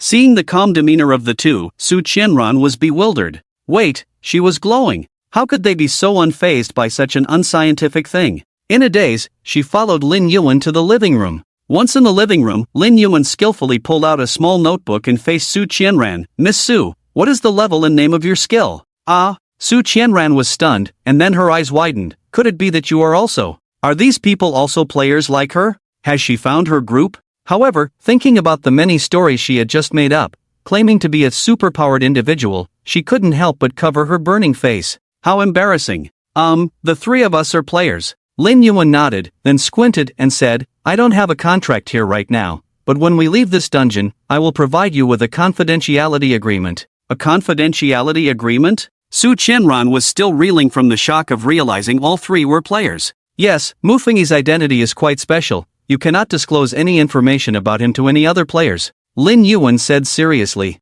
Mu Fengyi. Su Qianran was dumbfounded. Mu Fengyi's identity was special, and she even had to sign a confidentiality agreement? Wasn't the other party her devoted admirer? "Alright, Miss Su, first tell me your skills and their levels. After that, if you have any questions about this instance, feel free to ask me." Seeing this, Su Qianran could only tell the other party about the skill she had drawn. An S-level skill, Divine Healer's Touch. Since it was a healing skill, it was classified as supportive. "Alright, do you have any other questions?" After recording Su Qianran's information, Lin Yuan put away her notebook and looked at her with a smile. "I have a few questions." Su Qianran began to inquire about the game, Apocalypse Arrival. Lin Yuan answered one by one. In fact, Su Qianran's luck was already quite good. The apocalypse she encountered for the first time was merely the lowest level of disaster level apocalypse. Moreover, this apocalypse might not even be rated as disaster level. If too few players died, it might even be classified as a plague level apocalypse.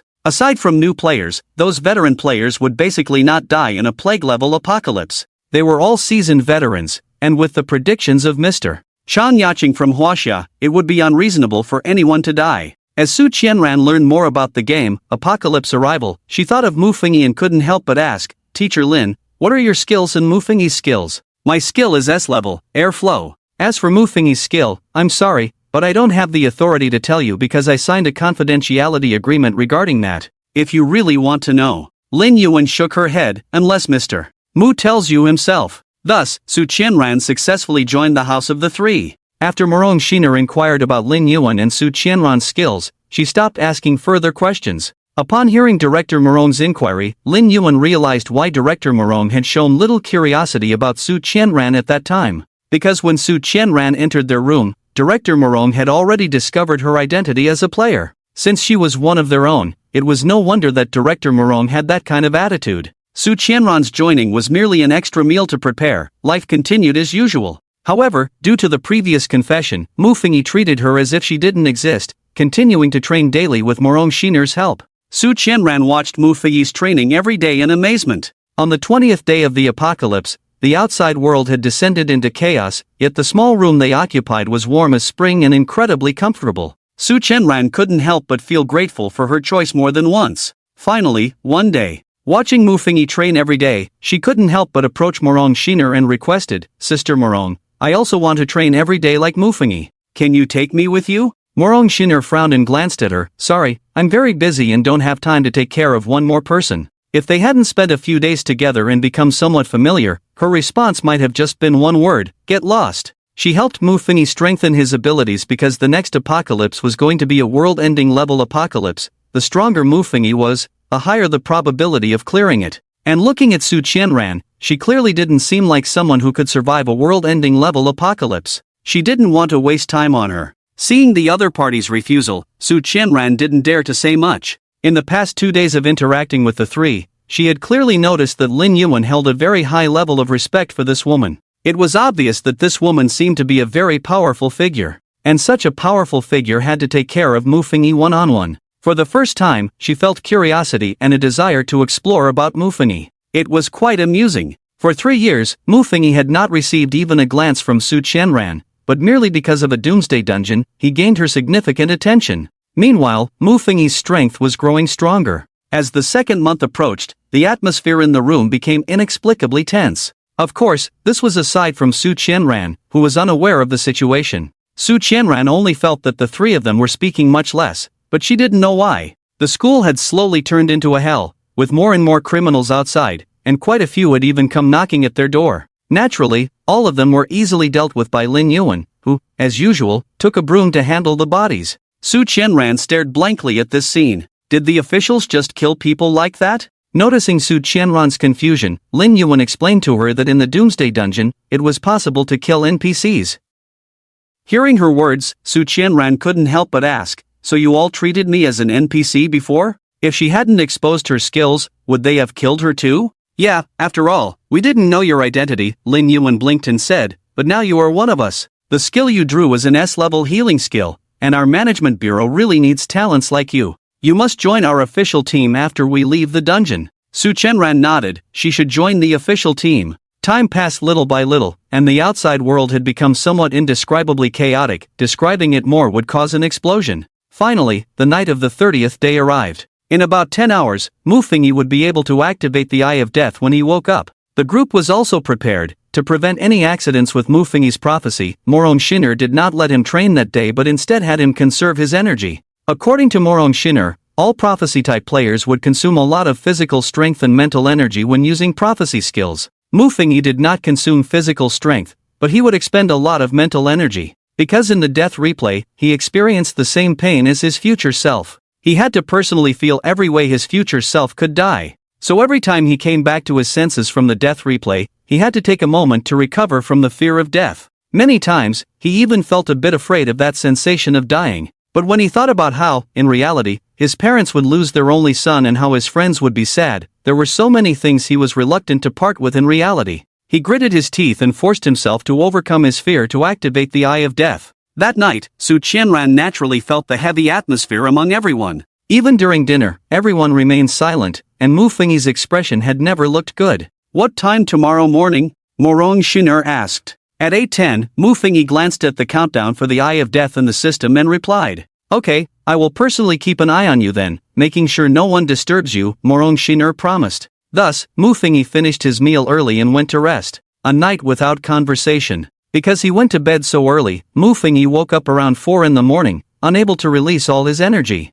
After waking, he looked at the pitch-black night outside, put on his coat, and quietly pushed open the door to his room, walking into the living room. Glancing at Su Qianran, who was sleeping soundly on the sofa, he slowly walked to the window, watching the heavy snow outside. For some reason, he suddenly felt an uneasy sensation in his heart, unrelated to his abundant energy. It seemed that something bad was about to happen. "Mu Fengyi?" A soft voice called out from behind him. "I'm sorry for waking you up," Mu Fengyi said apologetically upon seeing Su Qianran wake up. "It's fine." Su Qianran put on her clothes and walked over to him in her slippers, joining him in watching the snow outside the window, the beauty by his side. This scene, Mu Fengyi had seen countless times in his dreams and had longed for it many times. Yet now, when the anticipated moment had arrived, his heart no longer stirred with any waves. He no longer cared. "Mu Fengyi, are you still angry with me?" Su Qianran asked softly. "No." Mu Fengyi shook his head. "It's all in the past." His thoughts were now more focused on the next apocalyptic event.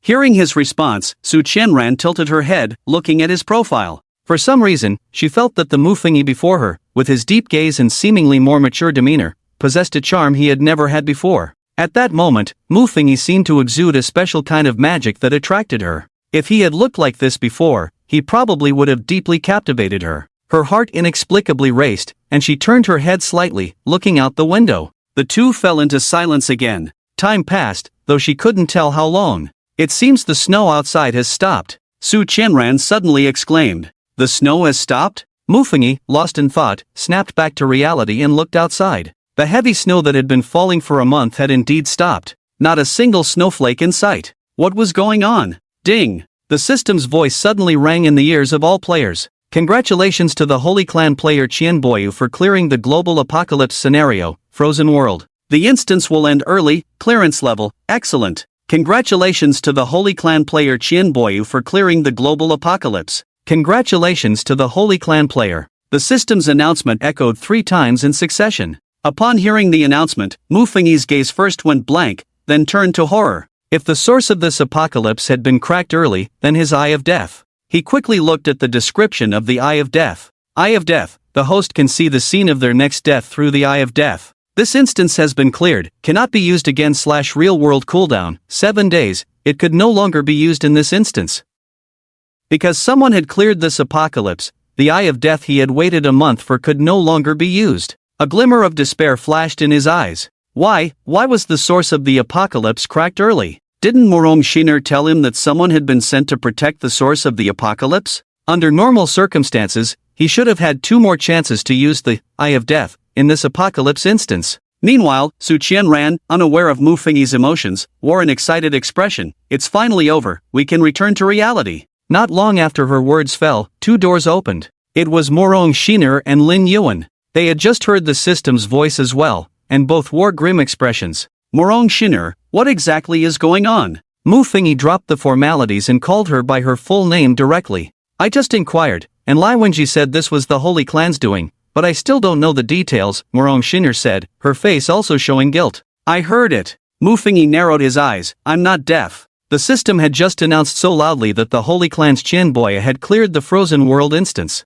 Sorry, did you do it a second time? Morong Shiner apologized again, then nervously asked about what she was most concerned about. The instance is over, it can't be used anymore. Mufengi shook his head with a serious expression. The real world. Because the return point after the instance ends is the same as the place when entering the instance, Morong Xaner is not together with Mufengi and Lin Yuan. Su Qianran was in the girls' dormitory before entering the instance. Thus, only Lin Yuan and Mufengi remained in the room. Ding! Congratulations to the host Mufengi for successfully surviving the apocalypse, Frozen Global, reward, 7 points. This was the only sound from the system. Aside from this, Mufengi received no other rewards. Generally, surviving an instance does not yield great rewards, just some simple points. Unless it's a newcomer surviving, due to the doubling of rewards for first-time participants, they might receive a few resurrection coins or even a chance to draw a lottery. After returning to reality, the cooldown for the Eye of Death refreshed, but Mufengi did not start immediately. Instead, he was waiting. He needed to wait for Morong Xiner to explain things to him. Additionally, before entering the next world-ending apocalypse, he only had 1 more chance to use the Eye of Death, and he dared not use it carelessly. He and Lin Yuan waited in the room for a while, but instead of receiving a call from Morong Xiner, they were met with a knock on the door from Su Qianran. Su Qianran had come to find the 2 of them. Lin Yuan was not in the mood to entertain her for the time being, so she let her sit on the sofa and waited alongside Mufengi. Su Qianran also sensed the tense atmosphere and obediently sat on the sofa, not daring to disturb the 2. After waiting for about half an hour, Mufengi's phone rang. He picked up the phone, saw it was Morong Xiner, and answered directly. Mufengi, this is a failure on the part of our Apocalypse Management Bureau. For the past month, they have been diligently guarding the source of the apocalypse, but today, the Holy Clan took advantage of the gap during their personnel rotation to sneak in. Morong Xiner's voice came through the phone. Mufengi couldn't help but ask, why? Aren't those guys from the Holy Clan supposed to be stopping humans from destroying the source of the apocalypse? Don't they want the apocalypse to descend into reality? Why are they suddenly trying to destroy the source this time? What is this, a reversal of roles? Morong Xiner was silent for a moment before softly saying, they might have learned about our guarding the source of the apocalypse. You know, these guys like to do the opposite of us. The people of the Holy Clan enjoy acting contrary to humanity. The more the Huaxia Apocalypse Management Bureau tries to protect the source of the apocalypse, the more they want to cause destruction. The identities and statuses of the 2 sides had directly swapped this time. And this time, it allowed the Holy Clan to succeed. I will use the last remaining chance right away. Mufengi murmured, wish me luck. It's wishing all of humanity good luck, Morong Xiner added. Mufengi no longer wanted to say anything, he hung up the phone in frustration, slowly closed his eyes, and silently chanted, "Open the Eye of Death." The last use of the Eye of Death before the world-ending apocalypse. Here we go. A wave of dizziness hit. Ding dong. The alarm clock rang, and soon, Mufugi's vision gradually returned. As soon as he opened his eyes, he found the future self staring at his hands, examining them up and down. Then, the future self slowly stood up, surveying the surroundings. The observing Mufugi followed the other's gaze, looking at the scene around him. It was a shabby rental room, filled with many empty beer bottles and scattered garbage, indicating how messy the owner of this body was. Then, the future self walked towards the bathroom, and upon entering, he saw a mirror in front of him. Standing in front of the mirror was a bearded middle-aged man, somewhat disheveled, with hair that looked like a bird's nest. This image was hard to describe, but Mufugi knew very well that this was not him. Was it really a special instance? And this time, he would be inhabiting another person's body? But before he could carefully observe the self in the mirror, that is, this middle-aged man, he suddenly noticed that this man, no, this future self, had a look of terror on his face. Yes, terror. The future self looked incredulously at his reflection in the mirror, his body starting to tremble violently. He heard his voice quivering, filled with deep fear. No, it shouldn't be like this. Shouldn't be like what? Mufugi felt confused. What was the future self afraid of? Moreover, the replay of the death that the Eye of Death showed him was still very strange, similar to the previous two death replays. The future self plopped down on the sofa behind him, staring intently at the mirror in front of him, his voice hoarsely screaming in fear. No, it shouldn't be like this. What was going on? Seeing this scene, the observing Mufugi couldn't help but feel tense. Bang! A loud noise came, and the future self suddenly looked towards the door. He saw several mysterious figures in black clothing appear at the entrance. These black-clad individuals were masked and charged directly towards the future self. Upon seeing these figures, the future self hurriedly stood up from the sofa, waving his hands in panic. No, you can't kill me, I need to see you. Put. Suddenly, a sharp blade plunged violently into the future self's chest. The future self did not possess top-notch combat skills, he was inhabiting a middle-aged man with no trace of martial prowess. When the blade pierced his abdomen, the words he wanted to say got stuck in his throat. Ha, ha. The future self coughed up blood, his eyes wide open. Thud. The door to the room suddenly swung open, and the observing Mufugi immediately turned his gaze towards the outside. Upon seeing the newcomer, Mufugi's adrenaline surged, because the newcomer was the young man he had seen for the first time. It might even be the same young man who killed him the second time. In the previous two instances of the Eye of Death, it was this young man who had killed him, and at this moment, the future self looked desperately at the young man as he approached. "I'm sorry," the young man said apologetically, "we're all just trying to survive." Then, he took out a dagger and plunged it directly into the future self's chest. Excruciating pain, a shattered heart. The future self glared at the young man with resentment. Finally, he slowly collapsed to the ground, ultimately lifeless. The future self was dead. Back in reality, Mufugi clutched his neck and slowly fell to the ground. Again like this. Again, it was a very strange scene. It felt like he had seen everything, yet felt like he had seen nothing. However, based on the 3 death replays he had witnessed, he could vaguely guess some details. For instance, his identity after crossing into the special instance. It seemed he was an unsuccessful middle-aged man, as evidenced by the dirty and chaotic environment of his rented room. But compared to the previous 2 times, he had turned into a beggar and was then killed by that young man. This time, he was a person with intact limbs, his throat undamaged, just slightly older. It was strange, he always felt that the people he had inhabited in the first 2 instances were not the disheveled middle-aged man he had just seen in the mirror. The only similarity between the previous 2 death replays and now was that he was killed by the same person. "Mr. Mu," Lin Yuan called out to him softly. Mufugi turned his head, nodded after seeing her, and continued to ponder. The information he had was still insufficient, he still did not know what the special mode of the next instance would be. However, back in reality, his judgment scale prophecy skill had refreshed and could be used once in 3 days. But compared to other more comprehensive prophecy skills,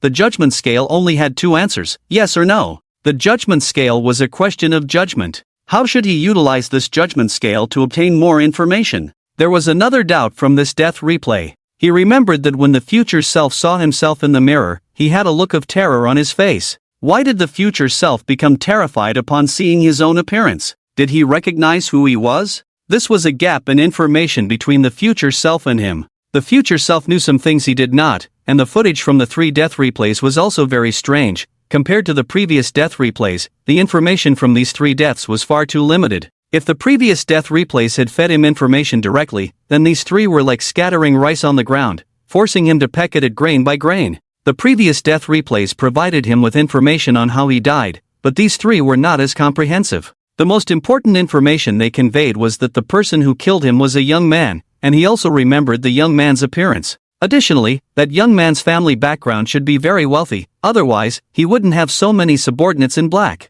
Compared to the first 2 deaths, where the young man acted alone, in the third instance, the young man sent many black-clad individuals to subdue him before killing him. He rubbed his temples, feeling as if his brain was filled with mush. He still couldn't obtain any useful information. Moreover, this was an apocalyptic level of world destruction. Just thinking about that terrifying apocalypse made his soul tremble with fear. Furthermore, after the last global freeze apocalypse ended, he still hadn't received a resurrection coin, which indicated one thing: he would have to fight desperately in the next apocalypse. He rubbed his temples again, his gaze drifting to the personal shop. Every time an apocalypse instance ended, the 4 items in the personal shop would refresh, and because he had earned 7 points in the global freeze apocalypse, he now had a total of 840 points. He could exchange them for a decent A-level skill or item. Opening the personal shop, the first reward was still a shiny golden flash. Nano armor, Sss-Level possesses extremely strong destructive power. 1 person is an army. Price,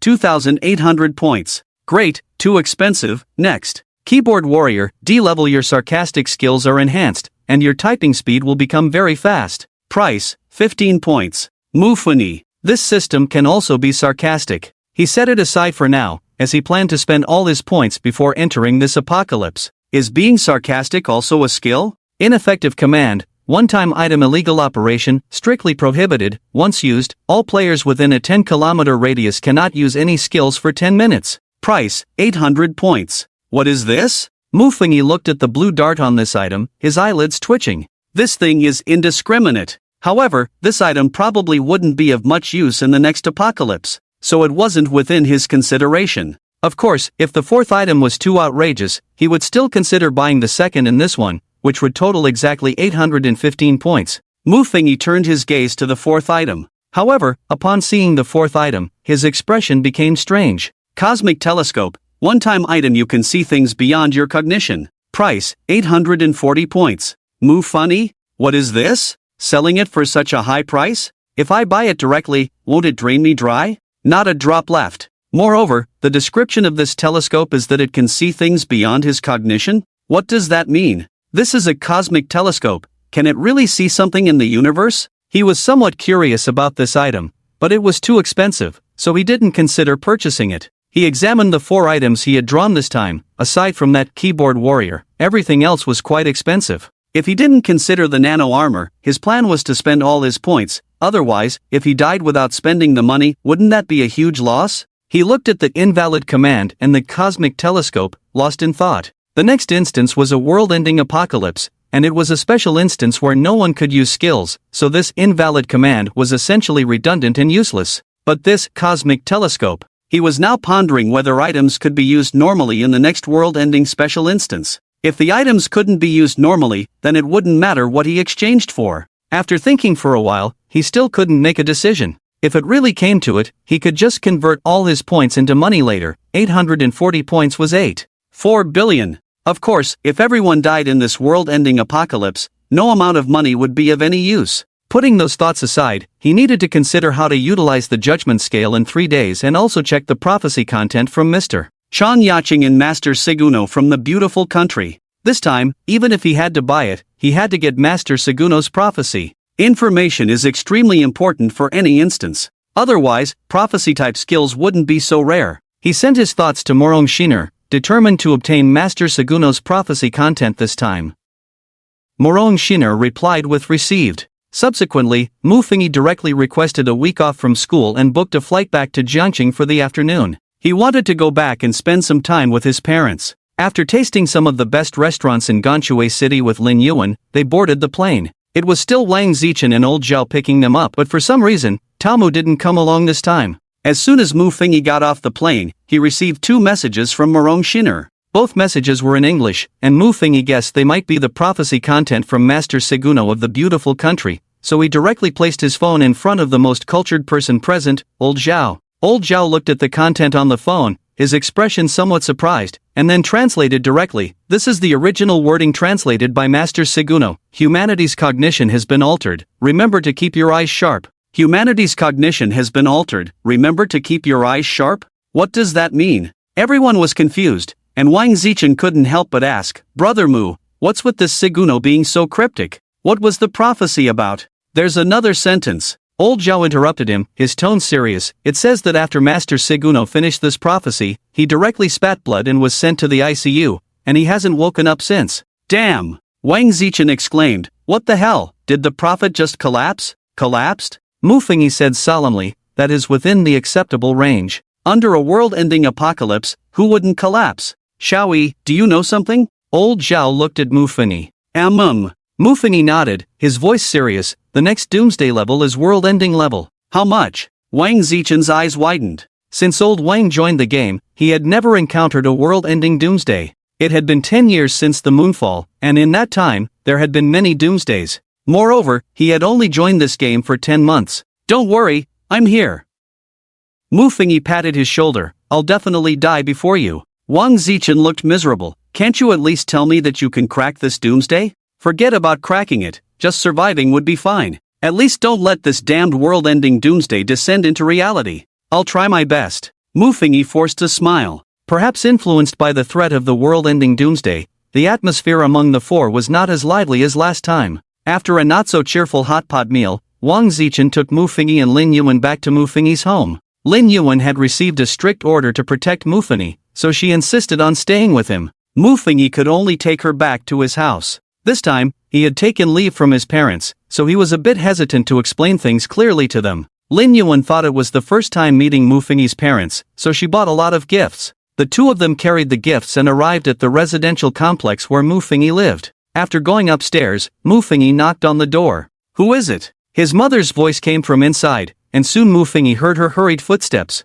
Mom, it's me, he shouted at the door. Son? His mother's puzzled voice sounded, and she opened the door. You little rascal, didn't you just come back last week? Why are you back again today? Her scolding abruptly stopped when she saw Lin Yuan behind Mu Fengyi. Yuan? Her voice was a mix of surprise and disbelief. Hello, Auntie, I came to see you with Mu Fengyi. Lin Yuan beamed with a sweet smile. Today, she had specially worn casual home clothes to play the role of a good girl. Come in, come in. His mother quickly stepped aside, and upon seeing the two carrying many things, she immediately said, Oh, you could have just come without bringing so much. She warmly pulled Lin Yuan into the living room and onto the sofa. Last time, she had a very pleasant chat with Lin Yuan. Lin Yuan was also very emotionally intelligent, and after a few exchanges, she had his mother smiling the whole time. Mu Fengyi was left to the side. Seeing the two chatting happily, he could only sulk and scroll through his phone. As they chatted, his mother suddenly thought of something, quickly took out her phone, and sent a message to Mu Fengyi's dad, remember to buy a big fish at the market when you come back. Also, our son brought his girlfriend home, so clean yourself up before coming back. Don't embarrass our son. After sending the message, she resumed her cheerful conversation with Lin Yuan. Mu Fengyi felt like an outsider. Soon, his dad returned, carrying a big fish. His dad seemed a bit excited. After entering, he kept glancing into the room, as if looking for something. When he saw Lin Yuan sitting on the sofa, his eyes lit up, and he awkwardly set the fish aside, rubbing his hands together. Seeing his dad come back, Mu Fengyi immediately stepped forward. Dad. But what greeted him was his father's rough hand. His dad's big palm slapped his face, pushing him aside, not even glancing at him as he walked over to Lin Yuan. Hello, uncle. Lin Yuan noticed the other person and immediately stood up to politely greet. Hey, hello, hello. A kind smile appeared on Dad's face as well. Meanwhile, Mu Fengyi, who was isolated on the side, was confused. This isn't your daughter-in-law. In the following days, the family of three got along very harmoniously, and Mu Fengyi was not included in that trio. Moreover, Mom and Dad no longer cared about why Mu Fengyi took leave to come home. To them, it simply meant their son brought his daughter-in-law back. Eventually, Mu Fengyi and Lin Yuan settled down at home. Just like that, 3 days quickly passed. Ding, the cooldown time for the judgment scale has ended. The system suddenly sent him this message. His judgment scale time was a day earlier than Mr. Chan Yaching from Huaxia, but he did not plan to use it directly. Instead, he would wait for Mr. Chang Yaching's prophecy. So, he waited another day. However, he found it strange that Mr. Chan Yaching did not post the next prophecy online this morning. What was going on? Just as he was about to ask Morong Shinner, she sent him a message first. Mr. Chang's prophecy has ended, and he has fallen into a coma. A few healing-type players have already gone to him. Before he fell unconscious, he prophesied one sentence: a holy decree descends from the heavens, and the people will perish. A holy decree descends from the heavens, and the people will perish? Mu Fengyi was somewhat puzzled. What kind of prophecy was this? It felt completely different from the prophecy of the beautiful country of Senior. Senior's prophecy was, humanity's cognition has been altered, remember to keep your eyes open. While Chan Yaching's prophecy was, a holy decree descends from the heavens, and the people will perish. He compared the differences between these two prophecies. He couldn't see anything. Understood, the next world-ending apocalypse is the Riddler. Has Senior woken up? He asked Morong Shinner. Not yet. Healing-type players estimate that Master Senior probably won't be able to participate in the next apocalypse, Morong Shinner quickly replied. Seeing this message, Mu Fengyi furrowed his brows. Both S-level prophets fell into a coma after their prophecies ended. So, was it due to the two of them, or the S-level prophecy skill? Could it be that the S-level prophecy skills were too low in level, and predicting a world-ending apocalypse would backfire? His SSS-level Death Eye prophecy skill had no side effects, but he also had an S-level judgment scale. If he used the judgment scale and also fainted. With this thought, a sense of retreat arose in his heart. Should he not use the judgment scale? What if he fainted right after using it? Moreover, he was not even sure what the judgment scale could predict. Should he predict his chances of survival in the next apocalypse dungeon? He was completely at a loss regarding this apocalypse. Even if he predicted that chance, it was likely 100% death rate. He pondered whether he should use the judgment scale. If he used it and ended up severely injured and fainted, then he wouldn't even need to participate in the next world-ending apocalypse. He could just lie down and wait to die. After thinking it over, he ultimately dared not use it. He carefully compared Mr. Chang Yaching's and Master Senior's prophecies again. Humanity's cognition has been altered. Also, a holy decree descends from the heavens? What does the heavens refer to? Right, Master Senior also prophesied, remember to keep your eyes open. The holy decree from the heavens, keep your eyes open. He suddenly thought of the cosmic telescope he drew from the mall, which was described as, it can see things beyond your cognition. Humanity's cognition has already been altered. Could it be that this cosmic telescope would be useful in the next dungeon? Holding on to the idea of treating a dead horse as if it were alive, he simply spent all his points and bought the cosmic telescope. Looking at his zeroed-out points, he felt a twinge of regret. This was 8.4 billion. Forget it, he had already bought it. If an apocalyptic event truly descended upon reality, no amount of money would be enough. On April 19th, Saturday at 8 a.m., an important time point. There were still 14 hours until the apocalypse struck. Mu Fengyi finished breakfast at the bun shop and went for a morning run in the forest park. Along the way, he visited Wang Zichen and played games with him for the entire morning. At noon, he called Lin Yuan and his parents to go eat a meal at a stewed chicken restaurant outside their high school. He didn't know if he would ever get to eat there again. Every time he returned home, he thought about coming here for a meal. After eating, they went home. Since his parents had a day off from work today, they were both at home, so Mu Fengyi decided to stay home and watch TV with them. The news on TV reported that there would be a once-in-a-100-years meteor shower tonight. In the evening, while his mother was cooking, Mu Fengyi contacted Morong Shinner. However, Morong Shinner had no news to bring. When she asked if he needed any help, he directly hung up the phone. The next apocalypse would not allow her to help him. The country might not be able to help him either. Everything had to rely on himself. That evening, his mother prepared a large table of delicious food, and the four of them chatted happily. At 9 o'clock, Mu Fengyi said to his parents, Mom and Dad, Yuan and I have something to do, so we won't be back tonight. His parents exchanged glances and then looked at the two of them ambiguously. You young people have your own matters, we won't interfere. Thus, Mu Fengyi and Lin Yuan set off smoothly. They planned to spend this apocalypse at Wang Fatty's house. When they arrived at Wang Zichen's home, he was watching TV. What a pity, I have to participate in the apocalypse dungeon tonight. I won't be able to see this meteor shower, Wang Zichen said regretfully as he looked at the TV. Hearing his words, the two looked at the TV in surprise. The news was reporting, at 10 o'clock tonight, a meteor shower will fall over the country of the devils, and some coastal city residents in Huaxia will also be able to see this meteor shower. It's not too late to watch the replay tomorrow morning. Mu Fengyi patted his shoulder. Wang Zichen nodded helplessly and returned to his room with him. At the moment 10 o'clock arrived, all players around the world fell into a deep sleep simultaneously. Ding! Welcome, host, to this apocalypse. This apocalypse is a special dungeon. All skills and items except for prophecy-type skills cannot be used. This dungeon features a brand new mode where all players will exist as souls, randomly possessing an ordinary human being, and all players will experience a completely new identity. Due to the special nature of this dungeon, it will provide all players with two choices. Choice 1. Consume a resurrection coin to leave this apocalypse directly and return to reality. If you have less than one resurrection coin, the player will die directly. This choice only requires one resurrection coin. Choice 2. Participate in this apocalypse. If the basic task fails, it will consume 10 resurrection coins to return to reality. If you have less than 10 resurrection coins, the player will die directly. Once chosen, there is no turning back. Please choose wisely. All items and skills cannot be used. Using one resurrection coin allows you to leave this dungeon directly. As Mufingi looked at the two choices, he hardly needed to think. He didn't have a resurrection coin on him, so he chose the first option of dying directly. For him, it could no longer be considered a choice. He directly opted for the second option. Ding! Player Mufingi has made a choice. Next, we will introduce the game rules for this special dungeon and main quest, Survive. Basic quest, kill 8 players. After killing 8 players, you can choose whether to leave the game and return to reality. Each player has 2 chances to resurrect, and each resurrection will match a new identity.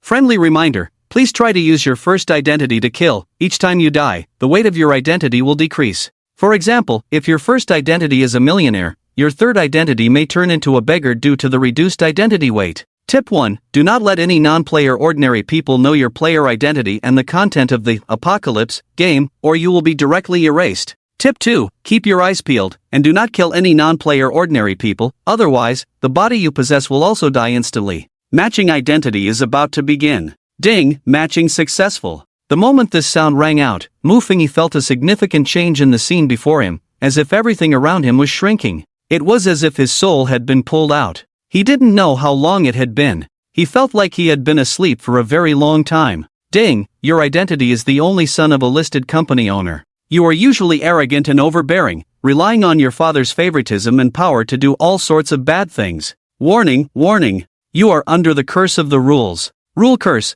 Please kill a player within 2 hours, or you will be killed by backlash. Countdown begins. 119:59, 119:58, 119:57. Beginning to scan surrounding players. Scanned a player. The player is located 165 m away from you. The series of system sounds slowly brought Mufingi, who was in a daze, back to consciousness. He rubbed his head and gradually accepted the fact that he had entered a world-ending apocalypse. After seeing the series of messages from the system, he couldn't help but feel a bit confused. What are these rules? Is it like a battle royale? Killing 8 players to survive? No, wait. If killing 8 players means survival, then surely someone could complete this apocalypse, right? So how did this game become a world-ending apocalypse? A world-ending apocalypse is a terrifying existence that leaves no player alive. If it were truly as the game said, killing 8 players would lead to success, then this game wouldn't qualify as a world-ending apocalypse. Moreover, the game even gave each player 2 chances to resurrect.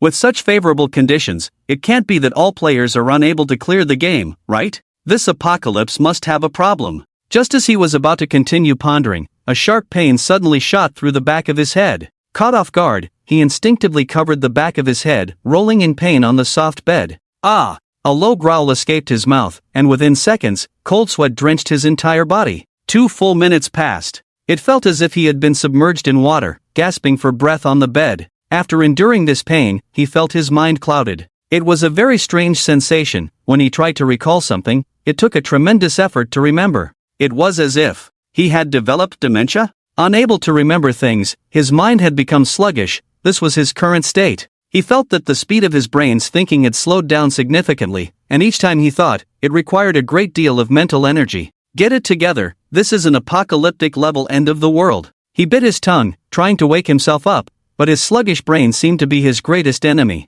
Could a slow-thinking brain also be a kind of curse of the apocalyptic level end of the world? But he had the protection of the puppet queen, unaffected by any curses. After forcing himself to adapt to this feeling of slowed thinking, he looked at the system again. The system's constantly jumping countdown seemed to be dancing on his heart. 108:54, 108:53. This state had lasted for 11 minutes, and now he had 108 minutes left to kill other players. He held his head and sat up, the silk-like soft pajamas sliding off his skin as he reached for the clothes on the hanger beside him. However, when he saw the clothes, he felt they were somewhat familiar, as if he had seen them somewhere before. But due to senile dementia, he couldn't recall the origin of the clothes. After putting them on, they fit perfectly. He slowly walked to a huge floor-to-ceiling mirror, wanting to see what kind of body he had possessed. But just as he reached the mirror, he saw an extremely familiar face. Thud! Mufengi suddenly fell back, sitting on the ground. He stared intently at the incredibly familiar young face in the mirror, his body trembling uncontrollably.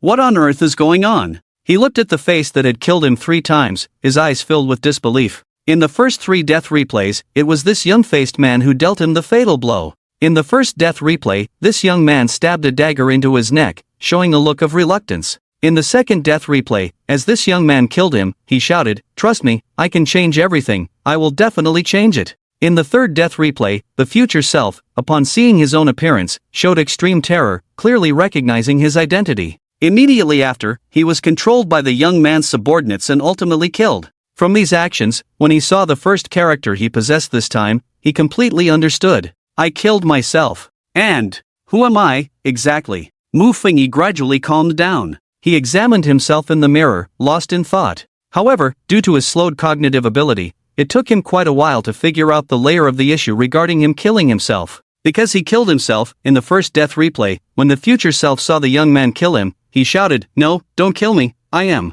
Because the future self knew that the person in front of him was himself, he wanted to tell the other person that he was the other person. Once the other person killed him, he would truly be dead. But the young man didn't give the future self a chance to speak and directly killed him. The second replay was not mentioned since the future self was mute. In the third death replay, why did the future self become terrified upon seeing his own appearance? Because he knew that when he previously possessed the young man, he had killed himself. The future self knew he was destined to die at his own hands, so he reacted with extreme fear. Until the subsequent deaths, everything was explained clearly. Then, based on the first 3 death replays, he also understood one thing. According to the rules of this apocalyptic level end of the world dungeon, everyone has 2 chances to resurrect, and his subsequent resurrected identities were that of the disheveled middle-aged man and the beggar. The game rules state that the later the resurrection, the lower the identity weight. So now, his identity is that of the only son of a listed company owner, which means his wealth is essentially free. His current status is extremely high, and theoretically, as long as he doesn't accidentally harm himself while eliminating other players, he has a great chance of completing the task of killing 8 players. Thinking of this, his mind became somewhat sluggish due to the prolonged contemplation. Thus, he stood in front of the landing mirror for a long time. I feel like I've forgotten something, he murmured to himself. 97:24. 97:23. He glanced at the countdown and suddenly remembered. Right, he still hadn't used the Eye of Death, and he couldn't afford to delay any longer. For no reason, he had wasted 20 minutes. He immediately looked at the introduction for the Eye of Death. Eye of Death, the host can see the scene of their next death through the Eye of Death. Cooldown time in this instance, this lifeform can only use it once / real world cooldown time, 7 days, this lifeform can only be used once? Does it refer to the character he is currently using? Moreover, aside from the Eye of Death and the Judgment Scale, all other skills and items cannot be used, including the cosmic telescope he exchanged for earlier and all the items and skills he obtained before. After learning all this, there was no need to hesitate any longer. He silently thought, use the Eye of Death. At the moment the Eye of Death was used, his previously muddled thoughts instantly became clear. Alzheimer's was gone. His consciousness also plunged into a new scene. Cough, cough, cough. A violent coughing fit erupted, and Mufengi just felt the changes in his body, realizing how extremely exhausted he was. He slowly opened his eyes and found himself in a small room of less than 10 square meters, with only a filthy little bed and a corner piled with many empty bottles. Cough, cough. The future body covered its mouth while coughing, the pain in his body draining his strength to the lowest point. The observing Mufengi also didn't expect the future body's physical condition to be this poor. However, now that his mind was clear, he quickly recalled all the information received during this apocalypse. Had he forgotten anything? First of all, he had released the Eye of Death a bit too hastily. When he was controlling that young man's body, he should have first assessed the surrounding situation and information, such as who the player over 100 meters away was that the system had scanned for him. Without confirming any information, he directly activated the Eye of Death, resulting in the extremely limited information he had now. But this was mainly because his thoughts were chaotic while controlling that young man, leading to many errors in his judgment. What caused his thoughts to go awry? He vaguely suspected that he wasn't the only player whose thoughts became chaotic. Probably all players would become like him, with their brain functions stagnating and their capacity for thought diminishing. This was also a difficulty of the apocalyptic level. However, he could rely on the brief moment of clarity during the use of the Eye of Death to restore his brain's thinking ability, while others had no such means. Additionally, he still had a judgment scale that he hadn't used. This was something he hadn't considered while possessing the young man. Just thinking about using the Eye of Death had already wasted over 20 minutes. While Mu Fengyi was contemplating, the future body moved. The future body slowly pulled back the covers, extending a pair of withered hands, trembling as it took a bottle of medicine from the nearby cabinet. It poured out 2 pills, picked up a dirty cup filled with murky liquid, took a sip, and swallowed the medicine. It seemed that he had choked, and the future self began to cough violently. As he coughed, he felt a wave of nausea. He didn't want to vomit on the bed, so he got out of bed and rushed to the cramped bathroom, where he started to dry heave in front of the squat toilet. Wow! After this bout of vomiting, he not only expelled the medicine he had just taken but also a lot of black, gooey substances, along with the bitter bile from his stomach. After a long while, he gasped for breath and slowly raised his head to look at the small, cracked mirror in front of him. All he saw was an old man with gray hair and skin like dried, withered wood. The old man's breath was weak, as if he could pass away at any moment. Watching from the sidelines, Mu Fengyi felt a pang in his heart. This was too absurd, right? However, what surprised him even more was that the future self suddenly started laughing upon seeing his own reflection. Ha ha ha, ha ha ha. He laughed maniacally, his emotions fluctuating wildly. Mu Fengyi stared blankly at this scene. This was his future self. Had he gone mad? The future self, perhaps laughing too exaggeratedly, began to dry heave again. Pooh! He spat out a mouthful of black blood. It landed directly on the toilet, the dark red streak of blood looking so glaring. At this point, the future self had completely given up. He suddenly reached out with his dry, bony hand and tightly gripped a nearby toothbrush. He took out the toothbrush, clenching it tightly, and aimed the bottom of the toothbrush at the sandy wall. Z. The future self began to carve words into the wall with the bottom of the toothbrush. But because he was too weak, it took him a long time to carve out a single line of text. After a good 5 or 6 minutes, Mu Fengyi finally recognized the 4 large characters on the wall. This is a deadlock. This is a deadlock. The 4 crooked characters on the wall were carved by the future self with all his remaining strength. After doing all this, the future self was utterly exhausted, slumping to the ground, no longer wanting to move. Mu Fengyi stared at the 4 characters, lost in thought. A deadlock? What does that mean? Was this phrase referring to the current instance, indicating it was a deadlock? He continued to watch the future self, and before the future self could rest for too long. Bang, bang, bang. Suddenly, a series of furious knocks sounded from outside the room. The future self gasped, propping himself against the wall to stand up. He stumbled to the door, pulling out the inserted door lock. Seeing the lock, Mu Fengyi's eyes revealed a hint of suspicion. This lock looked quite old. When the door opened, a woman in her 30s, wearing a white shirt and a pink knee-length pleated skirt, stood outside. Upon seeing the future self's appearance, she glanced at the dirty, chaotic, and foul-smelling environment inside the house, then waved her hand in front of her nose in disgust. Old man, hurry up and pay the rent, or I'll have you thrown out today. Hearing this, the future self gasped, clutching his chest, and hunched over to the bedside table, where he opened the drawer. Inside the drawer was a small package wrapped in newspaper. He took it out and, with trembling hands, carefully unwrapped the newspaper layer by layer. Inside the newspaper were stacks of cash. However, these bills looked quite old, as if they had passed through many hands. The woman in the pink skirt's eyes lit up upon seeing the money wrapped in the newspaper.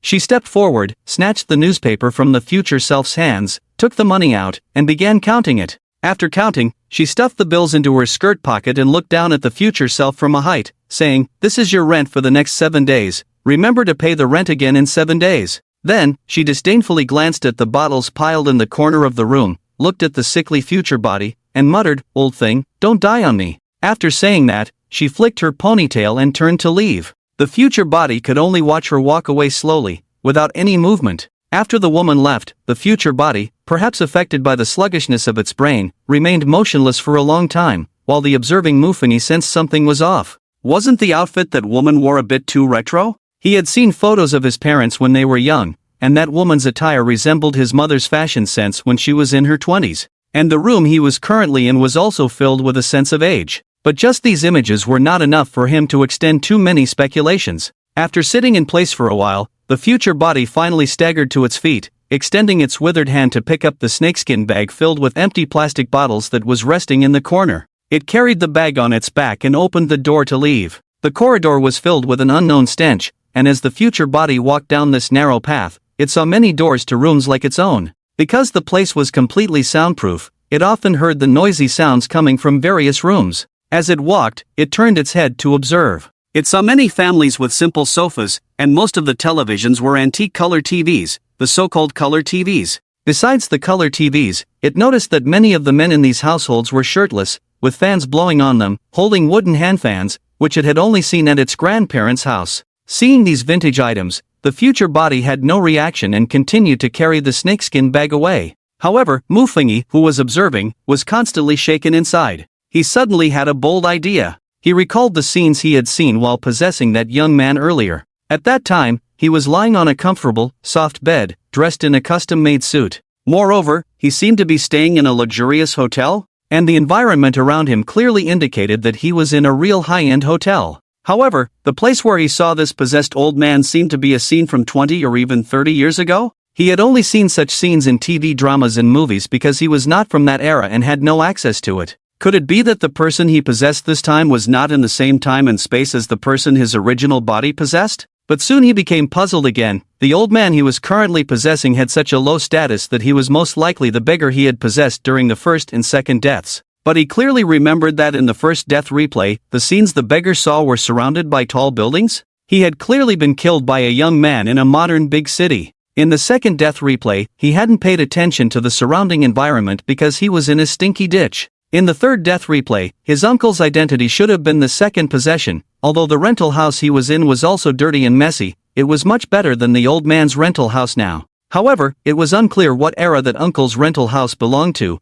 but it was obviously not from the 90s or aughts. With no extra information, he could only continue to watch the actions of this old man he was possessing. He could see the outside scene through the future body's peripheral vision. The world outside the rental house was vast and empty, with no tall buildings in sight. The future body, clearly affected by its sluggish brain, did not notice anything unusual. It passed through the corridor, and when it reached the exit, a blinding light flooded into its vision. He couldn't help but squint as he slowly walked out into the beam of light. A surreal sense of vision spread throughout his body, akin to stepping from a dim environment into a sunlit world after a sleepless night. It felt like a rebirth. Green bean cakes, 12 yuan a pound. Lemonade is super discounted today, only 8 yuan a cup. The shouts of various vendors echoed in the ears of the future self, and when the future self stepped out with his left foot, the scene outside underwent a dramatic transformation. He had directly passed through a large door and arrived at a bustling food street. Mufengi saw beautiful young girls dressed in vibrant clothes, some in cute short skirts, some in stockings, and others with their fair legs bare, shining brightly under the sunlight.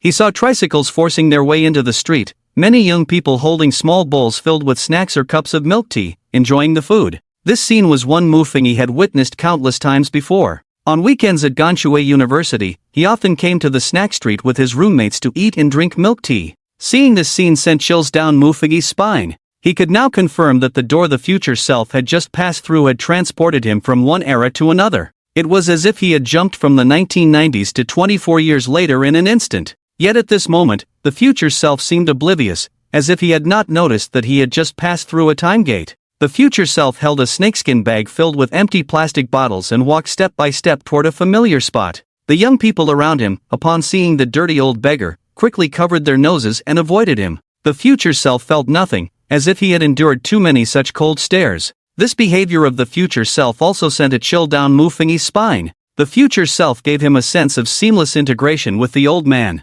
As if the future self was this old man. There were no flaws in his performance. If he had to adapt to the identity of the young man he had possessed, he might not be able to play it exactly the same. But at this moment, while portraying the old man, the future self seemed to be born as this old man. This was the most horrifying aspect. Moreover, he felt that it wasn't that the future self was playing the old man well. Rather, the humanity of the future self regarding Mufengi was gradually diminishing. To be precise, the future self was slowly transforming from Mufengi into the old beggar, a thorough change from the inside out, from body to soul. This situation filled Mufengi with an inexplicable panic. This apocalyptic end of the world was too bizarre. It was causing his original humanity to gradually disappear. Was he completely becoming a different person? So how could he survive this apocalyptic end? He had experienced the dullness of mind while possessing the young man, and in that state of senile dementia, his chances of surviving this apocalypse were extremely slim. He could only rely on this brief death replay to review this special instance. The future self continued walking, and as he exited the bustling food street, the scene outside changed once more. The surrounding tall buildings vanished in an instant. The lively and noisy shouts of vendors disappeared without a trace. Mu Fengyi noticed that the houses around the future self had transformed into old-style residential buildings, and the ground had turned into a cement road. The milk tea shops and various food stalls on the street had also become old-fashioned restaurants and noodle shops. With the previous doubts, Mu Fengyi's heart was not as surprised at this moment. The future self was completely unaware, as if he had thoroughly integrated into this place, becoming an old man who lived by scavenging empty plastic bottles. He walked along the road, and upon seeing a trash can, he approached it and rummaged through, taking out all the empty plastic bottles inside and stuffing them into his bag before continuing on his way. He repeated this process 7 or 8 times until the snakeskin bag was full of empty bottles, at which point he stopped collecting and purposefully walked in one direction. Eventually, he arrived at a recycling center, where he sold the empty bottles for 22 yuan. After selling the bottles, he tucked the money into a newspaper, then placed the newspaper into the collar of his clothing, and left the recycling station with the snakeskin bag. He did not return home but instead walked in the opposite direction. After crossing an asphalt road, the buildings around him changed once again. The structures around him suddenly rose up, transforming from their original brick and stone appearance into modern buildings made of steel structures or reinforced concrete frames. Many of the surrounding buildings featured large glass windows and transparent materials, with reflective surfaces like glass curtain walls making them shine brilliantly in the sunlight, exuding a dynamic beauty. In front of him appeared a modern bus stop. The future self remained oblivious, walking up to the bus stop and skillfully rummaging through the trash can. However, the trash can had transformed into 4 categorized bins, and the first one he approached was the recyclable waste bin. Seeing this, Mu Fengyi was taken aback. Did the future self not notice that the appearance of the trash cans had also changed? Previously, when he rummaged through trash cans in a world reminiscent of the 1990s, they were large bins, but now, in this modern world, the trash cans had become categorized metal bins. Yet the future self showed no sign of awareness. At this point, Mu Fengyi was now 100% certain that the future self had encountered some kind of accident, resulting in the complete loss of the humanity that belonged to Mu Fengyi, fully assimilated into this old man. Those well-dressed people waiting for the bus, upon seeing the future self, all covered their noses and stepped aside. The future self had long been subjected to such gazes and had grown accustomed to being despised and looked down upon. After rummaging through all 4 trash cans and finding no plastic bottles, he finally slung his snakeskin bag back over his shoulder and walked toward the next trash can. This seemed to be his job. The future self repeatedly searched, while Mu Fengyi watched him continuously traverse through various eras, ultimately collecting a half-full bag of empty plastic bottles. It was monotonous and boring, but Mu Fengyi dared not relax. He kept observing the surrounding environment, searching for a way to break this apocalyptic situation. Unfortunately, he had no fruitful results. He wanted to remember the route the future self had taken, but because the world here constantly changed and shifted through different eras, he, having lost the cognitive ability of a Rubik's Cube master, could not remember these incredibly chaotic geographical locations. Time moved to that afternoon. The future self seemed tired and sat down in front of a modern building. Watching the vehicles continuously passing by on the road, Mu Fengyi suddenly felt a jolt of realization. He recognized this place. This was where the young man had killed him during the first death replay. The future self also seemed to sense something, raising his head to look at the building in front of him. There, prominently engraved at the top of the giant structure, were the words, Tianan Construction Group. Seeing this line of small text, Mu Fengyi recalled every time he had possessed the young man, who was the son of a listed company owner. Was that company the Tianan Construction Group right in front of him? The future self had not rested long when he noticed a familiar figure walking out of the gate of the Tianan Construction Group building, heading in his direction. Upon seeing the familiar figure, the future self squinted and slumped to the ground, showing no intention of moving. That familiar figure was the young man whom Mu Fengyi had first possessed. It seemed that the other party was indeed the young master of the Tianan Construction Group. Mu Fengyi was calculating in his heart that this young man had come out of the Tianan Construction Group, which meant his original body was upstairs in this building? Before using the Eye of Death, he remembered that the system had helped him locate other players nearby, and the most recent player was positioned more than 160 meters away from him. At this moment, the distance between the future self and the Tianan construction group was roughly the same. He understood. The first player location the system had found for him was himself. When he first used the Eye of Death, he was right here, killed by this young man. It was precisely because he had killed himself. But now, he knew that this beggar was himself, so he probably wouldn't kill himself again, right? With this thought, he returned his gaze to the future self. The future self, upon seeing the young man, was momentarily stunned but said nothing, continuing to sit and rest in place. The young man walked right up to him, sizing him up from head to toe. After a moment, the young man asked, "Are you?" "Me?" The future self merely lifted his eyelids, ignoring him. However, Mu Fingyi knew that this was not because the future self had become mute, but rather that he had been completely assimilated into this bizarre world, forgetting that he was the other party. It was just that, due to a faint familiarity buried deep in his memory, the future self had glanced at the young man a moment longer. Seeing that the future self did not respond, the young man furrowed his brows and asked again, "Are you Mu Fingyi?" The future self still did not answer. Then, the young man shook his head and turned to leave. As the young man walked away, the future self raised his head again, looking at the departing figure with confusion. "Mu Fingyi? What a familiar name," he murmured softly, feeling he had rested enough, stood up, and slowly left with a snakeskin bag filled with empty plastic bottles. When night fell, the future self, in the world of the past era, bought 3 steamed buns for 1 yuan at a bun shop, then walked into the modern era, spending 8 yuan on a cup of milk tea. After that, he sat down on a street corner, munching on the buns while sipping the milk tea. Witnessing this scene, the observing Mu Fingyi felt his heart twitch violently. The future self really knew how to enjoy life. After a busy day, the future self returned to the small rental room of only 7 or 8 square meters, carrying a half-full snakeskin bag. Then, the future self fell into a deep sleep. After watching the future self's day unfold, Mu Fingyi fell into deep thought. He felt that something was off somewhere? Right. When he had possessed that young man earlier, the system had warned him that he needed to kill someone within 2 hours, or he would die. But now, the old man he was possessing seemed to have no such 2-hour killing limit? He had been watching the future self control this old man all day, and the other party had not killed anyone, seemingly not receiving that task to kill 8 people at all? Moreover, he was even more puzzled about how many people his first possessed young man had actually killed. Since the first possessed character had already determined who the next 2 possessed characters were, there would be no accidental killings, so how many other players had the first character killed? As long as he kills 8 players, he can leave this damned apocalyptic world. Early the next morning, the future body slowly woke up. He took out a piece of hard steamed bun left over from yesterday, poured some hot water, and ate while drinking. After finishing breakfast, he went to the bathroom to relieve himself. However, while he was in the bathroom, he noticed the 4 large characters carved into the wall. "This is a dead end," and he was momentarily stunned. He seemed puzzled as to why there were suddenly these words on the wall. The future body had lost the memory of doing this yesterday. Seeing this scene, Mu Fingyi felt a chill in his heart.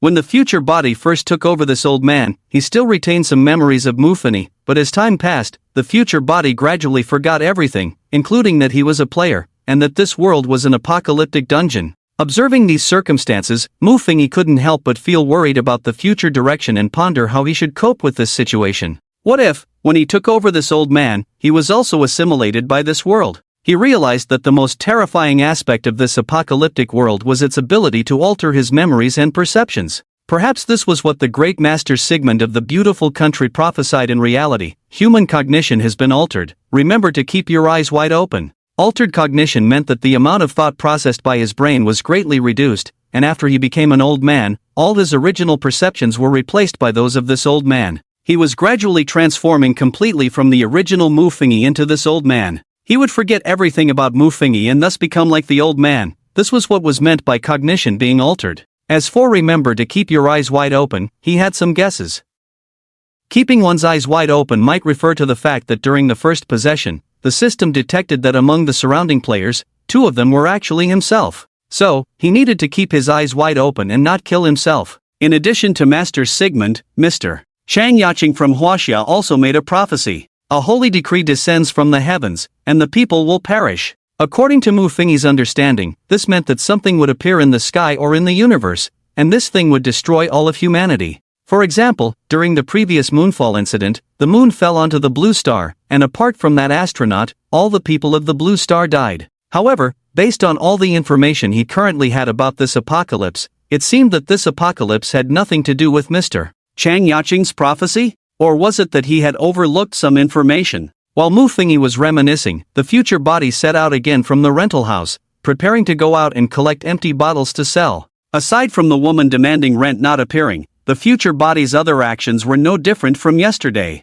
When he left the rental house, the outside was no longer that modern food street, but rather a street for car repairs. Everywhere were repair workers, either fixing electric bikes and bicycles or repairing cars. Just as the future body passed by a repair stall, he suddenly caught a strong whiff of beer. Mu Fingyi suddenly caught a glimpse of a familiar figure out of the corner of his eye. The owner of that figure seemed to be a middle-aged man, who was bowing his head to repair a bicycle. At that moment, Mu Fingyi really wanted to control the future body to turn around and take a closer look at that figure, but the future body was beyond his control and simply passed by the repair stall. Mu Fingyi could only helplessly brush past the middle-aged man. Although he could no longer see the other person, Mu Fingyi believed he had not mistaken. That middle-aged man was the character he possessed for the second time. In the replay of the Eye of Death, he had possessed that middle-aged man. The future entity walks through different eras and encounters its second possessed role? Mu Fingyi initially thought this was just an accident. However, on the subsequent journey, the future entity, representing the modern world, saw a young man in a light blue tracksuit, wielding a baseball bat and a dagger at his waist, leading a group of men in black with great momentum towards a certain direction. This young man was the first role he possessed. Seeing this scene, Mu Fingyi felt a hint of speculation. Was the other party looking for other players detected by the system, and now going to kill? But at the same time, he was also curious about how many players the future entity had actually killed. Had it met the task completion criteria? But it probably hadn't, because if the task had been completed, the future entity should have left this apocalypse by now. In the following time, the future entity encountered a middle-aged man repairing a bike. This time, Mu Fingyi saw the man drinking, thus catching a glimpse of the middle-aged man's face. The middle-aged man seemed to have fully integrated into the mechanic's trade, and he was completely assimilated, seriously repairing the bicycle in front of him. Had the middle-aged man also been assimilated? Mu Fingyi pondered. Apart from the first young man he controlled, the other two roles he was to possess would soon be assimilated. And that young man couldn't be said to be assimilated. After all, his time limit was only 2 hours,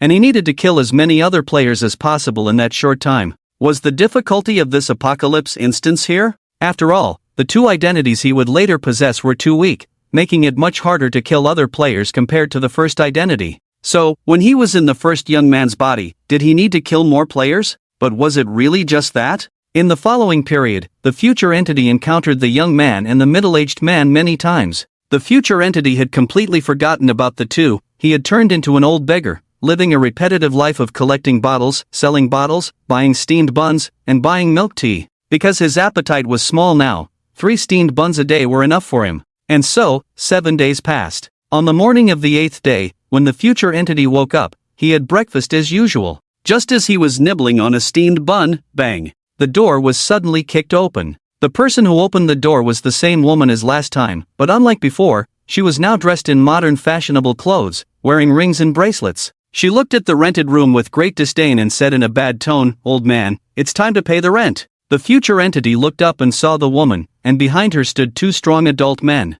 How much? He opened the bedside table and took out the newspaper on top. Before he could take out the money inside, a man next to the woman pushed him aside and snatched the newspaper away. The man handed the newspaper to the fashionable woman, who used her manicured finger to open one side of the newspaper. Upon seeing some old bills inside, she frowned and said, "This money isn't even enough for a day's rent. Get him out of here." How could that be? The future entity appeared confused, but these people didn't bother to reason with him. They directly started throwing his blanket and mattress out, along with the snakeskin bag in the corner of the room that held empty plastic bottles. Many empty plastic bottles were thrown into the hallway, making a crisp clattering sound. "Old fool, if you have no money, go sleep under the bridge, don't come here to disgust people." The fashionable woman cursed, taking the 2 men with her to continue collecting rent. The future body had prepared the money to pay 7 days' rent, but it was taken away by a woman on the grounds of vandalism because he had damaged the bathroom wall with his toothbrush, writing 4 characters on it. This scene happened too suddenly, yet the future body did not make a fuss. He silently picked up the bottle, put it into a snakeskin bag,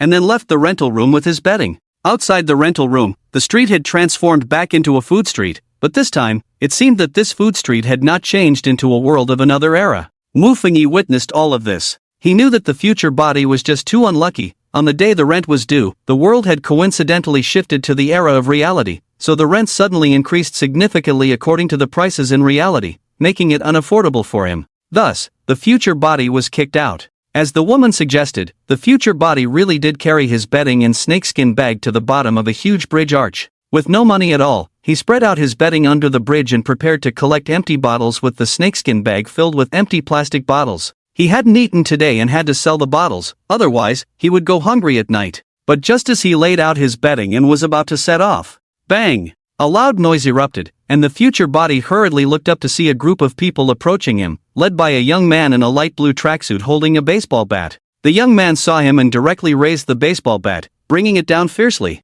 Bang! The baseball bat struck hard against the future body's back, and in excruciating pain, he collapsed to the ground. The young man pressed the attack, pulling out a dagger from his waist and plunging it brutally into the future body's back. Poochie! Just like in the replay of his second death, the future body was killed by the other with knife after knife. Sorry, I'm just trying to survive. Before dying, he heard the young man's voice. As the blows fell, his breath grew weaker. Meanwhile, Mufani, who was watching, felt a storm of emotions rising within him. What the hell is going on? Isn't this young man in the light blue tracksuit, holding a baseball bat, the same one the future body saw the next day? How did he appear before him on the seventh day in the same posture and kill him? At this moment, Mufani suddenly felt that a huge conspiracy was unfolding around him. He sensed that the future body's breath was slowly dissipating, and he could die here at any moment. Once he returned, he would become that senile version of himself, his brain would be disordered, and his cognition would still be distorted. In a panic, he muttered to himself, "Do not kill anyone, do not kill anyone,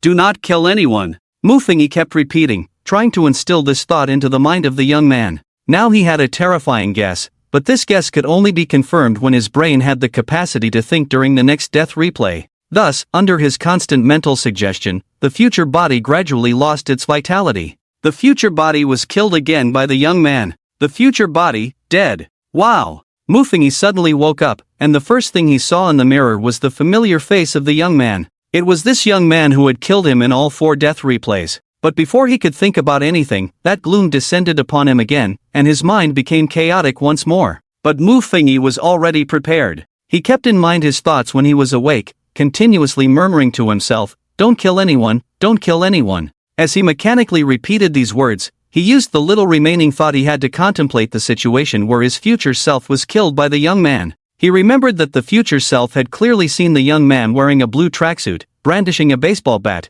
ready to kill the next day. Yet, the future self was killed on the 7th day by this aggressive young man? Before this, he had suspected that the space had become chaotic, but now it seemed that it wasn't the space that was chaotic, but the timeline. It was always the time that was in disarray. No wonder the future self had laughed maniacally upon seeing his own appearance and had written the words, "This is a dead end," because he already knew that one day in the future, he would be killed by the first young man he possessed. Just thinking about this made Mufangi's mind start to shrink again. He could no longer think and stood there in a daze. When he regained his senses, he saw that the countdown had passed another 10 minutes, 85:12, 85:11. The countdown continued, and seeing it, he knew he couldn't waste any more time. Each moment of thought consumed a lot of time, and he still had some things to investigate. So, while murmuring "don't kill anyone," he put on his clothes and left the luxurious room. He glanced at the information the system reported about all the players around him and directly called over 5 or 6 little brothers according to the young man's memories. After gathering his little brothers, he first went down to the floor below. Sure enough, across the street, he saw a beggar. The system quickly reminded him that this was a player, and killing the other would extend the 2-hour time limit. He smirked disdainfully, reached into his pocket, and walked over, stuffing a few large bills into the beggar's hands. Seeing the old beggar's ghostly expression, Mufangi knew the other had been assimilated by the old man, so he said, "This is a reward for you," and turned to leave. Then, he ignored the ding-ding sounds of the system and began searching for new players. The system soon transmitted information about several players closest to him. At this time, his little brothers had also arrived, and with a wave of his hand, he led this group of little brothers toward the position of the nearest player. The surrounding scenery had not changed at all. The environment around him consistently displayed a modern world, which puzzled Mufangi. Did the world only show a new appearance after the young man's identity was dead and he was assimilated? After all, only after he was assimilated would he not notice such a situation. After thinking through all this, his thoughts exhausted, he began to daze again. At this moment, one of his little brothers saw his state and waved his hand in front of him. Boss? Mufegi came to his senses, and seeing the other waving at him, his eyes lit up. He didn't expect these ordinary people could wake him from his stupor. He took out a few bills from his pocket and stuffed them into this little brother's jacket pocket, saying, "From now on, every time I daze, you interrupt me once, got it?" The little brother had never seen such a scene before. He quickly accepted the money with a beaming face, nodding and bowing. "Yes, boss." Under the system's guidance, Mufegi soon arrived in front of a rental house. The system informed him that there was a player inside. He directly ordered his subordinates to pry open the door of the rental apartment. A few subordinates rushed forward, and with the earlier scene of Mufegi giving money to a younger brother as a prelude, they all showed off, quickly managing to open the door to the room.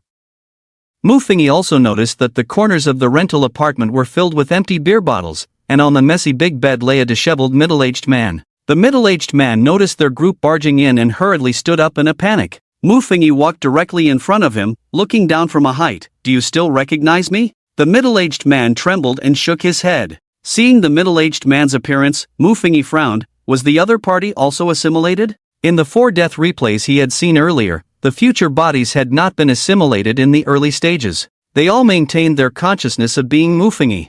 However, the 2 people he had possessed, an old beggar and a middle-aged man, surprisingly did not retain any consciousness related to Mufegi. Could it be that the system was meddling? Yes, this time, the apocalyptic event should not have given him such a bug. Once he did not harbor murderous intent towards the character he would next possess, everyone he encountered would be completely assimilated. From a certain perspective, the souls within these 2 individuals were no longer him. That was why he could meet these 2 people. After realizing this, he fell into a daze again. "Boss?" A younger brother beside him timely called him back to reality. He immediately snapped back, glanced appreciatively at the younger brother, then took out a few bills from his pocket and threw them to the middle-aged man, for the door. After saying that, he turned around and left with his subordinates. At this moment, the countdown in his mind continued. 2400 hours 45. 2400 hours 44. With just over 20 minutes left, at this rate, he could only meet one more player, and this time, if he did not kill, his time would not be extended, and his current identity would die, leading him to enter the identity of the next middle-aged man.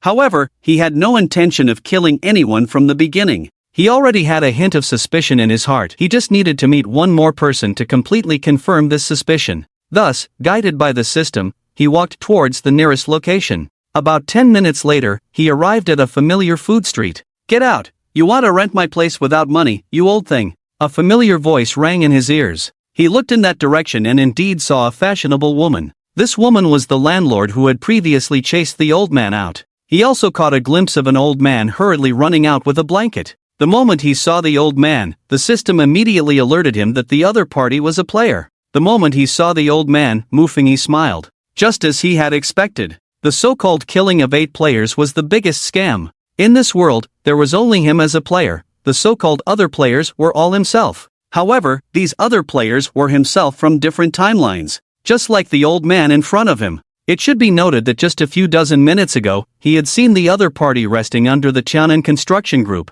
But now, he saw the same person in another location. Why were there 2 old men? Because he was very clear that these were not 2 old men, but the same old man from different timelines. The system detected that all the players around him were himself. Or rather, they were his second and third possessions, but these possessions existed in different timelines. No, wait. To be precise, it is these possessed beings that exist in a world representing the modern world that he can see them. If this old man and that scruffy middle-aged man were in the world of the past timeline, then he would not be able to use the identity of this young man to meet those 2 people. Different time and space, different timelines. What kind of world is he in? He raised his head and looked at the sunlight in the sky, unable to help but start to daydream again. "Boss?" The little brother called out to him at the right moment. He came back to his senses, nodded to the little brother, and while there was still some time left, began to think about what to do next. In any case, he could not kill anyone next. Moreover, he still had to go through 2 more possessions, but the system said that if he did not kill enough 8 possessions, he would be erased by the rules. This was indeed a dilemma. However, in this world, he was the only player. No matter how he followed the system's advice to kill anyone, it was equivalent to killing himself. Once he killed himself, time would close the loop, and his mission would inevitably fail. Thinking of this, a bitter smile appeared on his face. This was simply a deadlock. No wonder the apocalyptic end of the world sent chills down everyone's spine. Apart from the one astronaut who miraculously survived the last lunar fall, no one else lived. This included the first apocalyptic end of the world, the existence known as the prophecy of filth. He took a deep breath. Even if he saw through the essence of the matter, so what? The clearer he saw, the more despair he felt. He had no idea how to survive in this terrifying apocalyptic end of the world. What could he do now? The prophecy of the Master of Senior from the beautiful country had already come out, while the prophecy of Mr. Changya Ching from Huaxia, a holy decree descends from the heavens, and the people will perish, had not yet appeared. So, where was the way to break the deadlock? Lost in thought, he began to daydream again due to overthinking. Boss? It was still the little brother who woke him up. After he regained his senses, he glanced at the countdown, which had only a few minutes left, and directly pulled out a bank card from his pocket. He handed the bank card to the fashionable woman landlord. I rented a house for this old man, there are 200,000 in the card, and the password is 6 zeros. After saying this, he ignored the woman's shocked and bewildered gaze, forcibly stuffed the bank card into her hand, and then turned to leave. He didn't know if what he did was right, but the only way now was to ensure that the two possessions behind him had a better life. That was all he could do. In the final moments of the countdown, he dismissed his subordinates and sat in the car alone. During the last moments of the countdown, a strong desire to kill other players surged within him. He suppressed the almost instinctive impulse, and he even noticed that outside the car window, a familiar old man was passing by with a snakeskin bag. This was the old man of his third possession. If he wanted to, he could get out of the car right now and kill the other person, extending the time of this identity. But he did not do so. He forcibly restrained this instinctive impulse, gritting his teeth as he waited for the last few seconds of the countdown. 0:03, 0:02, 0:01, midnight. At the moment the countdown ended, he closed his eyes and lost all consciousness without any pain. Muffingy felt a headache, a remnant of the hangover from the morning after. He struggled to sit up, looking at the environment filled with beer bottles, his expression falling into a bit of confusion. Warning, please kill 8 players as soon as possible, otherwise, you will be erased by the system. Warning, please kill 8 players as soon as possible, otherwise you will be erased by the system. Ding, identity match successful. You are an unsuccessful repairman, you hope to make progress, but you remain idle, thus you have developed a fondness for drinking. The system transmitted a lot of information to him, and he subconsciously muttered, don't kill anyone. He immediately sat up, taking advantage of the fact that he had not yet been assimilated by this middle-aged man, and while his thoughts were still clear, he quickly rummaged through the middle-aged man's memories, found a pen from the bedside table, and carved "Don't kill anyone" into the headboard. After doing this, he looked at the representation of the Death Eye in the system. Death Eye, this identity can only be used once. He dared not delay, fearing he would forget the existence of the Death Eye, so he decisively said, "Activate Death Eye." In the next moment, his mind instantly became clear. His thoughts gradually faded away. Ding! As the host failed to kill 8 players, the host is about to be erased by the rules. The system's voice echoed in Mufei's ears. Then, he opened his eyes and saw the room of the rental apartment in front of him. Before he could think of anything, a sharp pain suddenly struck. Future body, dead. Damn! Mufei, who had already turned into a middle-aged man, suddenly woke up from the bed, immediately raised his hands to look at them. This time, the death replay was too short, but fortunately, he also learned the reason for his death. In the death replay, the system only said one sentence: as the host failed to kill 8 players, the host is about to be erased by the rules. Because he did not complete the task, he was erased. Did he ultimately die under such rules? What should he do? After all, if he went to kill other players, the ones who would ultimately die would inevitably be himself. He couldn't help but start to doubt whether his actions were right. Not killing other players would lead to his own death by the rules. Killing other players would ultimately lead to his own death. No matter how he looked at it, it was a dead end. This apocalyptic dungeon was indeed a dead end. Where was the way to survive? He trembled inside, not wanting to die, wanting to live. He looked at the warning carved on the headboard that said "Don't kill anyone," slowly falling into confusion. Mufei was deep in thought. In this bizarre world, everything felt wrong, with constantly shifting timelines and a world that kept changing. He felt trapped in a deadlock. Being within these rules, how could he think of a way to break them? Was there really no glimmer of hope in this apocalyptic scenario? While he was pondering, he did not realize that his thoughts were gradually being assimilated by the middle-aged man's thoughts. And when Mufei became aware of this, he had already lost all memories of Mufei due to the overwhelming thoughts. His expression shifted from complex to suddenly dull. Mufei. Or rather, the middle-aged man looked at the several boxes of beer piled beside him, took out a bottle, opened it, and began to drink while getting dressed. He had lost all consciousness of Mufingi and had completely been assimilated into the middle-aged man.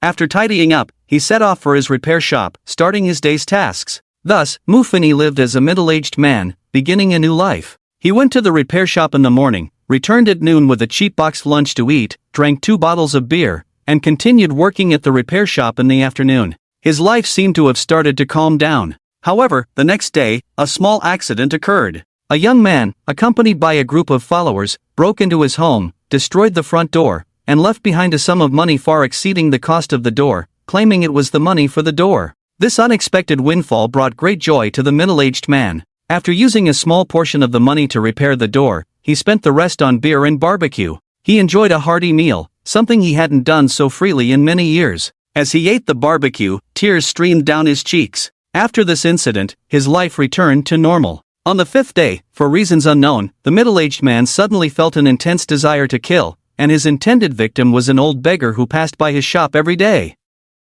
However, every time he thought about killing, he remembered the warning on his bedside table, "Do not kill anyone." Thus, he suppressed the urge to kill the old beggar, maintaining his composure each time. The 5th day was particularly difficult. The middle-aged man exerted great willpower to refrain from killing the old beggar. At night, he drank a few bottles of beer as usual and lay in bed. At that moment, he was completely unaware that a countdown was flashing in his mind: 0:03, 0:02, 0:01, midnight. The instant the time hit 0, the middle-aged man lost all sensation. Ding, identity match successful. You are an old beggar living off scavenging, residing in a chaotic environment, living day by day.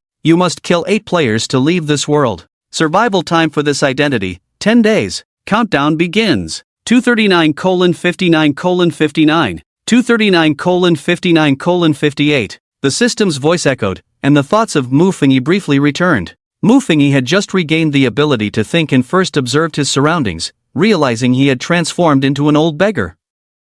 The corner still held a bag filled with empty plastic bottles, and the room was dirty and messy, only about 7 or 8 square meters in size. For Mufingi, he had been living here for a week and was extremely familiar with everything. Having learned from past experiences, he dared not think too much in this state. If he continued to ponder, he might end up being assimilated like the middle-aged man before him after overthinking. So, he stopped reflecting and directly focused on the Death Eye, which had only one chance of use. He silently chanted, "Activate Death Eye." He intended to revisit the death playback for further contemplation. As the prophetic skill activated, his thoughts fell into silence. "What kind of place is this?" This was his own voice asking. Upon hearing it, Mufingi immediately opened his eyes. The scene before him became instantly clear. Then, he saw an unforgettable sight. Before him was the boundary between one world and another. On one side of the sky was the night representing darkness, while the other half was the day filled with sunlight. The left side was illuminated by countless lights in the night, while the right side was bustling with life during the day, filled with the aroma of fireworks.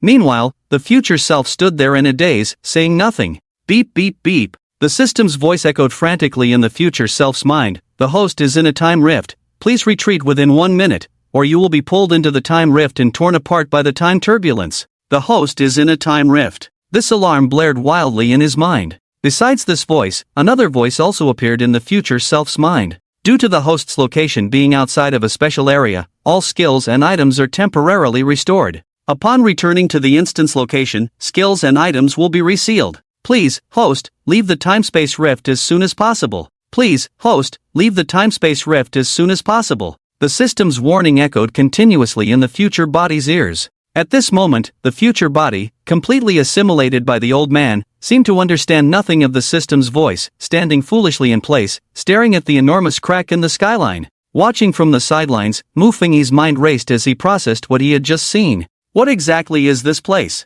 The system just said it was a space rift? And within the space rift, all his skills and items were released? Suddenly, he realized something very important. It seemed he could survive? The reason for this thought was that he had obtained a very important one-time special item during the second instance, Deep Sea Behemoth, the Guardian of the Sea Turtle. Guardian of the Sea Turtle can help the host withstand one erasure by the rules. And since he had not completed the task of killing 8 players, he was to be erased by the rules. However, within the instance, all his skills and items could not be used normally. Only in this time-space rift did these restrictions not apply to him. If the Guardian of the Sea Turtle could be used, could he survive this erasure by the rules? Mufengi pondered the feasibility of this idea. But to achieve this, there were several difficulties. First, the time he could stay in the time rift was less than a minute, meaning he had to ensure the old man's identity entered the time rift in the last minute of his life, the final minute of that time limit. This way, the old man's possession would be erased by the rules before the time rift could erase him. Just in time, he could use the Guardian of the Sea Turtle in the time rift to evade the erasure by the rules. Once the erasure was blocked by the Guardian of the Sea Turtle, he would leave the time rift to avoid the temporal turbulence within. But there remained the biggest problem. By that time, he would have been completely assimilated by the old man, with no memory of himself. How could the old man act according to the plan? Moreover, there was another issue. In the previous death replays he had observed, the old man had never reached the location of this time rift. Why had he reached it this time? He began to reflect on what he had done. If he had changed anything, it was merely that during the first possession, he had not killed anyone and had even helped the old man pay rent. The old man was evicted on the 7th day, meaning the young man had helped the old man pay rent on the 7th day of the old man's timeline. Those were the only changes he had made. The old man's possession lasted for 10 days. He only needed to bring the old man to this place 3 days after paying the rent, right? The current problem was how to time everything to complete this series of actions in the last minute? Writing it down probably wouldn't work. In his view, once he was completely assimilated by the old man, everything he did would not be taken seriously by the old man, including carving words on the wall, which the future body had already practiced during the 4th death replay. However, there was still a more challenging method. During the first 2 possessions, including the possessions during the death replays, Mufengi discovered a rule. That is, when he was possessed, if he used too much of the Mufengi persona to think about problems, it would quickly deplete his cognitive capacity, leading to him being assimilated by the possessed character more rapidly. Every character is like this. Only when he possesses the first young man does this symptom not appear, as he tends to be in a daze. But what if he retains his own thoughts and temporarily assimilates into that old man? Can he let the consciousness of Mufengi fall asleep? Awakening Mufengi's consciousness is also quite simple, because the consciousness of his original self is vastly different from that of the possessed identity. His original consciousness can sense the existence of the system, while the consciousness of the possessed old man cannot. Therefore, at the last moment of the 10th day, he can use the system's countdown to awaken his original consciousness. However, this action also carries a gamble. What if his original consciousness is not awakened? Or, if he awakens but cannot utilize the last minute to enter that time rift, what then? But now, he has no choice. This is his only way to survive. As he contemplates, this death replay reaches its conclusion. Beep beep beep, countdown complete. The host is about to be swept into the temporal turbulence. The old man pays no heed to the system's voice, staring blankly as a stream of light pierces into his body. The stream of light instantly obliterates the old man's life. Future body, dead. After returning from the eye of death, Mufengi's thoughts gradually become clear, but he seems to think of something and immediately lets this thought sink back into silence. He cannot think any longer, otherwise, his consciousness will completely sink, and the consciousness related to Mufengi will cease to exist. Shortly after Mufengi concealed his consciousness, the old man sits up somewhat dazed, rubs his eyes, and looks around. He picks up a nearby cup and takes a sip of water, then stumbles toward the bathroom. Bang! The room door is rudely flung open by the landlady, dressed in a white shirt and a pink knee-length pleated skirt. If Mufengi's consciousness were still awake, he would certainly recognize that the world they are in is from a past timeline, as the landlady's clothing is somewhat outdated, or rather vintage. Old man, hurry up and pay the rent, or I'll kick you out today. The landlady repeats her usual line. The old man hurriedly takes out a newspaper wrapped around some cash from the bedside table, only to have it snatched away by the landlady. After dropping the line that this is the rent for 7 days, the woman leaves. The old man silently watches her go, saying nothing, and quietly picks up a snakeskin bag in the corner of the room filled with empty plastic bottles, heading outside to collect bottles. It seems to have looped back again. The old man spends another day collecting empty bottles. Notably, when he passes by the Tianan construction group, a young man mistakes him for a beggar and throws several red bills at him. But before he can do anything with the money,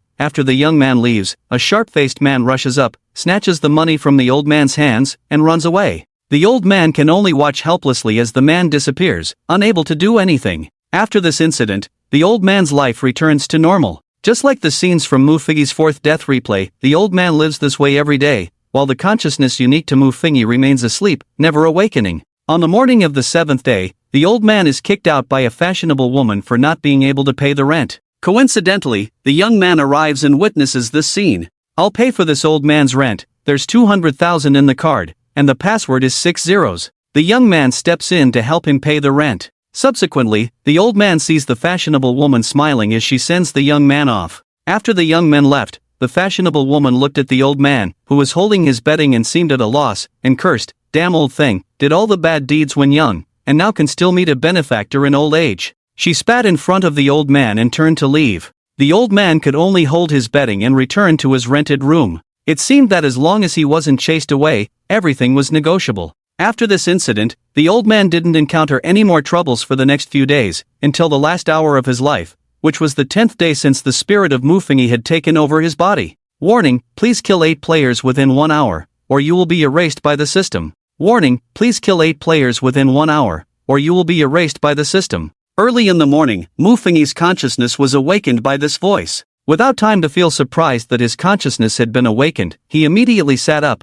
took a quick glance at his surroundings, and then walked purposefully outside. He already knew the location of the boundary between the black and white skyline, the so-called time-space rift. After walking for about 20 minutes, he arrived at the boundary between night and day and stopped, sitting cross-legged on the ground. He emptied his mind, daring not to think at all. With 40 minutes left, he had to enter at the last minute. Time passed slowly. Mufingi could feel that because he was in control of the old man's body, even without any thoughts, his thinking capacity was decreasing. Realizing this, he further emptied his mind. He was betting that his thinking capacity could last until the very last moment. Finally, beep beep beep, warning, warning, the host failed to complete the task, will be erased by the rules in 1 minute. Warning, warning. The system's voice successfully awakened the last remnants of Mufingi's thinking capacity. Mufingi suddenly opened his eyes and ran towards the time rift in front of him. The old man's speed was maximized by him. Just as he was about to lose his last consciousness, he dashed into the time rift.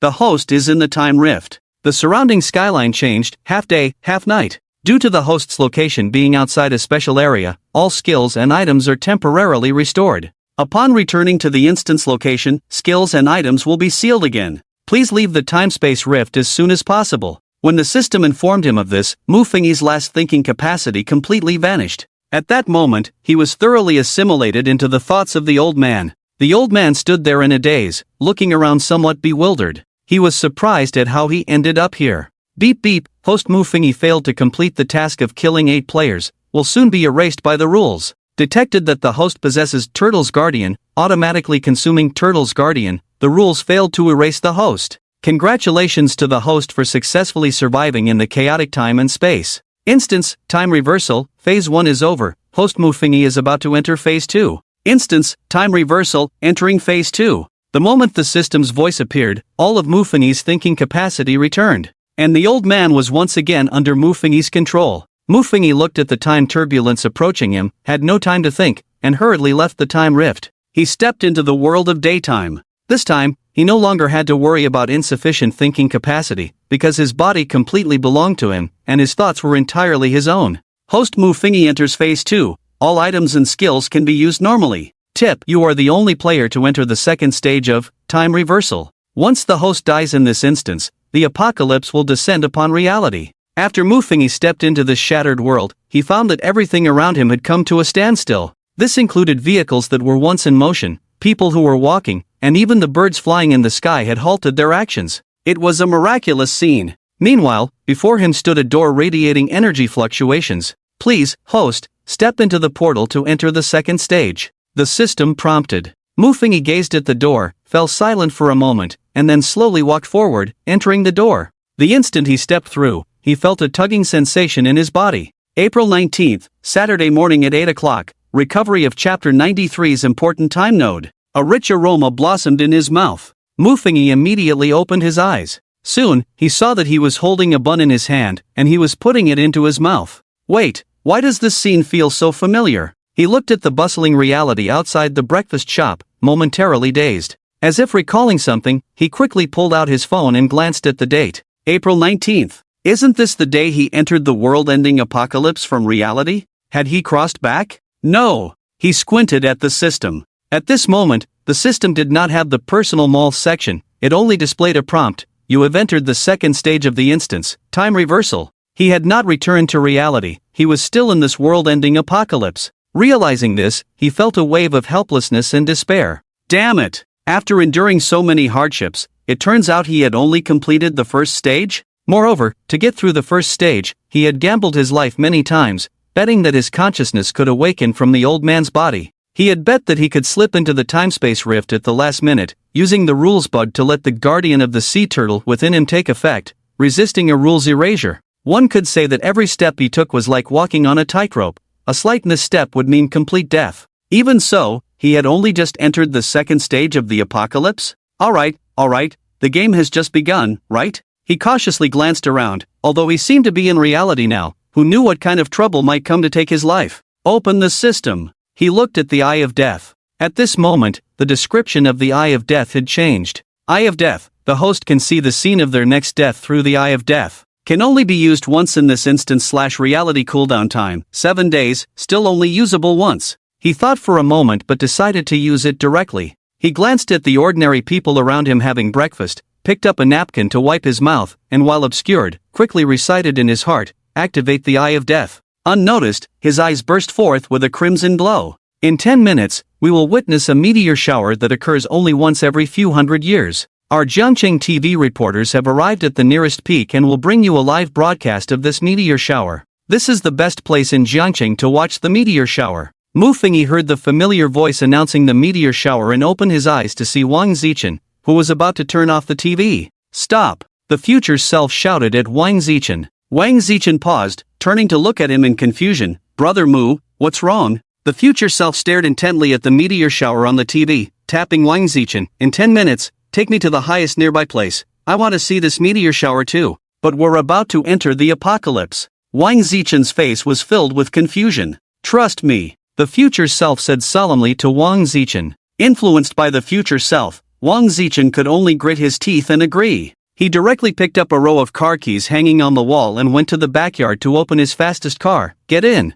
The future self got in the car immediately. Lin Yuan was also with them, so she got in as well. The three of them drove towards the nearest hillside. "Mu brother, you've been acting strange all day. What happened?" Wang Zichen asked while driving. The future self shook his head. "This matter is a bit unbelievable. I'll tell you after I verify it." Watching from the sidelines, Mu Fengyi learned some information. The second phase of the time reversal instance was basically no different from reality. From Wang Zichen's words, they still believed that a new apocalypse would begin at 10 o'clock that night, but only the future self knew that he had come out of the first phase of this apocalypse, and in his eyes, Wang Zichen and the others might just be NPCs in this apocalypse, because the system had previously informed him that he was the only player to enter the second phase. All other players either gave up directly or died in the first phase. Therefore, the future self did not tell them that they were NPCs. It seemed that the future self had also investigated all day what this world-ending apocalypse's second phase was, but he found nothing until he saw the news about the meteor shower, which led him to speculate that the source of this world-ending apocalypse might be related to the meteor shower. This was all the speculation Mu Fengyi had when he saw this place through the Eye of Death. But there was one thing he was puzzled about. Because in reality, this meteor shower also appeared, right? When he thought of this, a prophecy from the old Mr. Qingshan of Huaxia suddenly flashed in his mind. A holy decree descends from the heavens, and the people will perish. A holy decree from the heavens, could it be this meteor shower? While he was pondering this, Wang Zichen had already driven the future self and Lin Yuan to a small hill. The future self took out his phone to check the time, which clearly displayed 21 hours 58 minutes and 12 seconds. 9:58 and 12 seconds p.m. There was 1 minute left until the meteor shower would fall at 10 o'clock. Even so, many people could already see red streaks of light falling from the sky with the naked eye. It was a dazzling meteor. The future self didn't dare to delay and immediately took out the cosmic telescope he had exchanged for in reality. This cosmic telescope was a one-time item. But the future self didn't care about those few hundred points anymore. He directly opened the cosmic telescope and aimed it at his eyes. As he used the telescope, a countdown appeared on it, 59, 58, 57. This countdown indicated that the telescope could only be used for 1 minute. After 1 minute, this one-time item would be rendered useless. Mu Fengyi also looked at the meteor in the sky through the future self's perspective. The introduction of the cosmic telescope was that it could help the user see things beyond their cognition. With the help of the cosmic telescope, the future self quickly saw a thin, unimaginable transparent sheet of paper wedged in the crack of the meteor. Yes, it was a thin sheet of paper, even smaller than a bank card. This transparent thin paper was stuck in the crack of the stone, and Mufengi felt that even the most precise instruments of humanity could not detect it. What was this? Snap! A faint sound emerged, and the meteorite began to split apart, scattering down towards the land of the enemy. Beneath the stunningly beautiful extreme red light, however, lay a deadly threat to all of humanity.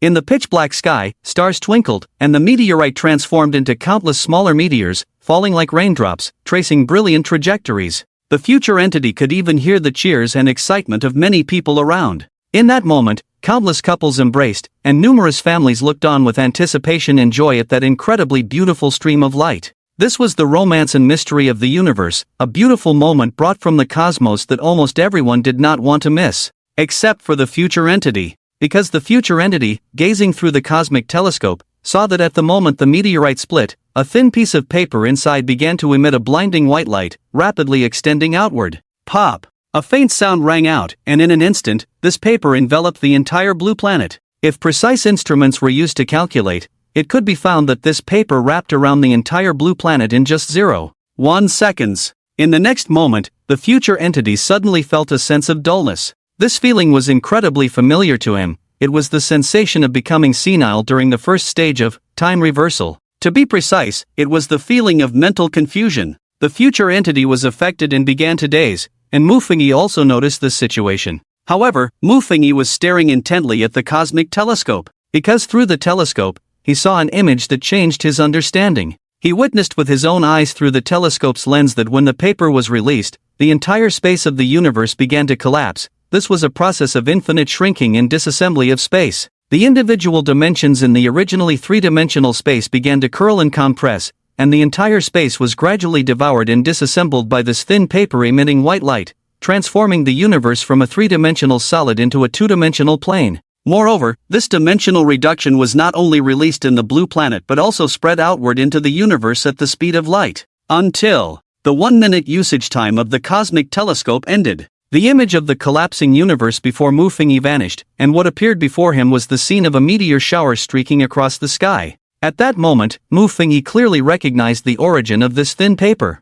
According to legend, it was a weapon used by advanced civilizations in the universe to strike down lower civilizations, two-dimensional foil. The instant he recognized this weapon, the image disappeared. The future entity perished in what seemed to be the real world. Cough, cough, cough. After ending the use of the Eye of Death, Mufengi was awakened by his own saliva choking him. His violent movements drew curious glances from those around him having breakfast. With an unpredictable expression, Mufengi took out his phone, paid for his breakfast, and prepared to leave the breakfast shop. "Classmate, you paid twice," the staff called out behind him. He merely waved his hand, no need for change. After saying that, he walked straight out of the breakfast shop. His gaze flickered, and his expression was colder than ever. He understood. The so-called first stage of time reversal was within the world of the two-dimensional foil. The reason his cognitive capacity was limited was that the two-dimensional foil was a process that transformed three-dimensional beings into two-dimensional beings. Since his cognitive capacity was three-dimensional, his thinking ability was inevitably suppressed in the world of the two-dimensional foil. He took out his phone and directly called Morong Shinner. A few seconds later, Morong Shinner answered the call. Mufengi. At this moment, Mufengi had no time to chat with her and spoke directly in a commanding tone. "Help me investigate a company. This company might have already gone bankrupt. It was from the 90s or aughts, called Tianan Construction Group. Remember, help me investigate the son of the group's owner." "Alright, no more talking. Investigate as soon as possible, and send me the information when you're done. I have other matters to attend to, so I'm hanging up." After saying this, Mufengi hung up the phone without waiting for a response. He then began to think. He never expected that the source of this apocalypse would actually be the two-dimensional foil. Now he finally understood why the old man Chang Yacheng had prophesied, "A holy decree descends from the heavens, and the common people shall perish." The holy decree that descended from the heavens was that thin piece of paper, the two-dimensional foil. When the two-dimensional foil arrived, all living beings on Blue Star were downgraded to two-dimensional beings, which corresponded to "the common people shall perish." Now, the prophecies of Master Seguno from the beautiful country and Mr. Chang Yacheng from Huaxia had all come true. He stroked his chin. Now his guess required Morong Shiner to send him the information. In reality, after finishing breakfast, he went for a morning run in the forest park, then played games with Wang Zichen for the whole morning, and had lunch with his parents, Lin Yuan, enjoying a clear broth chicken. But now he certainly couldn't do that. After 10 o'clock tonight, when the meteor shower arrives, everyone will be downgraded to two-dimensional beings, which is no different from death. Activate the judgment scale, he said after some thought. The judgment scale, like the eye of death, could only be used once in this instance. As soon as he spoke, a scale appeared in his mind, half angel and half demon. Can I use the dagger of termination to destroy the source of the apocalypse, the two-dimensional foil? He asked. After he finished asking, the side representing the little angel rose slightly, while the side representing the little demon dropped a bit. This situation indicated a very small probability. The success rate was lower than the failure rate. It also indirectly told Mufengi that the dagger of termination could cause damage to the source of the apocalypse, the two-dimensional foil, but relying solely on the dagger of termination could not completely destroy the two-dimensional foil. Although the verified success rate was very low, Mufengi was not worried. Instead, he was pleased, because he had already obtained the information he wanted. Just now, he had deliberately inquired whether he could use the dagger of termination to destroy the source of the apocalypse, the two-dimensional foil. Remember, it was the source of the apocalypse, the two-dimensional foil, not just the two-dimensional foil. And the judgment scale gave him an accurate answer. The success rate was lower than the failure rate. This was equivalent to telling him that the transparent thin paper two-dimensional foil inside that stone crevice was the source of this world-ending apocalypse. As long as he could stop or destroy the two-dimensional foil, he could resolve this world-ending apocalypse. Before this, he might have doubted whether the source of the apocalypse was not the two-dimensional foil, but some creature that released the two-dimensional foil? But after receiving this information, he felt relieved. He had also achieved his purpose of using the judgment scale because he now knew the source of this apocalypse. He took a deep breath, calmed his emotions, and called Wang Zichen. Hey, Brother Mu, are you coming to play games with me? Wang Zichen asked directly as soon as he answered the phone. What games? The apocalypse is coming. Hurry up and drive to pick me up. We're going to old Zhao's place. I'll send you the location now. Mufengi quickly arranged the plan. What apocalypse? Wang Zichen was momentarily stunned but immediately said, forget it, we'll talk when we meet. I'm getting dressed to pick you up. After hanging up the phone, Mufengi sent him his location. A few minutes later, Wang Zichen's car arrived in front of him. Let's go find old Zhao. Mufengi sat in the passenger seat. Where's Lin Yuan? Wang Zichen asked curiously when he saw that only Mufengi was there. She's probably chatting with my parents. Mufengi said. Wang Zichen? However, he didn't ask further and directly drove the car to old Zhao's fortress in the suburbs.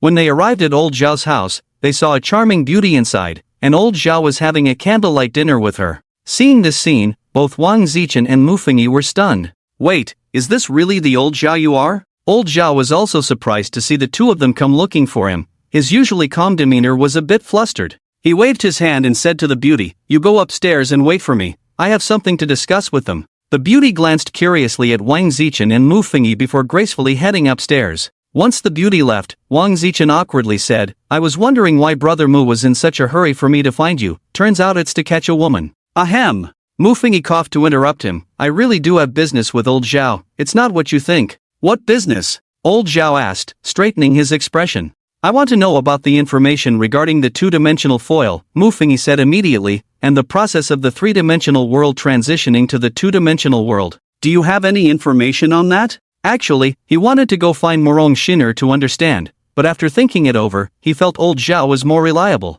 Two-dimensional foil? Why are you asking about that? Old Zhao looked at him strangely. The next world-ending apocalypse won't be caused by the two-dimensional foil invading Blue Star, will it? You're really smart. Mufengi gave him a thumbs up. Old Zhao. Wait, this news is a bit scary. He needs to take it slow. After a moment, he frowned and said, the expansion speed of the two-dimensional foil reaches the speed of light. If you want to survive, you need to escape in a spaceship that can reach the speed of light, but with the current level of technology, it's not feasible. Is there no way to stop the release of the two-dimensional foil? Mufengi asked softly. Unless your dagger of termination can solve it, otherwise, it's over, old Zhao shrugged. Mufengi shook his head. His dagger of termination couldn't destroy the two-dimensional foil. By the way, why are you asking about the two-dimensional world? Old Zhao asked again. I'm just curious about how the two-dimensional foil operates. Mufengi thought of the world he was in. In that world, his three-dimensional thoughts were constantly suppressed, and that feeling was too uncomfortable. There are two theories. Old Zhao opened his computer and made a flat model diagram, drawing a cube on it. The first is a mathematical model. The gap between three-dimensional and two-dimensional is due to the addition of a dimension, which is what people usually refer to as length, width, and height. If we say that two-dimensional is a surface made up of length and width, then the height is the third dimension. I understand that. What about the second one? Mu Fengyi asked. The second one considers how three-dimensional beings appear to two-dimensional beings, Old Zhao said, and then directly took out a comic book from the cabinet under the computer. This was a story-type comic book that told the tale of a warrior slaying a dragon. You all should have seen this book, right? Old Zhao lifted the comic book. Both Mu Fengyi and Wang Zichen nodded. This comic tells the story of a young warrior who, in order to save his princess, gradually overcomes various strong enemies and finally duels the big boss dragon in the finals to rescue the princess. After telling this, Old Zhao opened the book to the first page, and all the creatures in this comic can be understood as two-dimensional beings because they are all placed on a two-dimensional plane. Hearing Old Zhao say this, Mu Fengyi raised an eyebrow. It was the first time he had heard such an explanation. As three-dimensional beings, we can freely flip through this comic book, knowing the past and future of these two-dimensional creatures. We turn to the first page of the comic, where the young warrior prepares to rescue the princess, and when we flip to the last page, it shows the conclusion where the warrior saves the princess, and the two live a shameless life together. Old Zhao explained while flipping through the comic book, so, I can interpret this as us being able to change their timeline in front of two-dimensional beings, because we can casually flip through this comic book and land on any point in their timeline. Hearing Old Zhao say this, Mu Fengyi's eyes suddenly lit up. He seemed to have grasped something. Actually, this can also explain the difference between us three-dimensional beings and four-dimensional beings. Old Zhao put down the comic book and spoke slowly. If a point is zero-dimensional, then that point moving to become a line is a one-dimensional object, and a line moving to become a surface is a two-dimensional object. A surface moving to become a solid rectangular prism is a three-dimensional object. But a three-dimensional object moving is still a solid rectangular prism, right? Wang Zichen, who had been silent, asked in confusion. Because the movement of four dimensions is not a physical movement in the traditional sense, to be precise, it is a movement from the past to the future. This kind of timeline movement is what we call the transition from 3 dimensions to 4 dimensions. Mu Fengyi said. Exactly. Old Zhao looked at Mu Fengyi with appreciation and continued, for us 3-dimensional beings, the 4th dimension is the timeline. If we had the opportunity to move from the future to the past, that is, the so-called time machine, we would have, in a sense, found a way to become 4-dimensional beings. Of course, this statement is a paradox on the internet and cannot be considered formal scientific evidence. It's still very important. Mu Fengyi replied. Now he just needed to confirm the news from Morong Shiner. Just as he thought of this, his phone rang with Morong Shiner's exclusive message notification. She sent him a long string of messages. Mu Fengyi opened the messages and saw that she had sent a series of texts. Is this the person you wanted me to find? Image? This person is Gao Feiping, the son of Gao Hongyi, the owner of Tianan Construction Group, but in 87, when the country dealt with criminals, they eliminated these gangsters. Gao Feiping had previously committed many crimes under the protection of his father Gao Hongyi, such as forcibly taking women, which had become a daily routine for him. However, later when the court sentenced him, his father Gao Hongyi was sentenced to death, but Gao Feiping only received a life sentence. Later, because Gao Feiping behaved well in prison, he was only incarcerated for 20 years. At the age of 45, he was released. But because of his criminal record, he couldn't find a normal job. Many companies and store managers were afraid to hire him once they learned he was a criminal. So, he could only learn a trade from a mechanic. However, a year ago, at the age of 61, Gao Feiping was discovered by his former enemies. In revenge, they severed his Achilles tendon, poured cement down his throat to make him mute, and then dumped him in a sewage ditch, ultimately leading to his tragic death. The police found his body a day later. And the person who killed him was also brought to justice. In addition to this introduction to Gao Feiping, Mu Fengyi also saw several pictures that Morong Shiner had sent him.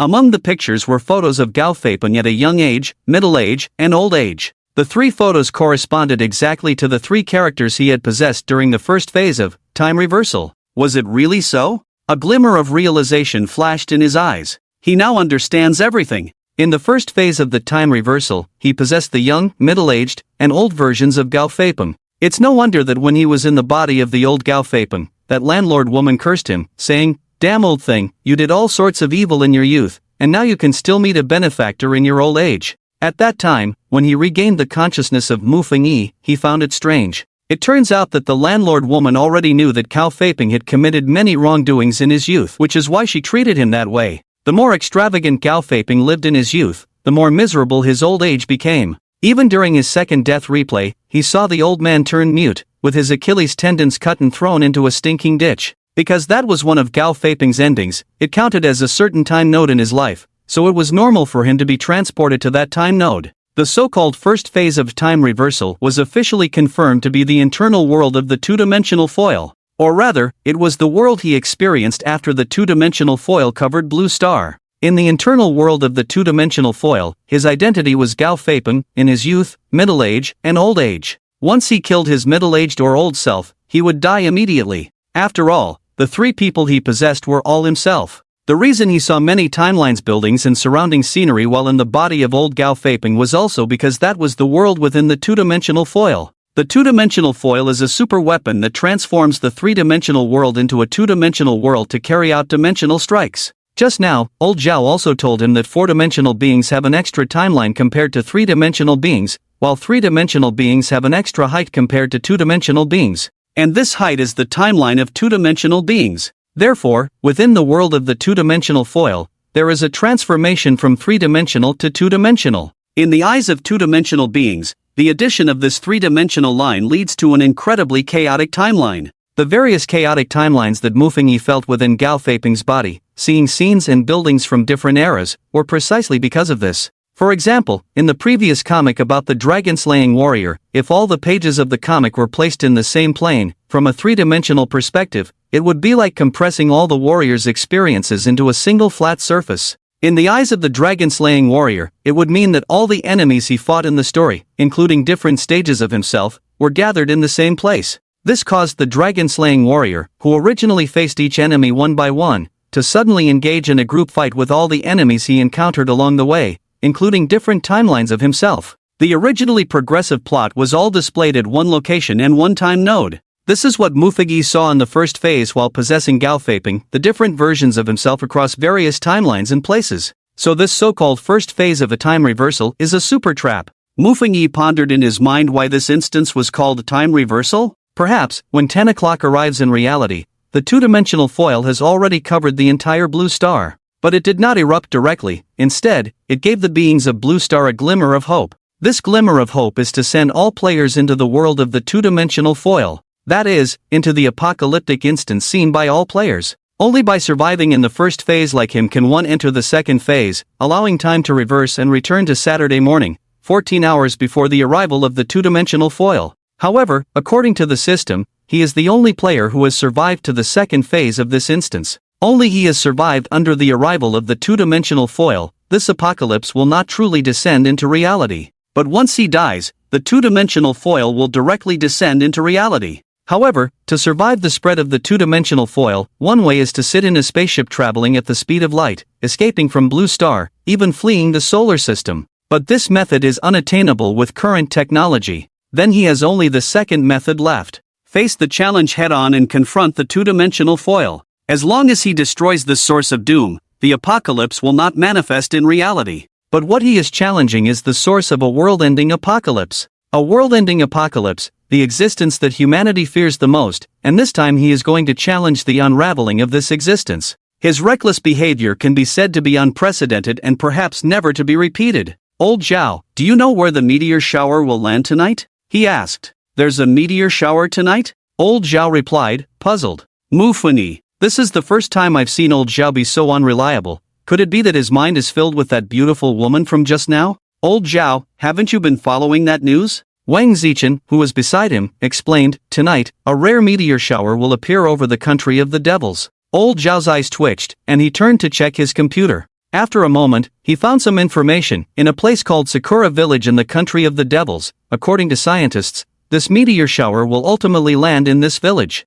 And a day ago, the villagers there left Sakura Village under the protection of the official authorities of the country of the devils. Now Sakura Village has been surrounded, and no one is allowed to enter. No one is allowed to enter? Mu Fengyi frowned. That makes things a bit troublesome. It seems he can only seek out Morong Shinner. With that thought, he had to call Morong Shinner again. This time, the call was answered immediately. and Morong Shiner's voice came through. What is it? I need to go to Sakura village in the country of the devils, and I need your permission to get in, Mufengi said succinctly. What do you want to do in the country of the devils? Morong Shiner asked. It's related to the next world-ending apocalypse. I can tell you clearly that the meteor shower at 10 o'clock tonight is closely related to the evening's world-ending apocalypse, Mufengi said seriously. As for why he wanted to go to the country of the devils, it was because he thought of something crucial. That is, the key item for this world-ending apocalypse has not yet appeared. Every apocalypse has a key item. He participated in the Dagger of the End from the first Puppet Kingdom, and the Judgment Coin from the second Deep Sea Behemoth. This time,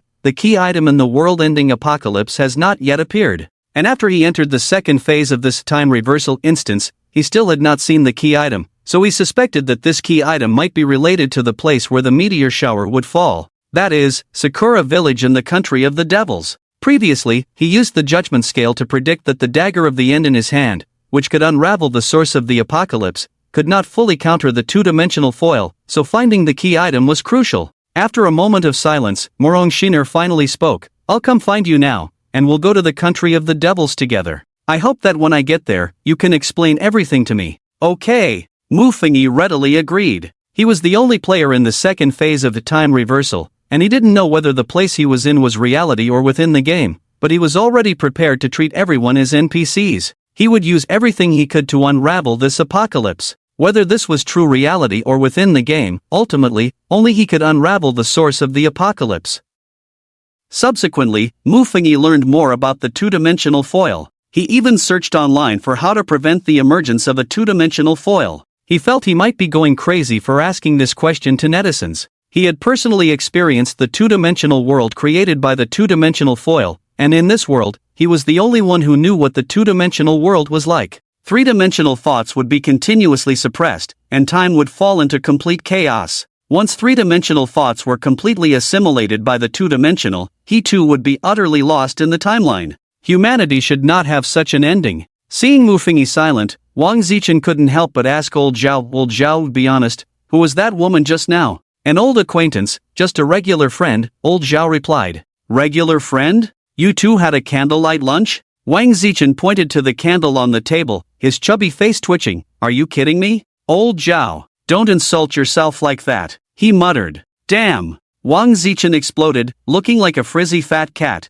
Didn't you tell me you weren't interested in women? I'm not Amitba, why would I not be interested in women? Old Zhao retorted, then turned away to ignore him. Seeing Old Zhao's nonchalant demeanor, Wang Zichen's eyelids twitched. And witnessing the two of them like this, Mufengi, who had been tense all along, couldn't help but chuckle. If he could return to reality alive, he would definitely tell Wang Zichen about Old Zhao's secret romance. About an hour later, as it approached 10 o'clock, an armed helicopter appeared on Old Zhao's monitor. The helicopter landed not far from Old Zhao's bunker, and a tall woman stepped out. It was Morong Shiner. Inside the room. Brother Mu, do you need help? Should I go with you? Wang Zichen asked. Old Zhao also looked at Mufengi, clearly considering going to help as well. Mufengi glanced at the two and nodded. You can come with me. They should be able to help him somehow. Old Zhao went upstairs to settle the beauty for a while before coming down to set off with them. Once outside, Mufengi waved to Morong Shiner. Long time no see. He thought he would never see her again. Seeing only the three of them, Morong Shiner frowned slightly and looked behind them.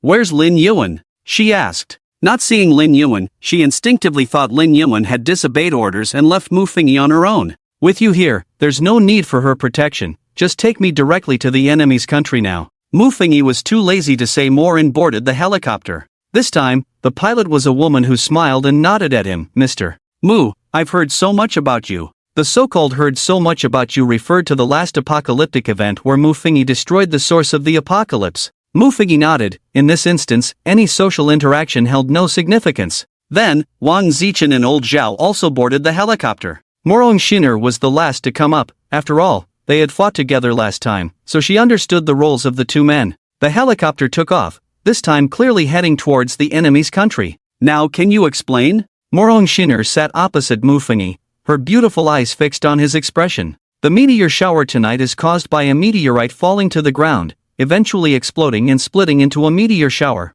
So, Morong Shiner responded to his answer. This has been known for a long time. Is there some danger with this meteorite? No danger. Mufengi looked at her, his eyelids lowering. it just hides a two-dimensional foil inside. Hides what? Morong Xiner didn't quite catch what was said. Miss Morong, that meteorite hides a two-dimensional foil that can transform the entire blue star from a three-dimensional world into a two-dimensional world. Once the two-dimensional foil is released, the entire blue star will be downgraded to a two-dimensional world. Old Zhao explained in time. How is that possible? Morong Xina was a bit surprised, immediately sitting up straight and looking seriously at Mufini. Mufini, is this true? Did your prophecy skill see this? Mufini nodded without speaking. What did you see? Morong Xiner asked for her opinion. Do we need to intercept that meteorite? No. Mufini shook his head. Once I get to the Cherry Blossom Village in the enemy country, I will have a way to deal with this two-dimensional foil. He was the only player who had entered the second stage, basically the only one who could solve the two-dimensional foil. How confident are you? Morong Xiner asked. 100%. Mufini replied calmly. Why say 100%? Because he couldn't let all of humanity die. It was no longer a matter of whether he had resurrection coins, it was evident from the moment he entered the second stage. In the previous apocalypse, when he entered the second stage or obtained a key item, he would generally face some restrictions, such as the system reminding him that he couldn't use resurrection coins or that he needed to use 10 resurrection coins to leave, etc. However, in this apocalypse, the second stage had only one reminder: time reversal, dungeon has only you as a player left. Once you die, the apocalypse will descend into reality. Besides that, the system didn't remind him of anything else, like if he died, he couldn't use resurrection coins or anything. Because once he died, all of humanity would die. Even if Mufini had 10,000 resurrection coins, it would be useless. After a few hours of flying, at 3 o'clock that afternoon, everyone arrived over the enemy country. Before coming, Morong Xiner had already used her authority to resolve all issues, so they landed not far from Cherry Blossom Village. Before they even got off the plane, Mufini noticed that many little soldiers in military uniforms had surrounded the location of Cherry Blossom Village to prevent anyone from accidentally wandering in. After Morong Xiner was the first to get off the plane, a few little soldiers approached, bowing and saying something to her. Morong Xiner, being a language master and fluent in all languages, communicated smoothly in Japanese with those few creatures. After some communication, the leading little soldier waved to the army and muttered something. Subsequently, the army opened a passage for them. Let's go! Morong Xiner signaled to the three. The pilot stayed behind, while Wang Zichen helped old Zhao carry the computer, and the four of them walked into Cherry Blossom Village together. Once inside the village, Mufini began to search around. While looking, he urged the others, help me find if there are any strange items left in here. Strange items? The others looked puzzled, not expecting Mufini to come all this way just to look for strange items. Wang Zichen even joked, Brother Mu, if I didn't know better, I'd think you were here to find a key item in the dungeon. Mufini, you guessed pretty accurately. Stop talking and help me look. Mufini glanced at the time on his phone. This Cherry Blossom Village was too big, and he had his reasons to suspect he might not be able to find the key item here. So, for the next while, everyone started searching inside. After an hour of searching, Mufini still hadn't discovered any key items. Therefore, Morong Xiner directly went to the enemy country's officials to request a few players to come in and help them search together. Listening to the meaning behind Mufini's words, it seemed that the strange item they were looking for could only be discovered by players. Several hours passed. The sky gradually darkened, and everyone began to feel hungry. Morong Xiner took out food from her space bracelet to share with everyone. However, Mufini did not eat. He was still searching for something. Although he was also starving, if he didn't find the key item, everyone might die. After searching for another 2 hours, he had almost scoured the entire Sakura village but still had not found the key item. At this moment, he couldn't help but feel a bit desperate.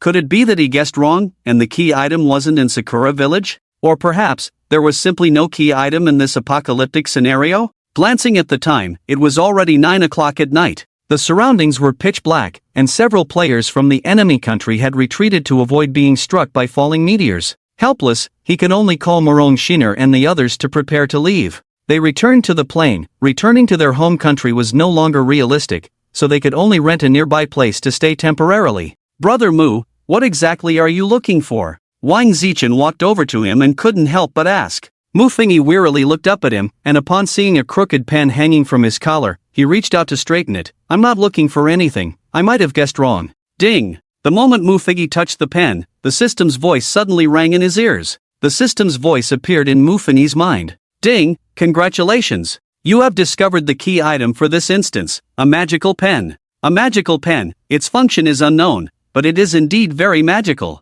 Mu funny? Key item? He looked at the pen hanging from Wang Zichen's collar and directly yanked it off. Where did you pick up this pen? He questioned Wang Zichen, holding the pen. I found it on the ground, it looked pretty new, so I picked it up, Wang Zichen replied, puzzled.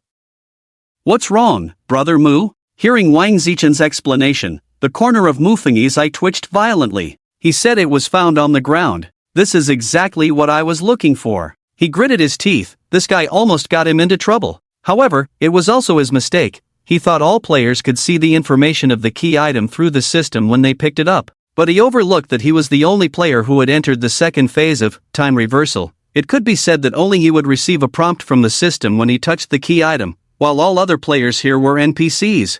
They certainly couldn't use the system to discover the key item. It was truly a case of searching high and low. He had searched all afternoon, almost digging 3 feet into Sakura Village. You all go back, I need to deal with that two-dimensional foil. Mu Fengyi took the magical pen and instructed Wang Zichen before turning to walk into Sakura Village. He wanted to be the first person to come into contact with the two-dimensional foil. Brother Mu, it's dangerous over there. Wang Zichen hurriedly shouted to him. Don't worry, I know what I'm doing. Mu Fengyi waved his hand at him over his shoulder. Under the bright moonlight, a solitary figure walked deeper into Sakura Village, where the meteor shower was falling. The enemy country's troops, seeing it was him again, did not stop him and simply cleared a path. Due to the arrival of night, Sakura Village was now shrouded in darkness, with nothing but blackness in sight. His figure gradually blended into this darkness, as if walking into an abyss with no bottom. Meanwhile, Morong Shiner was on the phone booking nearby accommodations. Because of the meteor shower tonight, the prices for lodging near the enemy country were sky high, and Morong Shiner spent quite a bit of money to book a place. But when she returned after booking the room, she found that Mu Fengyi was gone. Where is Mu Fengyi? She asked old Zhao. He went in. Old Zhao gestured towards Sakura Village. What did he go in for? Mu Rongshiner's beautiful eyes were filled with surprise and worry. The meteor shower is going to fall there tonight. No, I have to go in and bring him out. After saying that, she turned and rushed towards Sakura Village. Old Zhao and Wang Zichen exchanged glances but did not stop her. Two-dimensional foil, three-dimensional world, two-dimensional world. Mu Fengyi walked to the center of the village, where the surrounding houses were empty. The silent night, combined with the desolate houses around, created a terrifying atmosphere reminiscent of a horror movie. Mu Fengyi was not a particularly brave person. In the past, he would never have dared to come to such an environment alone, not even entering a haunted house in a park. But when the fate of humanity rested solely on his shoulders, he found that he had nothing left to fear. What if there really were ghosts? He wasn't afraid of two-dimensional foil. Would he be afraid of a mere lonely ghost? He gazed up at the vast starry sky and took out the cosmic telescope he had purchased with a huge amount of points from his Chinkuan bag. The cosmic telescope could only be used after the two-dimensional foil reached Blue Star, otherwise, this one-time special item would only last for 1 minute. He waited silently, waiting for 10 o'clock to arrive, waiting for the meteor to appear within his line of sight. At that moment, he felt like a watcher, as if he were humanity's only sword-bearer. Mu Fengyi, a voice called out from a distance. Mu Fengyi was momentarily dazed, thinking he had misheard. Mu Fengyi, where are you? This time he heard clearly. It was a woman's voice, and judging by the tone, it seemed to be Mu Rongshiner. What was she doing here? Mu Fengyi turned around and saw Mu Rongshiner approaching him, holding a powerful flashlight and calling out to him. What are you doing here? Mu Fengyi noticed her and immediately waved his hand, saying, Go back, you shouldn't be here. Why shouldn't I be here? Mu Rongshiner walked up to him, grabbing his arm. Come back with me, it's too dangerous here. The meteor shower is about to fall. I'll be fine, you should go back. Mu Fengyi broke free from her grip, his tone firm. Listen to me, hurry back. Mu Fengyi, are you hiding something from me? Mu Rongshiner bit her lip. You've been acting strange all day, and I feel like you're hiding something from us. In the past, you would tell us all the known information. Go back, I'll tell you tomorrow. Mu Fengyi didn't want to reveal this matter to an NPC. If you don't tell me the reason, I won't leave. Mu Rongshiner said sincerely, What trouble are you in? Maybe we can help you. Seeing Mu Rongshiner becoming stubborn again, Mu Fengyi sighed and said softly, What if I told you I'm currently experiencing the second phase of an apocalyptic disaster, and you are all just NPCs? Would you believe me? We're all NPCs? Mu Rongshiner's pupils contracted slightly. She clearly didn't expect Mu Fengyi to say such a thing. Only I can face the source of this apocalyptic disaster. What I need to do now is to save you in reality. Mu Fingyi glanced at the time and patted her shoulder. Go back, trust me. Wait. Mu Rongshiner was still a bit shocked but was slowly accepting this possible reality. Then, she raised her hand, took off the necklace around her neck, and handed it to Mu Fingyi. This is an SSS-level item that can protect you. Mu Fingyi instinctively took it. Ding, obtained SSS-level item, God's Guardian. God's Guardian can help the host avoid one fatal injury, can be used a total of 3 times. 1/3, the 1/3 at the back indicates that this item has already been used twice, leaving only one last chance. This was given to me by my teacher. Morong Xaner took 2 steps back, looking at him seriously. I believe what you say, just as I told you not long ago. If I had to choose the person with the best chance of surviving this apocalyptic event, I believe that person is you. Go for it, you must survive. She extended her fist, cheering for Mu Fingyi. Okay. Mu Fingyi put on the necklace and nodded earnestly. I will definitely make it.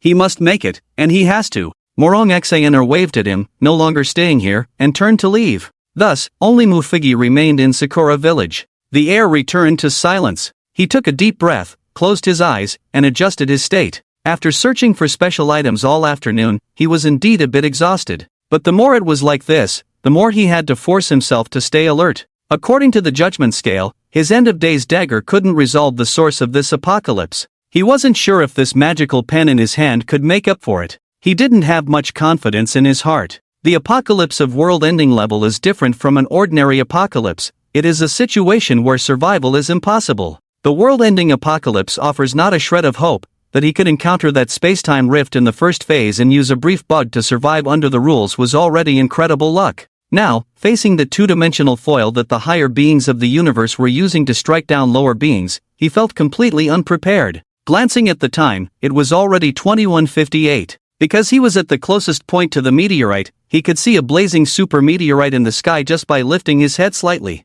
This glowing red meteorite was falling towards him. He immediately took out the cosmic telescope, activating the telescope. At the moment of use, the cosmic telescope began its countdown. Mu Fingyi quickly aimed at the massive meteorite through the observation port. The 2-dimensional foil is something beyond human comprehension. Before it erupts, no object can capture its existence. But relying on the cosmic telescope, Mu Fingyi saw that thin, transparent sheet, like a postcard. Heavenly decree descends, the common people will perish. He whispered, his right hand gripping the end-of-days dagger at his neck. He aimed the cosmic telescope at that thin 2-dimensional foil and released the end-of-days dagger. Whoosh! A sound of breaking through the air rang out. The end-of-days dagger shot towards the meteorite in an unstoppable manner. To be precise, it was aimed at the crack in the meteorite, at the 2-dimensional foil that had not yet been released. He stared intently at that 2-dimensional foil through the cosmic telescope. Pop! A faint sound echoed as the end-of-days dagger, moving at nearly the speed of light, pierced into the meteorite, making contact with the 2-dimensional foil.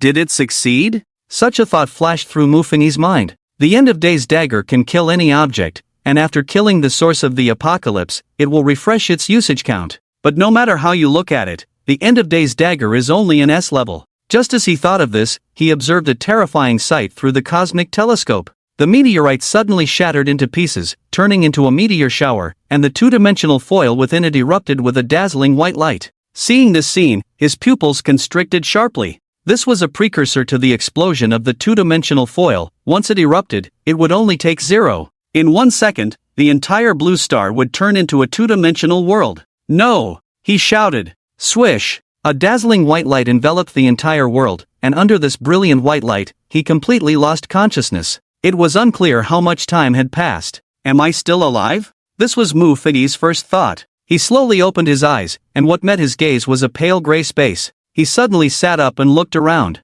This was a pale gray space the size of a room, and in the center of the room, there was a white sheet of paper right in front of him. Aside from this white paper, there was nothing else around. He stared blankly at this scene, somewhat at a loss. After a moment, he stood up and began to walk around. But after just a few steps, he bumped into a wall. Then he walked a few steps in another direction and still bumped into a wall. He was trapped inside this space. Who am I? What am I supposed to do? He murmured to himself. He had no memories in his mind, only the pale gray that filled his vision. After a moment, he focused his attention on the white paper in front of him. What was this white paper for? He felt a wave of confusion. Thud! Suddenly, a sound came, and a ballpoint pen fell from his collar, landing on the ground. What is this pen? he murmured as he crouched down to pick it up. Then he began to space out, starting to recall. He maintained this posture, lost in thought for a long time. After a long period, he suddenly felt hungry. He looked down, but in front of him, aside from the white paper and the pen, there was nothing. I'm so hungry. He sat on the ground, bored, and began to doodle on the white paper with the pen. Suddenly, an idea struck him. In his memory, it seemed he liked to play with a square toy. Was it called a Rubik's Cube? Unconsciously, he drew a Rubik's Cube on the paper, like a divine creation. At the moment he drew the Rubik's Cube on the white paper, something miraculous happened. One side of the cube suddenly bulged out from beneath the white paper. It actually left this pale gray world.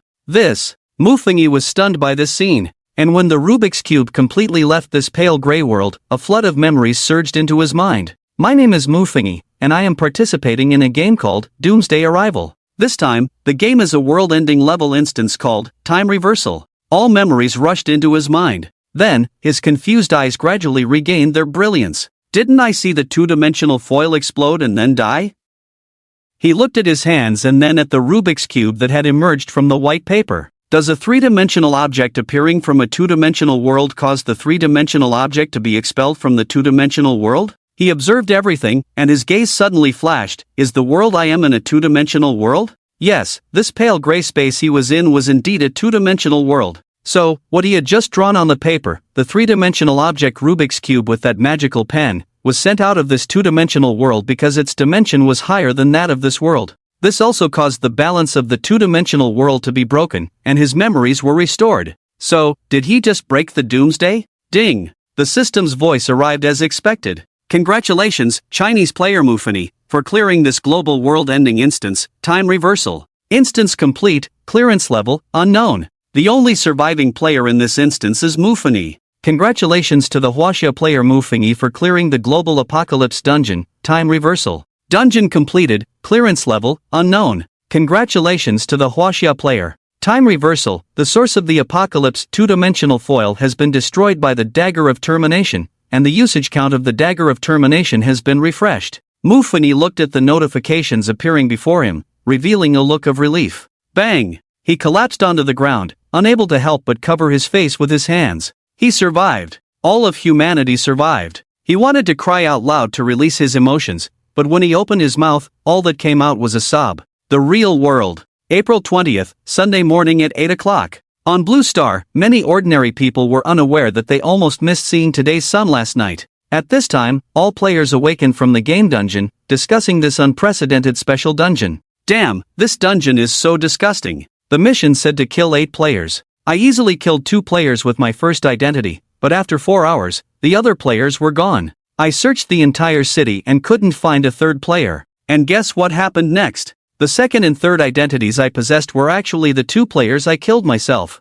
Can you believe I was killed by my own hand? I wasted 10 resurrection coins for nothing. A player with decent skills said to his companion. Me too. After killing 2 players, I found out they were both myself. The feeling of being killed by myself twice was too painful, his companion said with a grimace. Many players were discussing this matter on the player-exclusive software, just like the 2 of them. The most discussed topic was the experiences of those who chose to participate in the dungeon, with most participants having killed themselves. Comments on the forum came one after another. Is there anyone who didn't kill themselves? Step up and tell us what the clearance conditions are. I didn't kill myself, but after the 2-hour time limit passed, I directly possessed my second identity, and then I felt like I lost all ability to think. This apocalypse was too bizarre. As soon as we entered, it felt like our brains were kicked by a donkey, and I couldn't think at all. I really don't know what the conditions to break this apocalypse are. Let's see how the officials explain it later. Fortunately, I didn't dare to participate and used a resurrection coin to exit directly. When that restriction appeared, I felt something was off about this dungeon. It seems like you all died inside? Many players who did not participate and chose the first option felt relieved about their decision. But then, someone raised a soul-searching question. Why do I see that no one returned alive to reality? I have a bad feeling. Could it be that no players survived this apocalypse? When this comment was posted, the entire discussion area fell silent for a moment. It must be said that this comment made all players start to feel anxious. Yes, everyone was discussing this dungeon, but not a single person claimed to have survived. Could it be that no one really made it out alive in this apocalypse? They didn't even know what the theme of this apocalypse was. To sum it up, they entered in a daze, came out in a daze, and lost 10 resurrection coins. Those who were anxious directly tagged the Huaxia Apocalypse Management Bureau's official account, and some even tagged director Morong Shinner. Everyone urgently needed the officials to come out and explain. Brothers, in the past game instances, as long as someone cleared the level, the system would report it, but this time there was no announcement of any player clearing the level. But if only players survive, the system won't report that either. Why is everyone a bit anxious now? To be honest, this apocalypse is too strange. It should at least be classified as a world-ending apocalypse, right? Previously, I saw the old man Chang Yaching prophesy, a holy decree descends from the heavens, that Song Sheng will perish, but I didn't see any holy decree in the instance. Thus, are there any players who survived? Topped the trending searches. The second trending topic was what is the level of this apocalypse instance? In fact, it wasn't just the ordinary players, the officials of various major countries were also quite anxious. Several top countries had already begun to contact each other, inquiring if any of their players had survived this world-ending apocalypse. Before this, the officials had not announced that this apocalypse was world-ending. One reason was to avoid causing panic, allowing all ordinary players to participate in this game with a calm mindset. What if some lucky person managed to survive by sheer luck? The second reason was to prevent the Holy Clan from finding out. Generally, in a world-ending apocalypse, ordinary players have no chance of survival. Even if they know it's a world-ending apocalypse, it would only lead to panic without any practical effect. Therefore, the top countries concealed this matter to prevent the Holy Clan from knowing it was a world-ending apocalypse and causing chaos, making it impossible for all players to survive. After the top countries' officials communicated with each other, they simultaneously discovered. Among their groups, it seemed there were no surviving players. Upon discovering this news, the leaders of various countries began to panic. Families, is our blue star going to perish? As the head of the Huaxia Apocalypse Management Bureau, Morong Shinner, immediately contacted Mu Fengyi, who was staying at Wang Zichen's home in Jiangchang. At this moment, in a villa in Jiangchang, Huaxia, in a room on the second floor of the villa, a young man lay unconscious on the bed. Knock, knock, knock. The door was knocked on, and Wang Zichen's voice came from outside. Brother Mu, are you alive? Director Morong can't reach you and came to find me. Wang Zichen knocked for a long time but received no response. Wang Zichen and Lin Yuan exchanged glances, seeing the worry in each other's eyes. Mu Fengyi didn't have a single resurrection coin, he couldn't have really perished, right? Wang Zichen no longer hesitated, immediately picked up the spare key to the room, and quickly opened the door. Then, the two saw Mu Fengyi lying on the bed, breathing steadily. He's still breathing. Lin Yuan's skills immediately sensed the changes in Mu Fengyi's body. She covered her mouth, her voice filled with shock and disbelief. He survived the world-ending apocalypse. Brother Mu! Wang Zichen rushed forward, picking up the unconscious Mu Fengyi to check on him. But no matter how he moved, Mu Fengyi showed no signs of waking up. Quick, find your Apocalypse Management Bureau's healing players. Wang Zichen shouted, I'll take him to the hospital. Okay. Lin Yuan was also a bit flustered at this moment. As she watched Wang Zichen run towards the car with Mu Fengyi in his arms, she hurriedly picked up her phone to notify Morong Shinner about this matter. But just as she found Morong Shinner's contact information, ding! Notification! Notification! Notification! The unique voice of the system echoed in the ears of all players worldwide at that moment. Huaxia player Mu Fengyi has cracked the world-ending instance, time reversal, and cleared this instance. In this instance, only Mu Fengyi has survived. The protection of Mu Fengyi, all players under the protection of player Mu Fengyi will receive rewards. All player rewards, 1 A-level skill lottery qualification, 10 resurrection coins, 200 points. Due to player Mu Fengyi clearing the highest level dungeon in this dimension, the game, Doomsday Arrival, is about to undergo an upgrade. Because of the upgrade of Doomsday Arrival, the next dungeon opening time, 1 month later. When this news echoed in the ears of all players, the entire player forum exploded. What the hell? What the hell? What the hell? What happened? Drooling. JPG, Mu Fengyi is amazing. Damn, this young man, damn. Oh my god. My system really added 10 resurrection coins and a chance for an A-level skill lottery. Brothers, doesn't anyone realize that this Doomsday is a freaking world-ending level? The question is, can this thing be cracked? Confused face. It's this Mu Fengyi again. The last world-ending Doomsday was apparently cracked by him. Even our director Morong from Huaxia had to assist this guy. Wow, is this guy really that amazing? After cracking the world-ending source, he cracked the Doomsday source, and directly upgraded the system. No, I really want to know, who exactly is Mu Fengyi? The last investigation yielded nothing. There are quite a few people named Mufingi in our country. People of this level must be at the ultimate confidentiality level. How could you investigate them? I wonder if the country can come out and explain to us what this world-ending doomsday is all about. I feel like I died without understanding anything. I also don't know how this Mufingi survived in such a deadlock. At Huaxia Doomsday Management Bureau, can you say something?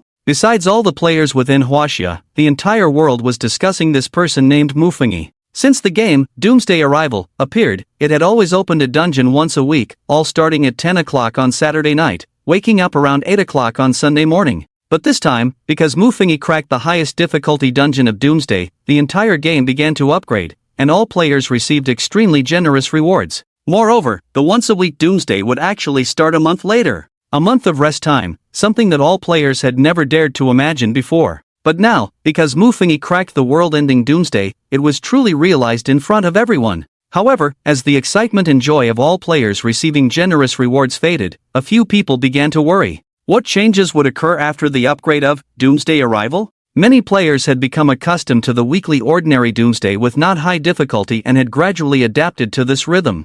No one knew what would happen after the Doomsday system upgraded. On major forums, some were happy, while others were worried. At this moment, in many cities, perhaps these cities were within Huaxia, or perhaps outside of Huaxia, many players immersed in work and life simultaneously noticed this news. But strangely, these players did not show joy because of the all-player rewards. Instead, they all wore a gloomy expression. Among these people was an adult man named Lu Chenyu. Lu Chenyu was the largest shareholder of a bakery and had also been a player of Doomsday::Arrival for many years. Today, after coming out of the Doomsday, he went to his bakery as usual. The bakery he owned was a brand store with 200 chains across the city. In the morning, as usual, he found the nearest bakery, took a piece of bread from inside, and began to eat it for breakfast. While munching on the bread, he walked towards the outside. But after walking for a while, his game system suddenly alerted him with a message. Someone named Mufingi had actually cracked the source of the apocalyptic level of destruction.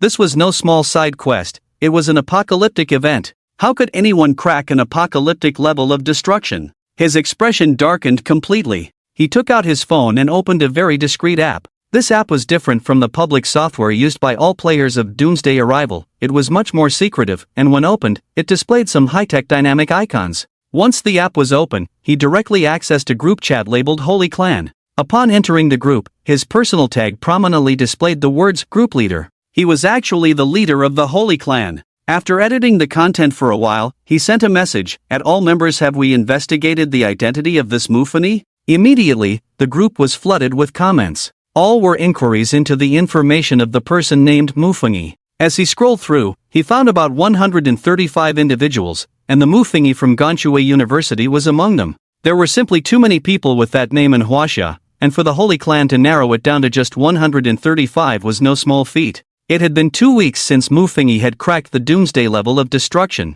Lu Chenyi, group leader, keep searching. We must find this Mufingi. All Holy Clan members in the group, yes. After closing his phone, Lu Chenyi returned home, burdened with thoughts. Once home, he went straight to the basement. The basement had been renovated, featuring a large space resembling a small plaza. In the center of the plaza stood a shimmering crystal. This crystal emitted a faint glow, resembling a magical crystal. Lu Chenyi approached the magical crystal, clasped his hands together, and respectfully said, "Master, please deliver your divine oracle." As he uttered these words, ripples began to form on the crystal, as if dye were being dropped onto a blank sheet of paper, spreading outward. Eventually, these ripples formed a line of small text that slowly appeared before Lu Chenyi. And this line of text read, "Kill Mufingi. Kill Mufingi." This was a divine oracle that appeared on the crystal. Subsequently, the dye on the crystal changed again, the original text began to fade, and the colors started to swirl, ultimately forming an image. In this image, a human figure appeared. This human was none other than Mufingi, the one who had cracked the apocalyptic level of destruction. Seeing this image, Lu Chenyi immediately took out his phone and captured a picture of it. He then sent the image of Mufingi to the group. "At all members, match this Mufingi to the right person, and send me his information in 3 minutes. After sending the message, he respectfully bowed to the crystal and slowly exited the basement. At this moment, in that light gray two-dimensional world, because Mufingi's thoughts had returned to 3 dimensions, he once again walked toward the light gray wall. This time, he was not obstructed and easily passed through the gray wall. Daylight had arrived. A blinding ray of sunlight made him instinctively raise his hand to shield his face. When he opened his eyes again, he found himself in a massive meteorite crater. Was this the meteor shower from yesterday? He looked around and realized that the world had not been transformed into a two-dimensional world by the two-dimensional foil. At the same time, he noticed that the Sss-Level necklace Guardian of the Gods, given to him by Morong Shiner, had shattered around his neck. Had the one and only chance been used? He squinted his eyes. This situation was unexpected. In his speculation, there were two possibilities. The first possibility was that after being trapped in the two-dimensional world, his body remained in the outside world, so the meteorite directly struck his body, and the Guardian of the Gods protected him. The second possibility was that the explosion of the two-dimensional foil could directly kill him, but due to the Guardian of the Gods, he was forcibly pulled into the two-dimensional world. He leaned towards the second possibility, because the two-dimensional foil indeed wanted to kill him. The effect of the dagger of termination should have manifested. The effect of the dagger of termination is to be able to kill all objects, a power aligned with rules, and even the two-dimensional foil could not escape disaster. However, when the two-dimensional foil was destroyed, the aftershock of the explosion concentrated entirely on him. But because he had an Sss-Level protective necklace, he survived this explosion's aftershock, and his body was forcibly sent into the two-dimensional world. After all, for the two-dimensional foil, as long as he, Mufangi, was dead, this world-ending level instance would be in a state where no one survived. The two-dimensional foil could still descend into reality. But unfortunately, he obtained the key item and constructed a three-dimensional object in the two-dimensional world, causing the balance of the two-dimensional world to be broken, and his three-dimensional thinking was restored. Only the key item could be brought into the two-dimensional world. And the reason he could draw three-dimensional objects could only be said to be the Cube Master saved his life. He summarized the items he used this time. The Guardian of the Sea Turtle helped him withstand the erasure of rules, the Cosmic Telescope helped him see the two-dimensional foil in the meteorite, the Guardian of the Gods helped him withstand the explosion of the two-dimensional foil, the Dagger of Termination destroyed the source of the apocalypse, and a magical pen helped him draw three-dimensional objects. In other words, counting the restored usage of the Dagger of Termination, he consumed two top-tier life-saving items to survive this world-ending apocalypse. Moreover, during this, he also used the Eye of Death a total of 7 times, obtaining a massive amount of information, basically avoiding all possible dangers. Only then did he barely survive. Was this time reversal really a dungeon where players could survive? Perhaps even if someone could survive the first phase, they would be helpless in the second phase? After all, without the Cosmic Telescope, they wouldn't even know what the source of the apocalypse was.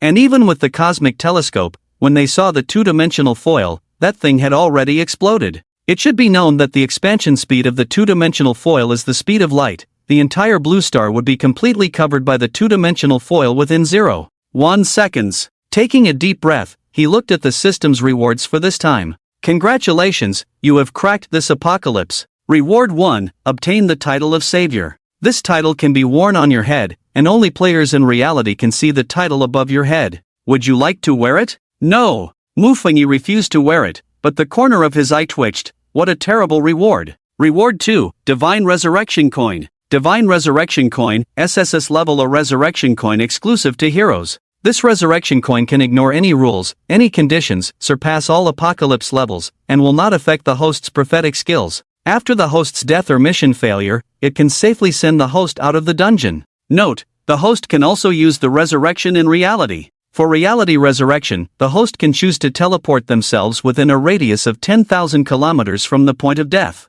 Mufangi. His eyes suddenly brightened. This is a good item. Its effect seems similar to an ordinary resurrection coin, but it ignores apocalypse levels and any conditions, indicating that his margin for error in the future is extremely high, allowing him to challenge the source of the apocalypse at will and obtain key items. And those restrictions on key items, such as cannot use resurrection coins, had no effect on him. Others might hesitate to take key items when they saw them, because once they did, they would no longer be able to use resurrection coins. But he didn't have to worry about that. Moreover, the most crucial point was that he could resurrect in reality.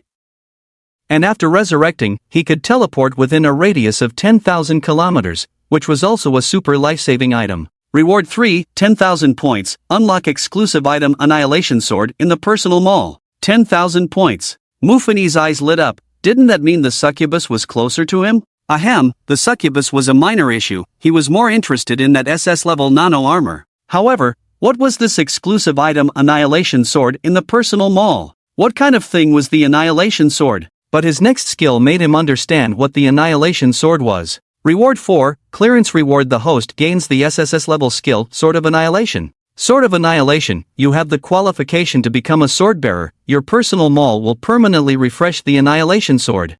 Funny? This skill is related to that so-called Annihilation Sword in the personal mall? It seemed that he could only check what the Annihilation Sword in the personal mall was after leaving the instance. There were only 4 rewards this time, and Muffingy was not too satisfied. He had survived a near-death experience in this apocalypse, and all he got was 10,000 points and a Divine Resurrection coin? Now, he could only look forward to what the Annihilation Sword in the personal mall was. Muffingy waited in place for a while. Based on his previous experiences of cracking the source of the apocalypse, usually after an instance ended, people from this world would come to find him. The first time he cracked the source of the apocalypse, it was Chen Wanner who found him. The second time, it was an old friend of the sea god, a giant turtle that came to find him and even gifted him the turtle shell as a guardian. He wondered if anyone would come to deliver something to him this time, but after waiting and waiting, no one showed up. Helpless, he could only choose to return to reality. Reality. Clunk, clunk. As Muffingy regained consciousness, he felt himself being held in someone's arms, swaying back and forth.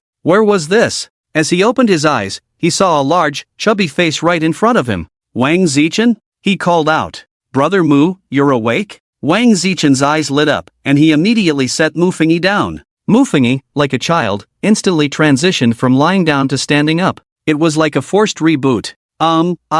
Muffingy was about to say something. Ding! Notification, notification, notification. The system's voice rang out. Then, Muffingy, Wang Zichen, and players around the world all heard this voice. They also heard the announcement that Muffingy had cleared the world-ending apocalypse solo, and everyone would receive rewards. However, the difference was that Muffingy did not receive the collective reward. After hearing the system's announcement, Wang Zichen looked up at Muffingy. Muffingy cracked the world-ending apocalypse? To be honest, when he first saw Muffingy alive, his first thought was that Muffingy had simply survived like the sole survivor of the last world-ending apocalypse, Moonfall. He wouldn't dare to think that Muffingy had cracked the source of the world-ending apocalypse. Was that something a human could break? Just like last time, when a moon fell directly and smashed down. He couldn't say that a little thing like the Dagger of Termination could poke the moon to pieces, could he? Ask the Dagger of Termination if it had that kind of power? Moreover, in the Moonfalls, the moon is not the source of the apocalypse.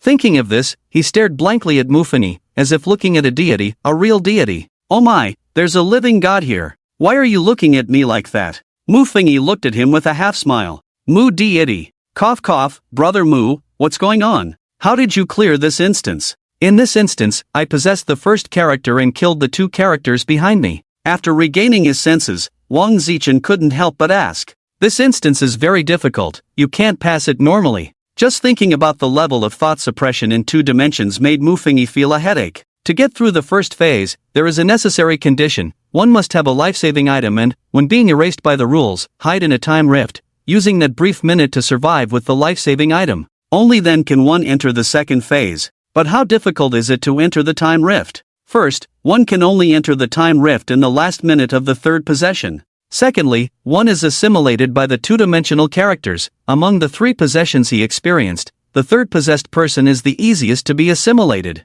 With just a little thought, he was directly assimilated by the 3rd possessed person. Not to mention finding the time rift in the last minute to hide. Even if a few lucky individuals stumbled into the time rift early and knew its location, maintaining one's sanity during the 3rd possession is a challenge, and having a life-saving item is even more difficult. This also led to the fact that he was the only player to survive the first phase. After hearing Muffingy's explanation, Wang Zichen's eyes widened. What all players experienced was just the first phase. And this first phase is so brutal, it's basically a 10-death no-life situation, giving no one a way out. Also, since we can't kill ourselves, the system's basic task is still to kill 8 players. Isn't this just a pure trap task? Muffingy nodded in agreement. It was indeed too much of a trap. He had used 5 death replays just for this step. Who would have thought that the first phase was a world within a 2-dimensional foil, and all 3 possessions were the same person, just in different timelines and locations? Brother Mu, so what exactly is the source of the apocalypse this time?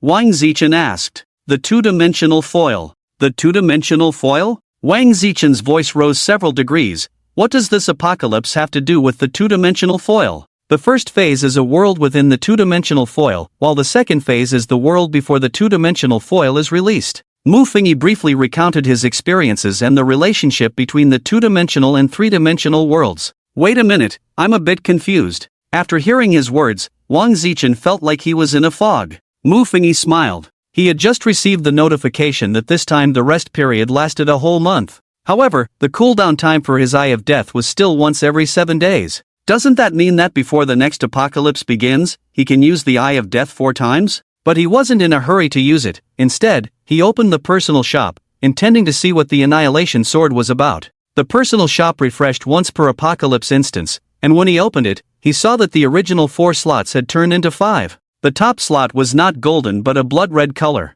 There was a long sword depicted above, and below it was a line of small text, Annihilation Sword, priced at 100,000 points. How much? He thought he had misread it, squinting his eyes to check again. 1 2 3 4 5, a total of 5 zeros. 100,000? His face twitched violently. Isn't this just too much? 100,000 points, why don't you go and grab it? He only gets 10,000 points for cracking a world-ending apocalypse once, which means he has to survive 10 world-ending apocalypses to exchange for this thing? Thinking about the difficulty in a time reversal, every cell in his body was rejecting it. Moreover, cracking a disaster-level apocalypse source only gives him 100 points. He would have to crack 1,000 disaster-level apocalypse sources. What the hell is this, asking for such a high price? He clicked on the introduction of the Annihilation Sword. Ding! Annihilation Sword, exclusive to sword bearers. You are the last line of defense for a civilization, holding the Pandora's box that can destroy 2 civilizations. Use with caution. There was no rating, no item description, just this one line of small text.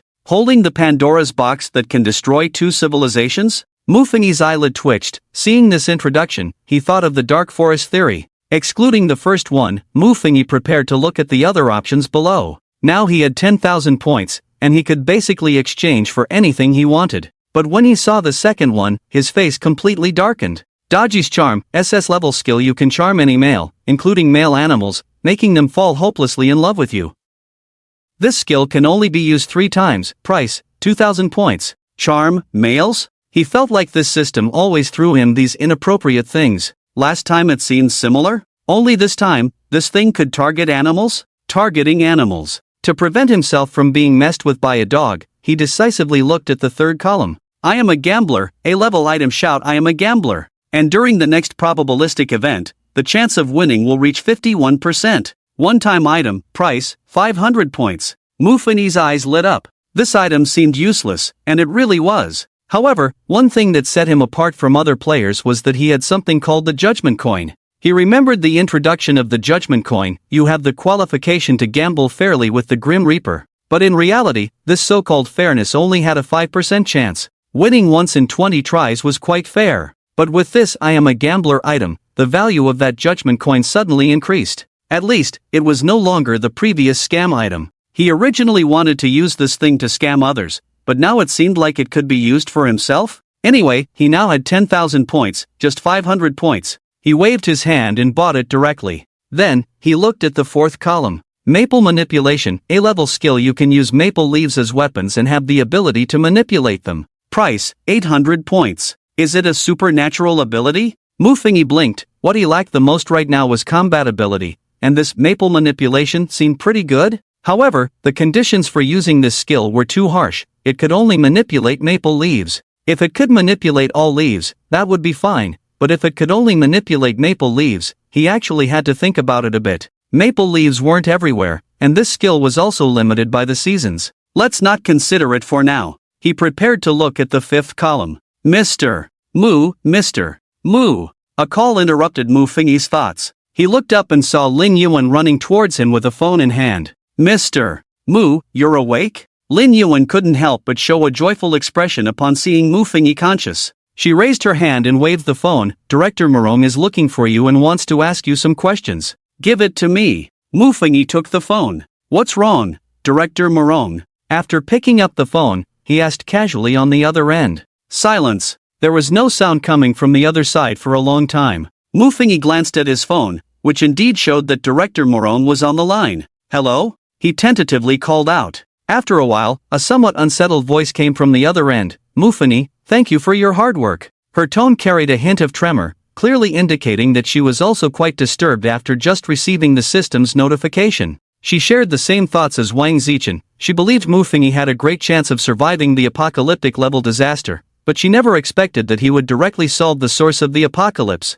It is a bit tough, but I was wondering if our country has any compensation for me. I don't need much, just 100 or 80,000 points will do, Mu Fengyi joked. That's for sure. The reward for your previous destruction of the apocalyptic source is expected to be applied for tomorrow, and this time's reward will probably take about 2 weeks, Morong Shinner replied. Is there really a reward? Mu Fengyi was a bit surprised. He had just mentioned it casually. Moreover, the country would actually reward him for solving the source of the apocalypse last time? What kind of reward is it? He asked eagerly. For destroying the apocalyptic source, there is a reward of 2,000 points, Morong Shinner explained. But since you solved the apocalyptic level disaster, the points will be at least 10,000. 10,000? Mu Fengyi nodded. Although it was quite a lot, it was still far from being able to buy that annihilation sword. Mu Fengyi, I have something to do today, so I'll come find you tomorrow morning. For now, check the information of the instance with Lin Yuan and confirm the situation of this apocalyptic level instance, Morong Shinner said hurriedly.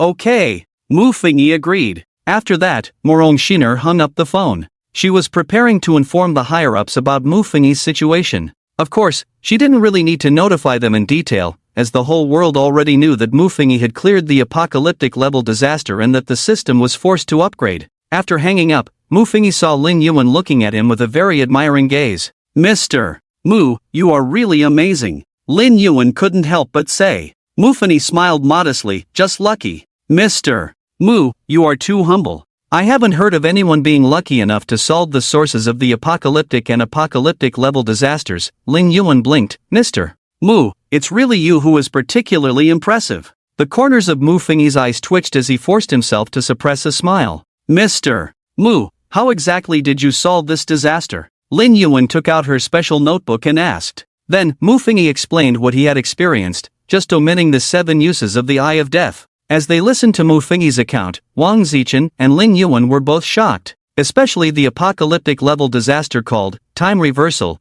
which was the first special instance of its kind encountered in human history. Lin Yuan diligently noted everything Mu Fengyi said. After finishing her notes, she returned to her bedroom, planning to record this information on her computer and send it to the authorities. I'm a bit hungry, Mu Fengyi said, patting his stomach. He hadn't eaten normal food for many days. Let's go out to eat. Wang Zichen put his arm around his shoulder. Mu Fengyi shook his head. Let me predict first, wait a few seconds. Although the next disaster instance wouldn't start for another month, he still planned to use the Eye of Death to see what the next instance would be like and what the situation would be after the upgrade of Apocalypse Descends. Knock, knock, knock. At that moment, the door to the room was suddenly knocked on. Could it be old Zhao and the others? Wang Zichen wondered as she walked downstairs to open the door. Meanwhile, Mu Fengyi closed his eyes and silently chanted, "Open the Eye of Death." Knock, knock, knock. The extremely familiar sound of knocking echoed in his ears. When Mu Fengyi felt his vision return, he found himself still in place.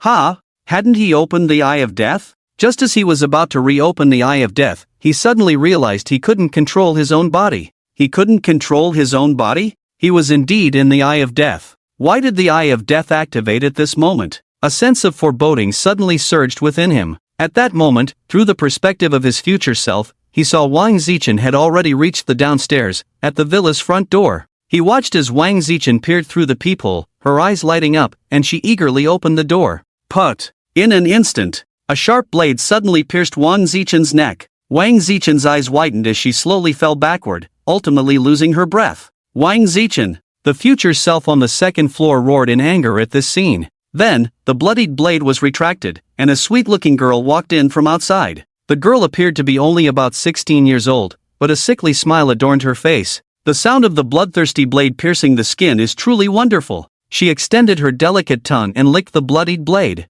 Witnessing this, the observing Mu Fengyi felt a chill run down his spine. The future self was not faring any better. He glanced at Wang Zichen's corpse, his heart filled with endless sorrow. This was reality. Wang Zichen's death was irreversible. Who are you? The future self questioned the girl while quietly exchanging the maple leaf skill from his personal shop. Mu Fengyi, you've been a bit reckless lately. The girl licked her lips, Wang Zichen's blood still clinging to them, making her look particularly eerie. First, You cracked the Doomsday level of destruction, then you cracked the world-ending level of doom. After licking the blood from her lips, her expression suddenly turned frenzied. The master is very displeased, so please, die. With that, she threw the blade directly at the future self. The future self, utilizing his top-notch combat skills, immediately dodged. However, the blade merely spun back and returned to the girl's hand. Holding the blade, the girl ascended the stairs, preparing to confront the future self. Come! The future self was not idle either. He turned and pushed open a window, beckoning to the maple tree outside. Since it was now spring leaning towards summer, the maple leaves were still a vibrant green. But with the future self's gesture, all the green leaves from that maple tree were swept over. The green leaves surged toward the girl's position, forming a whirlwind, the sharp aura slicing through the surrounding air, relentlessly attacking the girl. The future self had just mastered his abilities and was still not very skilled in their use. The girl clearly hadn't anticipated he had such a move. She retracted her attacking stance and raised the blade to block in front of herself. Clang, clang. The contact between the maple leaves and the blade surprisingly produced a metallic clashing sound. In a hurry, the girl could only retreat repeatedly. It must be said that while the maple leaf skill had significant limitations and was not entirely useless without the leaves, if conditions allowed, its strength surpassed that of other A-level skills. Aren't you coming to help? The girl shouted behind her. Coming! A young male voice responded, and a man, opposite in age to Mufani, stepped out.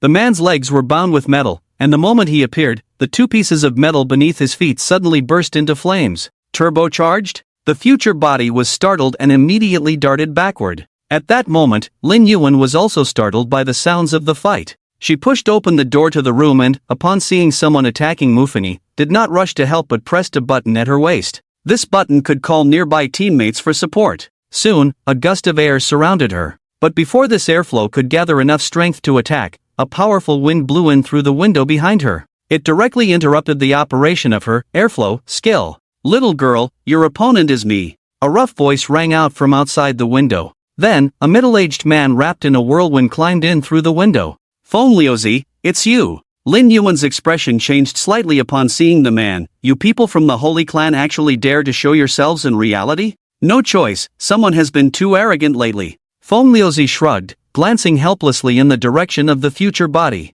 Lin Yuan noticed Feng Liuzi's movement, and her heart sank. These people were indeed coming for Mr. Mu. She took a deep breath. No matter what, she had to protect Mufani. With that thought, she no longer engaged with the opponent and moved to shield Mufani. What a pity, your skill has been completely countered by me. The man sighed, raising his hand to unleash a whirlwind again, interrupting the airflow that Lin Yuan had worked so hard to cultivate. Meanwhile, the future body was intentionally controlling the maple leaves to block the young man and the sweet girl while moving to join Lin Yuan. Mr. Mu, you go first, this guy's skills counter mine. Lin Yuan noticed the future body's actions and quickly shouted, I've called for reinforcements, they will arrive in 2 minutes. She didn't want Mufini to come over and join her, that would only hold him back. Counter? The future body narrowed his eyes upon hearing this and then directly pulled out the dagger of doom from around his neck. Go! He aimed the dagger of doom at Feng Liuzi and released it. Regardless of whether it was the source of the apocalypse, staying alive was the key.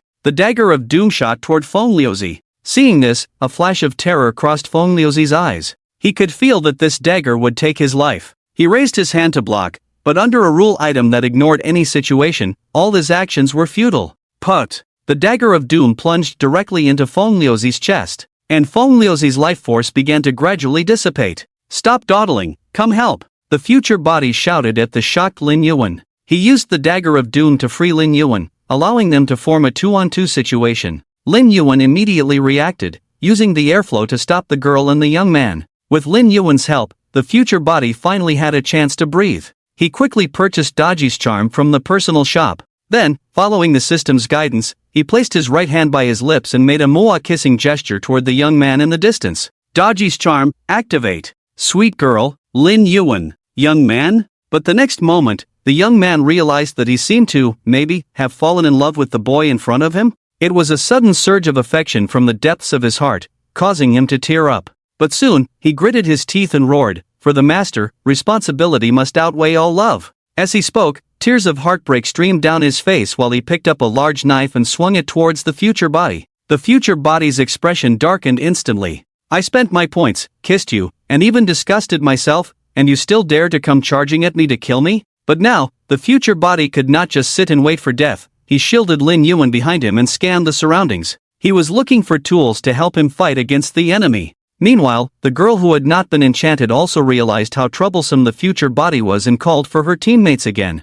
A sense of crisis surged from the depths of the future body's heart. Swish! Swish! Suddenly, countless figures sprang out from all directions of the room, rushing towards Mufengi to attack. These shadows were clad in identical dark armor. The armor seemed to have liquid flowing within it, exuding a strong sense of technology. Lin Yuan's face fell as she saw this. Are you all crazy? You even brought the Flowing Light Holy Team out? By the decree of the Lord, kill Mufengi at all costs. The sweet girl shouted, then began yelling about responsibilities, missions, and bonds. As she charged towards the future body, the pressure on the future body increased dramatically. Tat tat tat. At that moment, the sound of a helicopter rotor suddenly came from above. An armed helicopter appeared over the villa. Warning, cease your attacks immediately. A cloaked man appeared on the helicopter, warning all the Holy Clan members below with a megaphone before leaping down directly. He was heading towards the villa's window. It's Senior Dogu. Lin Yuan's eyes lit up with joy upon seeing the man,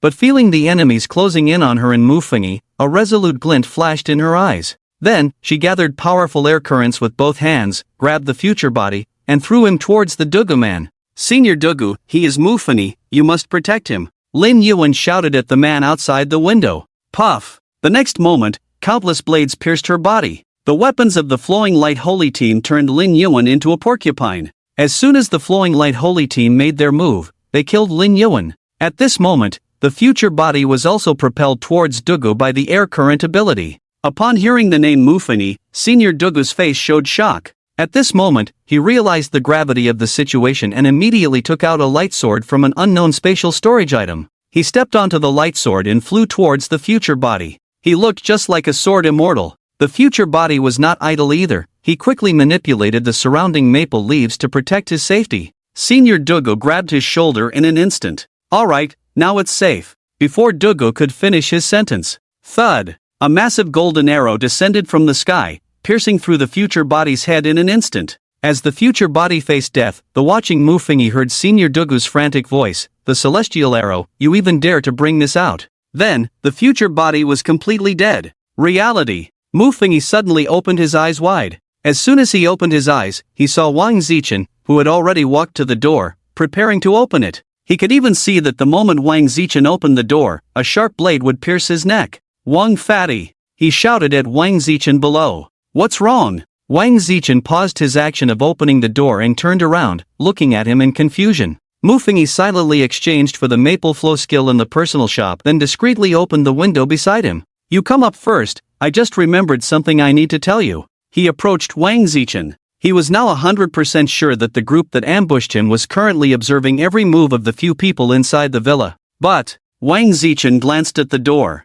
In the end, he still followed Mufengi's words and walked over. As for the people outside, let them wait for now. What's wrong, Brother Mu? Wang Zichen stepped forward. At that moment, the knocking from outside became more urgent. Wait a moment, coming right up. Wang Zichen shouted down. Something suddenly came up. Mufengi smiled. Wang Zichen, what A-level skill did you draw? I haven't drawn it yet. I plan to wash my hands in a golden basin tonight and then draw. Wang Zichen chuckled. Mufengi patted his shoulder. Come with me, I have something good to show you. Then he shouted to the person knocking below, give us a minute, we'll be right there. He then directly pulled Wang Zichen, not even bothering to knock, and pushed open the door to Lin Yuan's room. At that moment, his back was already soaked with cold sweat. Yet even so, he maintained his composure on the surface. In the recent death replay, he had already seen all the enemies he would face soon. 2 men and 1 woman were just the surface. There was still that so-called Light Flow Holy Team hiding around. Even in the end, even if he managed to escape, there was still something called Sky-Piercing Arrow waiting for him,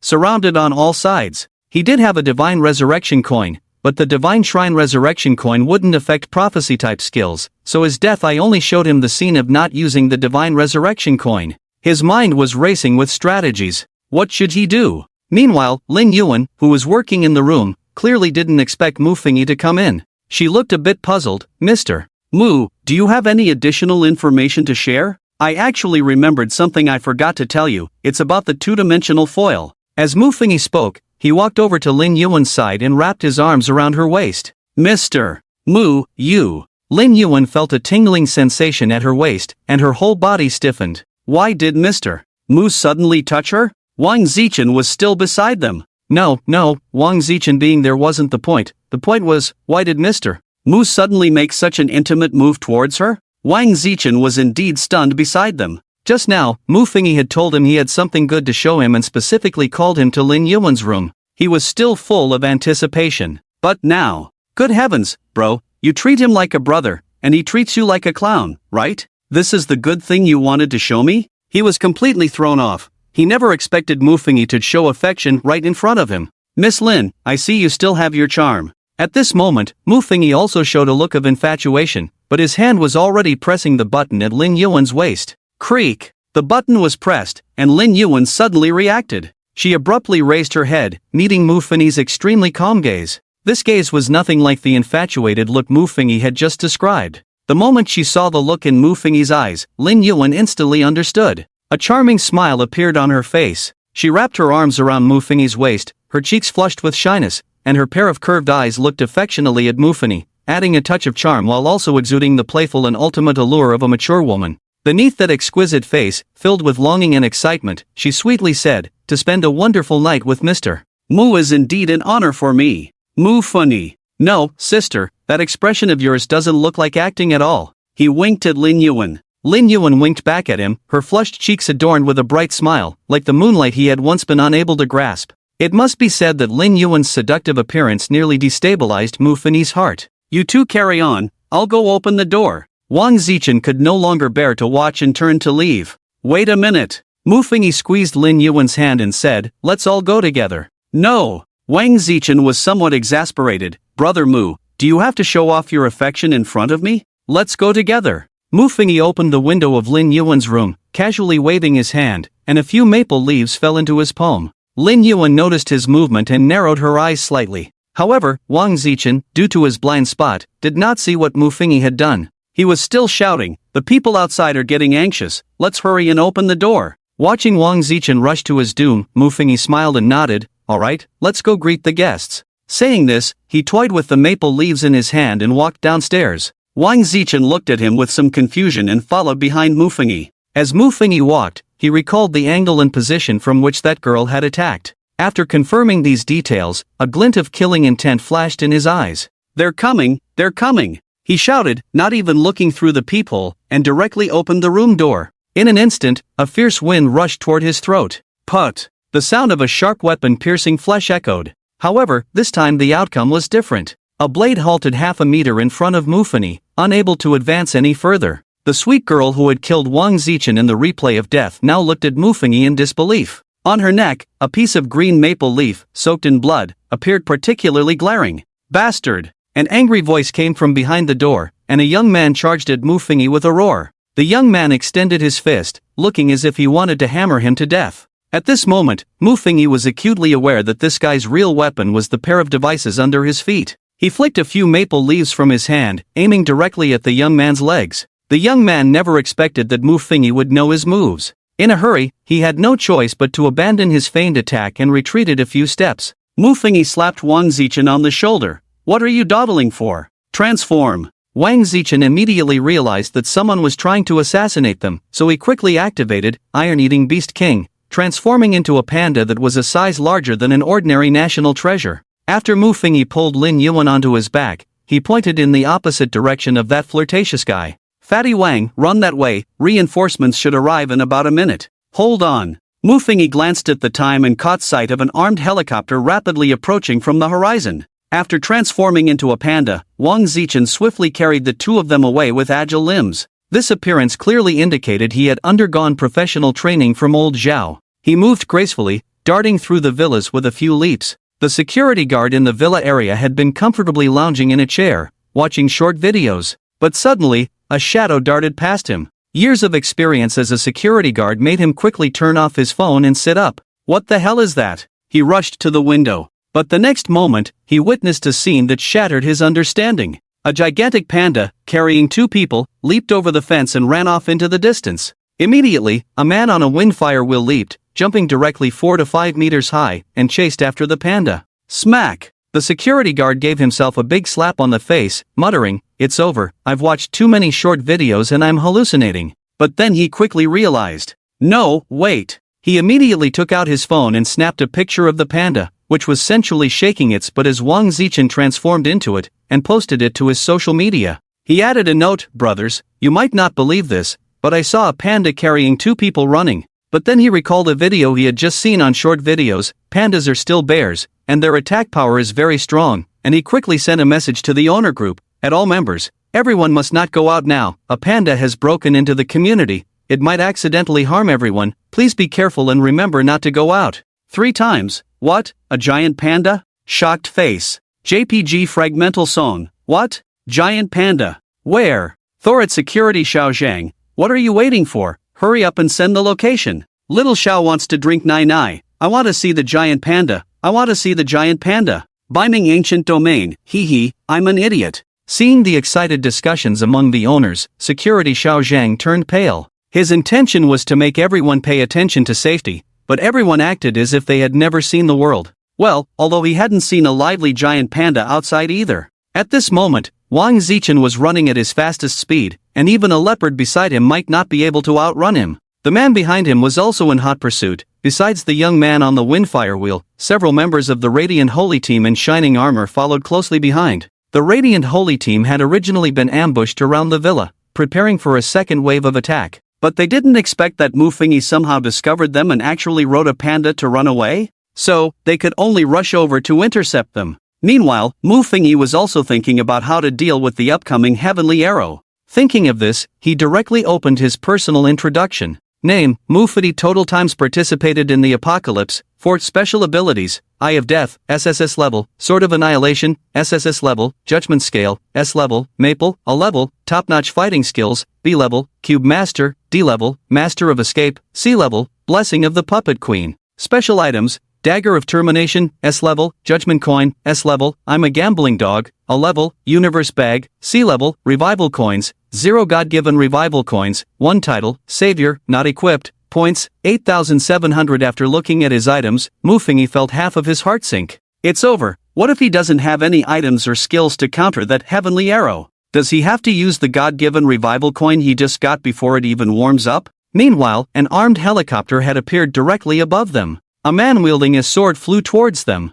It's Senior Dugu, we're saved. Lin Yuan shouted. Hearing Lin Yuan's voice, Mu Fingyi's expression darkened. The moment this Senior Dugu began to wield his sword was when the Heavenly Arrow aimed at him. No, he must save himself now. He frantically thought of countermeasures in his mind. Right, it seems there's still something in his personal shop that he hasn't checked. He vaguely remembered that it was some kind of horn-like item. It's over. What use is a horn at this time? Mu Fingyi was already thinking about letting Wang Zichen and the others run first. After all, that Heavenly Arrow was aimed at him, and if he died, he still had a Divine Resurrection coin. So, with a laid-back mindset, he glanced at the last trumpet item in his personal shop. Call Dad technique, S-rank item. Shout Dad into the trumpet to summon any being from this dimension to your side, limited to beings from this dimension. Beings from other dimensions cannot be summoned. Usable 3 times, 3/3, price, 2,100 points. Mu Fingyi? He decisively exchanged for the Call Dad technique. A white trumpet appeared in his hand. Lin Yuan noticed the item in Mu Fingyi's hand and looked at him in surprise. Mu Fingyi took a deep breath, aimed the white trumpet, and shouted, Morong Shinner, come save me. There was no other powerful being from Blue Star he could think of but Morong Shinner. At the moment he used the Call Dad technique, a golden light arrow fell from the sky, shooting towards him. The feeling of death spread through his body once again. But the next moment, this death crisis vanished. A shining light appeared before him. When the light dissipated, a stunning figure appeared in front of Mu Fingyi. It was Morong Shinner, summoned by Mu Fingyi's Call Dad technique. After a brief moment of shock, Morong Shinner quickly understood the situation. She looked up and saw a light arrow shooting towards Mu Fingyi from the sky, her eyes slightly surprised. Heavenly Arrow, is it from the Holy Clan? Then, she raised her hand. A circle of light surrounded her body and attacked the Heavenly Arrow above. Bang! A brilliant firework exploded in the sky, and Morong Shinner turned her head to look at the flowing light Holy Team. Since the Holy Clan dares to appear in reality, then let them die completely. A glint of killing intent flashed in her eyes. Retreat! At this moment, the flowing light Holy Team also noticed Morong Shinner's presence. They had fought against her countless times in the dungeon, most of which ended in their defeat. However, in the dungeon, they could use resurrection coins to come back to life in reality. But in this world, when Morong Shinner appeared, they already knew that their mission to kill Mufengi had failed. The members of the Flowing Light Holy Team began to organize their escape. Morong Shinner used her skills to chase them for a while, but in the end, she still let most of the Flowing Light Holy Team escape, leaving behind 6 bloody corpses. In fact, if she had chosen to pursue them relentlessly, there was a good chance she could have wiped out the Flowing Light Holy Team, but to protect Mufengi's safety, she chased them for a while and then turned back to Mufengi's side. Morong Shinner's appearance also relieved Mufengi. At least this crisis was averted. Mufengi, your identity has been discovered by them, Morong Shinner said gravely. You all come with me to the base, and I will explain the situation regarding the prophecy of filth in detail. Hearing Morong Shinner's words, Mufengi raised an eyebrow. Is the Holy Clan related to the first world-ending apocalypse? He knew that the prophecy of filth was left behind from the first world-ending apocalypse that had not been cleared. Let's talk about it when we get back. Morong Shinner took out a roulette. At that moment, the senior Dugu, who had chased and killed Feng Liuji, also returned. He looked surprised when he saw Morong Shinner. Then, he noticed Mufengi, who was protected behind Morong Shinner. Who is this person? Director. He nodded to Morong Shinner. Morong Shinner nodded in acknowledgement and then activated the roulette in front of him. The wheel in her hand was the key to activating a teleportation array. When the wheel was activated, a blinding light enveloped her, Mufengi, Lin Yuan, and Wang Zichen, who had turned into a panda. A strong light flashed before everyone. When Mufengi regained his vision, he found himself in a cozy room. Beside him were Wang Zichen, who had returned to his original form, as well as Lin Yuan and Morong Shinner. You two rest here for a bit.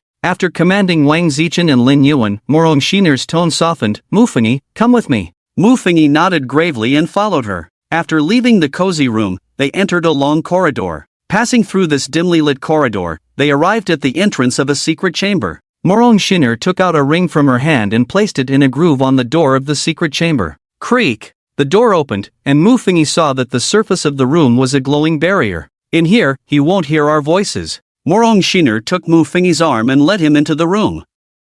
As Mufengi passed through the thin barrier, he felt as if his body and mind had been cleansed. Inside the secret chamber, there was a book and a white stone. This stone is a key item that the 7th director of the Apocalypse Management Bureau brought out from the instance at a great cost just before his death. Morong Shinner softly introduced, looking at the white stone in the glass dish. Key item? Mufengi had heard of the 7th director she mentioned. That director was the hero who sacrificed himself during the first world-ending apocalypse. Unfortunately, he still failed. Seeing Mufengi's serious expression, Morong Shinner explained, the reason we say the prophecy of filth is that this news involves a terrifying existence. Who exactly is the he you just mentioned? Mufengi asked. We don't know what he is. Morong Shinner placed her hand on the glass dish containing the white stone and said softly, he could be a civilization or an unknown terrifying creature in the universe. But this unknown existence has nurtured the Holy Clan and has become the big boss of our first world-ending apocalypse. Is there no information at all? Mufengi frowned. None, but everyone who knows of his existence, whether they see the stone or hear that prophecy, will be locked onto by him. Morong Shinner's expression was serious, however, because you have cracked the source of the apocalypse twice, you have already been locked onto by him, so I no longer need to hide this from you. What do you mean? Mufengi blinked. So, are you finally willing to tell me now? Previously, your information was kept absolutely confidential because there are members of the Holy Clan within our Apocalypse Management Bureau, and among all the S-rank players I trust, only Lin Yuan is unaware of his matters and has not been discovered by him, so only Lin Yuan can protect you. Morong Shinner said, now that your identity has also been discovered by him, we can upgrade our protection for you. I plan to have Deputy Director Lai Wenji and Dugu Jianyun protect you, both of them are our top combat forces. What do you think? Having a Deputy Director and a Sword Immortal protect him? Mufengi's eyelids twitched. These two were indeed strong and represented the official attention towards him. To prevent the Holy Clan from using your parents to threaten you, we have already sent people to protect your parents. They have now been placed in a safe location, so you don't need to worry about that. Morong Xiner added, explaining everything about Mufengi. Alright, thank you. Mufengi nodded. This time it was our negligence. A little over 10 minutes ago, there was an explosion in the center of the capital, and many ordinary people filmed videos online, claiming they saw someone with abilities. These holy clans are causing trouble in the capital, and I have to go deal with it first. Morong Xiner explained, but I didn't expect that they were doing this to lure the tiger away from the mountain, with the aim of killing you. Fortunately, you have a teleportation item. The corner of Mufini's eye twitched. You really have a lot of negligence, he complained. The last time during the apocalypse of Frozen Global, it was because of their negligence that he didn't get to use his 2 death eyes. Morong Xinr could only apologize again. Alright, now you can tell me about that thing of his, the Filthy Earth prophecy? Mufini brought it up. He was still quite concerned about the source of the first world-ending apocalypse. Every time he thought about a sword hanging over his head, he felt a chill in his heart. Wait a moment. Morong Xino walked to the back of the room and tapped a protruding metal piece on the wall. Then, the metal transformed into a small camera, scanning her pupil position. Identity matched, Morong Xinr. Application approved. After a mechanical voice sounded, a plate was ejected. On the plate lay an ancient parchment. There was a line of small text on the parchment, and Mufini was just about to step forward to take a look. Don't move yet. Morong Xinr immediately stopped him. You don't have the authority for this. If you come over, the system will attack you. Mufini had to stop. Morong Xinr carefully took out the parchment and a disc that was underneath it. Why was there a disc under the parchment? Mufini found this combination a bit strange. Mufini, do you want to look at the prophecy on the parchment first, or the footage brought back by the 7th director before he died? Morong Xinr held the parchment in one hand and the disc in the other. Why do you ask that? Mufini chuckled at her serious demeanor. Is it really that if I get the order wrong, what I see will be different? However, facing his joke, Morong Xinr nodded seriously. That's right, the information obtained from the order of choice is different. To be precise, everyone will receive different feedback after seeing both. Moreover, there are many who, after watching the prophecy and the video, have emotionally collapsed, ultimately committing suicide or becoming insane. Mufini, is it that dangerous? And the most important thing is, Morong Xinr continued gravely, no one can watch both pieces of information a second time. Anyone who watches the video and the Filthy Earth prophecy twice will emotionally collapse and die. Hearing her say this, Mufini's heart sank. Just looking a little longer could lead to an explosion? Is it really that dangerous? What was your reaction the first time you saw this prophecy and video? Mufini asked. I can't tell you what I saw in the video, otherwise what you see will be the scene I describe. Morong Xinr shook her head. Everyone sees different scenes, but if I tell you what I saw, then you will only see the scene I described and won't see what you should see. However, after you finish watching this video, we can discuss the content of what we each saw, and I will also provide you with descriptions from all the players in the Apocalypse Management Bureau who have seen the video.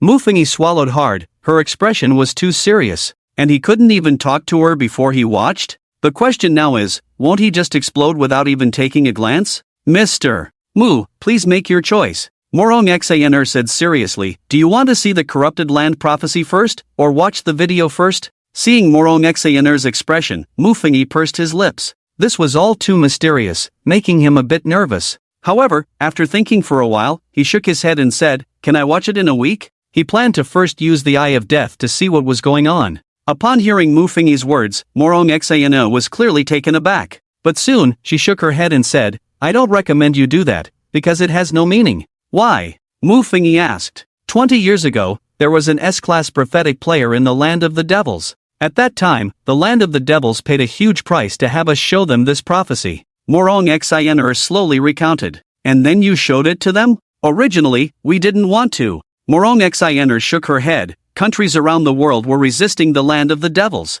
In fact, for most countries, we would offer many nations free viewing slots for prophecies and videos, but not for the Land of the Devils. The people of the Land of the Devils are inherently lowly bastards. Morong Xinr said coldly, they are brutal and ruthless towards the weak, but when facing the strong, they become as humble as a lapdog, while hiding a scorpion's venom in their hearts. At the time when the corrupted land prophecy first appeared, the Land of the Devils immediately betrayed. At this point, Morong Xinr gritted her teeth and said, these beasts almost betrayed the entire nation to become loyal dogs to him, but later found out that he could not descend upon Blue Star. When countries around the world were attacking the Land of the Devils, they made an unexpected move. They directly killed their own prime minister, claiming that the prime minister was bewitched by him, which led them down the wrong path. They were willing to abandon the darkness and return to the embrace of the Blue Star family. No one would believe that, right? Mufini couldn't help but ask. Of course, no one believed it. A hint of weariness flashed in Morong Xinr's eyes. But so what?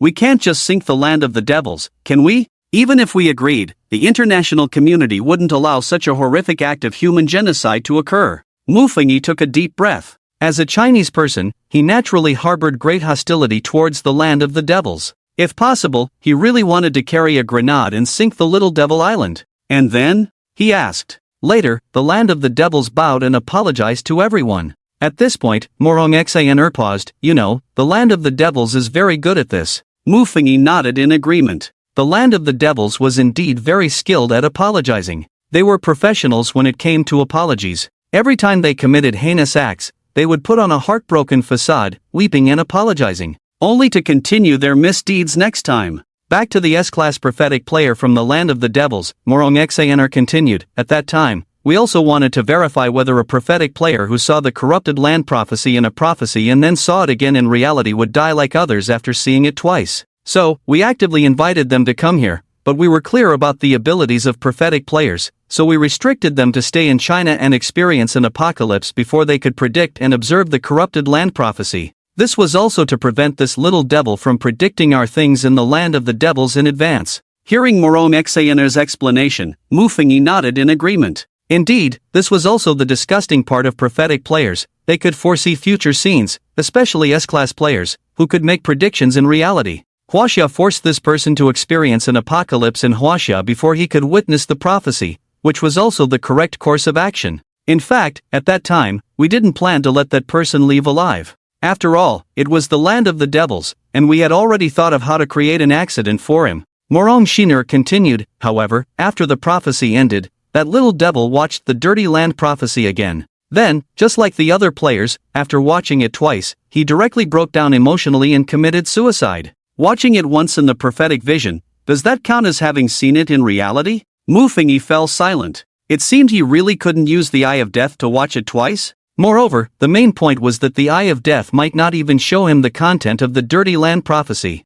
After all, the Eye of Death was the scene of his next death. Then I'll watch it now, he sighed. What should we watch first? Morong Xiner asked. Let's watch the video first, Mu Fengyi said. He was more curious about this video because he wanted to know why everyone saw different images, even though this video was clearly the last perspective of the 7th director before his death. Moreover, this was a video recorded on a disc. Okay, you come with me. Morong Xiner walked to his side, took his arm, and led him toward one side of the room. Finally, they arrived in front of something resembling a gaming pod. Lie down inside. Morong Xiner placed the disc in the recess above the gaming pod and pushed it in. Then, with a creak, the gaming pod opened. Holographic projection? Mu Fengyi's eyelids twitched at this scene. He thought it would just be like watching a video on a phone or TV, but he didn't expect it to be this immersive. This is a holographic device that has been developed for some time, allowing you to receive the images on the disc to the greatest extent. Morong Xiner patted him and gestured at the door of the gaming pod. Put your legs in first, and I'll close the hatch after you get in.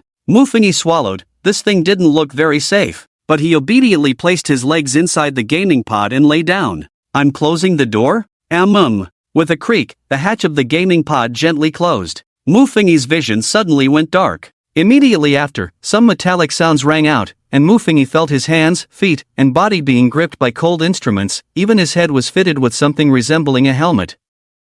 Realizing that his body was being controlled, Mu Fengyi's heart sank. Why did it feel like he was being sent to a dissecting instrument? Beep beep, the device is starting up, receiving images. As this voice sounded, Mu Fengyi felt a sudden flash of light in front of him, but it quickly dimmed again. Image reception complete. Playback will start in 5 seconds. Please prepare. 5, 4, 3, 2, 1. Playback begins. With the sound of electricity, Mu Fengyi felt his body instantly lose control. The surrounding world began to gradually come into focus. Huff, huff, huff. This was a faint sound of breathing. Mu Fengyi quickly realized that this sound was coming from his own mouth. Or rather, was it coming from the 7th director's mouth?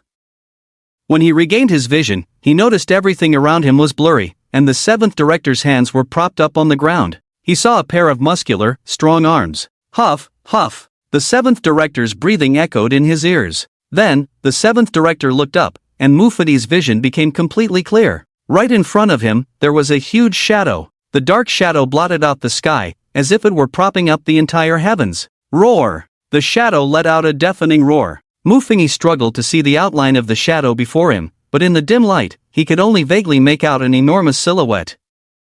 The shadow raised its hand and directly tore apart the fabric of reality. Suddenly, a rift appeared in the sky, and the vast starry expanse transformed before Mufagi's eyes, revealing another scene. Within the rift, it seemed as if another universe had emerged. On the other side of this universe, a massive planet radiating a soft blue light was clearly visible, surrounded by a gigantic, technologically advanced spaceship heading towards the blue planet. At that moment, the seventh director, watching from Mufagi's perspective, could do nothing but watch helplessly as the spaceship crossed into this world. The technological spaceship entered the realm of the blue planet through the rift, prompting Mufagi to think of a certain phenomenon that might exist in the universe. A wormhole. A wormhole in the universe that could bridge two locations. It utilized the folding of three-dimensional space to bring the most distant distances closer together, allowing for the traversal of vast expanses. As the spaceship entered this spacetime, countless metallic insects flew out from within it. Mufagi felt an overwhelming sense of oppression. This feeling made it hard for him to breathe, yet he could only watch as these metallic insects began to devour the earth,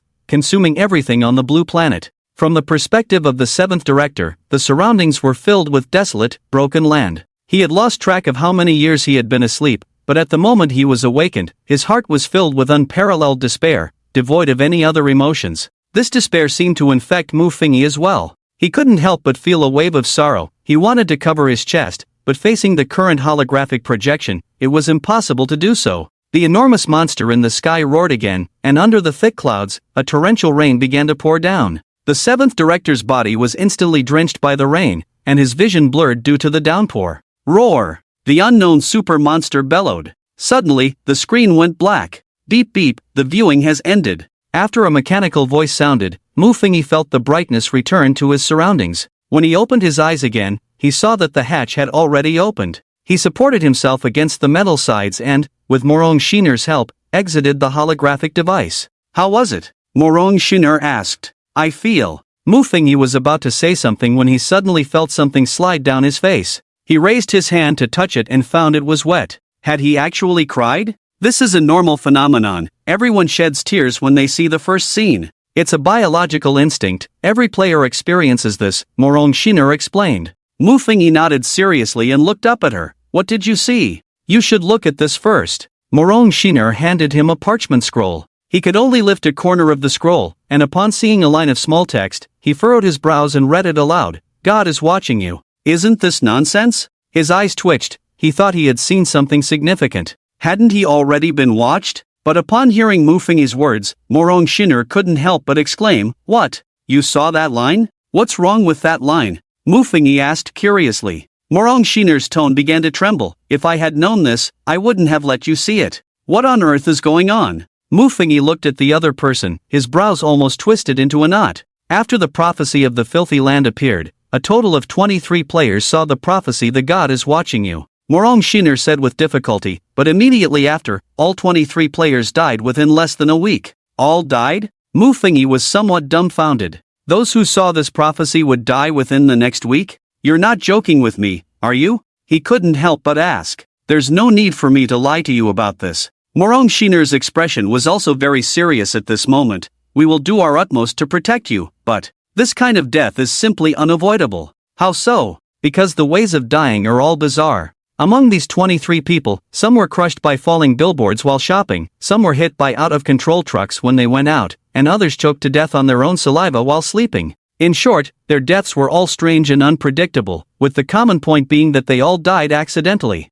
Funny? Choked to death on saliva? That's just ridiculous. There's even more ridiculous. Morong Shinner said, this bizarre death not only affects the real world but also occurs within the game instances. Those who drew this prophecy can also be killed in the instances. There was a player who experienced this. That instance was just a simple plague-level instance, and as long as you didn't act recklessly, you could survive easily. But this unfortunate guy. One night while he was sleeping normally, the key Doomsday item refreshed next to his pillow, and then his system determined that he couldn't use the resurrection coin because he picked up the key item. Then, he was killed by a lamp that fell from the ceiling in the instance, unable to resurrect back to reality. So bizarre? Mufagi's mouth dropped open. This was even more exaggerated than the one who choked to death on his own saliva while sleeping. But he had the divine resurrection coin. Surely the divine resurrection coin couldn't go wrong, right? Morong Shinner nodded, looking at him with determined eyes. Mufagi, we will do our best to protect you.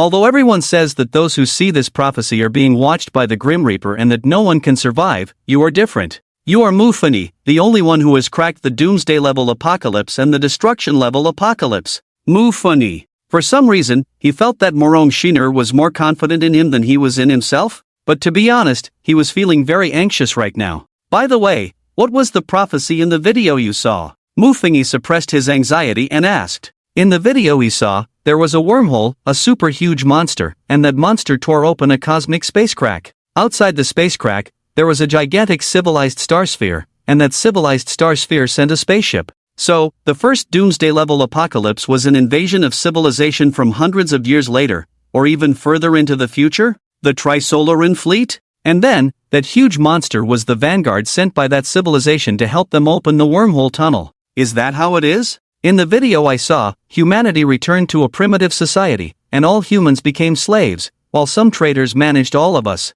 Morong Shinner said softly, I also saw a spaceship parked nearby. So, this time it's a civilization invasion? As Mufuni asked, he also shared the scenes he had seen. Although everyone saw different images, they all pointed to the same line. If that's the case, I wouldn't have told you that we still don't know what it is. Morong Shinner smiled bitterly. So, is there any other reason?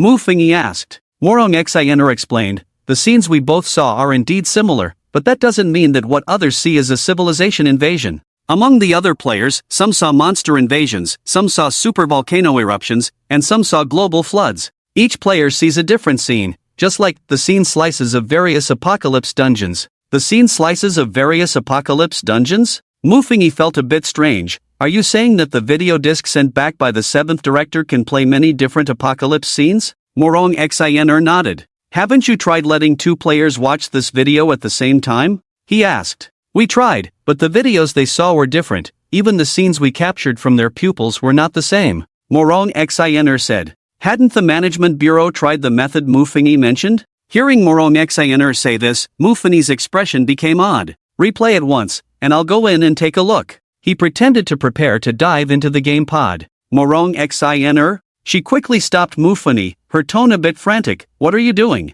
If you watch it again, you'll die. Don't worry, I won't die. No! Morong Xiner stopped him. There have been too many players like you who didn't believe in evil and wanted to try, but they all died. Mufuni was blocked by her and really couldn't get in. He could only helplessly explain. I feel like what you just said sounds a bit familiar. Familiar? Morong Xiner looked at him in confusion. Yeah, it feels somewhat familiar to the world-ending apocalypses I've encountered, as if our 7th director has fallen into some kind of illusion, or rather, into a certain world. Mufuni said this because he had a similar experience in the world-ending apocalypse of time reversal. If he hadn't entered the second phase, he probably would have never known that the first phase was actually the internal world of the two-dimensional foil. And in those world fragments, everyone's thoughts were also chaotic. Especially for him, due to multiple deaths and replays, he was extremely sensitive to that kind of chaotic thinking, various timelines, and various spatial images. The scene of the first world-ending apocalypse that Morong Xiner mentioned gave him a sense of déjà vu.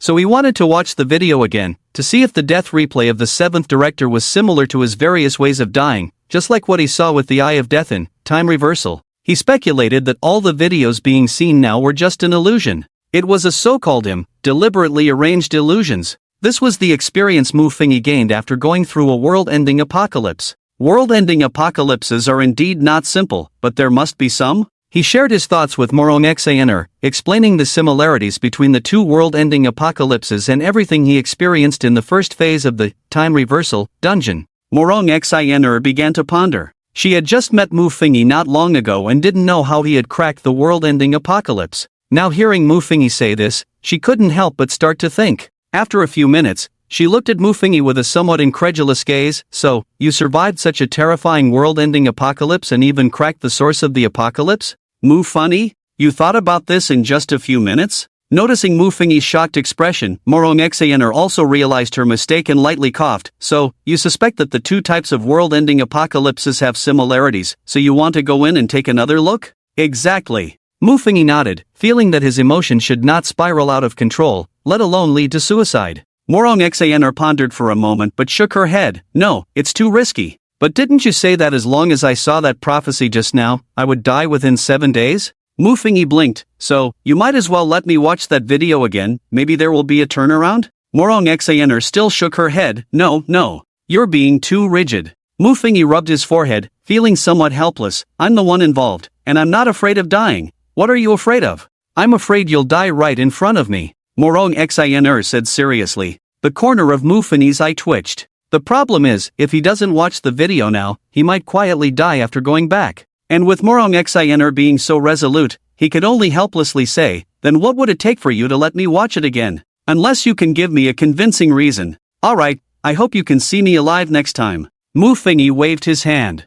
I'll take you to where you're staying. Morong Xaner no longer discussed that topic and proactively said, in a moment, I'll send you the descriptions of the scenes and prophecies that all the players saw. If you're really interested, you can take a look. Muffingy nodded silently. Then, Morong Xaner personally led him back to the room they had just been in. Muffingy, this is the safest place in Huaxia, even on the entire Blue Star. The Holy Clan won't know you're here, you can stay here for now. Muffingy looked around but quickly frowned. I can't stay here forever, can I? It's too dangerous outside. Forget it, it's fine. I'll stay here for now. Muffingy thought for a moment and waved his hand. Just right, he also had some things he wanted to study. Alright, if anything happens, you can talk to Lai Wenji. I'll leave now. Morong Xaner's attitude felt somewhat official, making Muffingy feel inexplicably uncomfortable. Go ahead and be busy. Muffingy waved his hand. After watching her leave, he sat down on the bed, feeling somewhat exhausted. Brother Mu, what's going on? How did the Holy Clan find you? Wang Zichen stepped forward to ask. For the next little while, we might have to stay here. Muffingy explained the situation of being hunted by the Holy Clan. Actually, staying here isn't unacceptable. They are quite well prepared, not much worse than my place. Wang Zichen remained optimistic. Indeed. I'm a bit tired. I need to lie down for a while. Muffingy rubbed his brow. Since the start of the apocalyptic end of the world, he hadn't had a proper rest. Alright, you go take a nap. Wang Zichen pointed to Lin Yuan in the kitchen. When the food is ready, I'll come get you. MHM. Muffingy nodded and walked into the room. Just as he was about to collapse into bed. Ding! The player is affected by the curse of God's gaze, blessing of the puppet queen, consumed, uses left, 9 out of 10. Ding! The player is affected by the curse of God's gaze, blessing of the puppet queen, consumed, uses left, 8 out of 10. Funny? Muffingy was stunned for a moment but quickly reacted. The blessing of the puppet queen was something similar to a skill of his that could negate all curses, but now it was being consumed? It was something called God's gaze that was consuming this skill of his. Just as he felt somewhat bewildered, a female voice suddenly rang in his ear. Why is the blessing I gave you being consumed? Hearing this voice, Muffingy's eyes flashed. Chen Wanner? MHM. After the sound rang out, a woman resembling an older sister, dressed in a police uniform, appeared before Muffingy. The woman was Chen Wanner, the behind-the-scenes boss he encountered in the first instance, Puppet Kingdom. After landing, Chen Wanner circled around him, her expression somewhat strange. Muffingy, what trouble have you stirred up? It feels like something terrifying is clinging to you. Muffingy shrugged. Is there a way to solve it? With my current strength, I can't help you. Chen Wanner shook her head. The level of this curse is too high, and its priority is above my blessing for you. Muffingy. So I'm doomed to die, right? He asked. Basically, yes. Chen Wanner extended her fair little hand to him. Why don't you return the dagger of termination to me? After all, you're about to die anyway. Is there really no way? Muffingy still felt a bit unwilling, but he took off the dagger of termination from around his neck and placed it in her hand. Of course not. Before Chen Wanner could finish her sentence, her tone suddenly halted. She incredulously held the dagger of termination in front of her, examining something. What are you looking at? Muffingy found her actions a bit strange. Wasn't it just an ordinary little dagger? Big brother, what have you done with this thing? Chen Wanner's tone became somewhat unstable, her voice barely concealing her shock. Why does the dagger of termination have a disaster-level aura? What disaster-level aura? Muffingy was puzzled. He had only heard of disaster level once, which was in the deep-sea behemoth instance, about a super monster that could supposedly devour many giant beasts. It seemed to be a gigantic whale? After that group of sea people killed the sea god, they released the demons trapped in hell, and the entity that devoured those demons was called disaster. Disaster level refers to a kind of rank, a very high rank. You could say that once a monster of this rank appears, it can easily destroy the world you are in. Chen Wanner still looked incredulous. You actually used the dagger of termination to kill a disaster-level existence? When did the dagger of termination become so powerful? How did she not know? Maybe, Mufengi was also unclear if the two-dimensional foil counted as a disaster-level existence. You seem to have survived. Chen Wan'er swallowed hard. If I absorb this disaster-level energy, the level of my blessing for you can be raised, and its priority will definitely be higher than the curse on you. You can still absorb it? Mufengi was surprised. Also, it was the first time he learned that the dagger of termination could draw energy after killing the source of the apocalypse. Yes, I am bound to the dagger of termination. Whatever you kill, I can absorb the energy inside. As she nodded, Chen Wan'er brought the dagger of termination to her mouth. Then, she opened her mouth and began to absorb the energy within. Mufengi saw layers of shimmering white energy, like gas, flowing from the dagger of termination into Chen Wan'er's mouth, eventually disappearing. After a while, a voice suddenly echoed in his mind. Ding! The player is affected by the God's Gaze, Curse, Puppet Queen's Blessing. Consumed, usage, 7 out of 10. Another layer of the Puppet Queen's Blessing was consumed. At this moment, Chen Wan'er also noticed the changes on Mufengi, stopping her energy absorption and turning to him. I probably need about half a month to absorb this energy. Why don't you come with me to my place, and once I'm done absorbing, I'll enhance your blessing. Go to your place? Mufengi blinked. Are you talking about the Puppet Kingdom? Well, originally it wasn't possible to take you to another world, but now that your dimension has started to upgrade, under normal circumstances, you can freely enter and exit any area for this month, Chen Wan'er explained. Hearing her words, Mufengi nodded. Then I'll go to your world with you, but I need to tell Wang Zichen and the others first. Once Chen Wan'er helped him enhance the blessing of the Puppet Queen, he would no longer be in danger and could return later. You don't need to go, they have already come, Chen Wan'er said just as her words fell. Knock, knock, knock. The door to the room was knocked on, followed by Wang Zichen's voice calling out, Brother Mu, dinner is ready. Are you coming out to eat?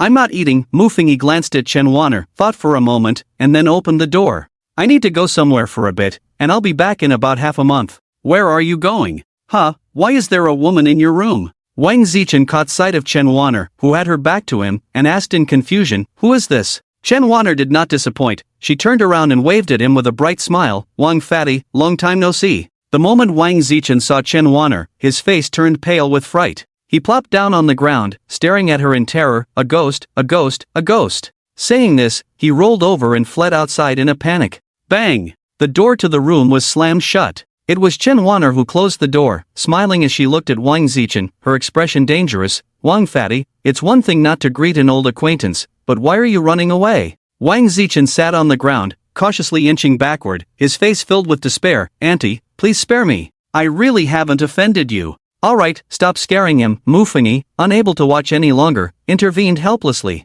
Who knew he was so timid? He was quite bold when we were together before, Chen Wan'er shrugged. Hearing their conversation, Wang Zichen gradually came to his senses. The terror on his face faded, and he looked at the two of them in disbelief. Wait, what is going on with you two now? The dagger of termination is connected to Chen Wan'er, so she can appear in reality, Mufengi explained. So, Chen Wan'er is now an ally? Wang Zichen exclaimed in shock. Mufengi nodded. Yes, you can think of it that way. In any case, she won't harm you. Then, Mufengi told Wang Zichen about the curse he had received, which only Chen Wan'er could lift, and explained that he would be leaving for half a month. You're leaving for half a month? Wang Zichen glanced at Chen Wan'er beside him, still hesitant to voice his concerns. Would Mufengi be able to survive after going with this monster? Don't worry, I will come back, Mufengi reassured him, then quietly added, also, don't tell Lin Yuan about Chen Wan'er. If she finds out, it's equivalent to the Apocalypse Management Bureau knowing. From what he knew about Morong Shinner, if that woman learned he was going to be with someone like Chen Wan'er, she would probably not allow him to take such risks.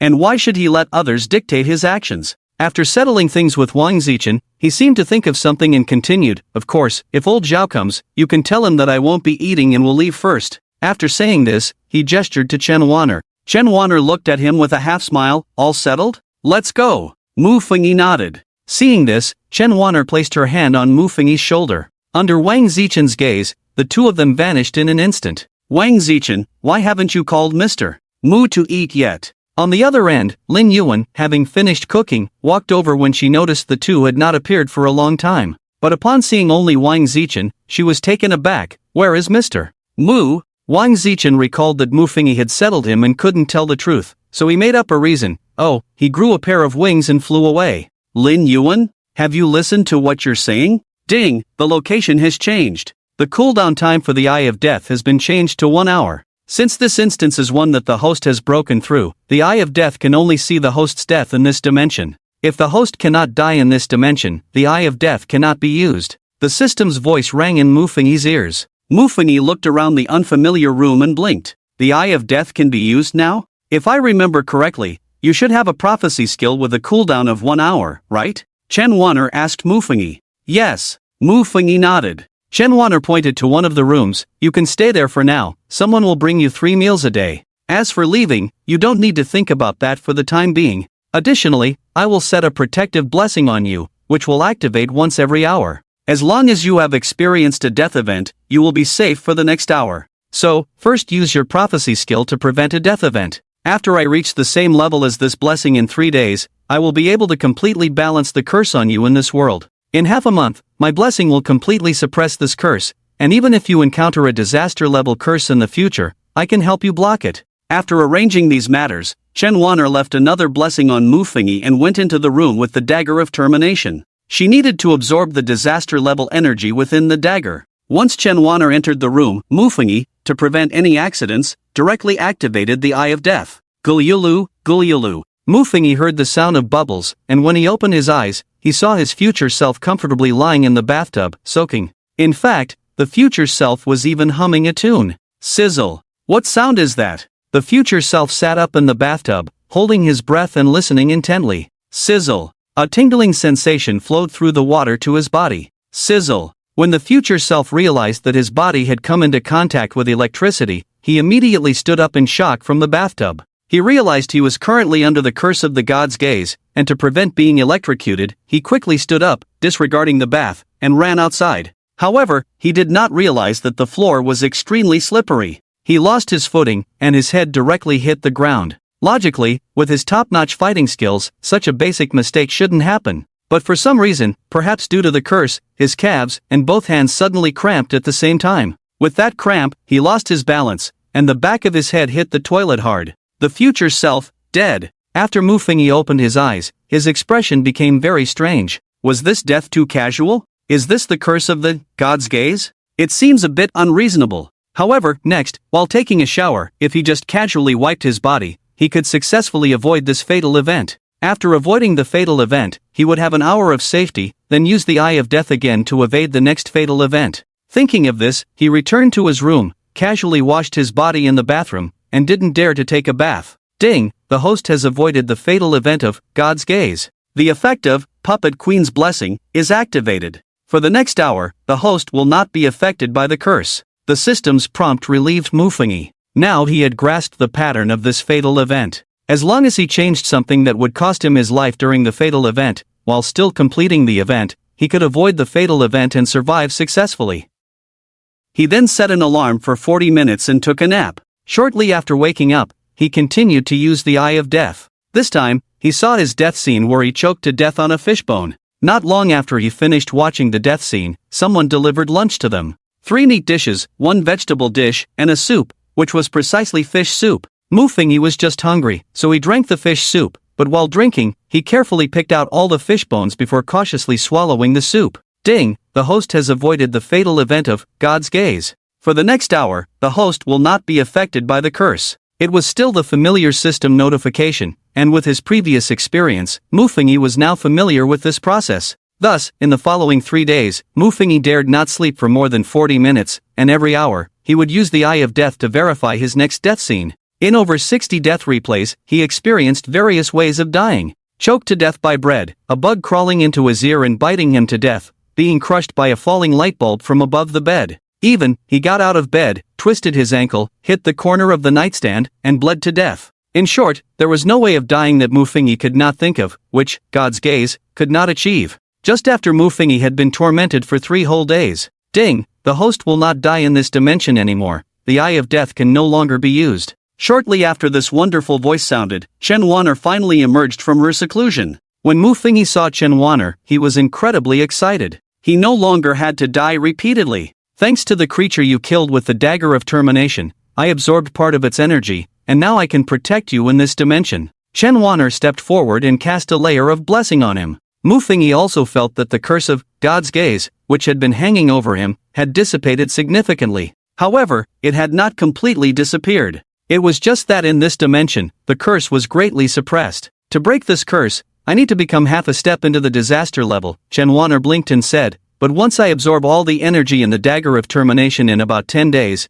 I can become half a step into the disaster level, and it will be much easier to help you resolve the curse then. Okay, then I'll stay here for a while longer. Mu Fingyi sighed in relief. Don't worry, I won't let you die. Chen Wanner patted his chest. I'm counting on you to use the dagger of termination to help me kill a disaster level creature so I can completely break through to disaster level. Perhaps, I'm more reluctant to let you die so soon than anyone else. Mu Fingyi was speechless. Can I go out for a stroll? He asked. I suggest you don't. Chen Wanner shook her head. Outside are all puppets. If I don't control them a bit, they might harm you. Of course, if you really want to go out, I can make them look like the humans when you first came in, but you must be careful to hide your identity. If they discover you are human, they will still turn into puppets and attack you. So serious? Mu Fingyi felt a wave of embarrassment. Then forget it, I'll just stay here. He gave in. His life was more important. Chen Wanner smiled with satisfaction, continuing to hold the dagger of termination as she returned to her room to absorb the disaster-level energy. Mu Fingyi could only stay bored in his room, playing single-player video games. He thought of it as a vacation. Moreover, since he was in the Puppet Kingdom instance, he hadn't received any information from the real world. He not only didn't know what had happened in reality, but he also hadn't received the message that Morong Shinner had promised to send him. Otherwise, he could have taken some time to study the videos of all players watching the Filthy Earth prophecy and the contents of the parchment. However, he didn't hold out much hope for that. Those prophecies and the images seen had already been studied by the Huaxia Doomsday Management Bureau for decades. If he could figure it out alone, that so-called he wouldn't be so feared and speculated about by so many people. 13 days slowly passed. Mu Fingyi had been in this world for 16 days, and during that time, Chen Wanner had come out once to inform him that the time in this world was one-to-one with reality. In other words, 16 days had also passed in reality, more than half a month. There were still 14 days left until the so-called system upgrade was completed. If Mu Fingyi returned to reality, he would only be able to use the Eye of Death 2 more times. On this day, Chen Wanner emerged from her seclusion, her aura completely different. When Mu Fingyi saw her again, he was stunned by the energy radiating from her. Chen Wanner still wore a smile, but this time, Mu Fingyi could feel that this woman could kill him at any moment. Mu Fingyi, thank you so much for using the dagger of termination to help me collect energy. Chen Wanner smiled, but there was a hint of distress in her voice. Actually, I was planning to deal with you once I was done using you, but unexpectedly, after absorbing this energy, I'd become entangled with some of your karma. Mu Fingyi, you were planning to burn the bridge after crossing it? He asked. Was the world that treacherous? That was the plan, but the energy I absorbed carries your karma. Once you die, all the energy I obtain will dissipate. Chen Wanner lamented. Now, not only can I not kill you, but I really have to protect your life. Mu Fingyi stared at her with a grim expression. Oh, why are you looking at me like that? I already said I wouldn't harm you. Chen Wanner pouted playfully, then reached out her fair little hand and patted him on the shoulder. Immediately, Mu Fingyi felt a wave of dizziness. In the real world, when Mu Fingyi regained his senses, he found himself back in the room he had left, the one in the Doomsday Management Bureau where he had stayed before leaving. Ding! Congratulations to the host for obtaining the blessing of the Puppet King. All curses of disaster level and below cannot affect the host. God's gaze, curse eliminated. The series of system notifications made Mu Fingyi realize that his life was now secure. He had finally survived. He let out a long breath, instinctively touching the spot on his neck, where the dagger of termination hung securely. Chen Wanner had returned the dagger of termination to him. He had been away from reality for half a month. He didn't know what the situation was now. Thinking of this, he opened his phone. On his phone, besides messages from Wang Zichen and Old Zhao, there were inquiries from Morong Shinner about where he had gone, as well as a long string of information that Morong Shinner had sent him. He replied one by one, informing Wang Zichen and others of his return, and also told Morong Shinner that the curse on him had been resolved. He asked when he could watch the video again. After saying this, he lay down on the soft bed and flipped through the documents that Morong Shinner had sent him. Morong Shinner had sent him many descriptions of videos, totaling millions of words, with thousands of personal accounts. Seeing these accounts made Mu Fingyi's scalp tingle. So many words could easily make a long novel, right? The prophecies only had 9 sentences because most people saw the same prophecy, so there were only 9 statistically recorded prophecies.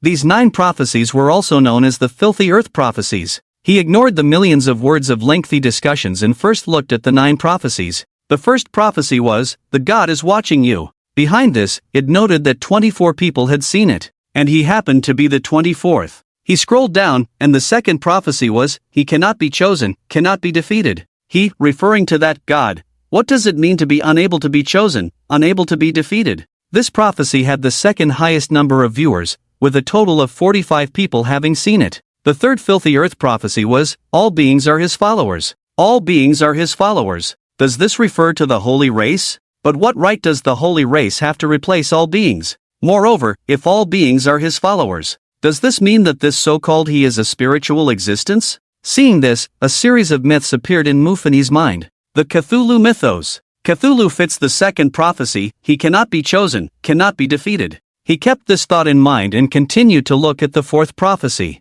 The fourth prophecy was, fear. No one dares to look directly into their own heart. Oh no! What if it feels even more like the Cthulhu mythos? Mufini squinted. Cthulhu is the source of all fear. However, in the videos he saw, Cthulhu did not belong to this system. His mind became even more bizarre. What exactly is this apocalyptic disaster that has descended into reality? He looked at the fifth prophecy, run fast. He is getting bigger, he is getting bigger. Run, escape from Blue Star. A series of question marks appeared in Mufini's mind. Is this really a prophecy? He is getting bigger? Could it be that he is a visible existence? Moreover, he found that as many as 124 people had seen this prophecy. This is indeed one of the 9 filthy earth prophecies. He calmed himself down, preparing to continue reading. But before he could finish, a new message popped up. Morong Shiner, you're back? Where are you now? He switched the phone interface and replied, I am in a place that is disappearing. Then, he switched the phone interface back to the filthy earth prophecies.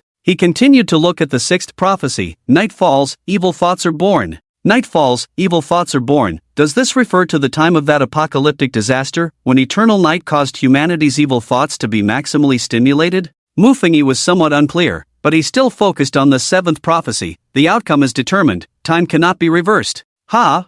Mufini frowned. The outcome is determined, time cannot be reversed? This prophecy sounds more like the prophecy in time reversal? Because in the first phase of the time reversal, everyone was placed into a two-dimensional foil world. That was a predetermined outcome, seemingly irreversible. But placed here, it gives a feeling of being in a fog. Can't understand. He shook his head and looked at the eighth prophecy. But when he saw the eighth prophecy, his pupils suddenly constricted. The eighth prophecy was, humanity needs a sword bearer. Humanity needs a sword bearer. And he had the opportunity to become that sword bearer. Oh, actually, it wasn't much of an opportunity, he didn't have 100,000 points. When Morong Shiner arrives, he would mention this to her and see if the management bureau could provide him with those 100,000 points. After confirming this, he looked at the ninth prophecy with a good mood. However, the ninth prophecy was, hashtag hashtag hashtag hashtag hashtag hashtag hashtag hashtag hashtag hashtag hashtag hashtag hashtag hashtag hashtag hashtag a string of vague symbols?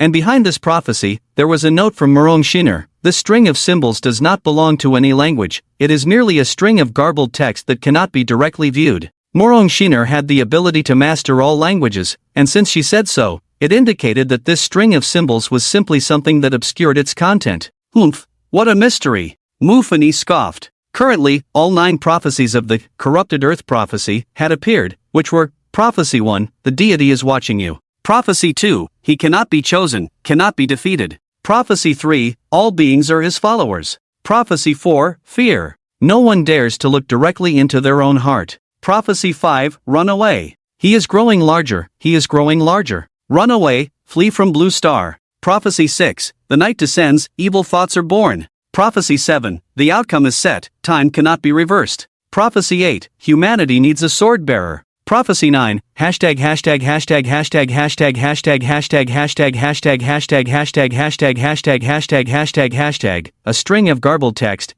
Mufini examined the 9 prophecies, pondering their commonalities. Knock, knock, knock. At that moment, the door to the room was knocked on. Mufini, it's me. Morong Shiner's voice. Mufini put down his phone and went to open the door. Standing at the door was Morong Shiner, slightly out of breath and looking travel-worn. Did you run back? Mufini looked at her with a strange expression. Where have you been all this time? Morong Shiner sighed in relief and reached out to touch his chest. What are you doing? Mufini grabbed her hand, looking at her in surprise. Thanks to you, I drew an A-level skill for detecting physical condition, something similar to a medical type, Morong Shiner said. I want to see if you're injured. No need, I know my body well enough. After stopping her, Mu Fingyi turned to ask, by the way, did Wang Fatty tell you where I went? He said you grew wings and flew away. Mu funny? He asked that fat guy to come up with a reason for him to leave, not to blow such a big boast. By the way, I need to discuss something with you. He didn't intend to continue on that topic and handed the 9 corrupted earth prophecies on his phone to Morong Shinner. What is it? Morong Shinner picked up the phone and found that Mu Fingyi was showing her the material she had sent him half a month ago. Look at the 8th prophecy, humanity needs a sword bearer. I know, so what? Morong Shinner looked at him with some confusion. Mu Fingyi shared the first item from his personal shop with her. This. Morong Shinner was stunned when she saw the symbol on it. This is what I got after deciphering the source of the apocalyptic level of destruction, and it corresponds to the prophecy. Mu Fingyi looked at Morong Shinner's expression and continued, I finally deciphered the source of the apocalyptic level of destruction, and in return, I got this thing. To exchange for this with my current points, I would have to save up until the year of the monkey and the month of the horse. The country will provide you with these points. Morong Xanr spoke with an extremely serious tone. There are still more than 10 days until the next apocalypse begins. I will help you accumulate 100,000 points as quickly as possible before it starts. Okay, I'll wait for your news. Mu Fingyi successfully executed his plan and waved his hand, saying, alright, do you have anything else? If not, you can leave. Nothing else. Morong Xanr looked into his eyes and whispered, the sudden attack from the Holy Clan last time exposed most of our personnel. We have dealt with many of their people, but we couldn't capture them alive. All the members of the Holy Clan committed suicide as soon as we caught them. That's normal, it aligns with my suspicions about him. Mu Fingyi was not surprised at all. Morong Xanr squinted her eyes. She wanted to ask Mu Fingyi what he knew, but after thinking it over, she decided to keep her questions to herself. Contact me if there's anything. After saying that, she left the room. Once Morong Xanr left, Mu Fingyi plopped down on the bed and began flipping through the several million-word script she had sent him. He would be busy with this matter for a while. This was related to his research on that god. Every existence has its flaws, the two-dimensional foil is no exception, and that god is no different. But before that, he glanced at the system's introduction. Eye of Death can be used, cooldown time, 7 days. In reality, he could still use the Eye of Death 2 more times. Activate the Eye of Death. He silently chanted in his heart. He is a title holder. Could he be the one from the prophecy? In the distance, Mu Fingyi heard someone shouting, quick, put him down, he is a title holder. It was another person's voice. As Mu Fingyi listened to the surrounding noise, it seemed that the future self was surrounded by quite a few people. His vision slowly began to recover. When he opened his eyes, he found that the future self was tied up tightly to a wooden stake, and around him were many villagers dressed in ancient costumes. Villagers? The sky around was gray, and he could even see that outside the village, there was a thick fog that obscured his view, preventing him from seeing what lay beyond the village. These villagers had the future self bound tightly in front of a bonfire, securing him there. But he quickly realized that this was not a filming location for a historical drama, but rather the 5th Apocalypse dungeon. According to the system, the Apocalypse Descends system would undergo a month-long upgrade, and what he was facing now was the dungeon after the system upgrade? His gaze swept around, and he soon noticed that the villagers here looked emaciated and malnourished. Wait, could this be another special dungeon? Otherwise, how could these villagers manage to tie him up? Someone with top-notch fighting skills and maple. Alright, there were no maple trees around, but even with just top-notch fighting skills, these starving villagers shouldn't be able to overpower him, right? He felt deeply puzzled. While Mu Fingyi was confused about his situation, the villagers hurriedly came forward to help him up. Title holder, we did not mean to offend you.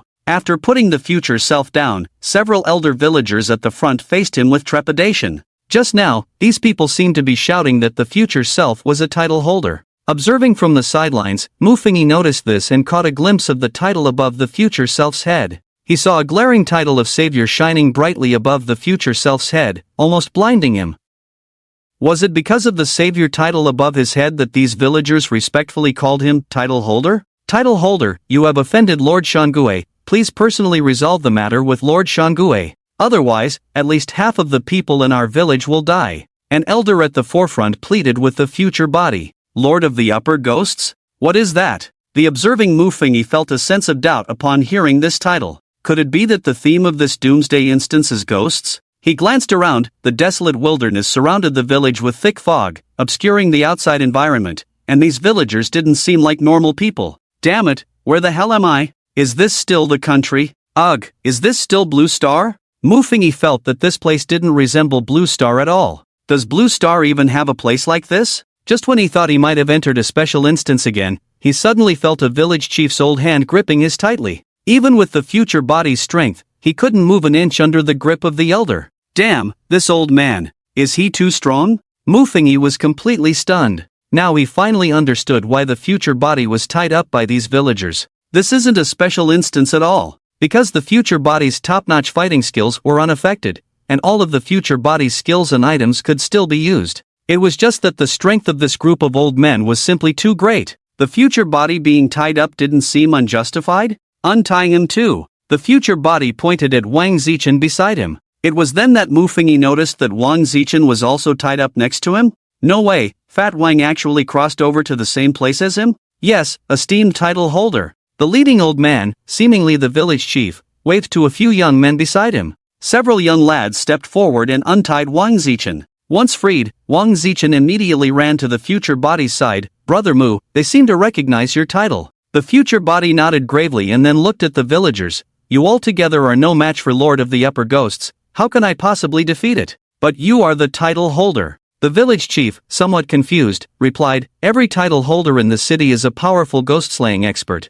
Only you have the ability to kill ghostly beings. Upon hearing the old man's words, the observing Muffingy immediately grasped several important pieces of information. This time's Doomsday theme is definitely related to ghosts. However, what remains uncertain is the level of this instance. It seems he needs to test it with the judgment scale when he returns. However, an instance that could lead to his death must not be at the plague level, it should at least be at the disaster level, or even the annihilation level. He tried not to think about the world-ending level. A doomsday of that scale is simply not something a person can clear. Another piece of information is that those with titles seem to receive certain treatment in this world, but becoming a title holder is too difficult, right? There's probably only him in the entire Blue Star who possesses a title, and that's from clearing a world-ending doomsday. Moreover, this savior title, aside from having a shiny thing on his head, is utterly useless. Why do these people say title holders are so powerful? If it comes to combat power, without using items, he might not even be able to defeat Wang Zichen.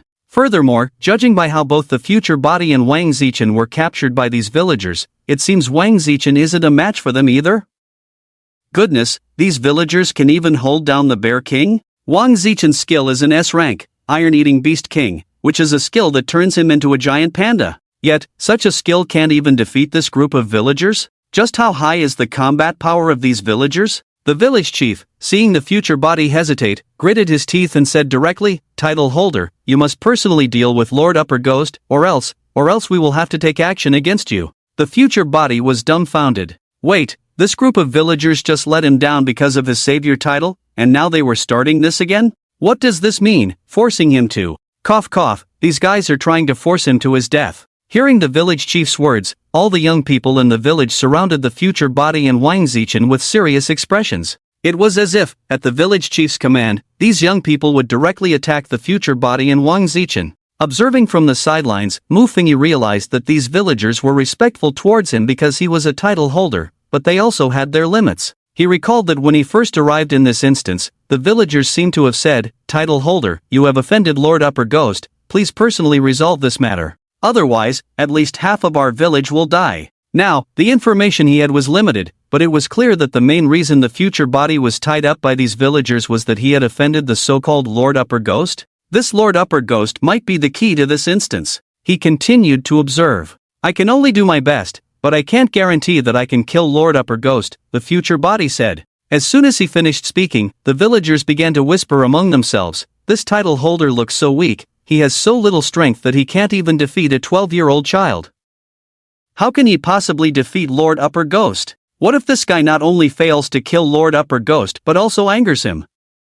What should we do then? Their discussion was loud enough for the future body to hear clearly. Be quiet! The village chief shouted angrily, his cane thumping on the ground. The air instantly fell silent. It seemed everyone was very respectful of this village chief. Title holder, please do not hold it against us foolish commoners. Please hurry and slay the ghost. We will prepare meat and warm wine for you, waiting for your triumphant return. He turned to the future body and said respectfully, all right. The future body could only grit his teeth and agree. If he didn't agree, this group of villagers could tie him up at any moment and offer him to that Lord Upper Ghost. Thus, under the pressure of these villagers, the future body was forced to set off with Wang Zichen on the journey to find Lord Upper Ghost. Mufini watched as the future body and Wang Zichen slowly walked towards the mist in a certain direction of the village, under the almost coercive gaze of the villagers. Once they entered the mist, Mufini noticed that the surrounding fog became denser. The previous village seemed to be protected by something, as there was hardly any fog inside, but after leaving the village, they found that the mist was getting thicker, and their line of sight was gradually obscured.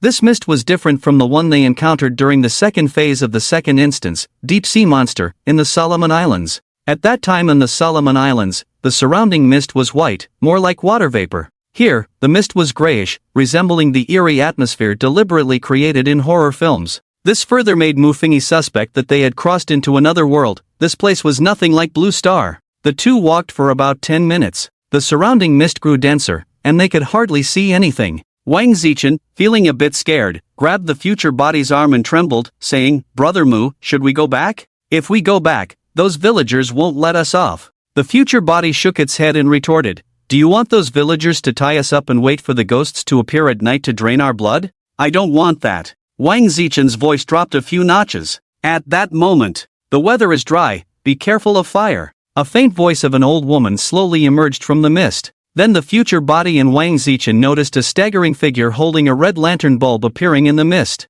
"Don't look!" The future body quickly turned Wang Zichen's face away and continued walking straight ahead. "That's the lantern-carrying old woman, one of the night-walking ghosts. If you stare at her red light for 3 seconds, she will teleport in front of you, chop off your head, and put it in her lantern until the next person stares at her red light," the future body explained to Wang Zichen. "Brother Mu, you're amazing, how do you know this?" Wang Zichen said, a bit in awe, not daring to look again. Not just Wang Zichen, even the observing Mufini was dumbfounded. Wait, how does the future body know this? The explanation about the lantern-carrying old woman was something he had no clue about. "If you read millions of words of long novels, you would know too," the future body said softly. "What long novel?" Wang Zichen asked, puzzled. "The Dirt Prophecy, but it's better if you don't know too much. Knowing too much won't do you any good." "All right." Hearing this, Wang Zichen could only give up, and the observing Mufini's eyes suddenly lit up upon hearing the future body's words. The reason the future body recognized that lantern-carrying old woman was because he had read the stories from the Dirt Prophecy. In the videos of the Dirt Prophecy, each player sees different scenes, and if someone described the existence of the lantern-carrying old woman, it means that the scene that player saw is the same as this Doomsday dungeon? Does the Dirt Prophecy have this function? Thinking of this, he decided to finish watching this death replay and then go back to catch up on that nearly 10 million word story collection. Perhaps there would be something related to this dungeon in the story collection. "So Brother Mu, do you know what kind of breed that blood-sucking upper ghost is?" Wang Zichen asked. "Not sure, I have 3 guesses about that upper ghost, but only seeing it can confirm," the future body replied. "Can we kill it?" Wang Zichen asked hopefully, "Or does that upper ghost have any weaknesses?" "Not clear, I just know them, but I don't know how to kill them," the future body shrugged. Seeing that the future body also had no solution, Wang Zichen's face turned pale. "So does that mean the probability of us dying here is quite high?" "You could say that," the future body nodded. "Don't worry, you have resurrection coins, right? If you die, you'll just go back." The future body comforted Wang Zichen by patting his shoulder. Just as the two were talking, "The weather is dry, be careful of fire," the old woman's voice suddenly rang out behind them. And judging by the sound, the old woman was just 1 meter behind them. Both of their bodies stiffened at the same time. When did this lantern-carrying old woman get behind them? "The weather is dry, be careful of fire." The voice of the lantern-carrying old woman grew closer, and the two even felt as if she was speaking right in their ears. The observing Mufini also caught a whiff of a foul odor, as if someone with athlete's foot hadn't washed their feet for years, making him nearly gag. But even so, the future body and Wang Zichen still stood in place, not daring to move, let alone turn around to look. Both had a feeling that the old woman's murky gaze was fixed intently on them. They didn't know how long it had been. "The weather is dry, be careful of fire." As a faint sound of footsteps echoed, the voice of the old woman with the lantern gradually faded away. When her voice completely disappeared from their ears, Wang Zichen and the future body breathed heavily, as if they had survived a disaster. Mufingyi could feel the cold sweat soaking the back of the future body. This misty place was too dangerous, wasn't it? It seemed that the only safe place was that village, or rather, that village wasn't absolutely safe either. At this point, Wang Zichen stopped chattering, and the two of them silently moved deeper into the mist. The darkness, where one couldn't see their own hand in front of their face, felt like the gaping mouth of an abyss, waiting for them to be swallowed whole. They walked for about half an hour. Suddenly, a cave emitting a purple ghostly light appeared before them. Is this the ghost cave that the villagers spoke of? Wang Zichen's voice trembled as he looked at the cave. It should be here. If we head north for a quarter of an hour, we will reach the land of the ghosts. The future body nodded and stepped inside first. The cave was continuously emitting a purple light, as if it were a soul demanding lives. The future body, undaunted, calmly walked down the steps of the cave. Wang Zichen clutched his collar, hiding behind him like a timid bride. The two of them huddled together as they descended.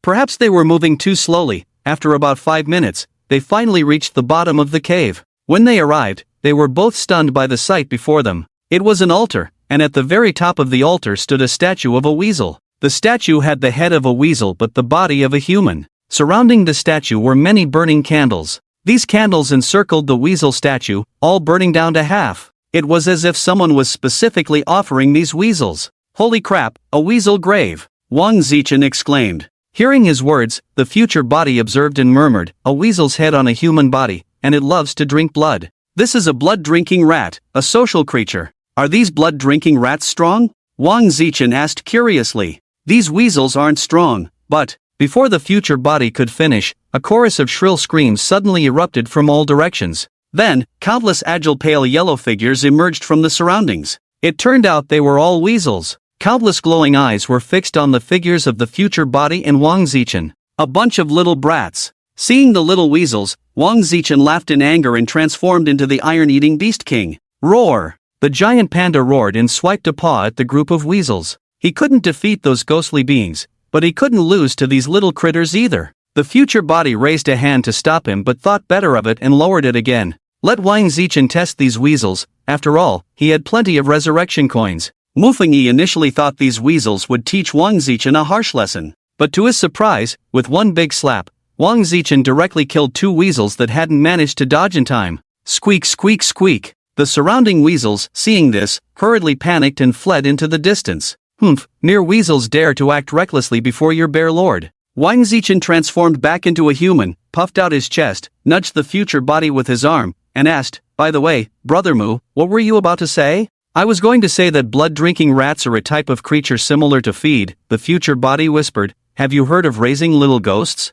The blood-drinking mouse is one of the favorite feeds for those who raise ghosts. This group of ghost raisers feeds the blood-drinking mice large amounts of blood, and in the end, they feed these weasels to another fierce ghost. Are you saying that these weasels are all raised by people? Wang Zichen's eyes widened. The future body nodded. Clap, clap, clap. A faint voice came from the shadows. Then, the two noticed a pale-faced young man, looking as if he were suffering from kidney deficiency, slowly walking out of the shadows. The man clapped his hands and laughed. I didn't expect there would be someone knowledgeable. However, since you have killed my livestock and intruded into my territory, are you prepared to die? At this point, his tone suddenly turned cold. A strong killing intent erupted from him. Seeing the terrifying aura emanating from the young man, Wang Zichen's tone weakened a bit as he explained, we didn't mean to intrude here, it was those villagers who brought us. Little did he know, upon hearing this, the man's tone grew even colder. You are actually in cahoots with those livestock? Immediately, the anger on his face could no longer be concealed.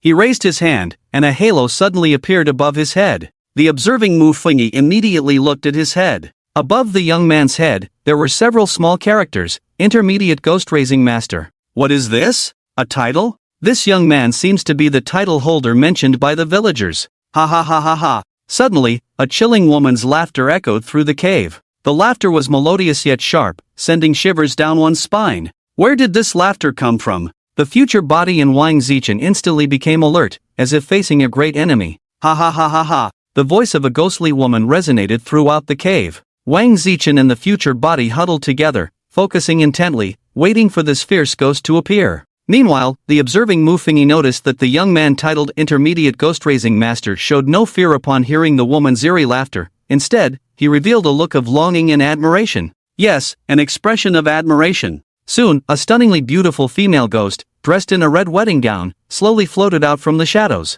The ghost had no expression on her face, but her feet did not touch the ground, revealing her identity as a floating spirit. Erwan, Erwan. Upon seeing the female ghost, tears streamed down the young man's face. He gazed longingly and affectionately at the ghost called Erwan, as if she were his entire world. The future body and Wang Zichen exchanged glances. Wang Zichen silently asked, "Do you know this floating spirit?" The future body responded with his eyes, "A bit familiar, but I forgot what this floating spirit is called." After all, having read millions of words in Little Story Collection, who could remember all the content? Erwan, killed him, and we can continue to be together, forever and ever. The young man looked reluctantly at Erwan, then turned his murderous gaze toward the future body and Wang Zichen. Erwan showed no expression, as if she were merely a machine obeying orders. After hearing the young man's words, Erwan raised her claw, filled with sharp nails, and lunged toward the future body and Wang Zichen. It looked as if she intended to kill the two. Upon sensing the terrifying aura of Erwan rushing toward them,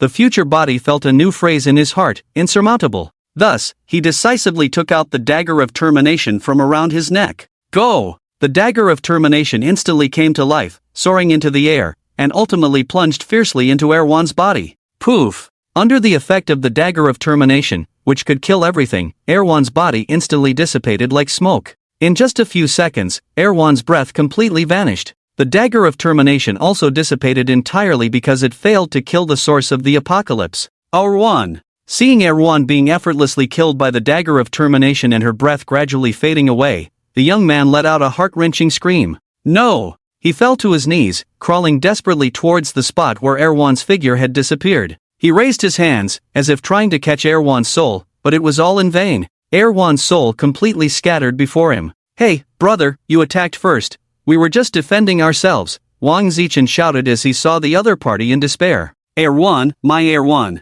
The man stared blankly at the scene, as if he had become a fool. Chirp, chirp, chirp. Countless yellow weasels appeared from all directions, all looking towards their master's position. This group of weasels cautiously approached, sniffing around. The young man remained in a daze, kneeling in place, as if his soul had died, leaving only his shell. Seeing their master like this, the weasels' glowing eyes showed signs of joy. They all crawled beside the young man and began to gnaw at the flesh and blood on his body. Yet even so, the man showed no reaction, as if he could not feel pain, his gaze only vacant and hollow. The weasels became frenzied with excitement, hastening their gnawing of their master's flesh. This bizarre scene, however, triggered some unpleasant memories for the future entity. The future entity seemed to recall something, his expression suddenly changing as he shouted, "Bad news, stop those weasels from eating their master. If this guy gets eaten, he will surely turn into a vengeful spirit, and those weasels will become his masters." Hearing this, Wang Zichen reacted quickly, transforming back into the iron-eating beast king, and slapped the young man's mangled body.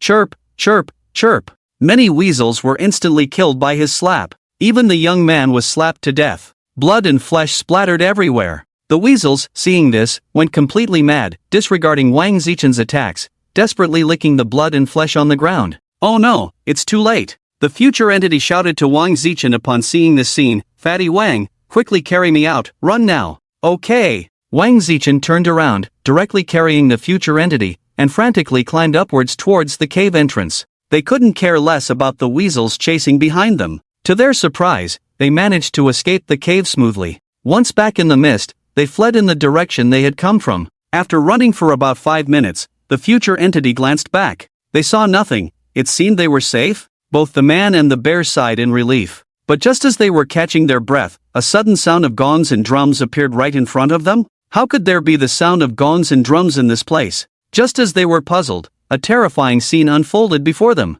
Suddenly, a red bridal sedan appeared in front of them. Surrounding the sedan was a festive red. Upon seeing this, the watching Mufingi recalled a saying. That year, she married in a 10-mile red wedding dress. They initially wanted to avoid it, but the red sedan stubbornly followed them, like a sticky plaster that couldn't be shaken off. "Brother Mu, do you recognize this thing?" Wang Zichen's voice trembled. "No, hurry up and go," the future entity urged. Wang Zichen could only quicken his pace. However, that red sedan chair and the sound of gongs and drums clung to them like a stubborn plaster. No matter how hard they tried, they couldn't shake it off. They had been running for 2 full hours, retracing their steps, but still hadn't seen the village. "We're lost," the future body said in a deep voice. To be precise, they weren't lost, they were disoriented. "Let's turn back and confront them. I want to see what this group is up to," the future body declared resolutely. That group was trailing behind them, and they could never escape this place. All right, Wang Zichen had no choice but to turn around.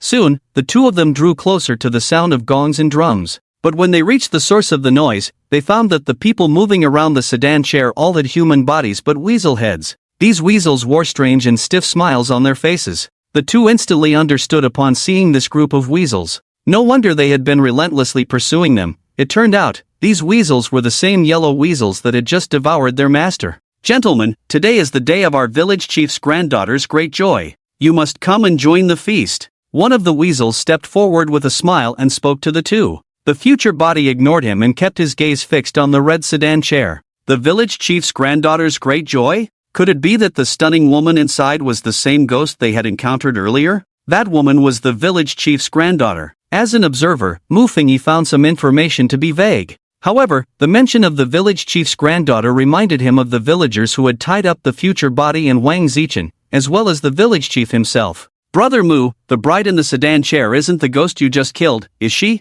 Wang Zichen asked beside the future body. The ghost named Erwan had appeared wearing a red wedding dress. Coupled with this group of weasels, they couldn't help but suspect what the bride in the sedan chair truly was. "No, the bride inside is also a yellow weasel." The future body shook his head. "I've recognized this type of ghost. These weasels not only devoured their master but also swallowed the soul of that female ghost. They have now completely replaced both. What they need to do now is fulfill their master's lingering desires. Only by doing so can they fully inherit their master's power and from then on be free, unbound by the consequences of backlash." "What is their master's desire?" Wang Zichen asked. "Us two ghost killers," the future body replied solemnly, "and those culprits in the village. Once they consume the flesh and blood from us, they'll go after that group of humans in the village." At these words, Wang Zichen's face paled a bit. "Gentlemen, please walk with us." The leading weasel spoke again. Wang Zichen looked to the future body for help. "What should we do now?" "Let's follow them for now."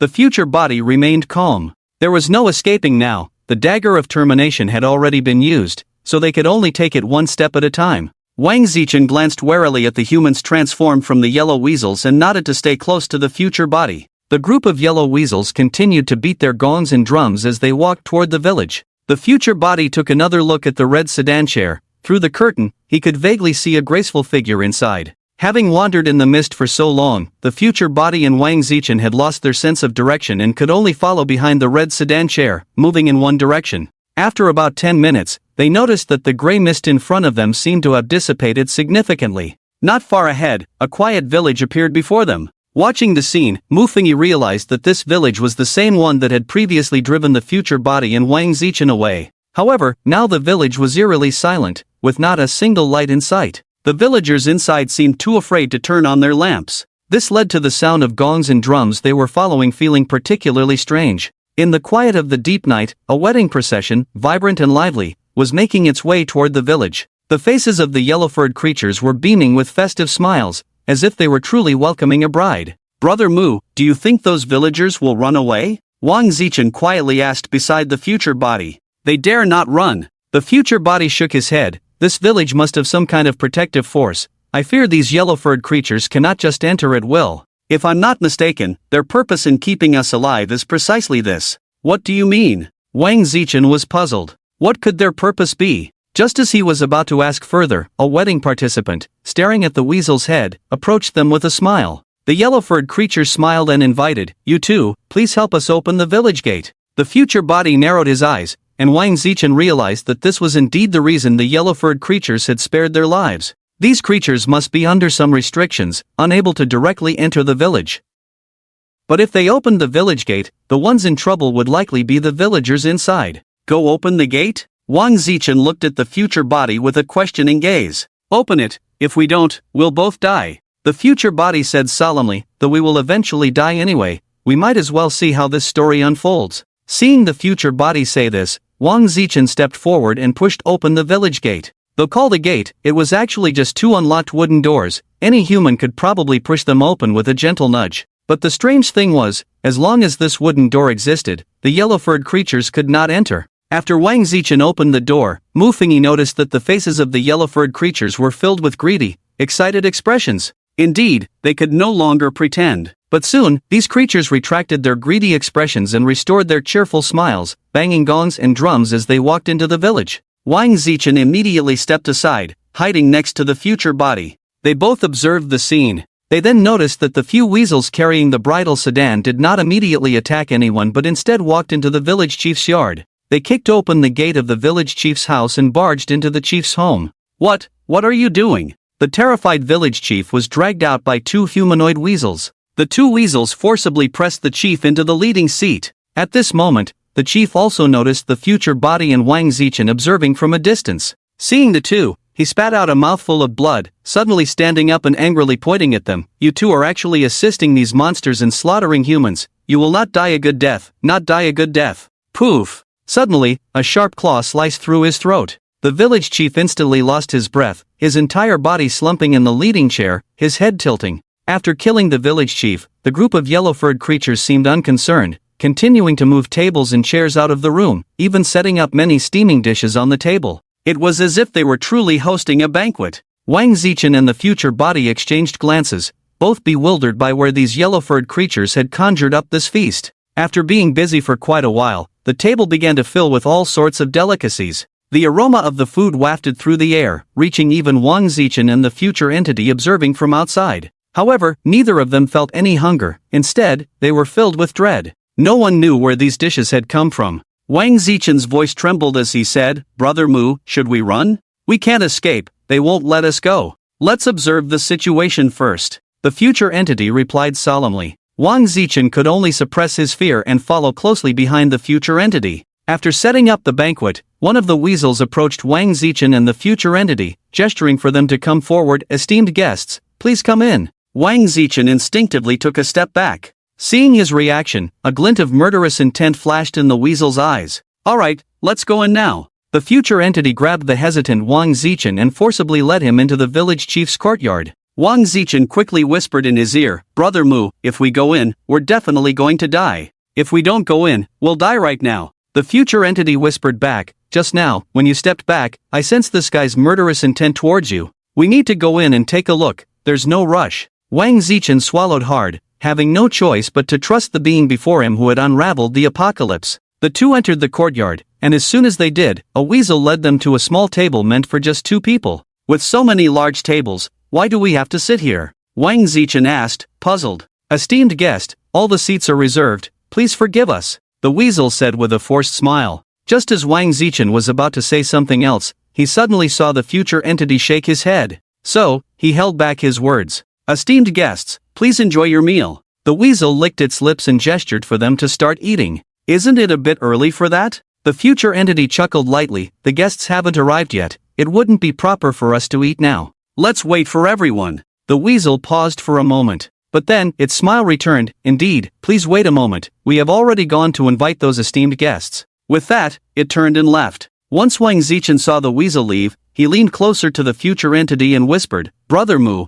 what's the situation now?" "I have a theory," the future entity said, stroking his chin. "That spirit named Erwan is the village chief's granddaughter, and the young man who was a mid-level ghostmaster. He must have once loved Erwan, who was still human. But the village chief chose not to marry Erwan to him, instead marrying her off to someone else, which led to his resentment." He looked at the lifeless village chief sitting at the head of the table, narrowing his eyes. "He killed Erwan and her fiancée, turning Erwan into a ghost. Then he raised those blood-drinking weasels, sending them into the village daily to drain the villagers' blood while using these weasels to nurture Erwan. And he truly loved Erwan. After we killed her, he was heartbroken and suffered a backlash from the blood-drinking weasels. After consuming his flesh and blood, they inherited his and Erwan's powers, but they also bore the burdens of their obsessions. Only by helping that mid-level ghost master and Erwan break their obsessions can they fully inherit Erwan and that man's powers. What these weasels are doing now is assisting the two in breaking their obsessions." The observing Mu Fingyi felt a chill in his heart upon hearing the future entity's words.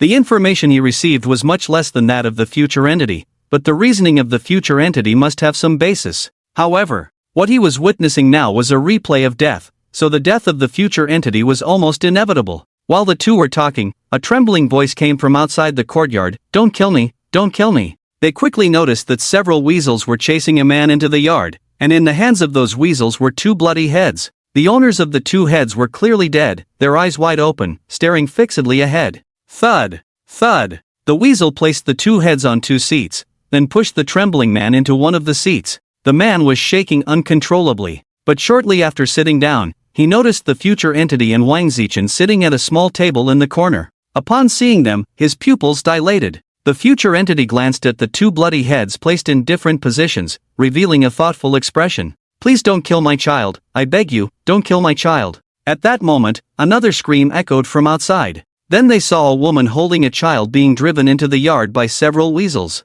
"Sorry, esteemed guest, this child is not allowed to attend this banquet." One of the weasels sneered and directly snatched the child from the woman's arms, heading off into the distance. It was easy to imagine the fate of the child in the hands of the weasels. "No!" The woman struggled violently. Crack! One weasel showed a hint of impatience and directly severed her head. It then placed the woman's head on a stool under a different table from that of the man. This brutal scene made Wang Zichen's lips tremble in fear, and he leaned closer to the future entity. "Brother Mu, if we had just refused them, would they have done the same to us?" "Yes." The future entity looked at the villagers, his tone more certain. "They are replicating a wedding that happened several years ago, or even decades ago." "What do you mean?" Wang Zichen was confused. As soon as he finished speaking, he saw a weasel enter holding a skull covered in mud, placing it on a seat near the village chief's corpse. Seeing this, a glint flashed in the future entity's eyes. Now he understood completely. He patted Wang Zichen's shoulder and pointed to the seats at the tables, explaining, "You can see that these people seem to be intentionally arranged in fixed seats, each person having their own designated spot."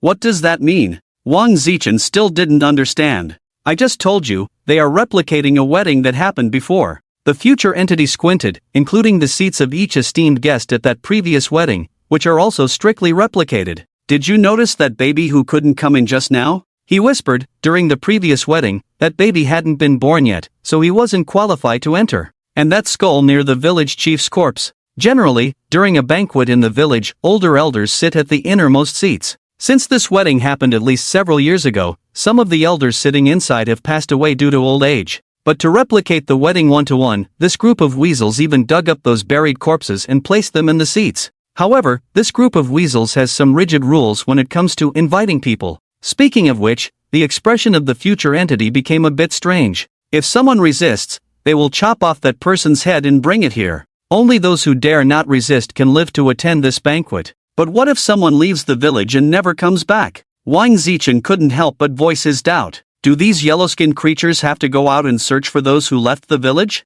The future entity shook his head. "I'm not sure about that." But just then, a change occurred. An elderly man was driven into the courtyard by the yellow-skinned creatures and immediately noticed the future entity and Wang Zichen. Upon seeing the two, he shouted furiously, "You two traitors! It was you who let the evil spirit in." The old man's voice instantly drew the attention of the living villagers sitting in the courtyard, who turned to look at the two. Upon seeing them, a wave of hatred flashed in the villagers' eyes. They had lost too many relatives. If it weren't for these two, they wouldn't have ended up like this. "Kill them!" one man shouted angrily. Then, everyone disregarded the group of yellow-skinned creatures lurking nearby and rushed madly towards the two. "Ha!" The future entity let out a cold laugh, his gaze icy as he looked at the villagers charging at him. Facing 1,000 accusations with such indifference was nothing. "Brother Mu, what should we do now?" Wang Zichen asked anxiously upon seeing his demeanor. "Turn into a panda and run with me." The future entity snapped at him. "Do you want to stay here and be turned into meat paste by these strong guys,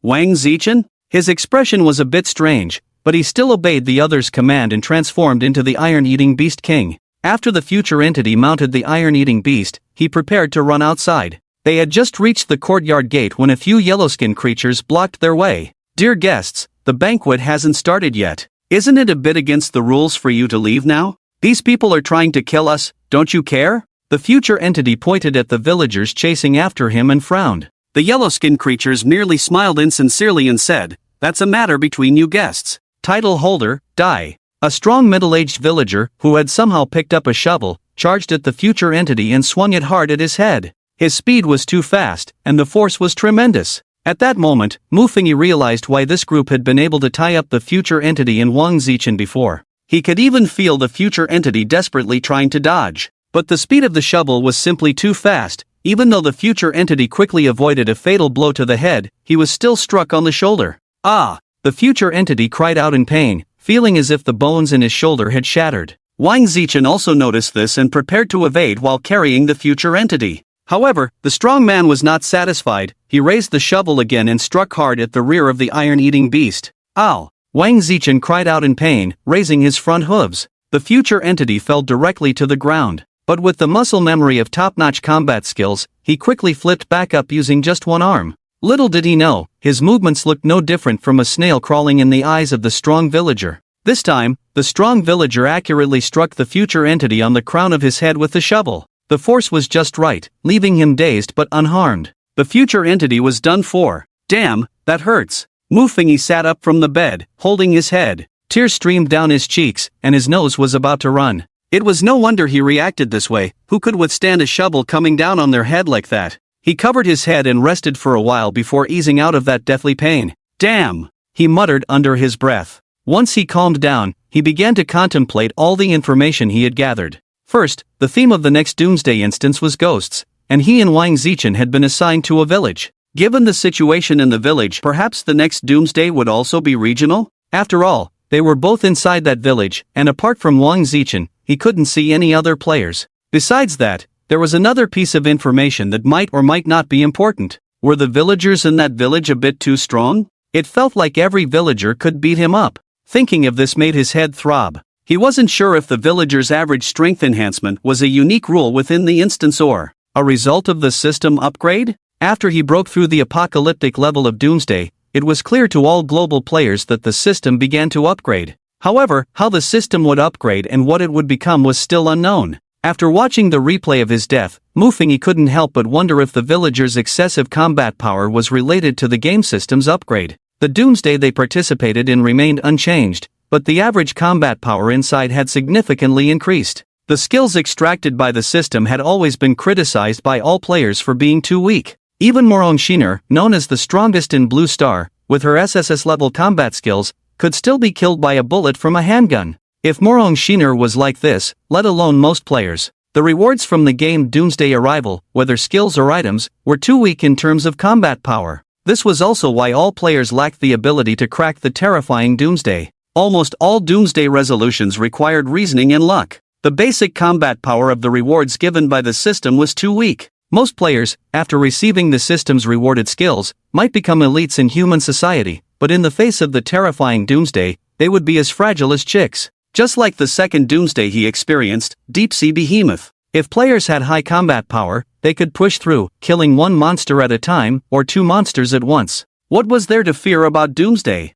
But because of the setback in combat power, the difficulty of cracking Doomsday became absurdly high. Even he barely managed to clear it relying on a few rule-type items. So he felt that the upgraded system might be able to raise the combat power ceiling for all players. Taking those villagers from the death replay as an example. Ding ding! At that moment, his phone suddenly rang with a unique ringtone. Was it from Morong Shiner? He opened the player-exclusive app and saw a message from Morong Shiner. Your 100,000 points have been successfully applied for and are expected to be sent to you in 3 days. Remember to purchase the Annihilation Sword in time. Funny? Wait. It took him 2 weeks to apply for points for cracking the apocalyptic and destruction level Doomsdays, and how long had it been since the swordbearer had passed? An hour? Did it take just an hour to get approved? It was clear that the country really valued this swordbearer. After replying with a received, Muffingy opened his phone's memo app.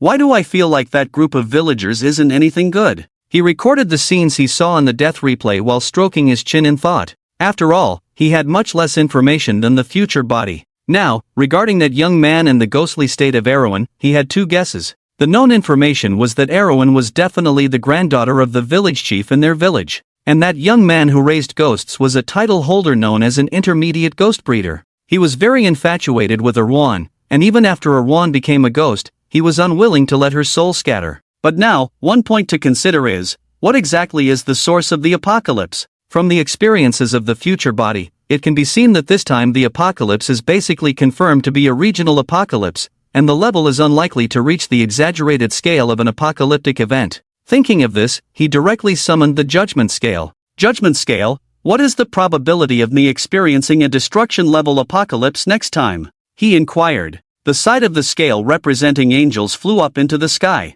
The weight of the demons exceeded that of the angels, indicating that the probability was extremely low, infinitely close to zero. The next apocalypse is not destruction level? Then it must be disaster level. Muffingy stroked his chin. The cooldown time for the Judgment Scale was very long, and it could only be used once in reality, which is why he hesitated to use it. On the other hand, the Eye of Death could still be used once after 7 days. Ghost. He squinted, contemplating the excess information about this apocalypse. So, was that young man the source of the apocalypse? After all, he had used the dagger of termination to kill that ghostly Erwan, but the dagger of termination did not refresh. No, that intermediate ghost master could not be the source of the apocalypse. There was a crucial question. When he previously used the dagger of termination, every time it killed a creature, it would leave behind the creature's corpse. So, if he had killed that intermediate ghost master with the dagger of termination, the opponent's corpse would remain, and that group of weasels would rush to devour the man's body,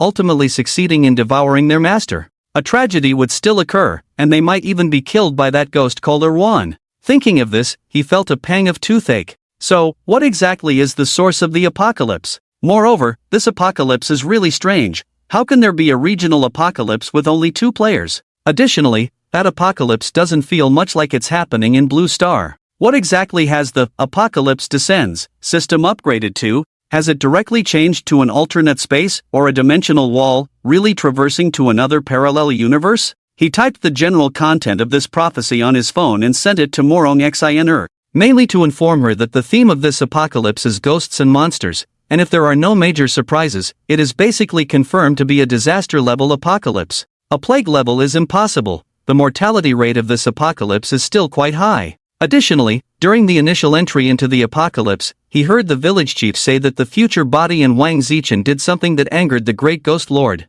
It seems that this apocalypse should also have a similar rule to the first, Puppet Kingdom, he participated in. If they violated the rules, it would be equivalent to crossing the line of death.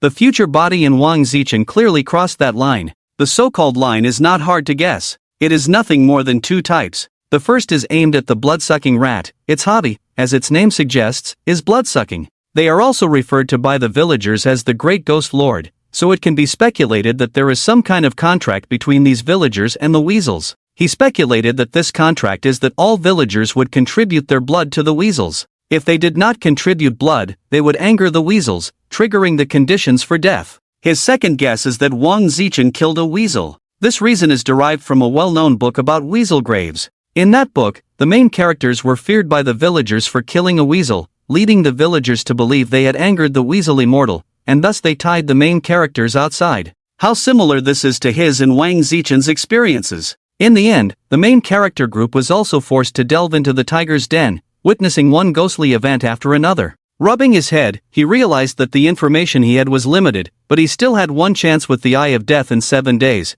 and with a divine resurrection coin on him, he wasn't too panicked. Having experienced an apocalyptic event of world-ending proportions, along with the vast amount of information he had gathered from his last death replay, he could only say that he had never fought such a wealthy battle. He was quite confident about surviving the next apocalypse. However, before that, he wanted to see where in the nearly 10 million words of the story collection there was mention of the blood-drinking rat and that ghost bride Erwan. He opened the software that Morong Shiner had sent him earlier and clicked in. In the software, all the scenes that players saw in the videos were meticulously categorized. He simply selected the keyword ghost and soon over 100 short stories about ghosts appeared. He began to flip through them one by one. Then he discovered that the ghostly scenes seen by each player were indeed different. Moreover, in many of the scenes that others saw, there were introductions about the ghosts. He read with great interest, jotting down many names of the monsters, planning to memorize them later. Thus, Mufengi spent 3 days of diligent study.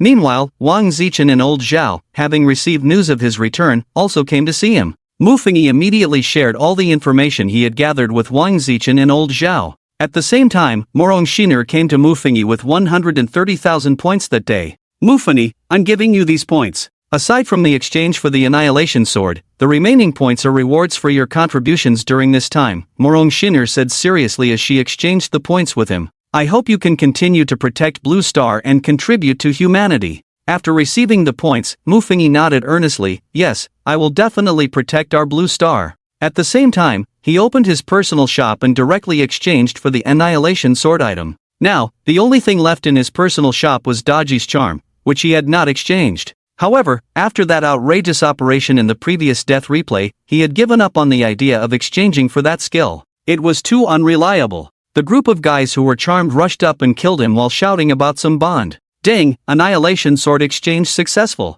Congratulations, host, you have become the Sword Bearer of Blue Star and received the title, Sword Bearer of Blue Star. Sword Bearer of Blue Star, Title: While wearing this title, the host possesses the power of a god within the range of Blue Star. Additionally, you can choose to wager the entire civilization of Blue Star in a one-for-one exchange with another civilization. Note, you will be invincible within the range of Blue Star, and this title can only be worn within the range of Blue Star. It cannot be worn when entering the Apocalypse dungeon. Would you like to wear it? Hearing the system's inquiry, Mufengi blinked. This ability sounded quite powerful. Being invincible within the range of Blue Star, what does that mean? He decided to give it a try, so he softly said, "Wear it." Immediately, Wang Zichen and old Zhao saw a light suddenly appear above Mufengi's head. It was the halo of the Swordbearer of Blue Star title. Brother Mu, you. Wang Zichen was stunned. At that moment, Mufengi also felt a surge of power within him. Ding, host current status, Swordbearer of Blue Star.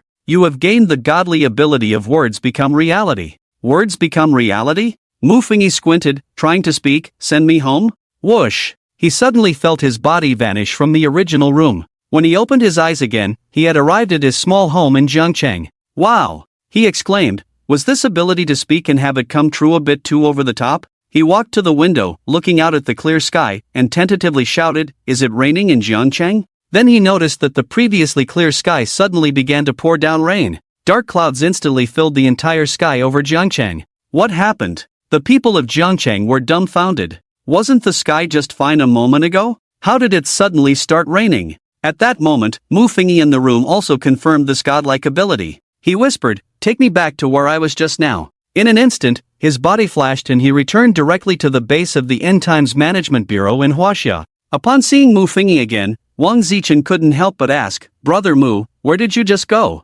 Old Zhao and Murong Shiner beside him also looked at him in confusion. "I tested the abilities of the Swordbearer." Mufengi's face showed some excitement. Spending 100,000 points was really worth it. Truly, you get what you pay for. He should now be considered one of the strongest in Blue Star, right? Let me have superhuman abilities, he whispered. Immediately, he felt his strength explode, and the muscles on his body swelled, filling out his previously somewhat saggy clothes. He tried to pinch the metal door frame, and saw the frame slightly dent under the pressure of his 2 fingers. He truly had superhuman abilities. He even discovered that he could fly like Superman at any time. Cancel superhuman abilities. Considering that the power was too great for him to control, he decided to cancel this skill. As he spoke, his inflated clothes instantly deflated. After thinking for a moment, he whispered again, "Let me have the ability of immortality." Immediately, he felt some changes in his body. This change made him feel invulnerable. Even if a nuclear bomb hit him, he wouldn't die. It was a pity that if this ability could be taken into the Apocalypse instance, it would be great. Not to mention Cthulhu monsters, even if a 2-dimensional foil appeared before him, it would just be a matter of a single command. What effect does the Swordbearer have? Seeing the changes in Mufengi's body, Murong Shiner couldn't help but ask. "I feel terrifyingly strong right now." Mufengi smiled. "Wait for me a moment, I'm going to wipe out the little Holy Clan." After saying that, he directly spoke his command, "Take me to the Holy Clan's lair." In the next moment, his body underwent a change, and then he found himself in a dim environment. What the heck? I can't see anything. He directly used the Swordbearer's privilege, saying, "Illuminate this place." The moment his words fell, the entire underground warehouse lit up completely. Mufengi also saw many men in warrior outfits kneeling in front of a huge crystal. When the place was fully illuminated, all the men in warrior outfits raised their heads, staring blankly at Mufengi. "What the hell?" the man in the front shouted. "Oh, so it's the little devils doing the work." Mufengi's lips curled into a wicked smile. He hated this country, which made him hate everyone from this country. "Let them all commit seppuku." He waved his hand. Under the effect of his command, these warrior-clad devils suddenly widened their eyes, then drew out a knife. Put! Everyone uniformly committed seppuku. It was very pleasing to the eye. Ah no, it was very aesthetically pleasing, like a beautiful piece of art. Seeing the death of these little devils, a glimmer of killing intent flashed in Mufengi's eyes. He was even considering whether to make the entire island of the little devils disappear from Blue Star. Or rather, to make the devils on the island disappear and then move the island to his own place. After much contemplation, he ultimately could not make that decision. After dealing with these little devils, he turned his gaze to the crystal behind him. What was this crystal? He walked up to the massive crystal and knocked on it with his hand. Suddenly, a line of small characters flashed across the huge crystal, the Swordbearer of Blue Star. "Oh." Mufengi blinked and asked in return, "Are you the so-called god?" If the other party could be called a god, then could his current abilities also be called godly? Your dimensional level is too weak, they won't give you time to develop.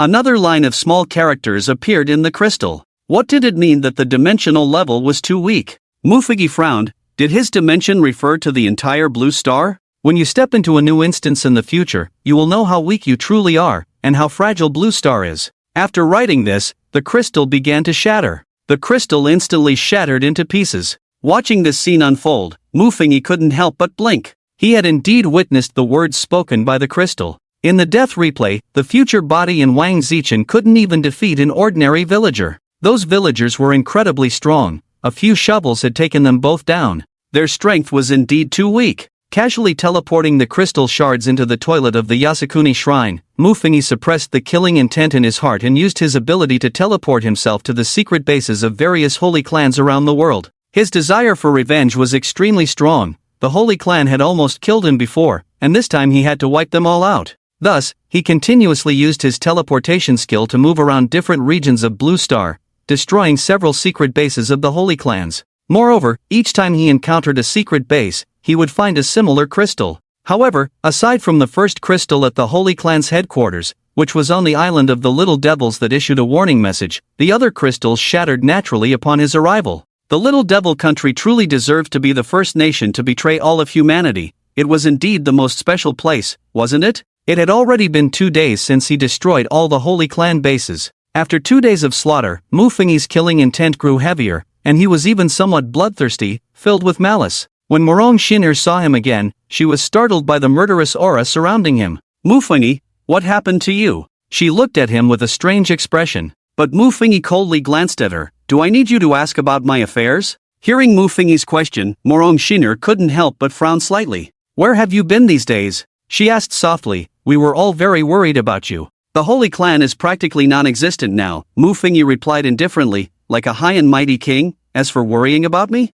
Heh, I don't need your concern right now. As he spoke, his gaze suddenly turned to Morong Shinner's delicate and beautiful face.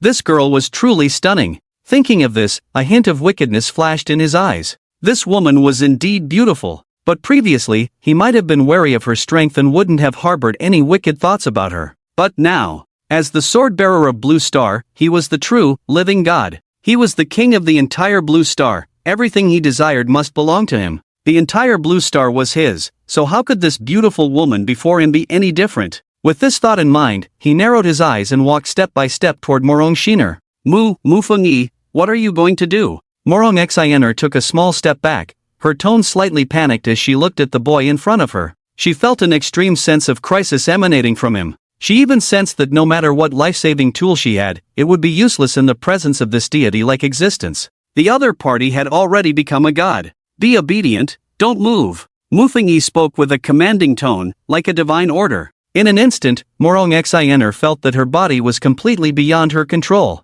Mufingi, do you know what you're doing? Her tone was somewhat urgent, her beautiful eyes staring at this stranger before her. Mufingi chuckled lightly, walked up to her, and gently lifted her chin with his right hand. Miss Morong, I happen to need a warm bed made. Hearing his words, Morong Xiner widened her eyes. Mufingi, what are you going to do? At this moment, Mufingi's blood-red eyes indicated that he had somewhat lost his rationality. He scooped Morong Xiner up and carried her directly into the inner room.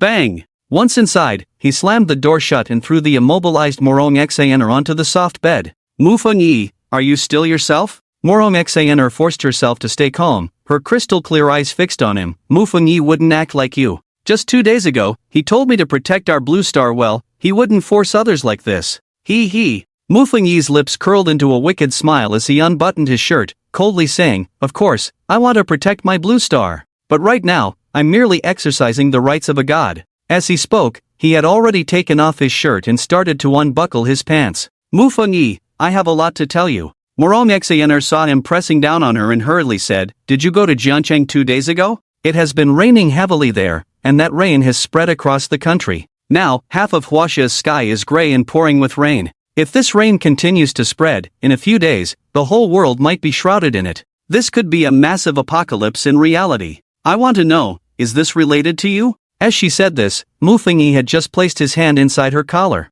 A moment of spring night is worth 1,000 gold. What does that have to do with us? Mufingyi said, his eyes now completely clouded with desire and malice. It must be said that Morong Xaner was indeed a rare beauty, and in his current state of heightened malice, he had no resistance to such a stunning woman. Moreover, he was now a god. Was there anything a god wanted that he couldn't obtain? He could take whatever he wanted, do whatever he wished. He was already the sword-bearer of Blue Star, a completely unrestrained existence. Morong Xaner's tone was also very urgent. She controlled her voice to remain steady and made her points clear. Mufingyi, if you want me, I can satisfy all your requests later. But I want to know, is the heavy rain in Jiangchang related to you? Now the entire sky of Blue Star is shrouded in darkness, and I fear he is about to appear. The entire sky shrouded in darkness? Mufingyi, whose eyes were filled with desire, suddenly paused. The murkiness in his eyes cleared up significantly. The sky is shrouded in darkness? He murmured, then looked up at the title of Swordbearer of Blue Star above his head. Cancel the title, he said softly. Instantly, the power of controlling everything dissipated. The shining title no longer appeared above his head. At the same time, the malicious thoughts and desires that had been continuously growing within him had also diminished by more than half. As night falls, evil thoughts are born, he murmured. Did wearing this title change his way of thinking? He squinted, contemplating how, after donning the title of Blue Star Swordbearer, he seemed to have become extremely selfish and capricious. It was as if he had become a different person. Although he had become a god, he no longer felt like himself. He turned to look out the window. Sure enough, as Morong Xaner had just said, the sky outside had darkened, as if the storm surrounding Jiangcheng could descend upon the capital at any moment. Given this, he reopened the Swordbearer title and issued a divine decree, shut down the storm over Jiangcheng. After seeing the sky outside clear up, he immediately cancelled the title. This title was toxic, it couldn't be worn for too long. He let out a long breath. Although he had lost the combat power to rule everything, at least he had returned to being himself, rather than a puppet-like Swordbearer. After resolving this small crisis he had caused, he turned his head and saw Morong Xaner curled up on the bed, hugging her legs.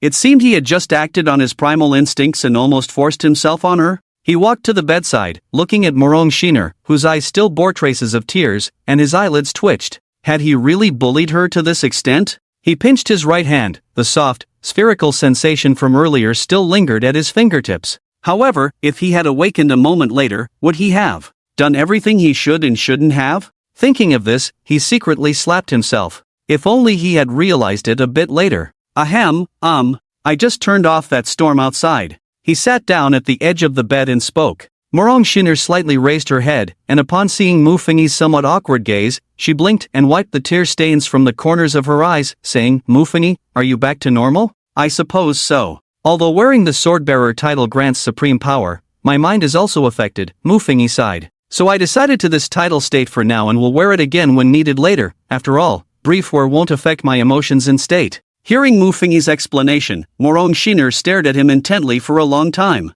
"Why are you looking at me like that?" Mufingyi touched his cheek, puzzled as he looked up at her. "Mufingyi, you are really impressive," Morong Xaner said, her tone softening. "I might understand why, among the billions of people on Blue Star, only you awakened the Sss-Level prophetic skill. If anyone else had obtained the Swordbearer's ability, most would likely unleash their desires and greed without restraint. But you are the only one who, with such intelligence, can navigate through apocalyptic and world-destroying challenges while also having the strong will to control your most primal desires." Morong Xaner's unreserved praise made Mufingyi's mouth twitch. "I apologize for earlier," he said softly. "No, I should thank you." Morong Xaner slowly put on her clothes. "I'm very glad that you are the Swordbearer." Mufingyi chuckled dryly. "There's one more thing I need to tell you." After Morong Xaner finished dressing, she picked up her phone from the side and opened a link. "Master Senior from the beautiful country issued his prophecy this morning." Saying this, she opened a web page filled with English text and placed it in front of Mufingyi.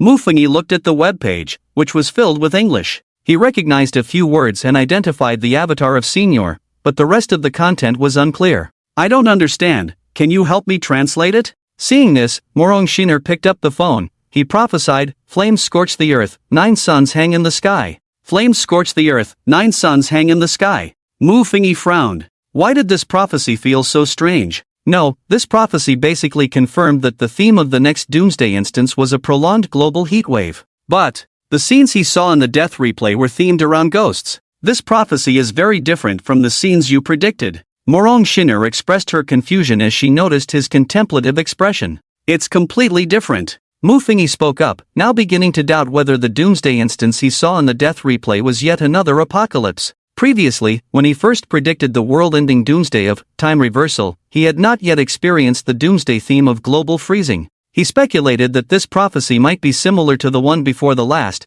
global freezing, doomsday he participated in. Since he did not die in the next doomsday instance, the death replay directly played the next doomsday instance. Let's wait for Mr. Chang Yaqing's prophecy, he could only say. However, Chang Yaqing's prophecy would come 3 days before the next doomsday began, still after his death replay. It can only be this way, Morong Shiner nodded. After she left, Mu Fingyi continued to browse through materials about ghosts. However, while searching, the prophecy of Senior appeared in his mind. Flames scorch the earth, 9 suns hang in the sky. 9 suns hanging in the sky, does it require Hoi to shoot down the suns? 9 suns appearing in the sky seemed more like a mythological story. With this thought, his hand couldn't help but search for keywords related to high temperatures. There were a dozen short stories about high temperatures, and Mu Fingyi quickly finished reading them. After reading, he went back to memorizing the names of the ghosts. Matters concerning life and death were serious. He recorded these things in a notebook, taking it out every day to repeatedly recite them.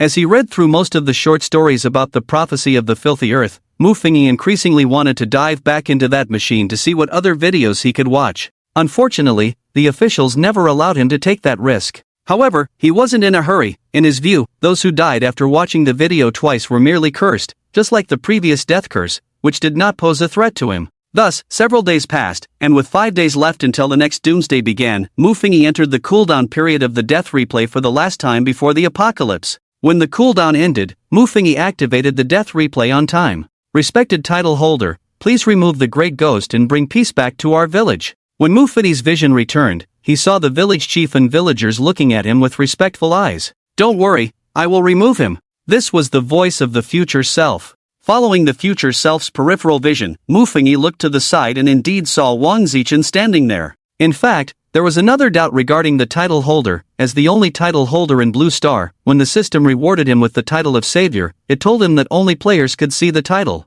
Ordinary people in Blue Star could not see the title above his head. However, the villagers in the instance could see the title above his head, which made him doubt whether this title was visible to all creatures in the instance or just to the NPCs of this particular instance. After the future entity spoke, he tugged at Wang Zichen's clothes beside him. Let's go. Wait, brother Mu, why are you suddenly? Don't talk, just come with me. The future entity interrupted Wang Zichen's words, and then, under the respectful gaze of all the villagers, he forcibly pulled Wang Zichen to the village's main gate. After opening the village gate, the two walked towards the outside of the village. A gray mist enveloped this world, and they quickly walked into the fog. The lively village behind them gradually faded from their sight. After distancing themselves from the village, Wang Zichen couldn't help but ask, Brother Mu, why did you suddenly pull me away? The village is so safe. Staying in the room every day is no different from waiting to die, the future entity said lightly. Our physical condition is different from those villagers. They bleed a bowl of blood at their door every day, and the next day they can eat a bit and recover. But for us, bleeding means we can't recover in a short time. Their physical condition is different from ours? Wang Zichen asked, somewhat confused. Yes, do you believe that any random man could easily pin you, who has transformed into the iron-eating beast king, to the ground? Is that true? Wang Zichen had absolute trust in Mu Fingyi, and hearing him say this made him believe it a bit. Yes, the average strength of ordinary people here is generally stronger than that of ordinary people on Blue Star. Now I can use my title to earn their respect, but if it comes to a fight, they will realize that we are paper tigers, the future entity explained. Observing from the sidelines, Mu Fingyi understood the reason behind the future entity's actions. It turned out that the future entity and Wang Zichen had not yet offended Lord Shandue, so they were not rejected by the villagers. The future entity exposed his identity as a title holder in front of the villagers to avoid showing weakness, wanting them to always hold him in awe. This was also a way to leave himself an escape route. After all, in the previous death replay, he had been killed by the villagers with shovels. At that time, the villagers dared to act so boldly because they knew the strength of the previous future entity. This time, by directly revealing his strength as a title holder, his power would be ambiguous in front of the villagers, who would presumptively think he was as strong as other title holders and would likely not dare to treat him as they did before. At the very least, he wouldn't die as tragically as he did in the last death replay. The future entity and Wang Zichen continued towards the cave, and along the way, they encountered the old woman with the lantern again. However, the future entity knew that as long as they didn't stare at the old woman, nothing would happen. Under the old woman's dry and cracked voice warning, "The weather is dry, be careful with fire," they gradually distanced themselves from her. Just like in the previous death replay, they successfully arrived at the cave. As soon as they entered the cave, he noticed many glowing eyes of weasels around. "Wang Zichen, turn into the iron-eating beast and deal with this group of weasels," the future entity said directly. "Okay." Wang Zichen transformed into a giant panda, slapping the group of blood-drinking rodents one by one.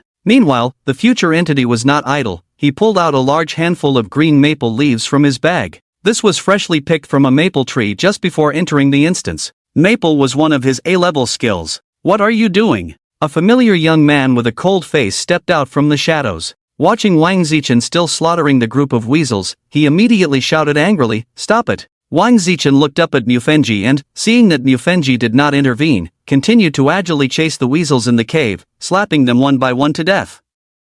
Eruen. The young man, seeing that his future self was about to confront the giant panda head-on, gritted his teeth and summoned his beloved. The stunning Eruen gradually took shape at the young man's call. As soon as Eruen appeared, she extended her sharp claws and reached for Wang Zichen. "I'll deal with her, you keep killing those weasels," the future self shouted, then raised his hand and threw out a maple leaf. The emerald green maple leaf transformed into sharp blades as it flew through the air. However, when these blades landed on Eruen, they emitted a crisp metallic sound. Seeing this scene, the watching Mufenji was also dumbfounded. Was Eruen's body made of iron? After hesitating for a moment, Eruen swung her claws and lunged at the future self. In a hurry, the future self immediately took out all the remaining maple leaves from his bag and threw them into the air. The swirling maple leaves, under the control of the maple dance skill, instantly turned into deadly blades. Countless maple leaves flew towards Eruen, but she didn't even glance at them. After the countless maple leaves collided with her, they caused no damage at all.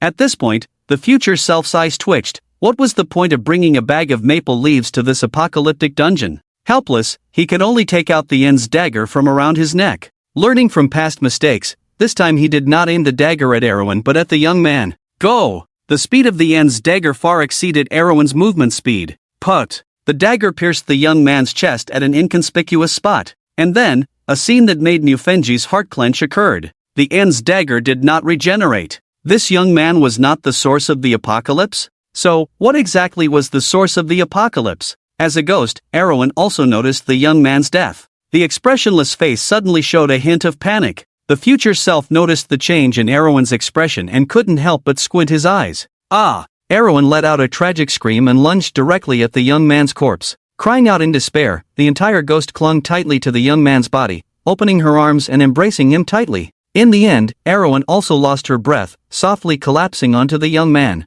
Her body surprisingly solidified into a physical form. A tragic love, once just an ancient myth. Yet this scene unfolded vividly before Mufenji's eyes. Watching the two die, countless pairs of glowing eyes appeared around them. It was the group of weasels. Upon seeing their master's death, they immediately sprang out. Wang Zichen, don't let those weasels eat the bodies of those two. The future self realized something and shouted sharply at Wang Zichen. As the future self spoke, the group of weasels had already rushed out like mad, gnawing at the two corpses on the ground. Even though Wang Zichen slapped one to death, there were simply too many weasels, all fearless and ferocious. Even with the future self using the maple dance skill to help, they couldn't kill them all. There would always be a weasel slipping through the gaps in their attacks, taking a bite of their master's flesh before being slapped to death. After being killed, the weasels' bodies turned into specks of starlight, disappearing into the air. Simultaneously, the human tissue they had consumed also vanished. As the group of weasels fearlessly approached to gnaw at the corpse, the future entity sensed something was amiss. He immediately grabbed Wang Zichen's hair and urged, "Take that man's arm and run." Wang Zichen quickly reacted, picking up the young man's untouched arm with his mouth and turned to sprint away with the future entity. They couldn't stop the weasels from eating, but they could at least take something with them. This was one of the ideas the future entity had. Just as Wang Zichen had snatched the arm, the young man's and Erwan's corpses were instantly devoured by the weasels. After finishing the meal, the weasels turned their gaze to the arm in Wang Zichen's mouth. Head straight back to the village. Mufenji patted his body. Wang Zichen moved with remarkable agility, climbing out of the cave and racing towards the village. Their speed was swift, and shortly after leaving the village, they heard numerous squeak sounds from the weasels behind them. Countless pairs of glowing eyes appeared at the cave entrance behind them, staring intently. The weasels had chased them out. A group of weasels fixated on the arm Wang Zichen was carrying. They only needed to eat that arm to inherit their master's full power. Squeak, squeak, squeak. The weasel sounds grew louder around them,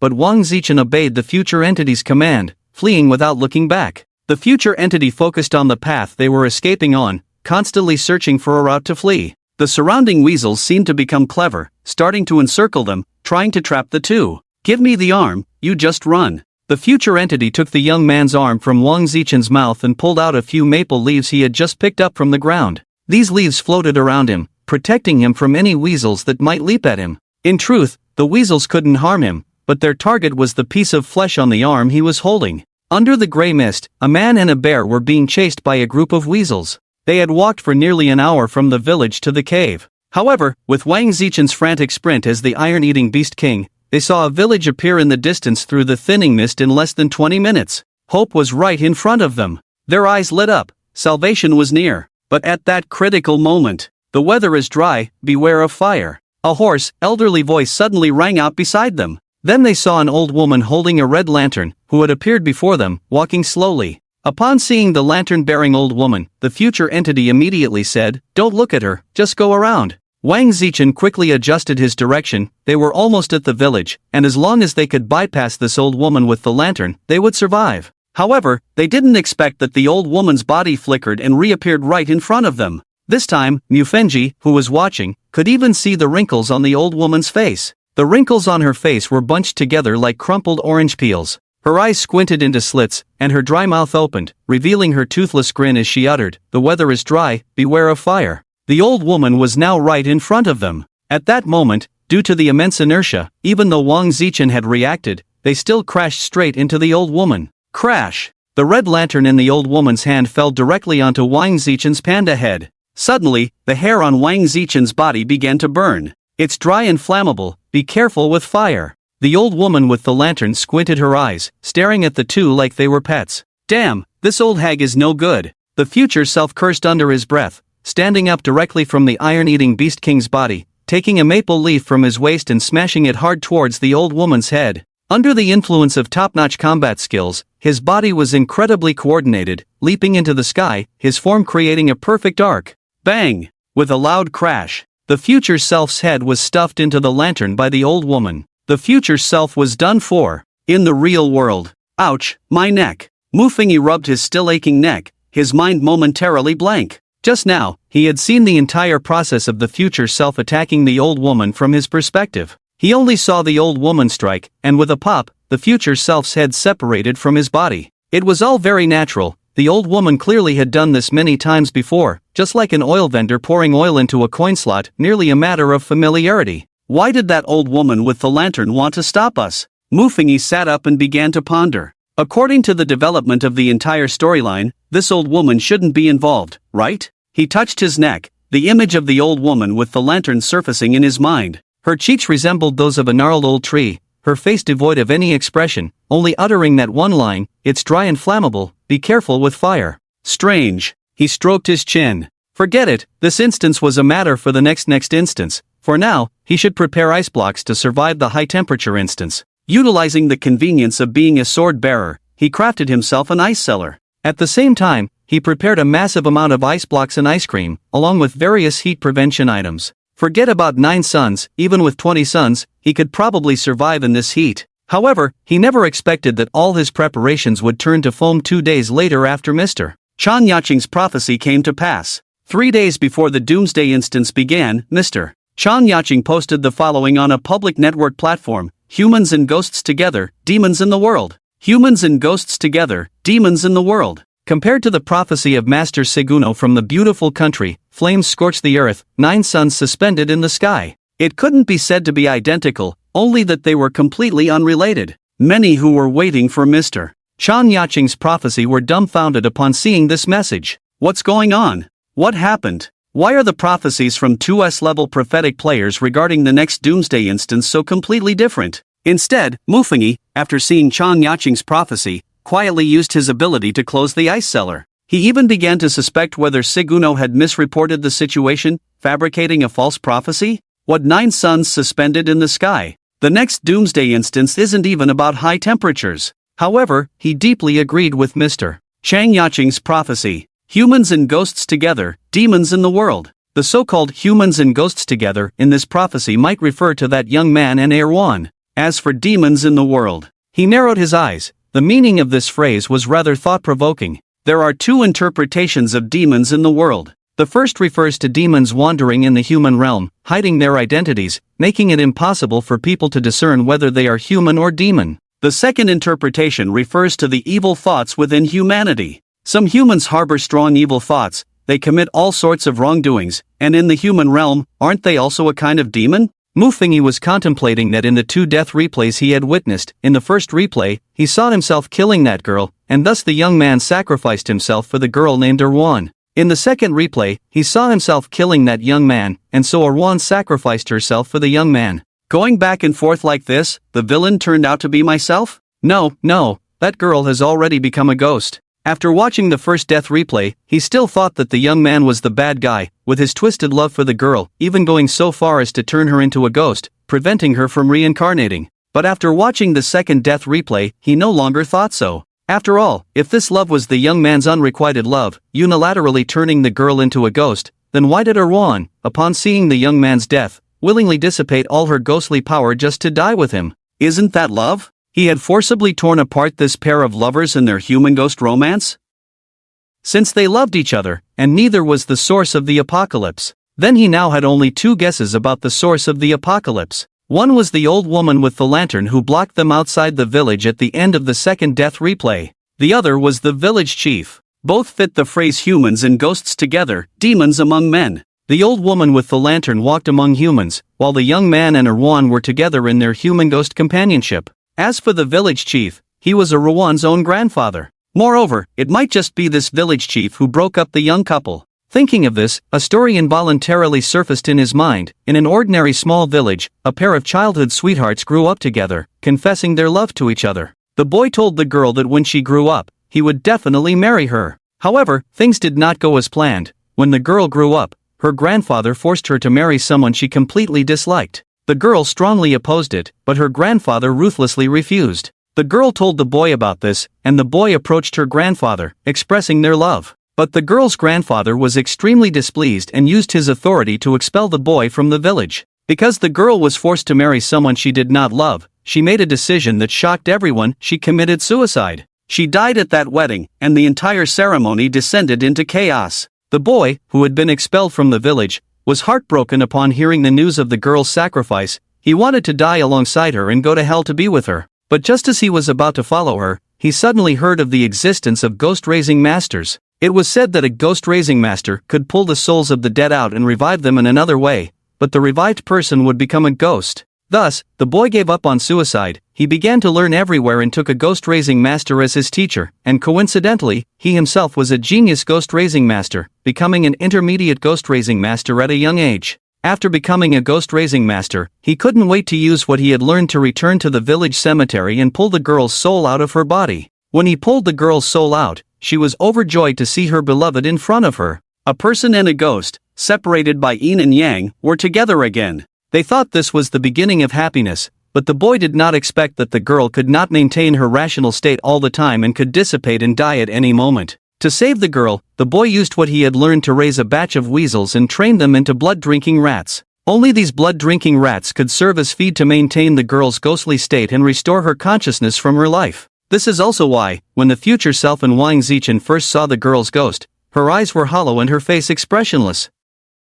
But later, due to the boy's death, the girl's consciousness from her life was restored, and she ultimately chose to die with the boy. Returning to the story, these blood-drinking rats require a large amount of blood to grow, so the boy set his sights on the village chief, who had caused the separation between him and the girl, as well as the villagers who had aided in the wrongdoing. Subsequently, relying on his identity as a medium-level ghost master, he displayed his power in front of the villagers, creating the persona of Lord Ghost, forcing every villager to cut a bowl of blood for the blood-drinking rats each day. Over time, the villagers began to fear Lord Ghost. This led to the situation in the Doomsday instance. But now there are two questions. The first is, where is the key item in this Doomsday instance? The second is, what role does the old woman with the lantern play in the instance? Why did she stop them when the future self and Wang Zichen were about to reach the village? What he is unclear about now is whether the old woman stopping them was just a coincidence of their second encounter or if it was intentional. There is still too little information. It seems everything must wait until he personally enters the Doomsday instance to slowly seek answers.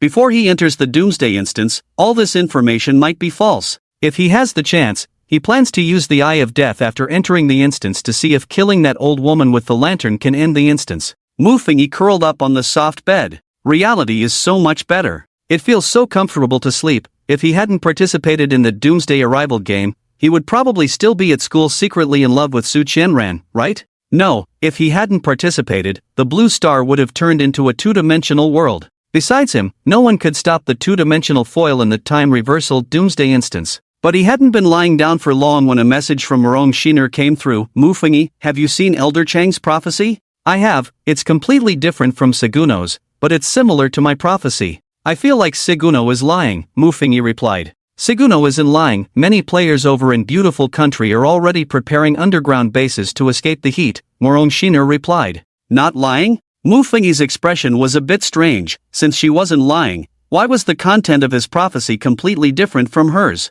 Could it be because of this system upgrade? Did it directly split them? The Eastern and Western hemispheres were divided, resulting in two different Doomsday instances? Muffingy was suspicious, but their next participation in a ghost-related Doomsday instance was basically predetermined. So he only made some preparations, and before the Doomsday began, he went to Jiangqing to find Wang Zichen, Old Zhao, and Lin Yuan, who was like a nanny. As for Murong Shiner's original promise to protect him with the solitary senior and deputy director Lai Wenji, they had all been withdrawn by Murong Shiner. Protecting the Blue Star's god, isn't that a joke? Muffingy had even planned that after this Doomsday ended, he would return to Ganshui University to continue his studies.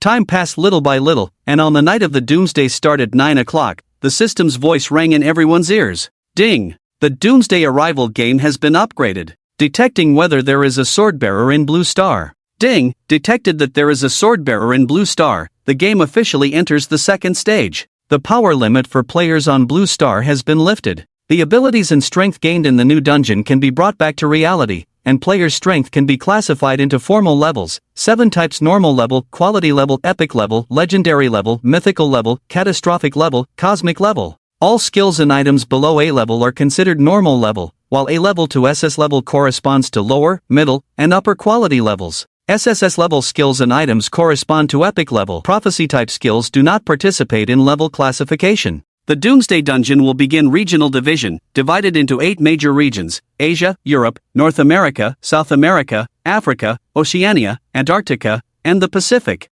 Reminder, each region's Doomsday Dungeon is different, and players should not heed the prophecies of players from other regions. If no players survive in any of the 8 regions' Doomsday Dungeons, that Doomsday will descend upon that region. The Doomsday will only disappear from reality once a player enters that region and unravels the source of the Doomsday Dungeon. After this Doomsday Dungeon ends, the personal shop will refresh, and all items or skills will correspond to the 7 levels. The new dungeon will connect to other parallel worlds. As Blue Star is entering the second phase for the first time, the first dungeon of the game is merely at novice difficulty. Reminder, this novice difficulty dungeon is your best opportunity to enhance your strength. Swordbearer effect. The Swordbearer in Blue Star gains a 50% total combat power boost for all players. Reminder, the total combat power of the Swordbearer is extremely important, concerning the survival of Blue Star. System update data has been organized. Entering the next Doomsday countdown, 57:35, 57:34, 57:33 the system suddenly began the countdown.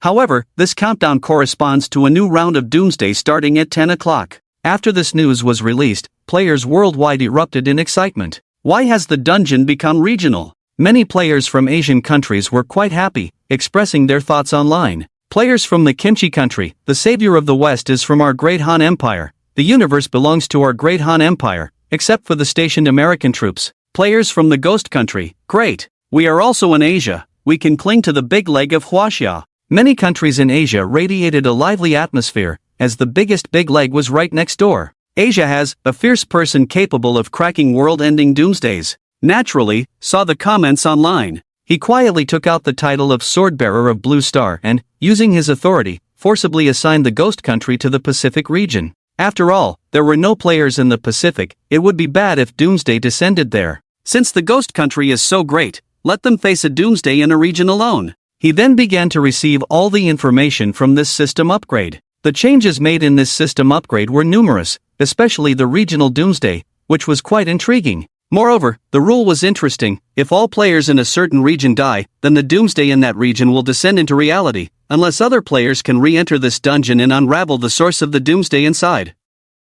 For example, if there are no players surviving in Africa, a doomsday will descend into reality. The emergence of this doomsday will severely impact the lives of the African people. To avoid being affected, large numbers of people in Africa will seek ways to migrate to safer continents, such as Asia, Europe, and the Americas. In order to prevent this matter from escalating, players from other regions could only find ways to crack the apocalypse in Africa and restore it to normal. However, the difficulty of cracking an apocalypse is far greater than surviving in one. This is quite frustrating. If others can't survive in the instance of the apocalypse, who can guarantee that they can go and crack the source of the apocalypse? Moreover, most players would probably refuse to participate in such a thankless task. Besides this matter, there was another important issue. The limit on power levels had been lifted. Among the 7 levels of classification, he didn't recognize the other 6, but there was one level he could see clearly: catastrophe level. Just below the cosmic level, the catastrophe level. He might be the only one who understands the value of the catastrophe level. The whale-like creature in deep-sea behemoth that can swallow all giant beasts is at the catastrophe level. In time reversal, the two-dimensional foil that can turn the entire solar system into a two-dimensional world is also at the catastrophe level. The catastrophe level already represents invincibility, so what kind of existence would the cosmic level be? Moreover, he also knew of a half-step catastrophe existence. That is the puppet queen in the puppet kingdom, the current puppet king Chen Wanner. Furthermore, Chen Wanner became a half-step catastrophe level after absorbing his end blade to kill the two-dimensional foil energy. As for the other levels, there might only be Morong Xiner as the only epic level in the world, while everyone else is of quality level. He possesses the A-class combat skill Maple, which should be considered a low-quality level. Aside from these details, the system also provided a message. Since this was the first instance of the second phase, this instance is a beginner's instance, the best opportunity for players to enhance their strength. However, in the death replay, it seemed he didn't see any opportunities to enhance his strength here. Could it be that the system was encouraging him to become a mid-level ghost master like that young man? But as he pondered, the countdown reached its end. Ding! Countdown finished, all players enter the apocalypse. Before entering the apocalypse, Mu Fingyi glanced at Wang Zichen and old Zhao beside him, then closed his eyes. Ding! The host has successfully entered the apocalypse. You and Wang Zichen are 2 wanderers. By chance, you arrived at a strange village and told the villagers that you would stay here for a month, and after a month, you would leave. Basic task for this instance: survive. Survival time, 1 month. Tip: place a bowl of blood at the door before dark every night to increase your survival rate. Everything you gain in this instance can be brought back to reality, but the premise is that you must survive until the end of the month. The system prompt ended. Mu Fingyi slowly opened his eyes and found himself in a house resembling a village. He was resting on a prickly pillow, lying on a hard and cold bed. Beside him was a fat man sleeping soundly. Upon seeing the fat man's profile, his eyelids twitched violently. This fat man was Wang Zichen, the guy who had crossed into the same instance with him. He slapped Wang Zichen awake. Stop sleeping, we've already entered the instance. Ha! Wang Zichen opened his eyes in confusion, sitting up from the bed. Damn, this bed is too hard, it's hurting my butt. He rubbed his chubby backside. You cover me for a bit while I make a prediction. Mu Fingyi whispered. Okay. Wang Zichen immediately agreed. At the same time, he was also observing the environment outside. What the hell? Where did this come from? Is this still the country? But upon noticing the gray, hazy environment outside, he suddenly exclaimed. Mu Fingyi shot him a speechless glance and looked into the death eye in his mind. Death eye, you can see the scene of your next death. Current doomsday cooldown, 24 hours per real cooldown, 7 days. Once a day, the death eye. He then looked at his second prophetic skill. Judgment scale, current doomsday cooldown, 24 hours per real cooldown, 7 days. Also once a day. However, this judgment scale had other uses. Let's first check the death replay. He placed his hand on his chest and silently recited, activate death eye. To become a ghost keeper, you need to spend all day with ghosts. Your affinity with ghosts is too low. I do not recommend you become a ghost keeper. A familiar voice rang out. Mu Fingyi slowly opened his eyes and saw a familiar young man in front of him. Seeing this scene, he was startled, because this young man was the one in the cave with the title of Intermediate Ghost Keeper. At this moment, the girl named Erwan was affectionately linking her arm with the young man, resting her head on his shoulder. The young man placed a book in front of the future self. This is the Ghost Keeper's record my master gave me before. It contains all the methods from beginner to advanced Ghost Keeper. If you really want to become a Ghost Keeper, take this book and study it. The future self said thank you and took the Ghost Keeper's record. No need to thank me, you are a benefactor to both me and Erwan. If you have any other questions, feel free to ask me. The young man smiled at him. Erwan also sweetly leaned against him and called out, Ajie. The young man's name is Ajie? But soon, the observing Mufingi realized that the boy and girl's nicknames should be Ajie and Erwan, but their actual names probably just contained the characters Jie and Erwan. I do have another question. The future self tucked the book into his arms and asked, what levels correspond to beginner and advanced Ghost Keepers? Beginner Ghost Keeper corresponds to low epic level, while advanced Ghost Keeper corresponds to high epic level. Ajie looked at him strangely and explained, only a Ghost Master can correspond to legendary level. Hearing Ajie's explanation, the future self's eyelids twitched violently. There was only one epic level in Blue Star, and that was Morong Shinner.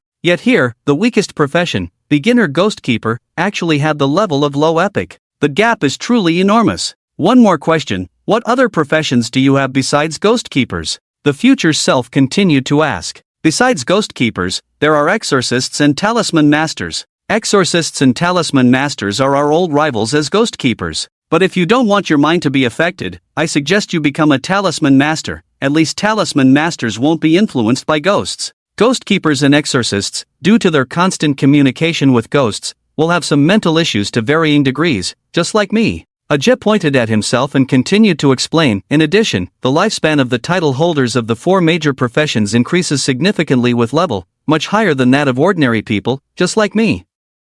Although I am only an intermediate Ghost Keeper, my lifespan has reached 300 years due to the support of powerful ghost energy. So how can one become a Talisman Master? The future self asked. This is a bit difficult. The Talisman Masters in the city charge very high fees. If you want to become their apprentice, just the monthly offerings to them would be enough to buy a villa in the city. The young man shook his head and said, but those ghost tamers, their fees are very low. However, what they want is not money, but your lifespan. Hearing his explanation, the future self still did not give up on the idea of becoming a Talisman Master. But the ghost tamers could be a fallback option. As an observer, Mufingi really wanted to ask, brothers, can someone tell me what the source of the apocalypse is this time? He was anxious. Moreover, from the looks of the future self, it seemed like he had become allies with Ajie and Erwan. Did they have a common enemy? Could it be that the source of the apocalypse was really that village chief from the strange village? The culprit that broke them apart? Or was the source of the apocalypse that old woman with the lantern?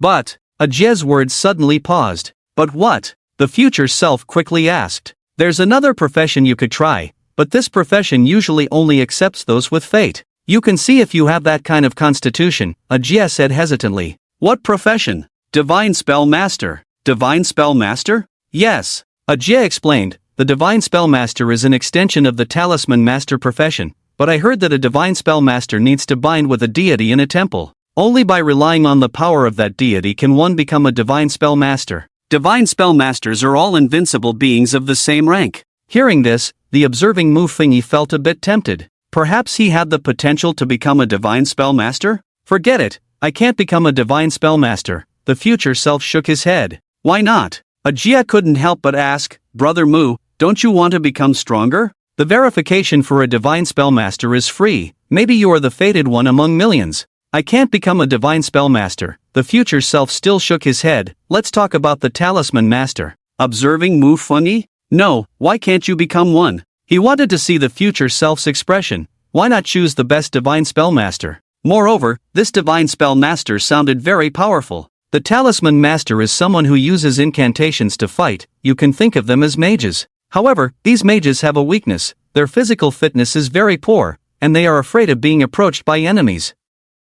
Ajie began, on the contrary, the ghost exorcists have extremely strong physical fitness, as if they are born warriors, and they can easily take on a ghost of the same level alone. Additionally, due to their innate training, the fear effect of ghosts has no impact on them. As for the Divine Spell Master, they are a combination of the two. They not only possess extremely strong physical fitness, but the spells they use also carry the will of the gods. Divine Spell Masters of the same rank are invincible. This is a common characteristic of all title holders. Hearing this, the future self directly activated his Savior title. Because the Blue Star Swordbearer title could only be worn on Blue Star, the future self could only display the Savior title. When Ajia saw the Savior title above the future self's head, his eyes nearly popped out. Savior? How do you have such a special title? He asked incredulously. What's wrong with this title? The future self asked in confusion. Is there anyone else besides me who has a special title? There are, but the number is pitifully small. Ajia swallowed hard, and his gaze towards the future self changed. No wonder you could even kill the old woman with the lantern. It turns out you are a special title holder.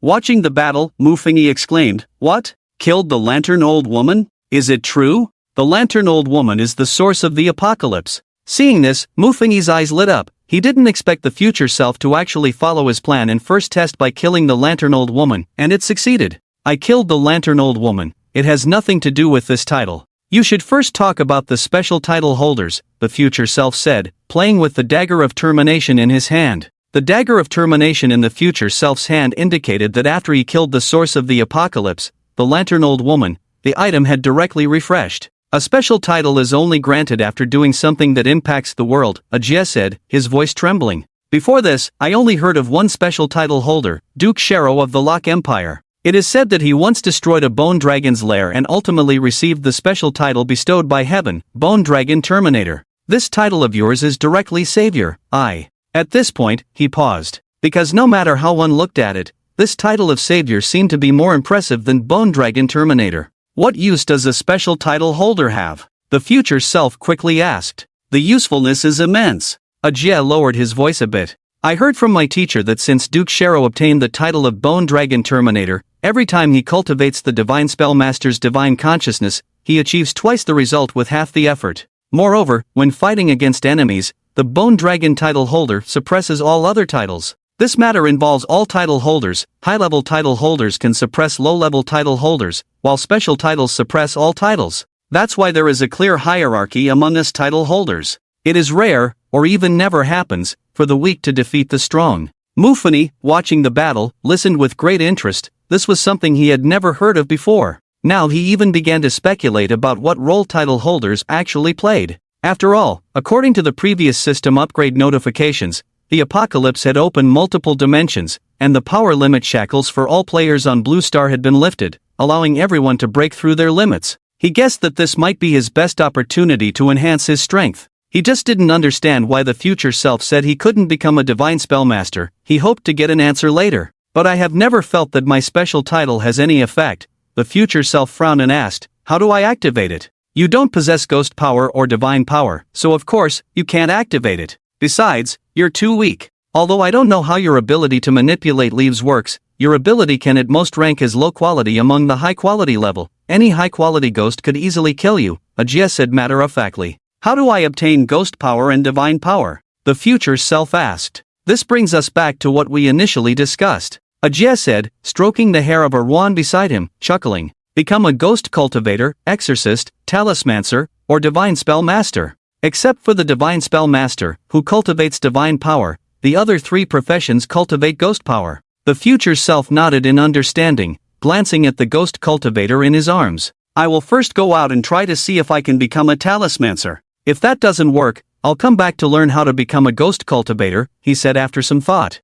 You can come find me anytime. I plan to live here with Erwan forever. Come back to me once you've made up your mind to become a ghost cultivator, Ajia said, personally seeing the future self off from the cave. As Mufengi followed the future self's perspective, after leaving the cave, he noticed that the surrounding mist had cleared up quite a bit. The grayish mist was almost gone, and he could see the scenery around him. This is a plain where not a single wild grass can be seen, stretching endlessly, while the place where Ajia and Erwan are located is a small hill. Outside the cave, Wang Zichen is rubbing his hands, waiting for his appearance. When he sees the future entity emerge, his eyes light up. Brother Mu, you finally came out. Let's hurry back to the village, I'm freezing to death. After the future entity bids farewell to Ajia and Erwan, he sets off with Wang Zichen on the road back to the village. Brother Mu, what did you just say to that couple? Wang Zichen asks curiously on the way back. I got some information about this world from him. Thus, the future entity tells Wang Zichen everything he has seen and heard, including the issue of the four major professions. Then we must choose the spellcaster. Wang Zichen exclaims, slapping his thigh, the spellcaster is the strongest of the 4 professions. If we can become spellcasters, won't we dominate all players when we return to Blue Star? It's not that simple. The future entity shakes his head, we can't become spellcasters, there are prerequisites. What prerequisites? Wang Zichen can't help but ask. Even the observing Mu Fuyi perks up his ears, listening intently. We need to clear the dungeon, and the clearance level must be perfect. I just killed the lantern old woman, and the clearance level was only excellent, so the system informed me that I cannot unlock the spellcaster profession, the future entity explains. What? Wang Zichen is somewhat confused. We killed the source of the apocalypse, why is the clearance level only excellent? Maybe the system suspects we exploited a loophole. The future entity says solemnly, I used the advantage of prophecy a few times, almost by elimination, to find out that the source of the apocalypse is the lantern old woman, so the system thinks we likely cheated, which is why the clearance level is low. Previously, my clearance level in the Puppet Kingdom was perfect, so I suspect the clearance level might be related to the secrets we discovered. For example, we don't know why the lantern old woman is the source of the apocalypse, we must provide an explanation to the system. We need to understand the entire sequence of events thoroughly. Only after confirming that the lantern old woman is the source of the apocalypse and killing her can we achieve a perfect clearance. The reason Mu Fengyi was able to achieve a perfect clearance in the Yi Puppet Kingdom was that he not only investigated Chen Wanner's background but also knew about the mayor's wife cruelly killing Chen Wanner, and he was clear that Chen Wanner was wrongfully killed. So if our clearance level isn't perfect, we can't become the most powerful spellcaster among the 4 major professions? Wang Zichen asks. Yes, that's right. The future entity nods. Their conversation also reaches the ears of the observing Mu Fengyi. Mu Fengyi now understands why the future entity said he couldn't become a spellcaster. The reason is the system's trickery. The system not only requires them to kill the source of the apocalypse but also demands that they must know why the source of the apocalypse is the source of the apocalypse. Now he has confirmed that the lantern old woman is indeed the source of the apocalypse. However, why the lantern old woman is the source of the apocalypse is something he does not understand. But Mu Fengyi is not anxious now, he already knows the answer. When he returns to reality, all he has to do is write down the process of arriving at the answer. This difficulty is much simpler than at the beginning. So what do we do now? Wang Zichen can't help but ask. The future entity takes out a book on becoming a ghost keeper from his arms. Right now, we only have the option to become ghost keepers. I plan to take a trip to the towns in this world to see if there's a way to obtain the training manual for the spellcaster. If we can't get it, we'll have to train as ghost keepers. After completing the task, the system only allows us to stay for 30 days. Within these 30 days, we must do our best to enhance our strength in this world, ideally becoming at least of epic mid-tier or even upper tier. The strongest in Blue Star, Morong Xaner, had only reached the lower epic tier by relying on her Sss-Level ability. As long as they successfully cultivate this secret manual and obtain the title of Junior Ghost Master, they could directly become lower epic tier, on par with Morong Xaner. Alright, I'll go with you. Wang Zichen nodded. No time to waste, let's set off quickly. The future body and Wang Zichen returned to the Eerie village, and the village chief, having learned about their killing of Lord Upper Ghost from the dissipating mist, respectfully prepared ample food for them and guided them out of the village, pointing them towards the road to the town. According to the villagers, before Lord Upper Ghost arrived, they would periodically go to the town to exchange for food. However, after the appearance of Lord Upper Ghost, they no longer dared to leave the village, as no one who left had returned alive. The future body, however, looked thoughtfully at the village chief for a moment, suspecting that the reason this Doomsday instance did not achieve a perfect rating might be related to this village chief. But now that the source of the apocalypse had been killed and the rating confirmed as excellent, there was no need to dwell on it. Enhancing their strength was the most crucial thing. Thus, he and Wang Zichen packed several days' worth of food and set off towards a place called Craftwood Town, following the village chief's directions.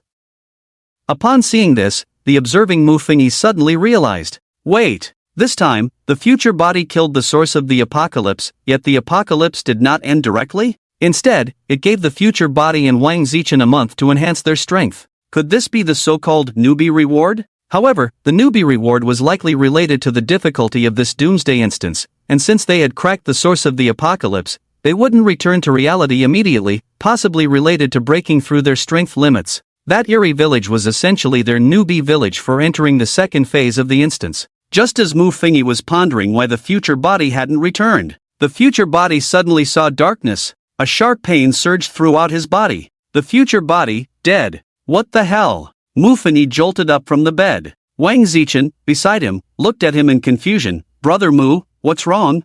Did you have a prophecy? Wait a moment. Mu Fingyi rubbed his temples, as he hadn't clearly seen what had happened. If he wasn't mistaken, it seemed something enormous had emerged from the ground and swallowed the future body in Wang Zichen whole? What was that monstrous thing, and why was it lying in wait on the road to the town? He vaguely suspected that the reason the villagers had been unable to go to the town all these years might be related to a man-eating monster on the necessary path from the village to Craftwood Town. Mu Fingyi thought for a moment, then looked at Wang Zichen and asked, Wang Fatty, did you see the mist outside? I did, there's a lot of mist outside, but it seems like there's nothing in this village. Mu Fingyi squinted his eyes and suddenly said, I have a task for you. What? Investigate the village chief's relatives, especially his granddaughter. Mu Fingyi said calmly, this needs to be done as soon as possible, preferably before the village chief notices. Ha! Wang Zichen's mouth dropped open in surprise. Wait, they just arrived. Mu Fingyi was asking him to investigate the village chief's family right after they got here?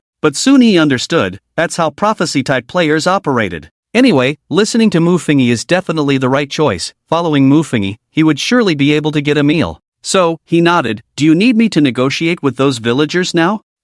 Go ahead. Once Mu Fingyi confirmed, Wang Zichen didn't hesitate and directly went out to gather information. Meanwhile, Mu Fingyi began to ponder. It was known that Erwan was the village chief's granddaughter, and Ajia had a significant hostility towards the village chief and the entire village. He had previously speculated that Erwan was the village chief's granddaughter, and that wedding from a few years ago was of utmost importance. He rubbed his temples. Why was the lantern-carrying old woman the source of the apocalypse? What role did the lantern-carrying old woman play in all of this? Now he had several doubts. The first doubt was, if the village chief didn't want his granddaughter to marry Ajia, how did Ajia and Erwan get to know each other? Their relationship seemed more like childhood sweethearts, and they shared a very deep bond. Instead of facilitating the two, the village chief forced his granddaughter to marry someone else. Another doubt was Ajia's rise to becoming a medium ghost master a bit too smooth? Moreover, after Ajia showcased his talent as a ghost master, his teacher was willing to let him go? Where was Ajia's teacher now that he had become like this? Perhaps this teacher could have many explanations, but he always felt there was something conspiratorial about it. Wait, humans and ghosts coexist, demons are among us, he murmured to himself. Demons are among us, demons are among us. The source of the apocalypse was the ghostly lantern-carrying old woman. Mu Fingyi suddenly gasped. He had a terrifying hypothesis. That lantern-carrying old woman was not a ghost. He had seen some apocalyptic scenes involving ghosts in the strange prophecy, which mentioned the existence of the lantern-carrying old woman. In those prophecies, players who witnessed this scene described the lantern-carrying old woman as follows. The lantern-carrying old woman, a ghostly figure walking in the mist. Whenever a human notices her, her throat emits the words, the weather is dry, be careful with fire. And if someone stares at her for more than 3 seconds, she will cut off that person's head and turn it into a lantern. Protective measure, do not stare at the lantern-carrying old woman, you can let her speak in your ear, as long as you don't look at her, she will quietly leave. In short, the lantern-carrying old woman does not actively seek trouble, unless you keep staring at her. The process is, what are you looking at? What about it? Try looking again? Try it and you die. However, in his second death replay, the behavior of the lantern-carrying old woman was different from what was recorded. In the second death replay, after they killed Erwan and Ajia, they fled frantically with Ajia's arm, while a weasel chased closely behind. But just as they were about to reach the village, the lantern-carrying old woman suddenly blocked their way. Even though the future body and Wang Zichen did not look at her, the lantern-carrying old woman repeatedly stood in front of them, as if trying to prevent them from entering the village. This was completely different from the lantern-carrying old woman who wouldn't actively seek trouble. This lantern-carrying old woman was actively seeking trouble. It could be deduced that the lantern-carrying old woman they saw was not the ghostly lantern-carrying old woman at all. Combined with the answers he had received, the lantern-carrying old woman they saw was the source of the apocalypse, along with Mr. Chang Yaqing's prophecy, humans and ghosts coexist, demons are among us.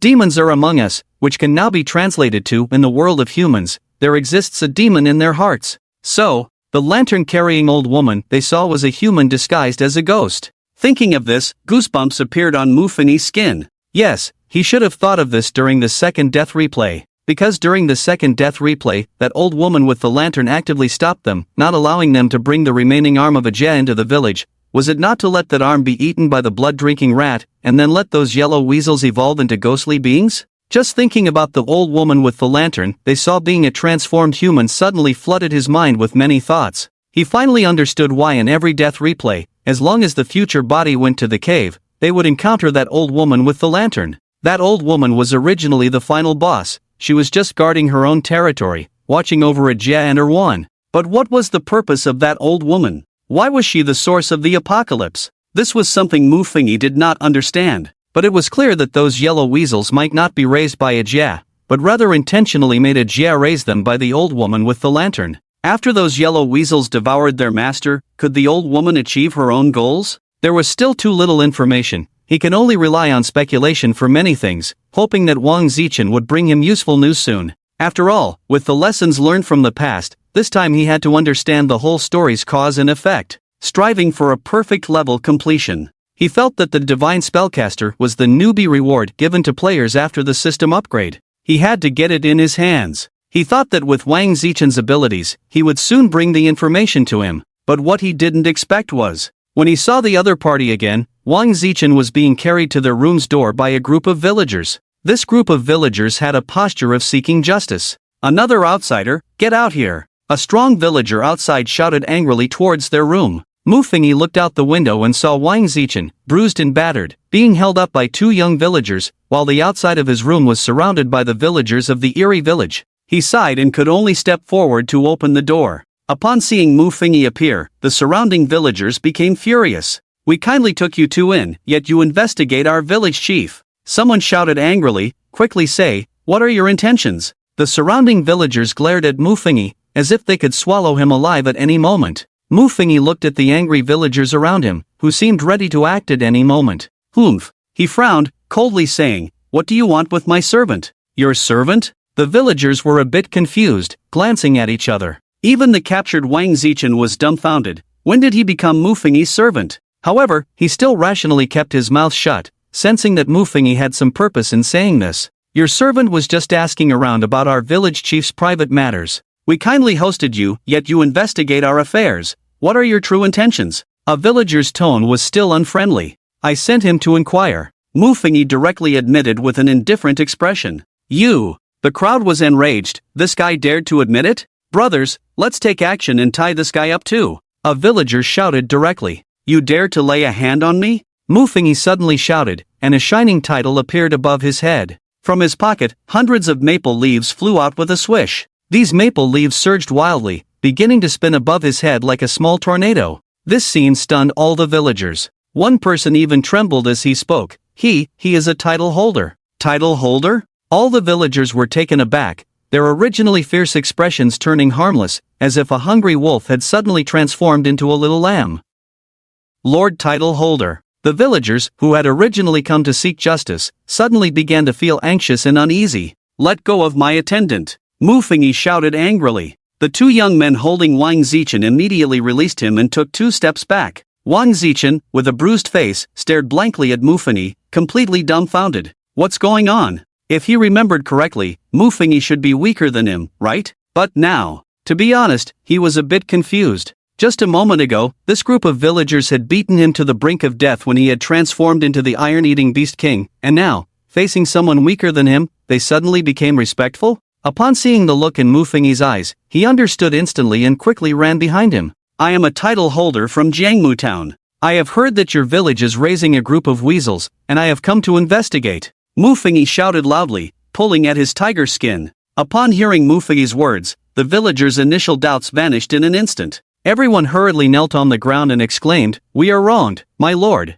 That group of weasels is raised by a guy named Shangue. If we do not offer a bowl of our blood every night, Shangue will kill us. Please, my lord, help us." Wang Zichen was stunned. He recognized every word Mu Fengyi had just said, but why couldn't he understand them when put together? Why did it feel like he and Mu Fengyi were playing 2 different games? Everyone was here to play a survival game, but Mu Fengyi was playing a cracked version, right? "I wanted to interact with you as an ordinary person, but what I received in return was your humiliation, and you even beat my attendant to this state." Mu Fengyi said coldly, "I won't pretend anymore, I'm revealing my identity. I am a title holder. The purpose of my visit is not only to kill that Shangue to disperse the surrounding fog but also to investigate the situation regarding Shangue. Lord Title Holder, please give your orders, and we will definitely obey you." Upon hearing that Mufengi was here to deal with Lord Shangui, the villagers' faces were filled with excitement, and they immediately pledged their loyalty. Mufengi looked at these people and was not polite. He directly asked, "Who knows about the village chief's family situation? Tell me in detail."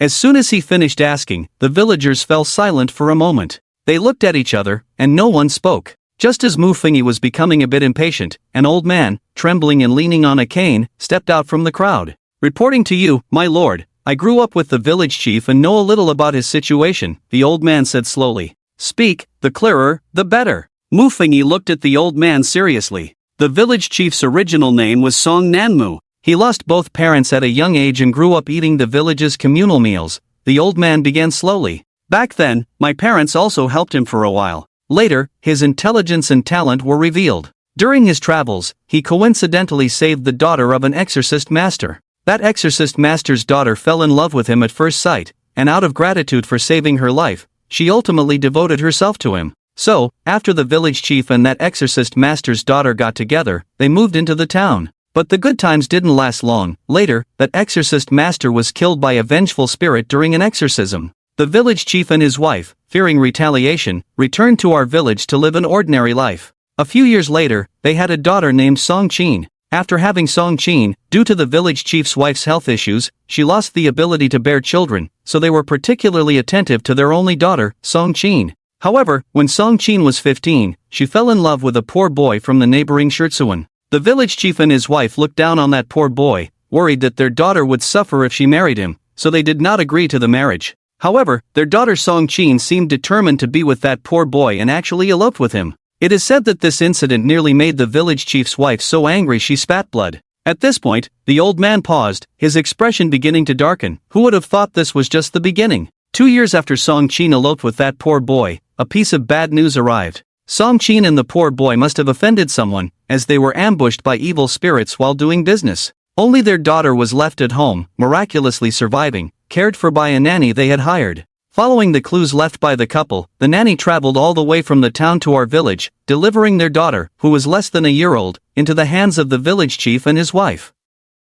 Upon learning of their daughter's death, the village chief and his wife were heartbroken, and could only pour all their emotions into their granddaughter, naming her Song Ruanruan. Song Ruanruan. Hearing this name, Mufengi immediately held his breath, knowing the key point of the story was approaching. Under the care of the village chief and his wife, Song Ruanruan grew up happily. However, at this point, the old man couldn't help but let out a deep sigh, but no one expected that Song Ruanruan would follow in her mother's footsteps. Song Ruanruan fell in love with an orphan from our village named Ajia. The old man cleared his throat, and a villager who had been listening intently immediately handed him a bowl of water. After taking a sip, the old man continued, "The village chief and his wife had already lost one daughter. How could they allow their granddaughter to repeat the same mistake? So, the village chief took matters into his own hands and betrothed his granddaughter to the eldest son of the Hao family, Hao Tao, who came from a well-off family in the village, making them a suitable match. Moreover, Hao Tao was honest and kind, and would not bully their granddaughter. To facilitate this marriage, the village chief even used his power to expel Ajia from the village, just to make his granddaughter give up. But, at this point, the old man glanced at the villagers around him and sighed. Everyone knows what happened next. On the day of the wedding, Song Ruanruan hanged herself. Even the village chief's wife, unable to bear such a blow, soon passed away as well, leaving the village chief all alone. At this point, the villagers around him showed sympathetic expressions. Everyone envied the village chief for living a wealthy life and having the power to govern a village. But who would have thought that the village chief's life was so tragic? Everyone fell silent, even Wang Zichen showed a look of pity. But only Mufengi narrowed his eyes. Don't you think this is all too coincidental? What do you mean? Everyone looked up, their eyes filled with confusion. Both the daughter and granddaughter fell for a poor boy and eloped. Mufengi murmured, "I never believed in the story of a princess falling in love with a knight. It feels more like a trap. Princesses always marry princes. No princess would marry a knight." He closed his eyes, and images of the characters in this story floated through his mind. Then, he opened his eyes and looked at the old man. "Old sir, are you sure you haven't left out any important characters in this story, especially women? How could there be other women involved in the village chief's family matters?" The old man, hearing this, looked slightly displeased, but upon realizing the person before him was a titled individual, his expression softened a bit. The village chief only married one wife in his lifetime. Even after the village chief's wife lost her ability to bear children or even passed away, the village chief never remarried or took a concubine. Mu Fingyi fell into deep thought, and with a casual wave of his hand, all the maple leaves floating above his head began to fly back into the bag at his waist. Seeing this scene, the crowd exclaimed in awe. Truly a powerful title holder. Who exactly is the Lantern Old Woman? He murmured. His biggest guess about the Lantern Old Woman now was the village chief's wife. Does anyone know where the village chief's wife's grave is? He raised his head and looked at the crowd. The villagers exchanged glances, and the elderly storyteller cautiously asked, "Title holder, do you have any connection between exorcising ghosts and the village chief's wife's grave? That ghost is closely related to the wrong Song-Wan. Do you think there's no connection?" Mu Fingyi shot him a cold glance and retorted. "What?" The villagers gasped at his words. "Hurry up and lead the way, I don't have time to waste here." Mu Fingyi pretended to look at the sky, deliberately urging, "I need to return to Craftwood Town tomorrow, so I must deal with that ghost today." Seeing the title holder's authority, a young man respectfully said, "Sir, the grave is on the back mountain. I'll lead you there." "Good." Mu Fingyi nodded arrogantly. There was no turning back now. He could only rely on the title holder's reputation to intimidate these villagers. If they discovered he was a paper tiger, he would be finished. The young man shouted, "Title holder, follow me.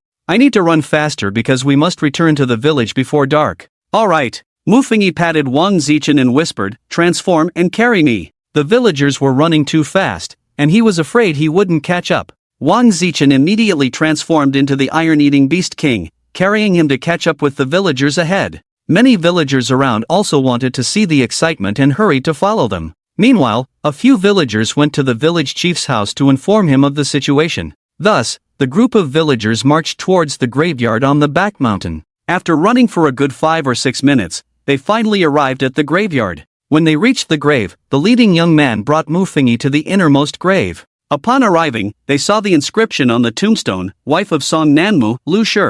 Wang Zichen, lift this grave." Mu Fingyi got off the iron-eating beast king and directly patted Wang Zichen's panda head. "Wang Zichen? Don't worry, it's empty inside," Mu Fingyi reassured him. Hearing this, Wang Zichen could only muster his courage and step forward to lift the entire grave with his paw. At this moment, the villagers who had been following them finally arrived. Among them was the panting village chief, Song Nanmu. Seeing Mu Fingyi about to lift the grave of his deceased wife, Song Nanmu immediately roared in anger. "What are you doing?" But as soon as he finished speaking, Wang Zichen had already opened the coffin inside the grave. "Wow!" All the villagers who saw the inside of the coffin gasped. Mu Fingyi also saw it immediately. The coffin before them was actually empty. An empty coffin. Seeing this scene, Mu Fingyi clapped his hands. "Lantern Old Woman, it really is you. How could this be?" Village Chief Song Nanmu also saw that his wife's coffin was empty, and he walked forward in disbelief, staring intently at the empty coffin, incredulously saying, "No, I personally placed her inside.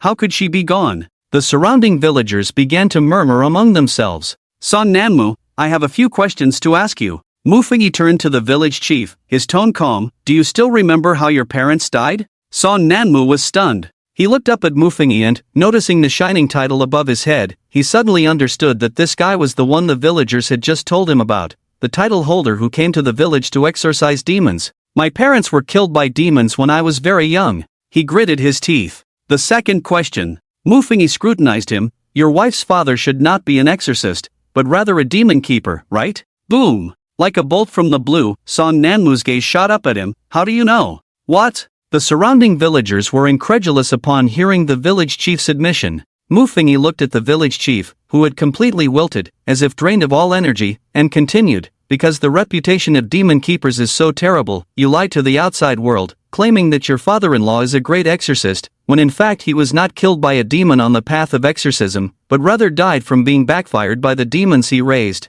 Am I right?" Song Nanmu slumped to the ground, his eyes vacant as he nodded. "In fact, your father-in-law is not dead, nor is your wife." Mu Fingyi suddenly said something that took Song Nanmu by surprise. "What do you mean?" He shot his head up. "Title holders have long lifespans, possibly hundreds or even thousands of years. They will stop at nothing to increase their power." Mu Fingyi spoke slowly, "And your wife, in order to break through, very likely practiced some kind of dark arts. She used this dark art to harm many loving couples, and to master it, the last couple she harmed had to be related to her by blood, and that couple consisted of one human and one demon." Mu Fingyi analyzed slowly based on the scenes he had seen through his death vision, and to achieve her goal, she secretly matched her daughter and granddaughter with those two boys to live together, right? This was the question he had been unable to figure out before, but now he understood. A princess would not marry a knight, only a prince. But what if the king forced the princess to marry the knight? Now this graveyard, empty of people, indicated that the village chief's wife was not simple. Coupled with the answer he got from the death replay that the lantern-carrying old woman is the source of the apocalypse, he could basically conclude that the village chief's wife was the lantern-carrying old woman disguised as a demon. And everything, including the village chief Song Nanmu, their daughter, their granddaughter Song Wanwan, and Ajia. Everyone was a pawn of the lantern-carrying old woman. The lantern-carrying old woman pretended to marry Song Nanmu, then lured her daughter to fall in love with a poor boy from the neighboring village, designed to have both of them killed, and then similarly lured her granddaughter to fall in love with Ajia. On the other hand, she made the village chief act as the villain, severing the connection between the two. Afterwards, she induced her granddaughter to commit suicide in a love sacrifice. Before this, Mufengi had always had a doubt. Why was Ajia's soul still there when he returned after becoming a mid-level demon keeper? Logically, a person's soul should dissipate within 7 days after death. Now he understood, because after Song Wanwan died, her soul had been preserved by the lantern-carrying old woman. And the lantern-carrying old woman, or rather her father, might be Ajia's master.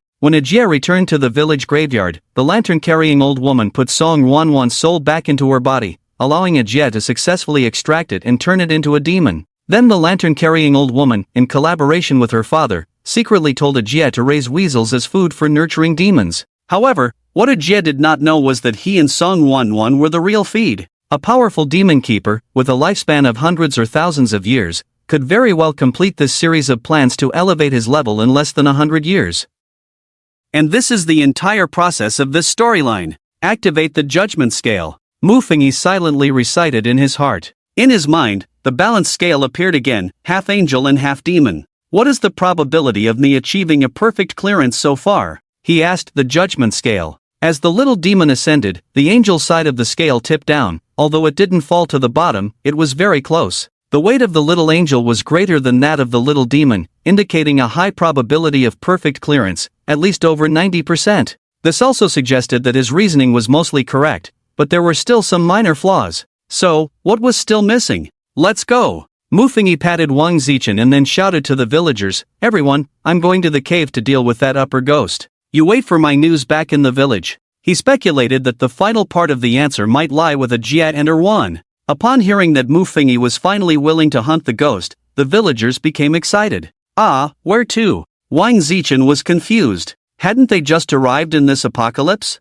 How could they be going to eliminate a ghost? Go in that direction. Mufengi pointed out a path. Oh, okay. Wang Zichen was still in the form of the iron-eating beast king. Hearing Mufengi's instructions, he immediately became serious. He dashed towards the cave's location. In just a few minutes, the two of them disappeared into the thick fog. Once they entered the mist, their movements slowed down. "Brother Mu, what's the situation now?" Wang Zichen asked cautiously as he walked through the fog. Mufengi had no intention of hiding anything and told him everything he knew. Since he had the chance to obtain a perfect reward, he certainly wanted to let Wang Fatty sneak a bit of the reward, to take advantage of the system. Only he could rely on the dagger of the end to kill that lantern-carrying old woman, so the bulk of the reward was his, and he would let Wang Fatty have a taste. Damn, so we're going to meet that couple who are still in love despite being ghosts? After hearing Mufengi's explanation, Wang Zichen couldn't help but speak up. Yes, Mufengi explained, we're still a bit short of achieving a perfect clearance, so we need to go and understand this last bit of information. After hearing this, Wang Zichen immediately vowed, oh, got it, don't worry, I will definitely safely. The weather is dry, be careful of fire. A ghostly voice suddenly appeared in their ears. Damn! Wang Zichen was almost scared out of his wits, because he noticed a figure of an old woman emitting a red light ahead. After Mufengi's explanation, he already knew that this lantern-carrying old woman was the final boss of this apocalypse dungeon. Don't look at her, this is the lantern-carrying old woman. If you stare at her for more than 3 seconds, she will twist your head off and put it in her lantern, Mufengi immediately shouted. But in fact, he wasn't shouting for Wang Zichen's benefit, he was shouting for the lantern-carrying old woman to hear. This lantern-carrying old woman was not a ghost but a ghost master in disguise, and she could understand human speech. So, he had to pretend he hadn't discovered her identity. Okay. Wang Zichen understood Mufengi's meaning and turned his panda head away, not looking at the lantern-carrying old woman. Thus, the two cautiously distanced themselves from this behind-the-scenes boss. Along the way, Mu Fengyi kept his grip tight on the dagger of the end at his chest. If this lantern-carrying old woman acted against them without honor, he would have to risk not achieving a perfect clearance and kill her. Soon, the two saw a cave. Having seen the cave many times, Mu Fengyi knew they had finally reached their destination. He patted Wang Zichen, signaling him to take him inside. Wang Zichen carried him downwards. Soon, they noticed at the bottom of the cave a statue with a weasel's head and a human body. With their appearance, countless pairs of glowing eyes appeared around them, staring intently. "Brother Mu, what do we do now?" Wang Zichen asked, a bit frightened. Mu Fengyi did not reply but got off him, scanning the surroundings. Suddenly, he shouted, "Ajay, I know how to save Sss-Level." Whoosh! A young man suddenly stepped out from the shadows behind a stone wall, his slightly reddened eyes fixed on Mu Fengyi. "Did you just say you know how to save Ruan?" "Ajay, don't be impulsive. I need to ask you a few questions first." Mu Fengyi looked at the boy in front of him. In the third death replay, this boy had personally given him a manual on ghost raising. This also indicated that the boy's nature wasn't bad. "Can you really save Ruan?" Ajay's voice trembled, lacking the hostility he had shown in their previous two encounters. "I can save her," Mu Fengyi affirmed. Because in the third death replay, Ajay had told the future body that the future body was the savior of him and Ruan. So he speculated that to save the two from peril, it should be related to killing that lantern-carrying old woman. "If you can save Ruan, I will be willing to repay you by being your servant," Ajay immediately said. "First, I need to ask you a question." "No, let Song Ruan come out, and I will ask her a few questions." Mu Fengyi thought for a moment and suddenly waved his hand. "You're looking for me?" A melodious voice rang out, and then a girl slowly floated out from the wall. Wang Zichen, who was behind Mu Fengyi, was startled despite having mentally prepared himself. He immediately shrank back behind Mu Fengyi. The girl had a delicate and beautiful face, and her expression was vivid, completely different from the dead silence they had seen before. "Song Ruan, I want to know one question. When you were with Ajay, did your grandmother initially approve?" Mu Fengyi asked. "Ha?" Song Ruan clearly did not expect Mu Fengyi to ask such a question, and even Ajay beside her was stunned. Ajay blinked and looked at Song Ruan. "Ruan, did your grandmother initially approve of us?" "Yes." Song Ruan nodded gently. "My grandmother told me that girls should boldly pursue their love, that people should live for themselves, so she approved of our relationship. But later, for some reason, after my grandfather mentioned a marriage proposal to me, my grandmother suddenly disapproved of me and Ajay. At that time, I was very confused, and later, my suicide was largely due to my grandmother's sudden change of heart." "Is that so?" Mu Fengyi's eyes flashed with a cold light upon hearing this. Everything was falling into place now. "The second question I want to ask Ajay." He looked at Ajay and asked, "Was your master, who taught you to become an intermediate ghost raiser, male or female?" "It's a male. What's wrong?" Ajay replied, puzzled. "Oh, that means Ajay's master is the father of the lantern-carrying old woman, who is also the father-in-law of the village chief." "Who taught you to raise blood-drinking mice?" he continued to ask. "My master taught me," Ajay replied, frowning impatiently. "Are you going to help me save Ruan or not? And who exactly are you?" Sensing Ajay's anger, Song Ruan quickly grabbed his hand, gently stroking and comforting him. "How many have you raised?" Mu Fengyi didn't mind and continued to ask. "You bought 25 before, but over the years, there must be a lot more, probably around 100, right?" Ajay guessed. 100? The corner of Mu Fengyi's mouth twitched. In the second death replay, the weasels chasing him and Wang Zichen numbered at least 1 or 2,000. Yet the owner claimed there were only 100? Then I have to say, there are at least 1,000 weasels here. Mu Fengyi stared at him. "Impossible." Ajay frowned even deeper. "How could I not know how many I have raised? Because they aren't yours at all." Mu Fengyi said sharply, then immediately added, "Last question, do you know the old woman with the lantern outside?" "That's a ghost I caught to protect this place," Ajay replied. Upon hearing this, Mu Fengyi smiled. Well, now it seemed like a perfect clearance, right? Just as Ajay looked at Mu Fengyi in confusion, ready to ask something else. "The weather is dry, be careful with fire." A faint voice suddenly echoed from above their cave. When Mu Fengyi and Wang Zichen turned around, they saw an old woman holding a red lantern, slowly approaching them. The old woman's squinted eyes were fixed on everyone. "Who let you in? Get out now." Ajay couldn't help but get angry upon seeing the lantern-bearing old woman. The old woman seemed to ignore him and continued to walk towards them. "The weather is dry, be careful with fire." "Alright, Song Ruan, aren't you going to greet your grandmother?" Mu Fengyi's expression relaxed a lot. This wouldn't delay him from finding the other party. However, the necessary procedures couldn't be skipped. "My grandmother?" Song Ruan looked very surprised. "Lu Shi, How long do you plan to keep pretending? Mufingyi's gaze was fixed on the lantern-bearing old woman, his tone sharp. To break through your cultivation, you don't even spare your own flesh and blood. You're more disgusting than those ghosts. Upon hearing Mufingyi's words, the old woman's movements suddenly paused. Then, she slowly raised her head, her squinted eyes opening, staring at Mufingyi with murky eyeballs. Mufingyi showed no fear, coldly meeting her gaze. Who are you, and why do you want to ruin the old woman's scheme? The lantern-bearing old woman slowly spoke, her tone questioning. What evil technique have you cultivated? Mufingyi narrowed his eyes and asked, why must one of the lovers be a ghost, and one of them related to you by blood?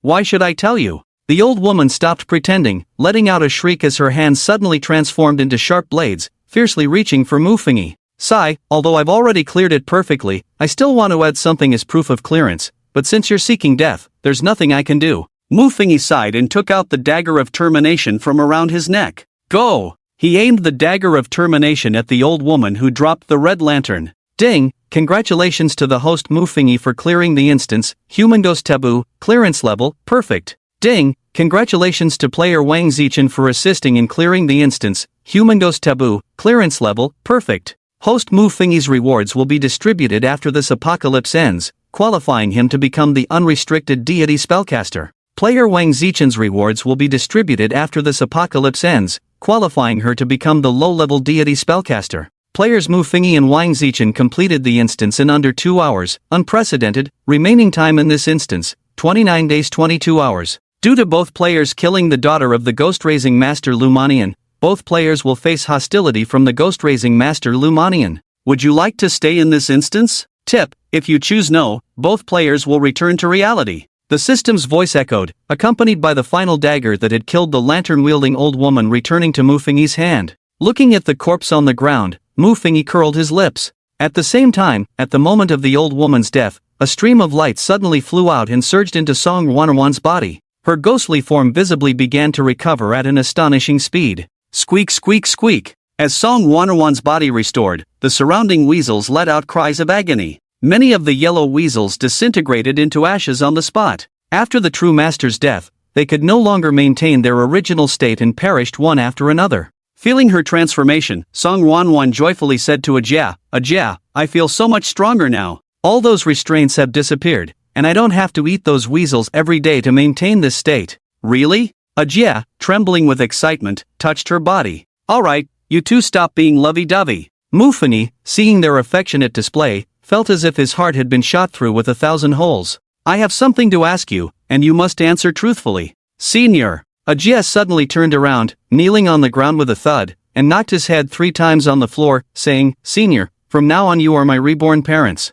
You tell me to go east, I will never go west. You tell me to eat shit, I will go straight to the toilet. Mufingyi was left speechless. I'm not telling you to eat shit, first tell me how to become a spellcaster. Spellcaster? Ajia was taken aback for a moment but quickly responded, Senior, becoming a spellcaster requires talent, but if you want to give it a try, you can go to Craftwood Town and look for a guild called the Spirit Association. If you pay a certain amount of money, they will take you to sense a deity. Spirit Association? Mufingyi noted the name down. Senior, I want to ask, you just said that the lantern-wielding old woman is my grandmother. What's that about? Song Wanwan, seeing the two chatting, couldn't help but interject. No, you don't want to know. Mufingyi didn't answer her question. Song Wanwan? By the way, I actually have something I need your help with. Mufingyi said to Ajia. Senior, just give the order. Ajia replied. On the way from the village to Craftwood Town, there's a man-eating monster.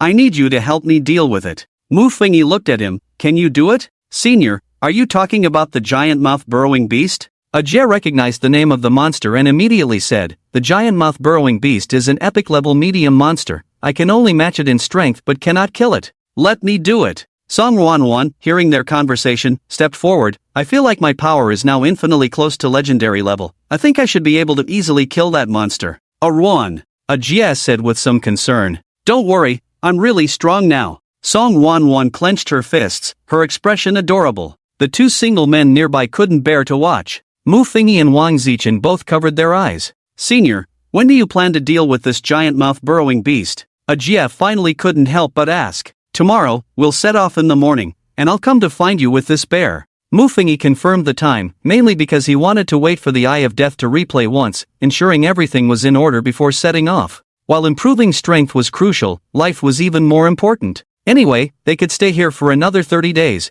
which meant he could use the death replay skill nearly 30 times. He had to make good use of this prophetic ability. After confirming the departure time with a Jian or Wan, Mu Fengyi and Wang Zichen left the cave. Brother Mu, are we going back to the village now? Wang Zichen asked. Mu Fengyi nodded as he looked at the thinning mist around them. Although they had a Jia and a Wan accompanying them to Jiangmu town, problems were bound to arise. Under the gradually fading mist, they quickly returned to the eerie village. At this time, some villagers were waiting at the village gate, eagerly looking for something. Upon seeing Mu Fengyi and Wang Zichen, the villagers cheered in unison. The title holder has returned victorious. Sitting atop the iron-eating beast king, Mu Fengyi waved to the crowd. Everyone, the ghost has been dealt with by me. I will set off back to the town tomorrow, but I need to stay in the village for one more day. The title holder can stay at my house. I killed a chicken today. The title holder can stay at my place. I'm going to slaughter a pig soon. The villagers clamored, eager to have the title holder stay in their homes, as it would be a boast for the rest of their lives.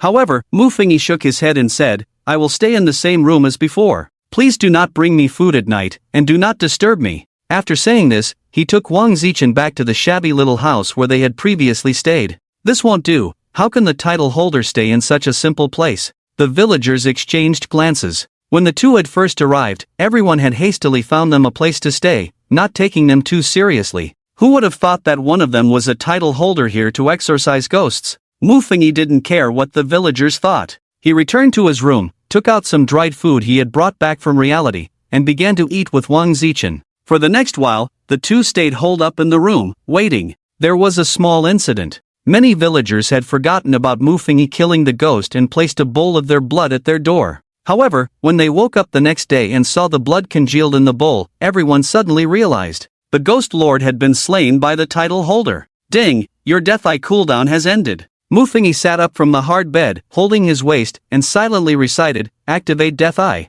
Then, he turned over and went back to sleep. Recently, ghosts have been rampant. It costs 100 coins to enter the town. What? You don't have any. Get lost, go back where you came from. Mu Fengyi opened his eyes to see a soldier in armor pushing against the future body and Wang Zichen, causing them to stumble. Big brother, how about we trade something for entry? Wang Zichen took out a few white buns from his pocket, smiling apologetically. My brother and I just came from out of town, and we've spent all our money on the way. Could you please make an exception? What is this garbage? The soldier saw the white buns in Wang Zichen's hand and felt insulted, shouting angrily, get lost. If you linger here, I'll make sure to kill you. Seeing that the soldier was unyielding, the future body could only pull Wang Zichen away. Damn, I should have asked those villagers for some money. This is just too disgusting, Wang Zichen cursed. At this point, we can only think of other ways, the future body said calmly. He looked towards the city wall, where many people were coming and going through the gate, and above the gate were carved the words, Jiangmu Town.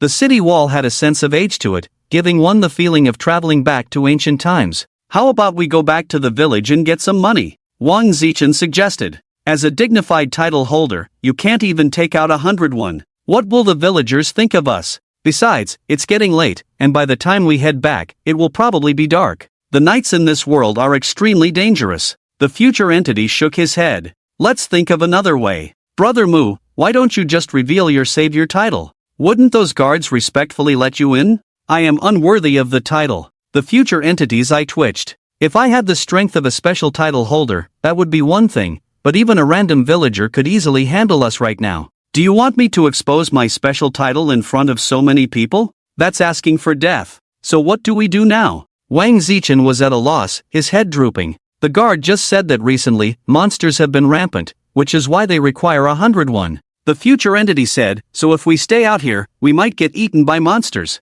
Wang Zichen turned pale with fear. What do we do now? We need to find a way to get into the city. Otherwise, the nights in this world aren't safe. With our level, we wouldn't even be enough to fill a monster's teeth. The future entity said, his gaze focused on the people coming in and out of the city gate. It was unfortunate that their strength was too weak, otherwise, they could have just robbed someone for the 200 when needed to enter the city. They didn't know how long they would have to wait outside Jiangmu town. However, as night fell, the number of people entering the city gradually decreased. The soldier who had been guarding the gate also noticed the future entity and Wang Zichen. Seeing that they hadn't left, he frowned and walked away from the gate to approach them. Why haven't you gone back? Monsters are rampant at night. Do you want to become monster fodder? Sir, we were kidnapped here by a merchant caravan. Earlier, while the owner wasn't paying attention, my brother and I slipped away from the convoy, so we have no money on us. The future entity quickly fabricated a tragic backstory. Where was your home originally?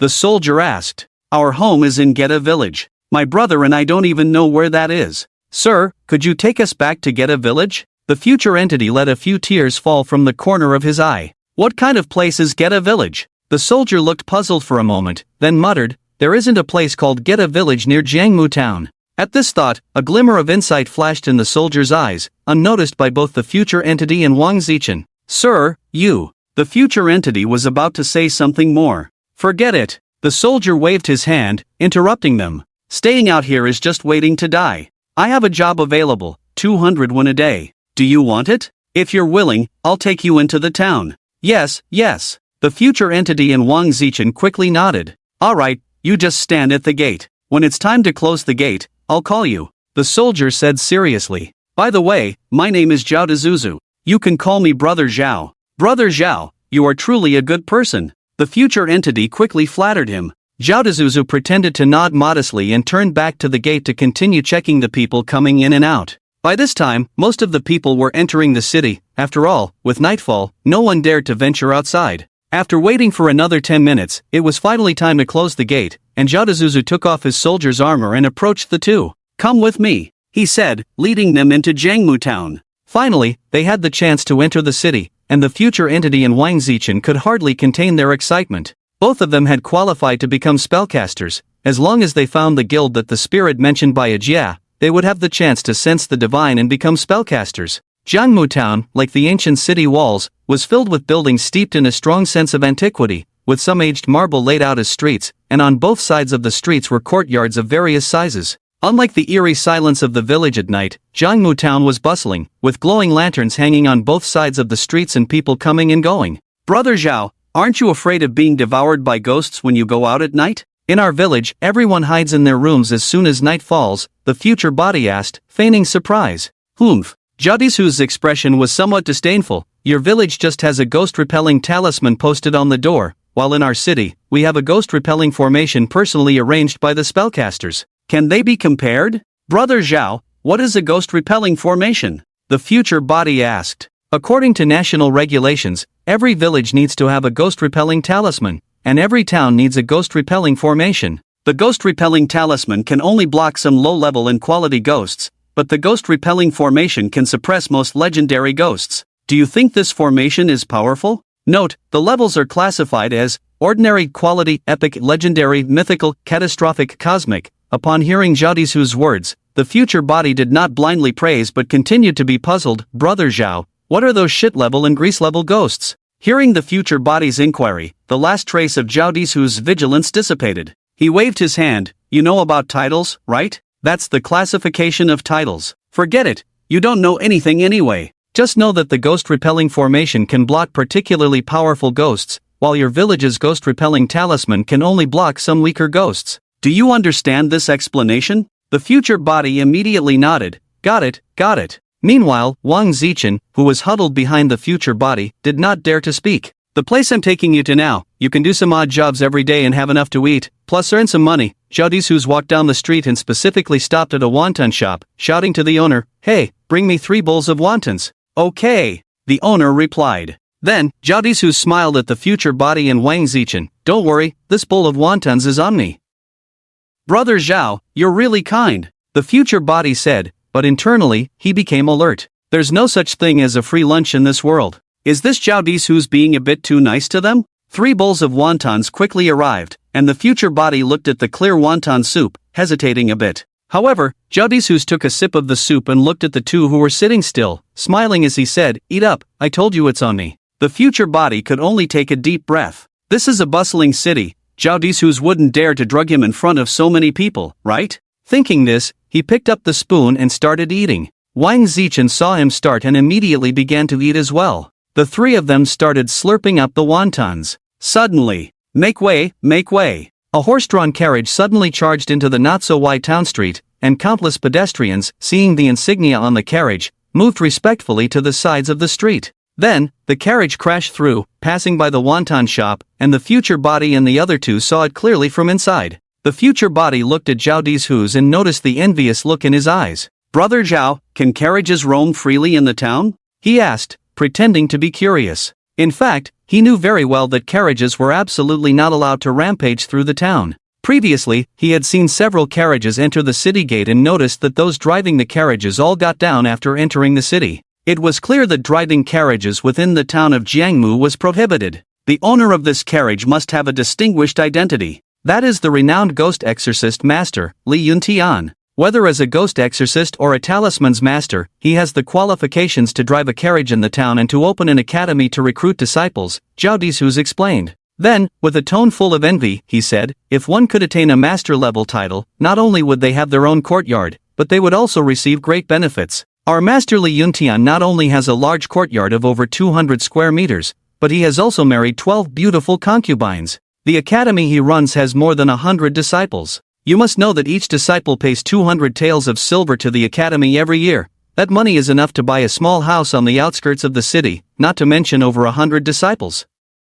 Upon hearing this, the future self raised an eyebrow, and then he wanted to ask how to become an apprentice to these ghost exorcists or talisman's masters. But as soon as he opened his mouth, a wave of dizziness hit him. He widened his eyes in disbelief, looking at Zhao Dizhu's, the wontons are poisoned. This was the last thought of the future self. With a thud, both the future self and Wang Zichen collapsed to the ground, fainting. Once the two fell unconscious, the kind expression on Zhao Dizhu's face was nowhere to be seen. He grinned wickedly as he walked up to them, slapping the future self's face. "Kid, there's no such thing as a free lunch in this world." He then signaled to the wonton shop owner. The wonton shop owner nodded and took out several thick hemp ropes from the kitchen, helping Zhao Dizhu tie the two up and toss them onto a tricycle. At this moment, passers-by outside the wonton shop also witnessed this scene, but everyone seemed numb to it. They merely glanced and then turned back to their own business. As for Zhao Dizhu's, he pushed the tricycle carrying the future self and Wang Zichen, eventually arriving at a backyard named Chunyuan Lu, where he found the steward. "Two young lads, all limbs intact. You're a regular customer, I'll give you a flat price, the fat one for 100 taels, the skinny one for 80 taels. Deal." And so, the unconscious future self and Wang Zichen were sold without any awareness. The next morning, when the observing Mufenji regained his vision, the future self woke up, first swatting a mosquito that had landed on his face, then suddenly looking at Wang Zichen, who was sleeping on a pile of grass beside him. He surveyed the surroundings. They were in a dim room, and the two of them were sleeping on a small pile of grass. Wang Zichen had drool pooling on his neck, sleeping particularly soundly. He checked his body, and fortunately, his Qiankuan bag was still there. Wang fatty, Wang fatty. He shook Wang Zichen's arm. "Ha!" Wang Zichen slowly woke up, shaking his head and then looking at the future self in confusion. "Brother Mu, how did you end up here?" The future self. After thinking for a moment, he explained, "We were tricked yesterday, we should be locked up now." "Locked up?" Wang Zichen sat up, looking around and rubbing his belly. "Let's eat something first." The future self took out some compressed biscuits and mineral water from the Qiankuan bag. Just as they were munching on the biscuits, the future self's ears suddenly perked up. He heard footsteps outside. He quickly stuffed all the biscuits and mineral water back into the Qiankuan bag, then exchanged a glance with Wang Zichen. Wang Zichen nodded in understanding, his eyes narrowing. Bang! The door to the room was suddenly kicked open, revealing a man with the title of low-level ghost tamer on his head, his gaze sizing up the two of them. "Awake? Someone sold you here. From today on, you are people of the Chunyuan building. My name is Yu Ren, and you can call me Steward Yu." "Chunyuan building?" Wang Zichen exclaimed, "A brothel." Hearing these words, Steward Yu's face flashed with annoyance. "This is a legitimate entertainment venue, not some vulgar brothel. Hurry up and get up." Meanwhile, the observing Mu Fingyi was examining the low-level ghost tamer on Steward Yu's head. Although ghost tamers were one of the 4 major professions, they were despised by humans. Yet, this steward of a brothel held such a despised profession? "Steward Yu, we came to Jiangmu town to seek refuge with the Divine Spirit Society. If you are willing to help us reach the Divine Spirit Society, we will be eternally grateful." The future body stood up and cupped his fists. Oh. Steward, you made an exaggerated expression, seeking refuge with the Divine Spirit Society? Why don't you say you're a divine spellmaster? Aren't you afraid of your tongue getting twisted in the wind? You really dare to say that? After saying this, his expression turned cold. "Don't even mention whether you are from the Divine Spirit Society. Even if you were the son of the city lord, you are now our ghost slaves. If you don't come with me, you'll be going hungry today." With that, he turned and left. The future body and Wang Zichen exchanged a glance and could only follow him. The development of the situation had already exceeded their expectations, and they could only take it one step at a time. They noticed that Steward Yu did not leave directly but went to several other thatched houses, waking up many boys around their age. Unlike the thatched house they were in, these houses contained wooden beds, and the boys looked as if they were drained of energy. Their faces showed signs of lethargy, dark circles under their eyes, and yellowed skin, all revealing the effects of whatever they had done that affected their vitality. Seeing the state of these people, Wang Zichen couldn't help but whisper to the future body, "Brother Mu, do you think these guys did something bad last night?" The future body shook his head, looking somewhat troubled. Eventually, Steward Yu led a dozen boys similar to the future body into the Chun Yuan building. As they walked, Steward Yu spoke, "No matter what you see later, keep it to yourselves, understood?" "We understand," the boys shouted. As they entered through the back door of the Chun Yuan building, a warm breeze greeted them, and they soon saw flowing veils. A faint fragrance filled the boys' mouths and noses, accompanied by the melodious sounds of stringed instruments, enchanting and delightful, making one feel refreshed. Inside the building were various exquisite pieces of furniture and decorations, including carved wooden beds, embroidered screens, and priceless jade ornaments. Beneath the layers of misty veils, the boys saw graceful figures. The previously listless boys instantly brightened at the sight of those figures. Even Wang Zichen's eyes lit up, eagerly watching the silhouettes behind the screens. "I want that little chubby one today." At that moment, one of the graceful figures stood up from behind a screen, her delicate fingers pointing towards Wang Zichen's position. After pointing, the graceful figure turned and walked towards the room behind her. "You, go to that room." Steward Yu ordered Wang Zichen. "Me?" Wang Zichen looked surprised. "Hurry up and go." Steward Yu urged impatiently. "Coming, my little lady." Wang Zichen ran excitedly towards the room. But halfway there, he turned and waved to the future body, "Brother Mu, see you later." In the perspective of the future body, Wang Zichen calmly gave him a glance. The future body understood instantly. Wang Zichen was not tempted by beauty. As a player who had experienced more than half a year in the apocalyptic dungeon, how could Wang Zichen not see that something was very wrong here? He had just pretended to be a fool to lower everyone's guard. In the following time, the women inside continued to select some young men to enter. These young men excitedly followed them in. Of course, the future body could not escape either. He was also chosen by a woman and, under the threatening gaze of Butler Yu, he steeled himself and walked into the woman's boudoir. As the woman entered the room, he immediately saw a woman on the bed, barely dressed in tattered rags. The woman's face was full of charm, her fox-like eyes seductively looking at the future body, beckoning him with her finger. "New little guy, why don't you come and love your sister?" A fox spirit, relying on absorbing men's yang energy as a cultivation resource. Once a man is drained of his yang energy, he will forever become the fox spirit's puppet. This line flashed through the minds of the future body and the observing Mufengi simultaneously. They had seen this introduction of the fox spirit in a collection of short stories from the Filthy Earth Prophecy. Once he did anything with this fox spirit, he would completely become her puppet. Thinking of this, he touched the dagger of termination around his neck. "Little brother, come play." The fox spirit twisted her body restlessly, her seductive eyes seemingly about to melt. However, the future body did not look at her but instead gazed out at the street outside. The Chun Garden building, where they were, could be said to be the most prosperous location in Jiangmu town, and he saw a bustling crowd. After confirming his plan, he silently murmured, "Sorry, Wang Fatty," and suddenly drew out the dagger of termination. "Go!" The dagger of termination whistled out instantly. Puff! Under the incredulous gaze of the fox spirit, the dagger of termination plunged into her chest. Then, the dagger disappeared, and her body slumped softly onto the bed, ultimately transforming into a pure white three-tailed fox spirit. Indeed a fox spirit. The future body stepped forward to put the fox spirit's corpse into the Qiankuan bag, quickly moved to the window, relied on his top-notch combat skills, and leaped. He used a few stepping stones and executed several beautiful rolls to successfully land on the marble street. The surrounding humans saw this scene and quickly made way, looking at the future body with astonishment. The future body glanced around the crowd, quickly found a small alley, and slipped in. Not long after he escaped, Butler Yu, who was not wearing the low-level Ghostkeeper label, rushed out of the Chun Garden building, shouting, "Quick,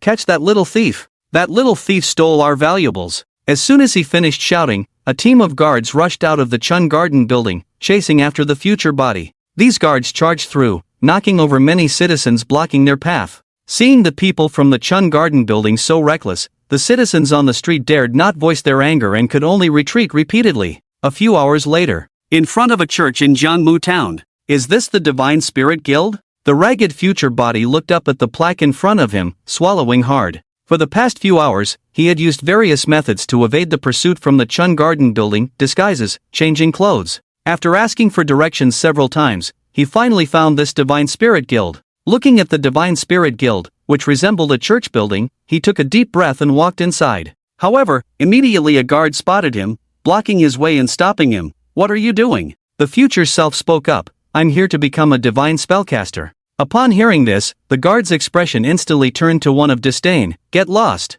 Now even a beggar wants to be a divine spellcaster. Big brother, what are the requirements to become a divine spellcaster? How much money do I need to enter?" The future self asked. Previously, a Jia had told him that after finding the Divine Spirit Association, he only needed to pay some money to have a chance to become a divine spellcaster. Anyway, it's not something a beggar like you can afford, so hurry up and get lost. Seeing that Mu Fengyi was stubbornly refusing to leave, the guard rolled up his sleeves, ready to take action. Thus, the future self had no choice but to retreat for the time being. He couldn't fight against everyone in this world. For now, running away was his only option. After escaping, the future self began to think about how to enter the Divine Spirit Association. Meanwhile, Mu Fengyi, who was watching, realized this and secretly resolved that after watching this death replay, he must ask a Jia how much money is needed to enter the Divine Spirit Association. Otherwise, just knowing that money is required to enter would leave him as clueless as he was now. Several hours passed. In a dim alley on the street, the future self huddled in the shadows, gnawing on compressed biscuits, his gaze fixed on a massive church not far away. At night, there weren't many people at the Divine Spirit Association. This was his chance to get in. So, taking advantage of the nightfall, he put his food into a bag and slowly walked towards the side of the Divine Spirit Association. The Church of the Divine Spirit Association was surrounded by a wall, and there were only 2 doors to enter. However, the defenses of the Divine Spirit Association were very strict. Even at night, there were still heavily armed guards at both the front and back doors. So he found a wall and, taking advantage of the darkness, climbed over it. There were no patrolling soldiers at night, and perhaps the people of the Divine Spirit Association never expected that someone would dare to risk their life to sneak into the church. The future self concealed his body in the air, lurking behind the building. Relying on his keen sense of smell from top-notch combat skills, he moved stealthily towards the church like a poised cheetah. After more than 20 minutes of careful exploration, the future self finally approached the church, and he directly climbed over the wall, leaping into an open window. Inside the window was a tightly closed room, and as soon as the future self entered, he saw a boy writing a letter at a desk. Just as he entered, the future self locked eyes with the boy. 5 seconds later. "Help! There's an assassin!" the boy shouted and ran out. His speed was so fast that even though the future self tried to block him at full speed, the boy easily escaped. "Help! Someone is trying to kill me! Help!" The boy's voice was sharp because of his age, and after several cries, his screams echoed throughout the church. Meanwhile, the future self chasing after the boy was already sweating profusely. He glanced at a huge statue in the center of the church and, without hesitation, stopped pursuing the boy and ran directly towards the massive statue. When he reached the statue, he saw that it depicted an angel with 6 wings, holding an unfamiliar weapon, and wearing a halo-like object on its head. Its exquisite cheeks could not be overshadowed even by jade. A 6-winged angel? Just as the future self was about to do something, a group of soldiers armed with weapons rushed out from all directions. "Kill this blasphemer of the seraphim goddess statue!"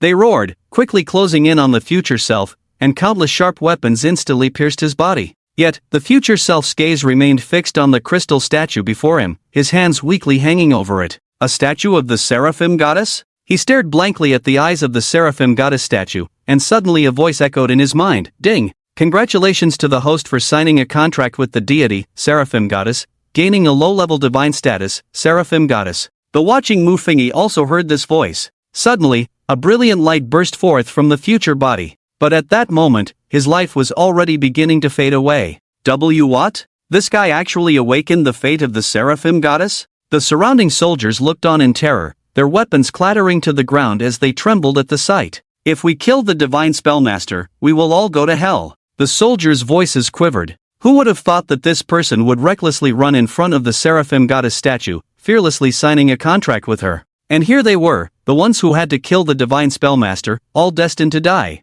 Ha! Blood began to ooze from the future body's mouth, frothy blood flowing out. Until the future body perished. Seraphim Goddess Statue. Mu Fingyi awoke from the death replay. He rubbed his neck, recalling the words exchanged by the soldiers and the voice that echoed in the future body's mind after touching the statue. The Seraphim Goddess statue belongs to a low-level deity? Wouldn't that be just right for Wang Zichen? Although it suited him too, he could have a better choice, as the system had given him unlimited divine rewards when he cleared the game. With this thought, he solidified some plans in his heart. Looking at the sleeping Wang Zichen, he raised his hand again and gave him a big slap, the kind he loved to eat. Who is it? Wang Zichen suddenly flipped over, taking a defensive posture. Get ready, we need to set off. Mu Fingyi revealed an innocent smile. Okay.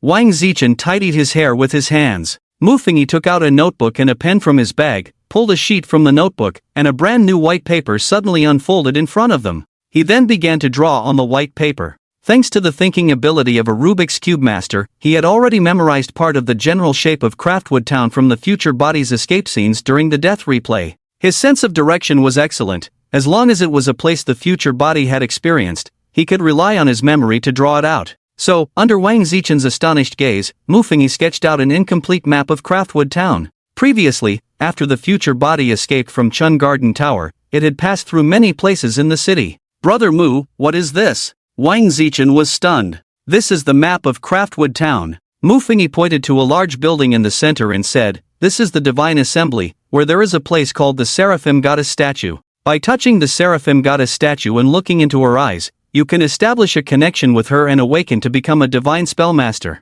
Me? Wang Zichen pointed at himself in surprise. Yes, the Seraphim Goddess is a low-level deity, perfectly matching the system reward you received. Mu Fingyi nodded, then continued to point on the map.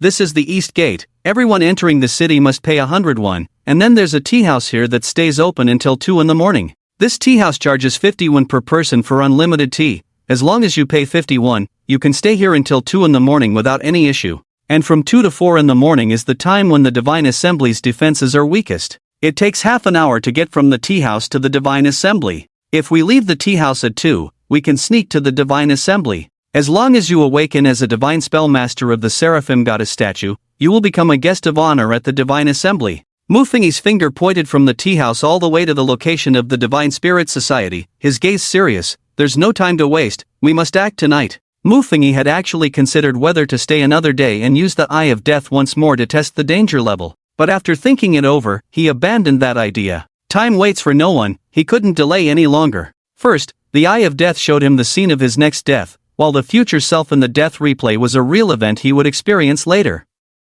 In other words, if he chose to wait until tomorrow morning to activate the Eye of Death for safety, then from the timeline's perspective, today was the second day since he entered this instance, and according to the system prompt, he had 29 days left in this world. If he activated the Eye of Death tomorrow morning, then in the death replay, the future self would start acting on the third day, having experienced the same events as his main self, such as staying in the village on the second day of the instance. If he continued to stay for safety, delaying another day, 2 days, 3 days, then in his death replay, the future self's actions would be pushed to the 4th, 5th, 6th days. It was important to note that the system only granted him 29 days.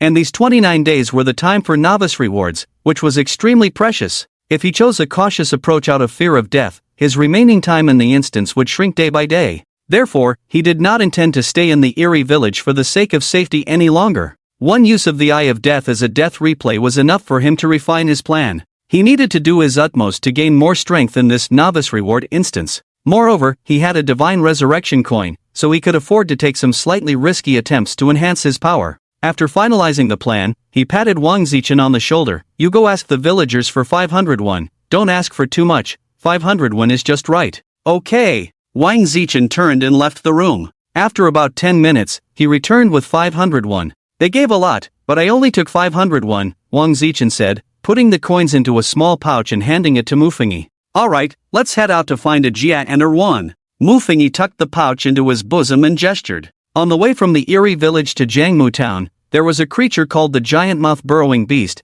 and they would need a Rawan's protection to deal with it. The two walked for a while and soon arrived at the underground cave where a Jia and her won lived. After explaining the situation, the three of them, along with one ghost, set off. However, because Erwan was afraid of sunlight, she directly burrowed into a Jia's body, planning to come out when it was time to fight. A brief exposure to sunlight wouldn't have a significant impact on her. Thus, only the three of them continued forward across the wasteland. Along the way, Ajie told Mufengi that he planned to live in the underground cave with Erwan forever, and if Mufengi ever needed his help in the future, he could come to the cave anytime. Hearing Ajie's words, Mufengi pondered for a moment and asked softly, "What if I asked to borrow money from you to help us enter the Divine Spirit Society?" Ajie's expression stiffened. Then he smiled wryly and said, "You've touched on my difficulties. Ever since I returned to the village, I've been completely broke." "Then what do you eat?" Wang Zichen couldn't help but ask. Practicing ghostly power doesn't require food, it only needs to convert ghostly power into the energy needed by the human body,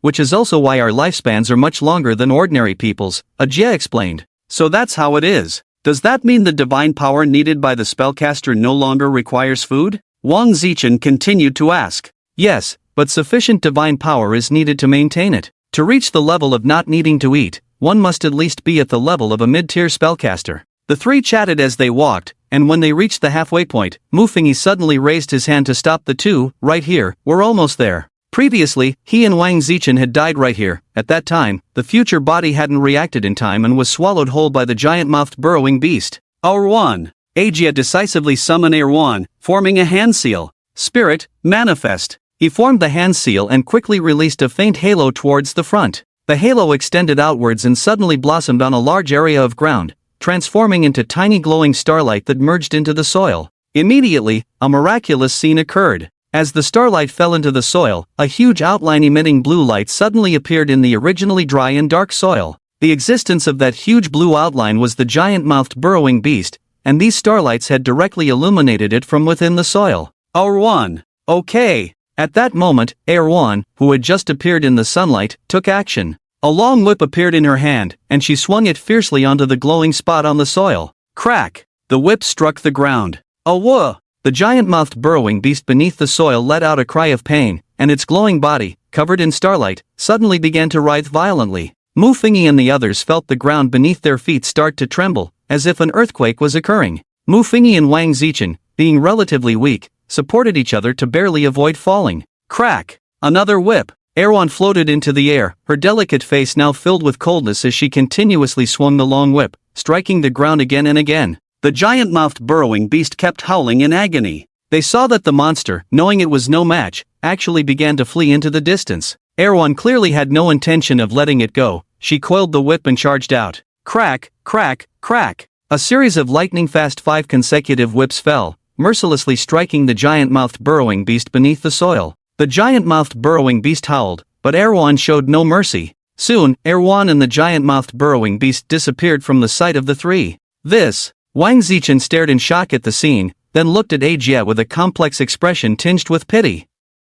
"Brother, you've worked hard," he said earnestly, patting Ajie's shoulder. Ajie. His mouth twitched violently as he looked at Wang Zichen's pitying gaze and explained, "Don't think too much." I know, Wang Zichen sighed, patting his shoulder. "Men, they all care about face." "I understand, you don't need to explain." "Ajie? What do you know?" After about 7 or 8 minutes, Erwan dragged a heavily injured giant-mouthed burrowing beast back to the group. Bang! Erwan directly threw the giant-mouthed burrowing beast in front of Ajie and said, "Ajie, I just saw that this giant-mouthed burrowing beast has decent talent. You still need 2 more for your ghost rank. This guy qualifies to be one of your ghostly companions." "Oh?" Ajie's eyes lit up as he walked up to the giant-mouthed burrowing beast, which was the size of a great white shark. The giant-mouthed burrowing beast resembled a dog, with complete limbs and sharp claws, but the most striking feature was its mouth capable of swallowing an elephant. It instinctively showed some resistance upon seeing Ajie, but quickly nodded when it noticed Erwan watching closely beside it. It dared to believe that if it did not comply, that crazy woman would definitely whip it to death. Ghostly, today is the day to fall here. Good. Ajie's face showed some excitement as he drew a circular slave formation beneath his feet in front of several people. This was a contract to make the giant-mouthed burrowing beast a ghost slave. Ghost-raising masters generally have 2 types of contracts with ghosts. One is a slave contract, and the other is an equal contract.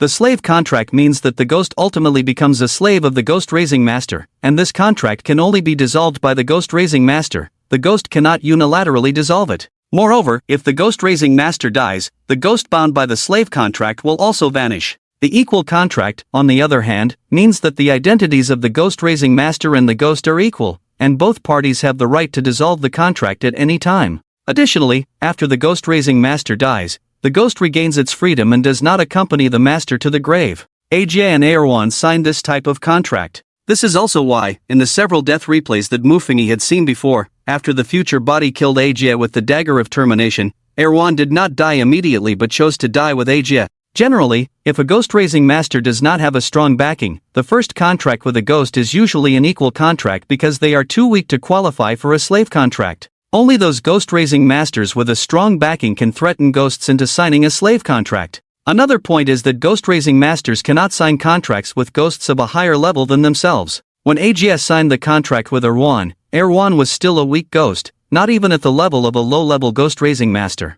However, after years of training and feeding on blood-sucking rats, Erwan's strength gradually caught up with Aja, reaching the level of a mid-level ghost. After Mufengi dealt with the Lantern Old Woman, because the Lantern Old Woman had secretly signed a hidden contract with Erwan, all the energy from the Lantern Old Woman and those blood-sucking rats was fed back to Erwan. This led to Erwan's rapid advancement, reaching a level just a step away from master level. Since Erwan signed the contract with Aja when she was weak, no matter how strong Erwan becomes, the contract with Aja will not disappear unless Erwan actively dissolves it. Therefore, Aja is now considered a relatively outstanding existence among ghost-raising masters of the same level. The contract went very smoothly. The giant-mouthed burrowing beast had no intention of resisting and successfully signed a slave contract with Aja. After contracting the burrowing beast, Aja raised his hand and returned the giant-mouthed burrowing beast to the special place for nurturing ghosts. "Brother Mu, it's safe now, let's continue." Aja, having subdued a ghost, felt much happier and said to Mufengi with a joyful face, "Congratulations, your strength has increased again." Mufengi was also happy for this guy. "Brother Mu, if it weren't for you, Erwan probably wouldn't have survived. If you need my help, just call me anytime," Aja said seriously, looking at Mufengi. Mufengi waved his hand dismissively. He had 29 days left before leaving, and such a promise was basically of no use to him. Just when he was indifferent. Ding! Congratulations, the host has obtained the goodwill of the Child of Fate. Goodwill of the Child of Fate, a friendly gesture from a top Child of Fate in a plane. You can gain a portion of luck enhancement. Damn! Mufengi's eyes widened. Had he seen something similar before? The previous similar buff was called the Blessing of the Puppet Queen. No, it was renamed the Blessing of the Puppet King. He didn't expect to receive the goodwill of the Child of Fate again. The Child of Fate, could it be Aja? He looked at Aja's still youthful face and pursed his lips. "Goodness, you are the most hidden one." Due to the sunlight, Aja had stored Erwan and the giant-mouthed burrowing beast inside his body, and the three continued towards Jiangmu town. To prevent any dangers along the way, Aja planned to escort Mufengi and Wang Zichen to the city gate before parting ways. After several hours of trekking, Mufengi finally pushed through the crowd and once again saw the ancient city wall, the city gate of Jiangmu town. And there, at the city gate, was Zhao Dishus, the man who had sold him and Wang Zichen, collecting the entrance fees. Seeing his enemy, Mufengi gritted his teeth. Once he and Wang Zichen became spellmasters, he would make sure to deal with this bastard thoroughly. "Brother Mu, this city has a protective array that can detect Erwan and the giant-mouthed burrowing beast inside me, so I won't be going in with you," Aja said, waving goodbye to the two. "I'll head back first. I wish you both become spellmasters soon. Goodbye." The two waved at him. This parting might very well be a final farewell. After Aja left, Wang Zichen looked at Mufengi. "Old Mu, what should we do now?" He had changed how he addressed Mufengi. Calling him Brother Mu felt too distant, so he preferred to call him like he did with old Zhao. "Let's enter the city."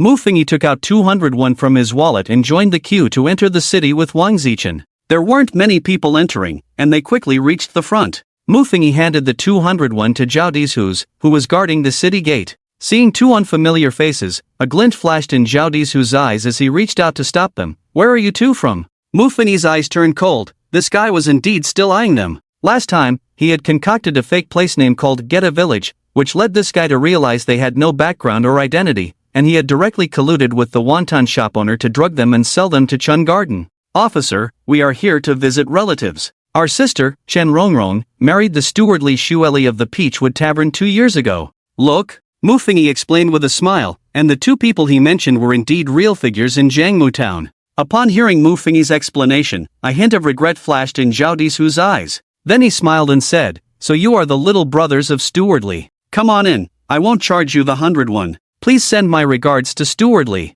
Hearing this, Mufengi raised an eyebrow, pleasantly surprised. He smiled back, "Thank you, brother." We'll treat you to drinks at the tavern another day. Definitely, definitely. Zhao Dishus replied with a smile. Thus, Mu Fingyi and Wang Zichen entered the city smoothly without spending a single coin. Let's go straight to the tea house. Mu Fingyi pulled Wang Zichen along, heading towards the tea house he remembered. It was now around 5 in the afternoon, with a few hours left until 2 in the evening. Wang Zichen had no objections. Following Mu Fingyi was always a good choice. When they arrived at the tea house, it was the busiest time. Steward, 2 cups of tea. Mu Fingyi approached the bar and slapped 101 on the table. Alright, esteemed guests, please take a seat, the tea will be served shortly. The steward accepted the 101 and took out 2 empty teacups, placing them in front of the 2. This was the tea house's specialty. For 51, one could buy a cup with some tea leaves, which could be refilled with water as much as desired, but no more tea leaves could be added. However, besides tea, the tea house also sold snacks like fennel beans. Mu Fingyi and Wang Zichen didn't have much money on them, and to avoid any unexpected expenses later, they decided not to buy anything else. After placing the teacup on the table and finding a seat to sit down, the waiter quickly came to pour them both some boiling hot water. Please wait a moment, the tea will be ready in 10 minutes. Thank you. The 2 held their teacups, listening to the discussions around them. Have you heard? Lord Tao from the Divine Spirit Society has taken 2 more concubines. A frail man was whispering to a few others. Lord Tao is over 500 years old, yet he still has such vigor in that regard. Well, although his age sounds old, 500 years is just middle-aged for a master. Upon hearing this, everyone revealed lewd smiles. But those servants following Lord Tao are really lucky. I've heard that when those ordinary concubines grow old and lose their charm, Lord Tao gifts them to his servants. The man continued in a low voice, and the others perked up at this topic. Although Mu Fingyi was not interested in this matter, he still listened while trying to understand this world. From the moment he entered the instance, he realized that this world was completely different from Blue Star, with the average strength of its people far exceeding that of Blue Star. Perhaps this was where the upgrade of the game Apocalypse Descends came into play. After the upgrade, the Apocalypse instance area was no longer limited to the small territory of Blue Star but expanded to countless planes and planets. He wasn't even sure if he became a spellcaster in this world, whether he could still cultivate the so-called divine power of a spellcaster after returning. All players from the Huaxia region had been transported to this world, and there must be others who could unravel the source of the apocalypse. If they could also leave from a novice village similar to the Strange Village, would anyone come to Craftwood Town to meet them? Not all players could clear the game perfectly. If they couldn't, they would have to choose to cultivate one of the 3 professions: Ghost Keeper, Spellcaster, or Ghost Exorcist. The commonality among these 3 professions was the cultivation of ghost power. What would happen when so many players returned to Blue Star? For Mu Fingyi, his greatest advantage compared to those players was that he had cracked the source of the apocalypse in the novice village in less than a day. In fact, because he had the convenience of the Dagger of Termination, he didn't even need to search for the so-called key items to clear the level. There must be key items within the instance, and by the time those players found the key items and then discovered the source of the apocalypse, similar to the lantern-carrying old woman, it would probably take them several days. At most, it could take 10 to 20 days, or even close to a month, while at least it would take 3 to 4 days. Then, by the time those players entered the city and found a way to become a spellcaster or pursue one of the other 3 major professions, it would be even later. So he had to make good use of the few extra days he had compared to the other players. While drinking tea, he continued to learn about this world. Previously, he had already learned a lot about this world from Ajia. First of all, this world leaned towards ancient technology. There were no firearms or high technology, only the 4 major professions. Besides the 4 major professions, the common people were accompanied by all sorts of ghosts and monsters. Mortals struggled to survive under the ghosts and monsters, while the powerful used these beings to solidify their status. Therefore, this world was also a very standard feudal society, with dynasties ruling over the common people and various official positions existing. Most title holders were from the dynasty, enjoying extremely high welfare and treatment. Meanwhile, the common people became the objects of exploitation. This was a very cruel world, a world where so-called justice did not exist. The strong enjoyed long lifespans and everything, while the weak could only struggle to survive in the cracks. In the previous death replay, he saw that there were fox spirits and ghost-raising masters in the Chun Garden building of Jiangmu Town, indicating that Jiangmu Town was not peaceful either. His expression was serious as he picked up the teacup in front of him and took a sip. The first cup was strong tea, but as more hot water was added, the tea became increasingly diluted. He sipped the tea while the voices of those around him filled his ears. Time passed little by little, and night gradually descended. The number of people in the tea house dwindled, many left after having a few cups of tea. By night, there were only 2 or 3 people left in the tea house, and today Wang Zichen and Mu Fengyi sat at their seats. The water in their teacups had become much clearer. Their teacups had been steeped more than a dozen times, and the two had made several trips to the restroom. The waiter lifted the door curtain and, upon seeing Wang Zichen and Mu Fengyi still sitting there, twitched his mouth but still approached to refill their hot water. "Gentlemen, our tea house closes at 2 in the morning and opens again at 2 in the afternoon tomorrow." He had no intention of rushing them out but was politely informing them that they could not stay overnight. "Okay, I understand." Mu Fengyi nodded politely at him. Seeing that the two still had no intention of leaving, the waiter could only carry the kettle, lift the door curtain, and return to the backyard to continue boiling water. As long as there were people in the tea house, the water had to keep boiling. Tick-tock, tick-tock. "Gentlemen, our tea house is closing." The waiter delivered this news to Mu Fengyi and Wang Zichen. Mu Fengyi glanced at the time and immediately pulled Wang Zichen up. "Let's go." It was the time the plan was supposed to start. In the previous death replay, the future body entered the Divine Assembly Church around this time, and he had not noticed a boy in that room who was staying up late writing something when he climbed through the window. This time, he would not make the same mistake. The two donned their night gear and quickly navigated the streets of Jiangmu town. Under the moonlight, the shadows of the plump and the thin were stretched long, just as Mu Fengyi had planned. Half an hour later, the two successfully arrived in front of a church. "Can you climb in from here without transforming?" Mu Fengyi asked Wang Zichen, pointing at the surrounding wall. Wang Zichen looked up at the very high wall, his face twitching.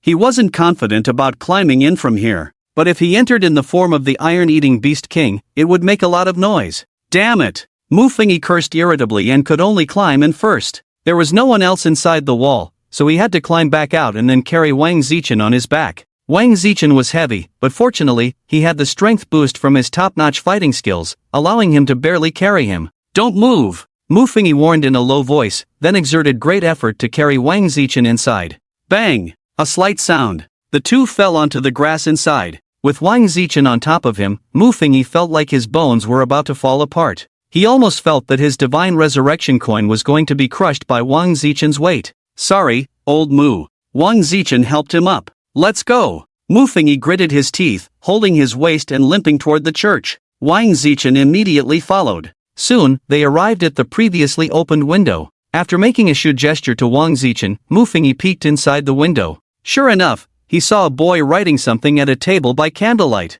It was the same boy who had caused the future body to be exposed last time. Upon seeing the other person, Mu Fengyi crouched down again. He touched the end of day's dagger in his arms. But after thinking for a moment, he put the end of day's dagger back. This was not his original intention. His original intention was to find a way to infiltrate and let Wang Zichen inherit the powers of the Seraphim goddess. But if it involved killing, the nature of the situation would change. He made a wait a moment gesture to Wang Zichen and then silently shrank beneath the window. This boy had no combat ability at all. If they entered from another place, they might not only get lost but could also encounter other title holders. So in Mu Fengyi's eyes, this boy was their breakthrough point. The two of them waited patiently like cheetahs beneath the window. After waiting for about an hour, they noticed that the boy in the room suddenly extinguished the candle and lay down on the bed. He finally fell asleep. Yet Mu Fengyi and Wang Zichen continued to wait patiently, not daring to rush in. After another half hour, Mu Fengyi peeked out and saw the boy sound asleep on the bed. He signaled to Wang Zichen with his eyes. Then, he quietly climbed over the window and entered the boy's room, with Wang Zichen following closely behind him. They smoothly entered the room. Mu Fengyi used a terrifying force to open the door and then left the room with Wang Zichen. After leaving the room, they also saw the statue of the Seraphim goddess standing in the center of the hall. "Be quiet, let's go." The two sneaky figures stumbled forward along the path. What should have taken just a few seconds took them a full 2 minutes as they tried to avoid making noise. When they reached the statue of the Seraphim goddess, Mu Fengyi contemplated the movements of the future body in his mind and then said to Wang Zichen, "Touch this statue and look into the eyes of the Seraphim goddess." Wang Zichen immediately complied. A few seconds later, a brilliant halo suddenly burst forth from Wang Zichen's body, and a special energy erupted within him. Ding! Congratulations to the host for signing a contract with the deity, Seraphim goddess, gaining a low-level divine status, Seraphim goddess. The system's voice echoed in Wang Zichen's mind. Immediately, Wang Zichen felt his physical abilities beginning to enhance. Once a divine spellcaster signs a contract with a deity, they can instantly become a low-level divine spellcaster or possess epic-level lower combat power. Wang Zichen looked at the changes in his body with delight, stammering to Mu Fengyi, "Old Mu, I'll be relying on your divine powers later." Mu Fengyi patted his shoulder. At that moment, the surrounding soldiers also noticed the commotion inside the church and rushed over, surrounding the two of them. However, upon seeing Wang Zichen glowing, everyone was shocked. Some soldiers knelt directly on the ground, murmuring, "It's the divine spellcaster, it's the divine spellcaster." In everyone's hearts, there was no difference between a divine spellcaster and the lofty deity. As the first person knelt, the other soldiers quickly dropped their weapons and knelt on the ground, worshipping Wang Zichen, who had inherited the deity's power. "Old Mu, it seems I also have a title now." Wang Zichen suddenly shouted in delight, then directly displayed his title, Low-Level Divine Spellcaster. Seeing the title above Wang Zichen's head, Mu Fengyi's eyes lit up as well.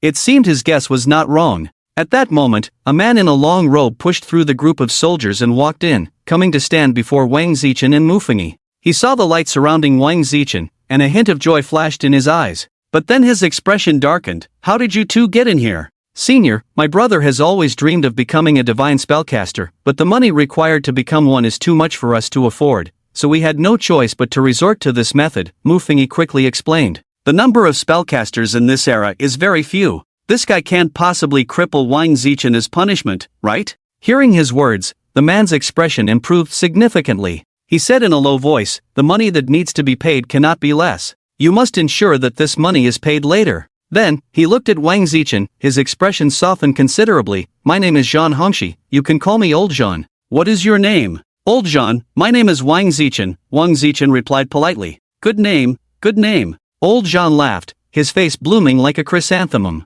"Alright, do you have a place to stay now?" Old Zhan continued to ask kindly. "No, I wandered here with my brother." Wang Zichen shook his head. "If you don't mind, I can find you a place to stay for a day. Tomorrow morning, I will take you both to register your information, is that okay?" Old Zhan continued to smile, his face full of sincerity. "Then we will respectfully accept your offer." Mu Fengyi directly tugged at Wang Zichen's sleeve, making the decision for both of them. Old Zhan looked at Mu Fengyi with some dissatisfaction. This kid is really annoying. But when he looked at Wang Zichen, his face returned to a spring-like warmth. "Follow me." After saying this, he turned to the soldiers around. "The defense of the church was inadequate and should be punished by death. But considering our guild is fortunate to have the top genius Wang Zichen, you can balance your merits and faults, so hurry up and leave." "Thank you, Old Zhan, thank you, Mr. Wang Zichen." The soldiers quickly expressed their gratitude. Old Zhan merely snorted coldly and led Mu Fengyi and Wang Zichen away. They did not leave the realm of the Divine Association but arrived in front of a villa, where Old Zhan arranged a room with twin beds for the two. "I apologize for making you stay here for now. Once your title badge is issued tomorrow, the country will arrange a place for you," he said apologetically to Wang Zichen. "Thank you, Old Zhan, we are already very satisfied," Wang Zichen responded gratefully. "It's getting late, you should sleep.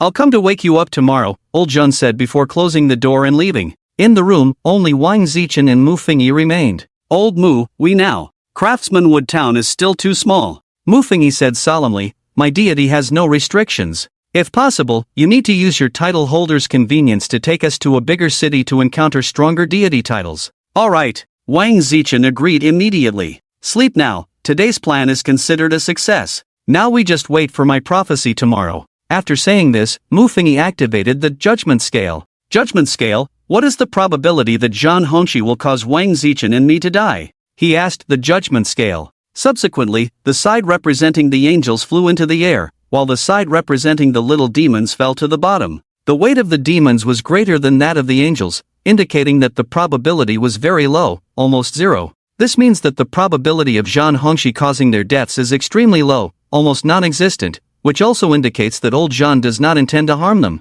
After receiving this answer, Mu Fengyi finally felt relieved and fell asleep peacefully. A night without conversation. The next morning. Ding, the cooldown time for the Eye of Death has ended. The announcement of the cooldown for the Eye of Death rang like a bell, waking the sleeping Mu Fengyi right on time. Mu Fengyi rubbed his eyes, looked at Wang Zichen, who was still sound asleep in the next bed, and yawned. "Activate the Eye of Death." "Sorry, I can't let a spellcaster of a seraphim goddess live to go to the imperial capital," a resolute voice rang out. Watching from the sidelines, Mu Fengyi's vision slowly returned after hearing this sentence. After opening his eyes, the first thing he saw was the fireman beside him. "Wait, fireman?" He looked again and saw a guy next to him, completely engulfed in flames. and this fiery guy had a phantom hovering above his head. The phantom was a stunningly beautiful woman, radiating colorful auras. The woman was none other than the seraphim goddess. So it was obvious that this fireman was Wang Zichen. He stared blankly at the flames surrounding Wang Zichen. If it weren't for the fact that he couldn't control his future body, he would have wanted to give a thumbs up and say awesome. Humph, damn ghost tamer, besides summoning little ghosts, what other tricks do you have? Show them all. Wang Zichen snorted coldly, throwing handfuls of flames at a sinister-looking man across from them. The action of throwing fireballs resembled that of a goblin tossing fireballs. The sinister man opposite them was extremely agile, weaving through the fireballs and gradually closing in on the two of them. Old Mu, you go first, I'll hold him off. Wang Zichen shouted, and his body suddenly changed. Then, Mufengi, who was watching, saw that Wang Zichen had transformed into a fiery Iron Eater King. Can you beat him? This was the voice of the future body. I can't beat him, I can only hold him off for 10 minutes at most. Old Mu, hurry and go. Wang Zichen urged anxiously. But the future body didn't really leave. Upon hearing that Wang Zichen couldn't deal with the man, he directly threw out his end of days dagger. Go! The dagger transformed into a streak of light and plunged into the sinister man's chest. Old Mu, how can you use the end of days dagger? Wang Zichen was dumbfounded at this scene. It's just a waste of a resurrection coin if I die. Your end of days dagger is worth so much more than a resurrection coin. Stop talking nonsense. We don't know if there are more pursuers behind us. We need to take a detour to the imperial capital. The future body made a decisive decision. Wang Zichen could only retract his title and put on some clothes. After just using the Seraphim Goddess's title ability, his clothes had burned away. Then, the two began to take a detour toward the imperial capital they mentioned. At this time, Mufengi, who was watching, was also processing the information he had received. First, for some unknown reason, the future body and Wang Zichen were heading to the imperial capital. From the name, this imperial capital should be the capital city of this world's nation. He could also roughly guess their purpose for going to the imperial capital. It should be for the future body to obtain a better opportunity for divine status. As the largest city in the nation, the imperial capital was certainly the location of the divine council.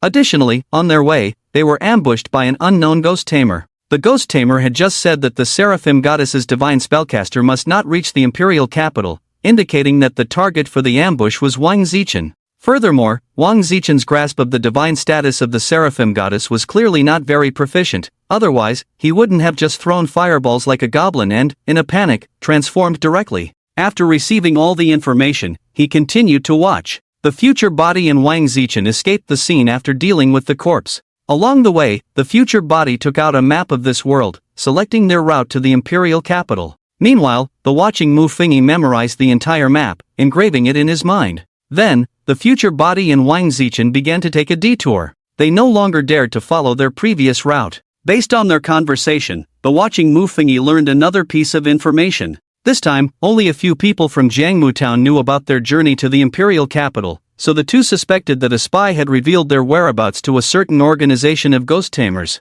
In this world, except for Ajia, all ghost tamers are wicked to the core. The reason Ajia was not affected might largely be due to Erwan. Because his main ghost was his lover, love could soften everything. Of course, this was nonsense. Mufengi also didn't know if love could truly soften everything. Anyway, Ajia had not turned bad, perhaps related to him being the child of destiny? After several days of detours, Mufengi, who was observing, watched as the future self and Wang Zichen traveled for a long time.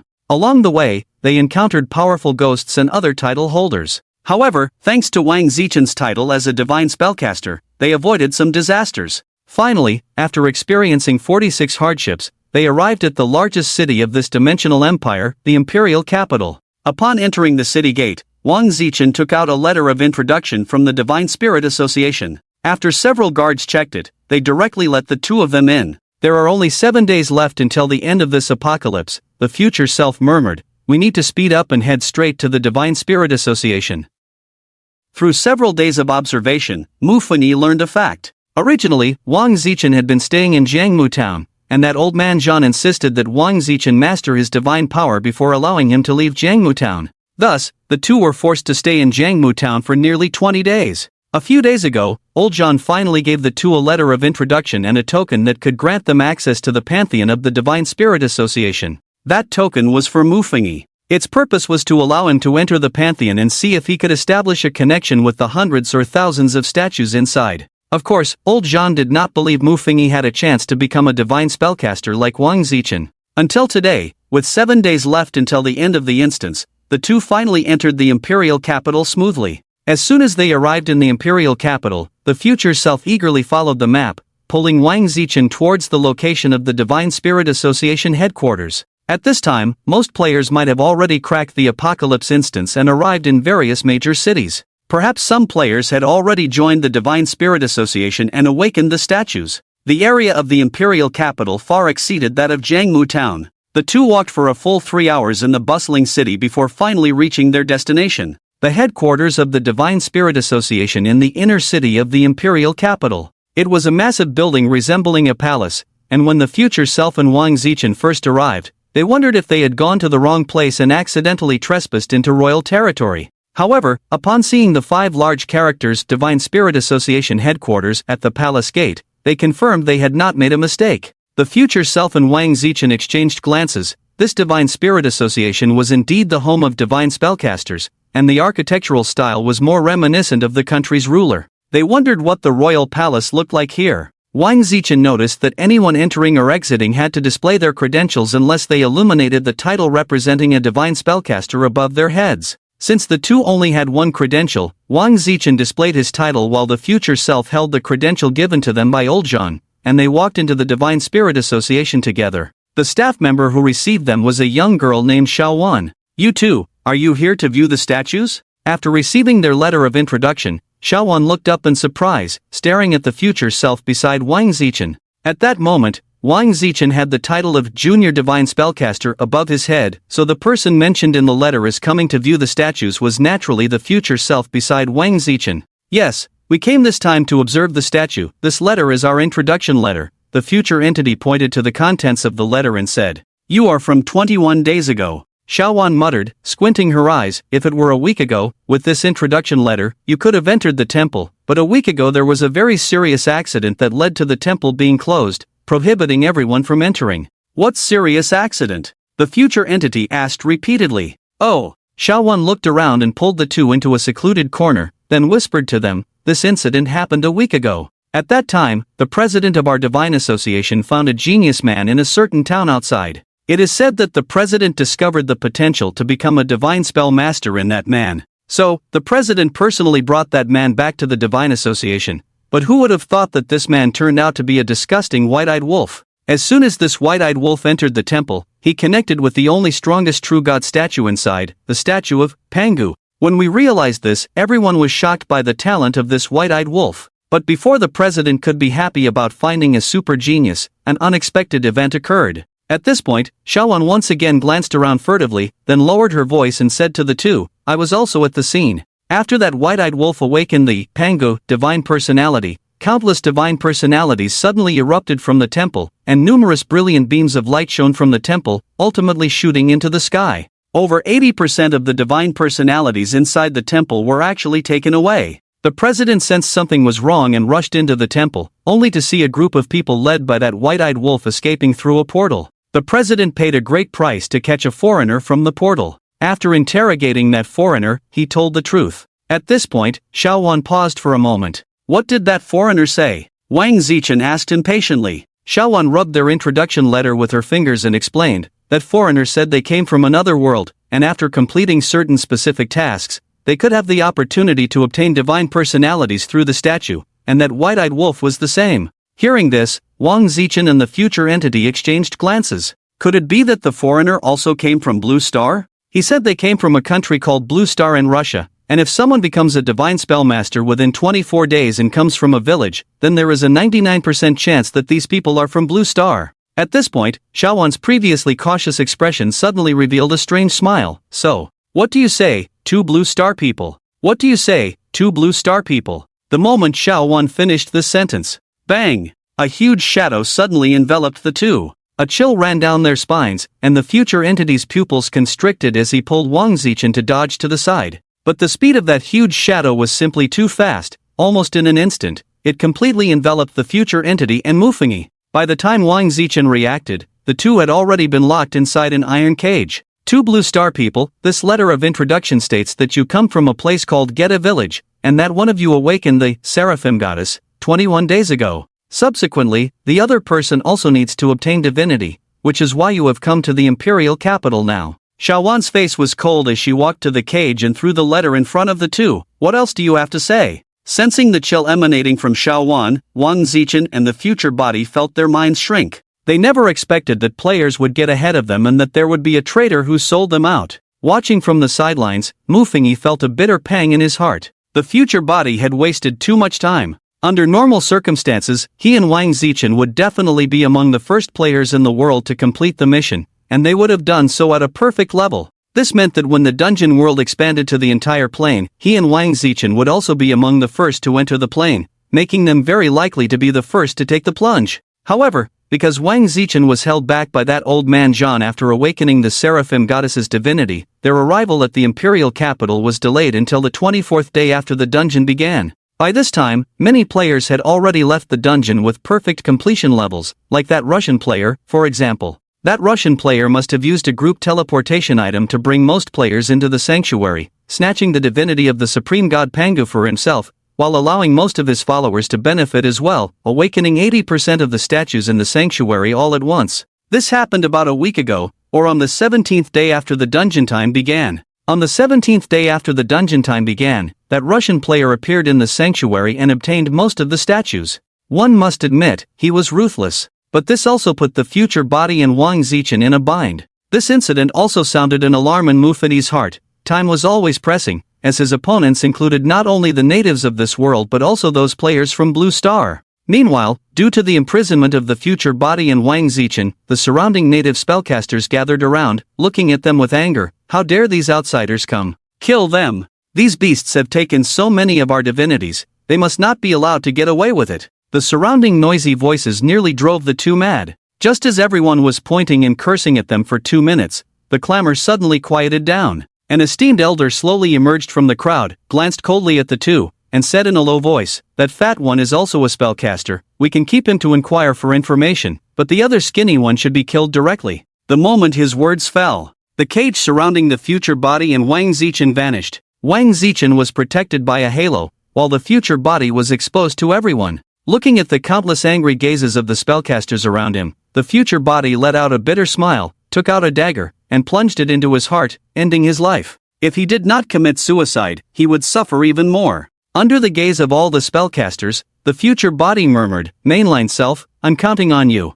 After saying this, he ended his own life. The future body perished. Mainline self. Mu Fengyi slowly opened his eyes, looking at his own hands. In his mind echoed the future body's words, "Mainline self, I'm counting on you." The significance of this phrase was very important. The future body was also easily aware that he had become a sideline in a certain sense, as he had lost the ability of the Eye of Death. This is also why, when faced with difficulties, the future entity would directly pull out the dagger of termination to use. Because, in the eyes of the future entity, the dagger of termination is merely a one-time killing tool, and since he has lost the use of the Eye of Death, in a certain sense, he is expanding the territory for the main storyline, or rather, for his own body. With this thought in mind, Mu Fengyi began to contemplate the useful information obtained from the Eye of Death this time. There is a significant difference between these players and the natives here. That is, if this group of players can perfectly clear the dungeon, then all players will receive the reward of becoming a spellcaster. And for them to become spellcasters is quite simple,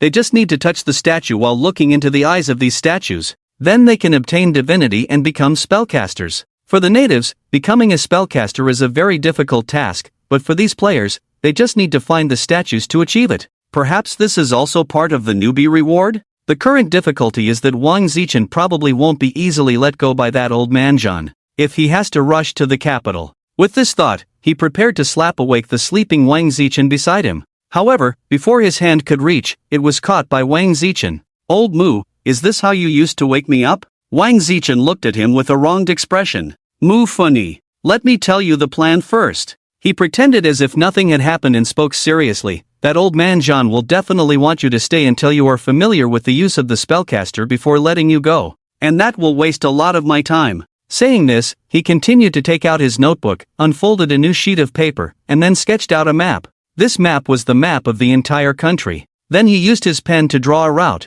which was the route from Jiangmu town to the imperial capital. "Is this a map?" Wang Zichen leaned in closer. Yes, it's the map from Jiangmu town to the imperial capital. Mu Fengyi nodded, but his hand did not stop moving. Hearing imperial capital, Wang Zichen became excited. Old Mu, when are we going to the imperial capital? Upon hearing Wang Zichen's words, Mu Fengyi raised his eyebrows slightly, but he turned to Wang Zichen and explained, "It's me going, not us." Hearing Mu Fengyi's words, Wang Zichen's expression froze. "Old Mu, you're not taking me? I can't take you." Mu Fengyi explained the situation with Old Man Zhan to him, then said earnestly, "So I need you to help me ask Old Man Zhan for a letter of introduction, at least to allow me to enter the Holy Temple of the Divine Council in the imperial capital, otherwise, all the advantages we gained by coming out early will be lost. Once I obtain the divinity of the Manga god, I'll come back to find you, and then we can hide together." This was also one of Mu Fengyi's plans. After that group of Russians appeared and took away 80% of the divinities from the statues in the Holy Temple, the entire empire would start hunting down these foreigners. And after he obtains the divinity of the Manga god, he cannot stay in the imperial capital. Because once the traitor is caught and exposes all the players, he would also be in danger, so staying in the imperial capital would only lead to death. Therefore, his plan is to go to the imperial capital first to obtain the best divinity of the Manga god, and then quickly escape. Listening to Mu Fengyi's plan, Wang Zichen's tone was somewhat uncertain. "Old Mu, do you think Old Man Zhan will write us a letter of introduction?" "That's easy." Mu Fengyi glanced at him. "You just need to worship him as your master, and he will definitely fulfill the wish of his disciple." Wang Zichen was full of question marks. "Isn't that selling out your brother, Old Mu? Don't worry, it's just for you to be someone else's apprentice for a few days. When I return, we can leave together," Mu Fengyi said earnestly, patting his shoulder. Wang Zichen opened his mouth but ultimately could only nod in agreement. Right now, he indeed needed to stay here to enhance his abilities as a spellcaster, while Mu Fengyi needed to go to the imperial capital to seek a more promising and powerful divine rank. If it weren't for his concern for Mu Fengyi, this would truly be a win-win situation. After confirming the plan, Mu Fengyi folded the map and tucked it into his notebook, putting the notebook away. Now, they just had to wait for Elder Zhan to come find them. About half an hour later, Elder Zhan knocked on their room's door. Wang Zichen glanced at Mu Fengyi and then stepped forward to open the door. Elder Zhan stood at the entrance, and upon seeing Wang Zichen, a smile instantly spread across his face. "Wang kid, are you ready to go to the church to register some information?" "Sure, Elder Zhan," Wang Zichen replied, looking like a good boy. Elder Zhan then glanced at Mu Fengyi, his tone cooling slightly. "You're not a spellcaster, so you should stay here." Mu Fengyi nodded in response. Just like that, Wang Zichen left with Elder Zhan. Only Mu Fengyi remained in the room, pacing back and forth. Occasionally, he would take out the map to glance at it, then make some notes, plotting his route to the imperial capital. Based on his memory, he was confident he could reach the imperial capital within 3 days, and after those 3 days, the time in this world's instance would reach the 6th day.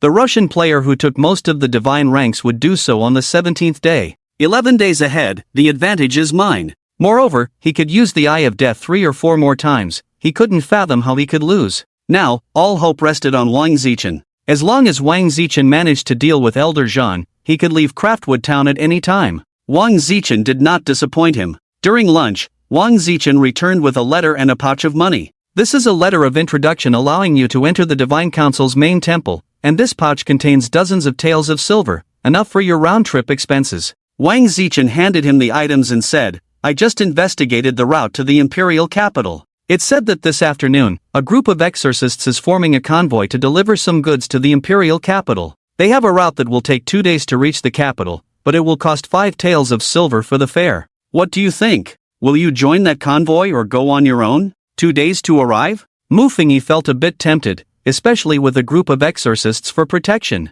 As long as they didn't encounter a master-level ghost, the journey would likely be safe. Thinking this over, he pondered for a moment. In the end, he made up his mind to join the convoy to the imperial capital. Because the time in this instance was incredibly precious, and although he had a safe route to the capital, the safety of that route was guaranteed only after several days, specifically on the 20th day of the instance. It did not mean safety in the next 2 days. Therefore, traveling with this convoy would definitely increase his survival rate compared to going alone. "I've taken Elder Zhan as my master, so I can't leave Craftwood Town now. The rest is up to you," Wang Zichen said bitterly. In truth, he also wanted to set off with Mu Fengyi. "Don't worry, I'll come back to get you," Mu Fengyi said, patting his shoulder before setting off. Half an hour later, when he arrived at the convoy Wang Zichen mentioned according to the map, the group was just about to depart. He hurried over and found a convoy leader. "Hello, I want to join the team to the imperial capital." Saying this, he took out 5 taels of silver to offer.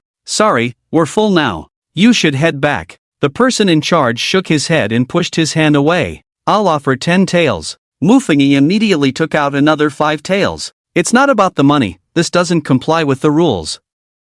The person in charge shook his head again, then snatched the 10 taels of silver from his hand and stuffed it into his pocket. Of course, the rules can be adjusted appropriately. The corner of Mufengi's mouth twitched. "You can go to the middle carriage, there should be an empty seat inside." The person in charge pointed him in a direction. Mufengi nodded in acknowledgement and walked directly into that carriage. The carriage was a bit crowded, there were already 5 passengers inside, and he could only sit in the remaining seat. Thus, when the carriage started moving, the convoy of the escort agency set off. Several hours passed, and as the sky darkened, the carriage stopped at a place called the Dark Night Forest to rest for the night. The next morning, the carriage continued its journey, while Mufengi closed his eyes, silently reciting the incantation to activate the Eye of Death. Inside the Eye of Death's vision, the escort agency's group arrived safely at the imperial capital, but at the city gates, a group of soldiers unexpectedly stopped them. The soldiers approached and opened the carriage at the back of the escort agency, creating quite a commotion outside.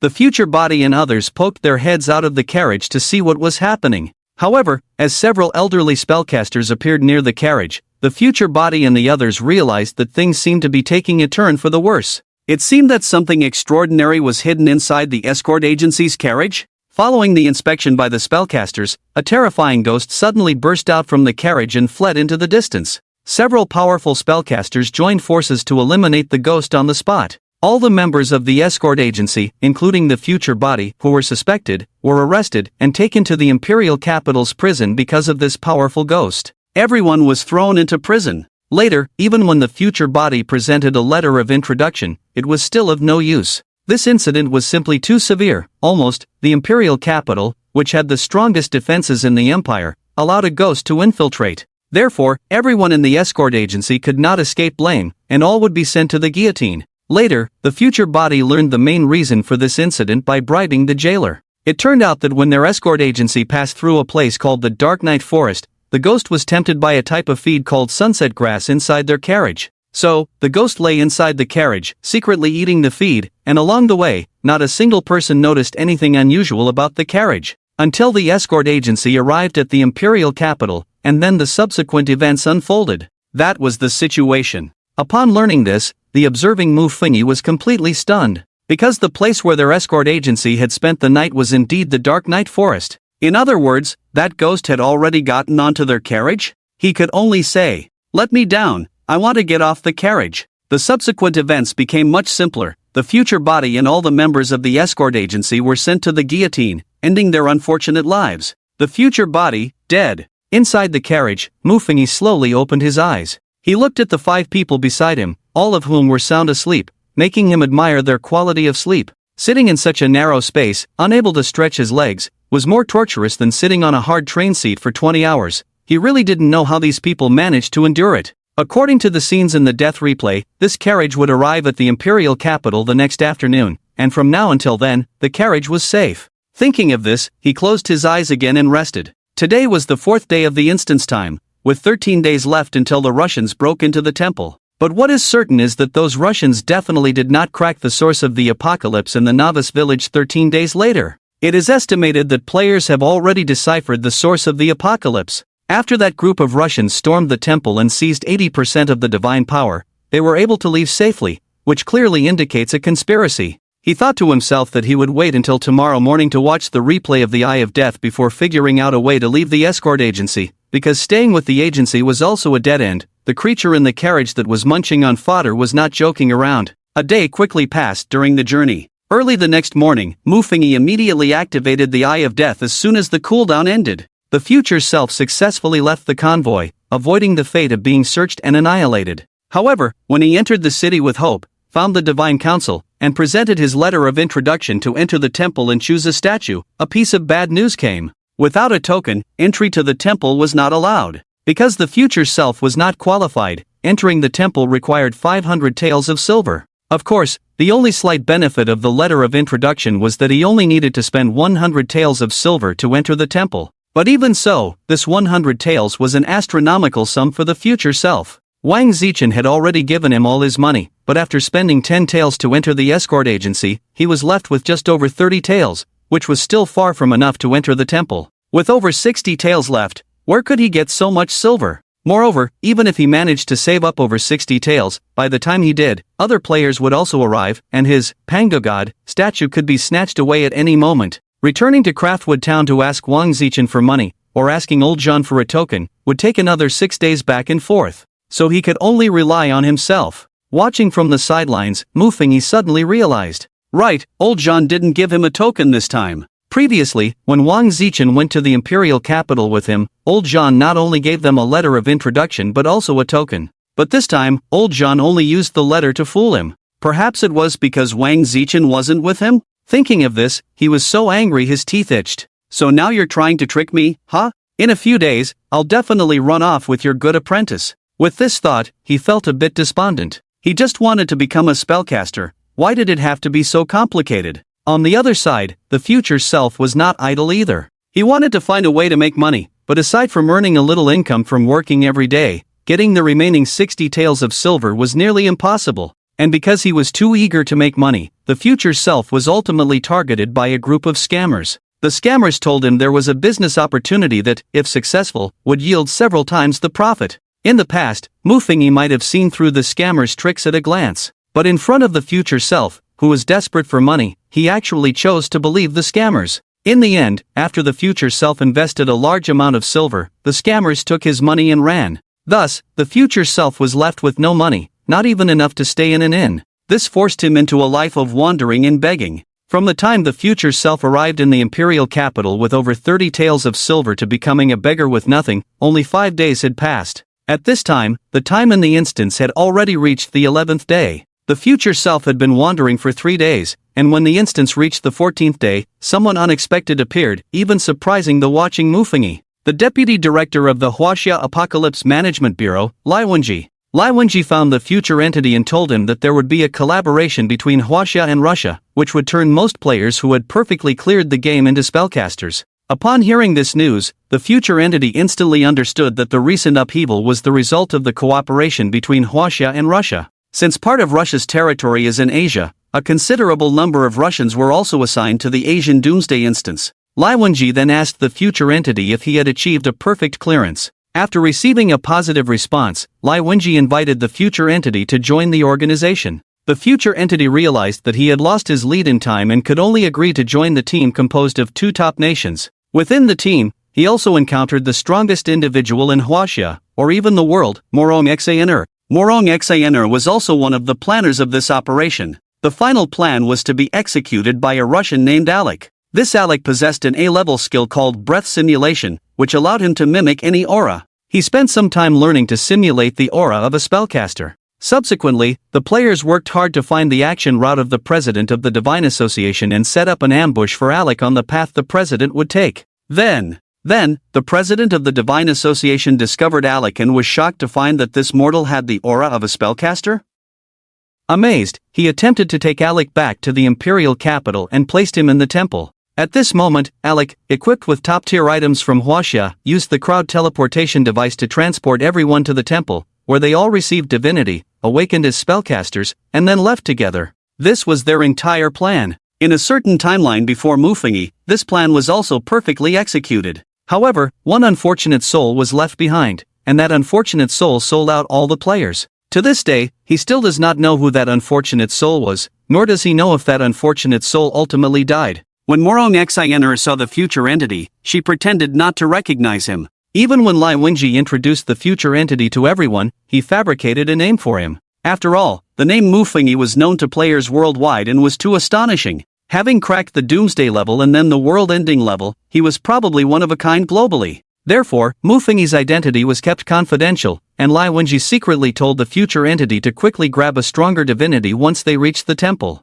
At that time, it would be a matter of who was faster. But the future entity knew that while there were many top-tier divinities, there was only one strongest divinity, which was the divinity of the Pango God. Compared to the Pango God, the other divinities could only be considered lesser. Thus, the plan began. Alec from Russia met the president of the Divine Association in the outskirts on the 16th day of the instance, and upon seeing Alec, The president was amazed and immediately took him back. Alec entered the Temple of the Divine Association. Upon entering, Alec's eyes were drawn to the center, where the highest statue representing the creator god, Pangu, stood. He became greedy and did not use the group teleportation device immediately. Instead, he awakened the divinity of the Pangu god before taking out the teleportation device to transport all the players involved in the plan into the temple. As soon as the future entity entered the temple, Mufengi observed the giant in the center holding an axe through his perspective. The giant was bare-chested, with well-developed muscles radiating strength. However, compared to other statues with divine charm, the statue representing the Pangu god showed no trace of divinity at all. He also knew that the divine status of the Pangu god had been taken by a Russian named Alec. He could only choose another top-tier divine status, that of the Kunping demon. After all the players awakened their divine statuses, the number of statues in the entire temple that had lost their divine aura suddenly increased by about 80%. According to the descriptions from the natives, when a divine spellcaster died, the divine status within them would return to the statue. However, after the player's ordeal, it was estimated that this plane would lose a significant amount of divine statuses. Just as everyone was about to teleport away, the president of the Divine Council, sensing something was amiss, rushed in. He reached out a large hand and forcibly grabbed a hapless individual from the crowd. Mufengi recognized the identity of that unfortunate person, a Huaxia man named Zhu Zihao, who was an official from the Huaxia Apocalypse Principles Bureau. Logically, official players would never betray their own, even in death. So, was Zhu Zihao betraying them because he was an insider, or was he one of the Holy Clan members he had eliminated? He firmly etched the identity of this traitor in his mind. The future body left the temple with the crowd, and after everyone teleported away, they scattered like birds and beasts, fleeing in different directions. This was something Mufengi had not anticipated. Perhaps this was also the reason everyone was afraid of being wiped out? As a Huaxia person, Morong Xianer immediately pulled him away, not even bothering with Lai Wenji. Then Morong Xianer told him that for the remaining time, he needed to stay close to her. This would also make it easier for her to protect him at any moment. The future body informed Morong Xianer of a safe place, which was the area where Wang Zichen was located. They needed to gather there and then find that kid Jia to avoid the storm. After all, Jia was the son of fortune. Danger generally wouldn't find him, and even if it did, danger would turn into opportunity. Morong Xianer immediately agreed. Following the route, the future body took 3 days, and according to the previous safe route, the two returned to Craftwood Town. They secretly found Wang Zichen, who was practicing fire breathing. But when Wang Zichen saw that Morong Xianer was also there, he was stunned. "Wait, I thought you went out to handle something big, but instead, we'll talk later, we need to find Jia first." The events happening in the imperial capital had not yet reached Craftwood Town, and they needed to leave quickly. Thus, the future body led Wang Zichen and Morong Xianer to the cave where Jia and Erwan lived. When Jia saw Morong Xianer, he was amazed and tentatively asked the future body, "Who is this beautiful lady?" Ouch! The second ouch was because Erwan appeared beside him and pinched his side in jealousy. "We plan to stay here for 2 weeks to hide, you don't mind, do you? Why do you need to hide? Did you offend someone?" Jia couldn't help but ask. "Well, the person we offended is quite powerful, and we dare not go out." The future body nodded. "Ha, you can hide as you like, as long as you haven't offended the Empire." Jia joked. But when he finished the sentence, he noticed that everyone was not laughing. "Why do you all look like that? You can't really be wanted by the Empire, can you?" He looked at everyone's expressions, unable to believe it. "Family, if a lifesaver turns into a wanted criminal and comes to my house asking for protection, what should I do?" Waiting for an answer, quite urgent. Of course, Jia ultimately decided to keep them all. The future body breathed a sigh of relief, thinking that this way they could survive until the end of the instance time. Everyone present basically thought the same. Everyone began to cultivate their divine powers. Perhaps it was talent, or perhaps it was because they had become spellcasters a dozen days earlier. Wang Zichen was the first to break through to the intermediate spellcaster level. Morong Xianer and the future entity broke through to the intermediate spellcaster level at the same time. They achieved this breakthrough on the 29th day of the instance. According to the normal pattern, as long as they waited one more day, they could leave this world as spellcasters and return to reality.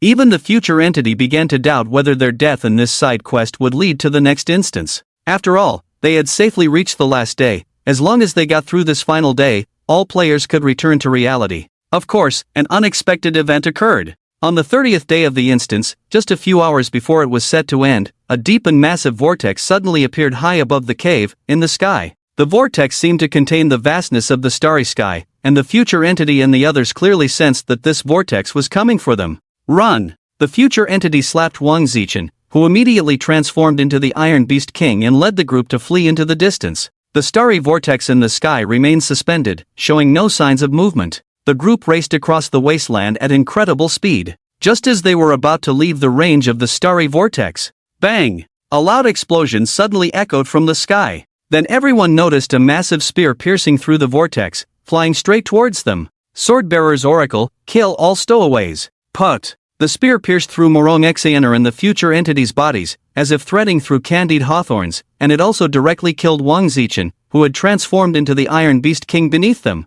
The future entity's eyes widened as he felt the life within him ebbing away. In the end, he collapsed onto Wang Zichen's corpse, breathless. Just like that, the future entity met his end. What on earth was that spear? Inside the carriage, Mu Fengyi opened his eyes, a glimmer of brilliance flashing in his gaze. Just as the spear attacked them, it seemed a voice had emerged. The voice seemed to say, Swordbearer's Oracle, kill all stowaways. He himself was the Swordbearer and was very clear about the Swordbearer's abilities. In his homeland, the Swordbearer was equivalent to a god, with the power to make anything happen with a word. This world actually had a Swordbearer?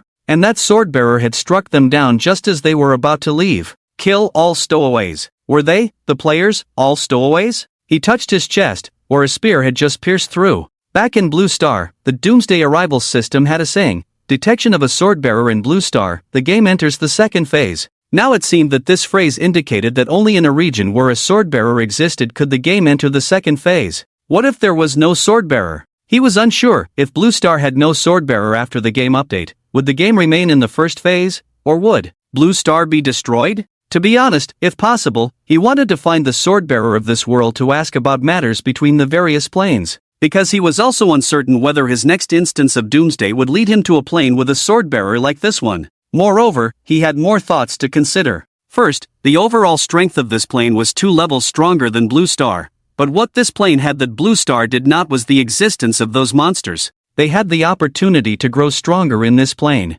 What about over in the beautiful country? North America on the other side of the beautiful country has entered a high-temperature Doomsday environment suspended for 9 days. How can this group of players become stronger? Unlike the players in Asia, who have 4 major professions to choose from and grow in this world full of monsters, the Spellcaster, the Sorcerer, the Exorcist, and the Ghost Tamer, players in the beautiful country are in a high-temperature environment. How can they become stronger? This leads him to doubt whether the monsters and high-temperature elements in the Asian monster world and the North American high-temperature world are merely a grand backdrop of 2 different planes. Since the Doomsday Arrival instance has already indicated that this is a novice reward phase, it must be an instance that enhances the strength of Blue Star players. Perhaps, in the high-temperature environment of the beautiful country, there are professions similar to their world's spellcasters and the other 3 major professions. Their professions could also enhance their strength, similar to the 4 major professions here. Otherwise, if there are no strength-enhancing professions in the beautiful country's instance, it would make the Doomsday Arrival game seem somewhat biased.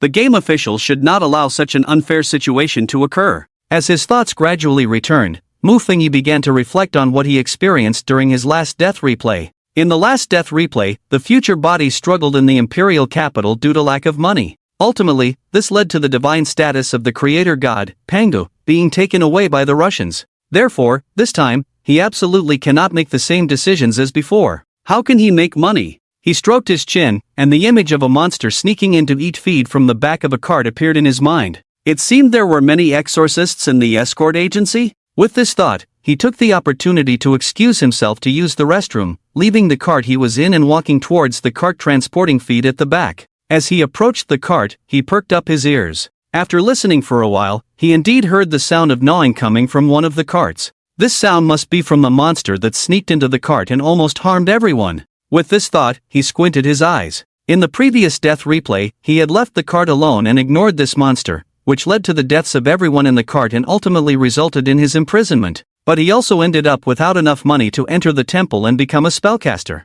He left the cart, and the calmness on his face turned into panic. He rushed to the main person in charge of the escort agency, frantically shouting outside the cart, "Sir, sir, I have a discovery." "What is it?" The person in charge lifted the cart curtain and looked at Mu Fengyi with some impatience. "Sir, come here for a moment." Mufengi pretended to be cautious, glancing around before waving his hand at him. You better really have something important. The person in charge stepped down, his expression cold, otherwise, I'll make you know how to write the words regret. After saying that, he lightly jumped to the ground and came to Mufengi. Then, Mufengi leaned in and told him about the noise he discovered coming from a certain cart. After hearing this, the person in charge's voice turned even colder. Are you sure? Mufengi nodded, mumbling, if we let something bad into the imperial capital, then we're all finished. Upon hearing this, the person in charge's pupils contracted. He immediately shouted to those around him, stop moving forward immediately. All exorcists and talisman masters in the escort agency, come to me and gather.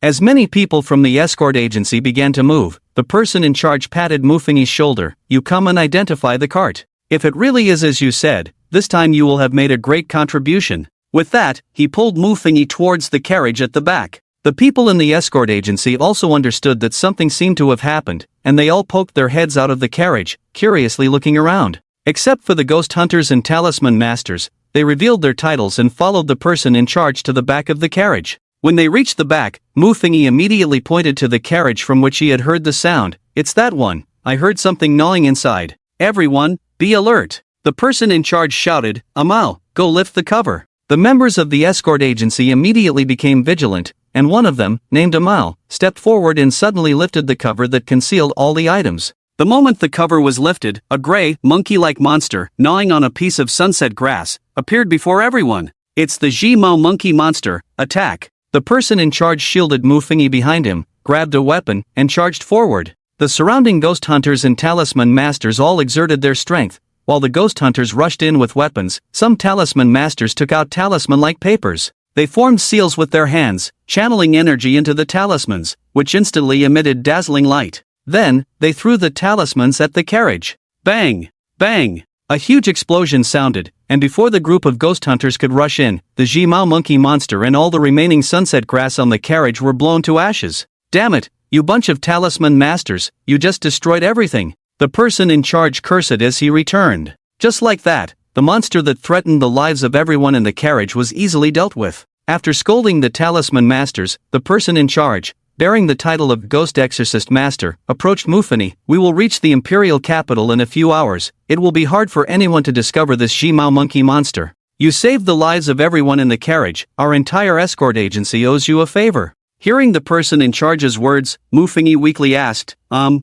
this favor be cashed in? The person in charge? Of course, Mufengi successfully cashed in. In the end, the person in charge gave him a banknote of 500 taels, along with the 10 taels he had taken out when he boarded the carriage. He looked at the 5 100-tael banknotes in his arms and smiled. Finally, he had enough money. Even without a letter of introduction, he now had the qualification to enter the sacred hall. The journey ahead went smoothly without any further incidents, and they safely arrived at the imperial capital. This time, the carriage did not detect any monsters, and the escort agency entered the imperial capital safely. After bidding farewell to the escort team, Mufengi immediately headed towards the headquarters of the Divine Spirit Association. In all the previous death replays, the divine essence of the Pango god had been taken by that Alec from Russia. This time, he was closer to the divine essence of the Pango god than ever. Of course, he was not in a hurry now, as he had already determined the timing of Alec and the others' plan, so he could enter the headquarters of the Divine Spirit Association at any time.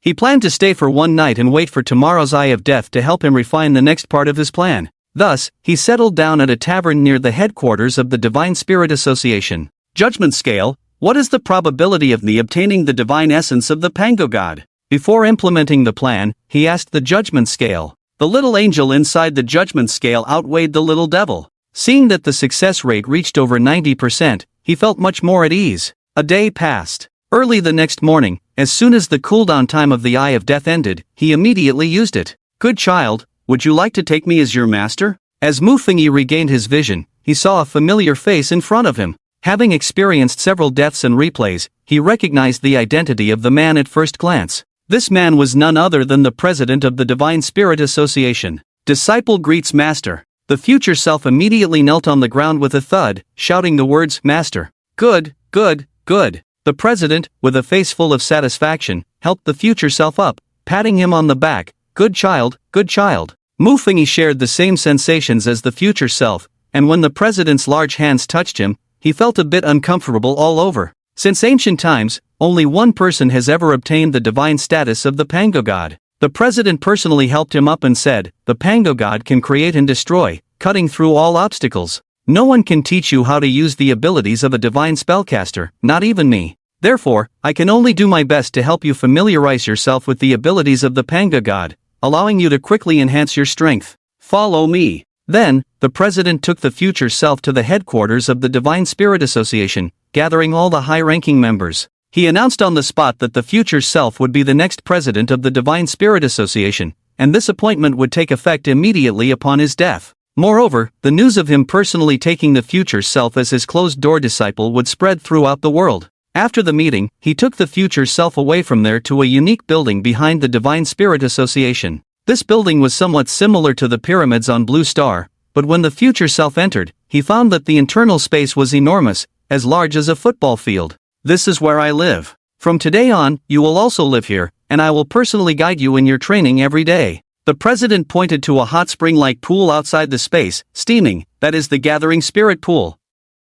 All divine spellcasters can achieve twice the result with half the effort by training inside. From today on, you will train there. In the following time, the future self trained under the president's guidance. Meanwhile, the future self's mastery of the Pango God's divine status grew stronger. Now, aside from the unusable titles of Blue Star Swordbearer and Savior, he also gained the title of low-level divine spellcaster creator God Pangu. When using the title of Pango God, the future self could manifest a heaven-cleaving axe, which theoretically could split anything apart. As the future self mastered the heaven-cleaving axe, it became much more agile in his hands. While others wielded flying swords, he wielded a flying axe. According to the president, the Pango God's divine status was different from most divine statuses. At each stage of training, it could grant a special enhancement. For example, it was said that upon becoming a divine spell master, he could gain a portion of the Pango God's power, making his body immensely strong. Once he became a master, his level would directly become half-step mythic.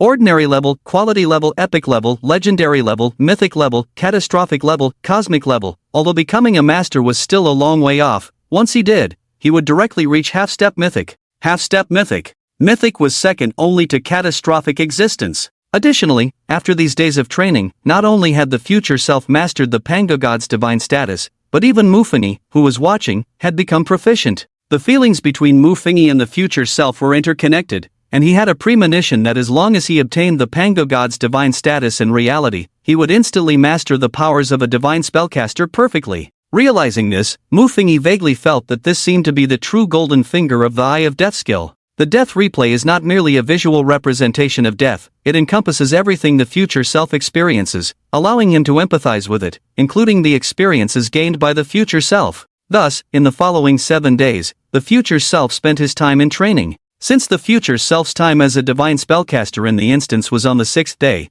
the current time had reached the 13th day of the instance. On the 13th day, the president sought out the future self again. "Let's go, I'll take you off for some training." The president found a location inhabited by low-level monsters, intending to personally guide the future self in combat, trying to use the divine power of the Pango God. The future self readily agreed. So, the two left the imperial capital and arrived at a village. The president dropped the future self at a monster cave and instructed, "Inside this cave lives a bear monster, your task is to kill it. During your battle, I will not provide any assistance, everything depends on you." "Okay, master." The future self replied and turned to enter the monster's cave. As soon as he stepped inside, he activated his title. The Heavenly Axe, the original name of the axe used by the Pango God, also known as the Pango Axe, appeared in his hand, and he cautiously scanned his surroundings, wary of a sneak attack from behind. As he ventured deeper into the cave, he indeed saw a creature resembling a zombie bear sleeping soundly. Unlike other normal bears,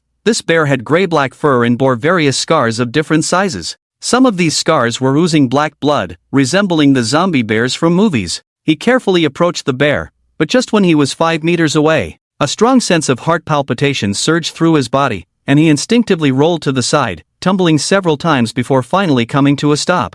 Just as he lay on the ground, a sharp arrow feather grazed his scalp. It was a matter of mere seconds. Had the future self not reacted in time, that arrow would have surely struck him in the head.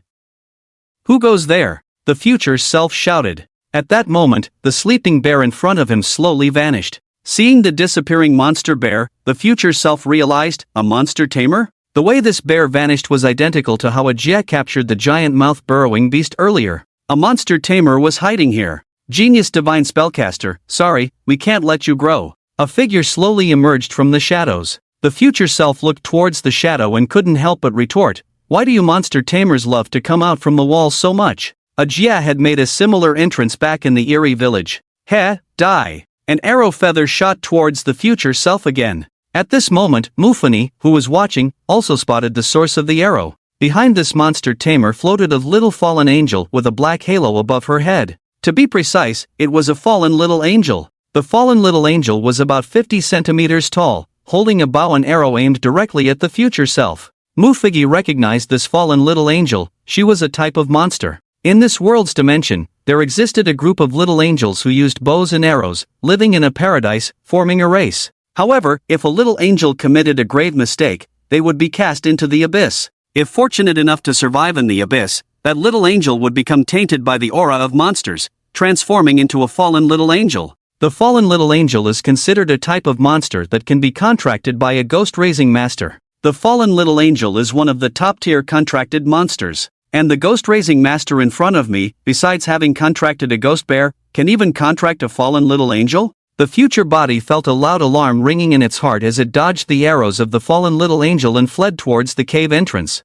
The president was outside. It needed to seek the president's protection. You're not going to find Yi Songhai, are you? The ghost-raising master sneered. Yi Songhai has already been entangled by several elders of our ghost-raising master alliance. You might as well accept your death. As he spoke, he raised his hand and summoned a swarm of sharp-beaked bees. The swarm buzzed as it chased after the future body. The president is entangled? The future body's expression darkened. Yi Songhai is the name of the president. The speed of the swarm was incredibly fast. It swung the open sky axe, killing a few, but the remaining bees took advantage of the gaps and burrowed into the future body's clothes, viciously stabbing into its skin. Ouch, it hurts, it hurts. The future body felt a wave of numbness, and its movements slowed. Just at that moment of stillness, an arrow shot out, aimed at its head. Bang! The future body fell. Huff, huff. Mufengi suddenly sat up from the bed. He held his head, gasping for breath. I have to say, the feeling of being shot in the head was a bit too exhilarating. In the first stage of the Pango God divinity, he only had the invincible open sky axe to use, which was still a bit too weak. The combat methods available to low-level spellcasters were still too limited. Many relied on his own top-notch fighting skills. Moreover, why was there a ghost-raising master in the place where the future body was training? He furrowed his brows, recalling that he and Wang Zichen had encountered a ghost-raising master chasing them on their way to the imperial capital. These ghost-raising masters seemed to be part of an organization called the Ghost-Raising Master Alliance. And the purpose of this group of ghost-raising masters was to kill the talented spellcasters from various divine sects, including Wang Zichen, who had previously gone to the imperial capital, and now him. Thinking of this, the corner of his eye twitched. This time, the future body did not use the dagger of termination. Perhaps the future body did not expect to die so easily. He rubbed his temples, never expecting that he would die at the hands of a ghost-raising master. Moreover, besides the ghost-raising master, once he obtained the Pango God divinity and became a spellcaster, he would face two more difficulties. The first was naturally the players on the 17th day of the instance. Once Zhu Zihao was caught by the Divine Association president Yi Songhai, his identity would likely be exposed. The second was when the instance was about to end, they encountered that sword-wielding oracle. That spear took them all down. To survive with the abilities of a spellcaster, there were still many challenges ahead. He walked to the wash basin to freshen up, tidied his appearance, and went downstairs to check out. After leaving the inn, he headed towards the Divine Association headquarters. With the guarantee from the death replay, he was sure he could become a spellcaster. That method of dying seemed to have been orchestrated by the Ghost-Raising Master Alliance? Speaking of which, he couldn't help but want to complain about President Yi. As a president, why is it so easy for your whereabouts to be exposed? It was precisely because of the exposure of his whereabouts that the players from Blue Star discovered him, leading to that Russian appearing and robbing all the statues in the temple. Now his whereabouts were discovered by those ghost-raising masters again. Are you a light bulb, shining wherever you go? He sighed, but he still had to become a spellcaster. So, he organized the silver notes and introduction letter in his arms and walked to the Divine Association.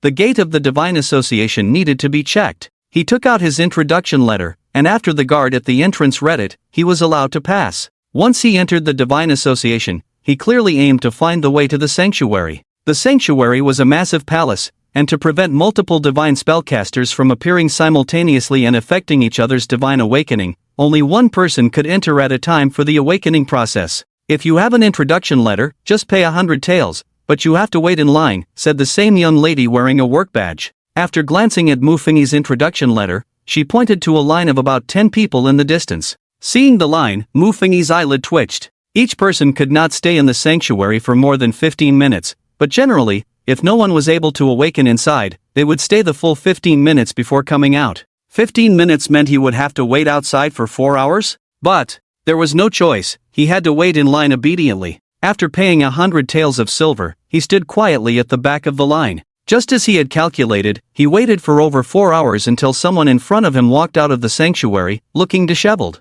The hourglass beside him suddenly flipped over, starting the countdown. Once all the sand in the hourglass fell, he would have to come out. So he didn't delay and walked directly into the legendary sanctuary. He would become the first player to enter the sanctuary. This game instance was only on the 6th day, and he had successfully entered the Doomsday instance of the Asia region, the greatest fortune. As soon as he entered the hall, he saw enormous statues from all directions. Although he had seen them from the perspective of the future body before, being here in person was still incredibly shocking. Each statue here was recorded in the myths of Huaxia. There was the three-eyed Erlangshan, the Monkey King Sun Wukong holding the Rui Jingu Bang, and the Kuanping soaring to 90,000 miles. All the mythical figures from Huaxia mythology existed here, all at the pinnacle of divinity. Then, his gaze fell on the central position, where a giant holding the heaven-opening axe gazed up at the universe. The creator god, Pangu. Finally, I've waited for you. He took a deep breath and walked step by step toward the position of the Pangu god. The surrounding statues seemed to come alive, all watching him. Tap, tap. In the empty hall, only the sound of his footsteps echoed. Tap. The moment he stood before the Pangu god, a voice suddenly rang in his mind. Blue Star Swordbearer, take us back. What voice? Mu Fengyi stopped in his tracks and turned to look around. But wherever he looked, there were only still statues. Could it be that he was hearing things? Just as this thought crossed his mind, the familiar voice rang in his ear again. Blue Star Swordbearer, take us back. This time Mu Fengyi heard it clearly. He heard someone calling him, Blue Star Swordbearer. And also, take them back. These statues wanted him to take them back? Mu Fengyi's pupils constricted. Could it be that these statues originally belonged to Blue Star? Indeed, these statues were all figures from Huaxia mythology, yet they appeared in this dimensional world. Moreover, this dimension had the so-called Swordbearer. The thought was chilling. He suppressed all his thoughts and walked up to the statue of the Pangu god. He touched the big toe of the Pangu god statue, raised his head,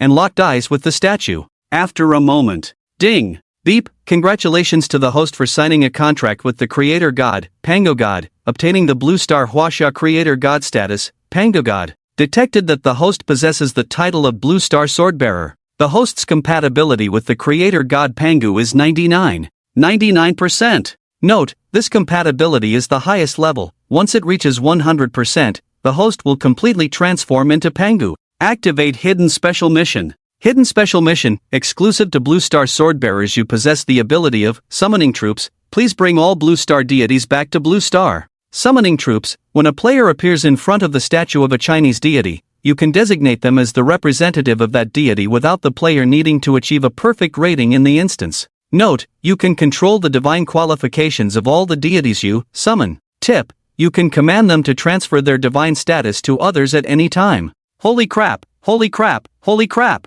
Mu Fengyi's eyes were about to pop out. No, this. My god. His hands trembled slightly. This ability seemed even more exaggerated than the divine status he received from Pangu god. Summoning troops, they say. Isn't this just another level of the list of deities? Whoever you designate as a god is one, and you can dismiss them at any time. He let out a long breath and opened his personal profile from the system. Host information as follows: name, Mu Fengyi. Combat power, epic level. Total participation in the apocalypse. For special abilities, Eye of Death, Sss-Level, Sword of Annihilation, Sss-Level, Judgment Scale, S-Level, Maple, A level, Top Tier Martial Arts, B-Level, Cube Master, D-Level, Master of Escape, C-Level, Blessing of the Puppet King, Goodwill of the Child of Fortune. Special items, Dagger of Termination, S-Level, Summon Father Technique, S-Level, I Am a Gambler, A level. Universe Bag, Sss-Level, Revival Coins, 0 Divine Revival Coins, 1 Titles, Blue Star Swordbearer, not equipped, Savior, not equipped, Low-Level Sorcerer Creator God Pango, not equipped. Points, 36,600. Since it's written this far, might as well add a few more words. Muffingy read through it. Aside from the added titles, there was an extra line for combat power. Epic level combat power. It seemed this epic level combat power was granted to him by the divine status of Pango God. Before he could do anything else, a thick beam of light suddenly appeared above his head, reaching into the sky. This beam of light represented the selection of him by the divine status of Pango, causing a change in the world. Amidst this change, he vaguely sensed a figure rushing towards him from outside the temple. Upon noticing that figure, his originally calm expression became somewhat flustered after a brief adjustment. He was serious about acting. The owner of that figure was none other than Sss-Level, the president of the Divine Council, who approached Muffingy with a joyful expression and eagerly asked, "What is your name?" "Senior, my name is Muffingy." Muffingy did not lie. Some sorcerers have the ability to detect lies, and during the previous death replay, the future body did not conceal his name.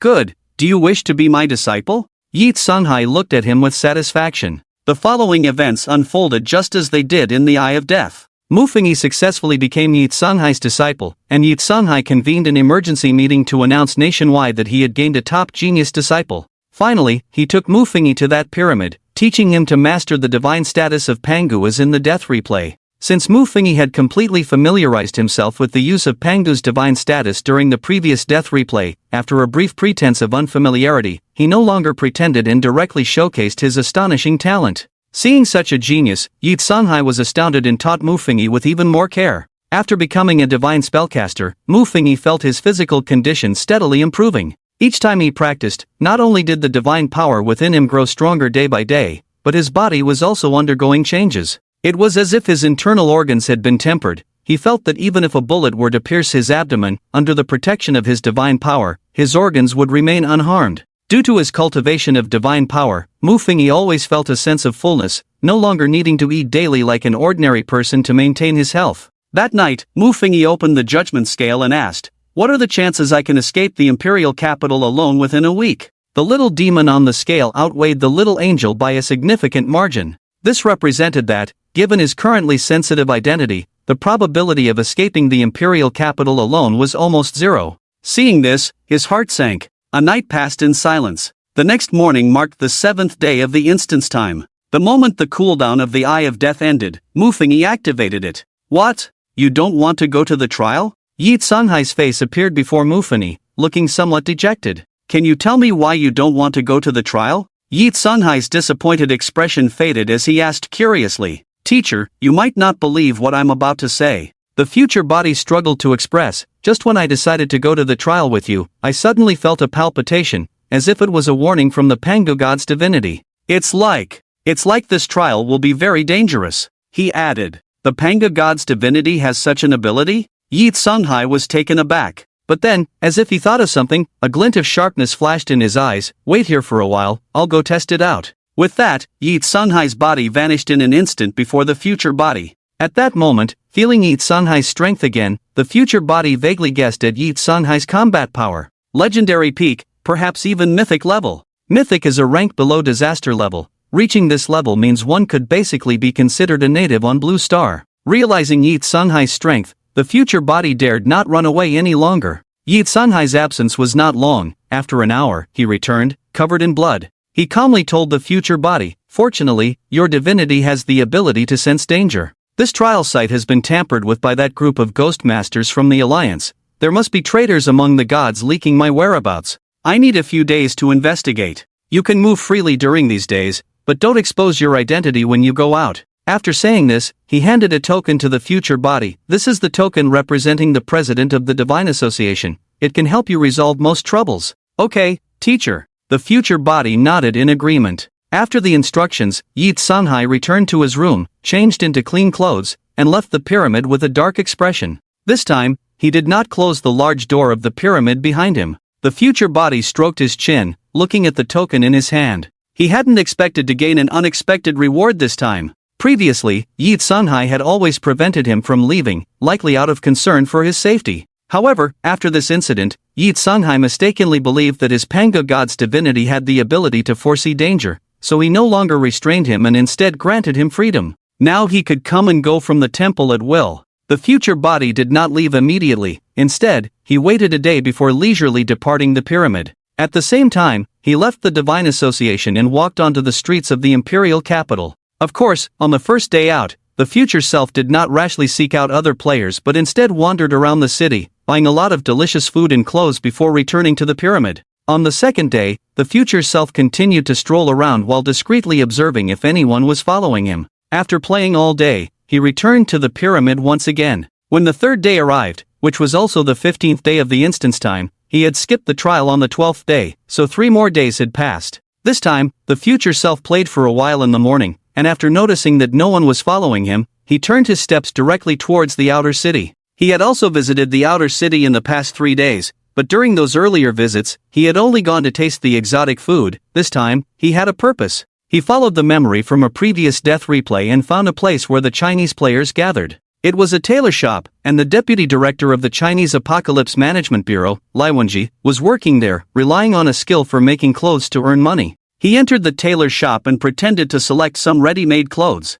Then, he found a piece of clothing with a realistic style and realized that it was made by Lai Wenji, so he asked the shop assistant, "This clothing style is quite unique. Who made it?" "Dear customer, this ready-made garment was made by a new tailor we hired at our shop. Would you like to try it on?" The shop assistant hurriedly stepped forward. He noticed the expensive clothing the future self was wearing, and his demeanor became much more respectful. "I'm not interested in this piece of clothing," the future self replied, "but I'm quite interested in your tailor. Take me to see him." The shop assistant looked a bit troubled. "I'm not short on money." The future self's expression darkened as he coldly said, "If you don't take me, you'll regret it." But then he pulled out a silver coin and stuffed it into the shop assistant's collar. This was the so-called slap followed by a sweet date. The shop assistant felt the weight of the silver coin in his pocket, and a flattering smile immediately appeared on his face. "Customer, please wait a moment, I'll go ask him in the back." He left. Soon after, he returned with a smile and said to Mufini, "Customer, please follow me." Seeing the future self nod, he immediately walked ahead to lead the way. Before long, he brought the future self to a small house and explained, "Customer, the tailor Lai is waiting for you inside. I'll leave now.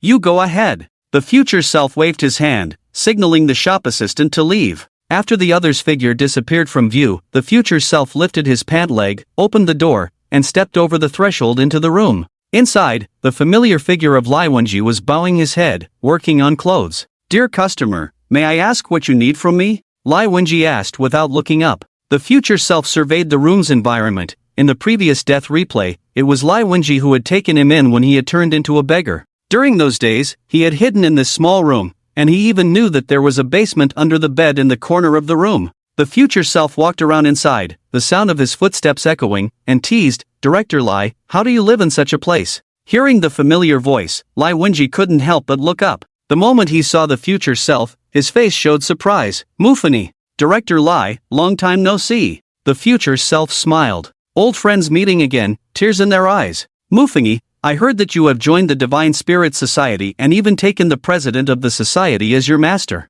I thought it was just a coincidence at first, but the director and the others are certain that this Mufini, who has become the disciple of the president of the Divine Spirit Society, must be you. Only you could achieve such things." Lai Wenji paused his actions, speaking with some excitement. "These are all minor matters. I came to find you this time to tell you something important." The future entity touched his pocket and placed a map in front of Lai Wenji. "This is the territory of the Divine Spirit Society. I know what your plans are, but besides that plan, there is another issue." "You know our plan?" Lai Wenji was initially shocked, but upon thinking of Mufei's terrifying prophetic abilities, he felt relieved. Of course, it was normal for Mufei to know about this. "What issue?" he asked. "The probability of the plan's success is very high, but there is a guy in this dimension, and that guy is called the Swordbearer," the future entity said in a low voice. "Swordbearer? Isn't that your title?" Lai Wenji's eyes widened. "Let me briefly explain the Swordbearer's abilities." The future entity whispered, "When the Swordbearer is in his home dimension, he possesses invincible power. He can kill any creature at will. And in the vision I foresaw, that Swordbearer in this dimension attacked and killed us all just as we were about to leave." "What?" Lai Wenji clearly did not expect to hear such news. "Are you sure?" He swallowed hard, unable to help but ask. "Sure. Is there any way to resolve this? The future entity shook his head. What I'm uncertain about now is when this swordbearer in this dimension discovered us. And since I joined the Divine Spirit Society midway, I'm also unsure if your plan the day after tomorrow can succeed. After he joined the Divine Spirit Society, the butterfly effect caused by his actions was definitely present. So he was also uncertain if this mission could proceed smoothly. Mufengi, you are now a member of the Divine Spirit Society. Do you think you can take us all into the sanctuary? Lai Wenji asked. Not sure. You probably can't track the president of the Divine Spirit Society's whereabouts now. I'm more interested in how well your current mission preparations are going. It's a bit difficult. Lai Wenji smiled wryly, so we can only activate Plan B. What is Plan B? The future entity asked curiously. Even the observing Mufengi perked up. He didn't recall any Plan B before. Plan B is for all players who reach the Imperial capital to pool their money together because it costs 500 taels of silver to enter the sanctuary. So everyone is trying to find ways to earn money. As long as we earn enough for one person, we can have Alec queue up to enter the sanctuary and take all the divine essences inside. By the way, Mufengi, how many statues are there in the sanctuary since you've been inside? Lai Wenji suddenly asked halfway through. Before Mufengi could respond, a cold voice suddenly rang out from the doorway. Mufengi, my good disciple, so you are the swordbearer of another dimension. Mufengi, my good disciple, so you are the swordbearer of another dimension. A familiar voice suddenly echoed from behind the future entity. Upon hearing this voice, the future entity's adrenaline began to surge wildly. The owner of this voice was none other than his good master, the president of the Divine Spirit Society, who had disappeared for 3 days, Yi Sanghai. He never expected that Yi Sanghai had been following him all this time. The future entity slowly turned around, looking at Yi Sanghai, whose originally kind expression had turned gloomy. He asked with some difficulty, "When did you discover me?" He felt a deep sense of confusion. He had never exposed himself, so why had this Yi Sanghai discovered his identity? In the past few days, while investigating the traitors of the Divine Spirit Society, I inadvertently found an elder who had contact with you. From him, I learned about the existence of you outsiders. Yi Sanghai looked at the future entity with disappointment, thinking he had taken in a top genius in his later years, but unexpectedly, this had turned into inviting a wolf into the house. You know about the existence of outsiders, so why did you suspect I was one and follow me for 3 days? The future entity still did not understand. He had been very cautious. The first 2 days were mainly for leisure, and only on the 3rd day did he come here to find Lai Wenji. Why had Yi Sanghai been watching him all along? Although I have been investigating your identity. Yi Sanghai sighed. I still had no evidence. But when I thought of you, a top genius who awakened the Panga god's divinity, I couldn't rest easy, so I had no choice but to resort to this underhanded tactic and secretly follow you. I never expected you to truly be an outsider, and even a sword bearer from another dimension. Alas, considering we were once master and disciple, I won't kill you. You can end it yourself. Yi Sanghai clasped his hands behind his back. At this moment, the future entity's face turned ashen. He sighed softly and looked at Lai Wenji beside him, saying, I'm sorry, Director Lai, I've put you in danger too. Ah, this isn't your fault. Lai Wenji sighed, taking a weapon from his spatial ring, his expression turning serious. But I won't just surrender. Even if I die, I will take a piece of the sky with me. With that, he lunged towards Yi Sanghai. Yi Sanghai, however, wore a look of disdain. Since he dared to appear, he was 100% sure that the 2 people before him were far from his match. But as Yi Sanghai focused on Lai Wenji, the future entity quietly placed his hand on his neck, feeling the toy-sized dagger. Ender's dagger, go! He threw the Ender's dagger directly at Yi Sanghai. A profound sense of threat surged within him. By the time Yi Sanghai reacted, the Ender's dagger had already embedded itself in his chest. He blankly looked down at the blood hole in his chest and slowly fell to the ground. He died with his eyes wide open. As one of the strongest in this dimension, he could never have imagined that he would be killed by 2 ants with only epic-level combat power.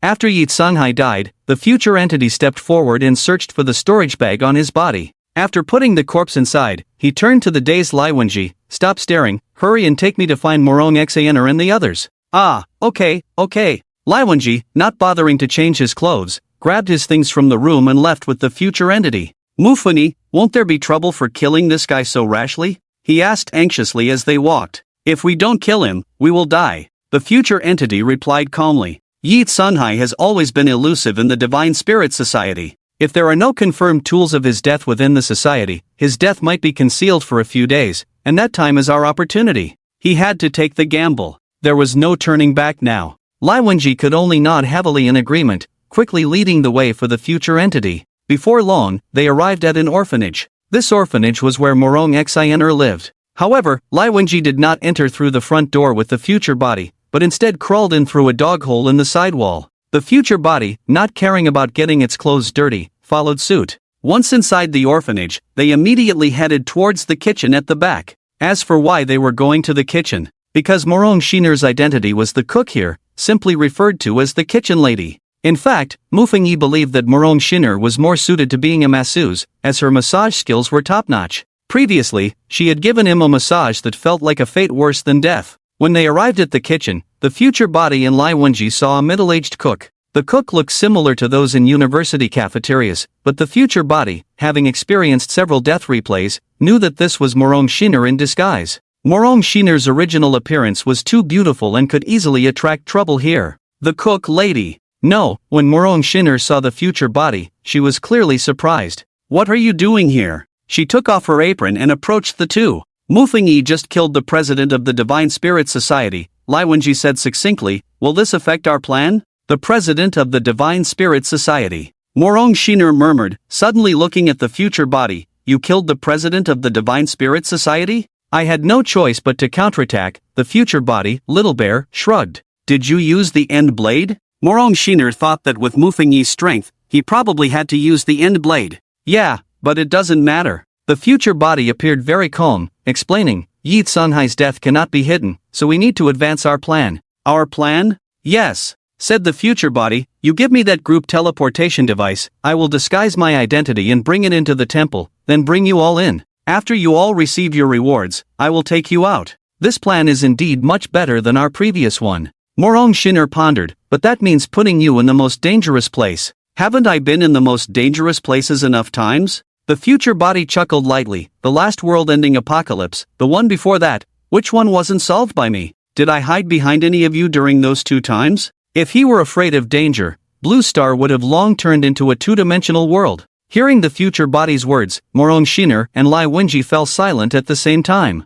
They truly had no right to command this person before them. "Just listen to me." The future body extended his right hand to Morong Xiner. "By the way, gather all the Huaxia people who survived the instance together. I have a way to make those players who didn't achieve a perfect clearance become spellcasters." "You have a way to make all Huaxia players become spellcasters?" Upon hearing the future body's words, Morong Xiner frowned. "You're not joking, are you? Talking to you is really exhausting." The future body shook his outstretched palm. "Hurry up, give me the group teleportation device." Seeing him so assertive, Morong Xiner smiled wryly and took out the group teleportation device, handing it to the future body. After receiving the group teleportation device, the future body revealed his watch and said, "You go gather them. At 6 o'clock in the afternoon, I will summon all of you in the temple." After saying that, he turned and left. The rest was left for Morong Xiner to handle on her own. After leaving the orphanage, the future body played outside for half a day. Around 5 o'clock, almost 6, he returned to the Divine Spirit Society, arrived in front of the temple, and found the gatekeeper of the temple. "I need to go in for a while, help me persuade all the idle people to leave here." Saying this, he revealed the token that Yi Sanhai had given him. Upon seeing the president's token, the administrator immediately responded respectfully and turned to open the great door of the temple. After driving out the ordinary people who were searching for statues inside, the future self walked in alone. Entering the temple again, the future self took out his watch. He glanced at the time on the watch, and with just a few minutes left until the agreed 6 o'clock, he retrieved the group teleportation device and walked to the central position. As the time struck 6, he activated the group teleportation device directly. A flash of light flickered, and the group teleportation device transformed into an item that could only be used for return. Many players from Huaxia, as well as several players from Russia, were also sent here. Seeing the numerous statues in the hall, the future self pointed directly at Morong Xiner, Manhwa Divine Fragment. Then, he looked at the other Huaxia players he recognized and distributed the top-tier divine fragments to them one by one. "Everyone, get to work." As everyone received the divine fragments from the various statues, beams of light matching the divine fragments descended from the sky, and the entire imperial city witnessed this spectacle. Some powerful spellcasters from the divine assembly also sensed something was amiss and rushed towards the temple. The future self noticed this and, seeing that everyone had mostly awakened, quickly turned the group teleportation device. Subsequently, everyone in the temple was teleported out. Just like the previous death replay, after escaping the temple, all players scattered and fled. This time, after connecting with Morong Shiner and Wang Zichen, the future self did not hide with a Jia again. Due to the previous incident with the starry vortex, they decided to find a different place to stay. Fortunately, they had enough money, so they settled in a village free from supernatural disturbances. Days passed. In the future self's anxious mood, on the last day before they were to return to reality, the starry vortex arrived as promised. Seeing the enormous starry vortex in the sky, he couldn't help but close his eyes. I'm tired, let it be destroyed. As the voice of Swordbearer's oracle, kill all stowaways echoed, a long spear appeared, piercing through the three of them like a sugar-coated hawthorn skewer for the second time. Future self, dead. Why is it still this way of dying? Mufengi opened his eyes. In this death replay, he had only lost a termination dagger. However, in the end, everyone was still killed by that swordbearer. Wasn't this a certain death outcome? The system called this thing newcomer reward? Is the newcomer reward referring to no one surviving? After dying 6 or 7 times in a row, Mufengi's head was about to explode. But just as he rubbed his head, preparing to do something, the system's voice suddenly echoed in his mind, ding, the host will not die in this instance, remaining uses of the Eye of Death, 23 times. Note, after the second phase, the mechanism of the Eye of Death will be modified. After modification, the mechanism of the Eye of Death will be, if in an unfinished instance apocalypse, the Eye of Death will not be able to view the apocalyptic scenes that appear in the next new instance. Since the host still has 23 unused Eyes of Death in this instance, the host will receive an additional exclusive gift package after this apocalypse settlement. Congratulations to the host for successfully clearing this instance. Funny? What's going on? He opened the system and took another look at the message just sent to him. The mechanism of the Eye of Death had actually been modified? What did this mean? Could it be that after he cracked that world-ending apocalypse, the Eye of Death skill seemed a bit too overpowered, so the system secretly nerfed his skill? Before entering the Doomsday dungeon of time reversal, he had already used the Eye of Death 4 times to observe the contents within the dungeon.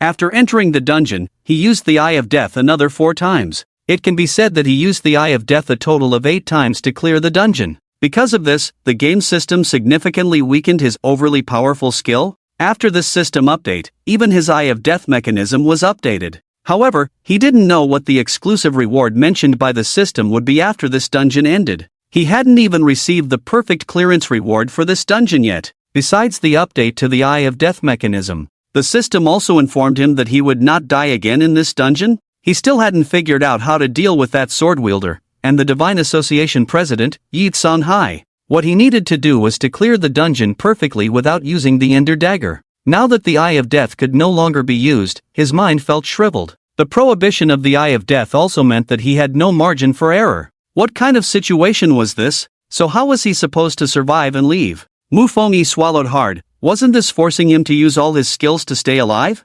However, aside from a brief panic, he gradually calmed down and began to think about all the useful information he had gained from the last death playback. He sat cross-legged in the hot spring. At this moment, he was inside a pyramid, and the divine power-filled hot spring was continuously cleansing his body. He didn't know how long had passed. He slowly opened his eyes, a glint of sharpness flashing in his gaze. It can only be this way. In the following days, Mufengi familiarized himself with the use of the Panga God's divine power every day, while also practicing day and night, sometimes sleeping only 3 hours. Yi Song-hai, seeing his disciple working so hard, was somewhat worried about his health and couldn't help but say, "Disciple, how about I give you a day off?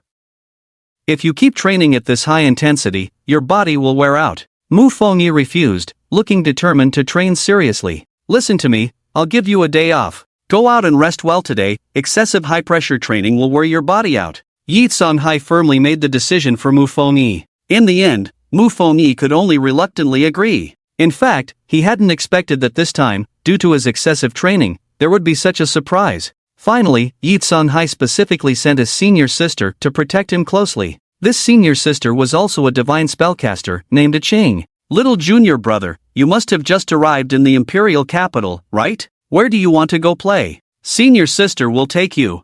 Ching's eyes lit up when she saw Mufengi. This was the best time to slack off. Usually, she had to sit in the Divine Association and rarely had the chance to go out and play, but this time, with the president's direct order, she could not only go out on official business but also get paid for it. Such benefits! So, she couldn't wait to pamper Mufengi. "Senior sister, I'm not very familiar with the imperial capital either, just take me around casually." It would be even better if we could eat some delicious food, Mufongyi said shyly. It seemed he was naturally a shy little boy. Little Mu, you're actually shy.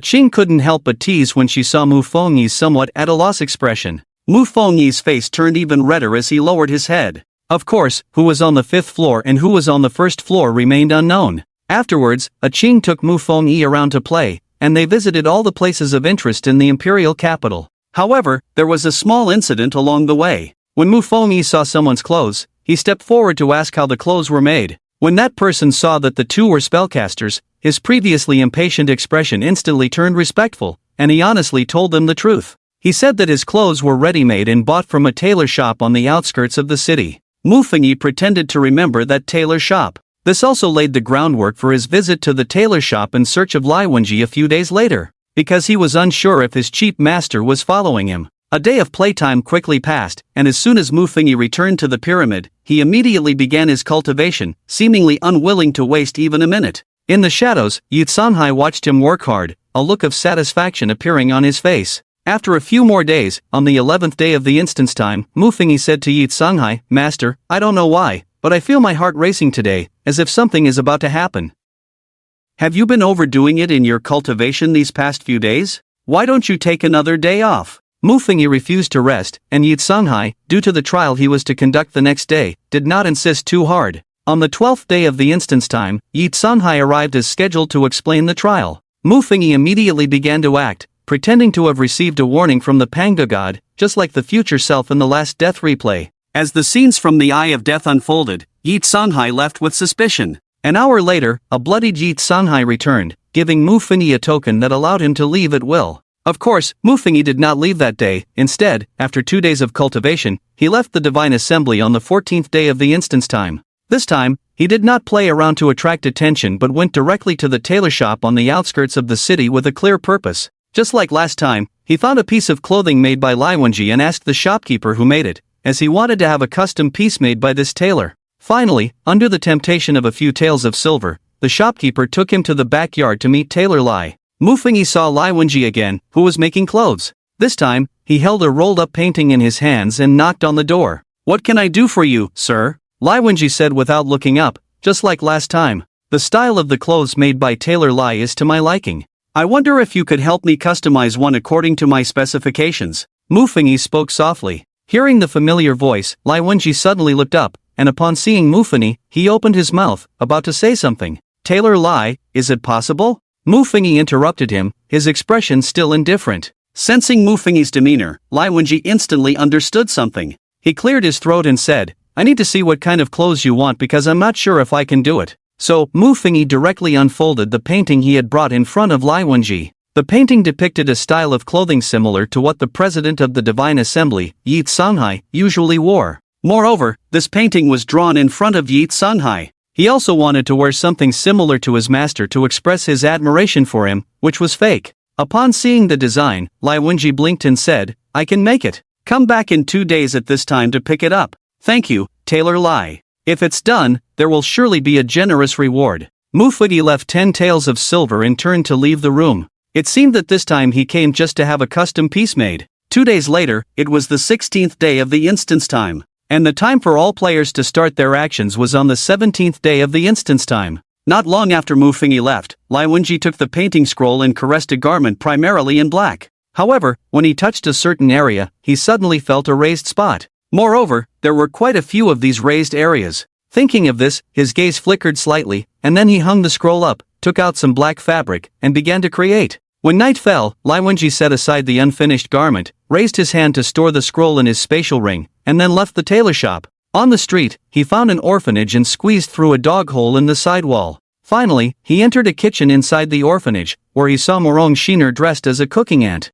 "Mufongyi contacted me, he handed this scroll to me," Lai Wenji said quietly as he took out the scroll. "He seemed to be followed by someone and didn't acknowledge me." Morong Shiner frowned as she took the scroll, and as she touched it, she quickly discovered the raised areas on it. Then, she took out a white panel prop and pressed it against the scroll. When she removed the panel, a line of Mufongyi's handwriting appeared on it. Morong Shiner slowly read the text aloud. Director Lai, if nothing unexpected happens, you plan to execute Plan B on the 17th day of the instance time, using the group teleportation device to bring all players into the sanctuary, right? Here's my advice, stop this mission. On the other side, after handing the scroll to Lai Wenji, Mu Fengyi bought some snacks he had enjoyed last time and returned to the pyramid in a good mood to continue his cultivation. Meanwhile, the president of the Divine Assembly, Yi Tsunghai, was secretly watching him. Seeing Mu Fengyi return to continue his training, a hint of suspicion flashed in his eyes. Could this guy really be a local genius? Recently, upon hearing news of outsiders arriving, he had become very cautious, even considering whether to awaken the Swordmaster. However, the Swordmaster had told him before entering seclusion that unless there was something particularly urgent, like matters concerning the inheritance of their realm, he should never disturb the Swordmaster's retreat. Since the inheritance of their realm had not been damaged, he felt it inappropriate to interrupt the Swordmaster's seclusion. Of course, if Yi Tsunghai knew that his obedient disciple was the Swordmaster of another realm, he would probably awaken his own Swordmaster immediately. In the remaining 2 days, Mu Fengyi stayed here diligently cultivating. Yi Tsunghai occasionally paid attention to Mu Fengyi's actions, appearing in front of him for a small portion of time. On the 3rd day, it was the 16th day of the instance time, and Mu Fengyi summoned the judgment scale in his heart. Judgment scale, what is the probability that Yi Tsunghai is observing my actions right now? After the inquiry, the weight of the little angel was less than that of the little demon. So, he was not being observed by Yi Tsunghai. Immediately, he took out paper and pen from his bag, wrote a small note, then took out a money pouch, tucked the note among the silver bills, and placed it in the pouch containing silver coins and bills. Afterward, he secured the pouch at his waist and continued to cultivate for a few more hours. In the afternoon, he set off. The moment Mu Fengyi left the pyramid, Yi Tsunghai instantly sensed it. Without caring about anything else, Yi Tsunghai immediately followed behind Mu Fengyi. Although Mu Fengyi was going to pick up clothes, he couldn't help but pull out his money pouch to buy some food he saw along the way. Yi Tsunghai, hidden in the shadows, couldn't help but chuckle. His little disciple was great in every way, except for being a bit greedy. Forget it, it seems my little apprentice is not from another dimension, so I won't track him anymore. Just as Yi Tsunghai was about to stop following Mu Fengyi, a device at his waist suddenly lit up. This was a communicator exclusive to many spellcasters, allowing contact with people over 1,000 miles away. He picked up the communicator, and after hearing the voice on the other end, his expression darkened. Mu Fengyi, from the countryside, and he has an older brother. He murmured, and coincidentally, this brother is also a spellcaster. The person he sent to investigate had still managed to uncover all the information about Mu Fengyi. And that so-called brother of Mu Fengyi was still in the distant Jiangmu town. A family of dual spellcasters? Yi Tsunghai narrowed his eyes, the trust he had built in Mu Fengyi suddenly crumbling a bit. He really wanted to believe in Mu Fengyi, but all these coincidences made it impossible for him to fully trust him. Only outsiders would band together, and only outsiders had nearly 100% probability of becoming spellcasters. However, he couldn't just label Mu Fengyi as an outsider without further thought. It seemed he would have to observe Mu Fengyi for a while longer. So, he resumed watching Mu Fengyi, who was buying snacks. After purchasing several bags of snacks, Mu Fengyi went to the tailor shop where he had ordered clothes last time and met with Lai Wenji, who had made his custom outfit. "Tailor Lai, is my outfit ready?" Mu Fengyi found Lai Wenji, his expression still calm. His attitude also told Lai Wenji that they still could not acknowledge each other. Upon seeing Mu Fengyi, Lai Wenji displayed a flattering smile. "Master Spellcaster, the outfit you ordered has been expedited and is now ready. Please take a look and see if it fits." He then took out the black outfit specially made for Mu Fengyi from the back cabinet. This outfit was quite similar to what the president of the Spirit Association, Yi Tsunghai, usually wore, looking extremely beautiful. Not bad, I really like it." Mu Fengyi's eyes lit up as he took off the pouch from his waist and with a slap, casually tossed it onto the table beside Lai Wenji. "A reward for you, consider the extra part as your drinking money for later." Seeing Mu Fengyi's generosity, Lai Wenji quickly stood up and gratefully bowed. "Thank you, Master Spellcaster, thank you." Mu Fengyi then picked up the black outfit wrapped in the package and turned to leave with the bags of snacks. Yi Tsunghai, who was secretly observing him, couldn't help but cast a suspicious glance at Lai Wenji. In the past few days, Mu Fengyi had met this person for the second time. Could this person also be suspicious? Thinking this, he divided his attention, keeping part of his focus on Mu Fengyi while observing Lai Wenji with the other part. At that moment, in the room, Lai Wenji, after seeing Mu Fengyi leave, hurried to the pouch, greedily picking it up. Upon opening the pouch, he saw the shiny silver coins inside, nearly drooling. "So much money, these spellcasters are really wealthy." He wiped his mouth, took out a piece of silver from the pouch, tentatively bit it, then put it back, carefully placing the pouch into his bosom. Seeing this scene, Yi Sunhai's eyes twitched. Could it be that he was overthinking? He continued to observe Lai Wenji for a while, and seeing that the other party made no further moves, while Mufengi had returned to the pyramid, he finally withdrew his attention from Lai Wenji. It was just a greedy tailor. If Mufengi sought him out again next time, he would pay closer attention. However, several hours after Yi Sunhai withdrew his focus, Lai Wenji left the tailor shop after work and returned home, still acting, cooking, eating, sleeping, until midnight. The deeply asleep Lai Wenji suddenly opened his eyes. He first took out a glowing crystal, and after seeing the dim light within it, he breathed a sigh of relief and retrieved the money pouch that Mufengi had given him from his bosom. While at the tailor shop, he had hesitated to take out the contents because of Mufengi's hint. The extra part can be considered as your money for buying wine later. The later mentioned by the other party meant that he should wait to use this money, as someone was following Mufengi, and that person might also be following him. Lai Wenji inhaled sharply and rummaged through the silver notes and coins in the pouch. After a while, he found a small note tucked inside the silver notes. Another hint? After glancing at the contents of the note, a flash of surprise crossed Lai Wenji's eyes. But then, he stuffed the note into his pocket and got up to leave the room. He still crawled through the dog hole to enter the orphanage where Morong Shinner was. In a certain room, he woke the sleeping Morong Shinner. "Director, Mufengi has sent us news again." After handing the small note to Morong Shinner, he asked, "What should we do now?" Morong Shinner took the small note and looked at its contents. After pondering for a moment, her gaze became intense as she said, "We will act according to his plan." On the other side, after returning to the pyramid, Mufengi began to practice earnestly. On the 17th day of the instance time, Mufengi felt quite anxious. He was somewhat afraid that Lai Wenji had not received the messages he had sent twice, which would lead to the failure of the plan. But at this point, he had done everything he could. That day, he felt a bit restless, but in order not to raise Yi Sunhai's suspicions, he calmed himself down and practiced seriously. In the end, just as he had hoped, nothing happened on the 17th day of the instance time. This indicated one thing: Lai Wenji had received his message, and Morong Shinner and the others were acting according to his plan. Upon realizing this, Mufengi let out a deep sigh of relief, and a glimmer of hope flashed in his eyes. Now that the plan was more than halfway complete, he just had to wait for the final step. Subsequently, for the next few days, he remained in the pyramid to practice, not going anywhere. However, it is worth mentioning that when Yi Sunhai appeared once, he took out the black clothing that Lai Wenji had tailored and presented it to Yi Sunhai, saying it was a gift for him. Yi Sunhai accepted it gladly, feeling somewhat touched. The clothing was exquisitely made, but for him, the fabric was too simple. If it weren't for the fact that this clothing was a heartfelt gesture from his disciple, he probably wouldn't have even glanced at it.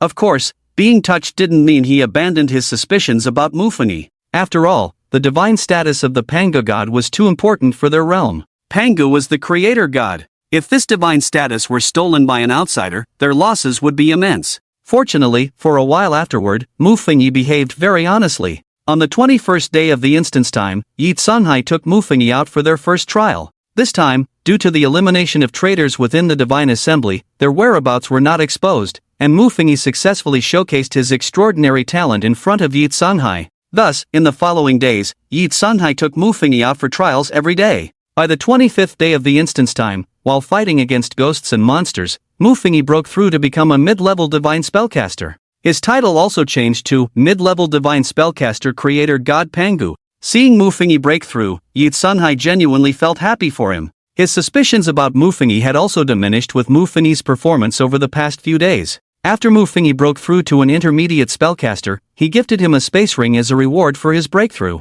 Mufengi was extremely grateful. Although he already had a Chinkuan bag, having another storage treasure was certainly more convenient. Moreover, in front of Yi Sunhai, he didn't dare to use the Chinkuan bag at all. "Teacher, can I go to the temple to consolidate my cultivation?" After returning to the Divine Spirit Association, Mufengi asked Yi Sunhai, "What do you want to do at the temple?" After obtaining the divine status, the divine aura from the statue has completely transferred to you. Going to the temple would have no effect, Yi Sunhai replied. "Master, I feel a bit of inspiration and want to try it out," Mufengi explained. "Fine, I'll go protect you," Yi Sunhai said, seeing that his disciple was insistent. However, he couldn't fully trust Mufengi, so under the guise of protection, he actually intended to supervise him. Mufengi had no intention of arguing and nodded in agreement. That night, Yi Sunhai personally escorted Mufengi to the temple, watching as Mufengi sat in front of the statue of the Manga god, contemplating in silence. Observing his disciple, Yi Tsunhai felt indifferent. Statues could never be used a second time. After a few hours, Mufengi, sitting cross-legged beneath the statue, suddenly opened his eyes. Teacher, catch! Mufengi suddenly wielded the heaven-opening divine axe and attacked Yi Tsunhai. Yi Tsunhai was surprised but immediately countered the attack. However, he didn't use his full strength. Instead, he suppressed himself to a combat power similar to Mufengi's and engaged in a fierce battle with him. After more than 10 minutes of fighting, Mufengi, exhausted, stopped his movements. Yi Tsunhai, with a face full of surprise, said, "Good disciple, you really can improve your strength?" He could clearly feel Mufengi's increase in power and couldn't help but wonder if the statue of the Manga god was different from other ordinary statues and could indeed be used a second time. Mufengi nodded. In fact, this improvement was because he had intentionally concealed his strength before. The statue indeed couldn't be used a second time, but he could hide his own power. "Alright, from now on, whenever you want to come to the temple, you can come anytime," Yi Tsunhai promised with a joyful expression. "Thank you, teacher." Mufengi bowed in gratitude, a hint of an imperceptible color flashing in his eyes. The plan was progressing smoothly. In the following 3 days, Mufengi frequently experienced epiphanies and then rushed to the statue of the Manga god at the temple. The frequency was so high that Yi Tsunhai was starting to lose patience. If it weren't for the significant increase in strength he observed after each epiphany, he would have thought his good disciple was just trying to tease him. However, after Mufengi entered the temple several times, Yi Tsunhai initially went to help him protect his law, but 2 days later, he became too lazy to manage him. In the blink of an eye, it was the 28th day of the instance time. Today was a special day. In this world, today was the annual New Year festival. Every time during the New Year festival, the imperial capital would be particularly lively, with various vendors setting up stalls at night and countless activities like lantern riddles. On this day, Mufengi unusually did not cultivate but asked Yi Tsunhai for leave, wanting to go out and have fun with senior sister Iching. Since his disciple rarely took a break from cultivation to go out, Yi Tsunhai naturally agreed. However, just after agreeing, a hint of hesitation flashed in Yi Tsunhai's eyes. Should he go supervise Mufengi? So many days have passed, and logically speaking, Mufengi should have no reason to doubt anymore. However, the inaction of those outsiders kept a needle of anxiety suspended in his heart. "Forget it, I'll supervise one more time today. If my obedient disciple shows no trace of being an outsider, I will completely believe him," he thought to himself, ultimately following Mufengi secretly. He wanted to see if Mufengi would reveal any slip this time when he went out. On the first year festival, around 8 o'clock at night, at a lantern festival in the imperial capital. "Senior sister, where are we going this time?" Mufengi curiously asked while following Iching. "Just follow me, it will definitely open your eyes," Iching said confidently. Then, in front of a shop, she bought 2 hats, putting one on Mufengi's head and wearing the other herself. The surroundings were bustling with activity, with vendors selling all sorts of goods. Seeing Iching buying things here and there, Mufengi couldn't help but purchase many beautiful items as well. His finances were now independent, and this time out, Yi Tsunhai had given him a lot of money. This was the salary they received monthly as spellcasters.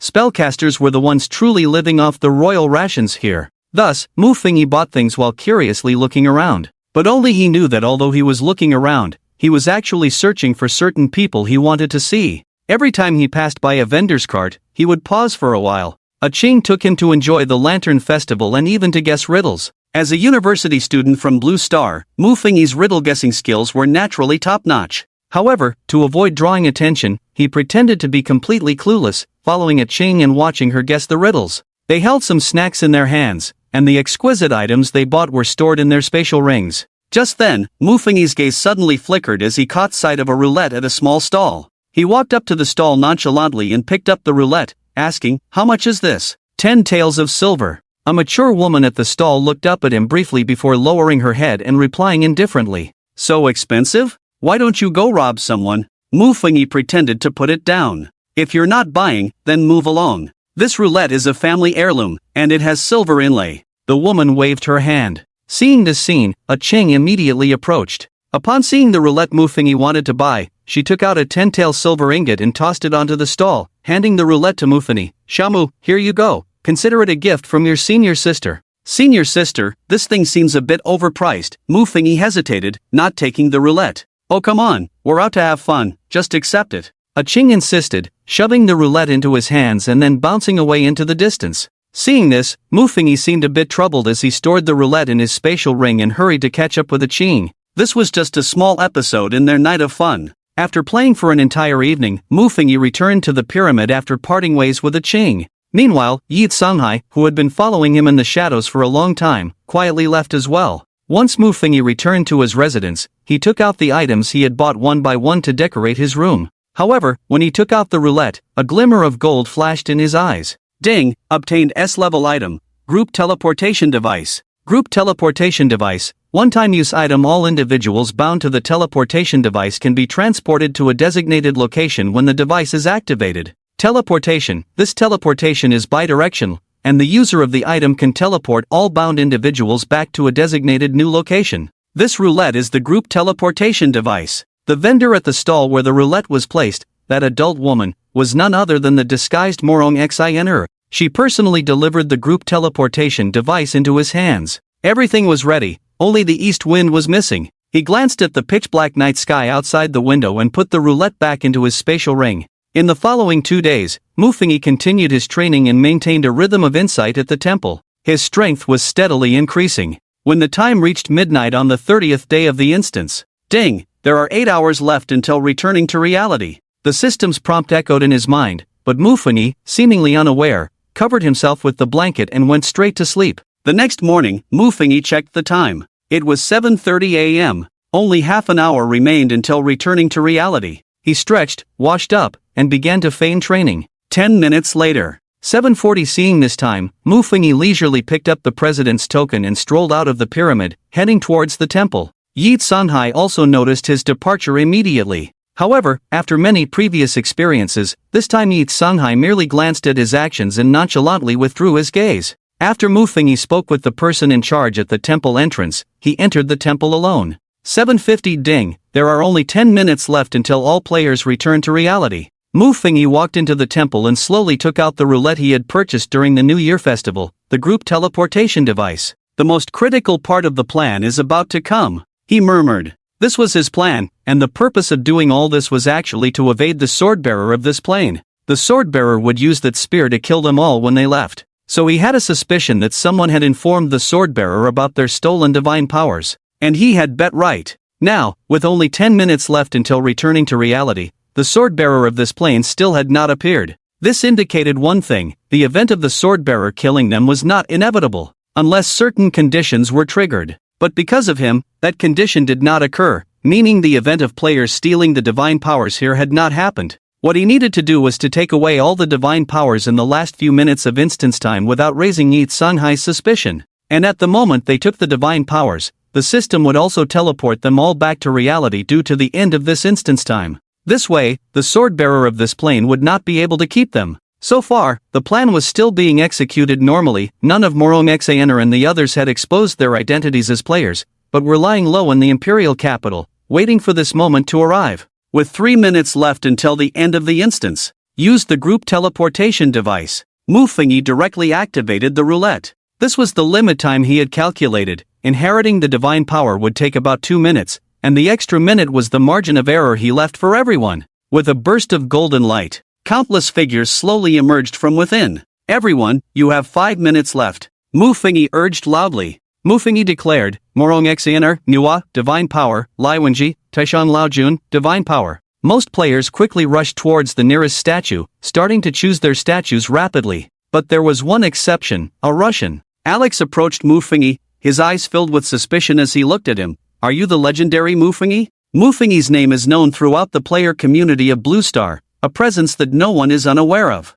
Initially, he thought Mufengi was a mature man, but looking at the still youthful cheeks of the other, his eyes twitched. Is this a student? Could he still be a university student from Huaxia? It is known that the reputation of Huaxia University students has spread even in their own country. A Huaxia University student not only cracked the source of a world-ending apocalypse but also managed to solve the annihilation of the world? This situation is akin to telling him that, in the apocalyptic instance of Moonfall 10 years ago, the seemingly harmless university student could single-handedly push the moon away, preventing a world-class catastrophe from occurring. According to previous disclosures from Huaxia's officials, in the last time reversal apocalypse instance, the source of the apocalypse seemed to be something called two-dimensional foil. The two-dimensional foil can turn a three-dimensional world into a two-dimensional one. Just the thought of becoming a comic character sent chills down his spine. "Hello, Alec." Mu Fingyi greeted him with a smile. Alec could be considered a top-tier powerhouse. After all, it was this person who caused a series of plans in the replay of his death.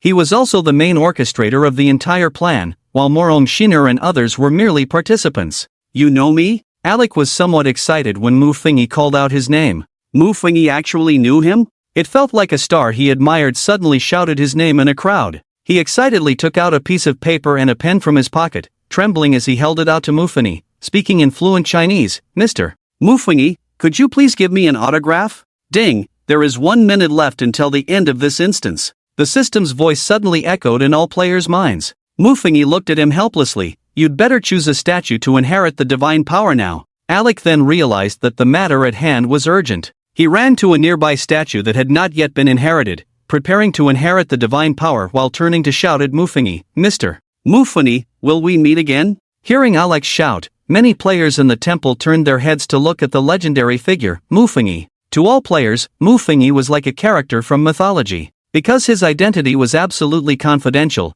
many felt deeply shocked upon seeing his youthful appearance. "Mu Fingyi was so young? Mu God, I am your fan!" Someone shouted excitedly. At that moment, the Temple of the Divine Assembly turned into a fan meeting for Mu Fingyi. Seeing everyone's enthusiastic expressions, Mu Fingyi felt his social anxiety creeping up. Meanwhile, beams of light erupted from these players, reaching the sky.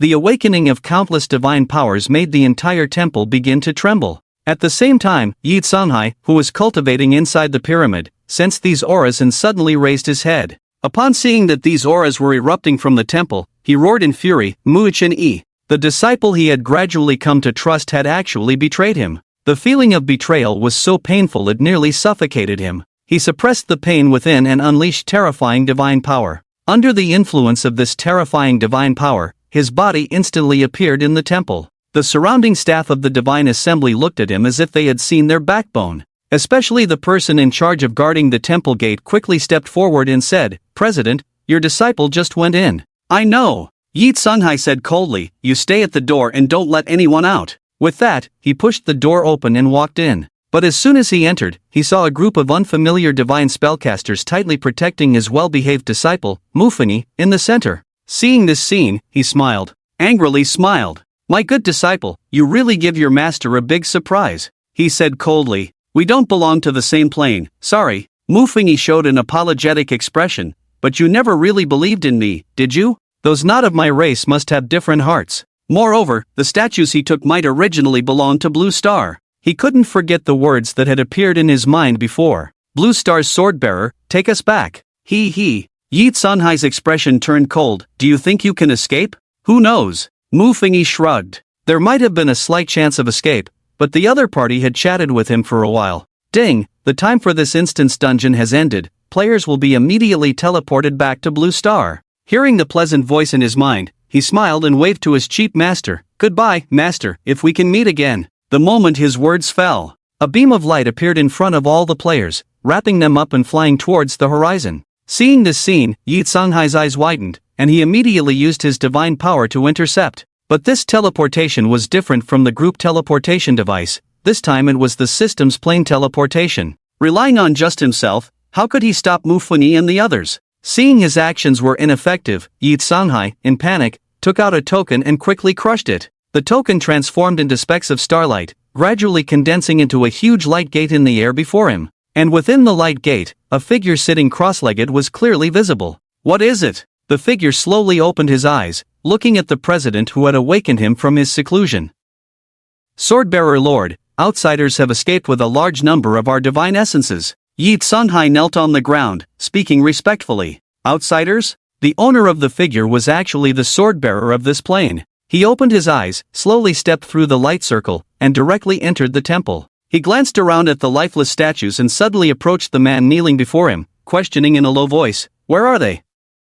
"In the sky." Yi Tsunghai pointed to the countless light circles in the sky. The sword-bearer raised his head, coldly looking at the glowing orbs flying in the sky. "Invaders?" A cold glint flashed in his eyes as he murmured, "Divine decree, intercept the invaders." The moment his words fell, a terrifying, indescribable great power suddenly appeared, and a massive energy aura swept towards the light circles in the sky. These terrifying auras enveloped half the sky. But before this great power could intercept those light circles, they slipped into a spatial rift and disappeared. Did these guys escape? The swordbearer saw this scene and directly soared into the air, taking the opportunity of the spatial rift closing to dive in as well. Ding! Congratulations to the host Mufingi for clearing the instance dungeon, forbidden of humans and ghosts. This instance is an invasion instance, and rewards for this instance will be distributed soon. Ding! Congratulations to the host for receiving rewards, epic level, skill/item, extraction qualification, 1, divine power/ghost power, adaptive spirit stone, 100 points. Due to the host's remaining 23 uses of the Eye of Death, the system will issue an exclusive gift pack to the host. Reminder, the items contained in this exclusive gift pack are among the most needed items for the host at present. All players' personal shops will be refreshed, and the highest level of items/skills inside will be determined by the level of the swordbearer in that dimension. For example, if the highest level of the swordbearer in that dimension is legendary, then the highest level skills/items refreshed in the personal shop will be legendary. Mufingi watched as one reward message after another popped up, his eyes lighting up. However, it seemed he had acquired a new spirit stone. He took out the spirit stone and looked at its information. Adaptive Spirit Stone, Divine Power/Ghost Power. Ghost Domain's 4 major professions can absorb Ghost Power/Divine Power for cultivation through this Spirit Stone. Note, as Blue Star does not have Divine Power or Ghost Power, all players can only cultivate through this Adaptive Spirit Stone. Detecting that the host is a Divine Spellcaster, this Spirit Stone transforms into a Divine Power Spirit Stone.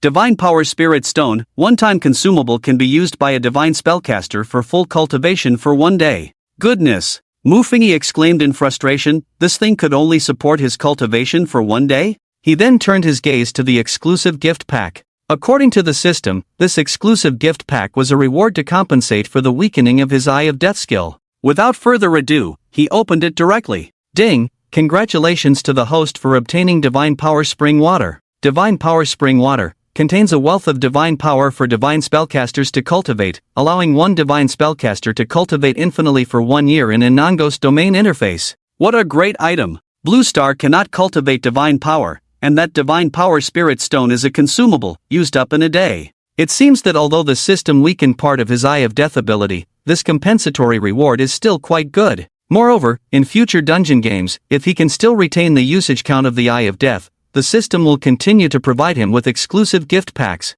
Besides these good items, it seemed he still had one more good item to draw. An epic, item/skill, draw ticket. His luck today was quite good. Should he draw it directly? With that thought, he opened the roulette and was about to click. Ding! All Blue Star players' information has been fully compiled, and the Swordbearer effect is now in effect. Funny? He almost forgot about the Swordbearer effect. The effect of this Swordbearer effect is, when he wears the title of Blue Star Swordbearer, in addition to being able to speak the law, his combat power is half of the total combat power of all Blue Star players combined. Previously, since everyone's strength did not reach the epic level, his half combat power was even less than using speak the law. However, after experiencing this newbie reward Doomsday dungeon, all players' combat power had significantly increased. This also meant that when he wore the title of Blue Star Swordbearer, his combat power could increase several times. With that thought, he couldn't help but feel a bit excited. What level could half of all players' combat power reach? Statistics complete. Host Mufingi's combat power reaches half-step mythical level when wearing Blue Star Swordbearer. Normal, quality, epic, legendary, mythical, catastrophe, cosmic, half-step mythical. Mufingi was not surprised to see this level. Most players who cleared the game should be able to reach epic level, but legendary was basically impossible.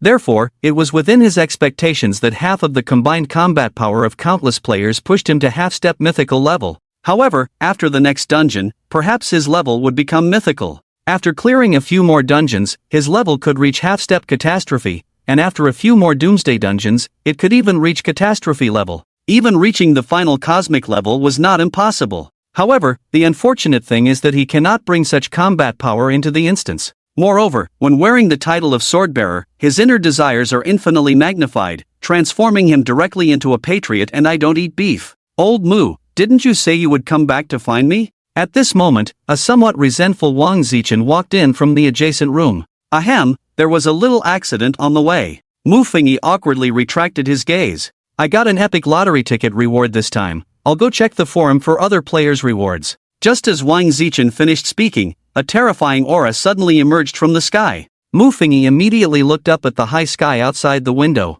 At some point, a massive starry vortex had appeared above the entire Zheng city. The vortex spun continuously like flowing water, occupying half of Zheng city's sky. Within the vortex, countless brilliant glowing stars from the universe appeared, as if from a distant, ancient world. Countless ordinary people in Zheng City gasped in awe at this scene, quickly taking out their phones to snap pictures and post them online, on Weibo, and in their friend circles. However, when Mu Fengyi saw this familiar sight, he felt a sense of impending danger. Can the sword-bearer from the ghost domain still chase after Blue Star? This starry vortex was something he could recognize, perhaps the only one in the entire Blue Star. Because in the instance, none of the players had seen this thing, only he had seen this vortex that had killed him twice within the Eye of Death. Not daring to hold back any longer, he immediately recited in his heart, where the title of Blue Star Swordbearer. When the shining title appeared above his head, a powerful and terrifying energy surged within him. He spent a few minutes adapting to this half-step mythic level energy, his gaze heavy as he looked at the vortex in the sky. The starry vortex was not stationary, it was continuously extending outward. Originally occupying only half the size of Zheng City, after a period of extension, it unexpectedly enveloped the entire Zheng City within its range. The daylight under the sun turned as dark as night under the shadow of this massive starry object. Many light-sensitive streetlights in the city lit up immediately. "Old Mu, what is this thing?" Wang Zichen asked, his mouth trembling. "The final boss from our instance dimension has chased us here," Mu Fengyi said in a deep voice, but he was not overly panicked. Because according to the rules of the Swordbearer, their words only hold power in the world they are in. However, once they leave their own world, the title of Swordbearer disappears. So why does the Swordbearer from the Ghost Domain still possess such powerful strength? Could it be that the other party is inherently this strong? Looking at the ever-growing starry vortex in the sky, he finally couldn't hold back any longer. In his identity as the Blue Star Swordbearer, he issued a divine decree, make this starry vortex disappear. As soon as the words fell, a terrifying force appeared, compressing the entire starry vortex in the sky. The starry vortex, which had begun to envelop the entire Zheng city, seemed to be compressed from all sides by a pressure machine the moment the Swordbearer's decree was issued. The vortex continued to churn and shrink. Countless ordinary people frantically recorded videos and took photos of this scene. Of course, some thought it was the end of the world, and everyone began to panic. Even more, some rushed to the mall to stock up. Blue Star Swordbearer. A voice suddenly rang out from the sky, belonging to a man with wings spread wide, who was continuously flapping his massive black wings as he slowly descended from the sky. Countless ordinary people taking pictures were left with their jaws nearly dropping to the ground at this sight. "No, I originally thought this was just a simple supernatural phenomenon, but when a human with a pair of wings appeared before everyone, their minds shrank. Could this be a superpower user?" Someone couldn't help but shout. Inside the villa, Mu Fengyi saw the newcomer and his expression became serious. "This should be the Swordbearer of the Ghost Domain. I can fly," he proclaimed. Immediately, a pair of snow-white wings spread from his back. Without pausing, he soared into the sky. 10,000 miles of dark clouds, blocking the sight of all ordinary people.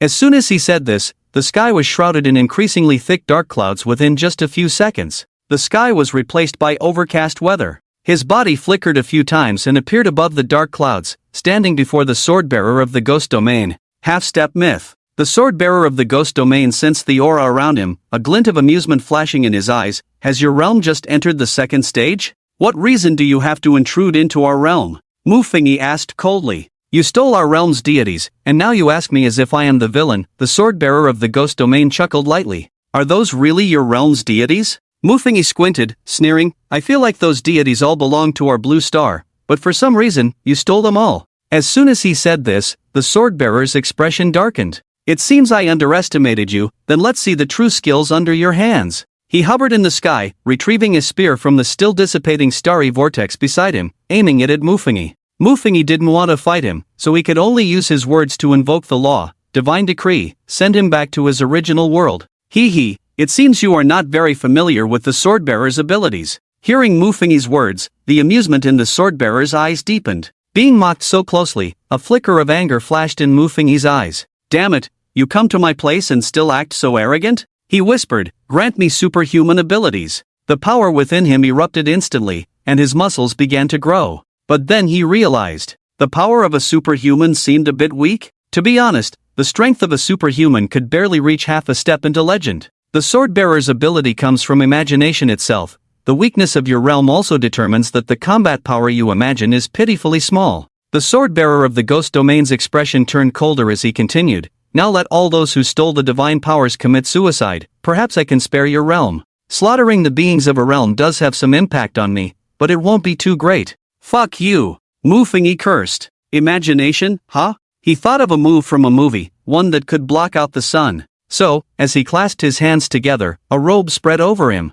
Disciple, why don't you capture him? His eyes sparkled with golden light. What did you call me? The sword-bearer of the ghost domain looked at the aura around him, a sense of dread spreading throughout his body. He had no time to think further and immediately urged the vigorous divine power within him. Under the influence of the divine power, he radiated a faint golden light all over, as if a golden armor had been draped over him. With the enhancement of the golden armor, he felt much more confident. At this moment, the blue star swordbearer slowly raised a hand, uttering a divine decree, "Come, Gadipom." What the hell? Die. The swordbearer of the ghost domain could no longer hold back and struck directly. He knew that only by killing the blue star swordbearer in front of him would the remaining humans in this world not be enough for him to kill. A great force was released from within him, and the golden armor on his body flickered continuously, as if the surrounding air could not withstand his power and began to distort, like the wavering heat waves on a scorching summer day. When he finally managed to elevate his aura, a dazzling light of Buddha directly blinded his eyes. He raised his hand to shield his vision and looked up at the sky. To be precise, he was looking at the distant universe. From the perspective of the sword-bearer in the ghost realm, a statue of the Tathagata radiating Buddha light suddenly appeared in the universe beyond the blue planet. The statue slowly raised a five-fingered hand and pressed down towards him. What on earth is this? His tone was somewhat terrified as he stared blankly at the Buddha statue in the sky. Is this something that a sword-bearer who has just entered the second stage of the realm can imagine? As the hand in the sky gradually descended, in the eyes of the sword-bearer in the ghost realm, that hand kept falling, continuously falling. As the hand grew larger, he saw the patterns within it, and then the patterns kept enlarging. He saw something resembling a lotus flower eye, then flesh and blood tissue, and even cells. No way, are you serious? The corner of his mouth twitched violently. Bang! The five-finger mountain completely came crashing down. When all the dust settled, when Mu Fengyi looked back at the place where the sword-bearer in the ghost realm had been, there was only a shapeless scarecrow left. A substitute for the dead? Seeing this scene, he sighed slightly in disappointment. He still let this guy escape. However, that Tathagata's palm was indeed a bit powerful. When he just used this move, only the sword-bearer in the ghost realm could see that enormous Tathagata. Others could not see it. Of course, this terrifying damage could only be taken by the sword-bearer in the ghost realm. What a big appetite! Activate the judgment scale. He directly inquired the judgment scale about the probability of other realm sword-bearers existing on the blue planet. The weight of the little demon was greater than that of the little angel, proving that this probability was almost zero. There were no other realm sword-bearers left on the blue planet, and that ghost realm sword-bearer, while using the substitute for the dead to escape, also conveniently left their realm. After the threat was eliminated, he dispersed the clouds over Jiangcheng and returned to Wang Zichen's side using his words as law. By the way, he also removed the title of sword-bearer of the blue planet. But at this time, most ordinary people in Jiangcheng had already seen the appearance of the ghost realm sword-bearer and even posted these images online. It seemed that the Doomsday Management Bureau, which had been kept secret for so many years, might not be able to hide it any longer. If it had been decades ago, when technology was not yet widespread, perhaps this matter could have been kept strictly confidential within a regional scope.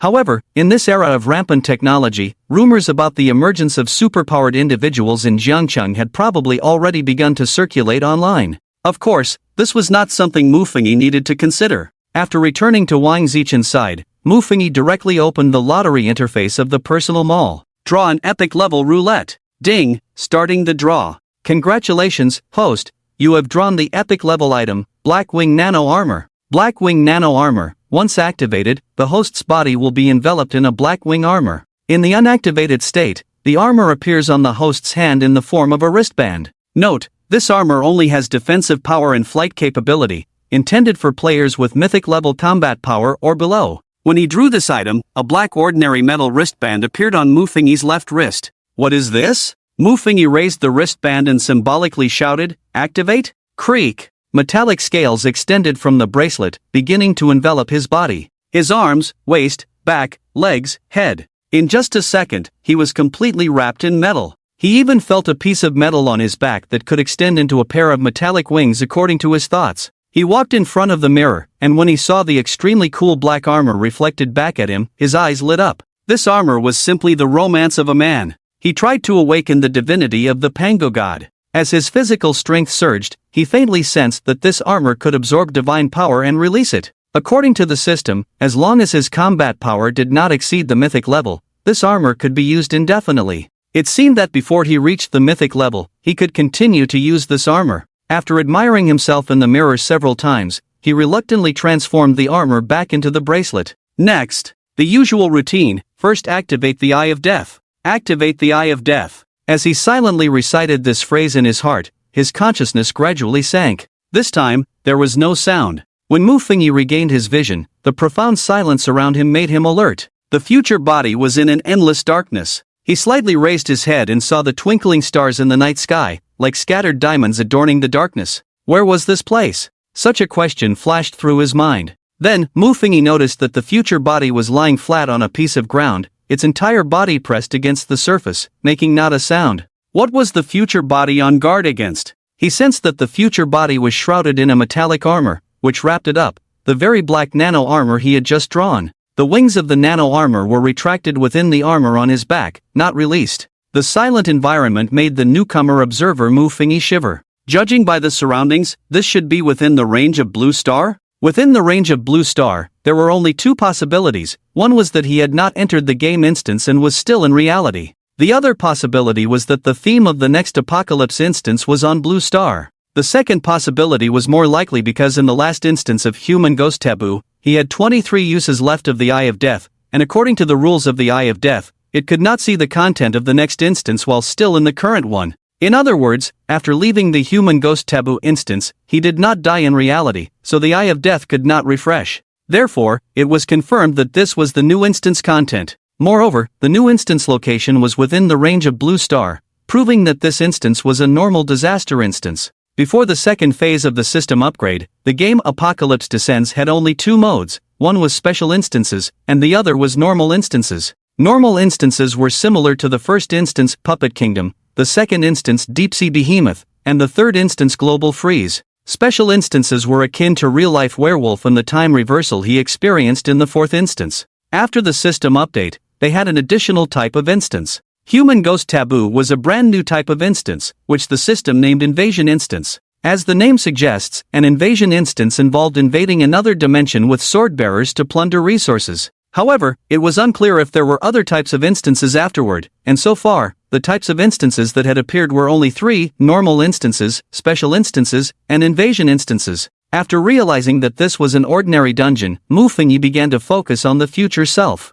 At this moment, the future self was hiding behind what seemed to be a sand dune, but because its gaze was fixed on a flat area in front of the dune, Mufengi was unable to observe the surrounding environment and determine where this place was on Blue Star. However, from the slightly warm environment and the damp sensation of the future self's hand on the sandy soil, Mufengi guessed that this must be a southern city in Huaxia. Ganshui City? Did the future self really run back to Ganshui University to continue classes? The future self lay on the back of the sand dune, waiting for about half an hour. Just as Mufengi, who was watching, began to feel drowsy, a loud explosion suddenly erupted from the calm sand dune in front of him. In the silent environment, the explosive sound was like thunder on flat ground, causing the future self to feel a sharp pain in its eardrums. Countless clouds of dust rose, and amidst the hazy dust, the still future self saw a massive silhouette. As the dust slowly settled, the first thing that entered the future self's view was a pair of sharp, enormous horns, each about 2 meters long, resembling elongated buffalo horns.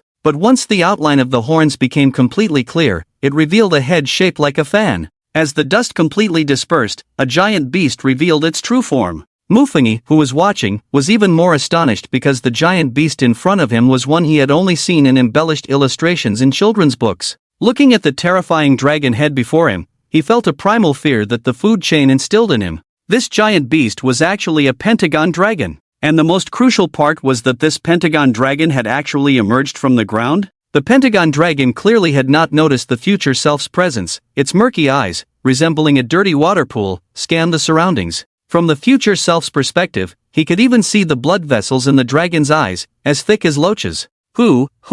The breathing of the Pentagon Dragon was loud, like an intensified version of a cow's heavy breathing. The future self pressed his body flat against the ground, his black nano armor completely adhering to the soil below. Due to the damp soil, he might even carry some mud when he got up. The Pentagon Dragon glanced around and then unexpectedly turned, walking towards the future self's direction. Its extremely developed and robust limbs moved on the flat ground, thudding like an earthquake. The future self's heart felt like it was about to leap out of his chest. Even so, he still suppressed his movements, waiting for the Pentagon Dragon to come a little closer. 10 meters, 5 meters, 3 meters. Just as the Pentagon Dragon reached 1 meter from the future self's hiding spot. Now's the time. The future self erupted instantly. The divine power of the Pango god activated immediately, and his physical attributes surged. The title of Intermediate Divine Spellcaster Creator God Pangu was also placed upon him at the same time. The heavenly axe was gripped in his hand, and his nano armor accelerated with a push. The future self's body shot upward, leaping a great distance forward. He actually dove directly beneath the Pentagon Dragon, and that sharp axe capable of cutting through anything sliced open the dragon's abdomen. Blood gushed from the wound, staining the future self's armor completely red. As the future self pulled away from the Pentagon Dragon's abdomen, many bloody intestines spilled out from the dragon's body. Oh whoa! The Pentagon Dragon let out a pained roar, raising its sturdy hind hoof and stomping down fiercely towards the future self. Due to the inertia of his body, the future self had just landed on the ground, and now it was too late to dodge. He immediately raised the heavenly axe in front of him, but there was no time to turn the sharp edge around. He could only use the axe's body to block the deadly stomp.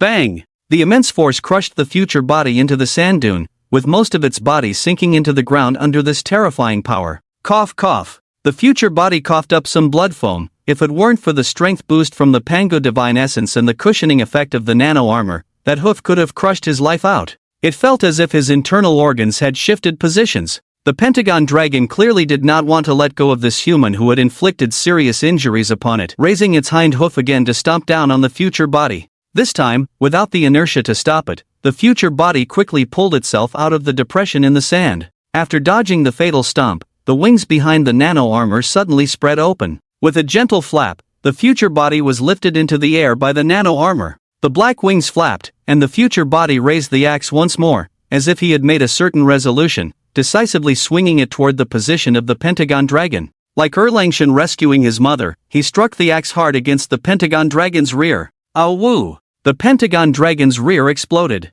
In pain, it thrashed wildly, causing the ground to shake with its movements, as if a small earthquake had occurred. Meanwhile, the future body, aided by the black wings, soared to a height unreachable by the Pentagon Dragon. He coldly watched as the Pentagon Dragon rolled in agony on the sand dune. Just moments ago, he had slashed open the Pentagon Dragon's belly, which was essentially a fatal injury. He just needed to wait for it to die slowly, and he could kill it without injury. The blood staining his dark armor glowed a deep red under the moonlight, appearing eerie and cold. Ing! A mournful cry suddenly rang out from behind the future body. His pupils constricted sharply. Without looking, he raised the axe and swung it backward. Swish! The axe missed, cutting off a few feathers. At that moment, a pair of sharp claws had already gripped the future body's shoulders, digging into the nano armor and piercing into his flesh. The future body's arms were nearly rendered useless. At this moment, the observing Mufingi finally saw what creature had grabbed him. The aerial overlord of the dinosaur era, pterosaur. The pterosaur's sharp claws dug deep into the flesh of the future body's shoulders, and the excruciating pain made cold sweat pour down his back. But the future body did not sit idly by. From hundreds of meters away, countless green leaves suddenly detached from the maple tree, transforming into blades that swept toward the pterosaur. Maple leaf ability activated. The pterosaur did not expect the leaves from the tree to attack it. Startled, it immediately released its grip on the future body. The future body plummeted from the sky toward the ground. Just as he was about to crash to the ground, the wings of the nano armor spread out again, stabilizing his body. Phew, that was close. The future body breathed a sigh of relief, but his gaze was fixed on the aerial overlord pterosaur, which was several times larger than an eagle. This pterosaur. Roar! In an instant, a massive creature roared and suddenly pounced on the future body, knocking him to the ground. The future body felt a huge shadow appear above him, and then he was pinned down into the soil by a thick and powerful hoof. The creature that ambushed the future body was none other than the Pentagon Dragon he had severely injured. The Pentagon Dragon, which had been rolling on the ground waiting to die, suddenly saw its enemy appear before it. Then, with the last of its strength, it leaped in faith, pinning its enemy firmly into the sand. Fuck! The future body felt like all its bones were about to be shattered by the five-pointed dragon. At this moment, his shoulders were somewhat injured, and with great effort, he used his right hand to pull out the call dat item from his space ring, a large horn. He placed the horn to his mouth, spitting blood as he shouted into it, "Morong Xaner, come save me." A golden light flickered in front of him. As the call dad technique activated, Morong Xaner's figure appeared before the five-pointed dragon. Upon seeing Morong Xaner, a hint of fear flashed in the murky eyes of the five-pointed dragon. Just one future body was enough for it to handle, and now there was a woman with such extraordinary presence. It then raised another hoof. 5 seconds later, Morong Xaner, who had just been summoned and was a bit dazed, was pressed down beside the future body by another hoof. The two of them, one on the left and one on the right, became like brothers in misfortune, looking at each other across the hoof. "What's going on?" Morong Xaner asked through gritted teeth while struggling against the coarse hoof. "I thought I'd call you for help." As soon as the future body said this, he spat out another mouthful of blood. "Morong Xaner, you called me to handle something you can't deal with?" She was speechless. Now, Muffingy was one of the strongest in Blue Star. In the last instance, only Muffingy had trained for over 20 days as a mid-level spellcaster, making him the only mid-level spellcaster in the world. If even Muffingy couldn't handle the trouble, then she, once the strongest in Blue Star, certainly couldn't either. "I forgot. I was hoping you could protect me." The future body chuckled awkwardly and spat out another mouthful of blood. "Don't worry, I have another item." Suddenly thinking of something, he began rummaging in his space ring for a while and surprisingly pulled out a small pink grenade. Weakness grenade can weaken the state of all creatures within its range. The future body explained and then threw the grenade with all his might towards the five-pointed dragon's rear. Having thrown the grenade so far, it should not hit him by mistake. But just as this thought crossed his mind, he saw the grenade explode with a bang, turning into pink mist, which instantly spread out, enveloping all creatures within hundreds of meters. The future body was also caught in it. And with his constitution weakened, the future body could no longer withstand the five-pointed dragon's hoof and was flattened underfoot. The future body, dead. Wow! After returning to his own body, Muffingy almost couldn't hold back his vomit. The discomfort in his chest was not going to go away anytime soon. After calming down for a moment, he began to contemplate all the information he received from this death replay. First, was the theme of the next apocalypse instance the Jurassic Century? With both the five-pointed dragon and the pterosaur, ancient creatures have revived? Aside from the two dragons, he began to face his current strength. He was now a mid-level spellcaster, possibly the strongest existence in Blue Star. Even the former Morong Xaner was no longer his opponent. From the death replay, it was clear that when he summoned her, she was instant killed by the five-pointed dragon. Moreover, his death was caused by two dragons. One pterosaur, one five-pointed dragon. The future body was likely just trying to hunt that five-pointed dragon, and the pterosaur was an unexpected presence. Besides the Jurassic Century-themed instance, there was also that weakness grenade. Where did that troublesome thing come from? In this death replay, he could see that the Blackwing nano armor played a significant role, and his grasp of the Panga god's divinity was getting better. But unfortunately, in the end, the future body placed his trust in that pink weakness grenade and was then killed. The weak grenade can't be something from the personal shop, right? With that thought, he directly opened his personal shop in the system. Inside the personal shop, due to the last exchange that turned him into a swordbearer, it had now reverted back to 4 slots. At first glance, he saw the pink grenade in the 3rd slot. Weak grenade, single-use consumable. Throw the weak grenade at a target to weaken the target creature by 90%. Note, this grenade is only effective on living beings. Price, 250 points. Damn! Muffingy almost spat out blood. Why didn't you mention what the explosion range of this item is? 100 meters? Who fights at a distance of 100 meters? With that thought, he felt like he had been severely scammed. And 250 points. The last time the future body bought this thing, it really turned out to be a fool. But after thinking it over carefully, he still bought the 250. No, this weak grenade. In a sense, this weak grenade is actually a big killer, even a strategic weapon. After all, everything within 100 meters can be weakened. If used well, the value of this thing far exceeds 250 points. The downside is that the introduction didn't clearly state the explosion range, so it could very well backfire on him. But fortunately, this time the death replay helped him identify it. Anyway, he had 36,700 points, so he bought it directly. After purchasing this item, he turned his attention to the other 3 items. The first item emitted a golden glow, displaying an icon of a pokeball. Capture Ball, half-step mythical. You can capture a creature with a maximum strength of less than half-step mythical as your mount. The failure probability of capturing the creature exists. Once failed, the captured ball will be scrapped. Note, it's best to severely injure the creature first, otherwise the capture probability is very low. Once captured as a mount, the mount's injuries will instantly recover. Price, 10,000 points. It really is a pokeball. But just like the one in the game, if you severely injure the pet, the capture probability will increase. Plus, he has the judgment scale skill to verify the capture probability of pets. This capture ball is a great item for him. Bought it. But then he suddenly realized, wait, according to the system, isn't the highest level of items here the strength level of a swordbearer? His current strength is only mid-epic level, at most upper epic level. But why is it half-step mythical here? Oh, could it be that this highest level refers to the combat power level obtained by the swordbearer after gaining half of the strength of all Blue Star players? That indeed is half-step mythical. After purchasing the capture ball, Mufing's gaze shifted to the second item in the second slot.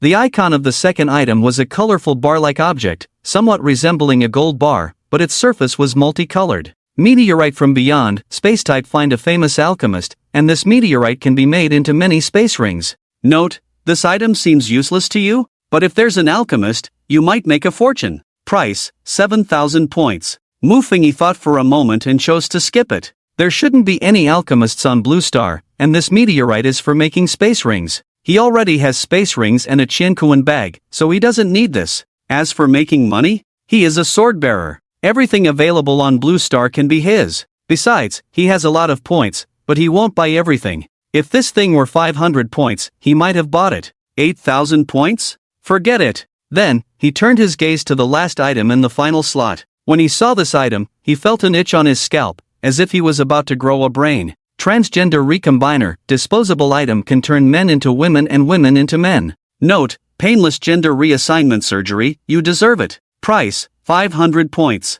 Ha! He took a deep breath and suddenly found that the previously exorbitant meteorite looked much more appealing. He glanced at his remaining 26,450 points and closed the personal mall. Immediately, he found Morong Xaner on his phone and sent her all the details about his prediction regarding the Jurassic century. Morong Xaner replied with a received. After finishing the important matters, he found his parents' number, intending to ask how they were doing. Ever since his identity was exposed to the Holy Clan, the authorities had protected his parents, but he didn't know what excuse they used. Moreover, he wondered if his parents had suffered after being protected. Beep beep beep. Hey, son. His mother's voice came from the other end of the line. Mom, how are you and Dad doing? Mufing asked. However, while he was speaking, he faintly heard the sound of waves in the background. Son, you're doing so well. His mother sounded quite cheerful. You've been hiding things from your old mom and dad so well. Then, his mother told him what had happened. It turned out that when the country sent people to protect his parents,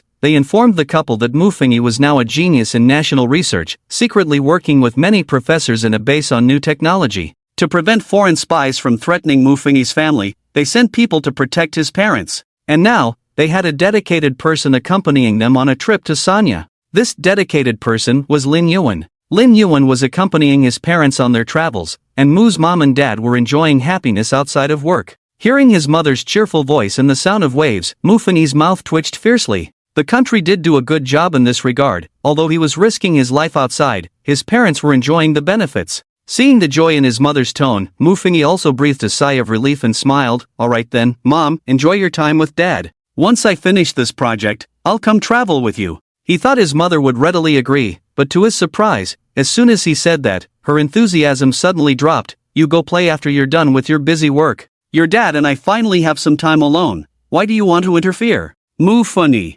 confirmed. It was definitely his real mom and dad. After hanging up, he felt relieved but also began to ponder why he had to return to university to continue classes. Was it because he was bored? But this thought was confirmed by Mufing a few days later. It was indeed boredom. Every day, apart from playing games with Wang Zichen and eating some good food, his life was too much like a salted fish. Sigh, although he had everything, he had also lost his worries. Meanwhile, the discussions online about humans flying over Jiangcheng were covered up by experts sent by the state, claiming it was a new type of bird. Of course, many high-definition images captured these events, and many internet celebrities came to ride the wave, claiming it was some alien civilization. There were even quite a few people who dug up what might or might not be photoshopped images of flying saucers. In short, there were many bizarre voices online, but clearly, not many people believed it was a type of bird. After all, birds aside, how to explain the previous starry vortex? In the end, as news spread online too much and the authorities struggled to ban the images, Muffingy could only invoke the words become law of the swordbearer,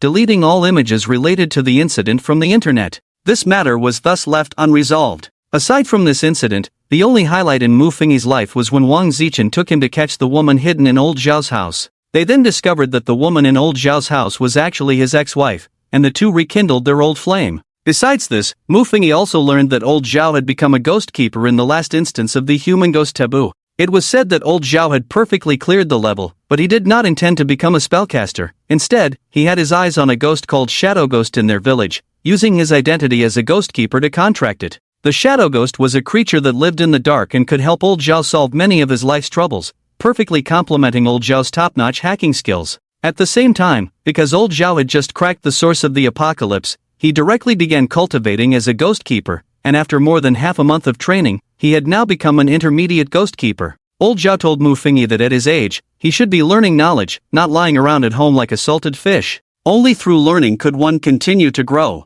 Muffingy felt that what he said made sense, so he decided to go back to school and study. Thus, with the farewell of old Zhao and Wang Zichen, he used the words become law of the swordbearer to instantly transport himself to Ganshui City, returning to Ganshui University. By using backdoor connections, he easily resumed his previous major and returned to the classroom. However, when the classmates in the classroom saw Muffingy, their expressions were somewhat strange. After all, Muffingy was the famous prince of soft rice in the school, having become a couple with a young and beautiful female professor and even living in the faculty dormitory. Others wouldn't dare to dream of doing such a thing, yet Muffingy had made it happen. Among the crowd of students, Lin Yujia looked at her brother-in-law with a somewhat flattering gaze. Aside from the curious crowd, the most shocked was Su Qianran, the person Muffingy had liked for 2 years. As a player, Su Qianran had also come into contact with the Apocalypse Management Bureau of Huaxia. From the bureau, she learned about the 4 levels of the apocalypse and even signed a contract to conceal Muffingy's identity.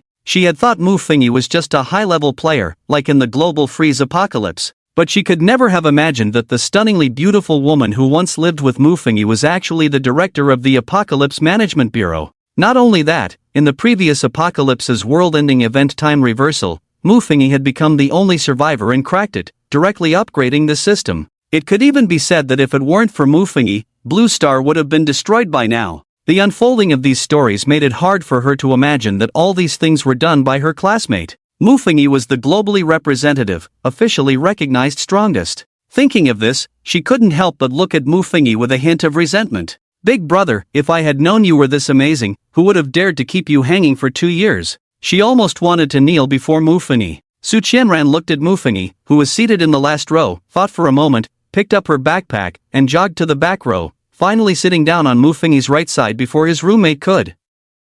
This scene instantly attracted the attention of many people. Everyone looked at this scene with suspicion. Wasn't Muffingy Su Qianran's loyal admirer? And he had a rich girlfriend now. But why couldn't they understand the current scene? Muffingy's roommates were initially quite happy to see him return to school. However, upon noticing Su Qianran's movements, several people quickly shifted a few seats to the side, creating a space for the two of them. Is something wrong? Muffingy had just opened his book when he frowned and looked at the woman beside him. Su Qianran was a bit taken aback by the question, but soon she stammered, Mr. Mu, why did you suddenly come back to school? In her eyes, Muffingy now seemed like a leader of a nation, and her mindset had completely changed. Moreover, looking at Muffingy, she felt a mysterious aura emanating from him. This aura was incredibly captivating. Nothing to do, just came back to find some trouble for myself, Muffingy said quietly. Find trouble for himself? Su Qianran was stunned. What kind of reason was that? Mr.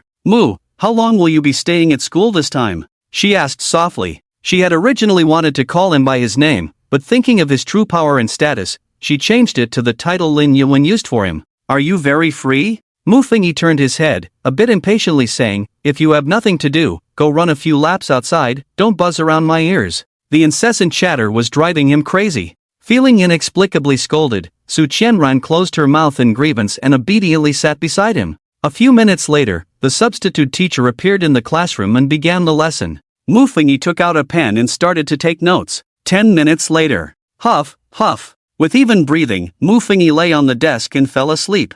It must be said that the way teachers lectured at this school was more sleep-inducing than sleeping on a bed worth hundreds of thousands. Muffingy's minor insomnia problem was cured in just 10 minutes by the teacher's lecture. Watching the sleeping Muffingy, Su Qianran blinked and glanced at the notebook that he had tossed aside. Not knowing if it was out of a desire to please, she picked up his notebook and began to take notes for him. Neat and beautiful small characters appeared in his notebook. After 2 classes passed, the comfortably sleeping Muffingy stretched and sat up. He looked at Su Qianran, who was recording things beside him, and asked, "How long did I sleep?" "About an hour and a half," Su Qianran explained, quickly adding, "Your phone rang a few times just now. Someone might have sent you a message." "Who sent him a message?" Muffingy opened his phone and first saw a message from Murong Shiner, and another was from Chang Yacheng, whom he followed, posting something online. Calculating the time, there were still 3 days until the next Doomsday instance opened, just in time for Mr. Chang Yacheng to make his prophecy. He glanced at Murong Shiner's message. She was reminding him to check Chang Yacheng's prophecy.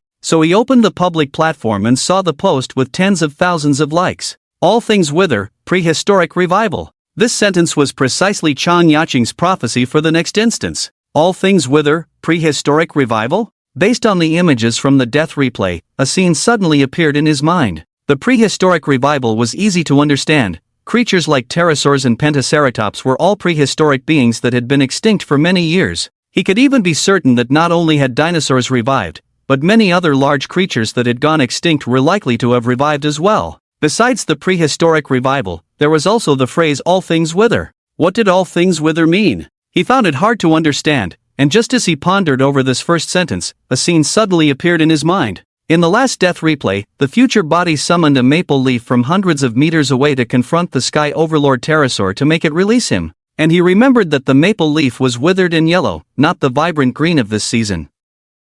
But it was still summer. Even the environment where the future body was located at that time was in summer. Summer, with its withered yellow maple leaves. These two seemingly unrelated things appeared in the same place. This alone hinted at something strange. However, at that moment, all his attention was focused on the future body that was fighting, and he didn't pay much attention to the appearance of the maple leaves. Now, upon careful reflection, he realized this oddity. Does the withering of all things refer to all plants withering? If that were the case, there would be much less vegetables and grains, and what would people eat? Would they only be able to eat meat? If so, he should have prepared more food before entering to prevent starving. But he always felt that things might not be that simple. The specifics would have to wait until he entered the instance to observe in detail. This time, the difficulty of the instance should not be too high, so he planned to go solo and not look for teammates. There was no choice. He was now one of the strongest in Blue Star, not even just one of. There was no need to find others, especially since he had the Eye of Death to help him avoid almost all accidents.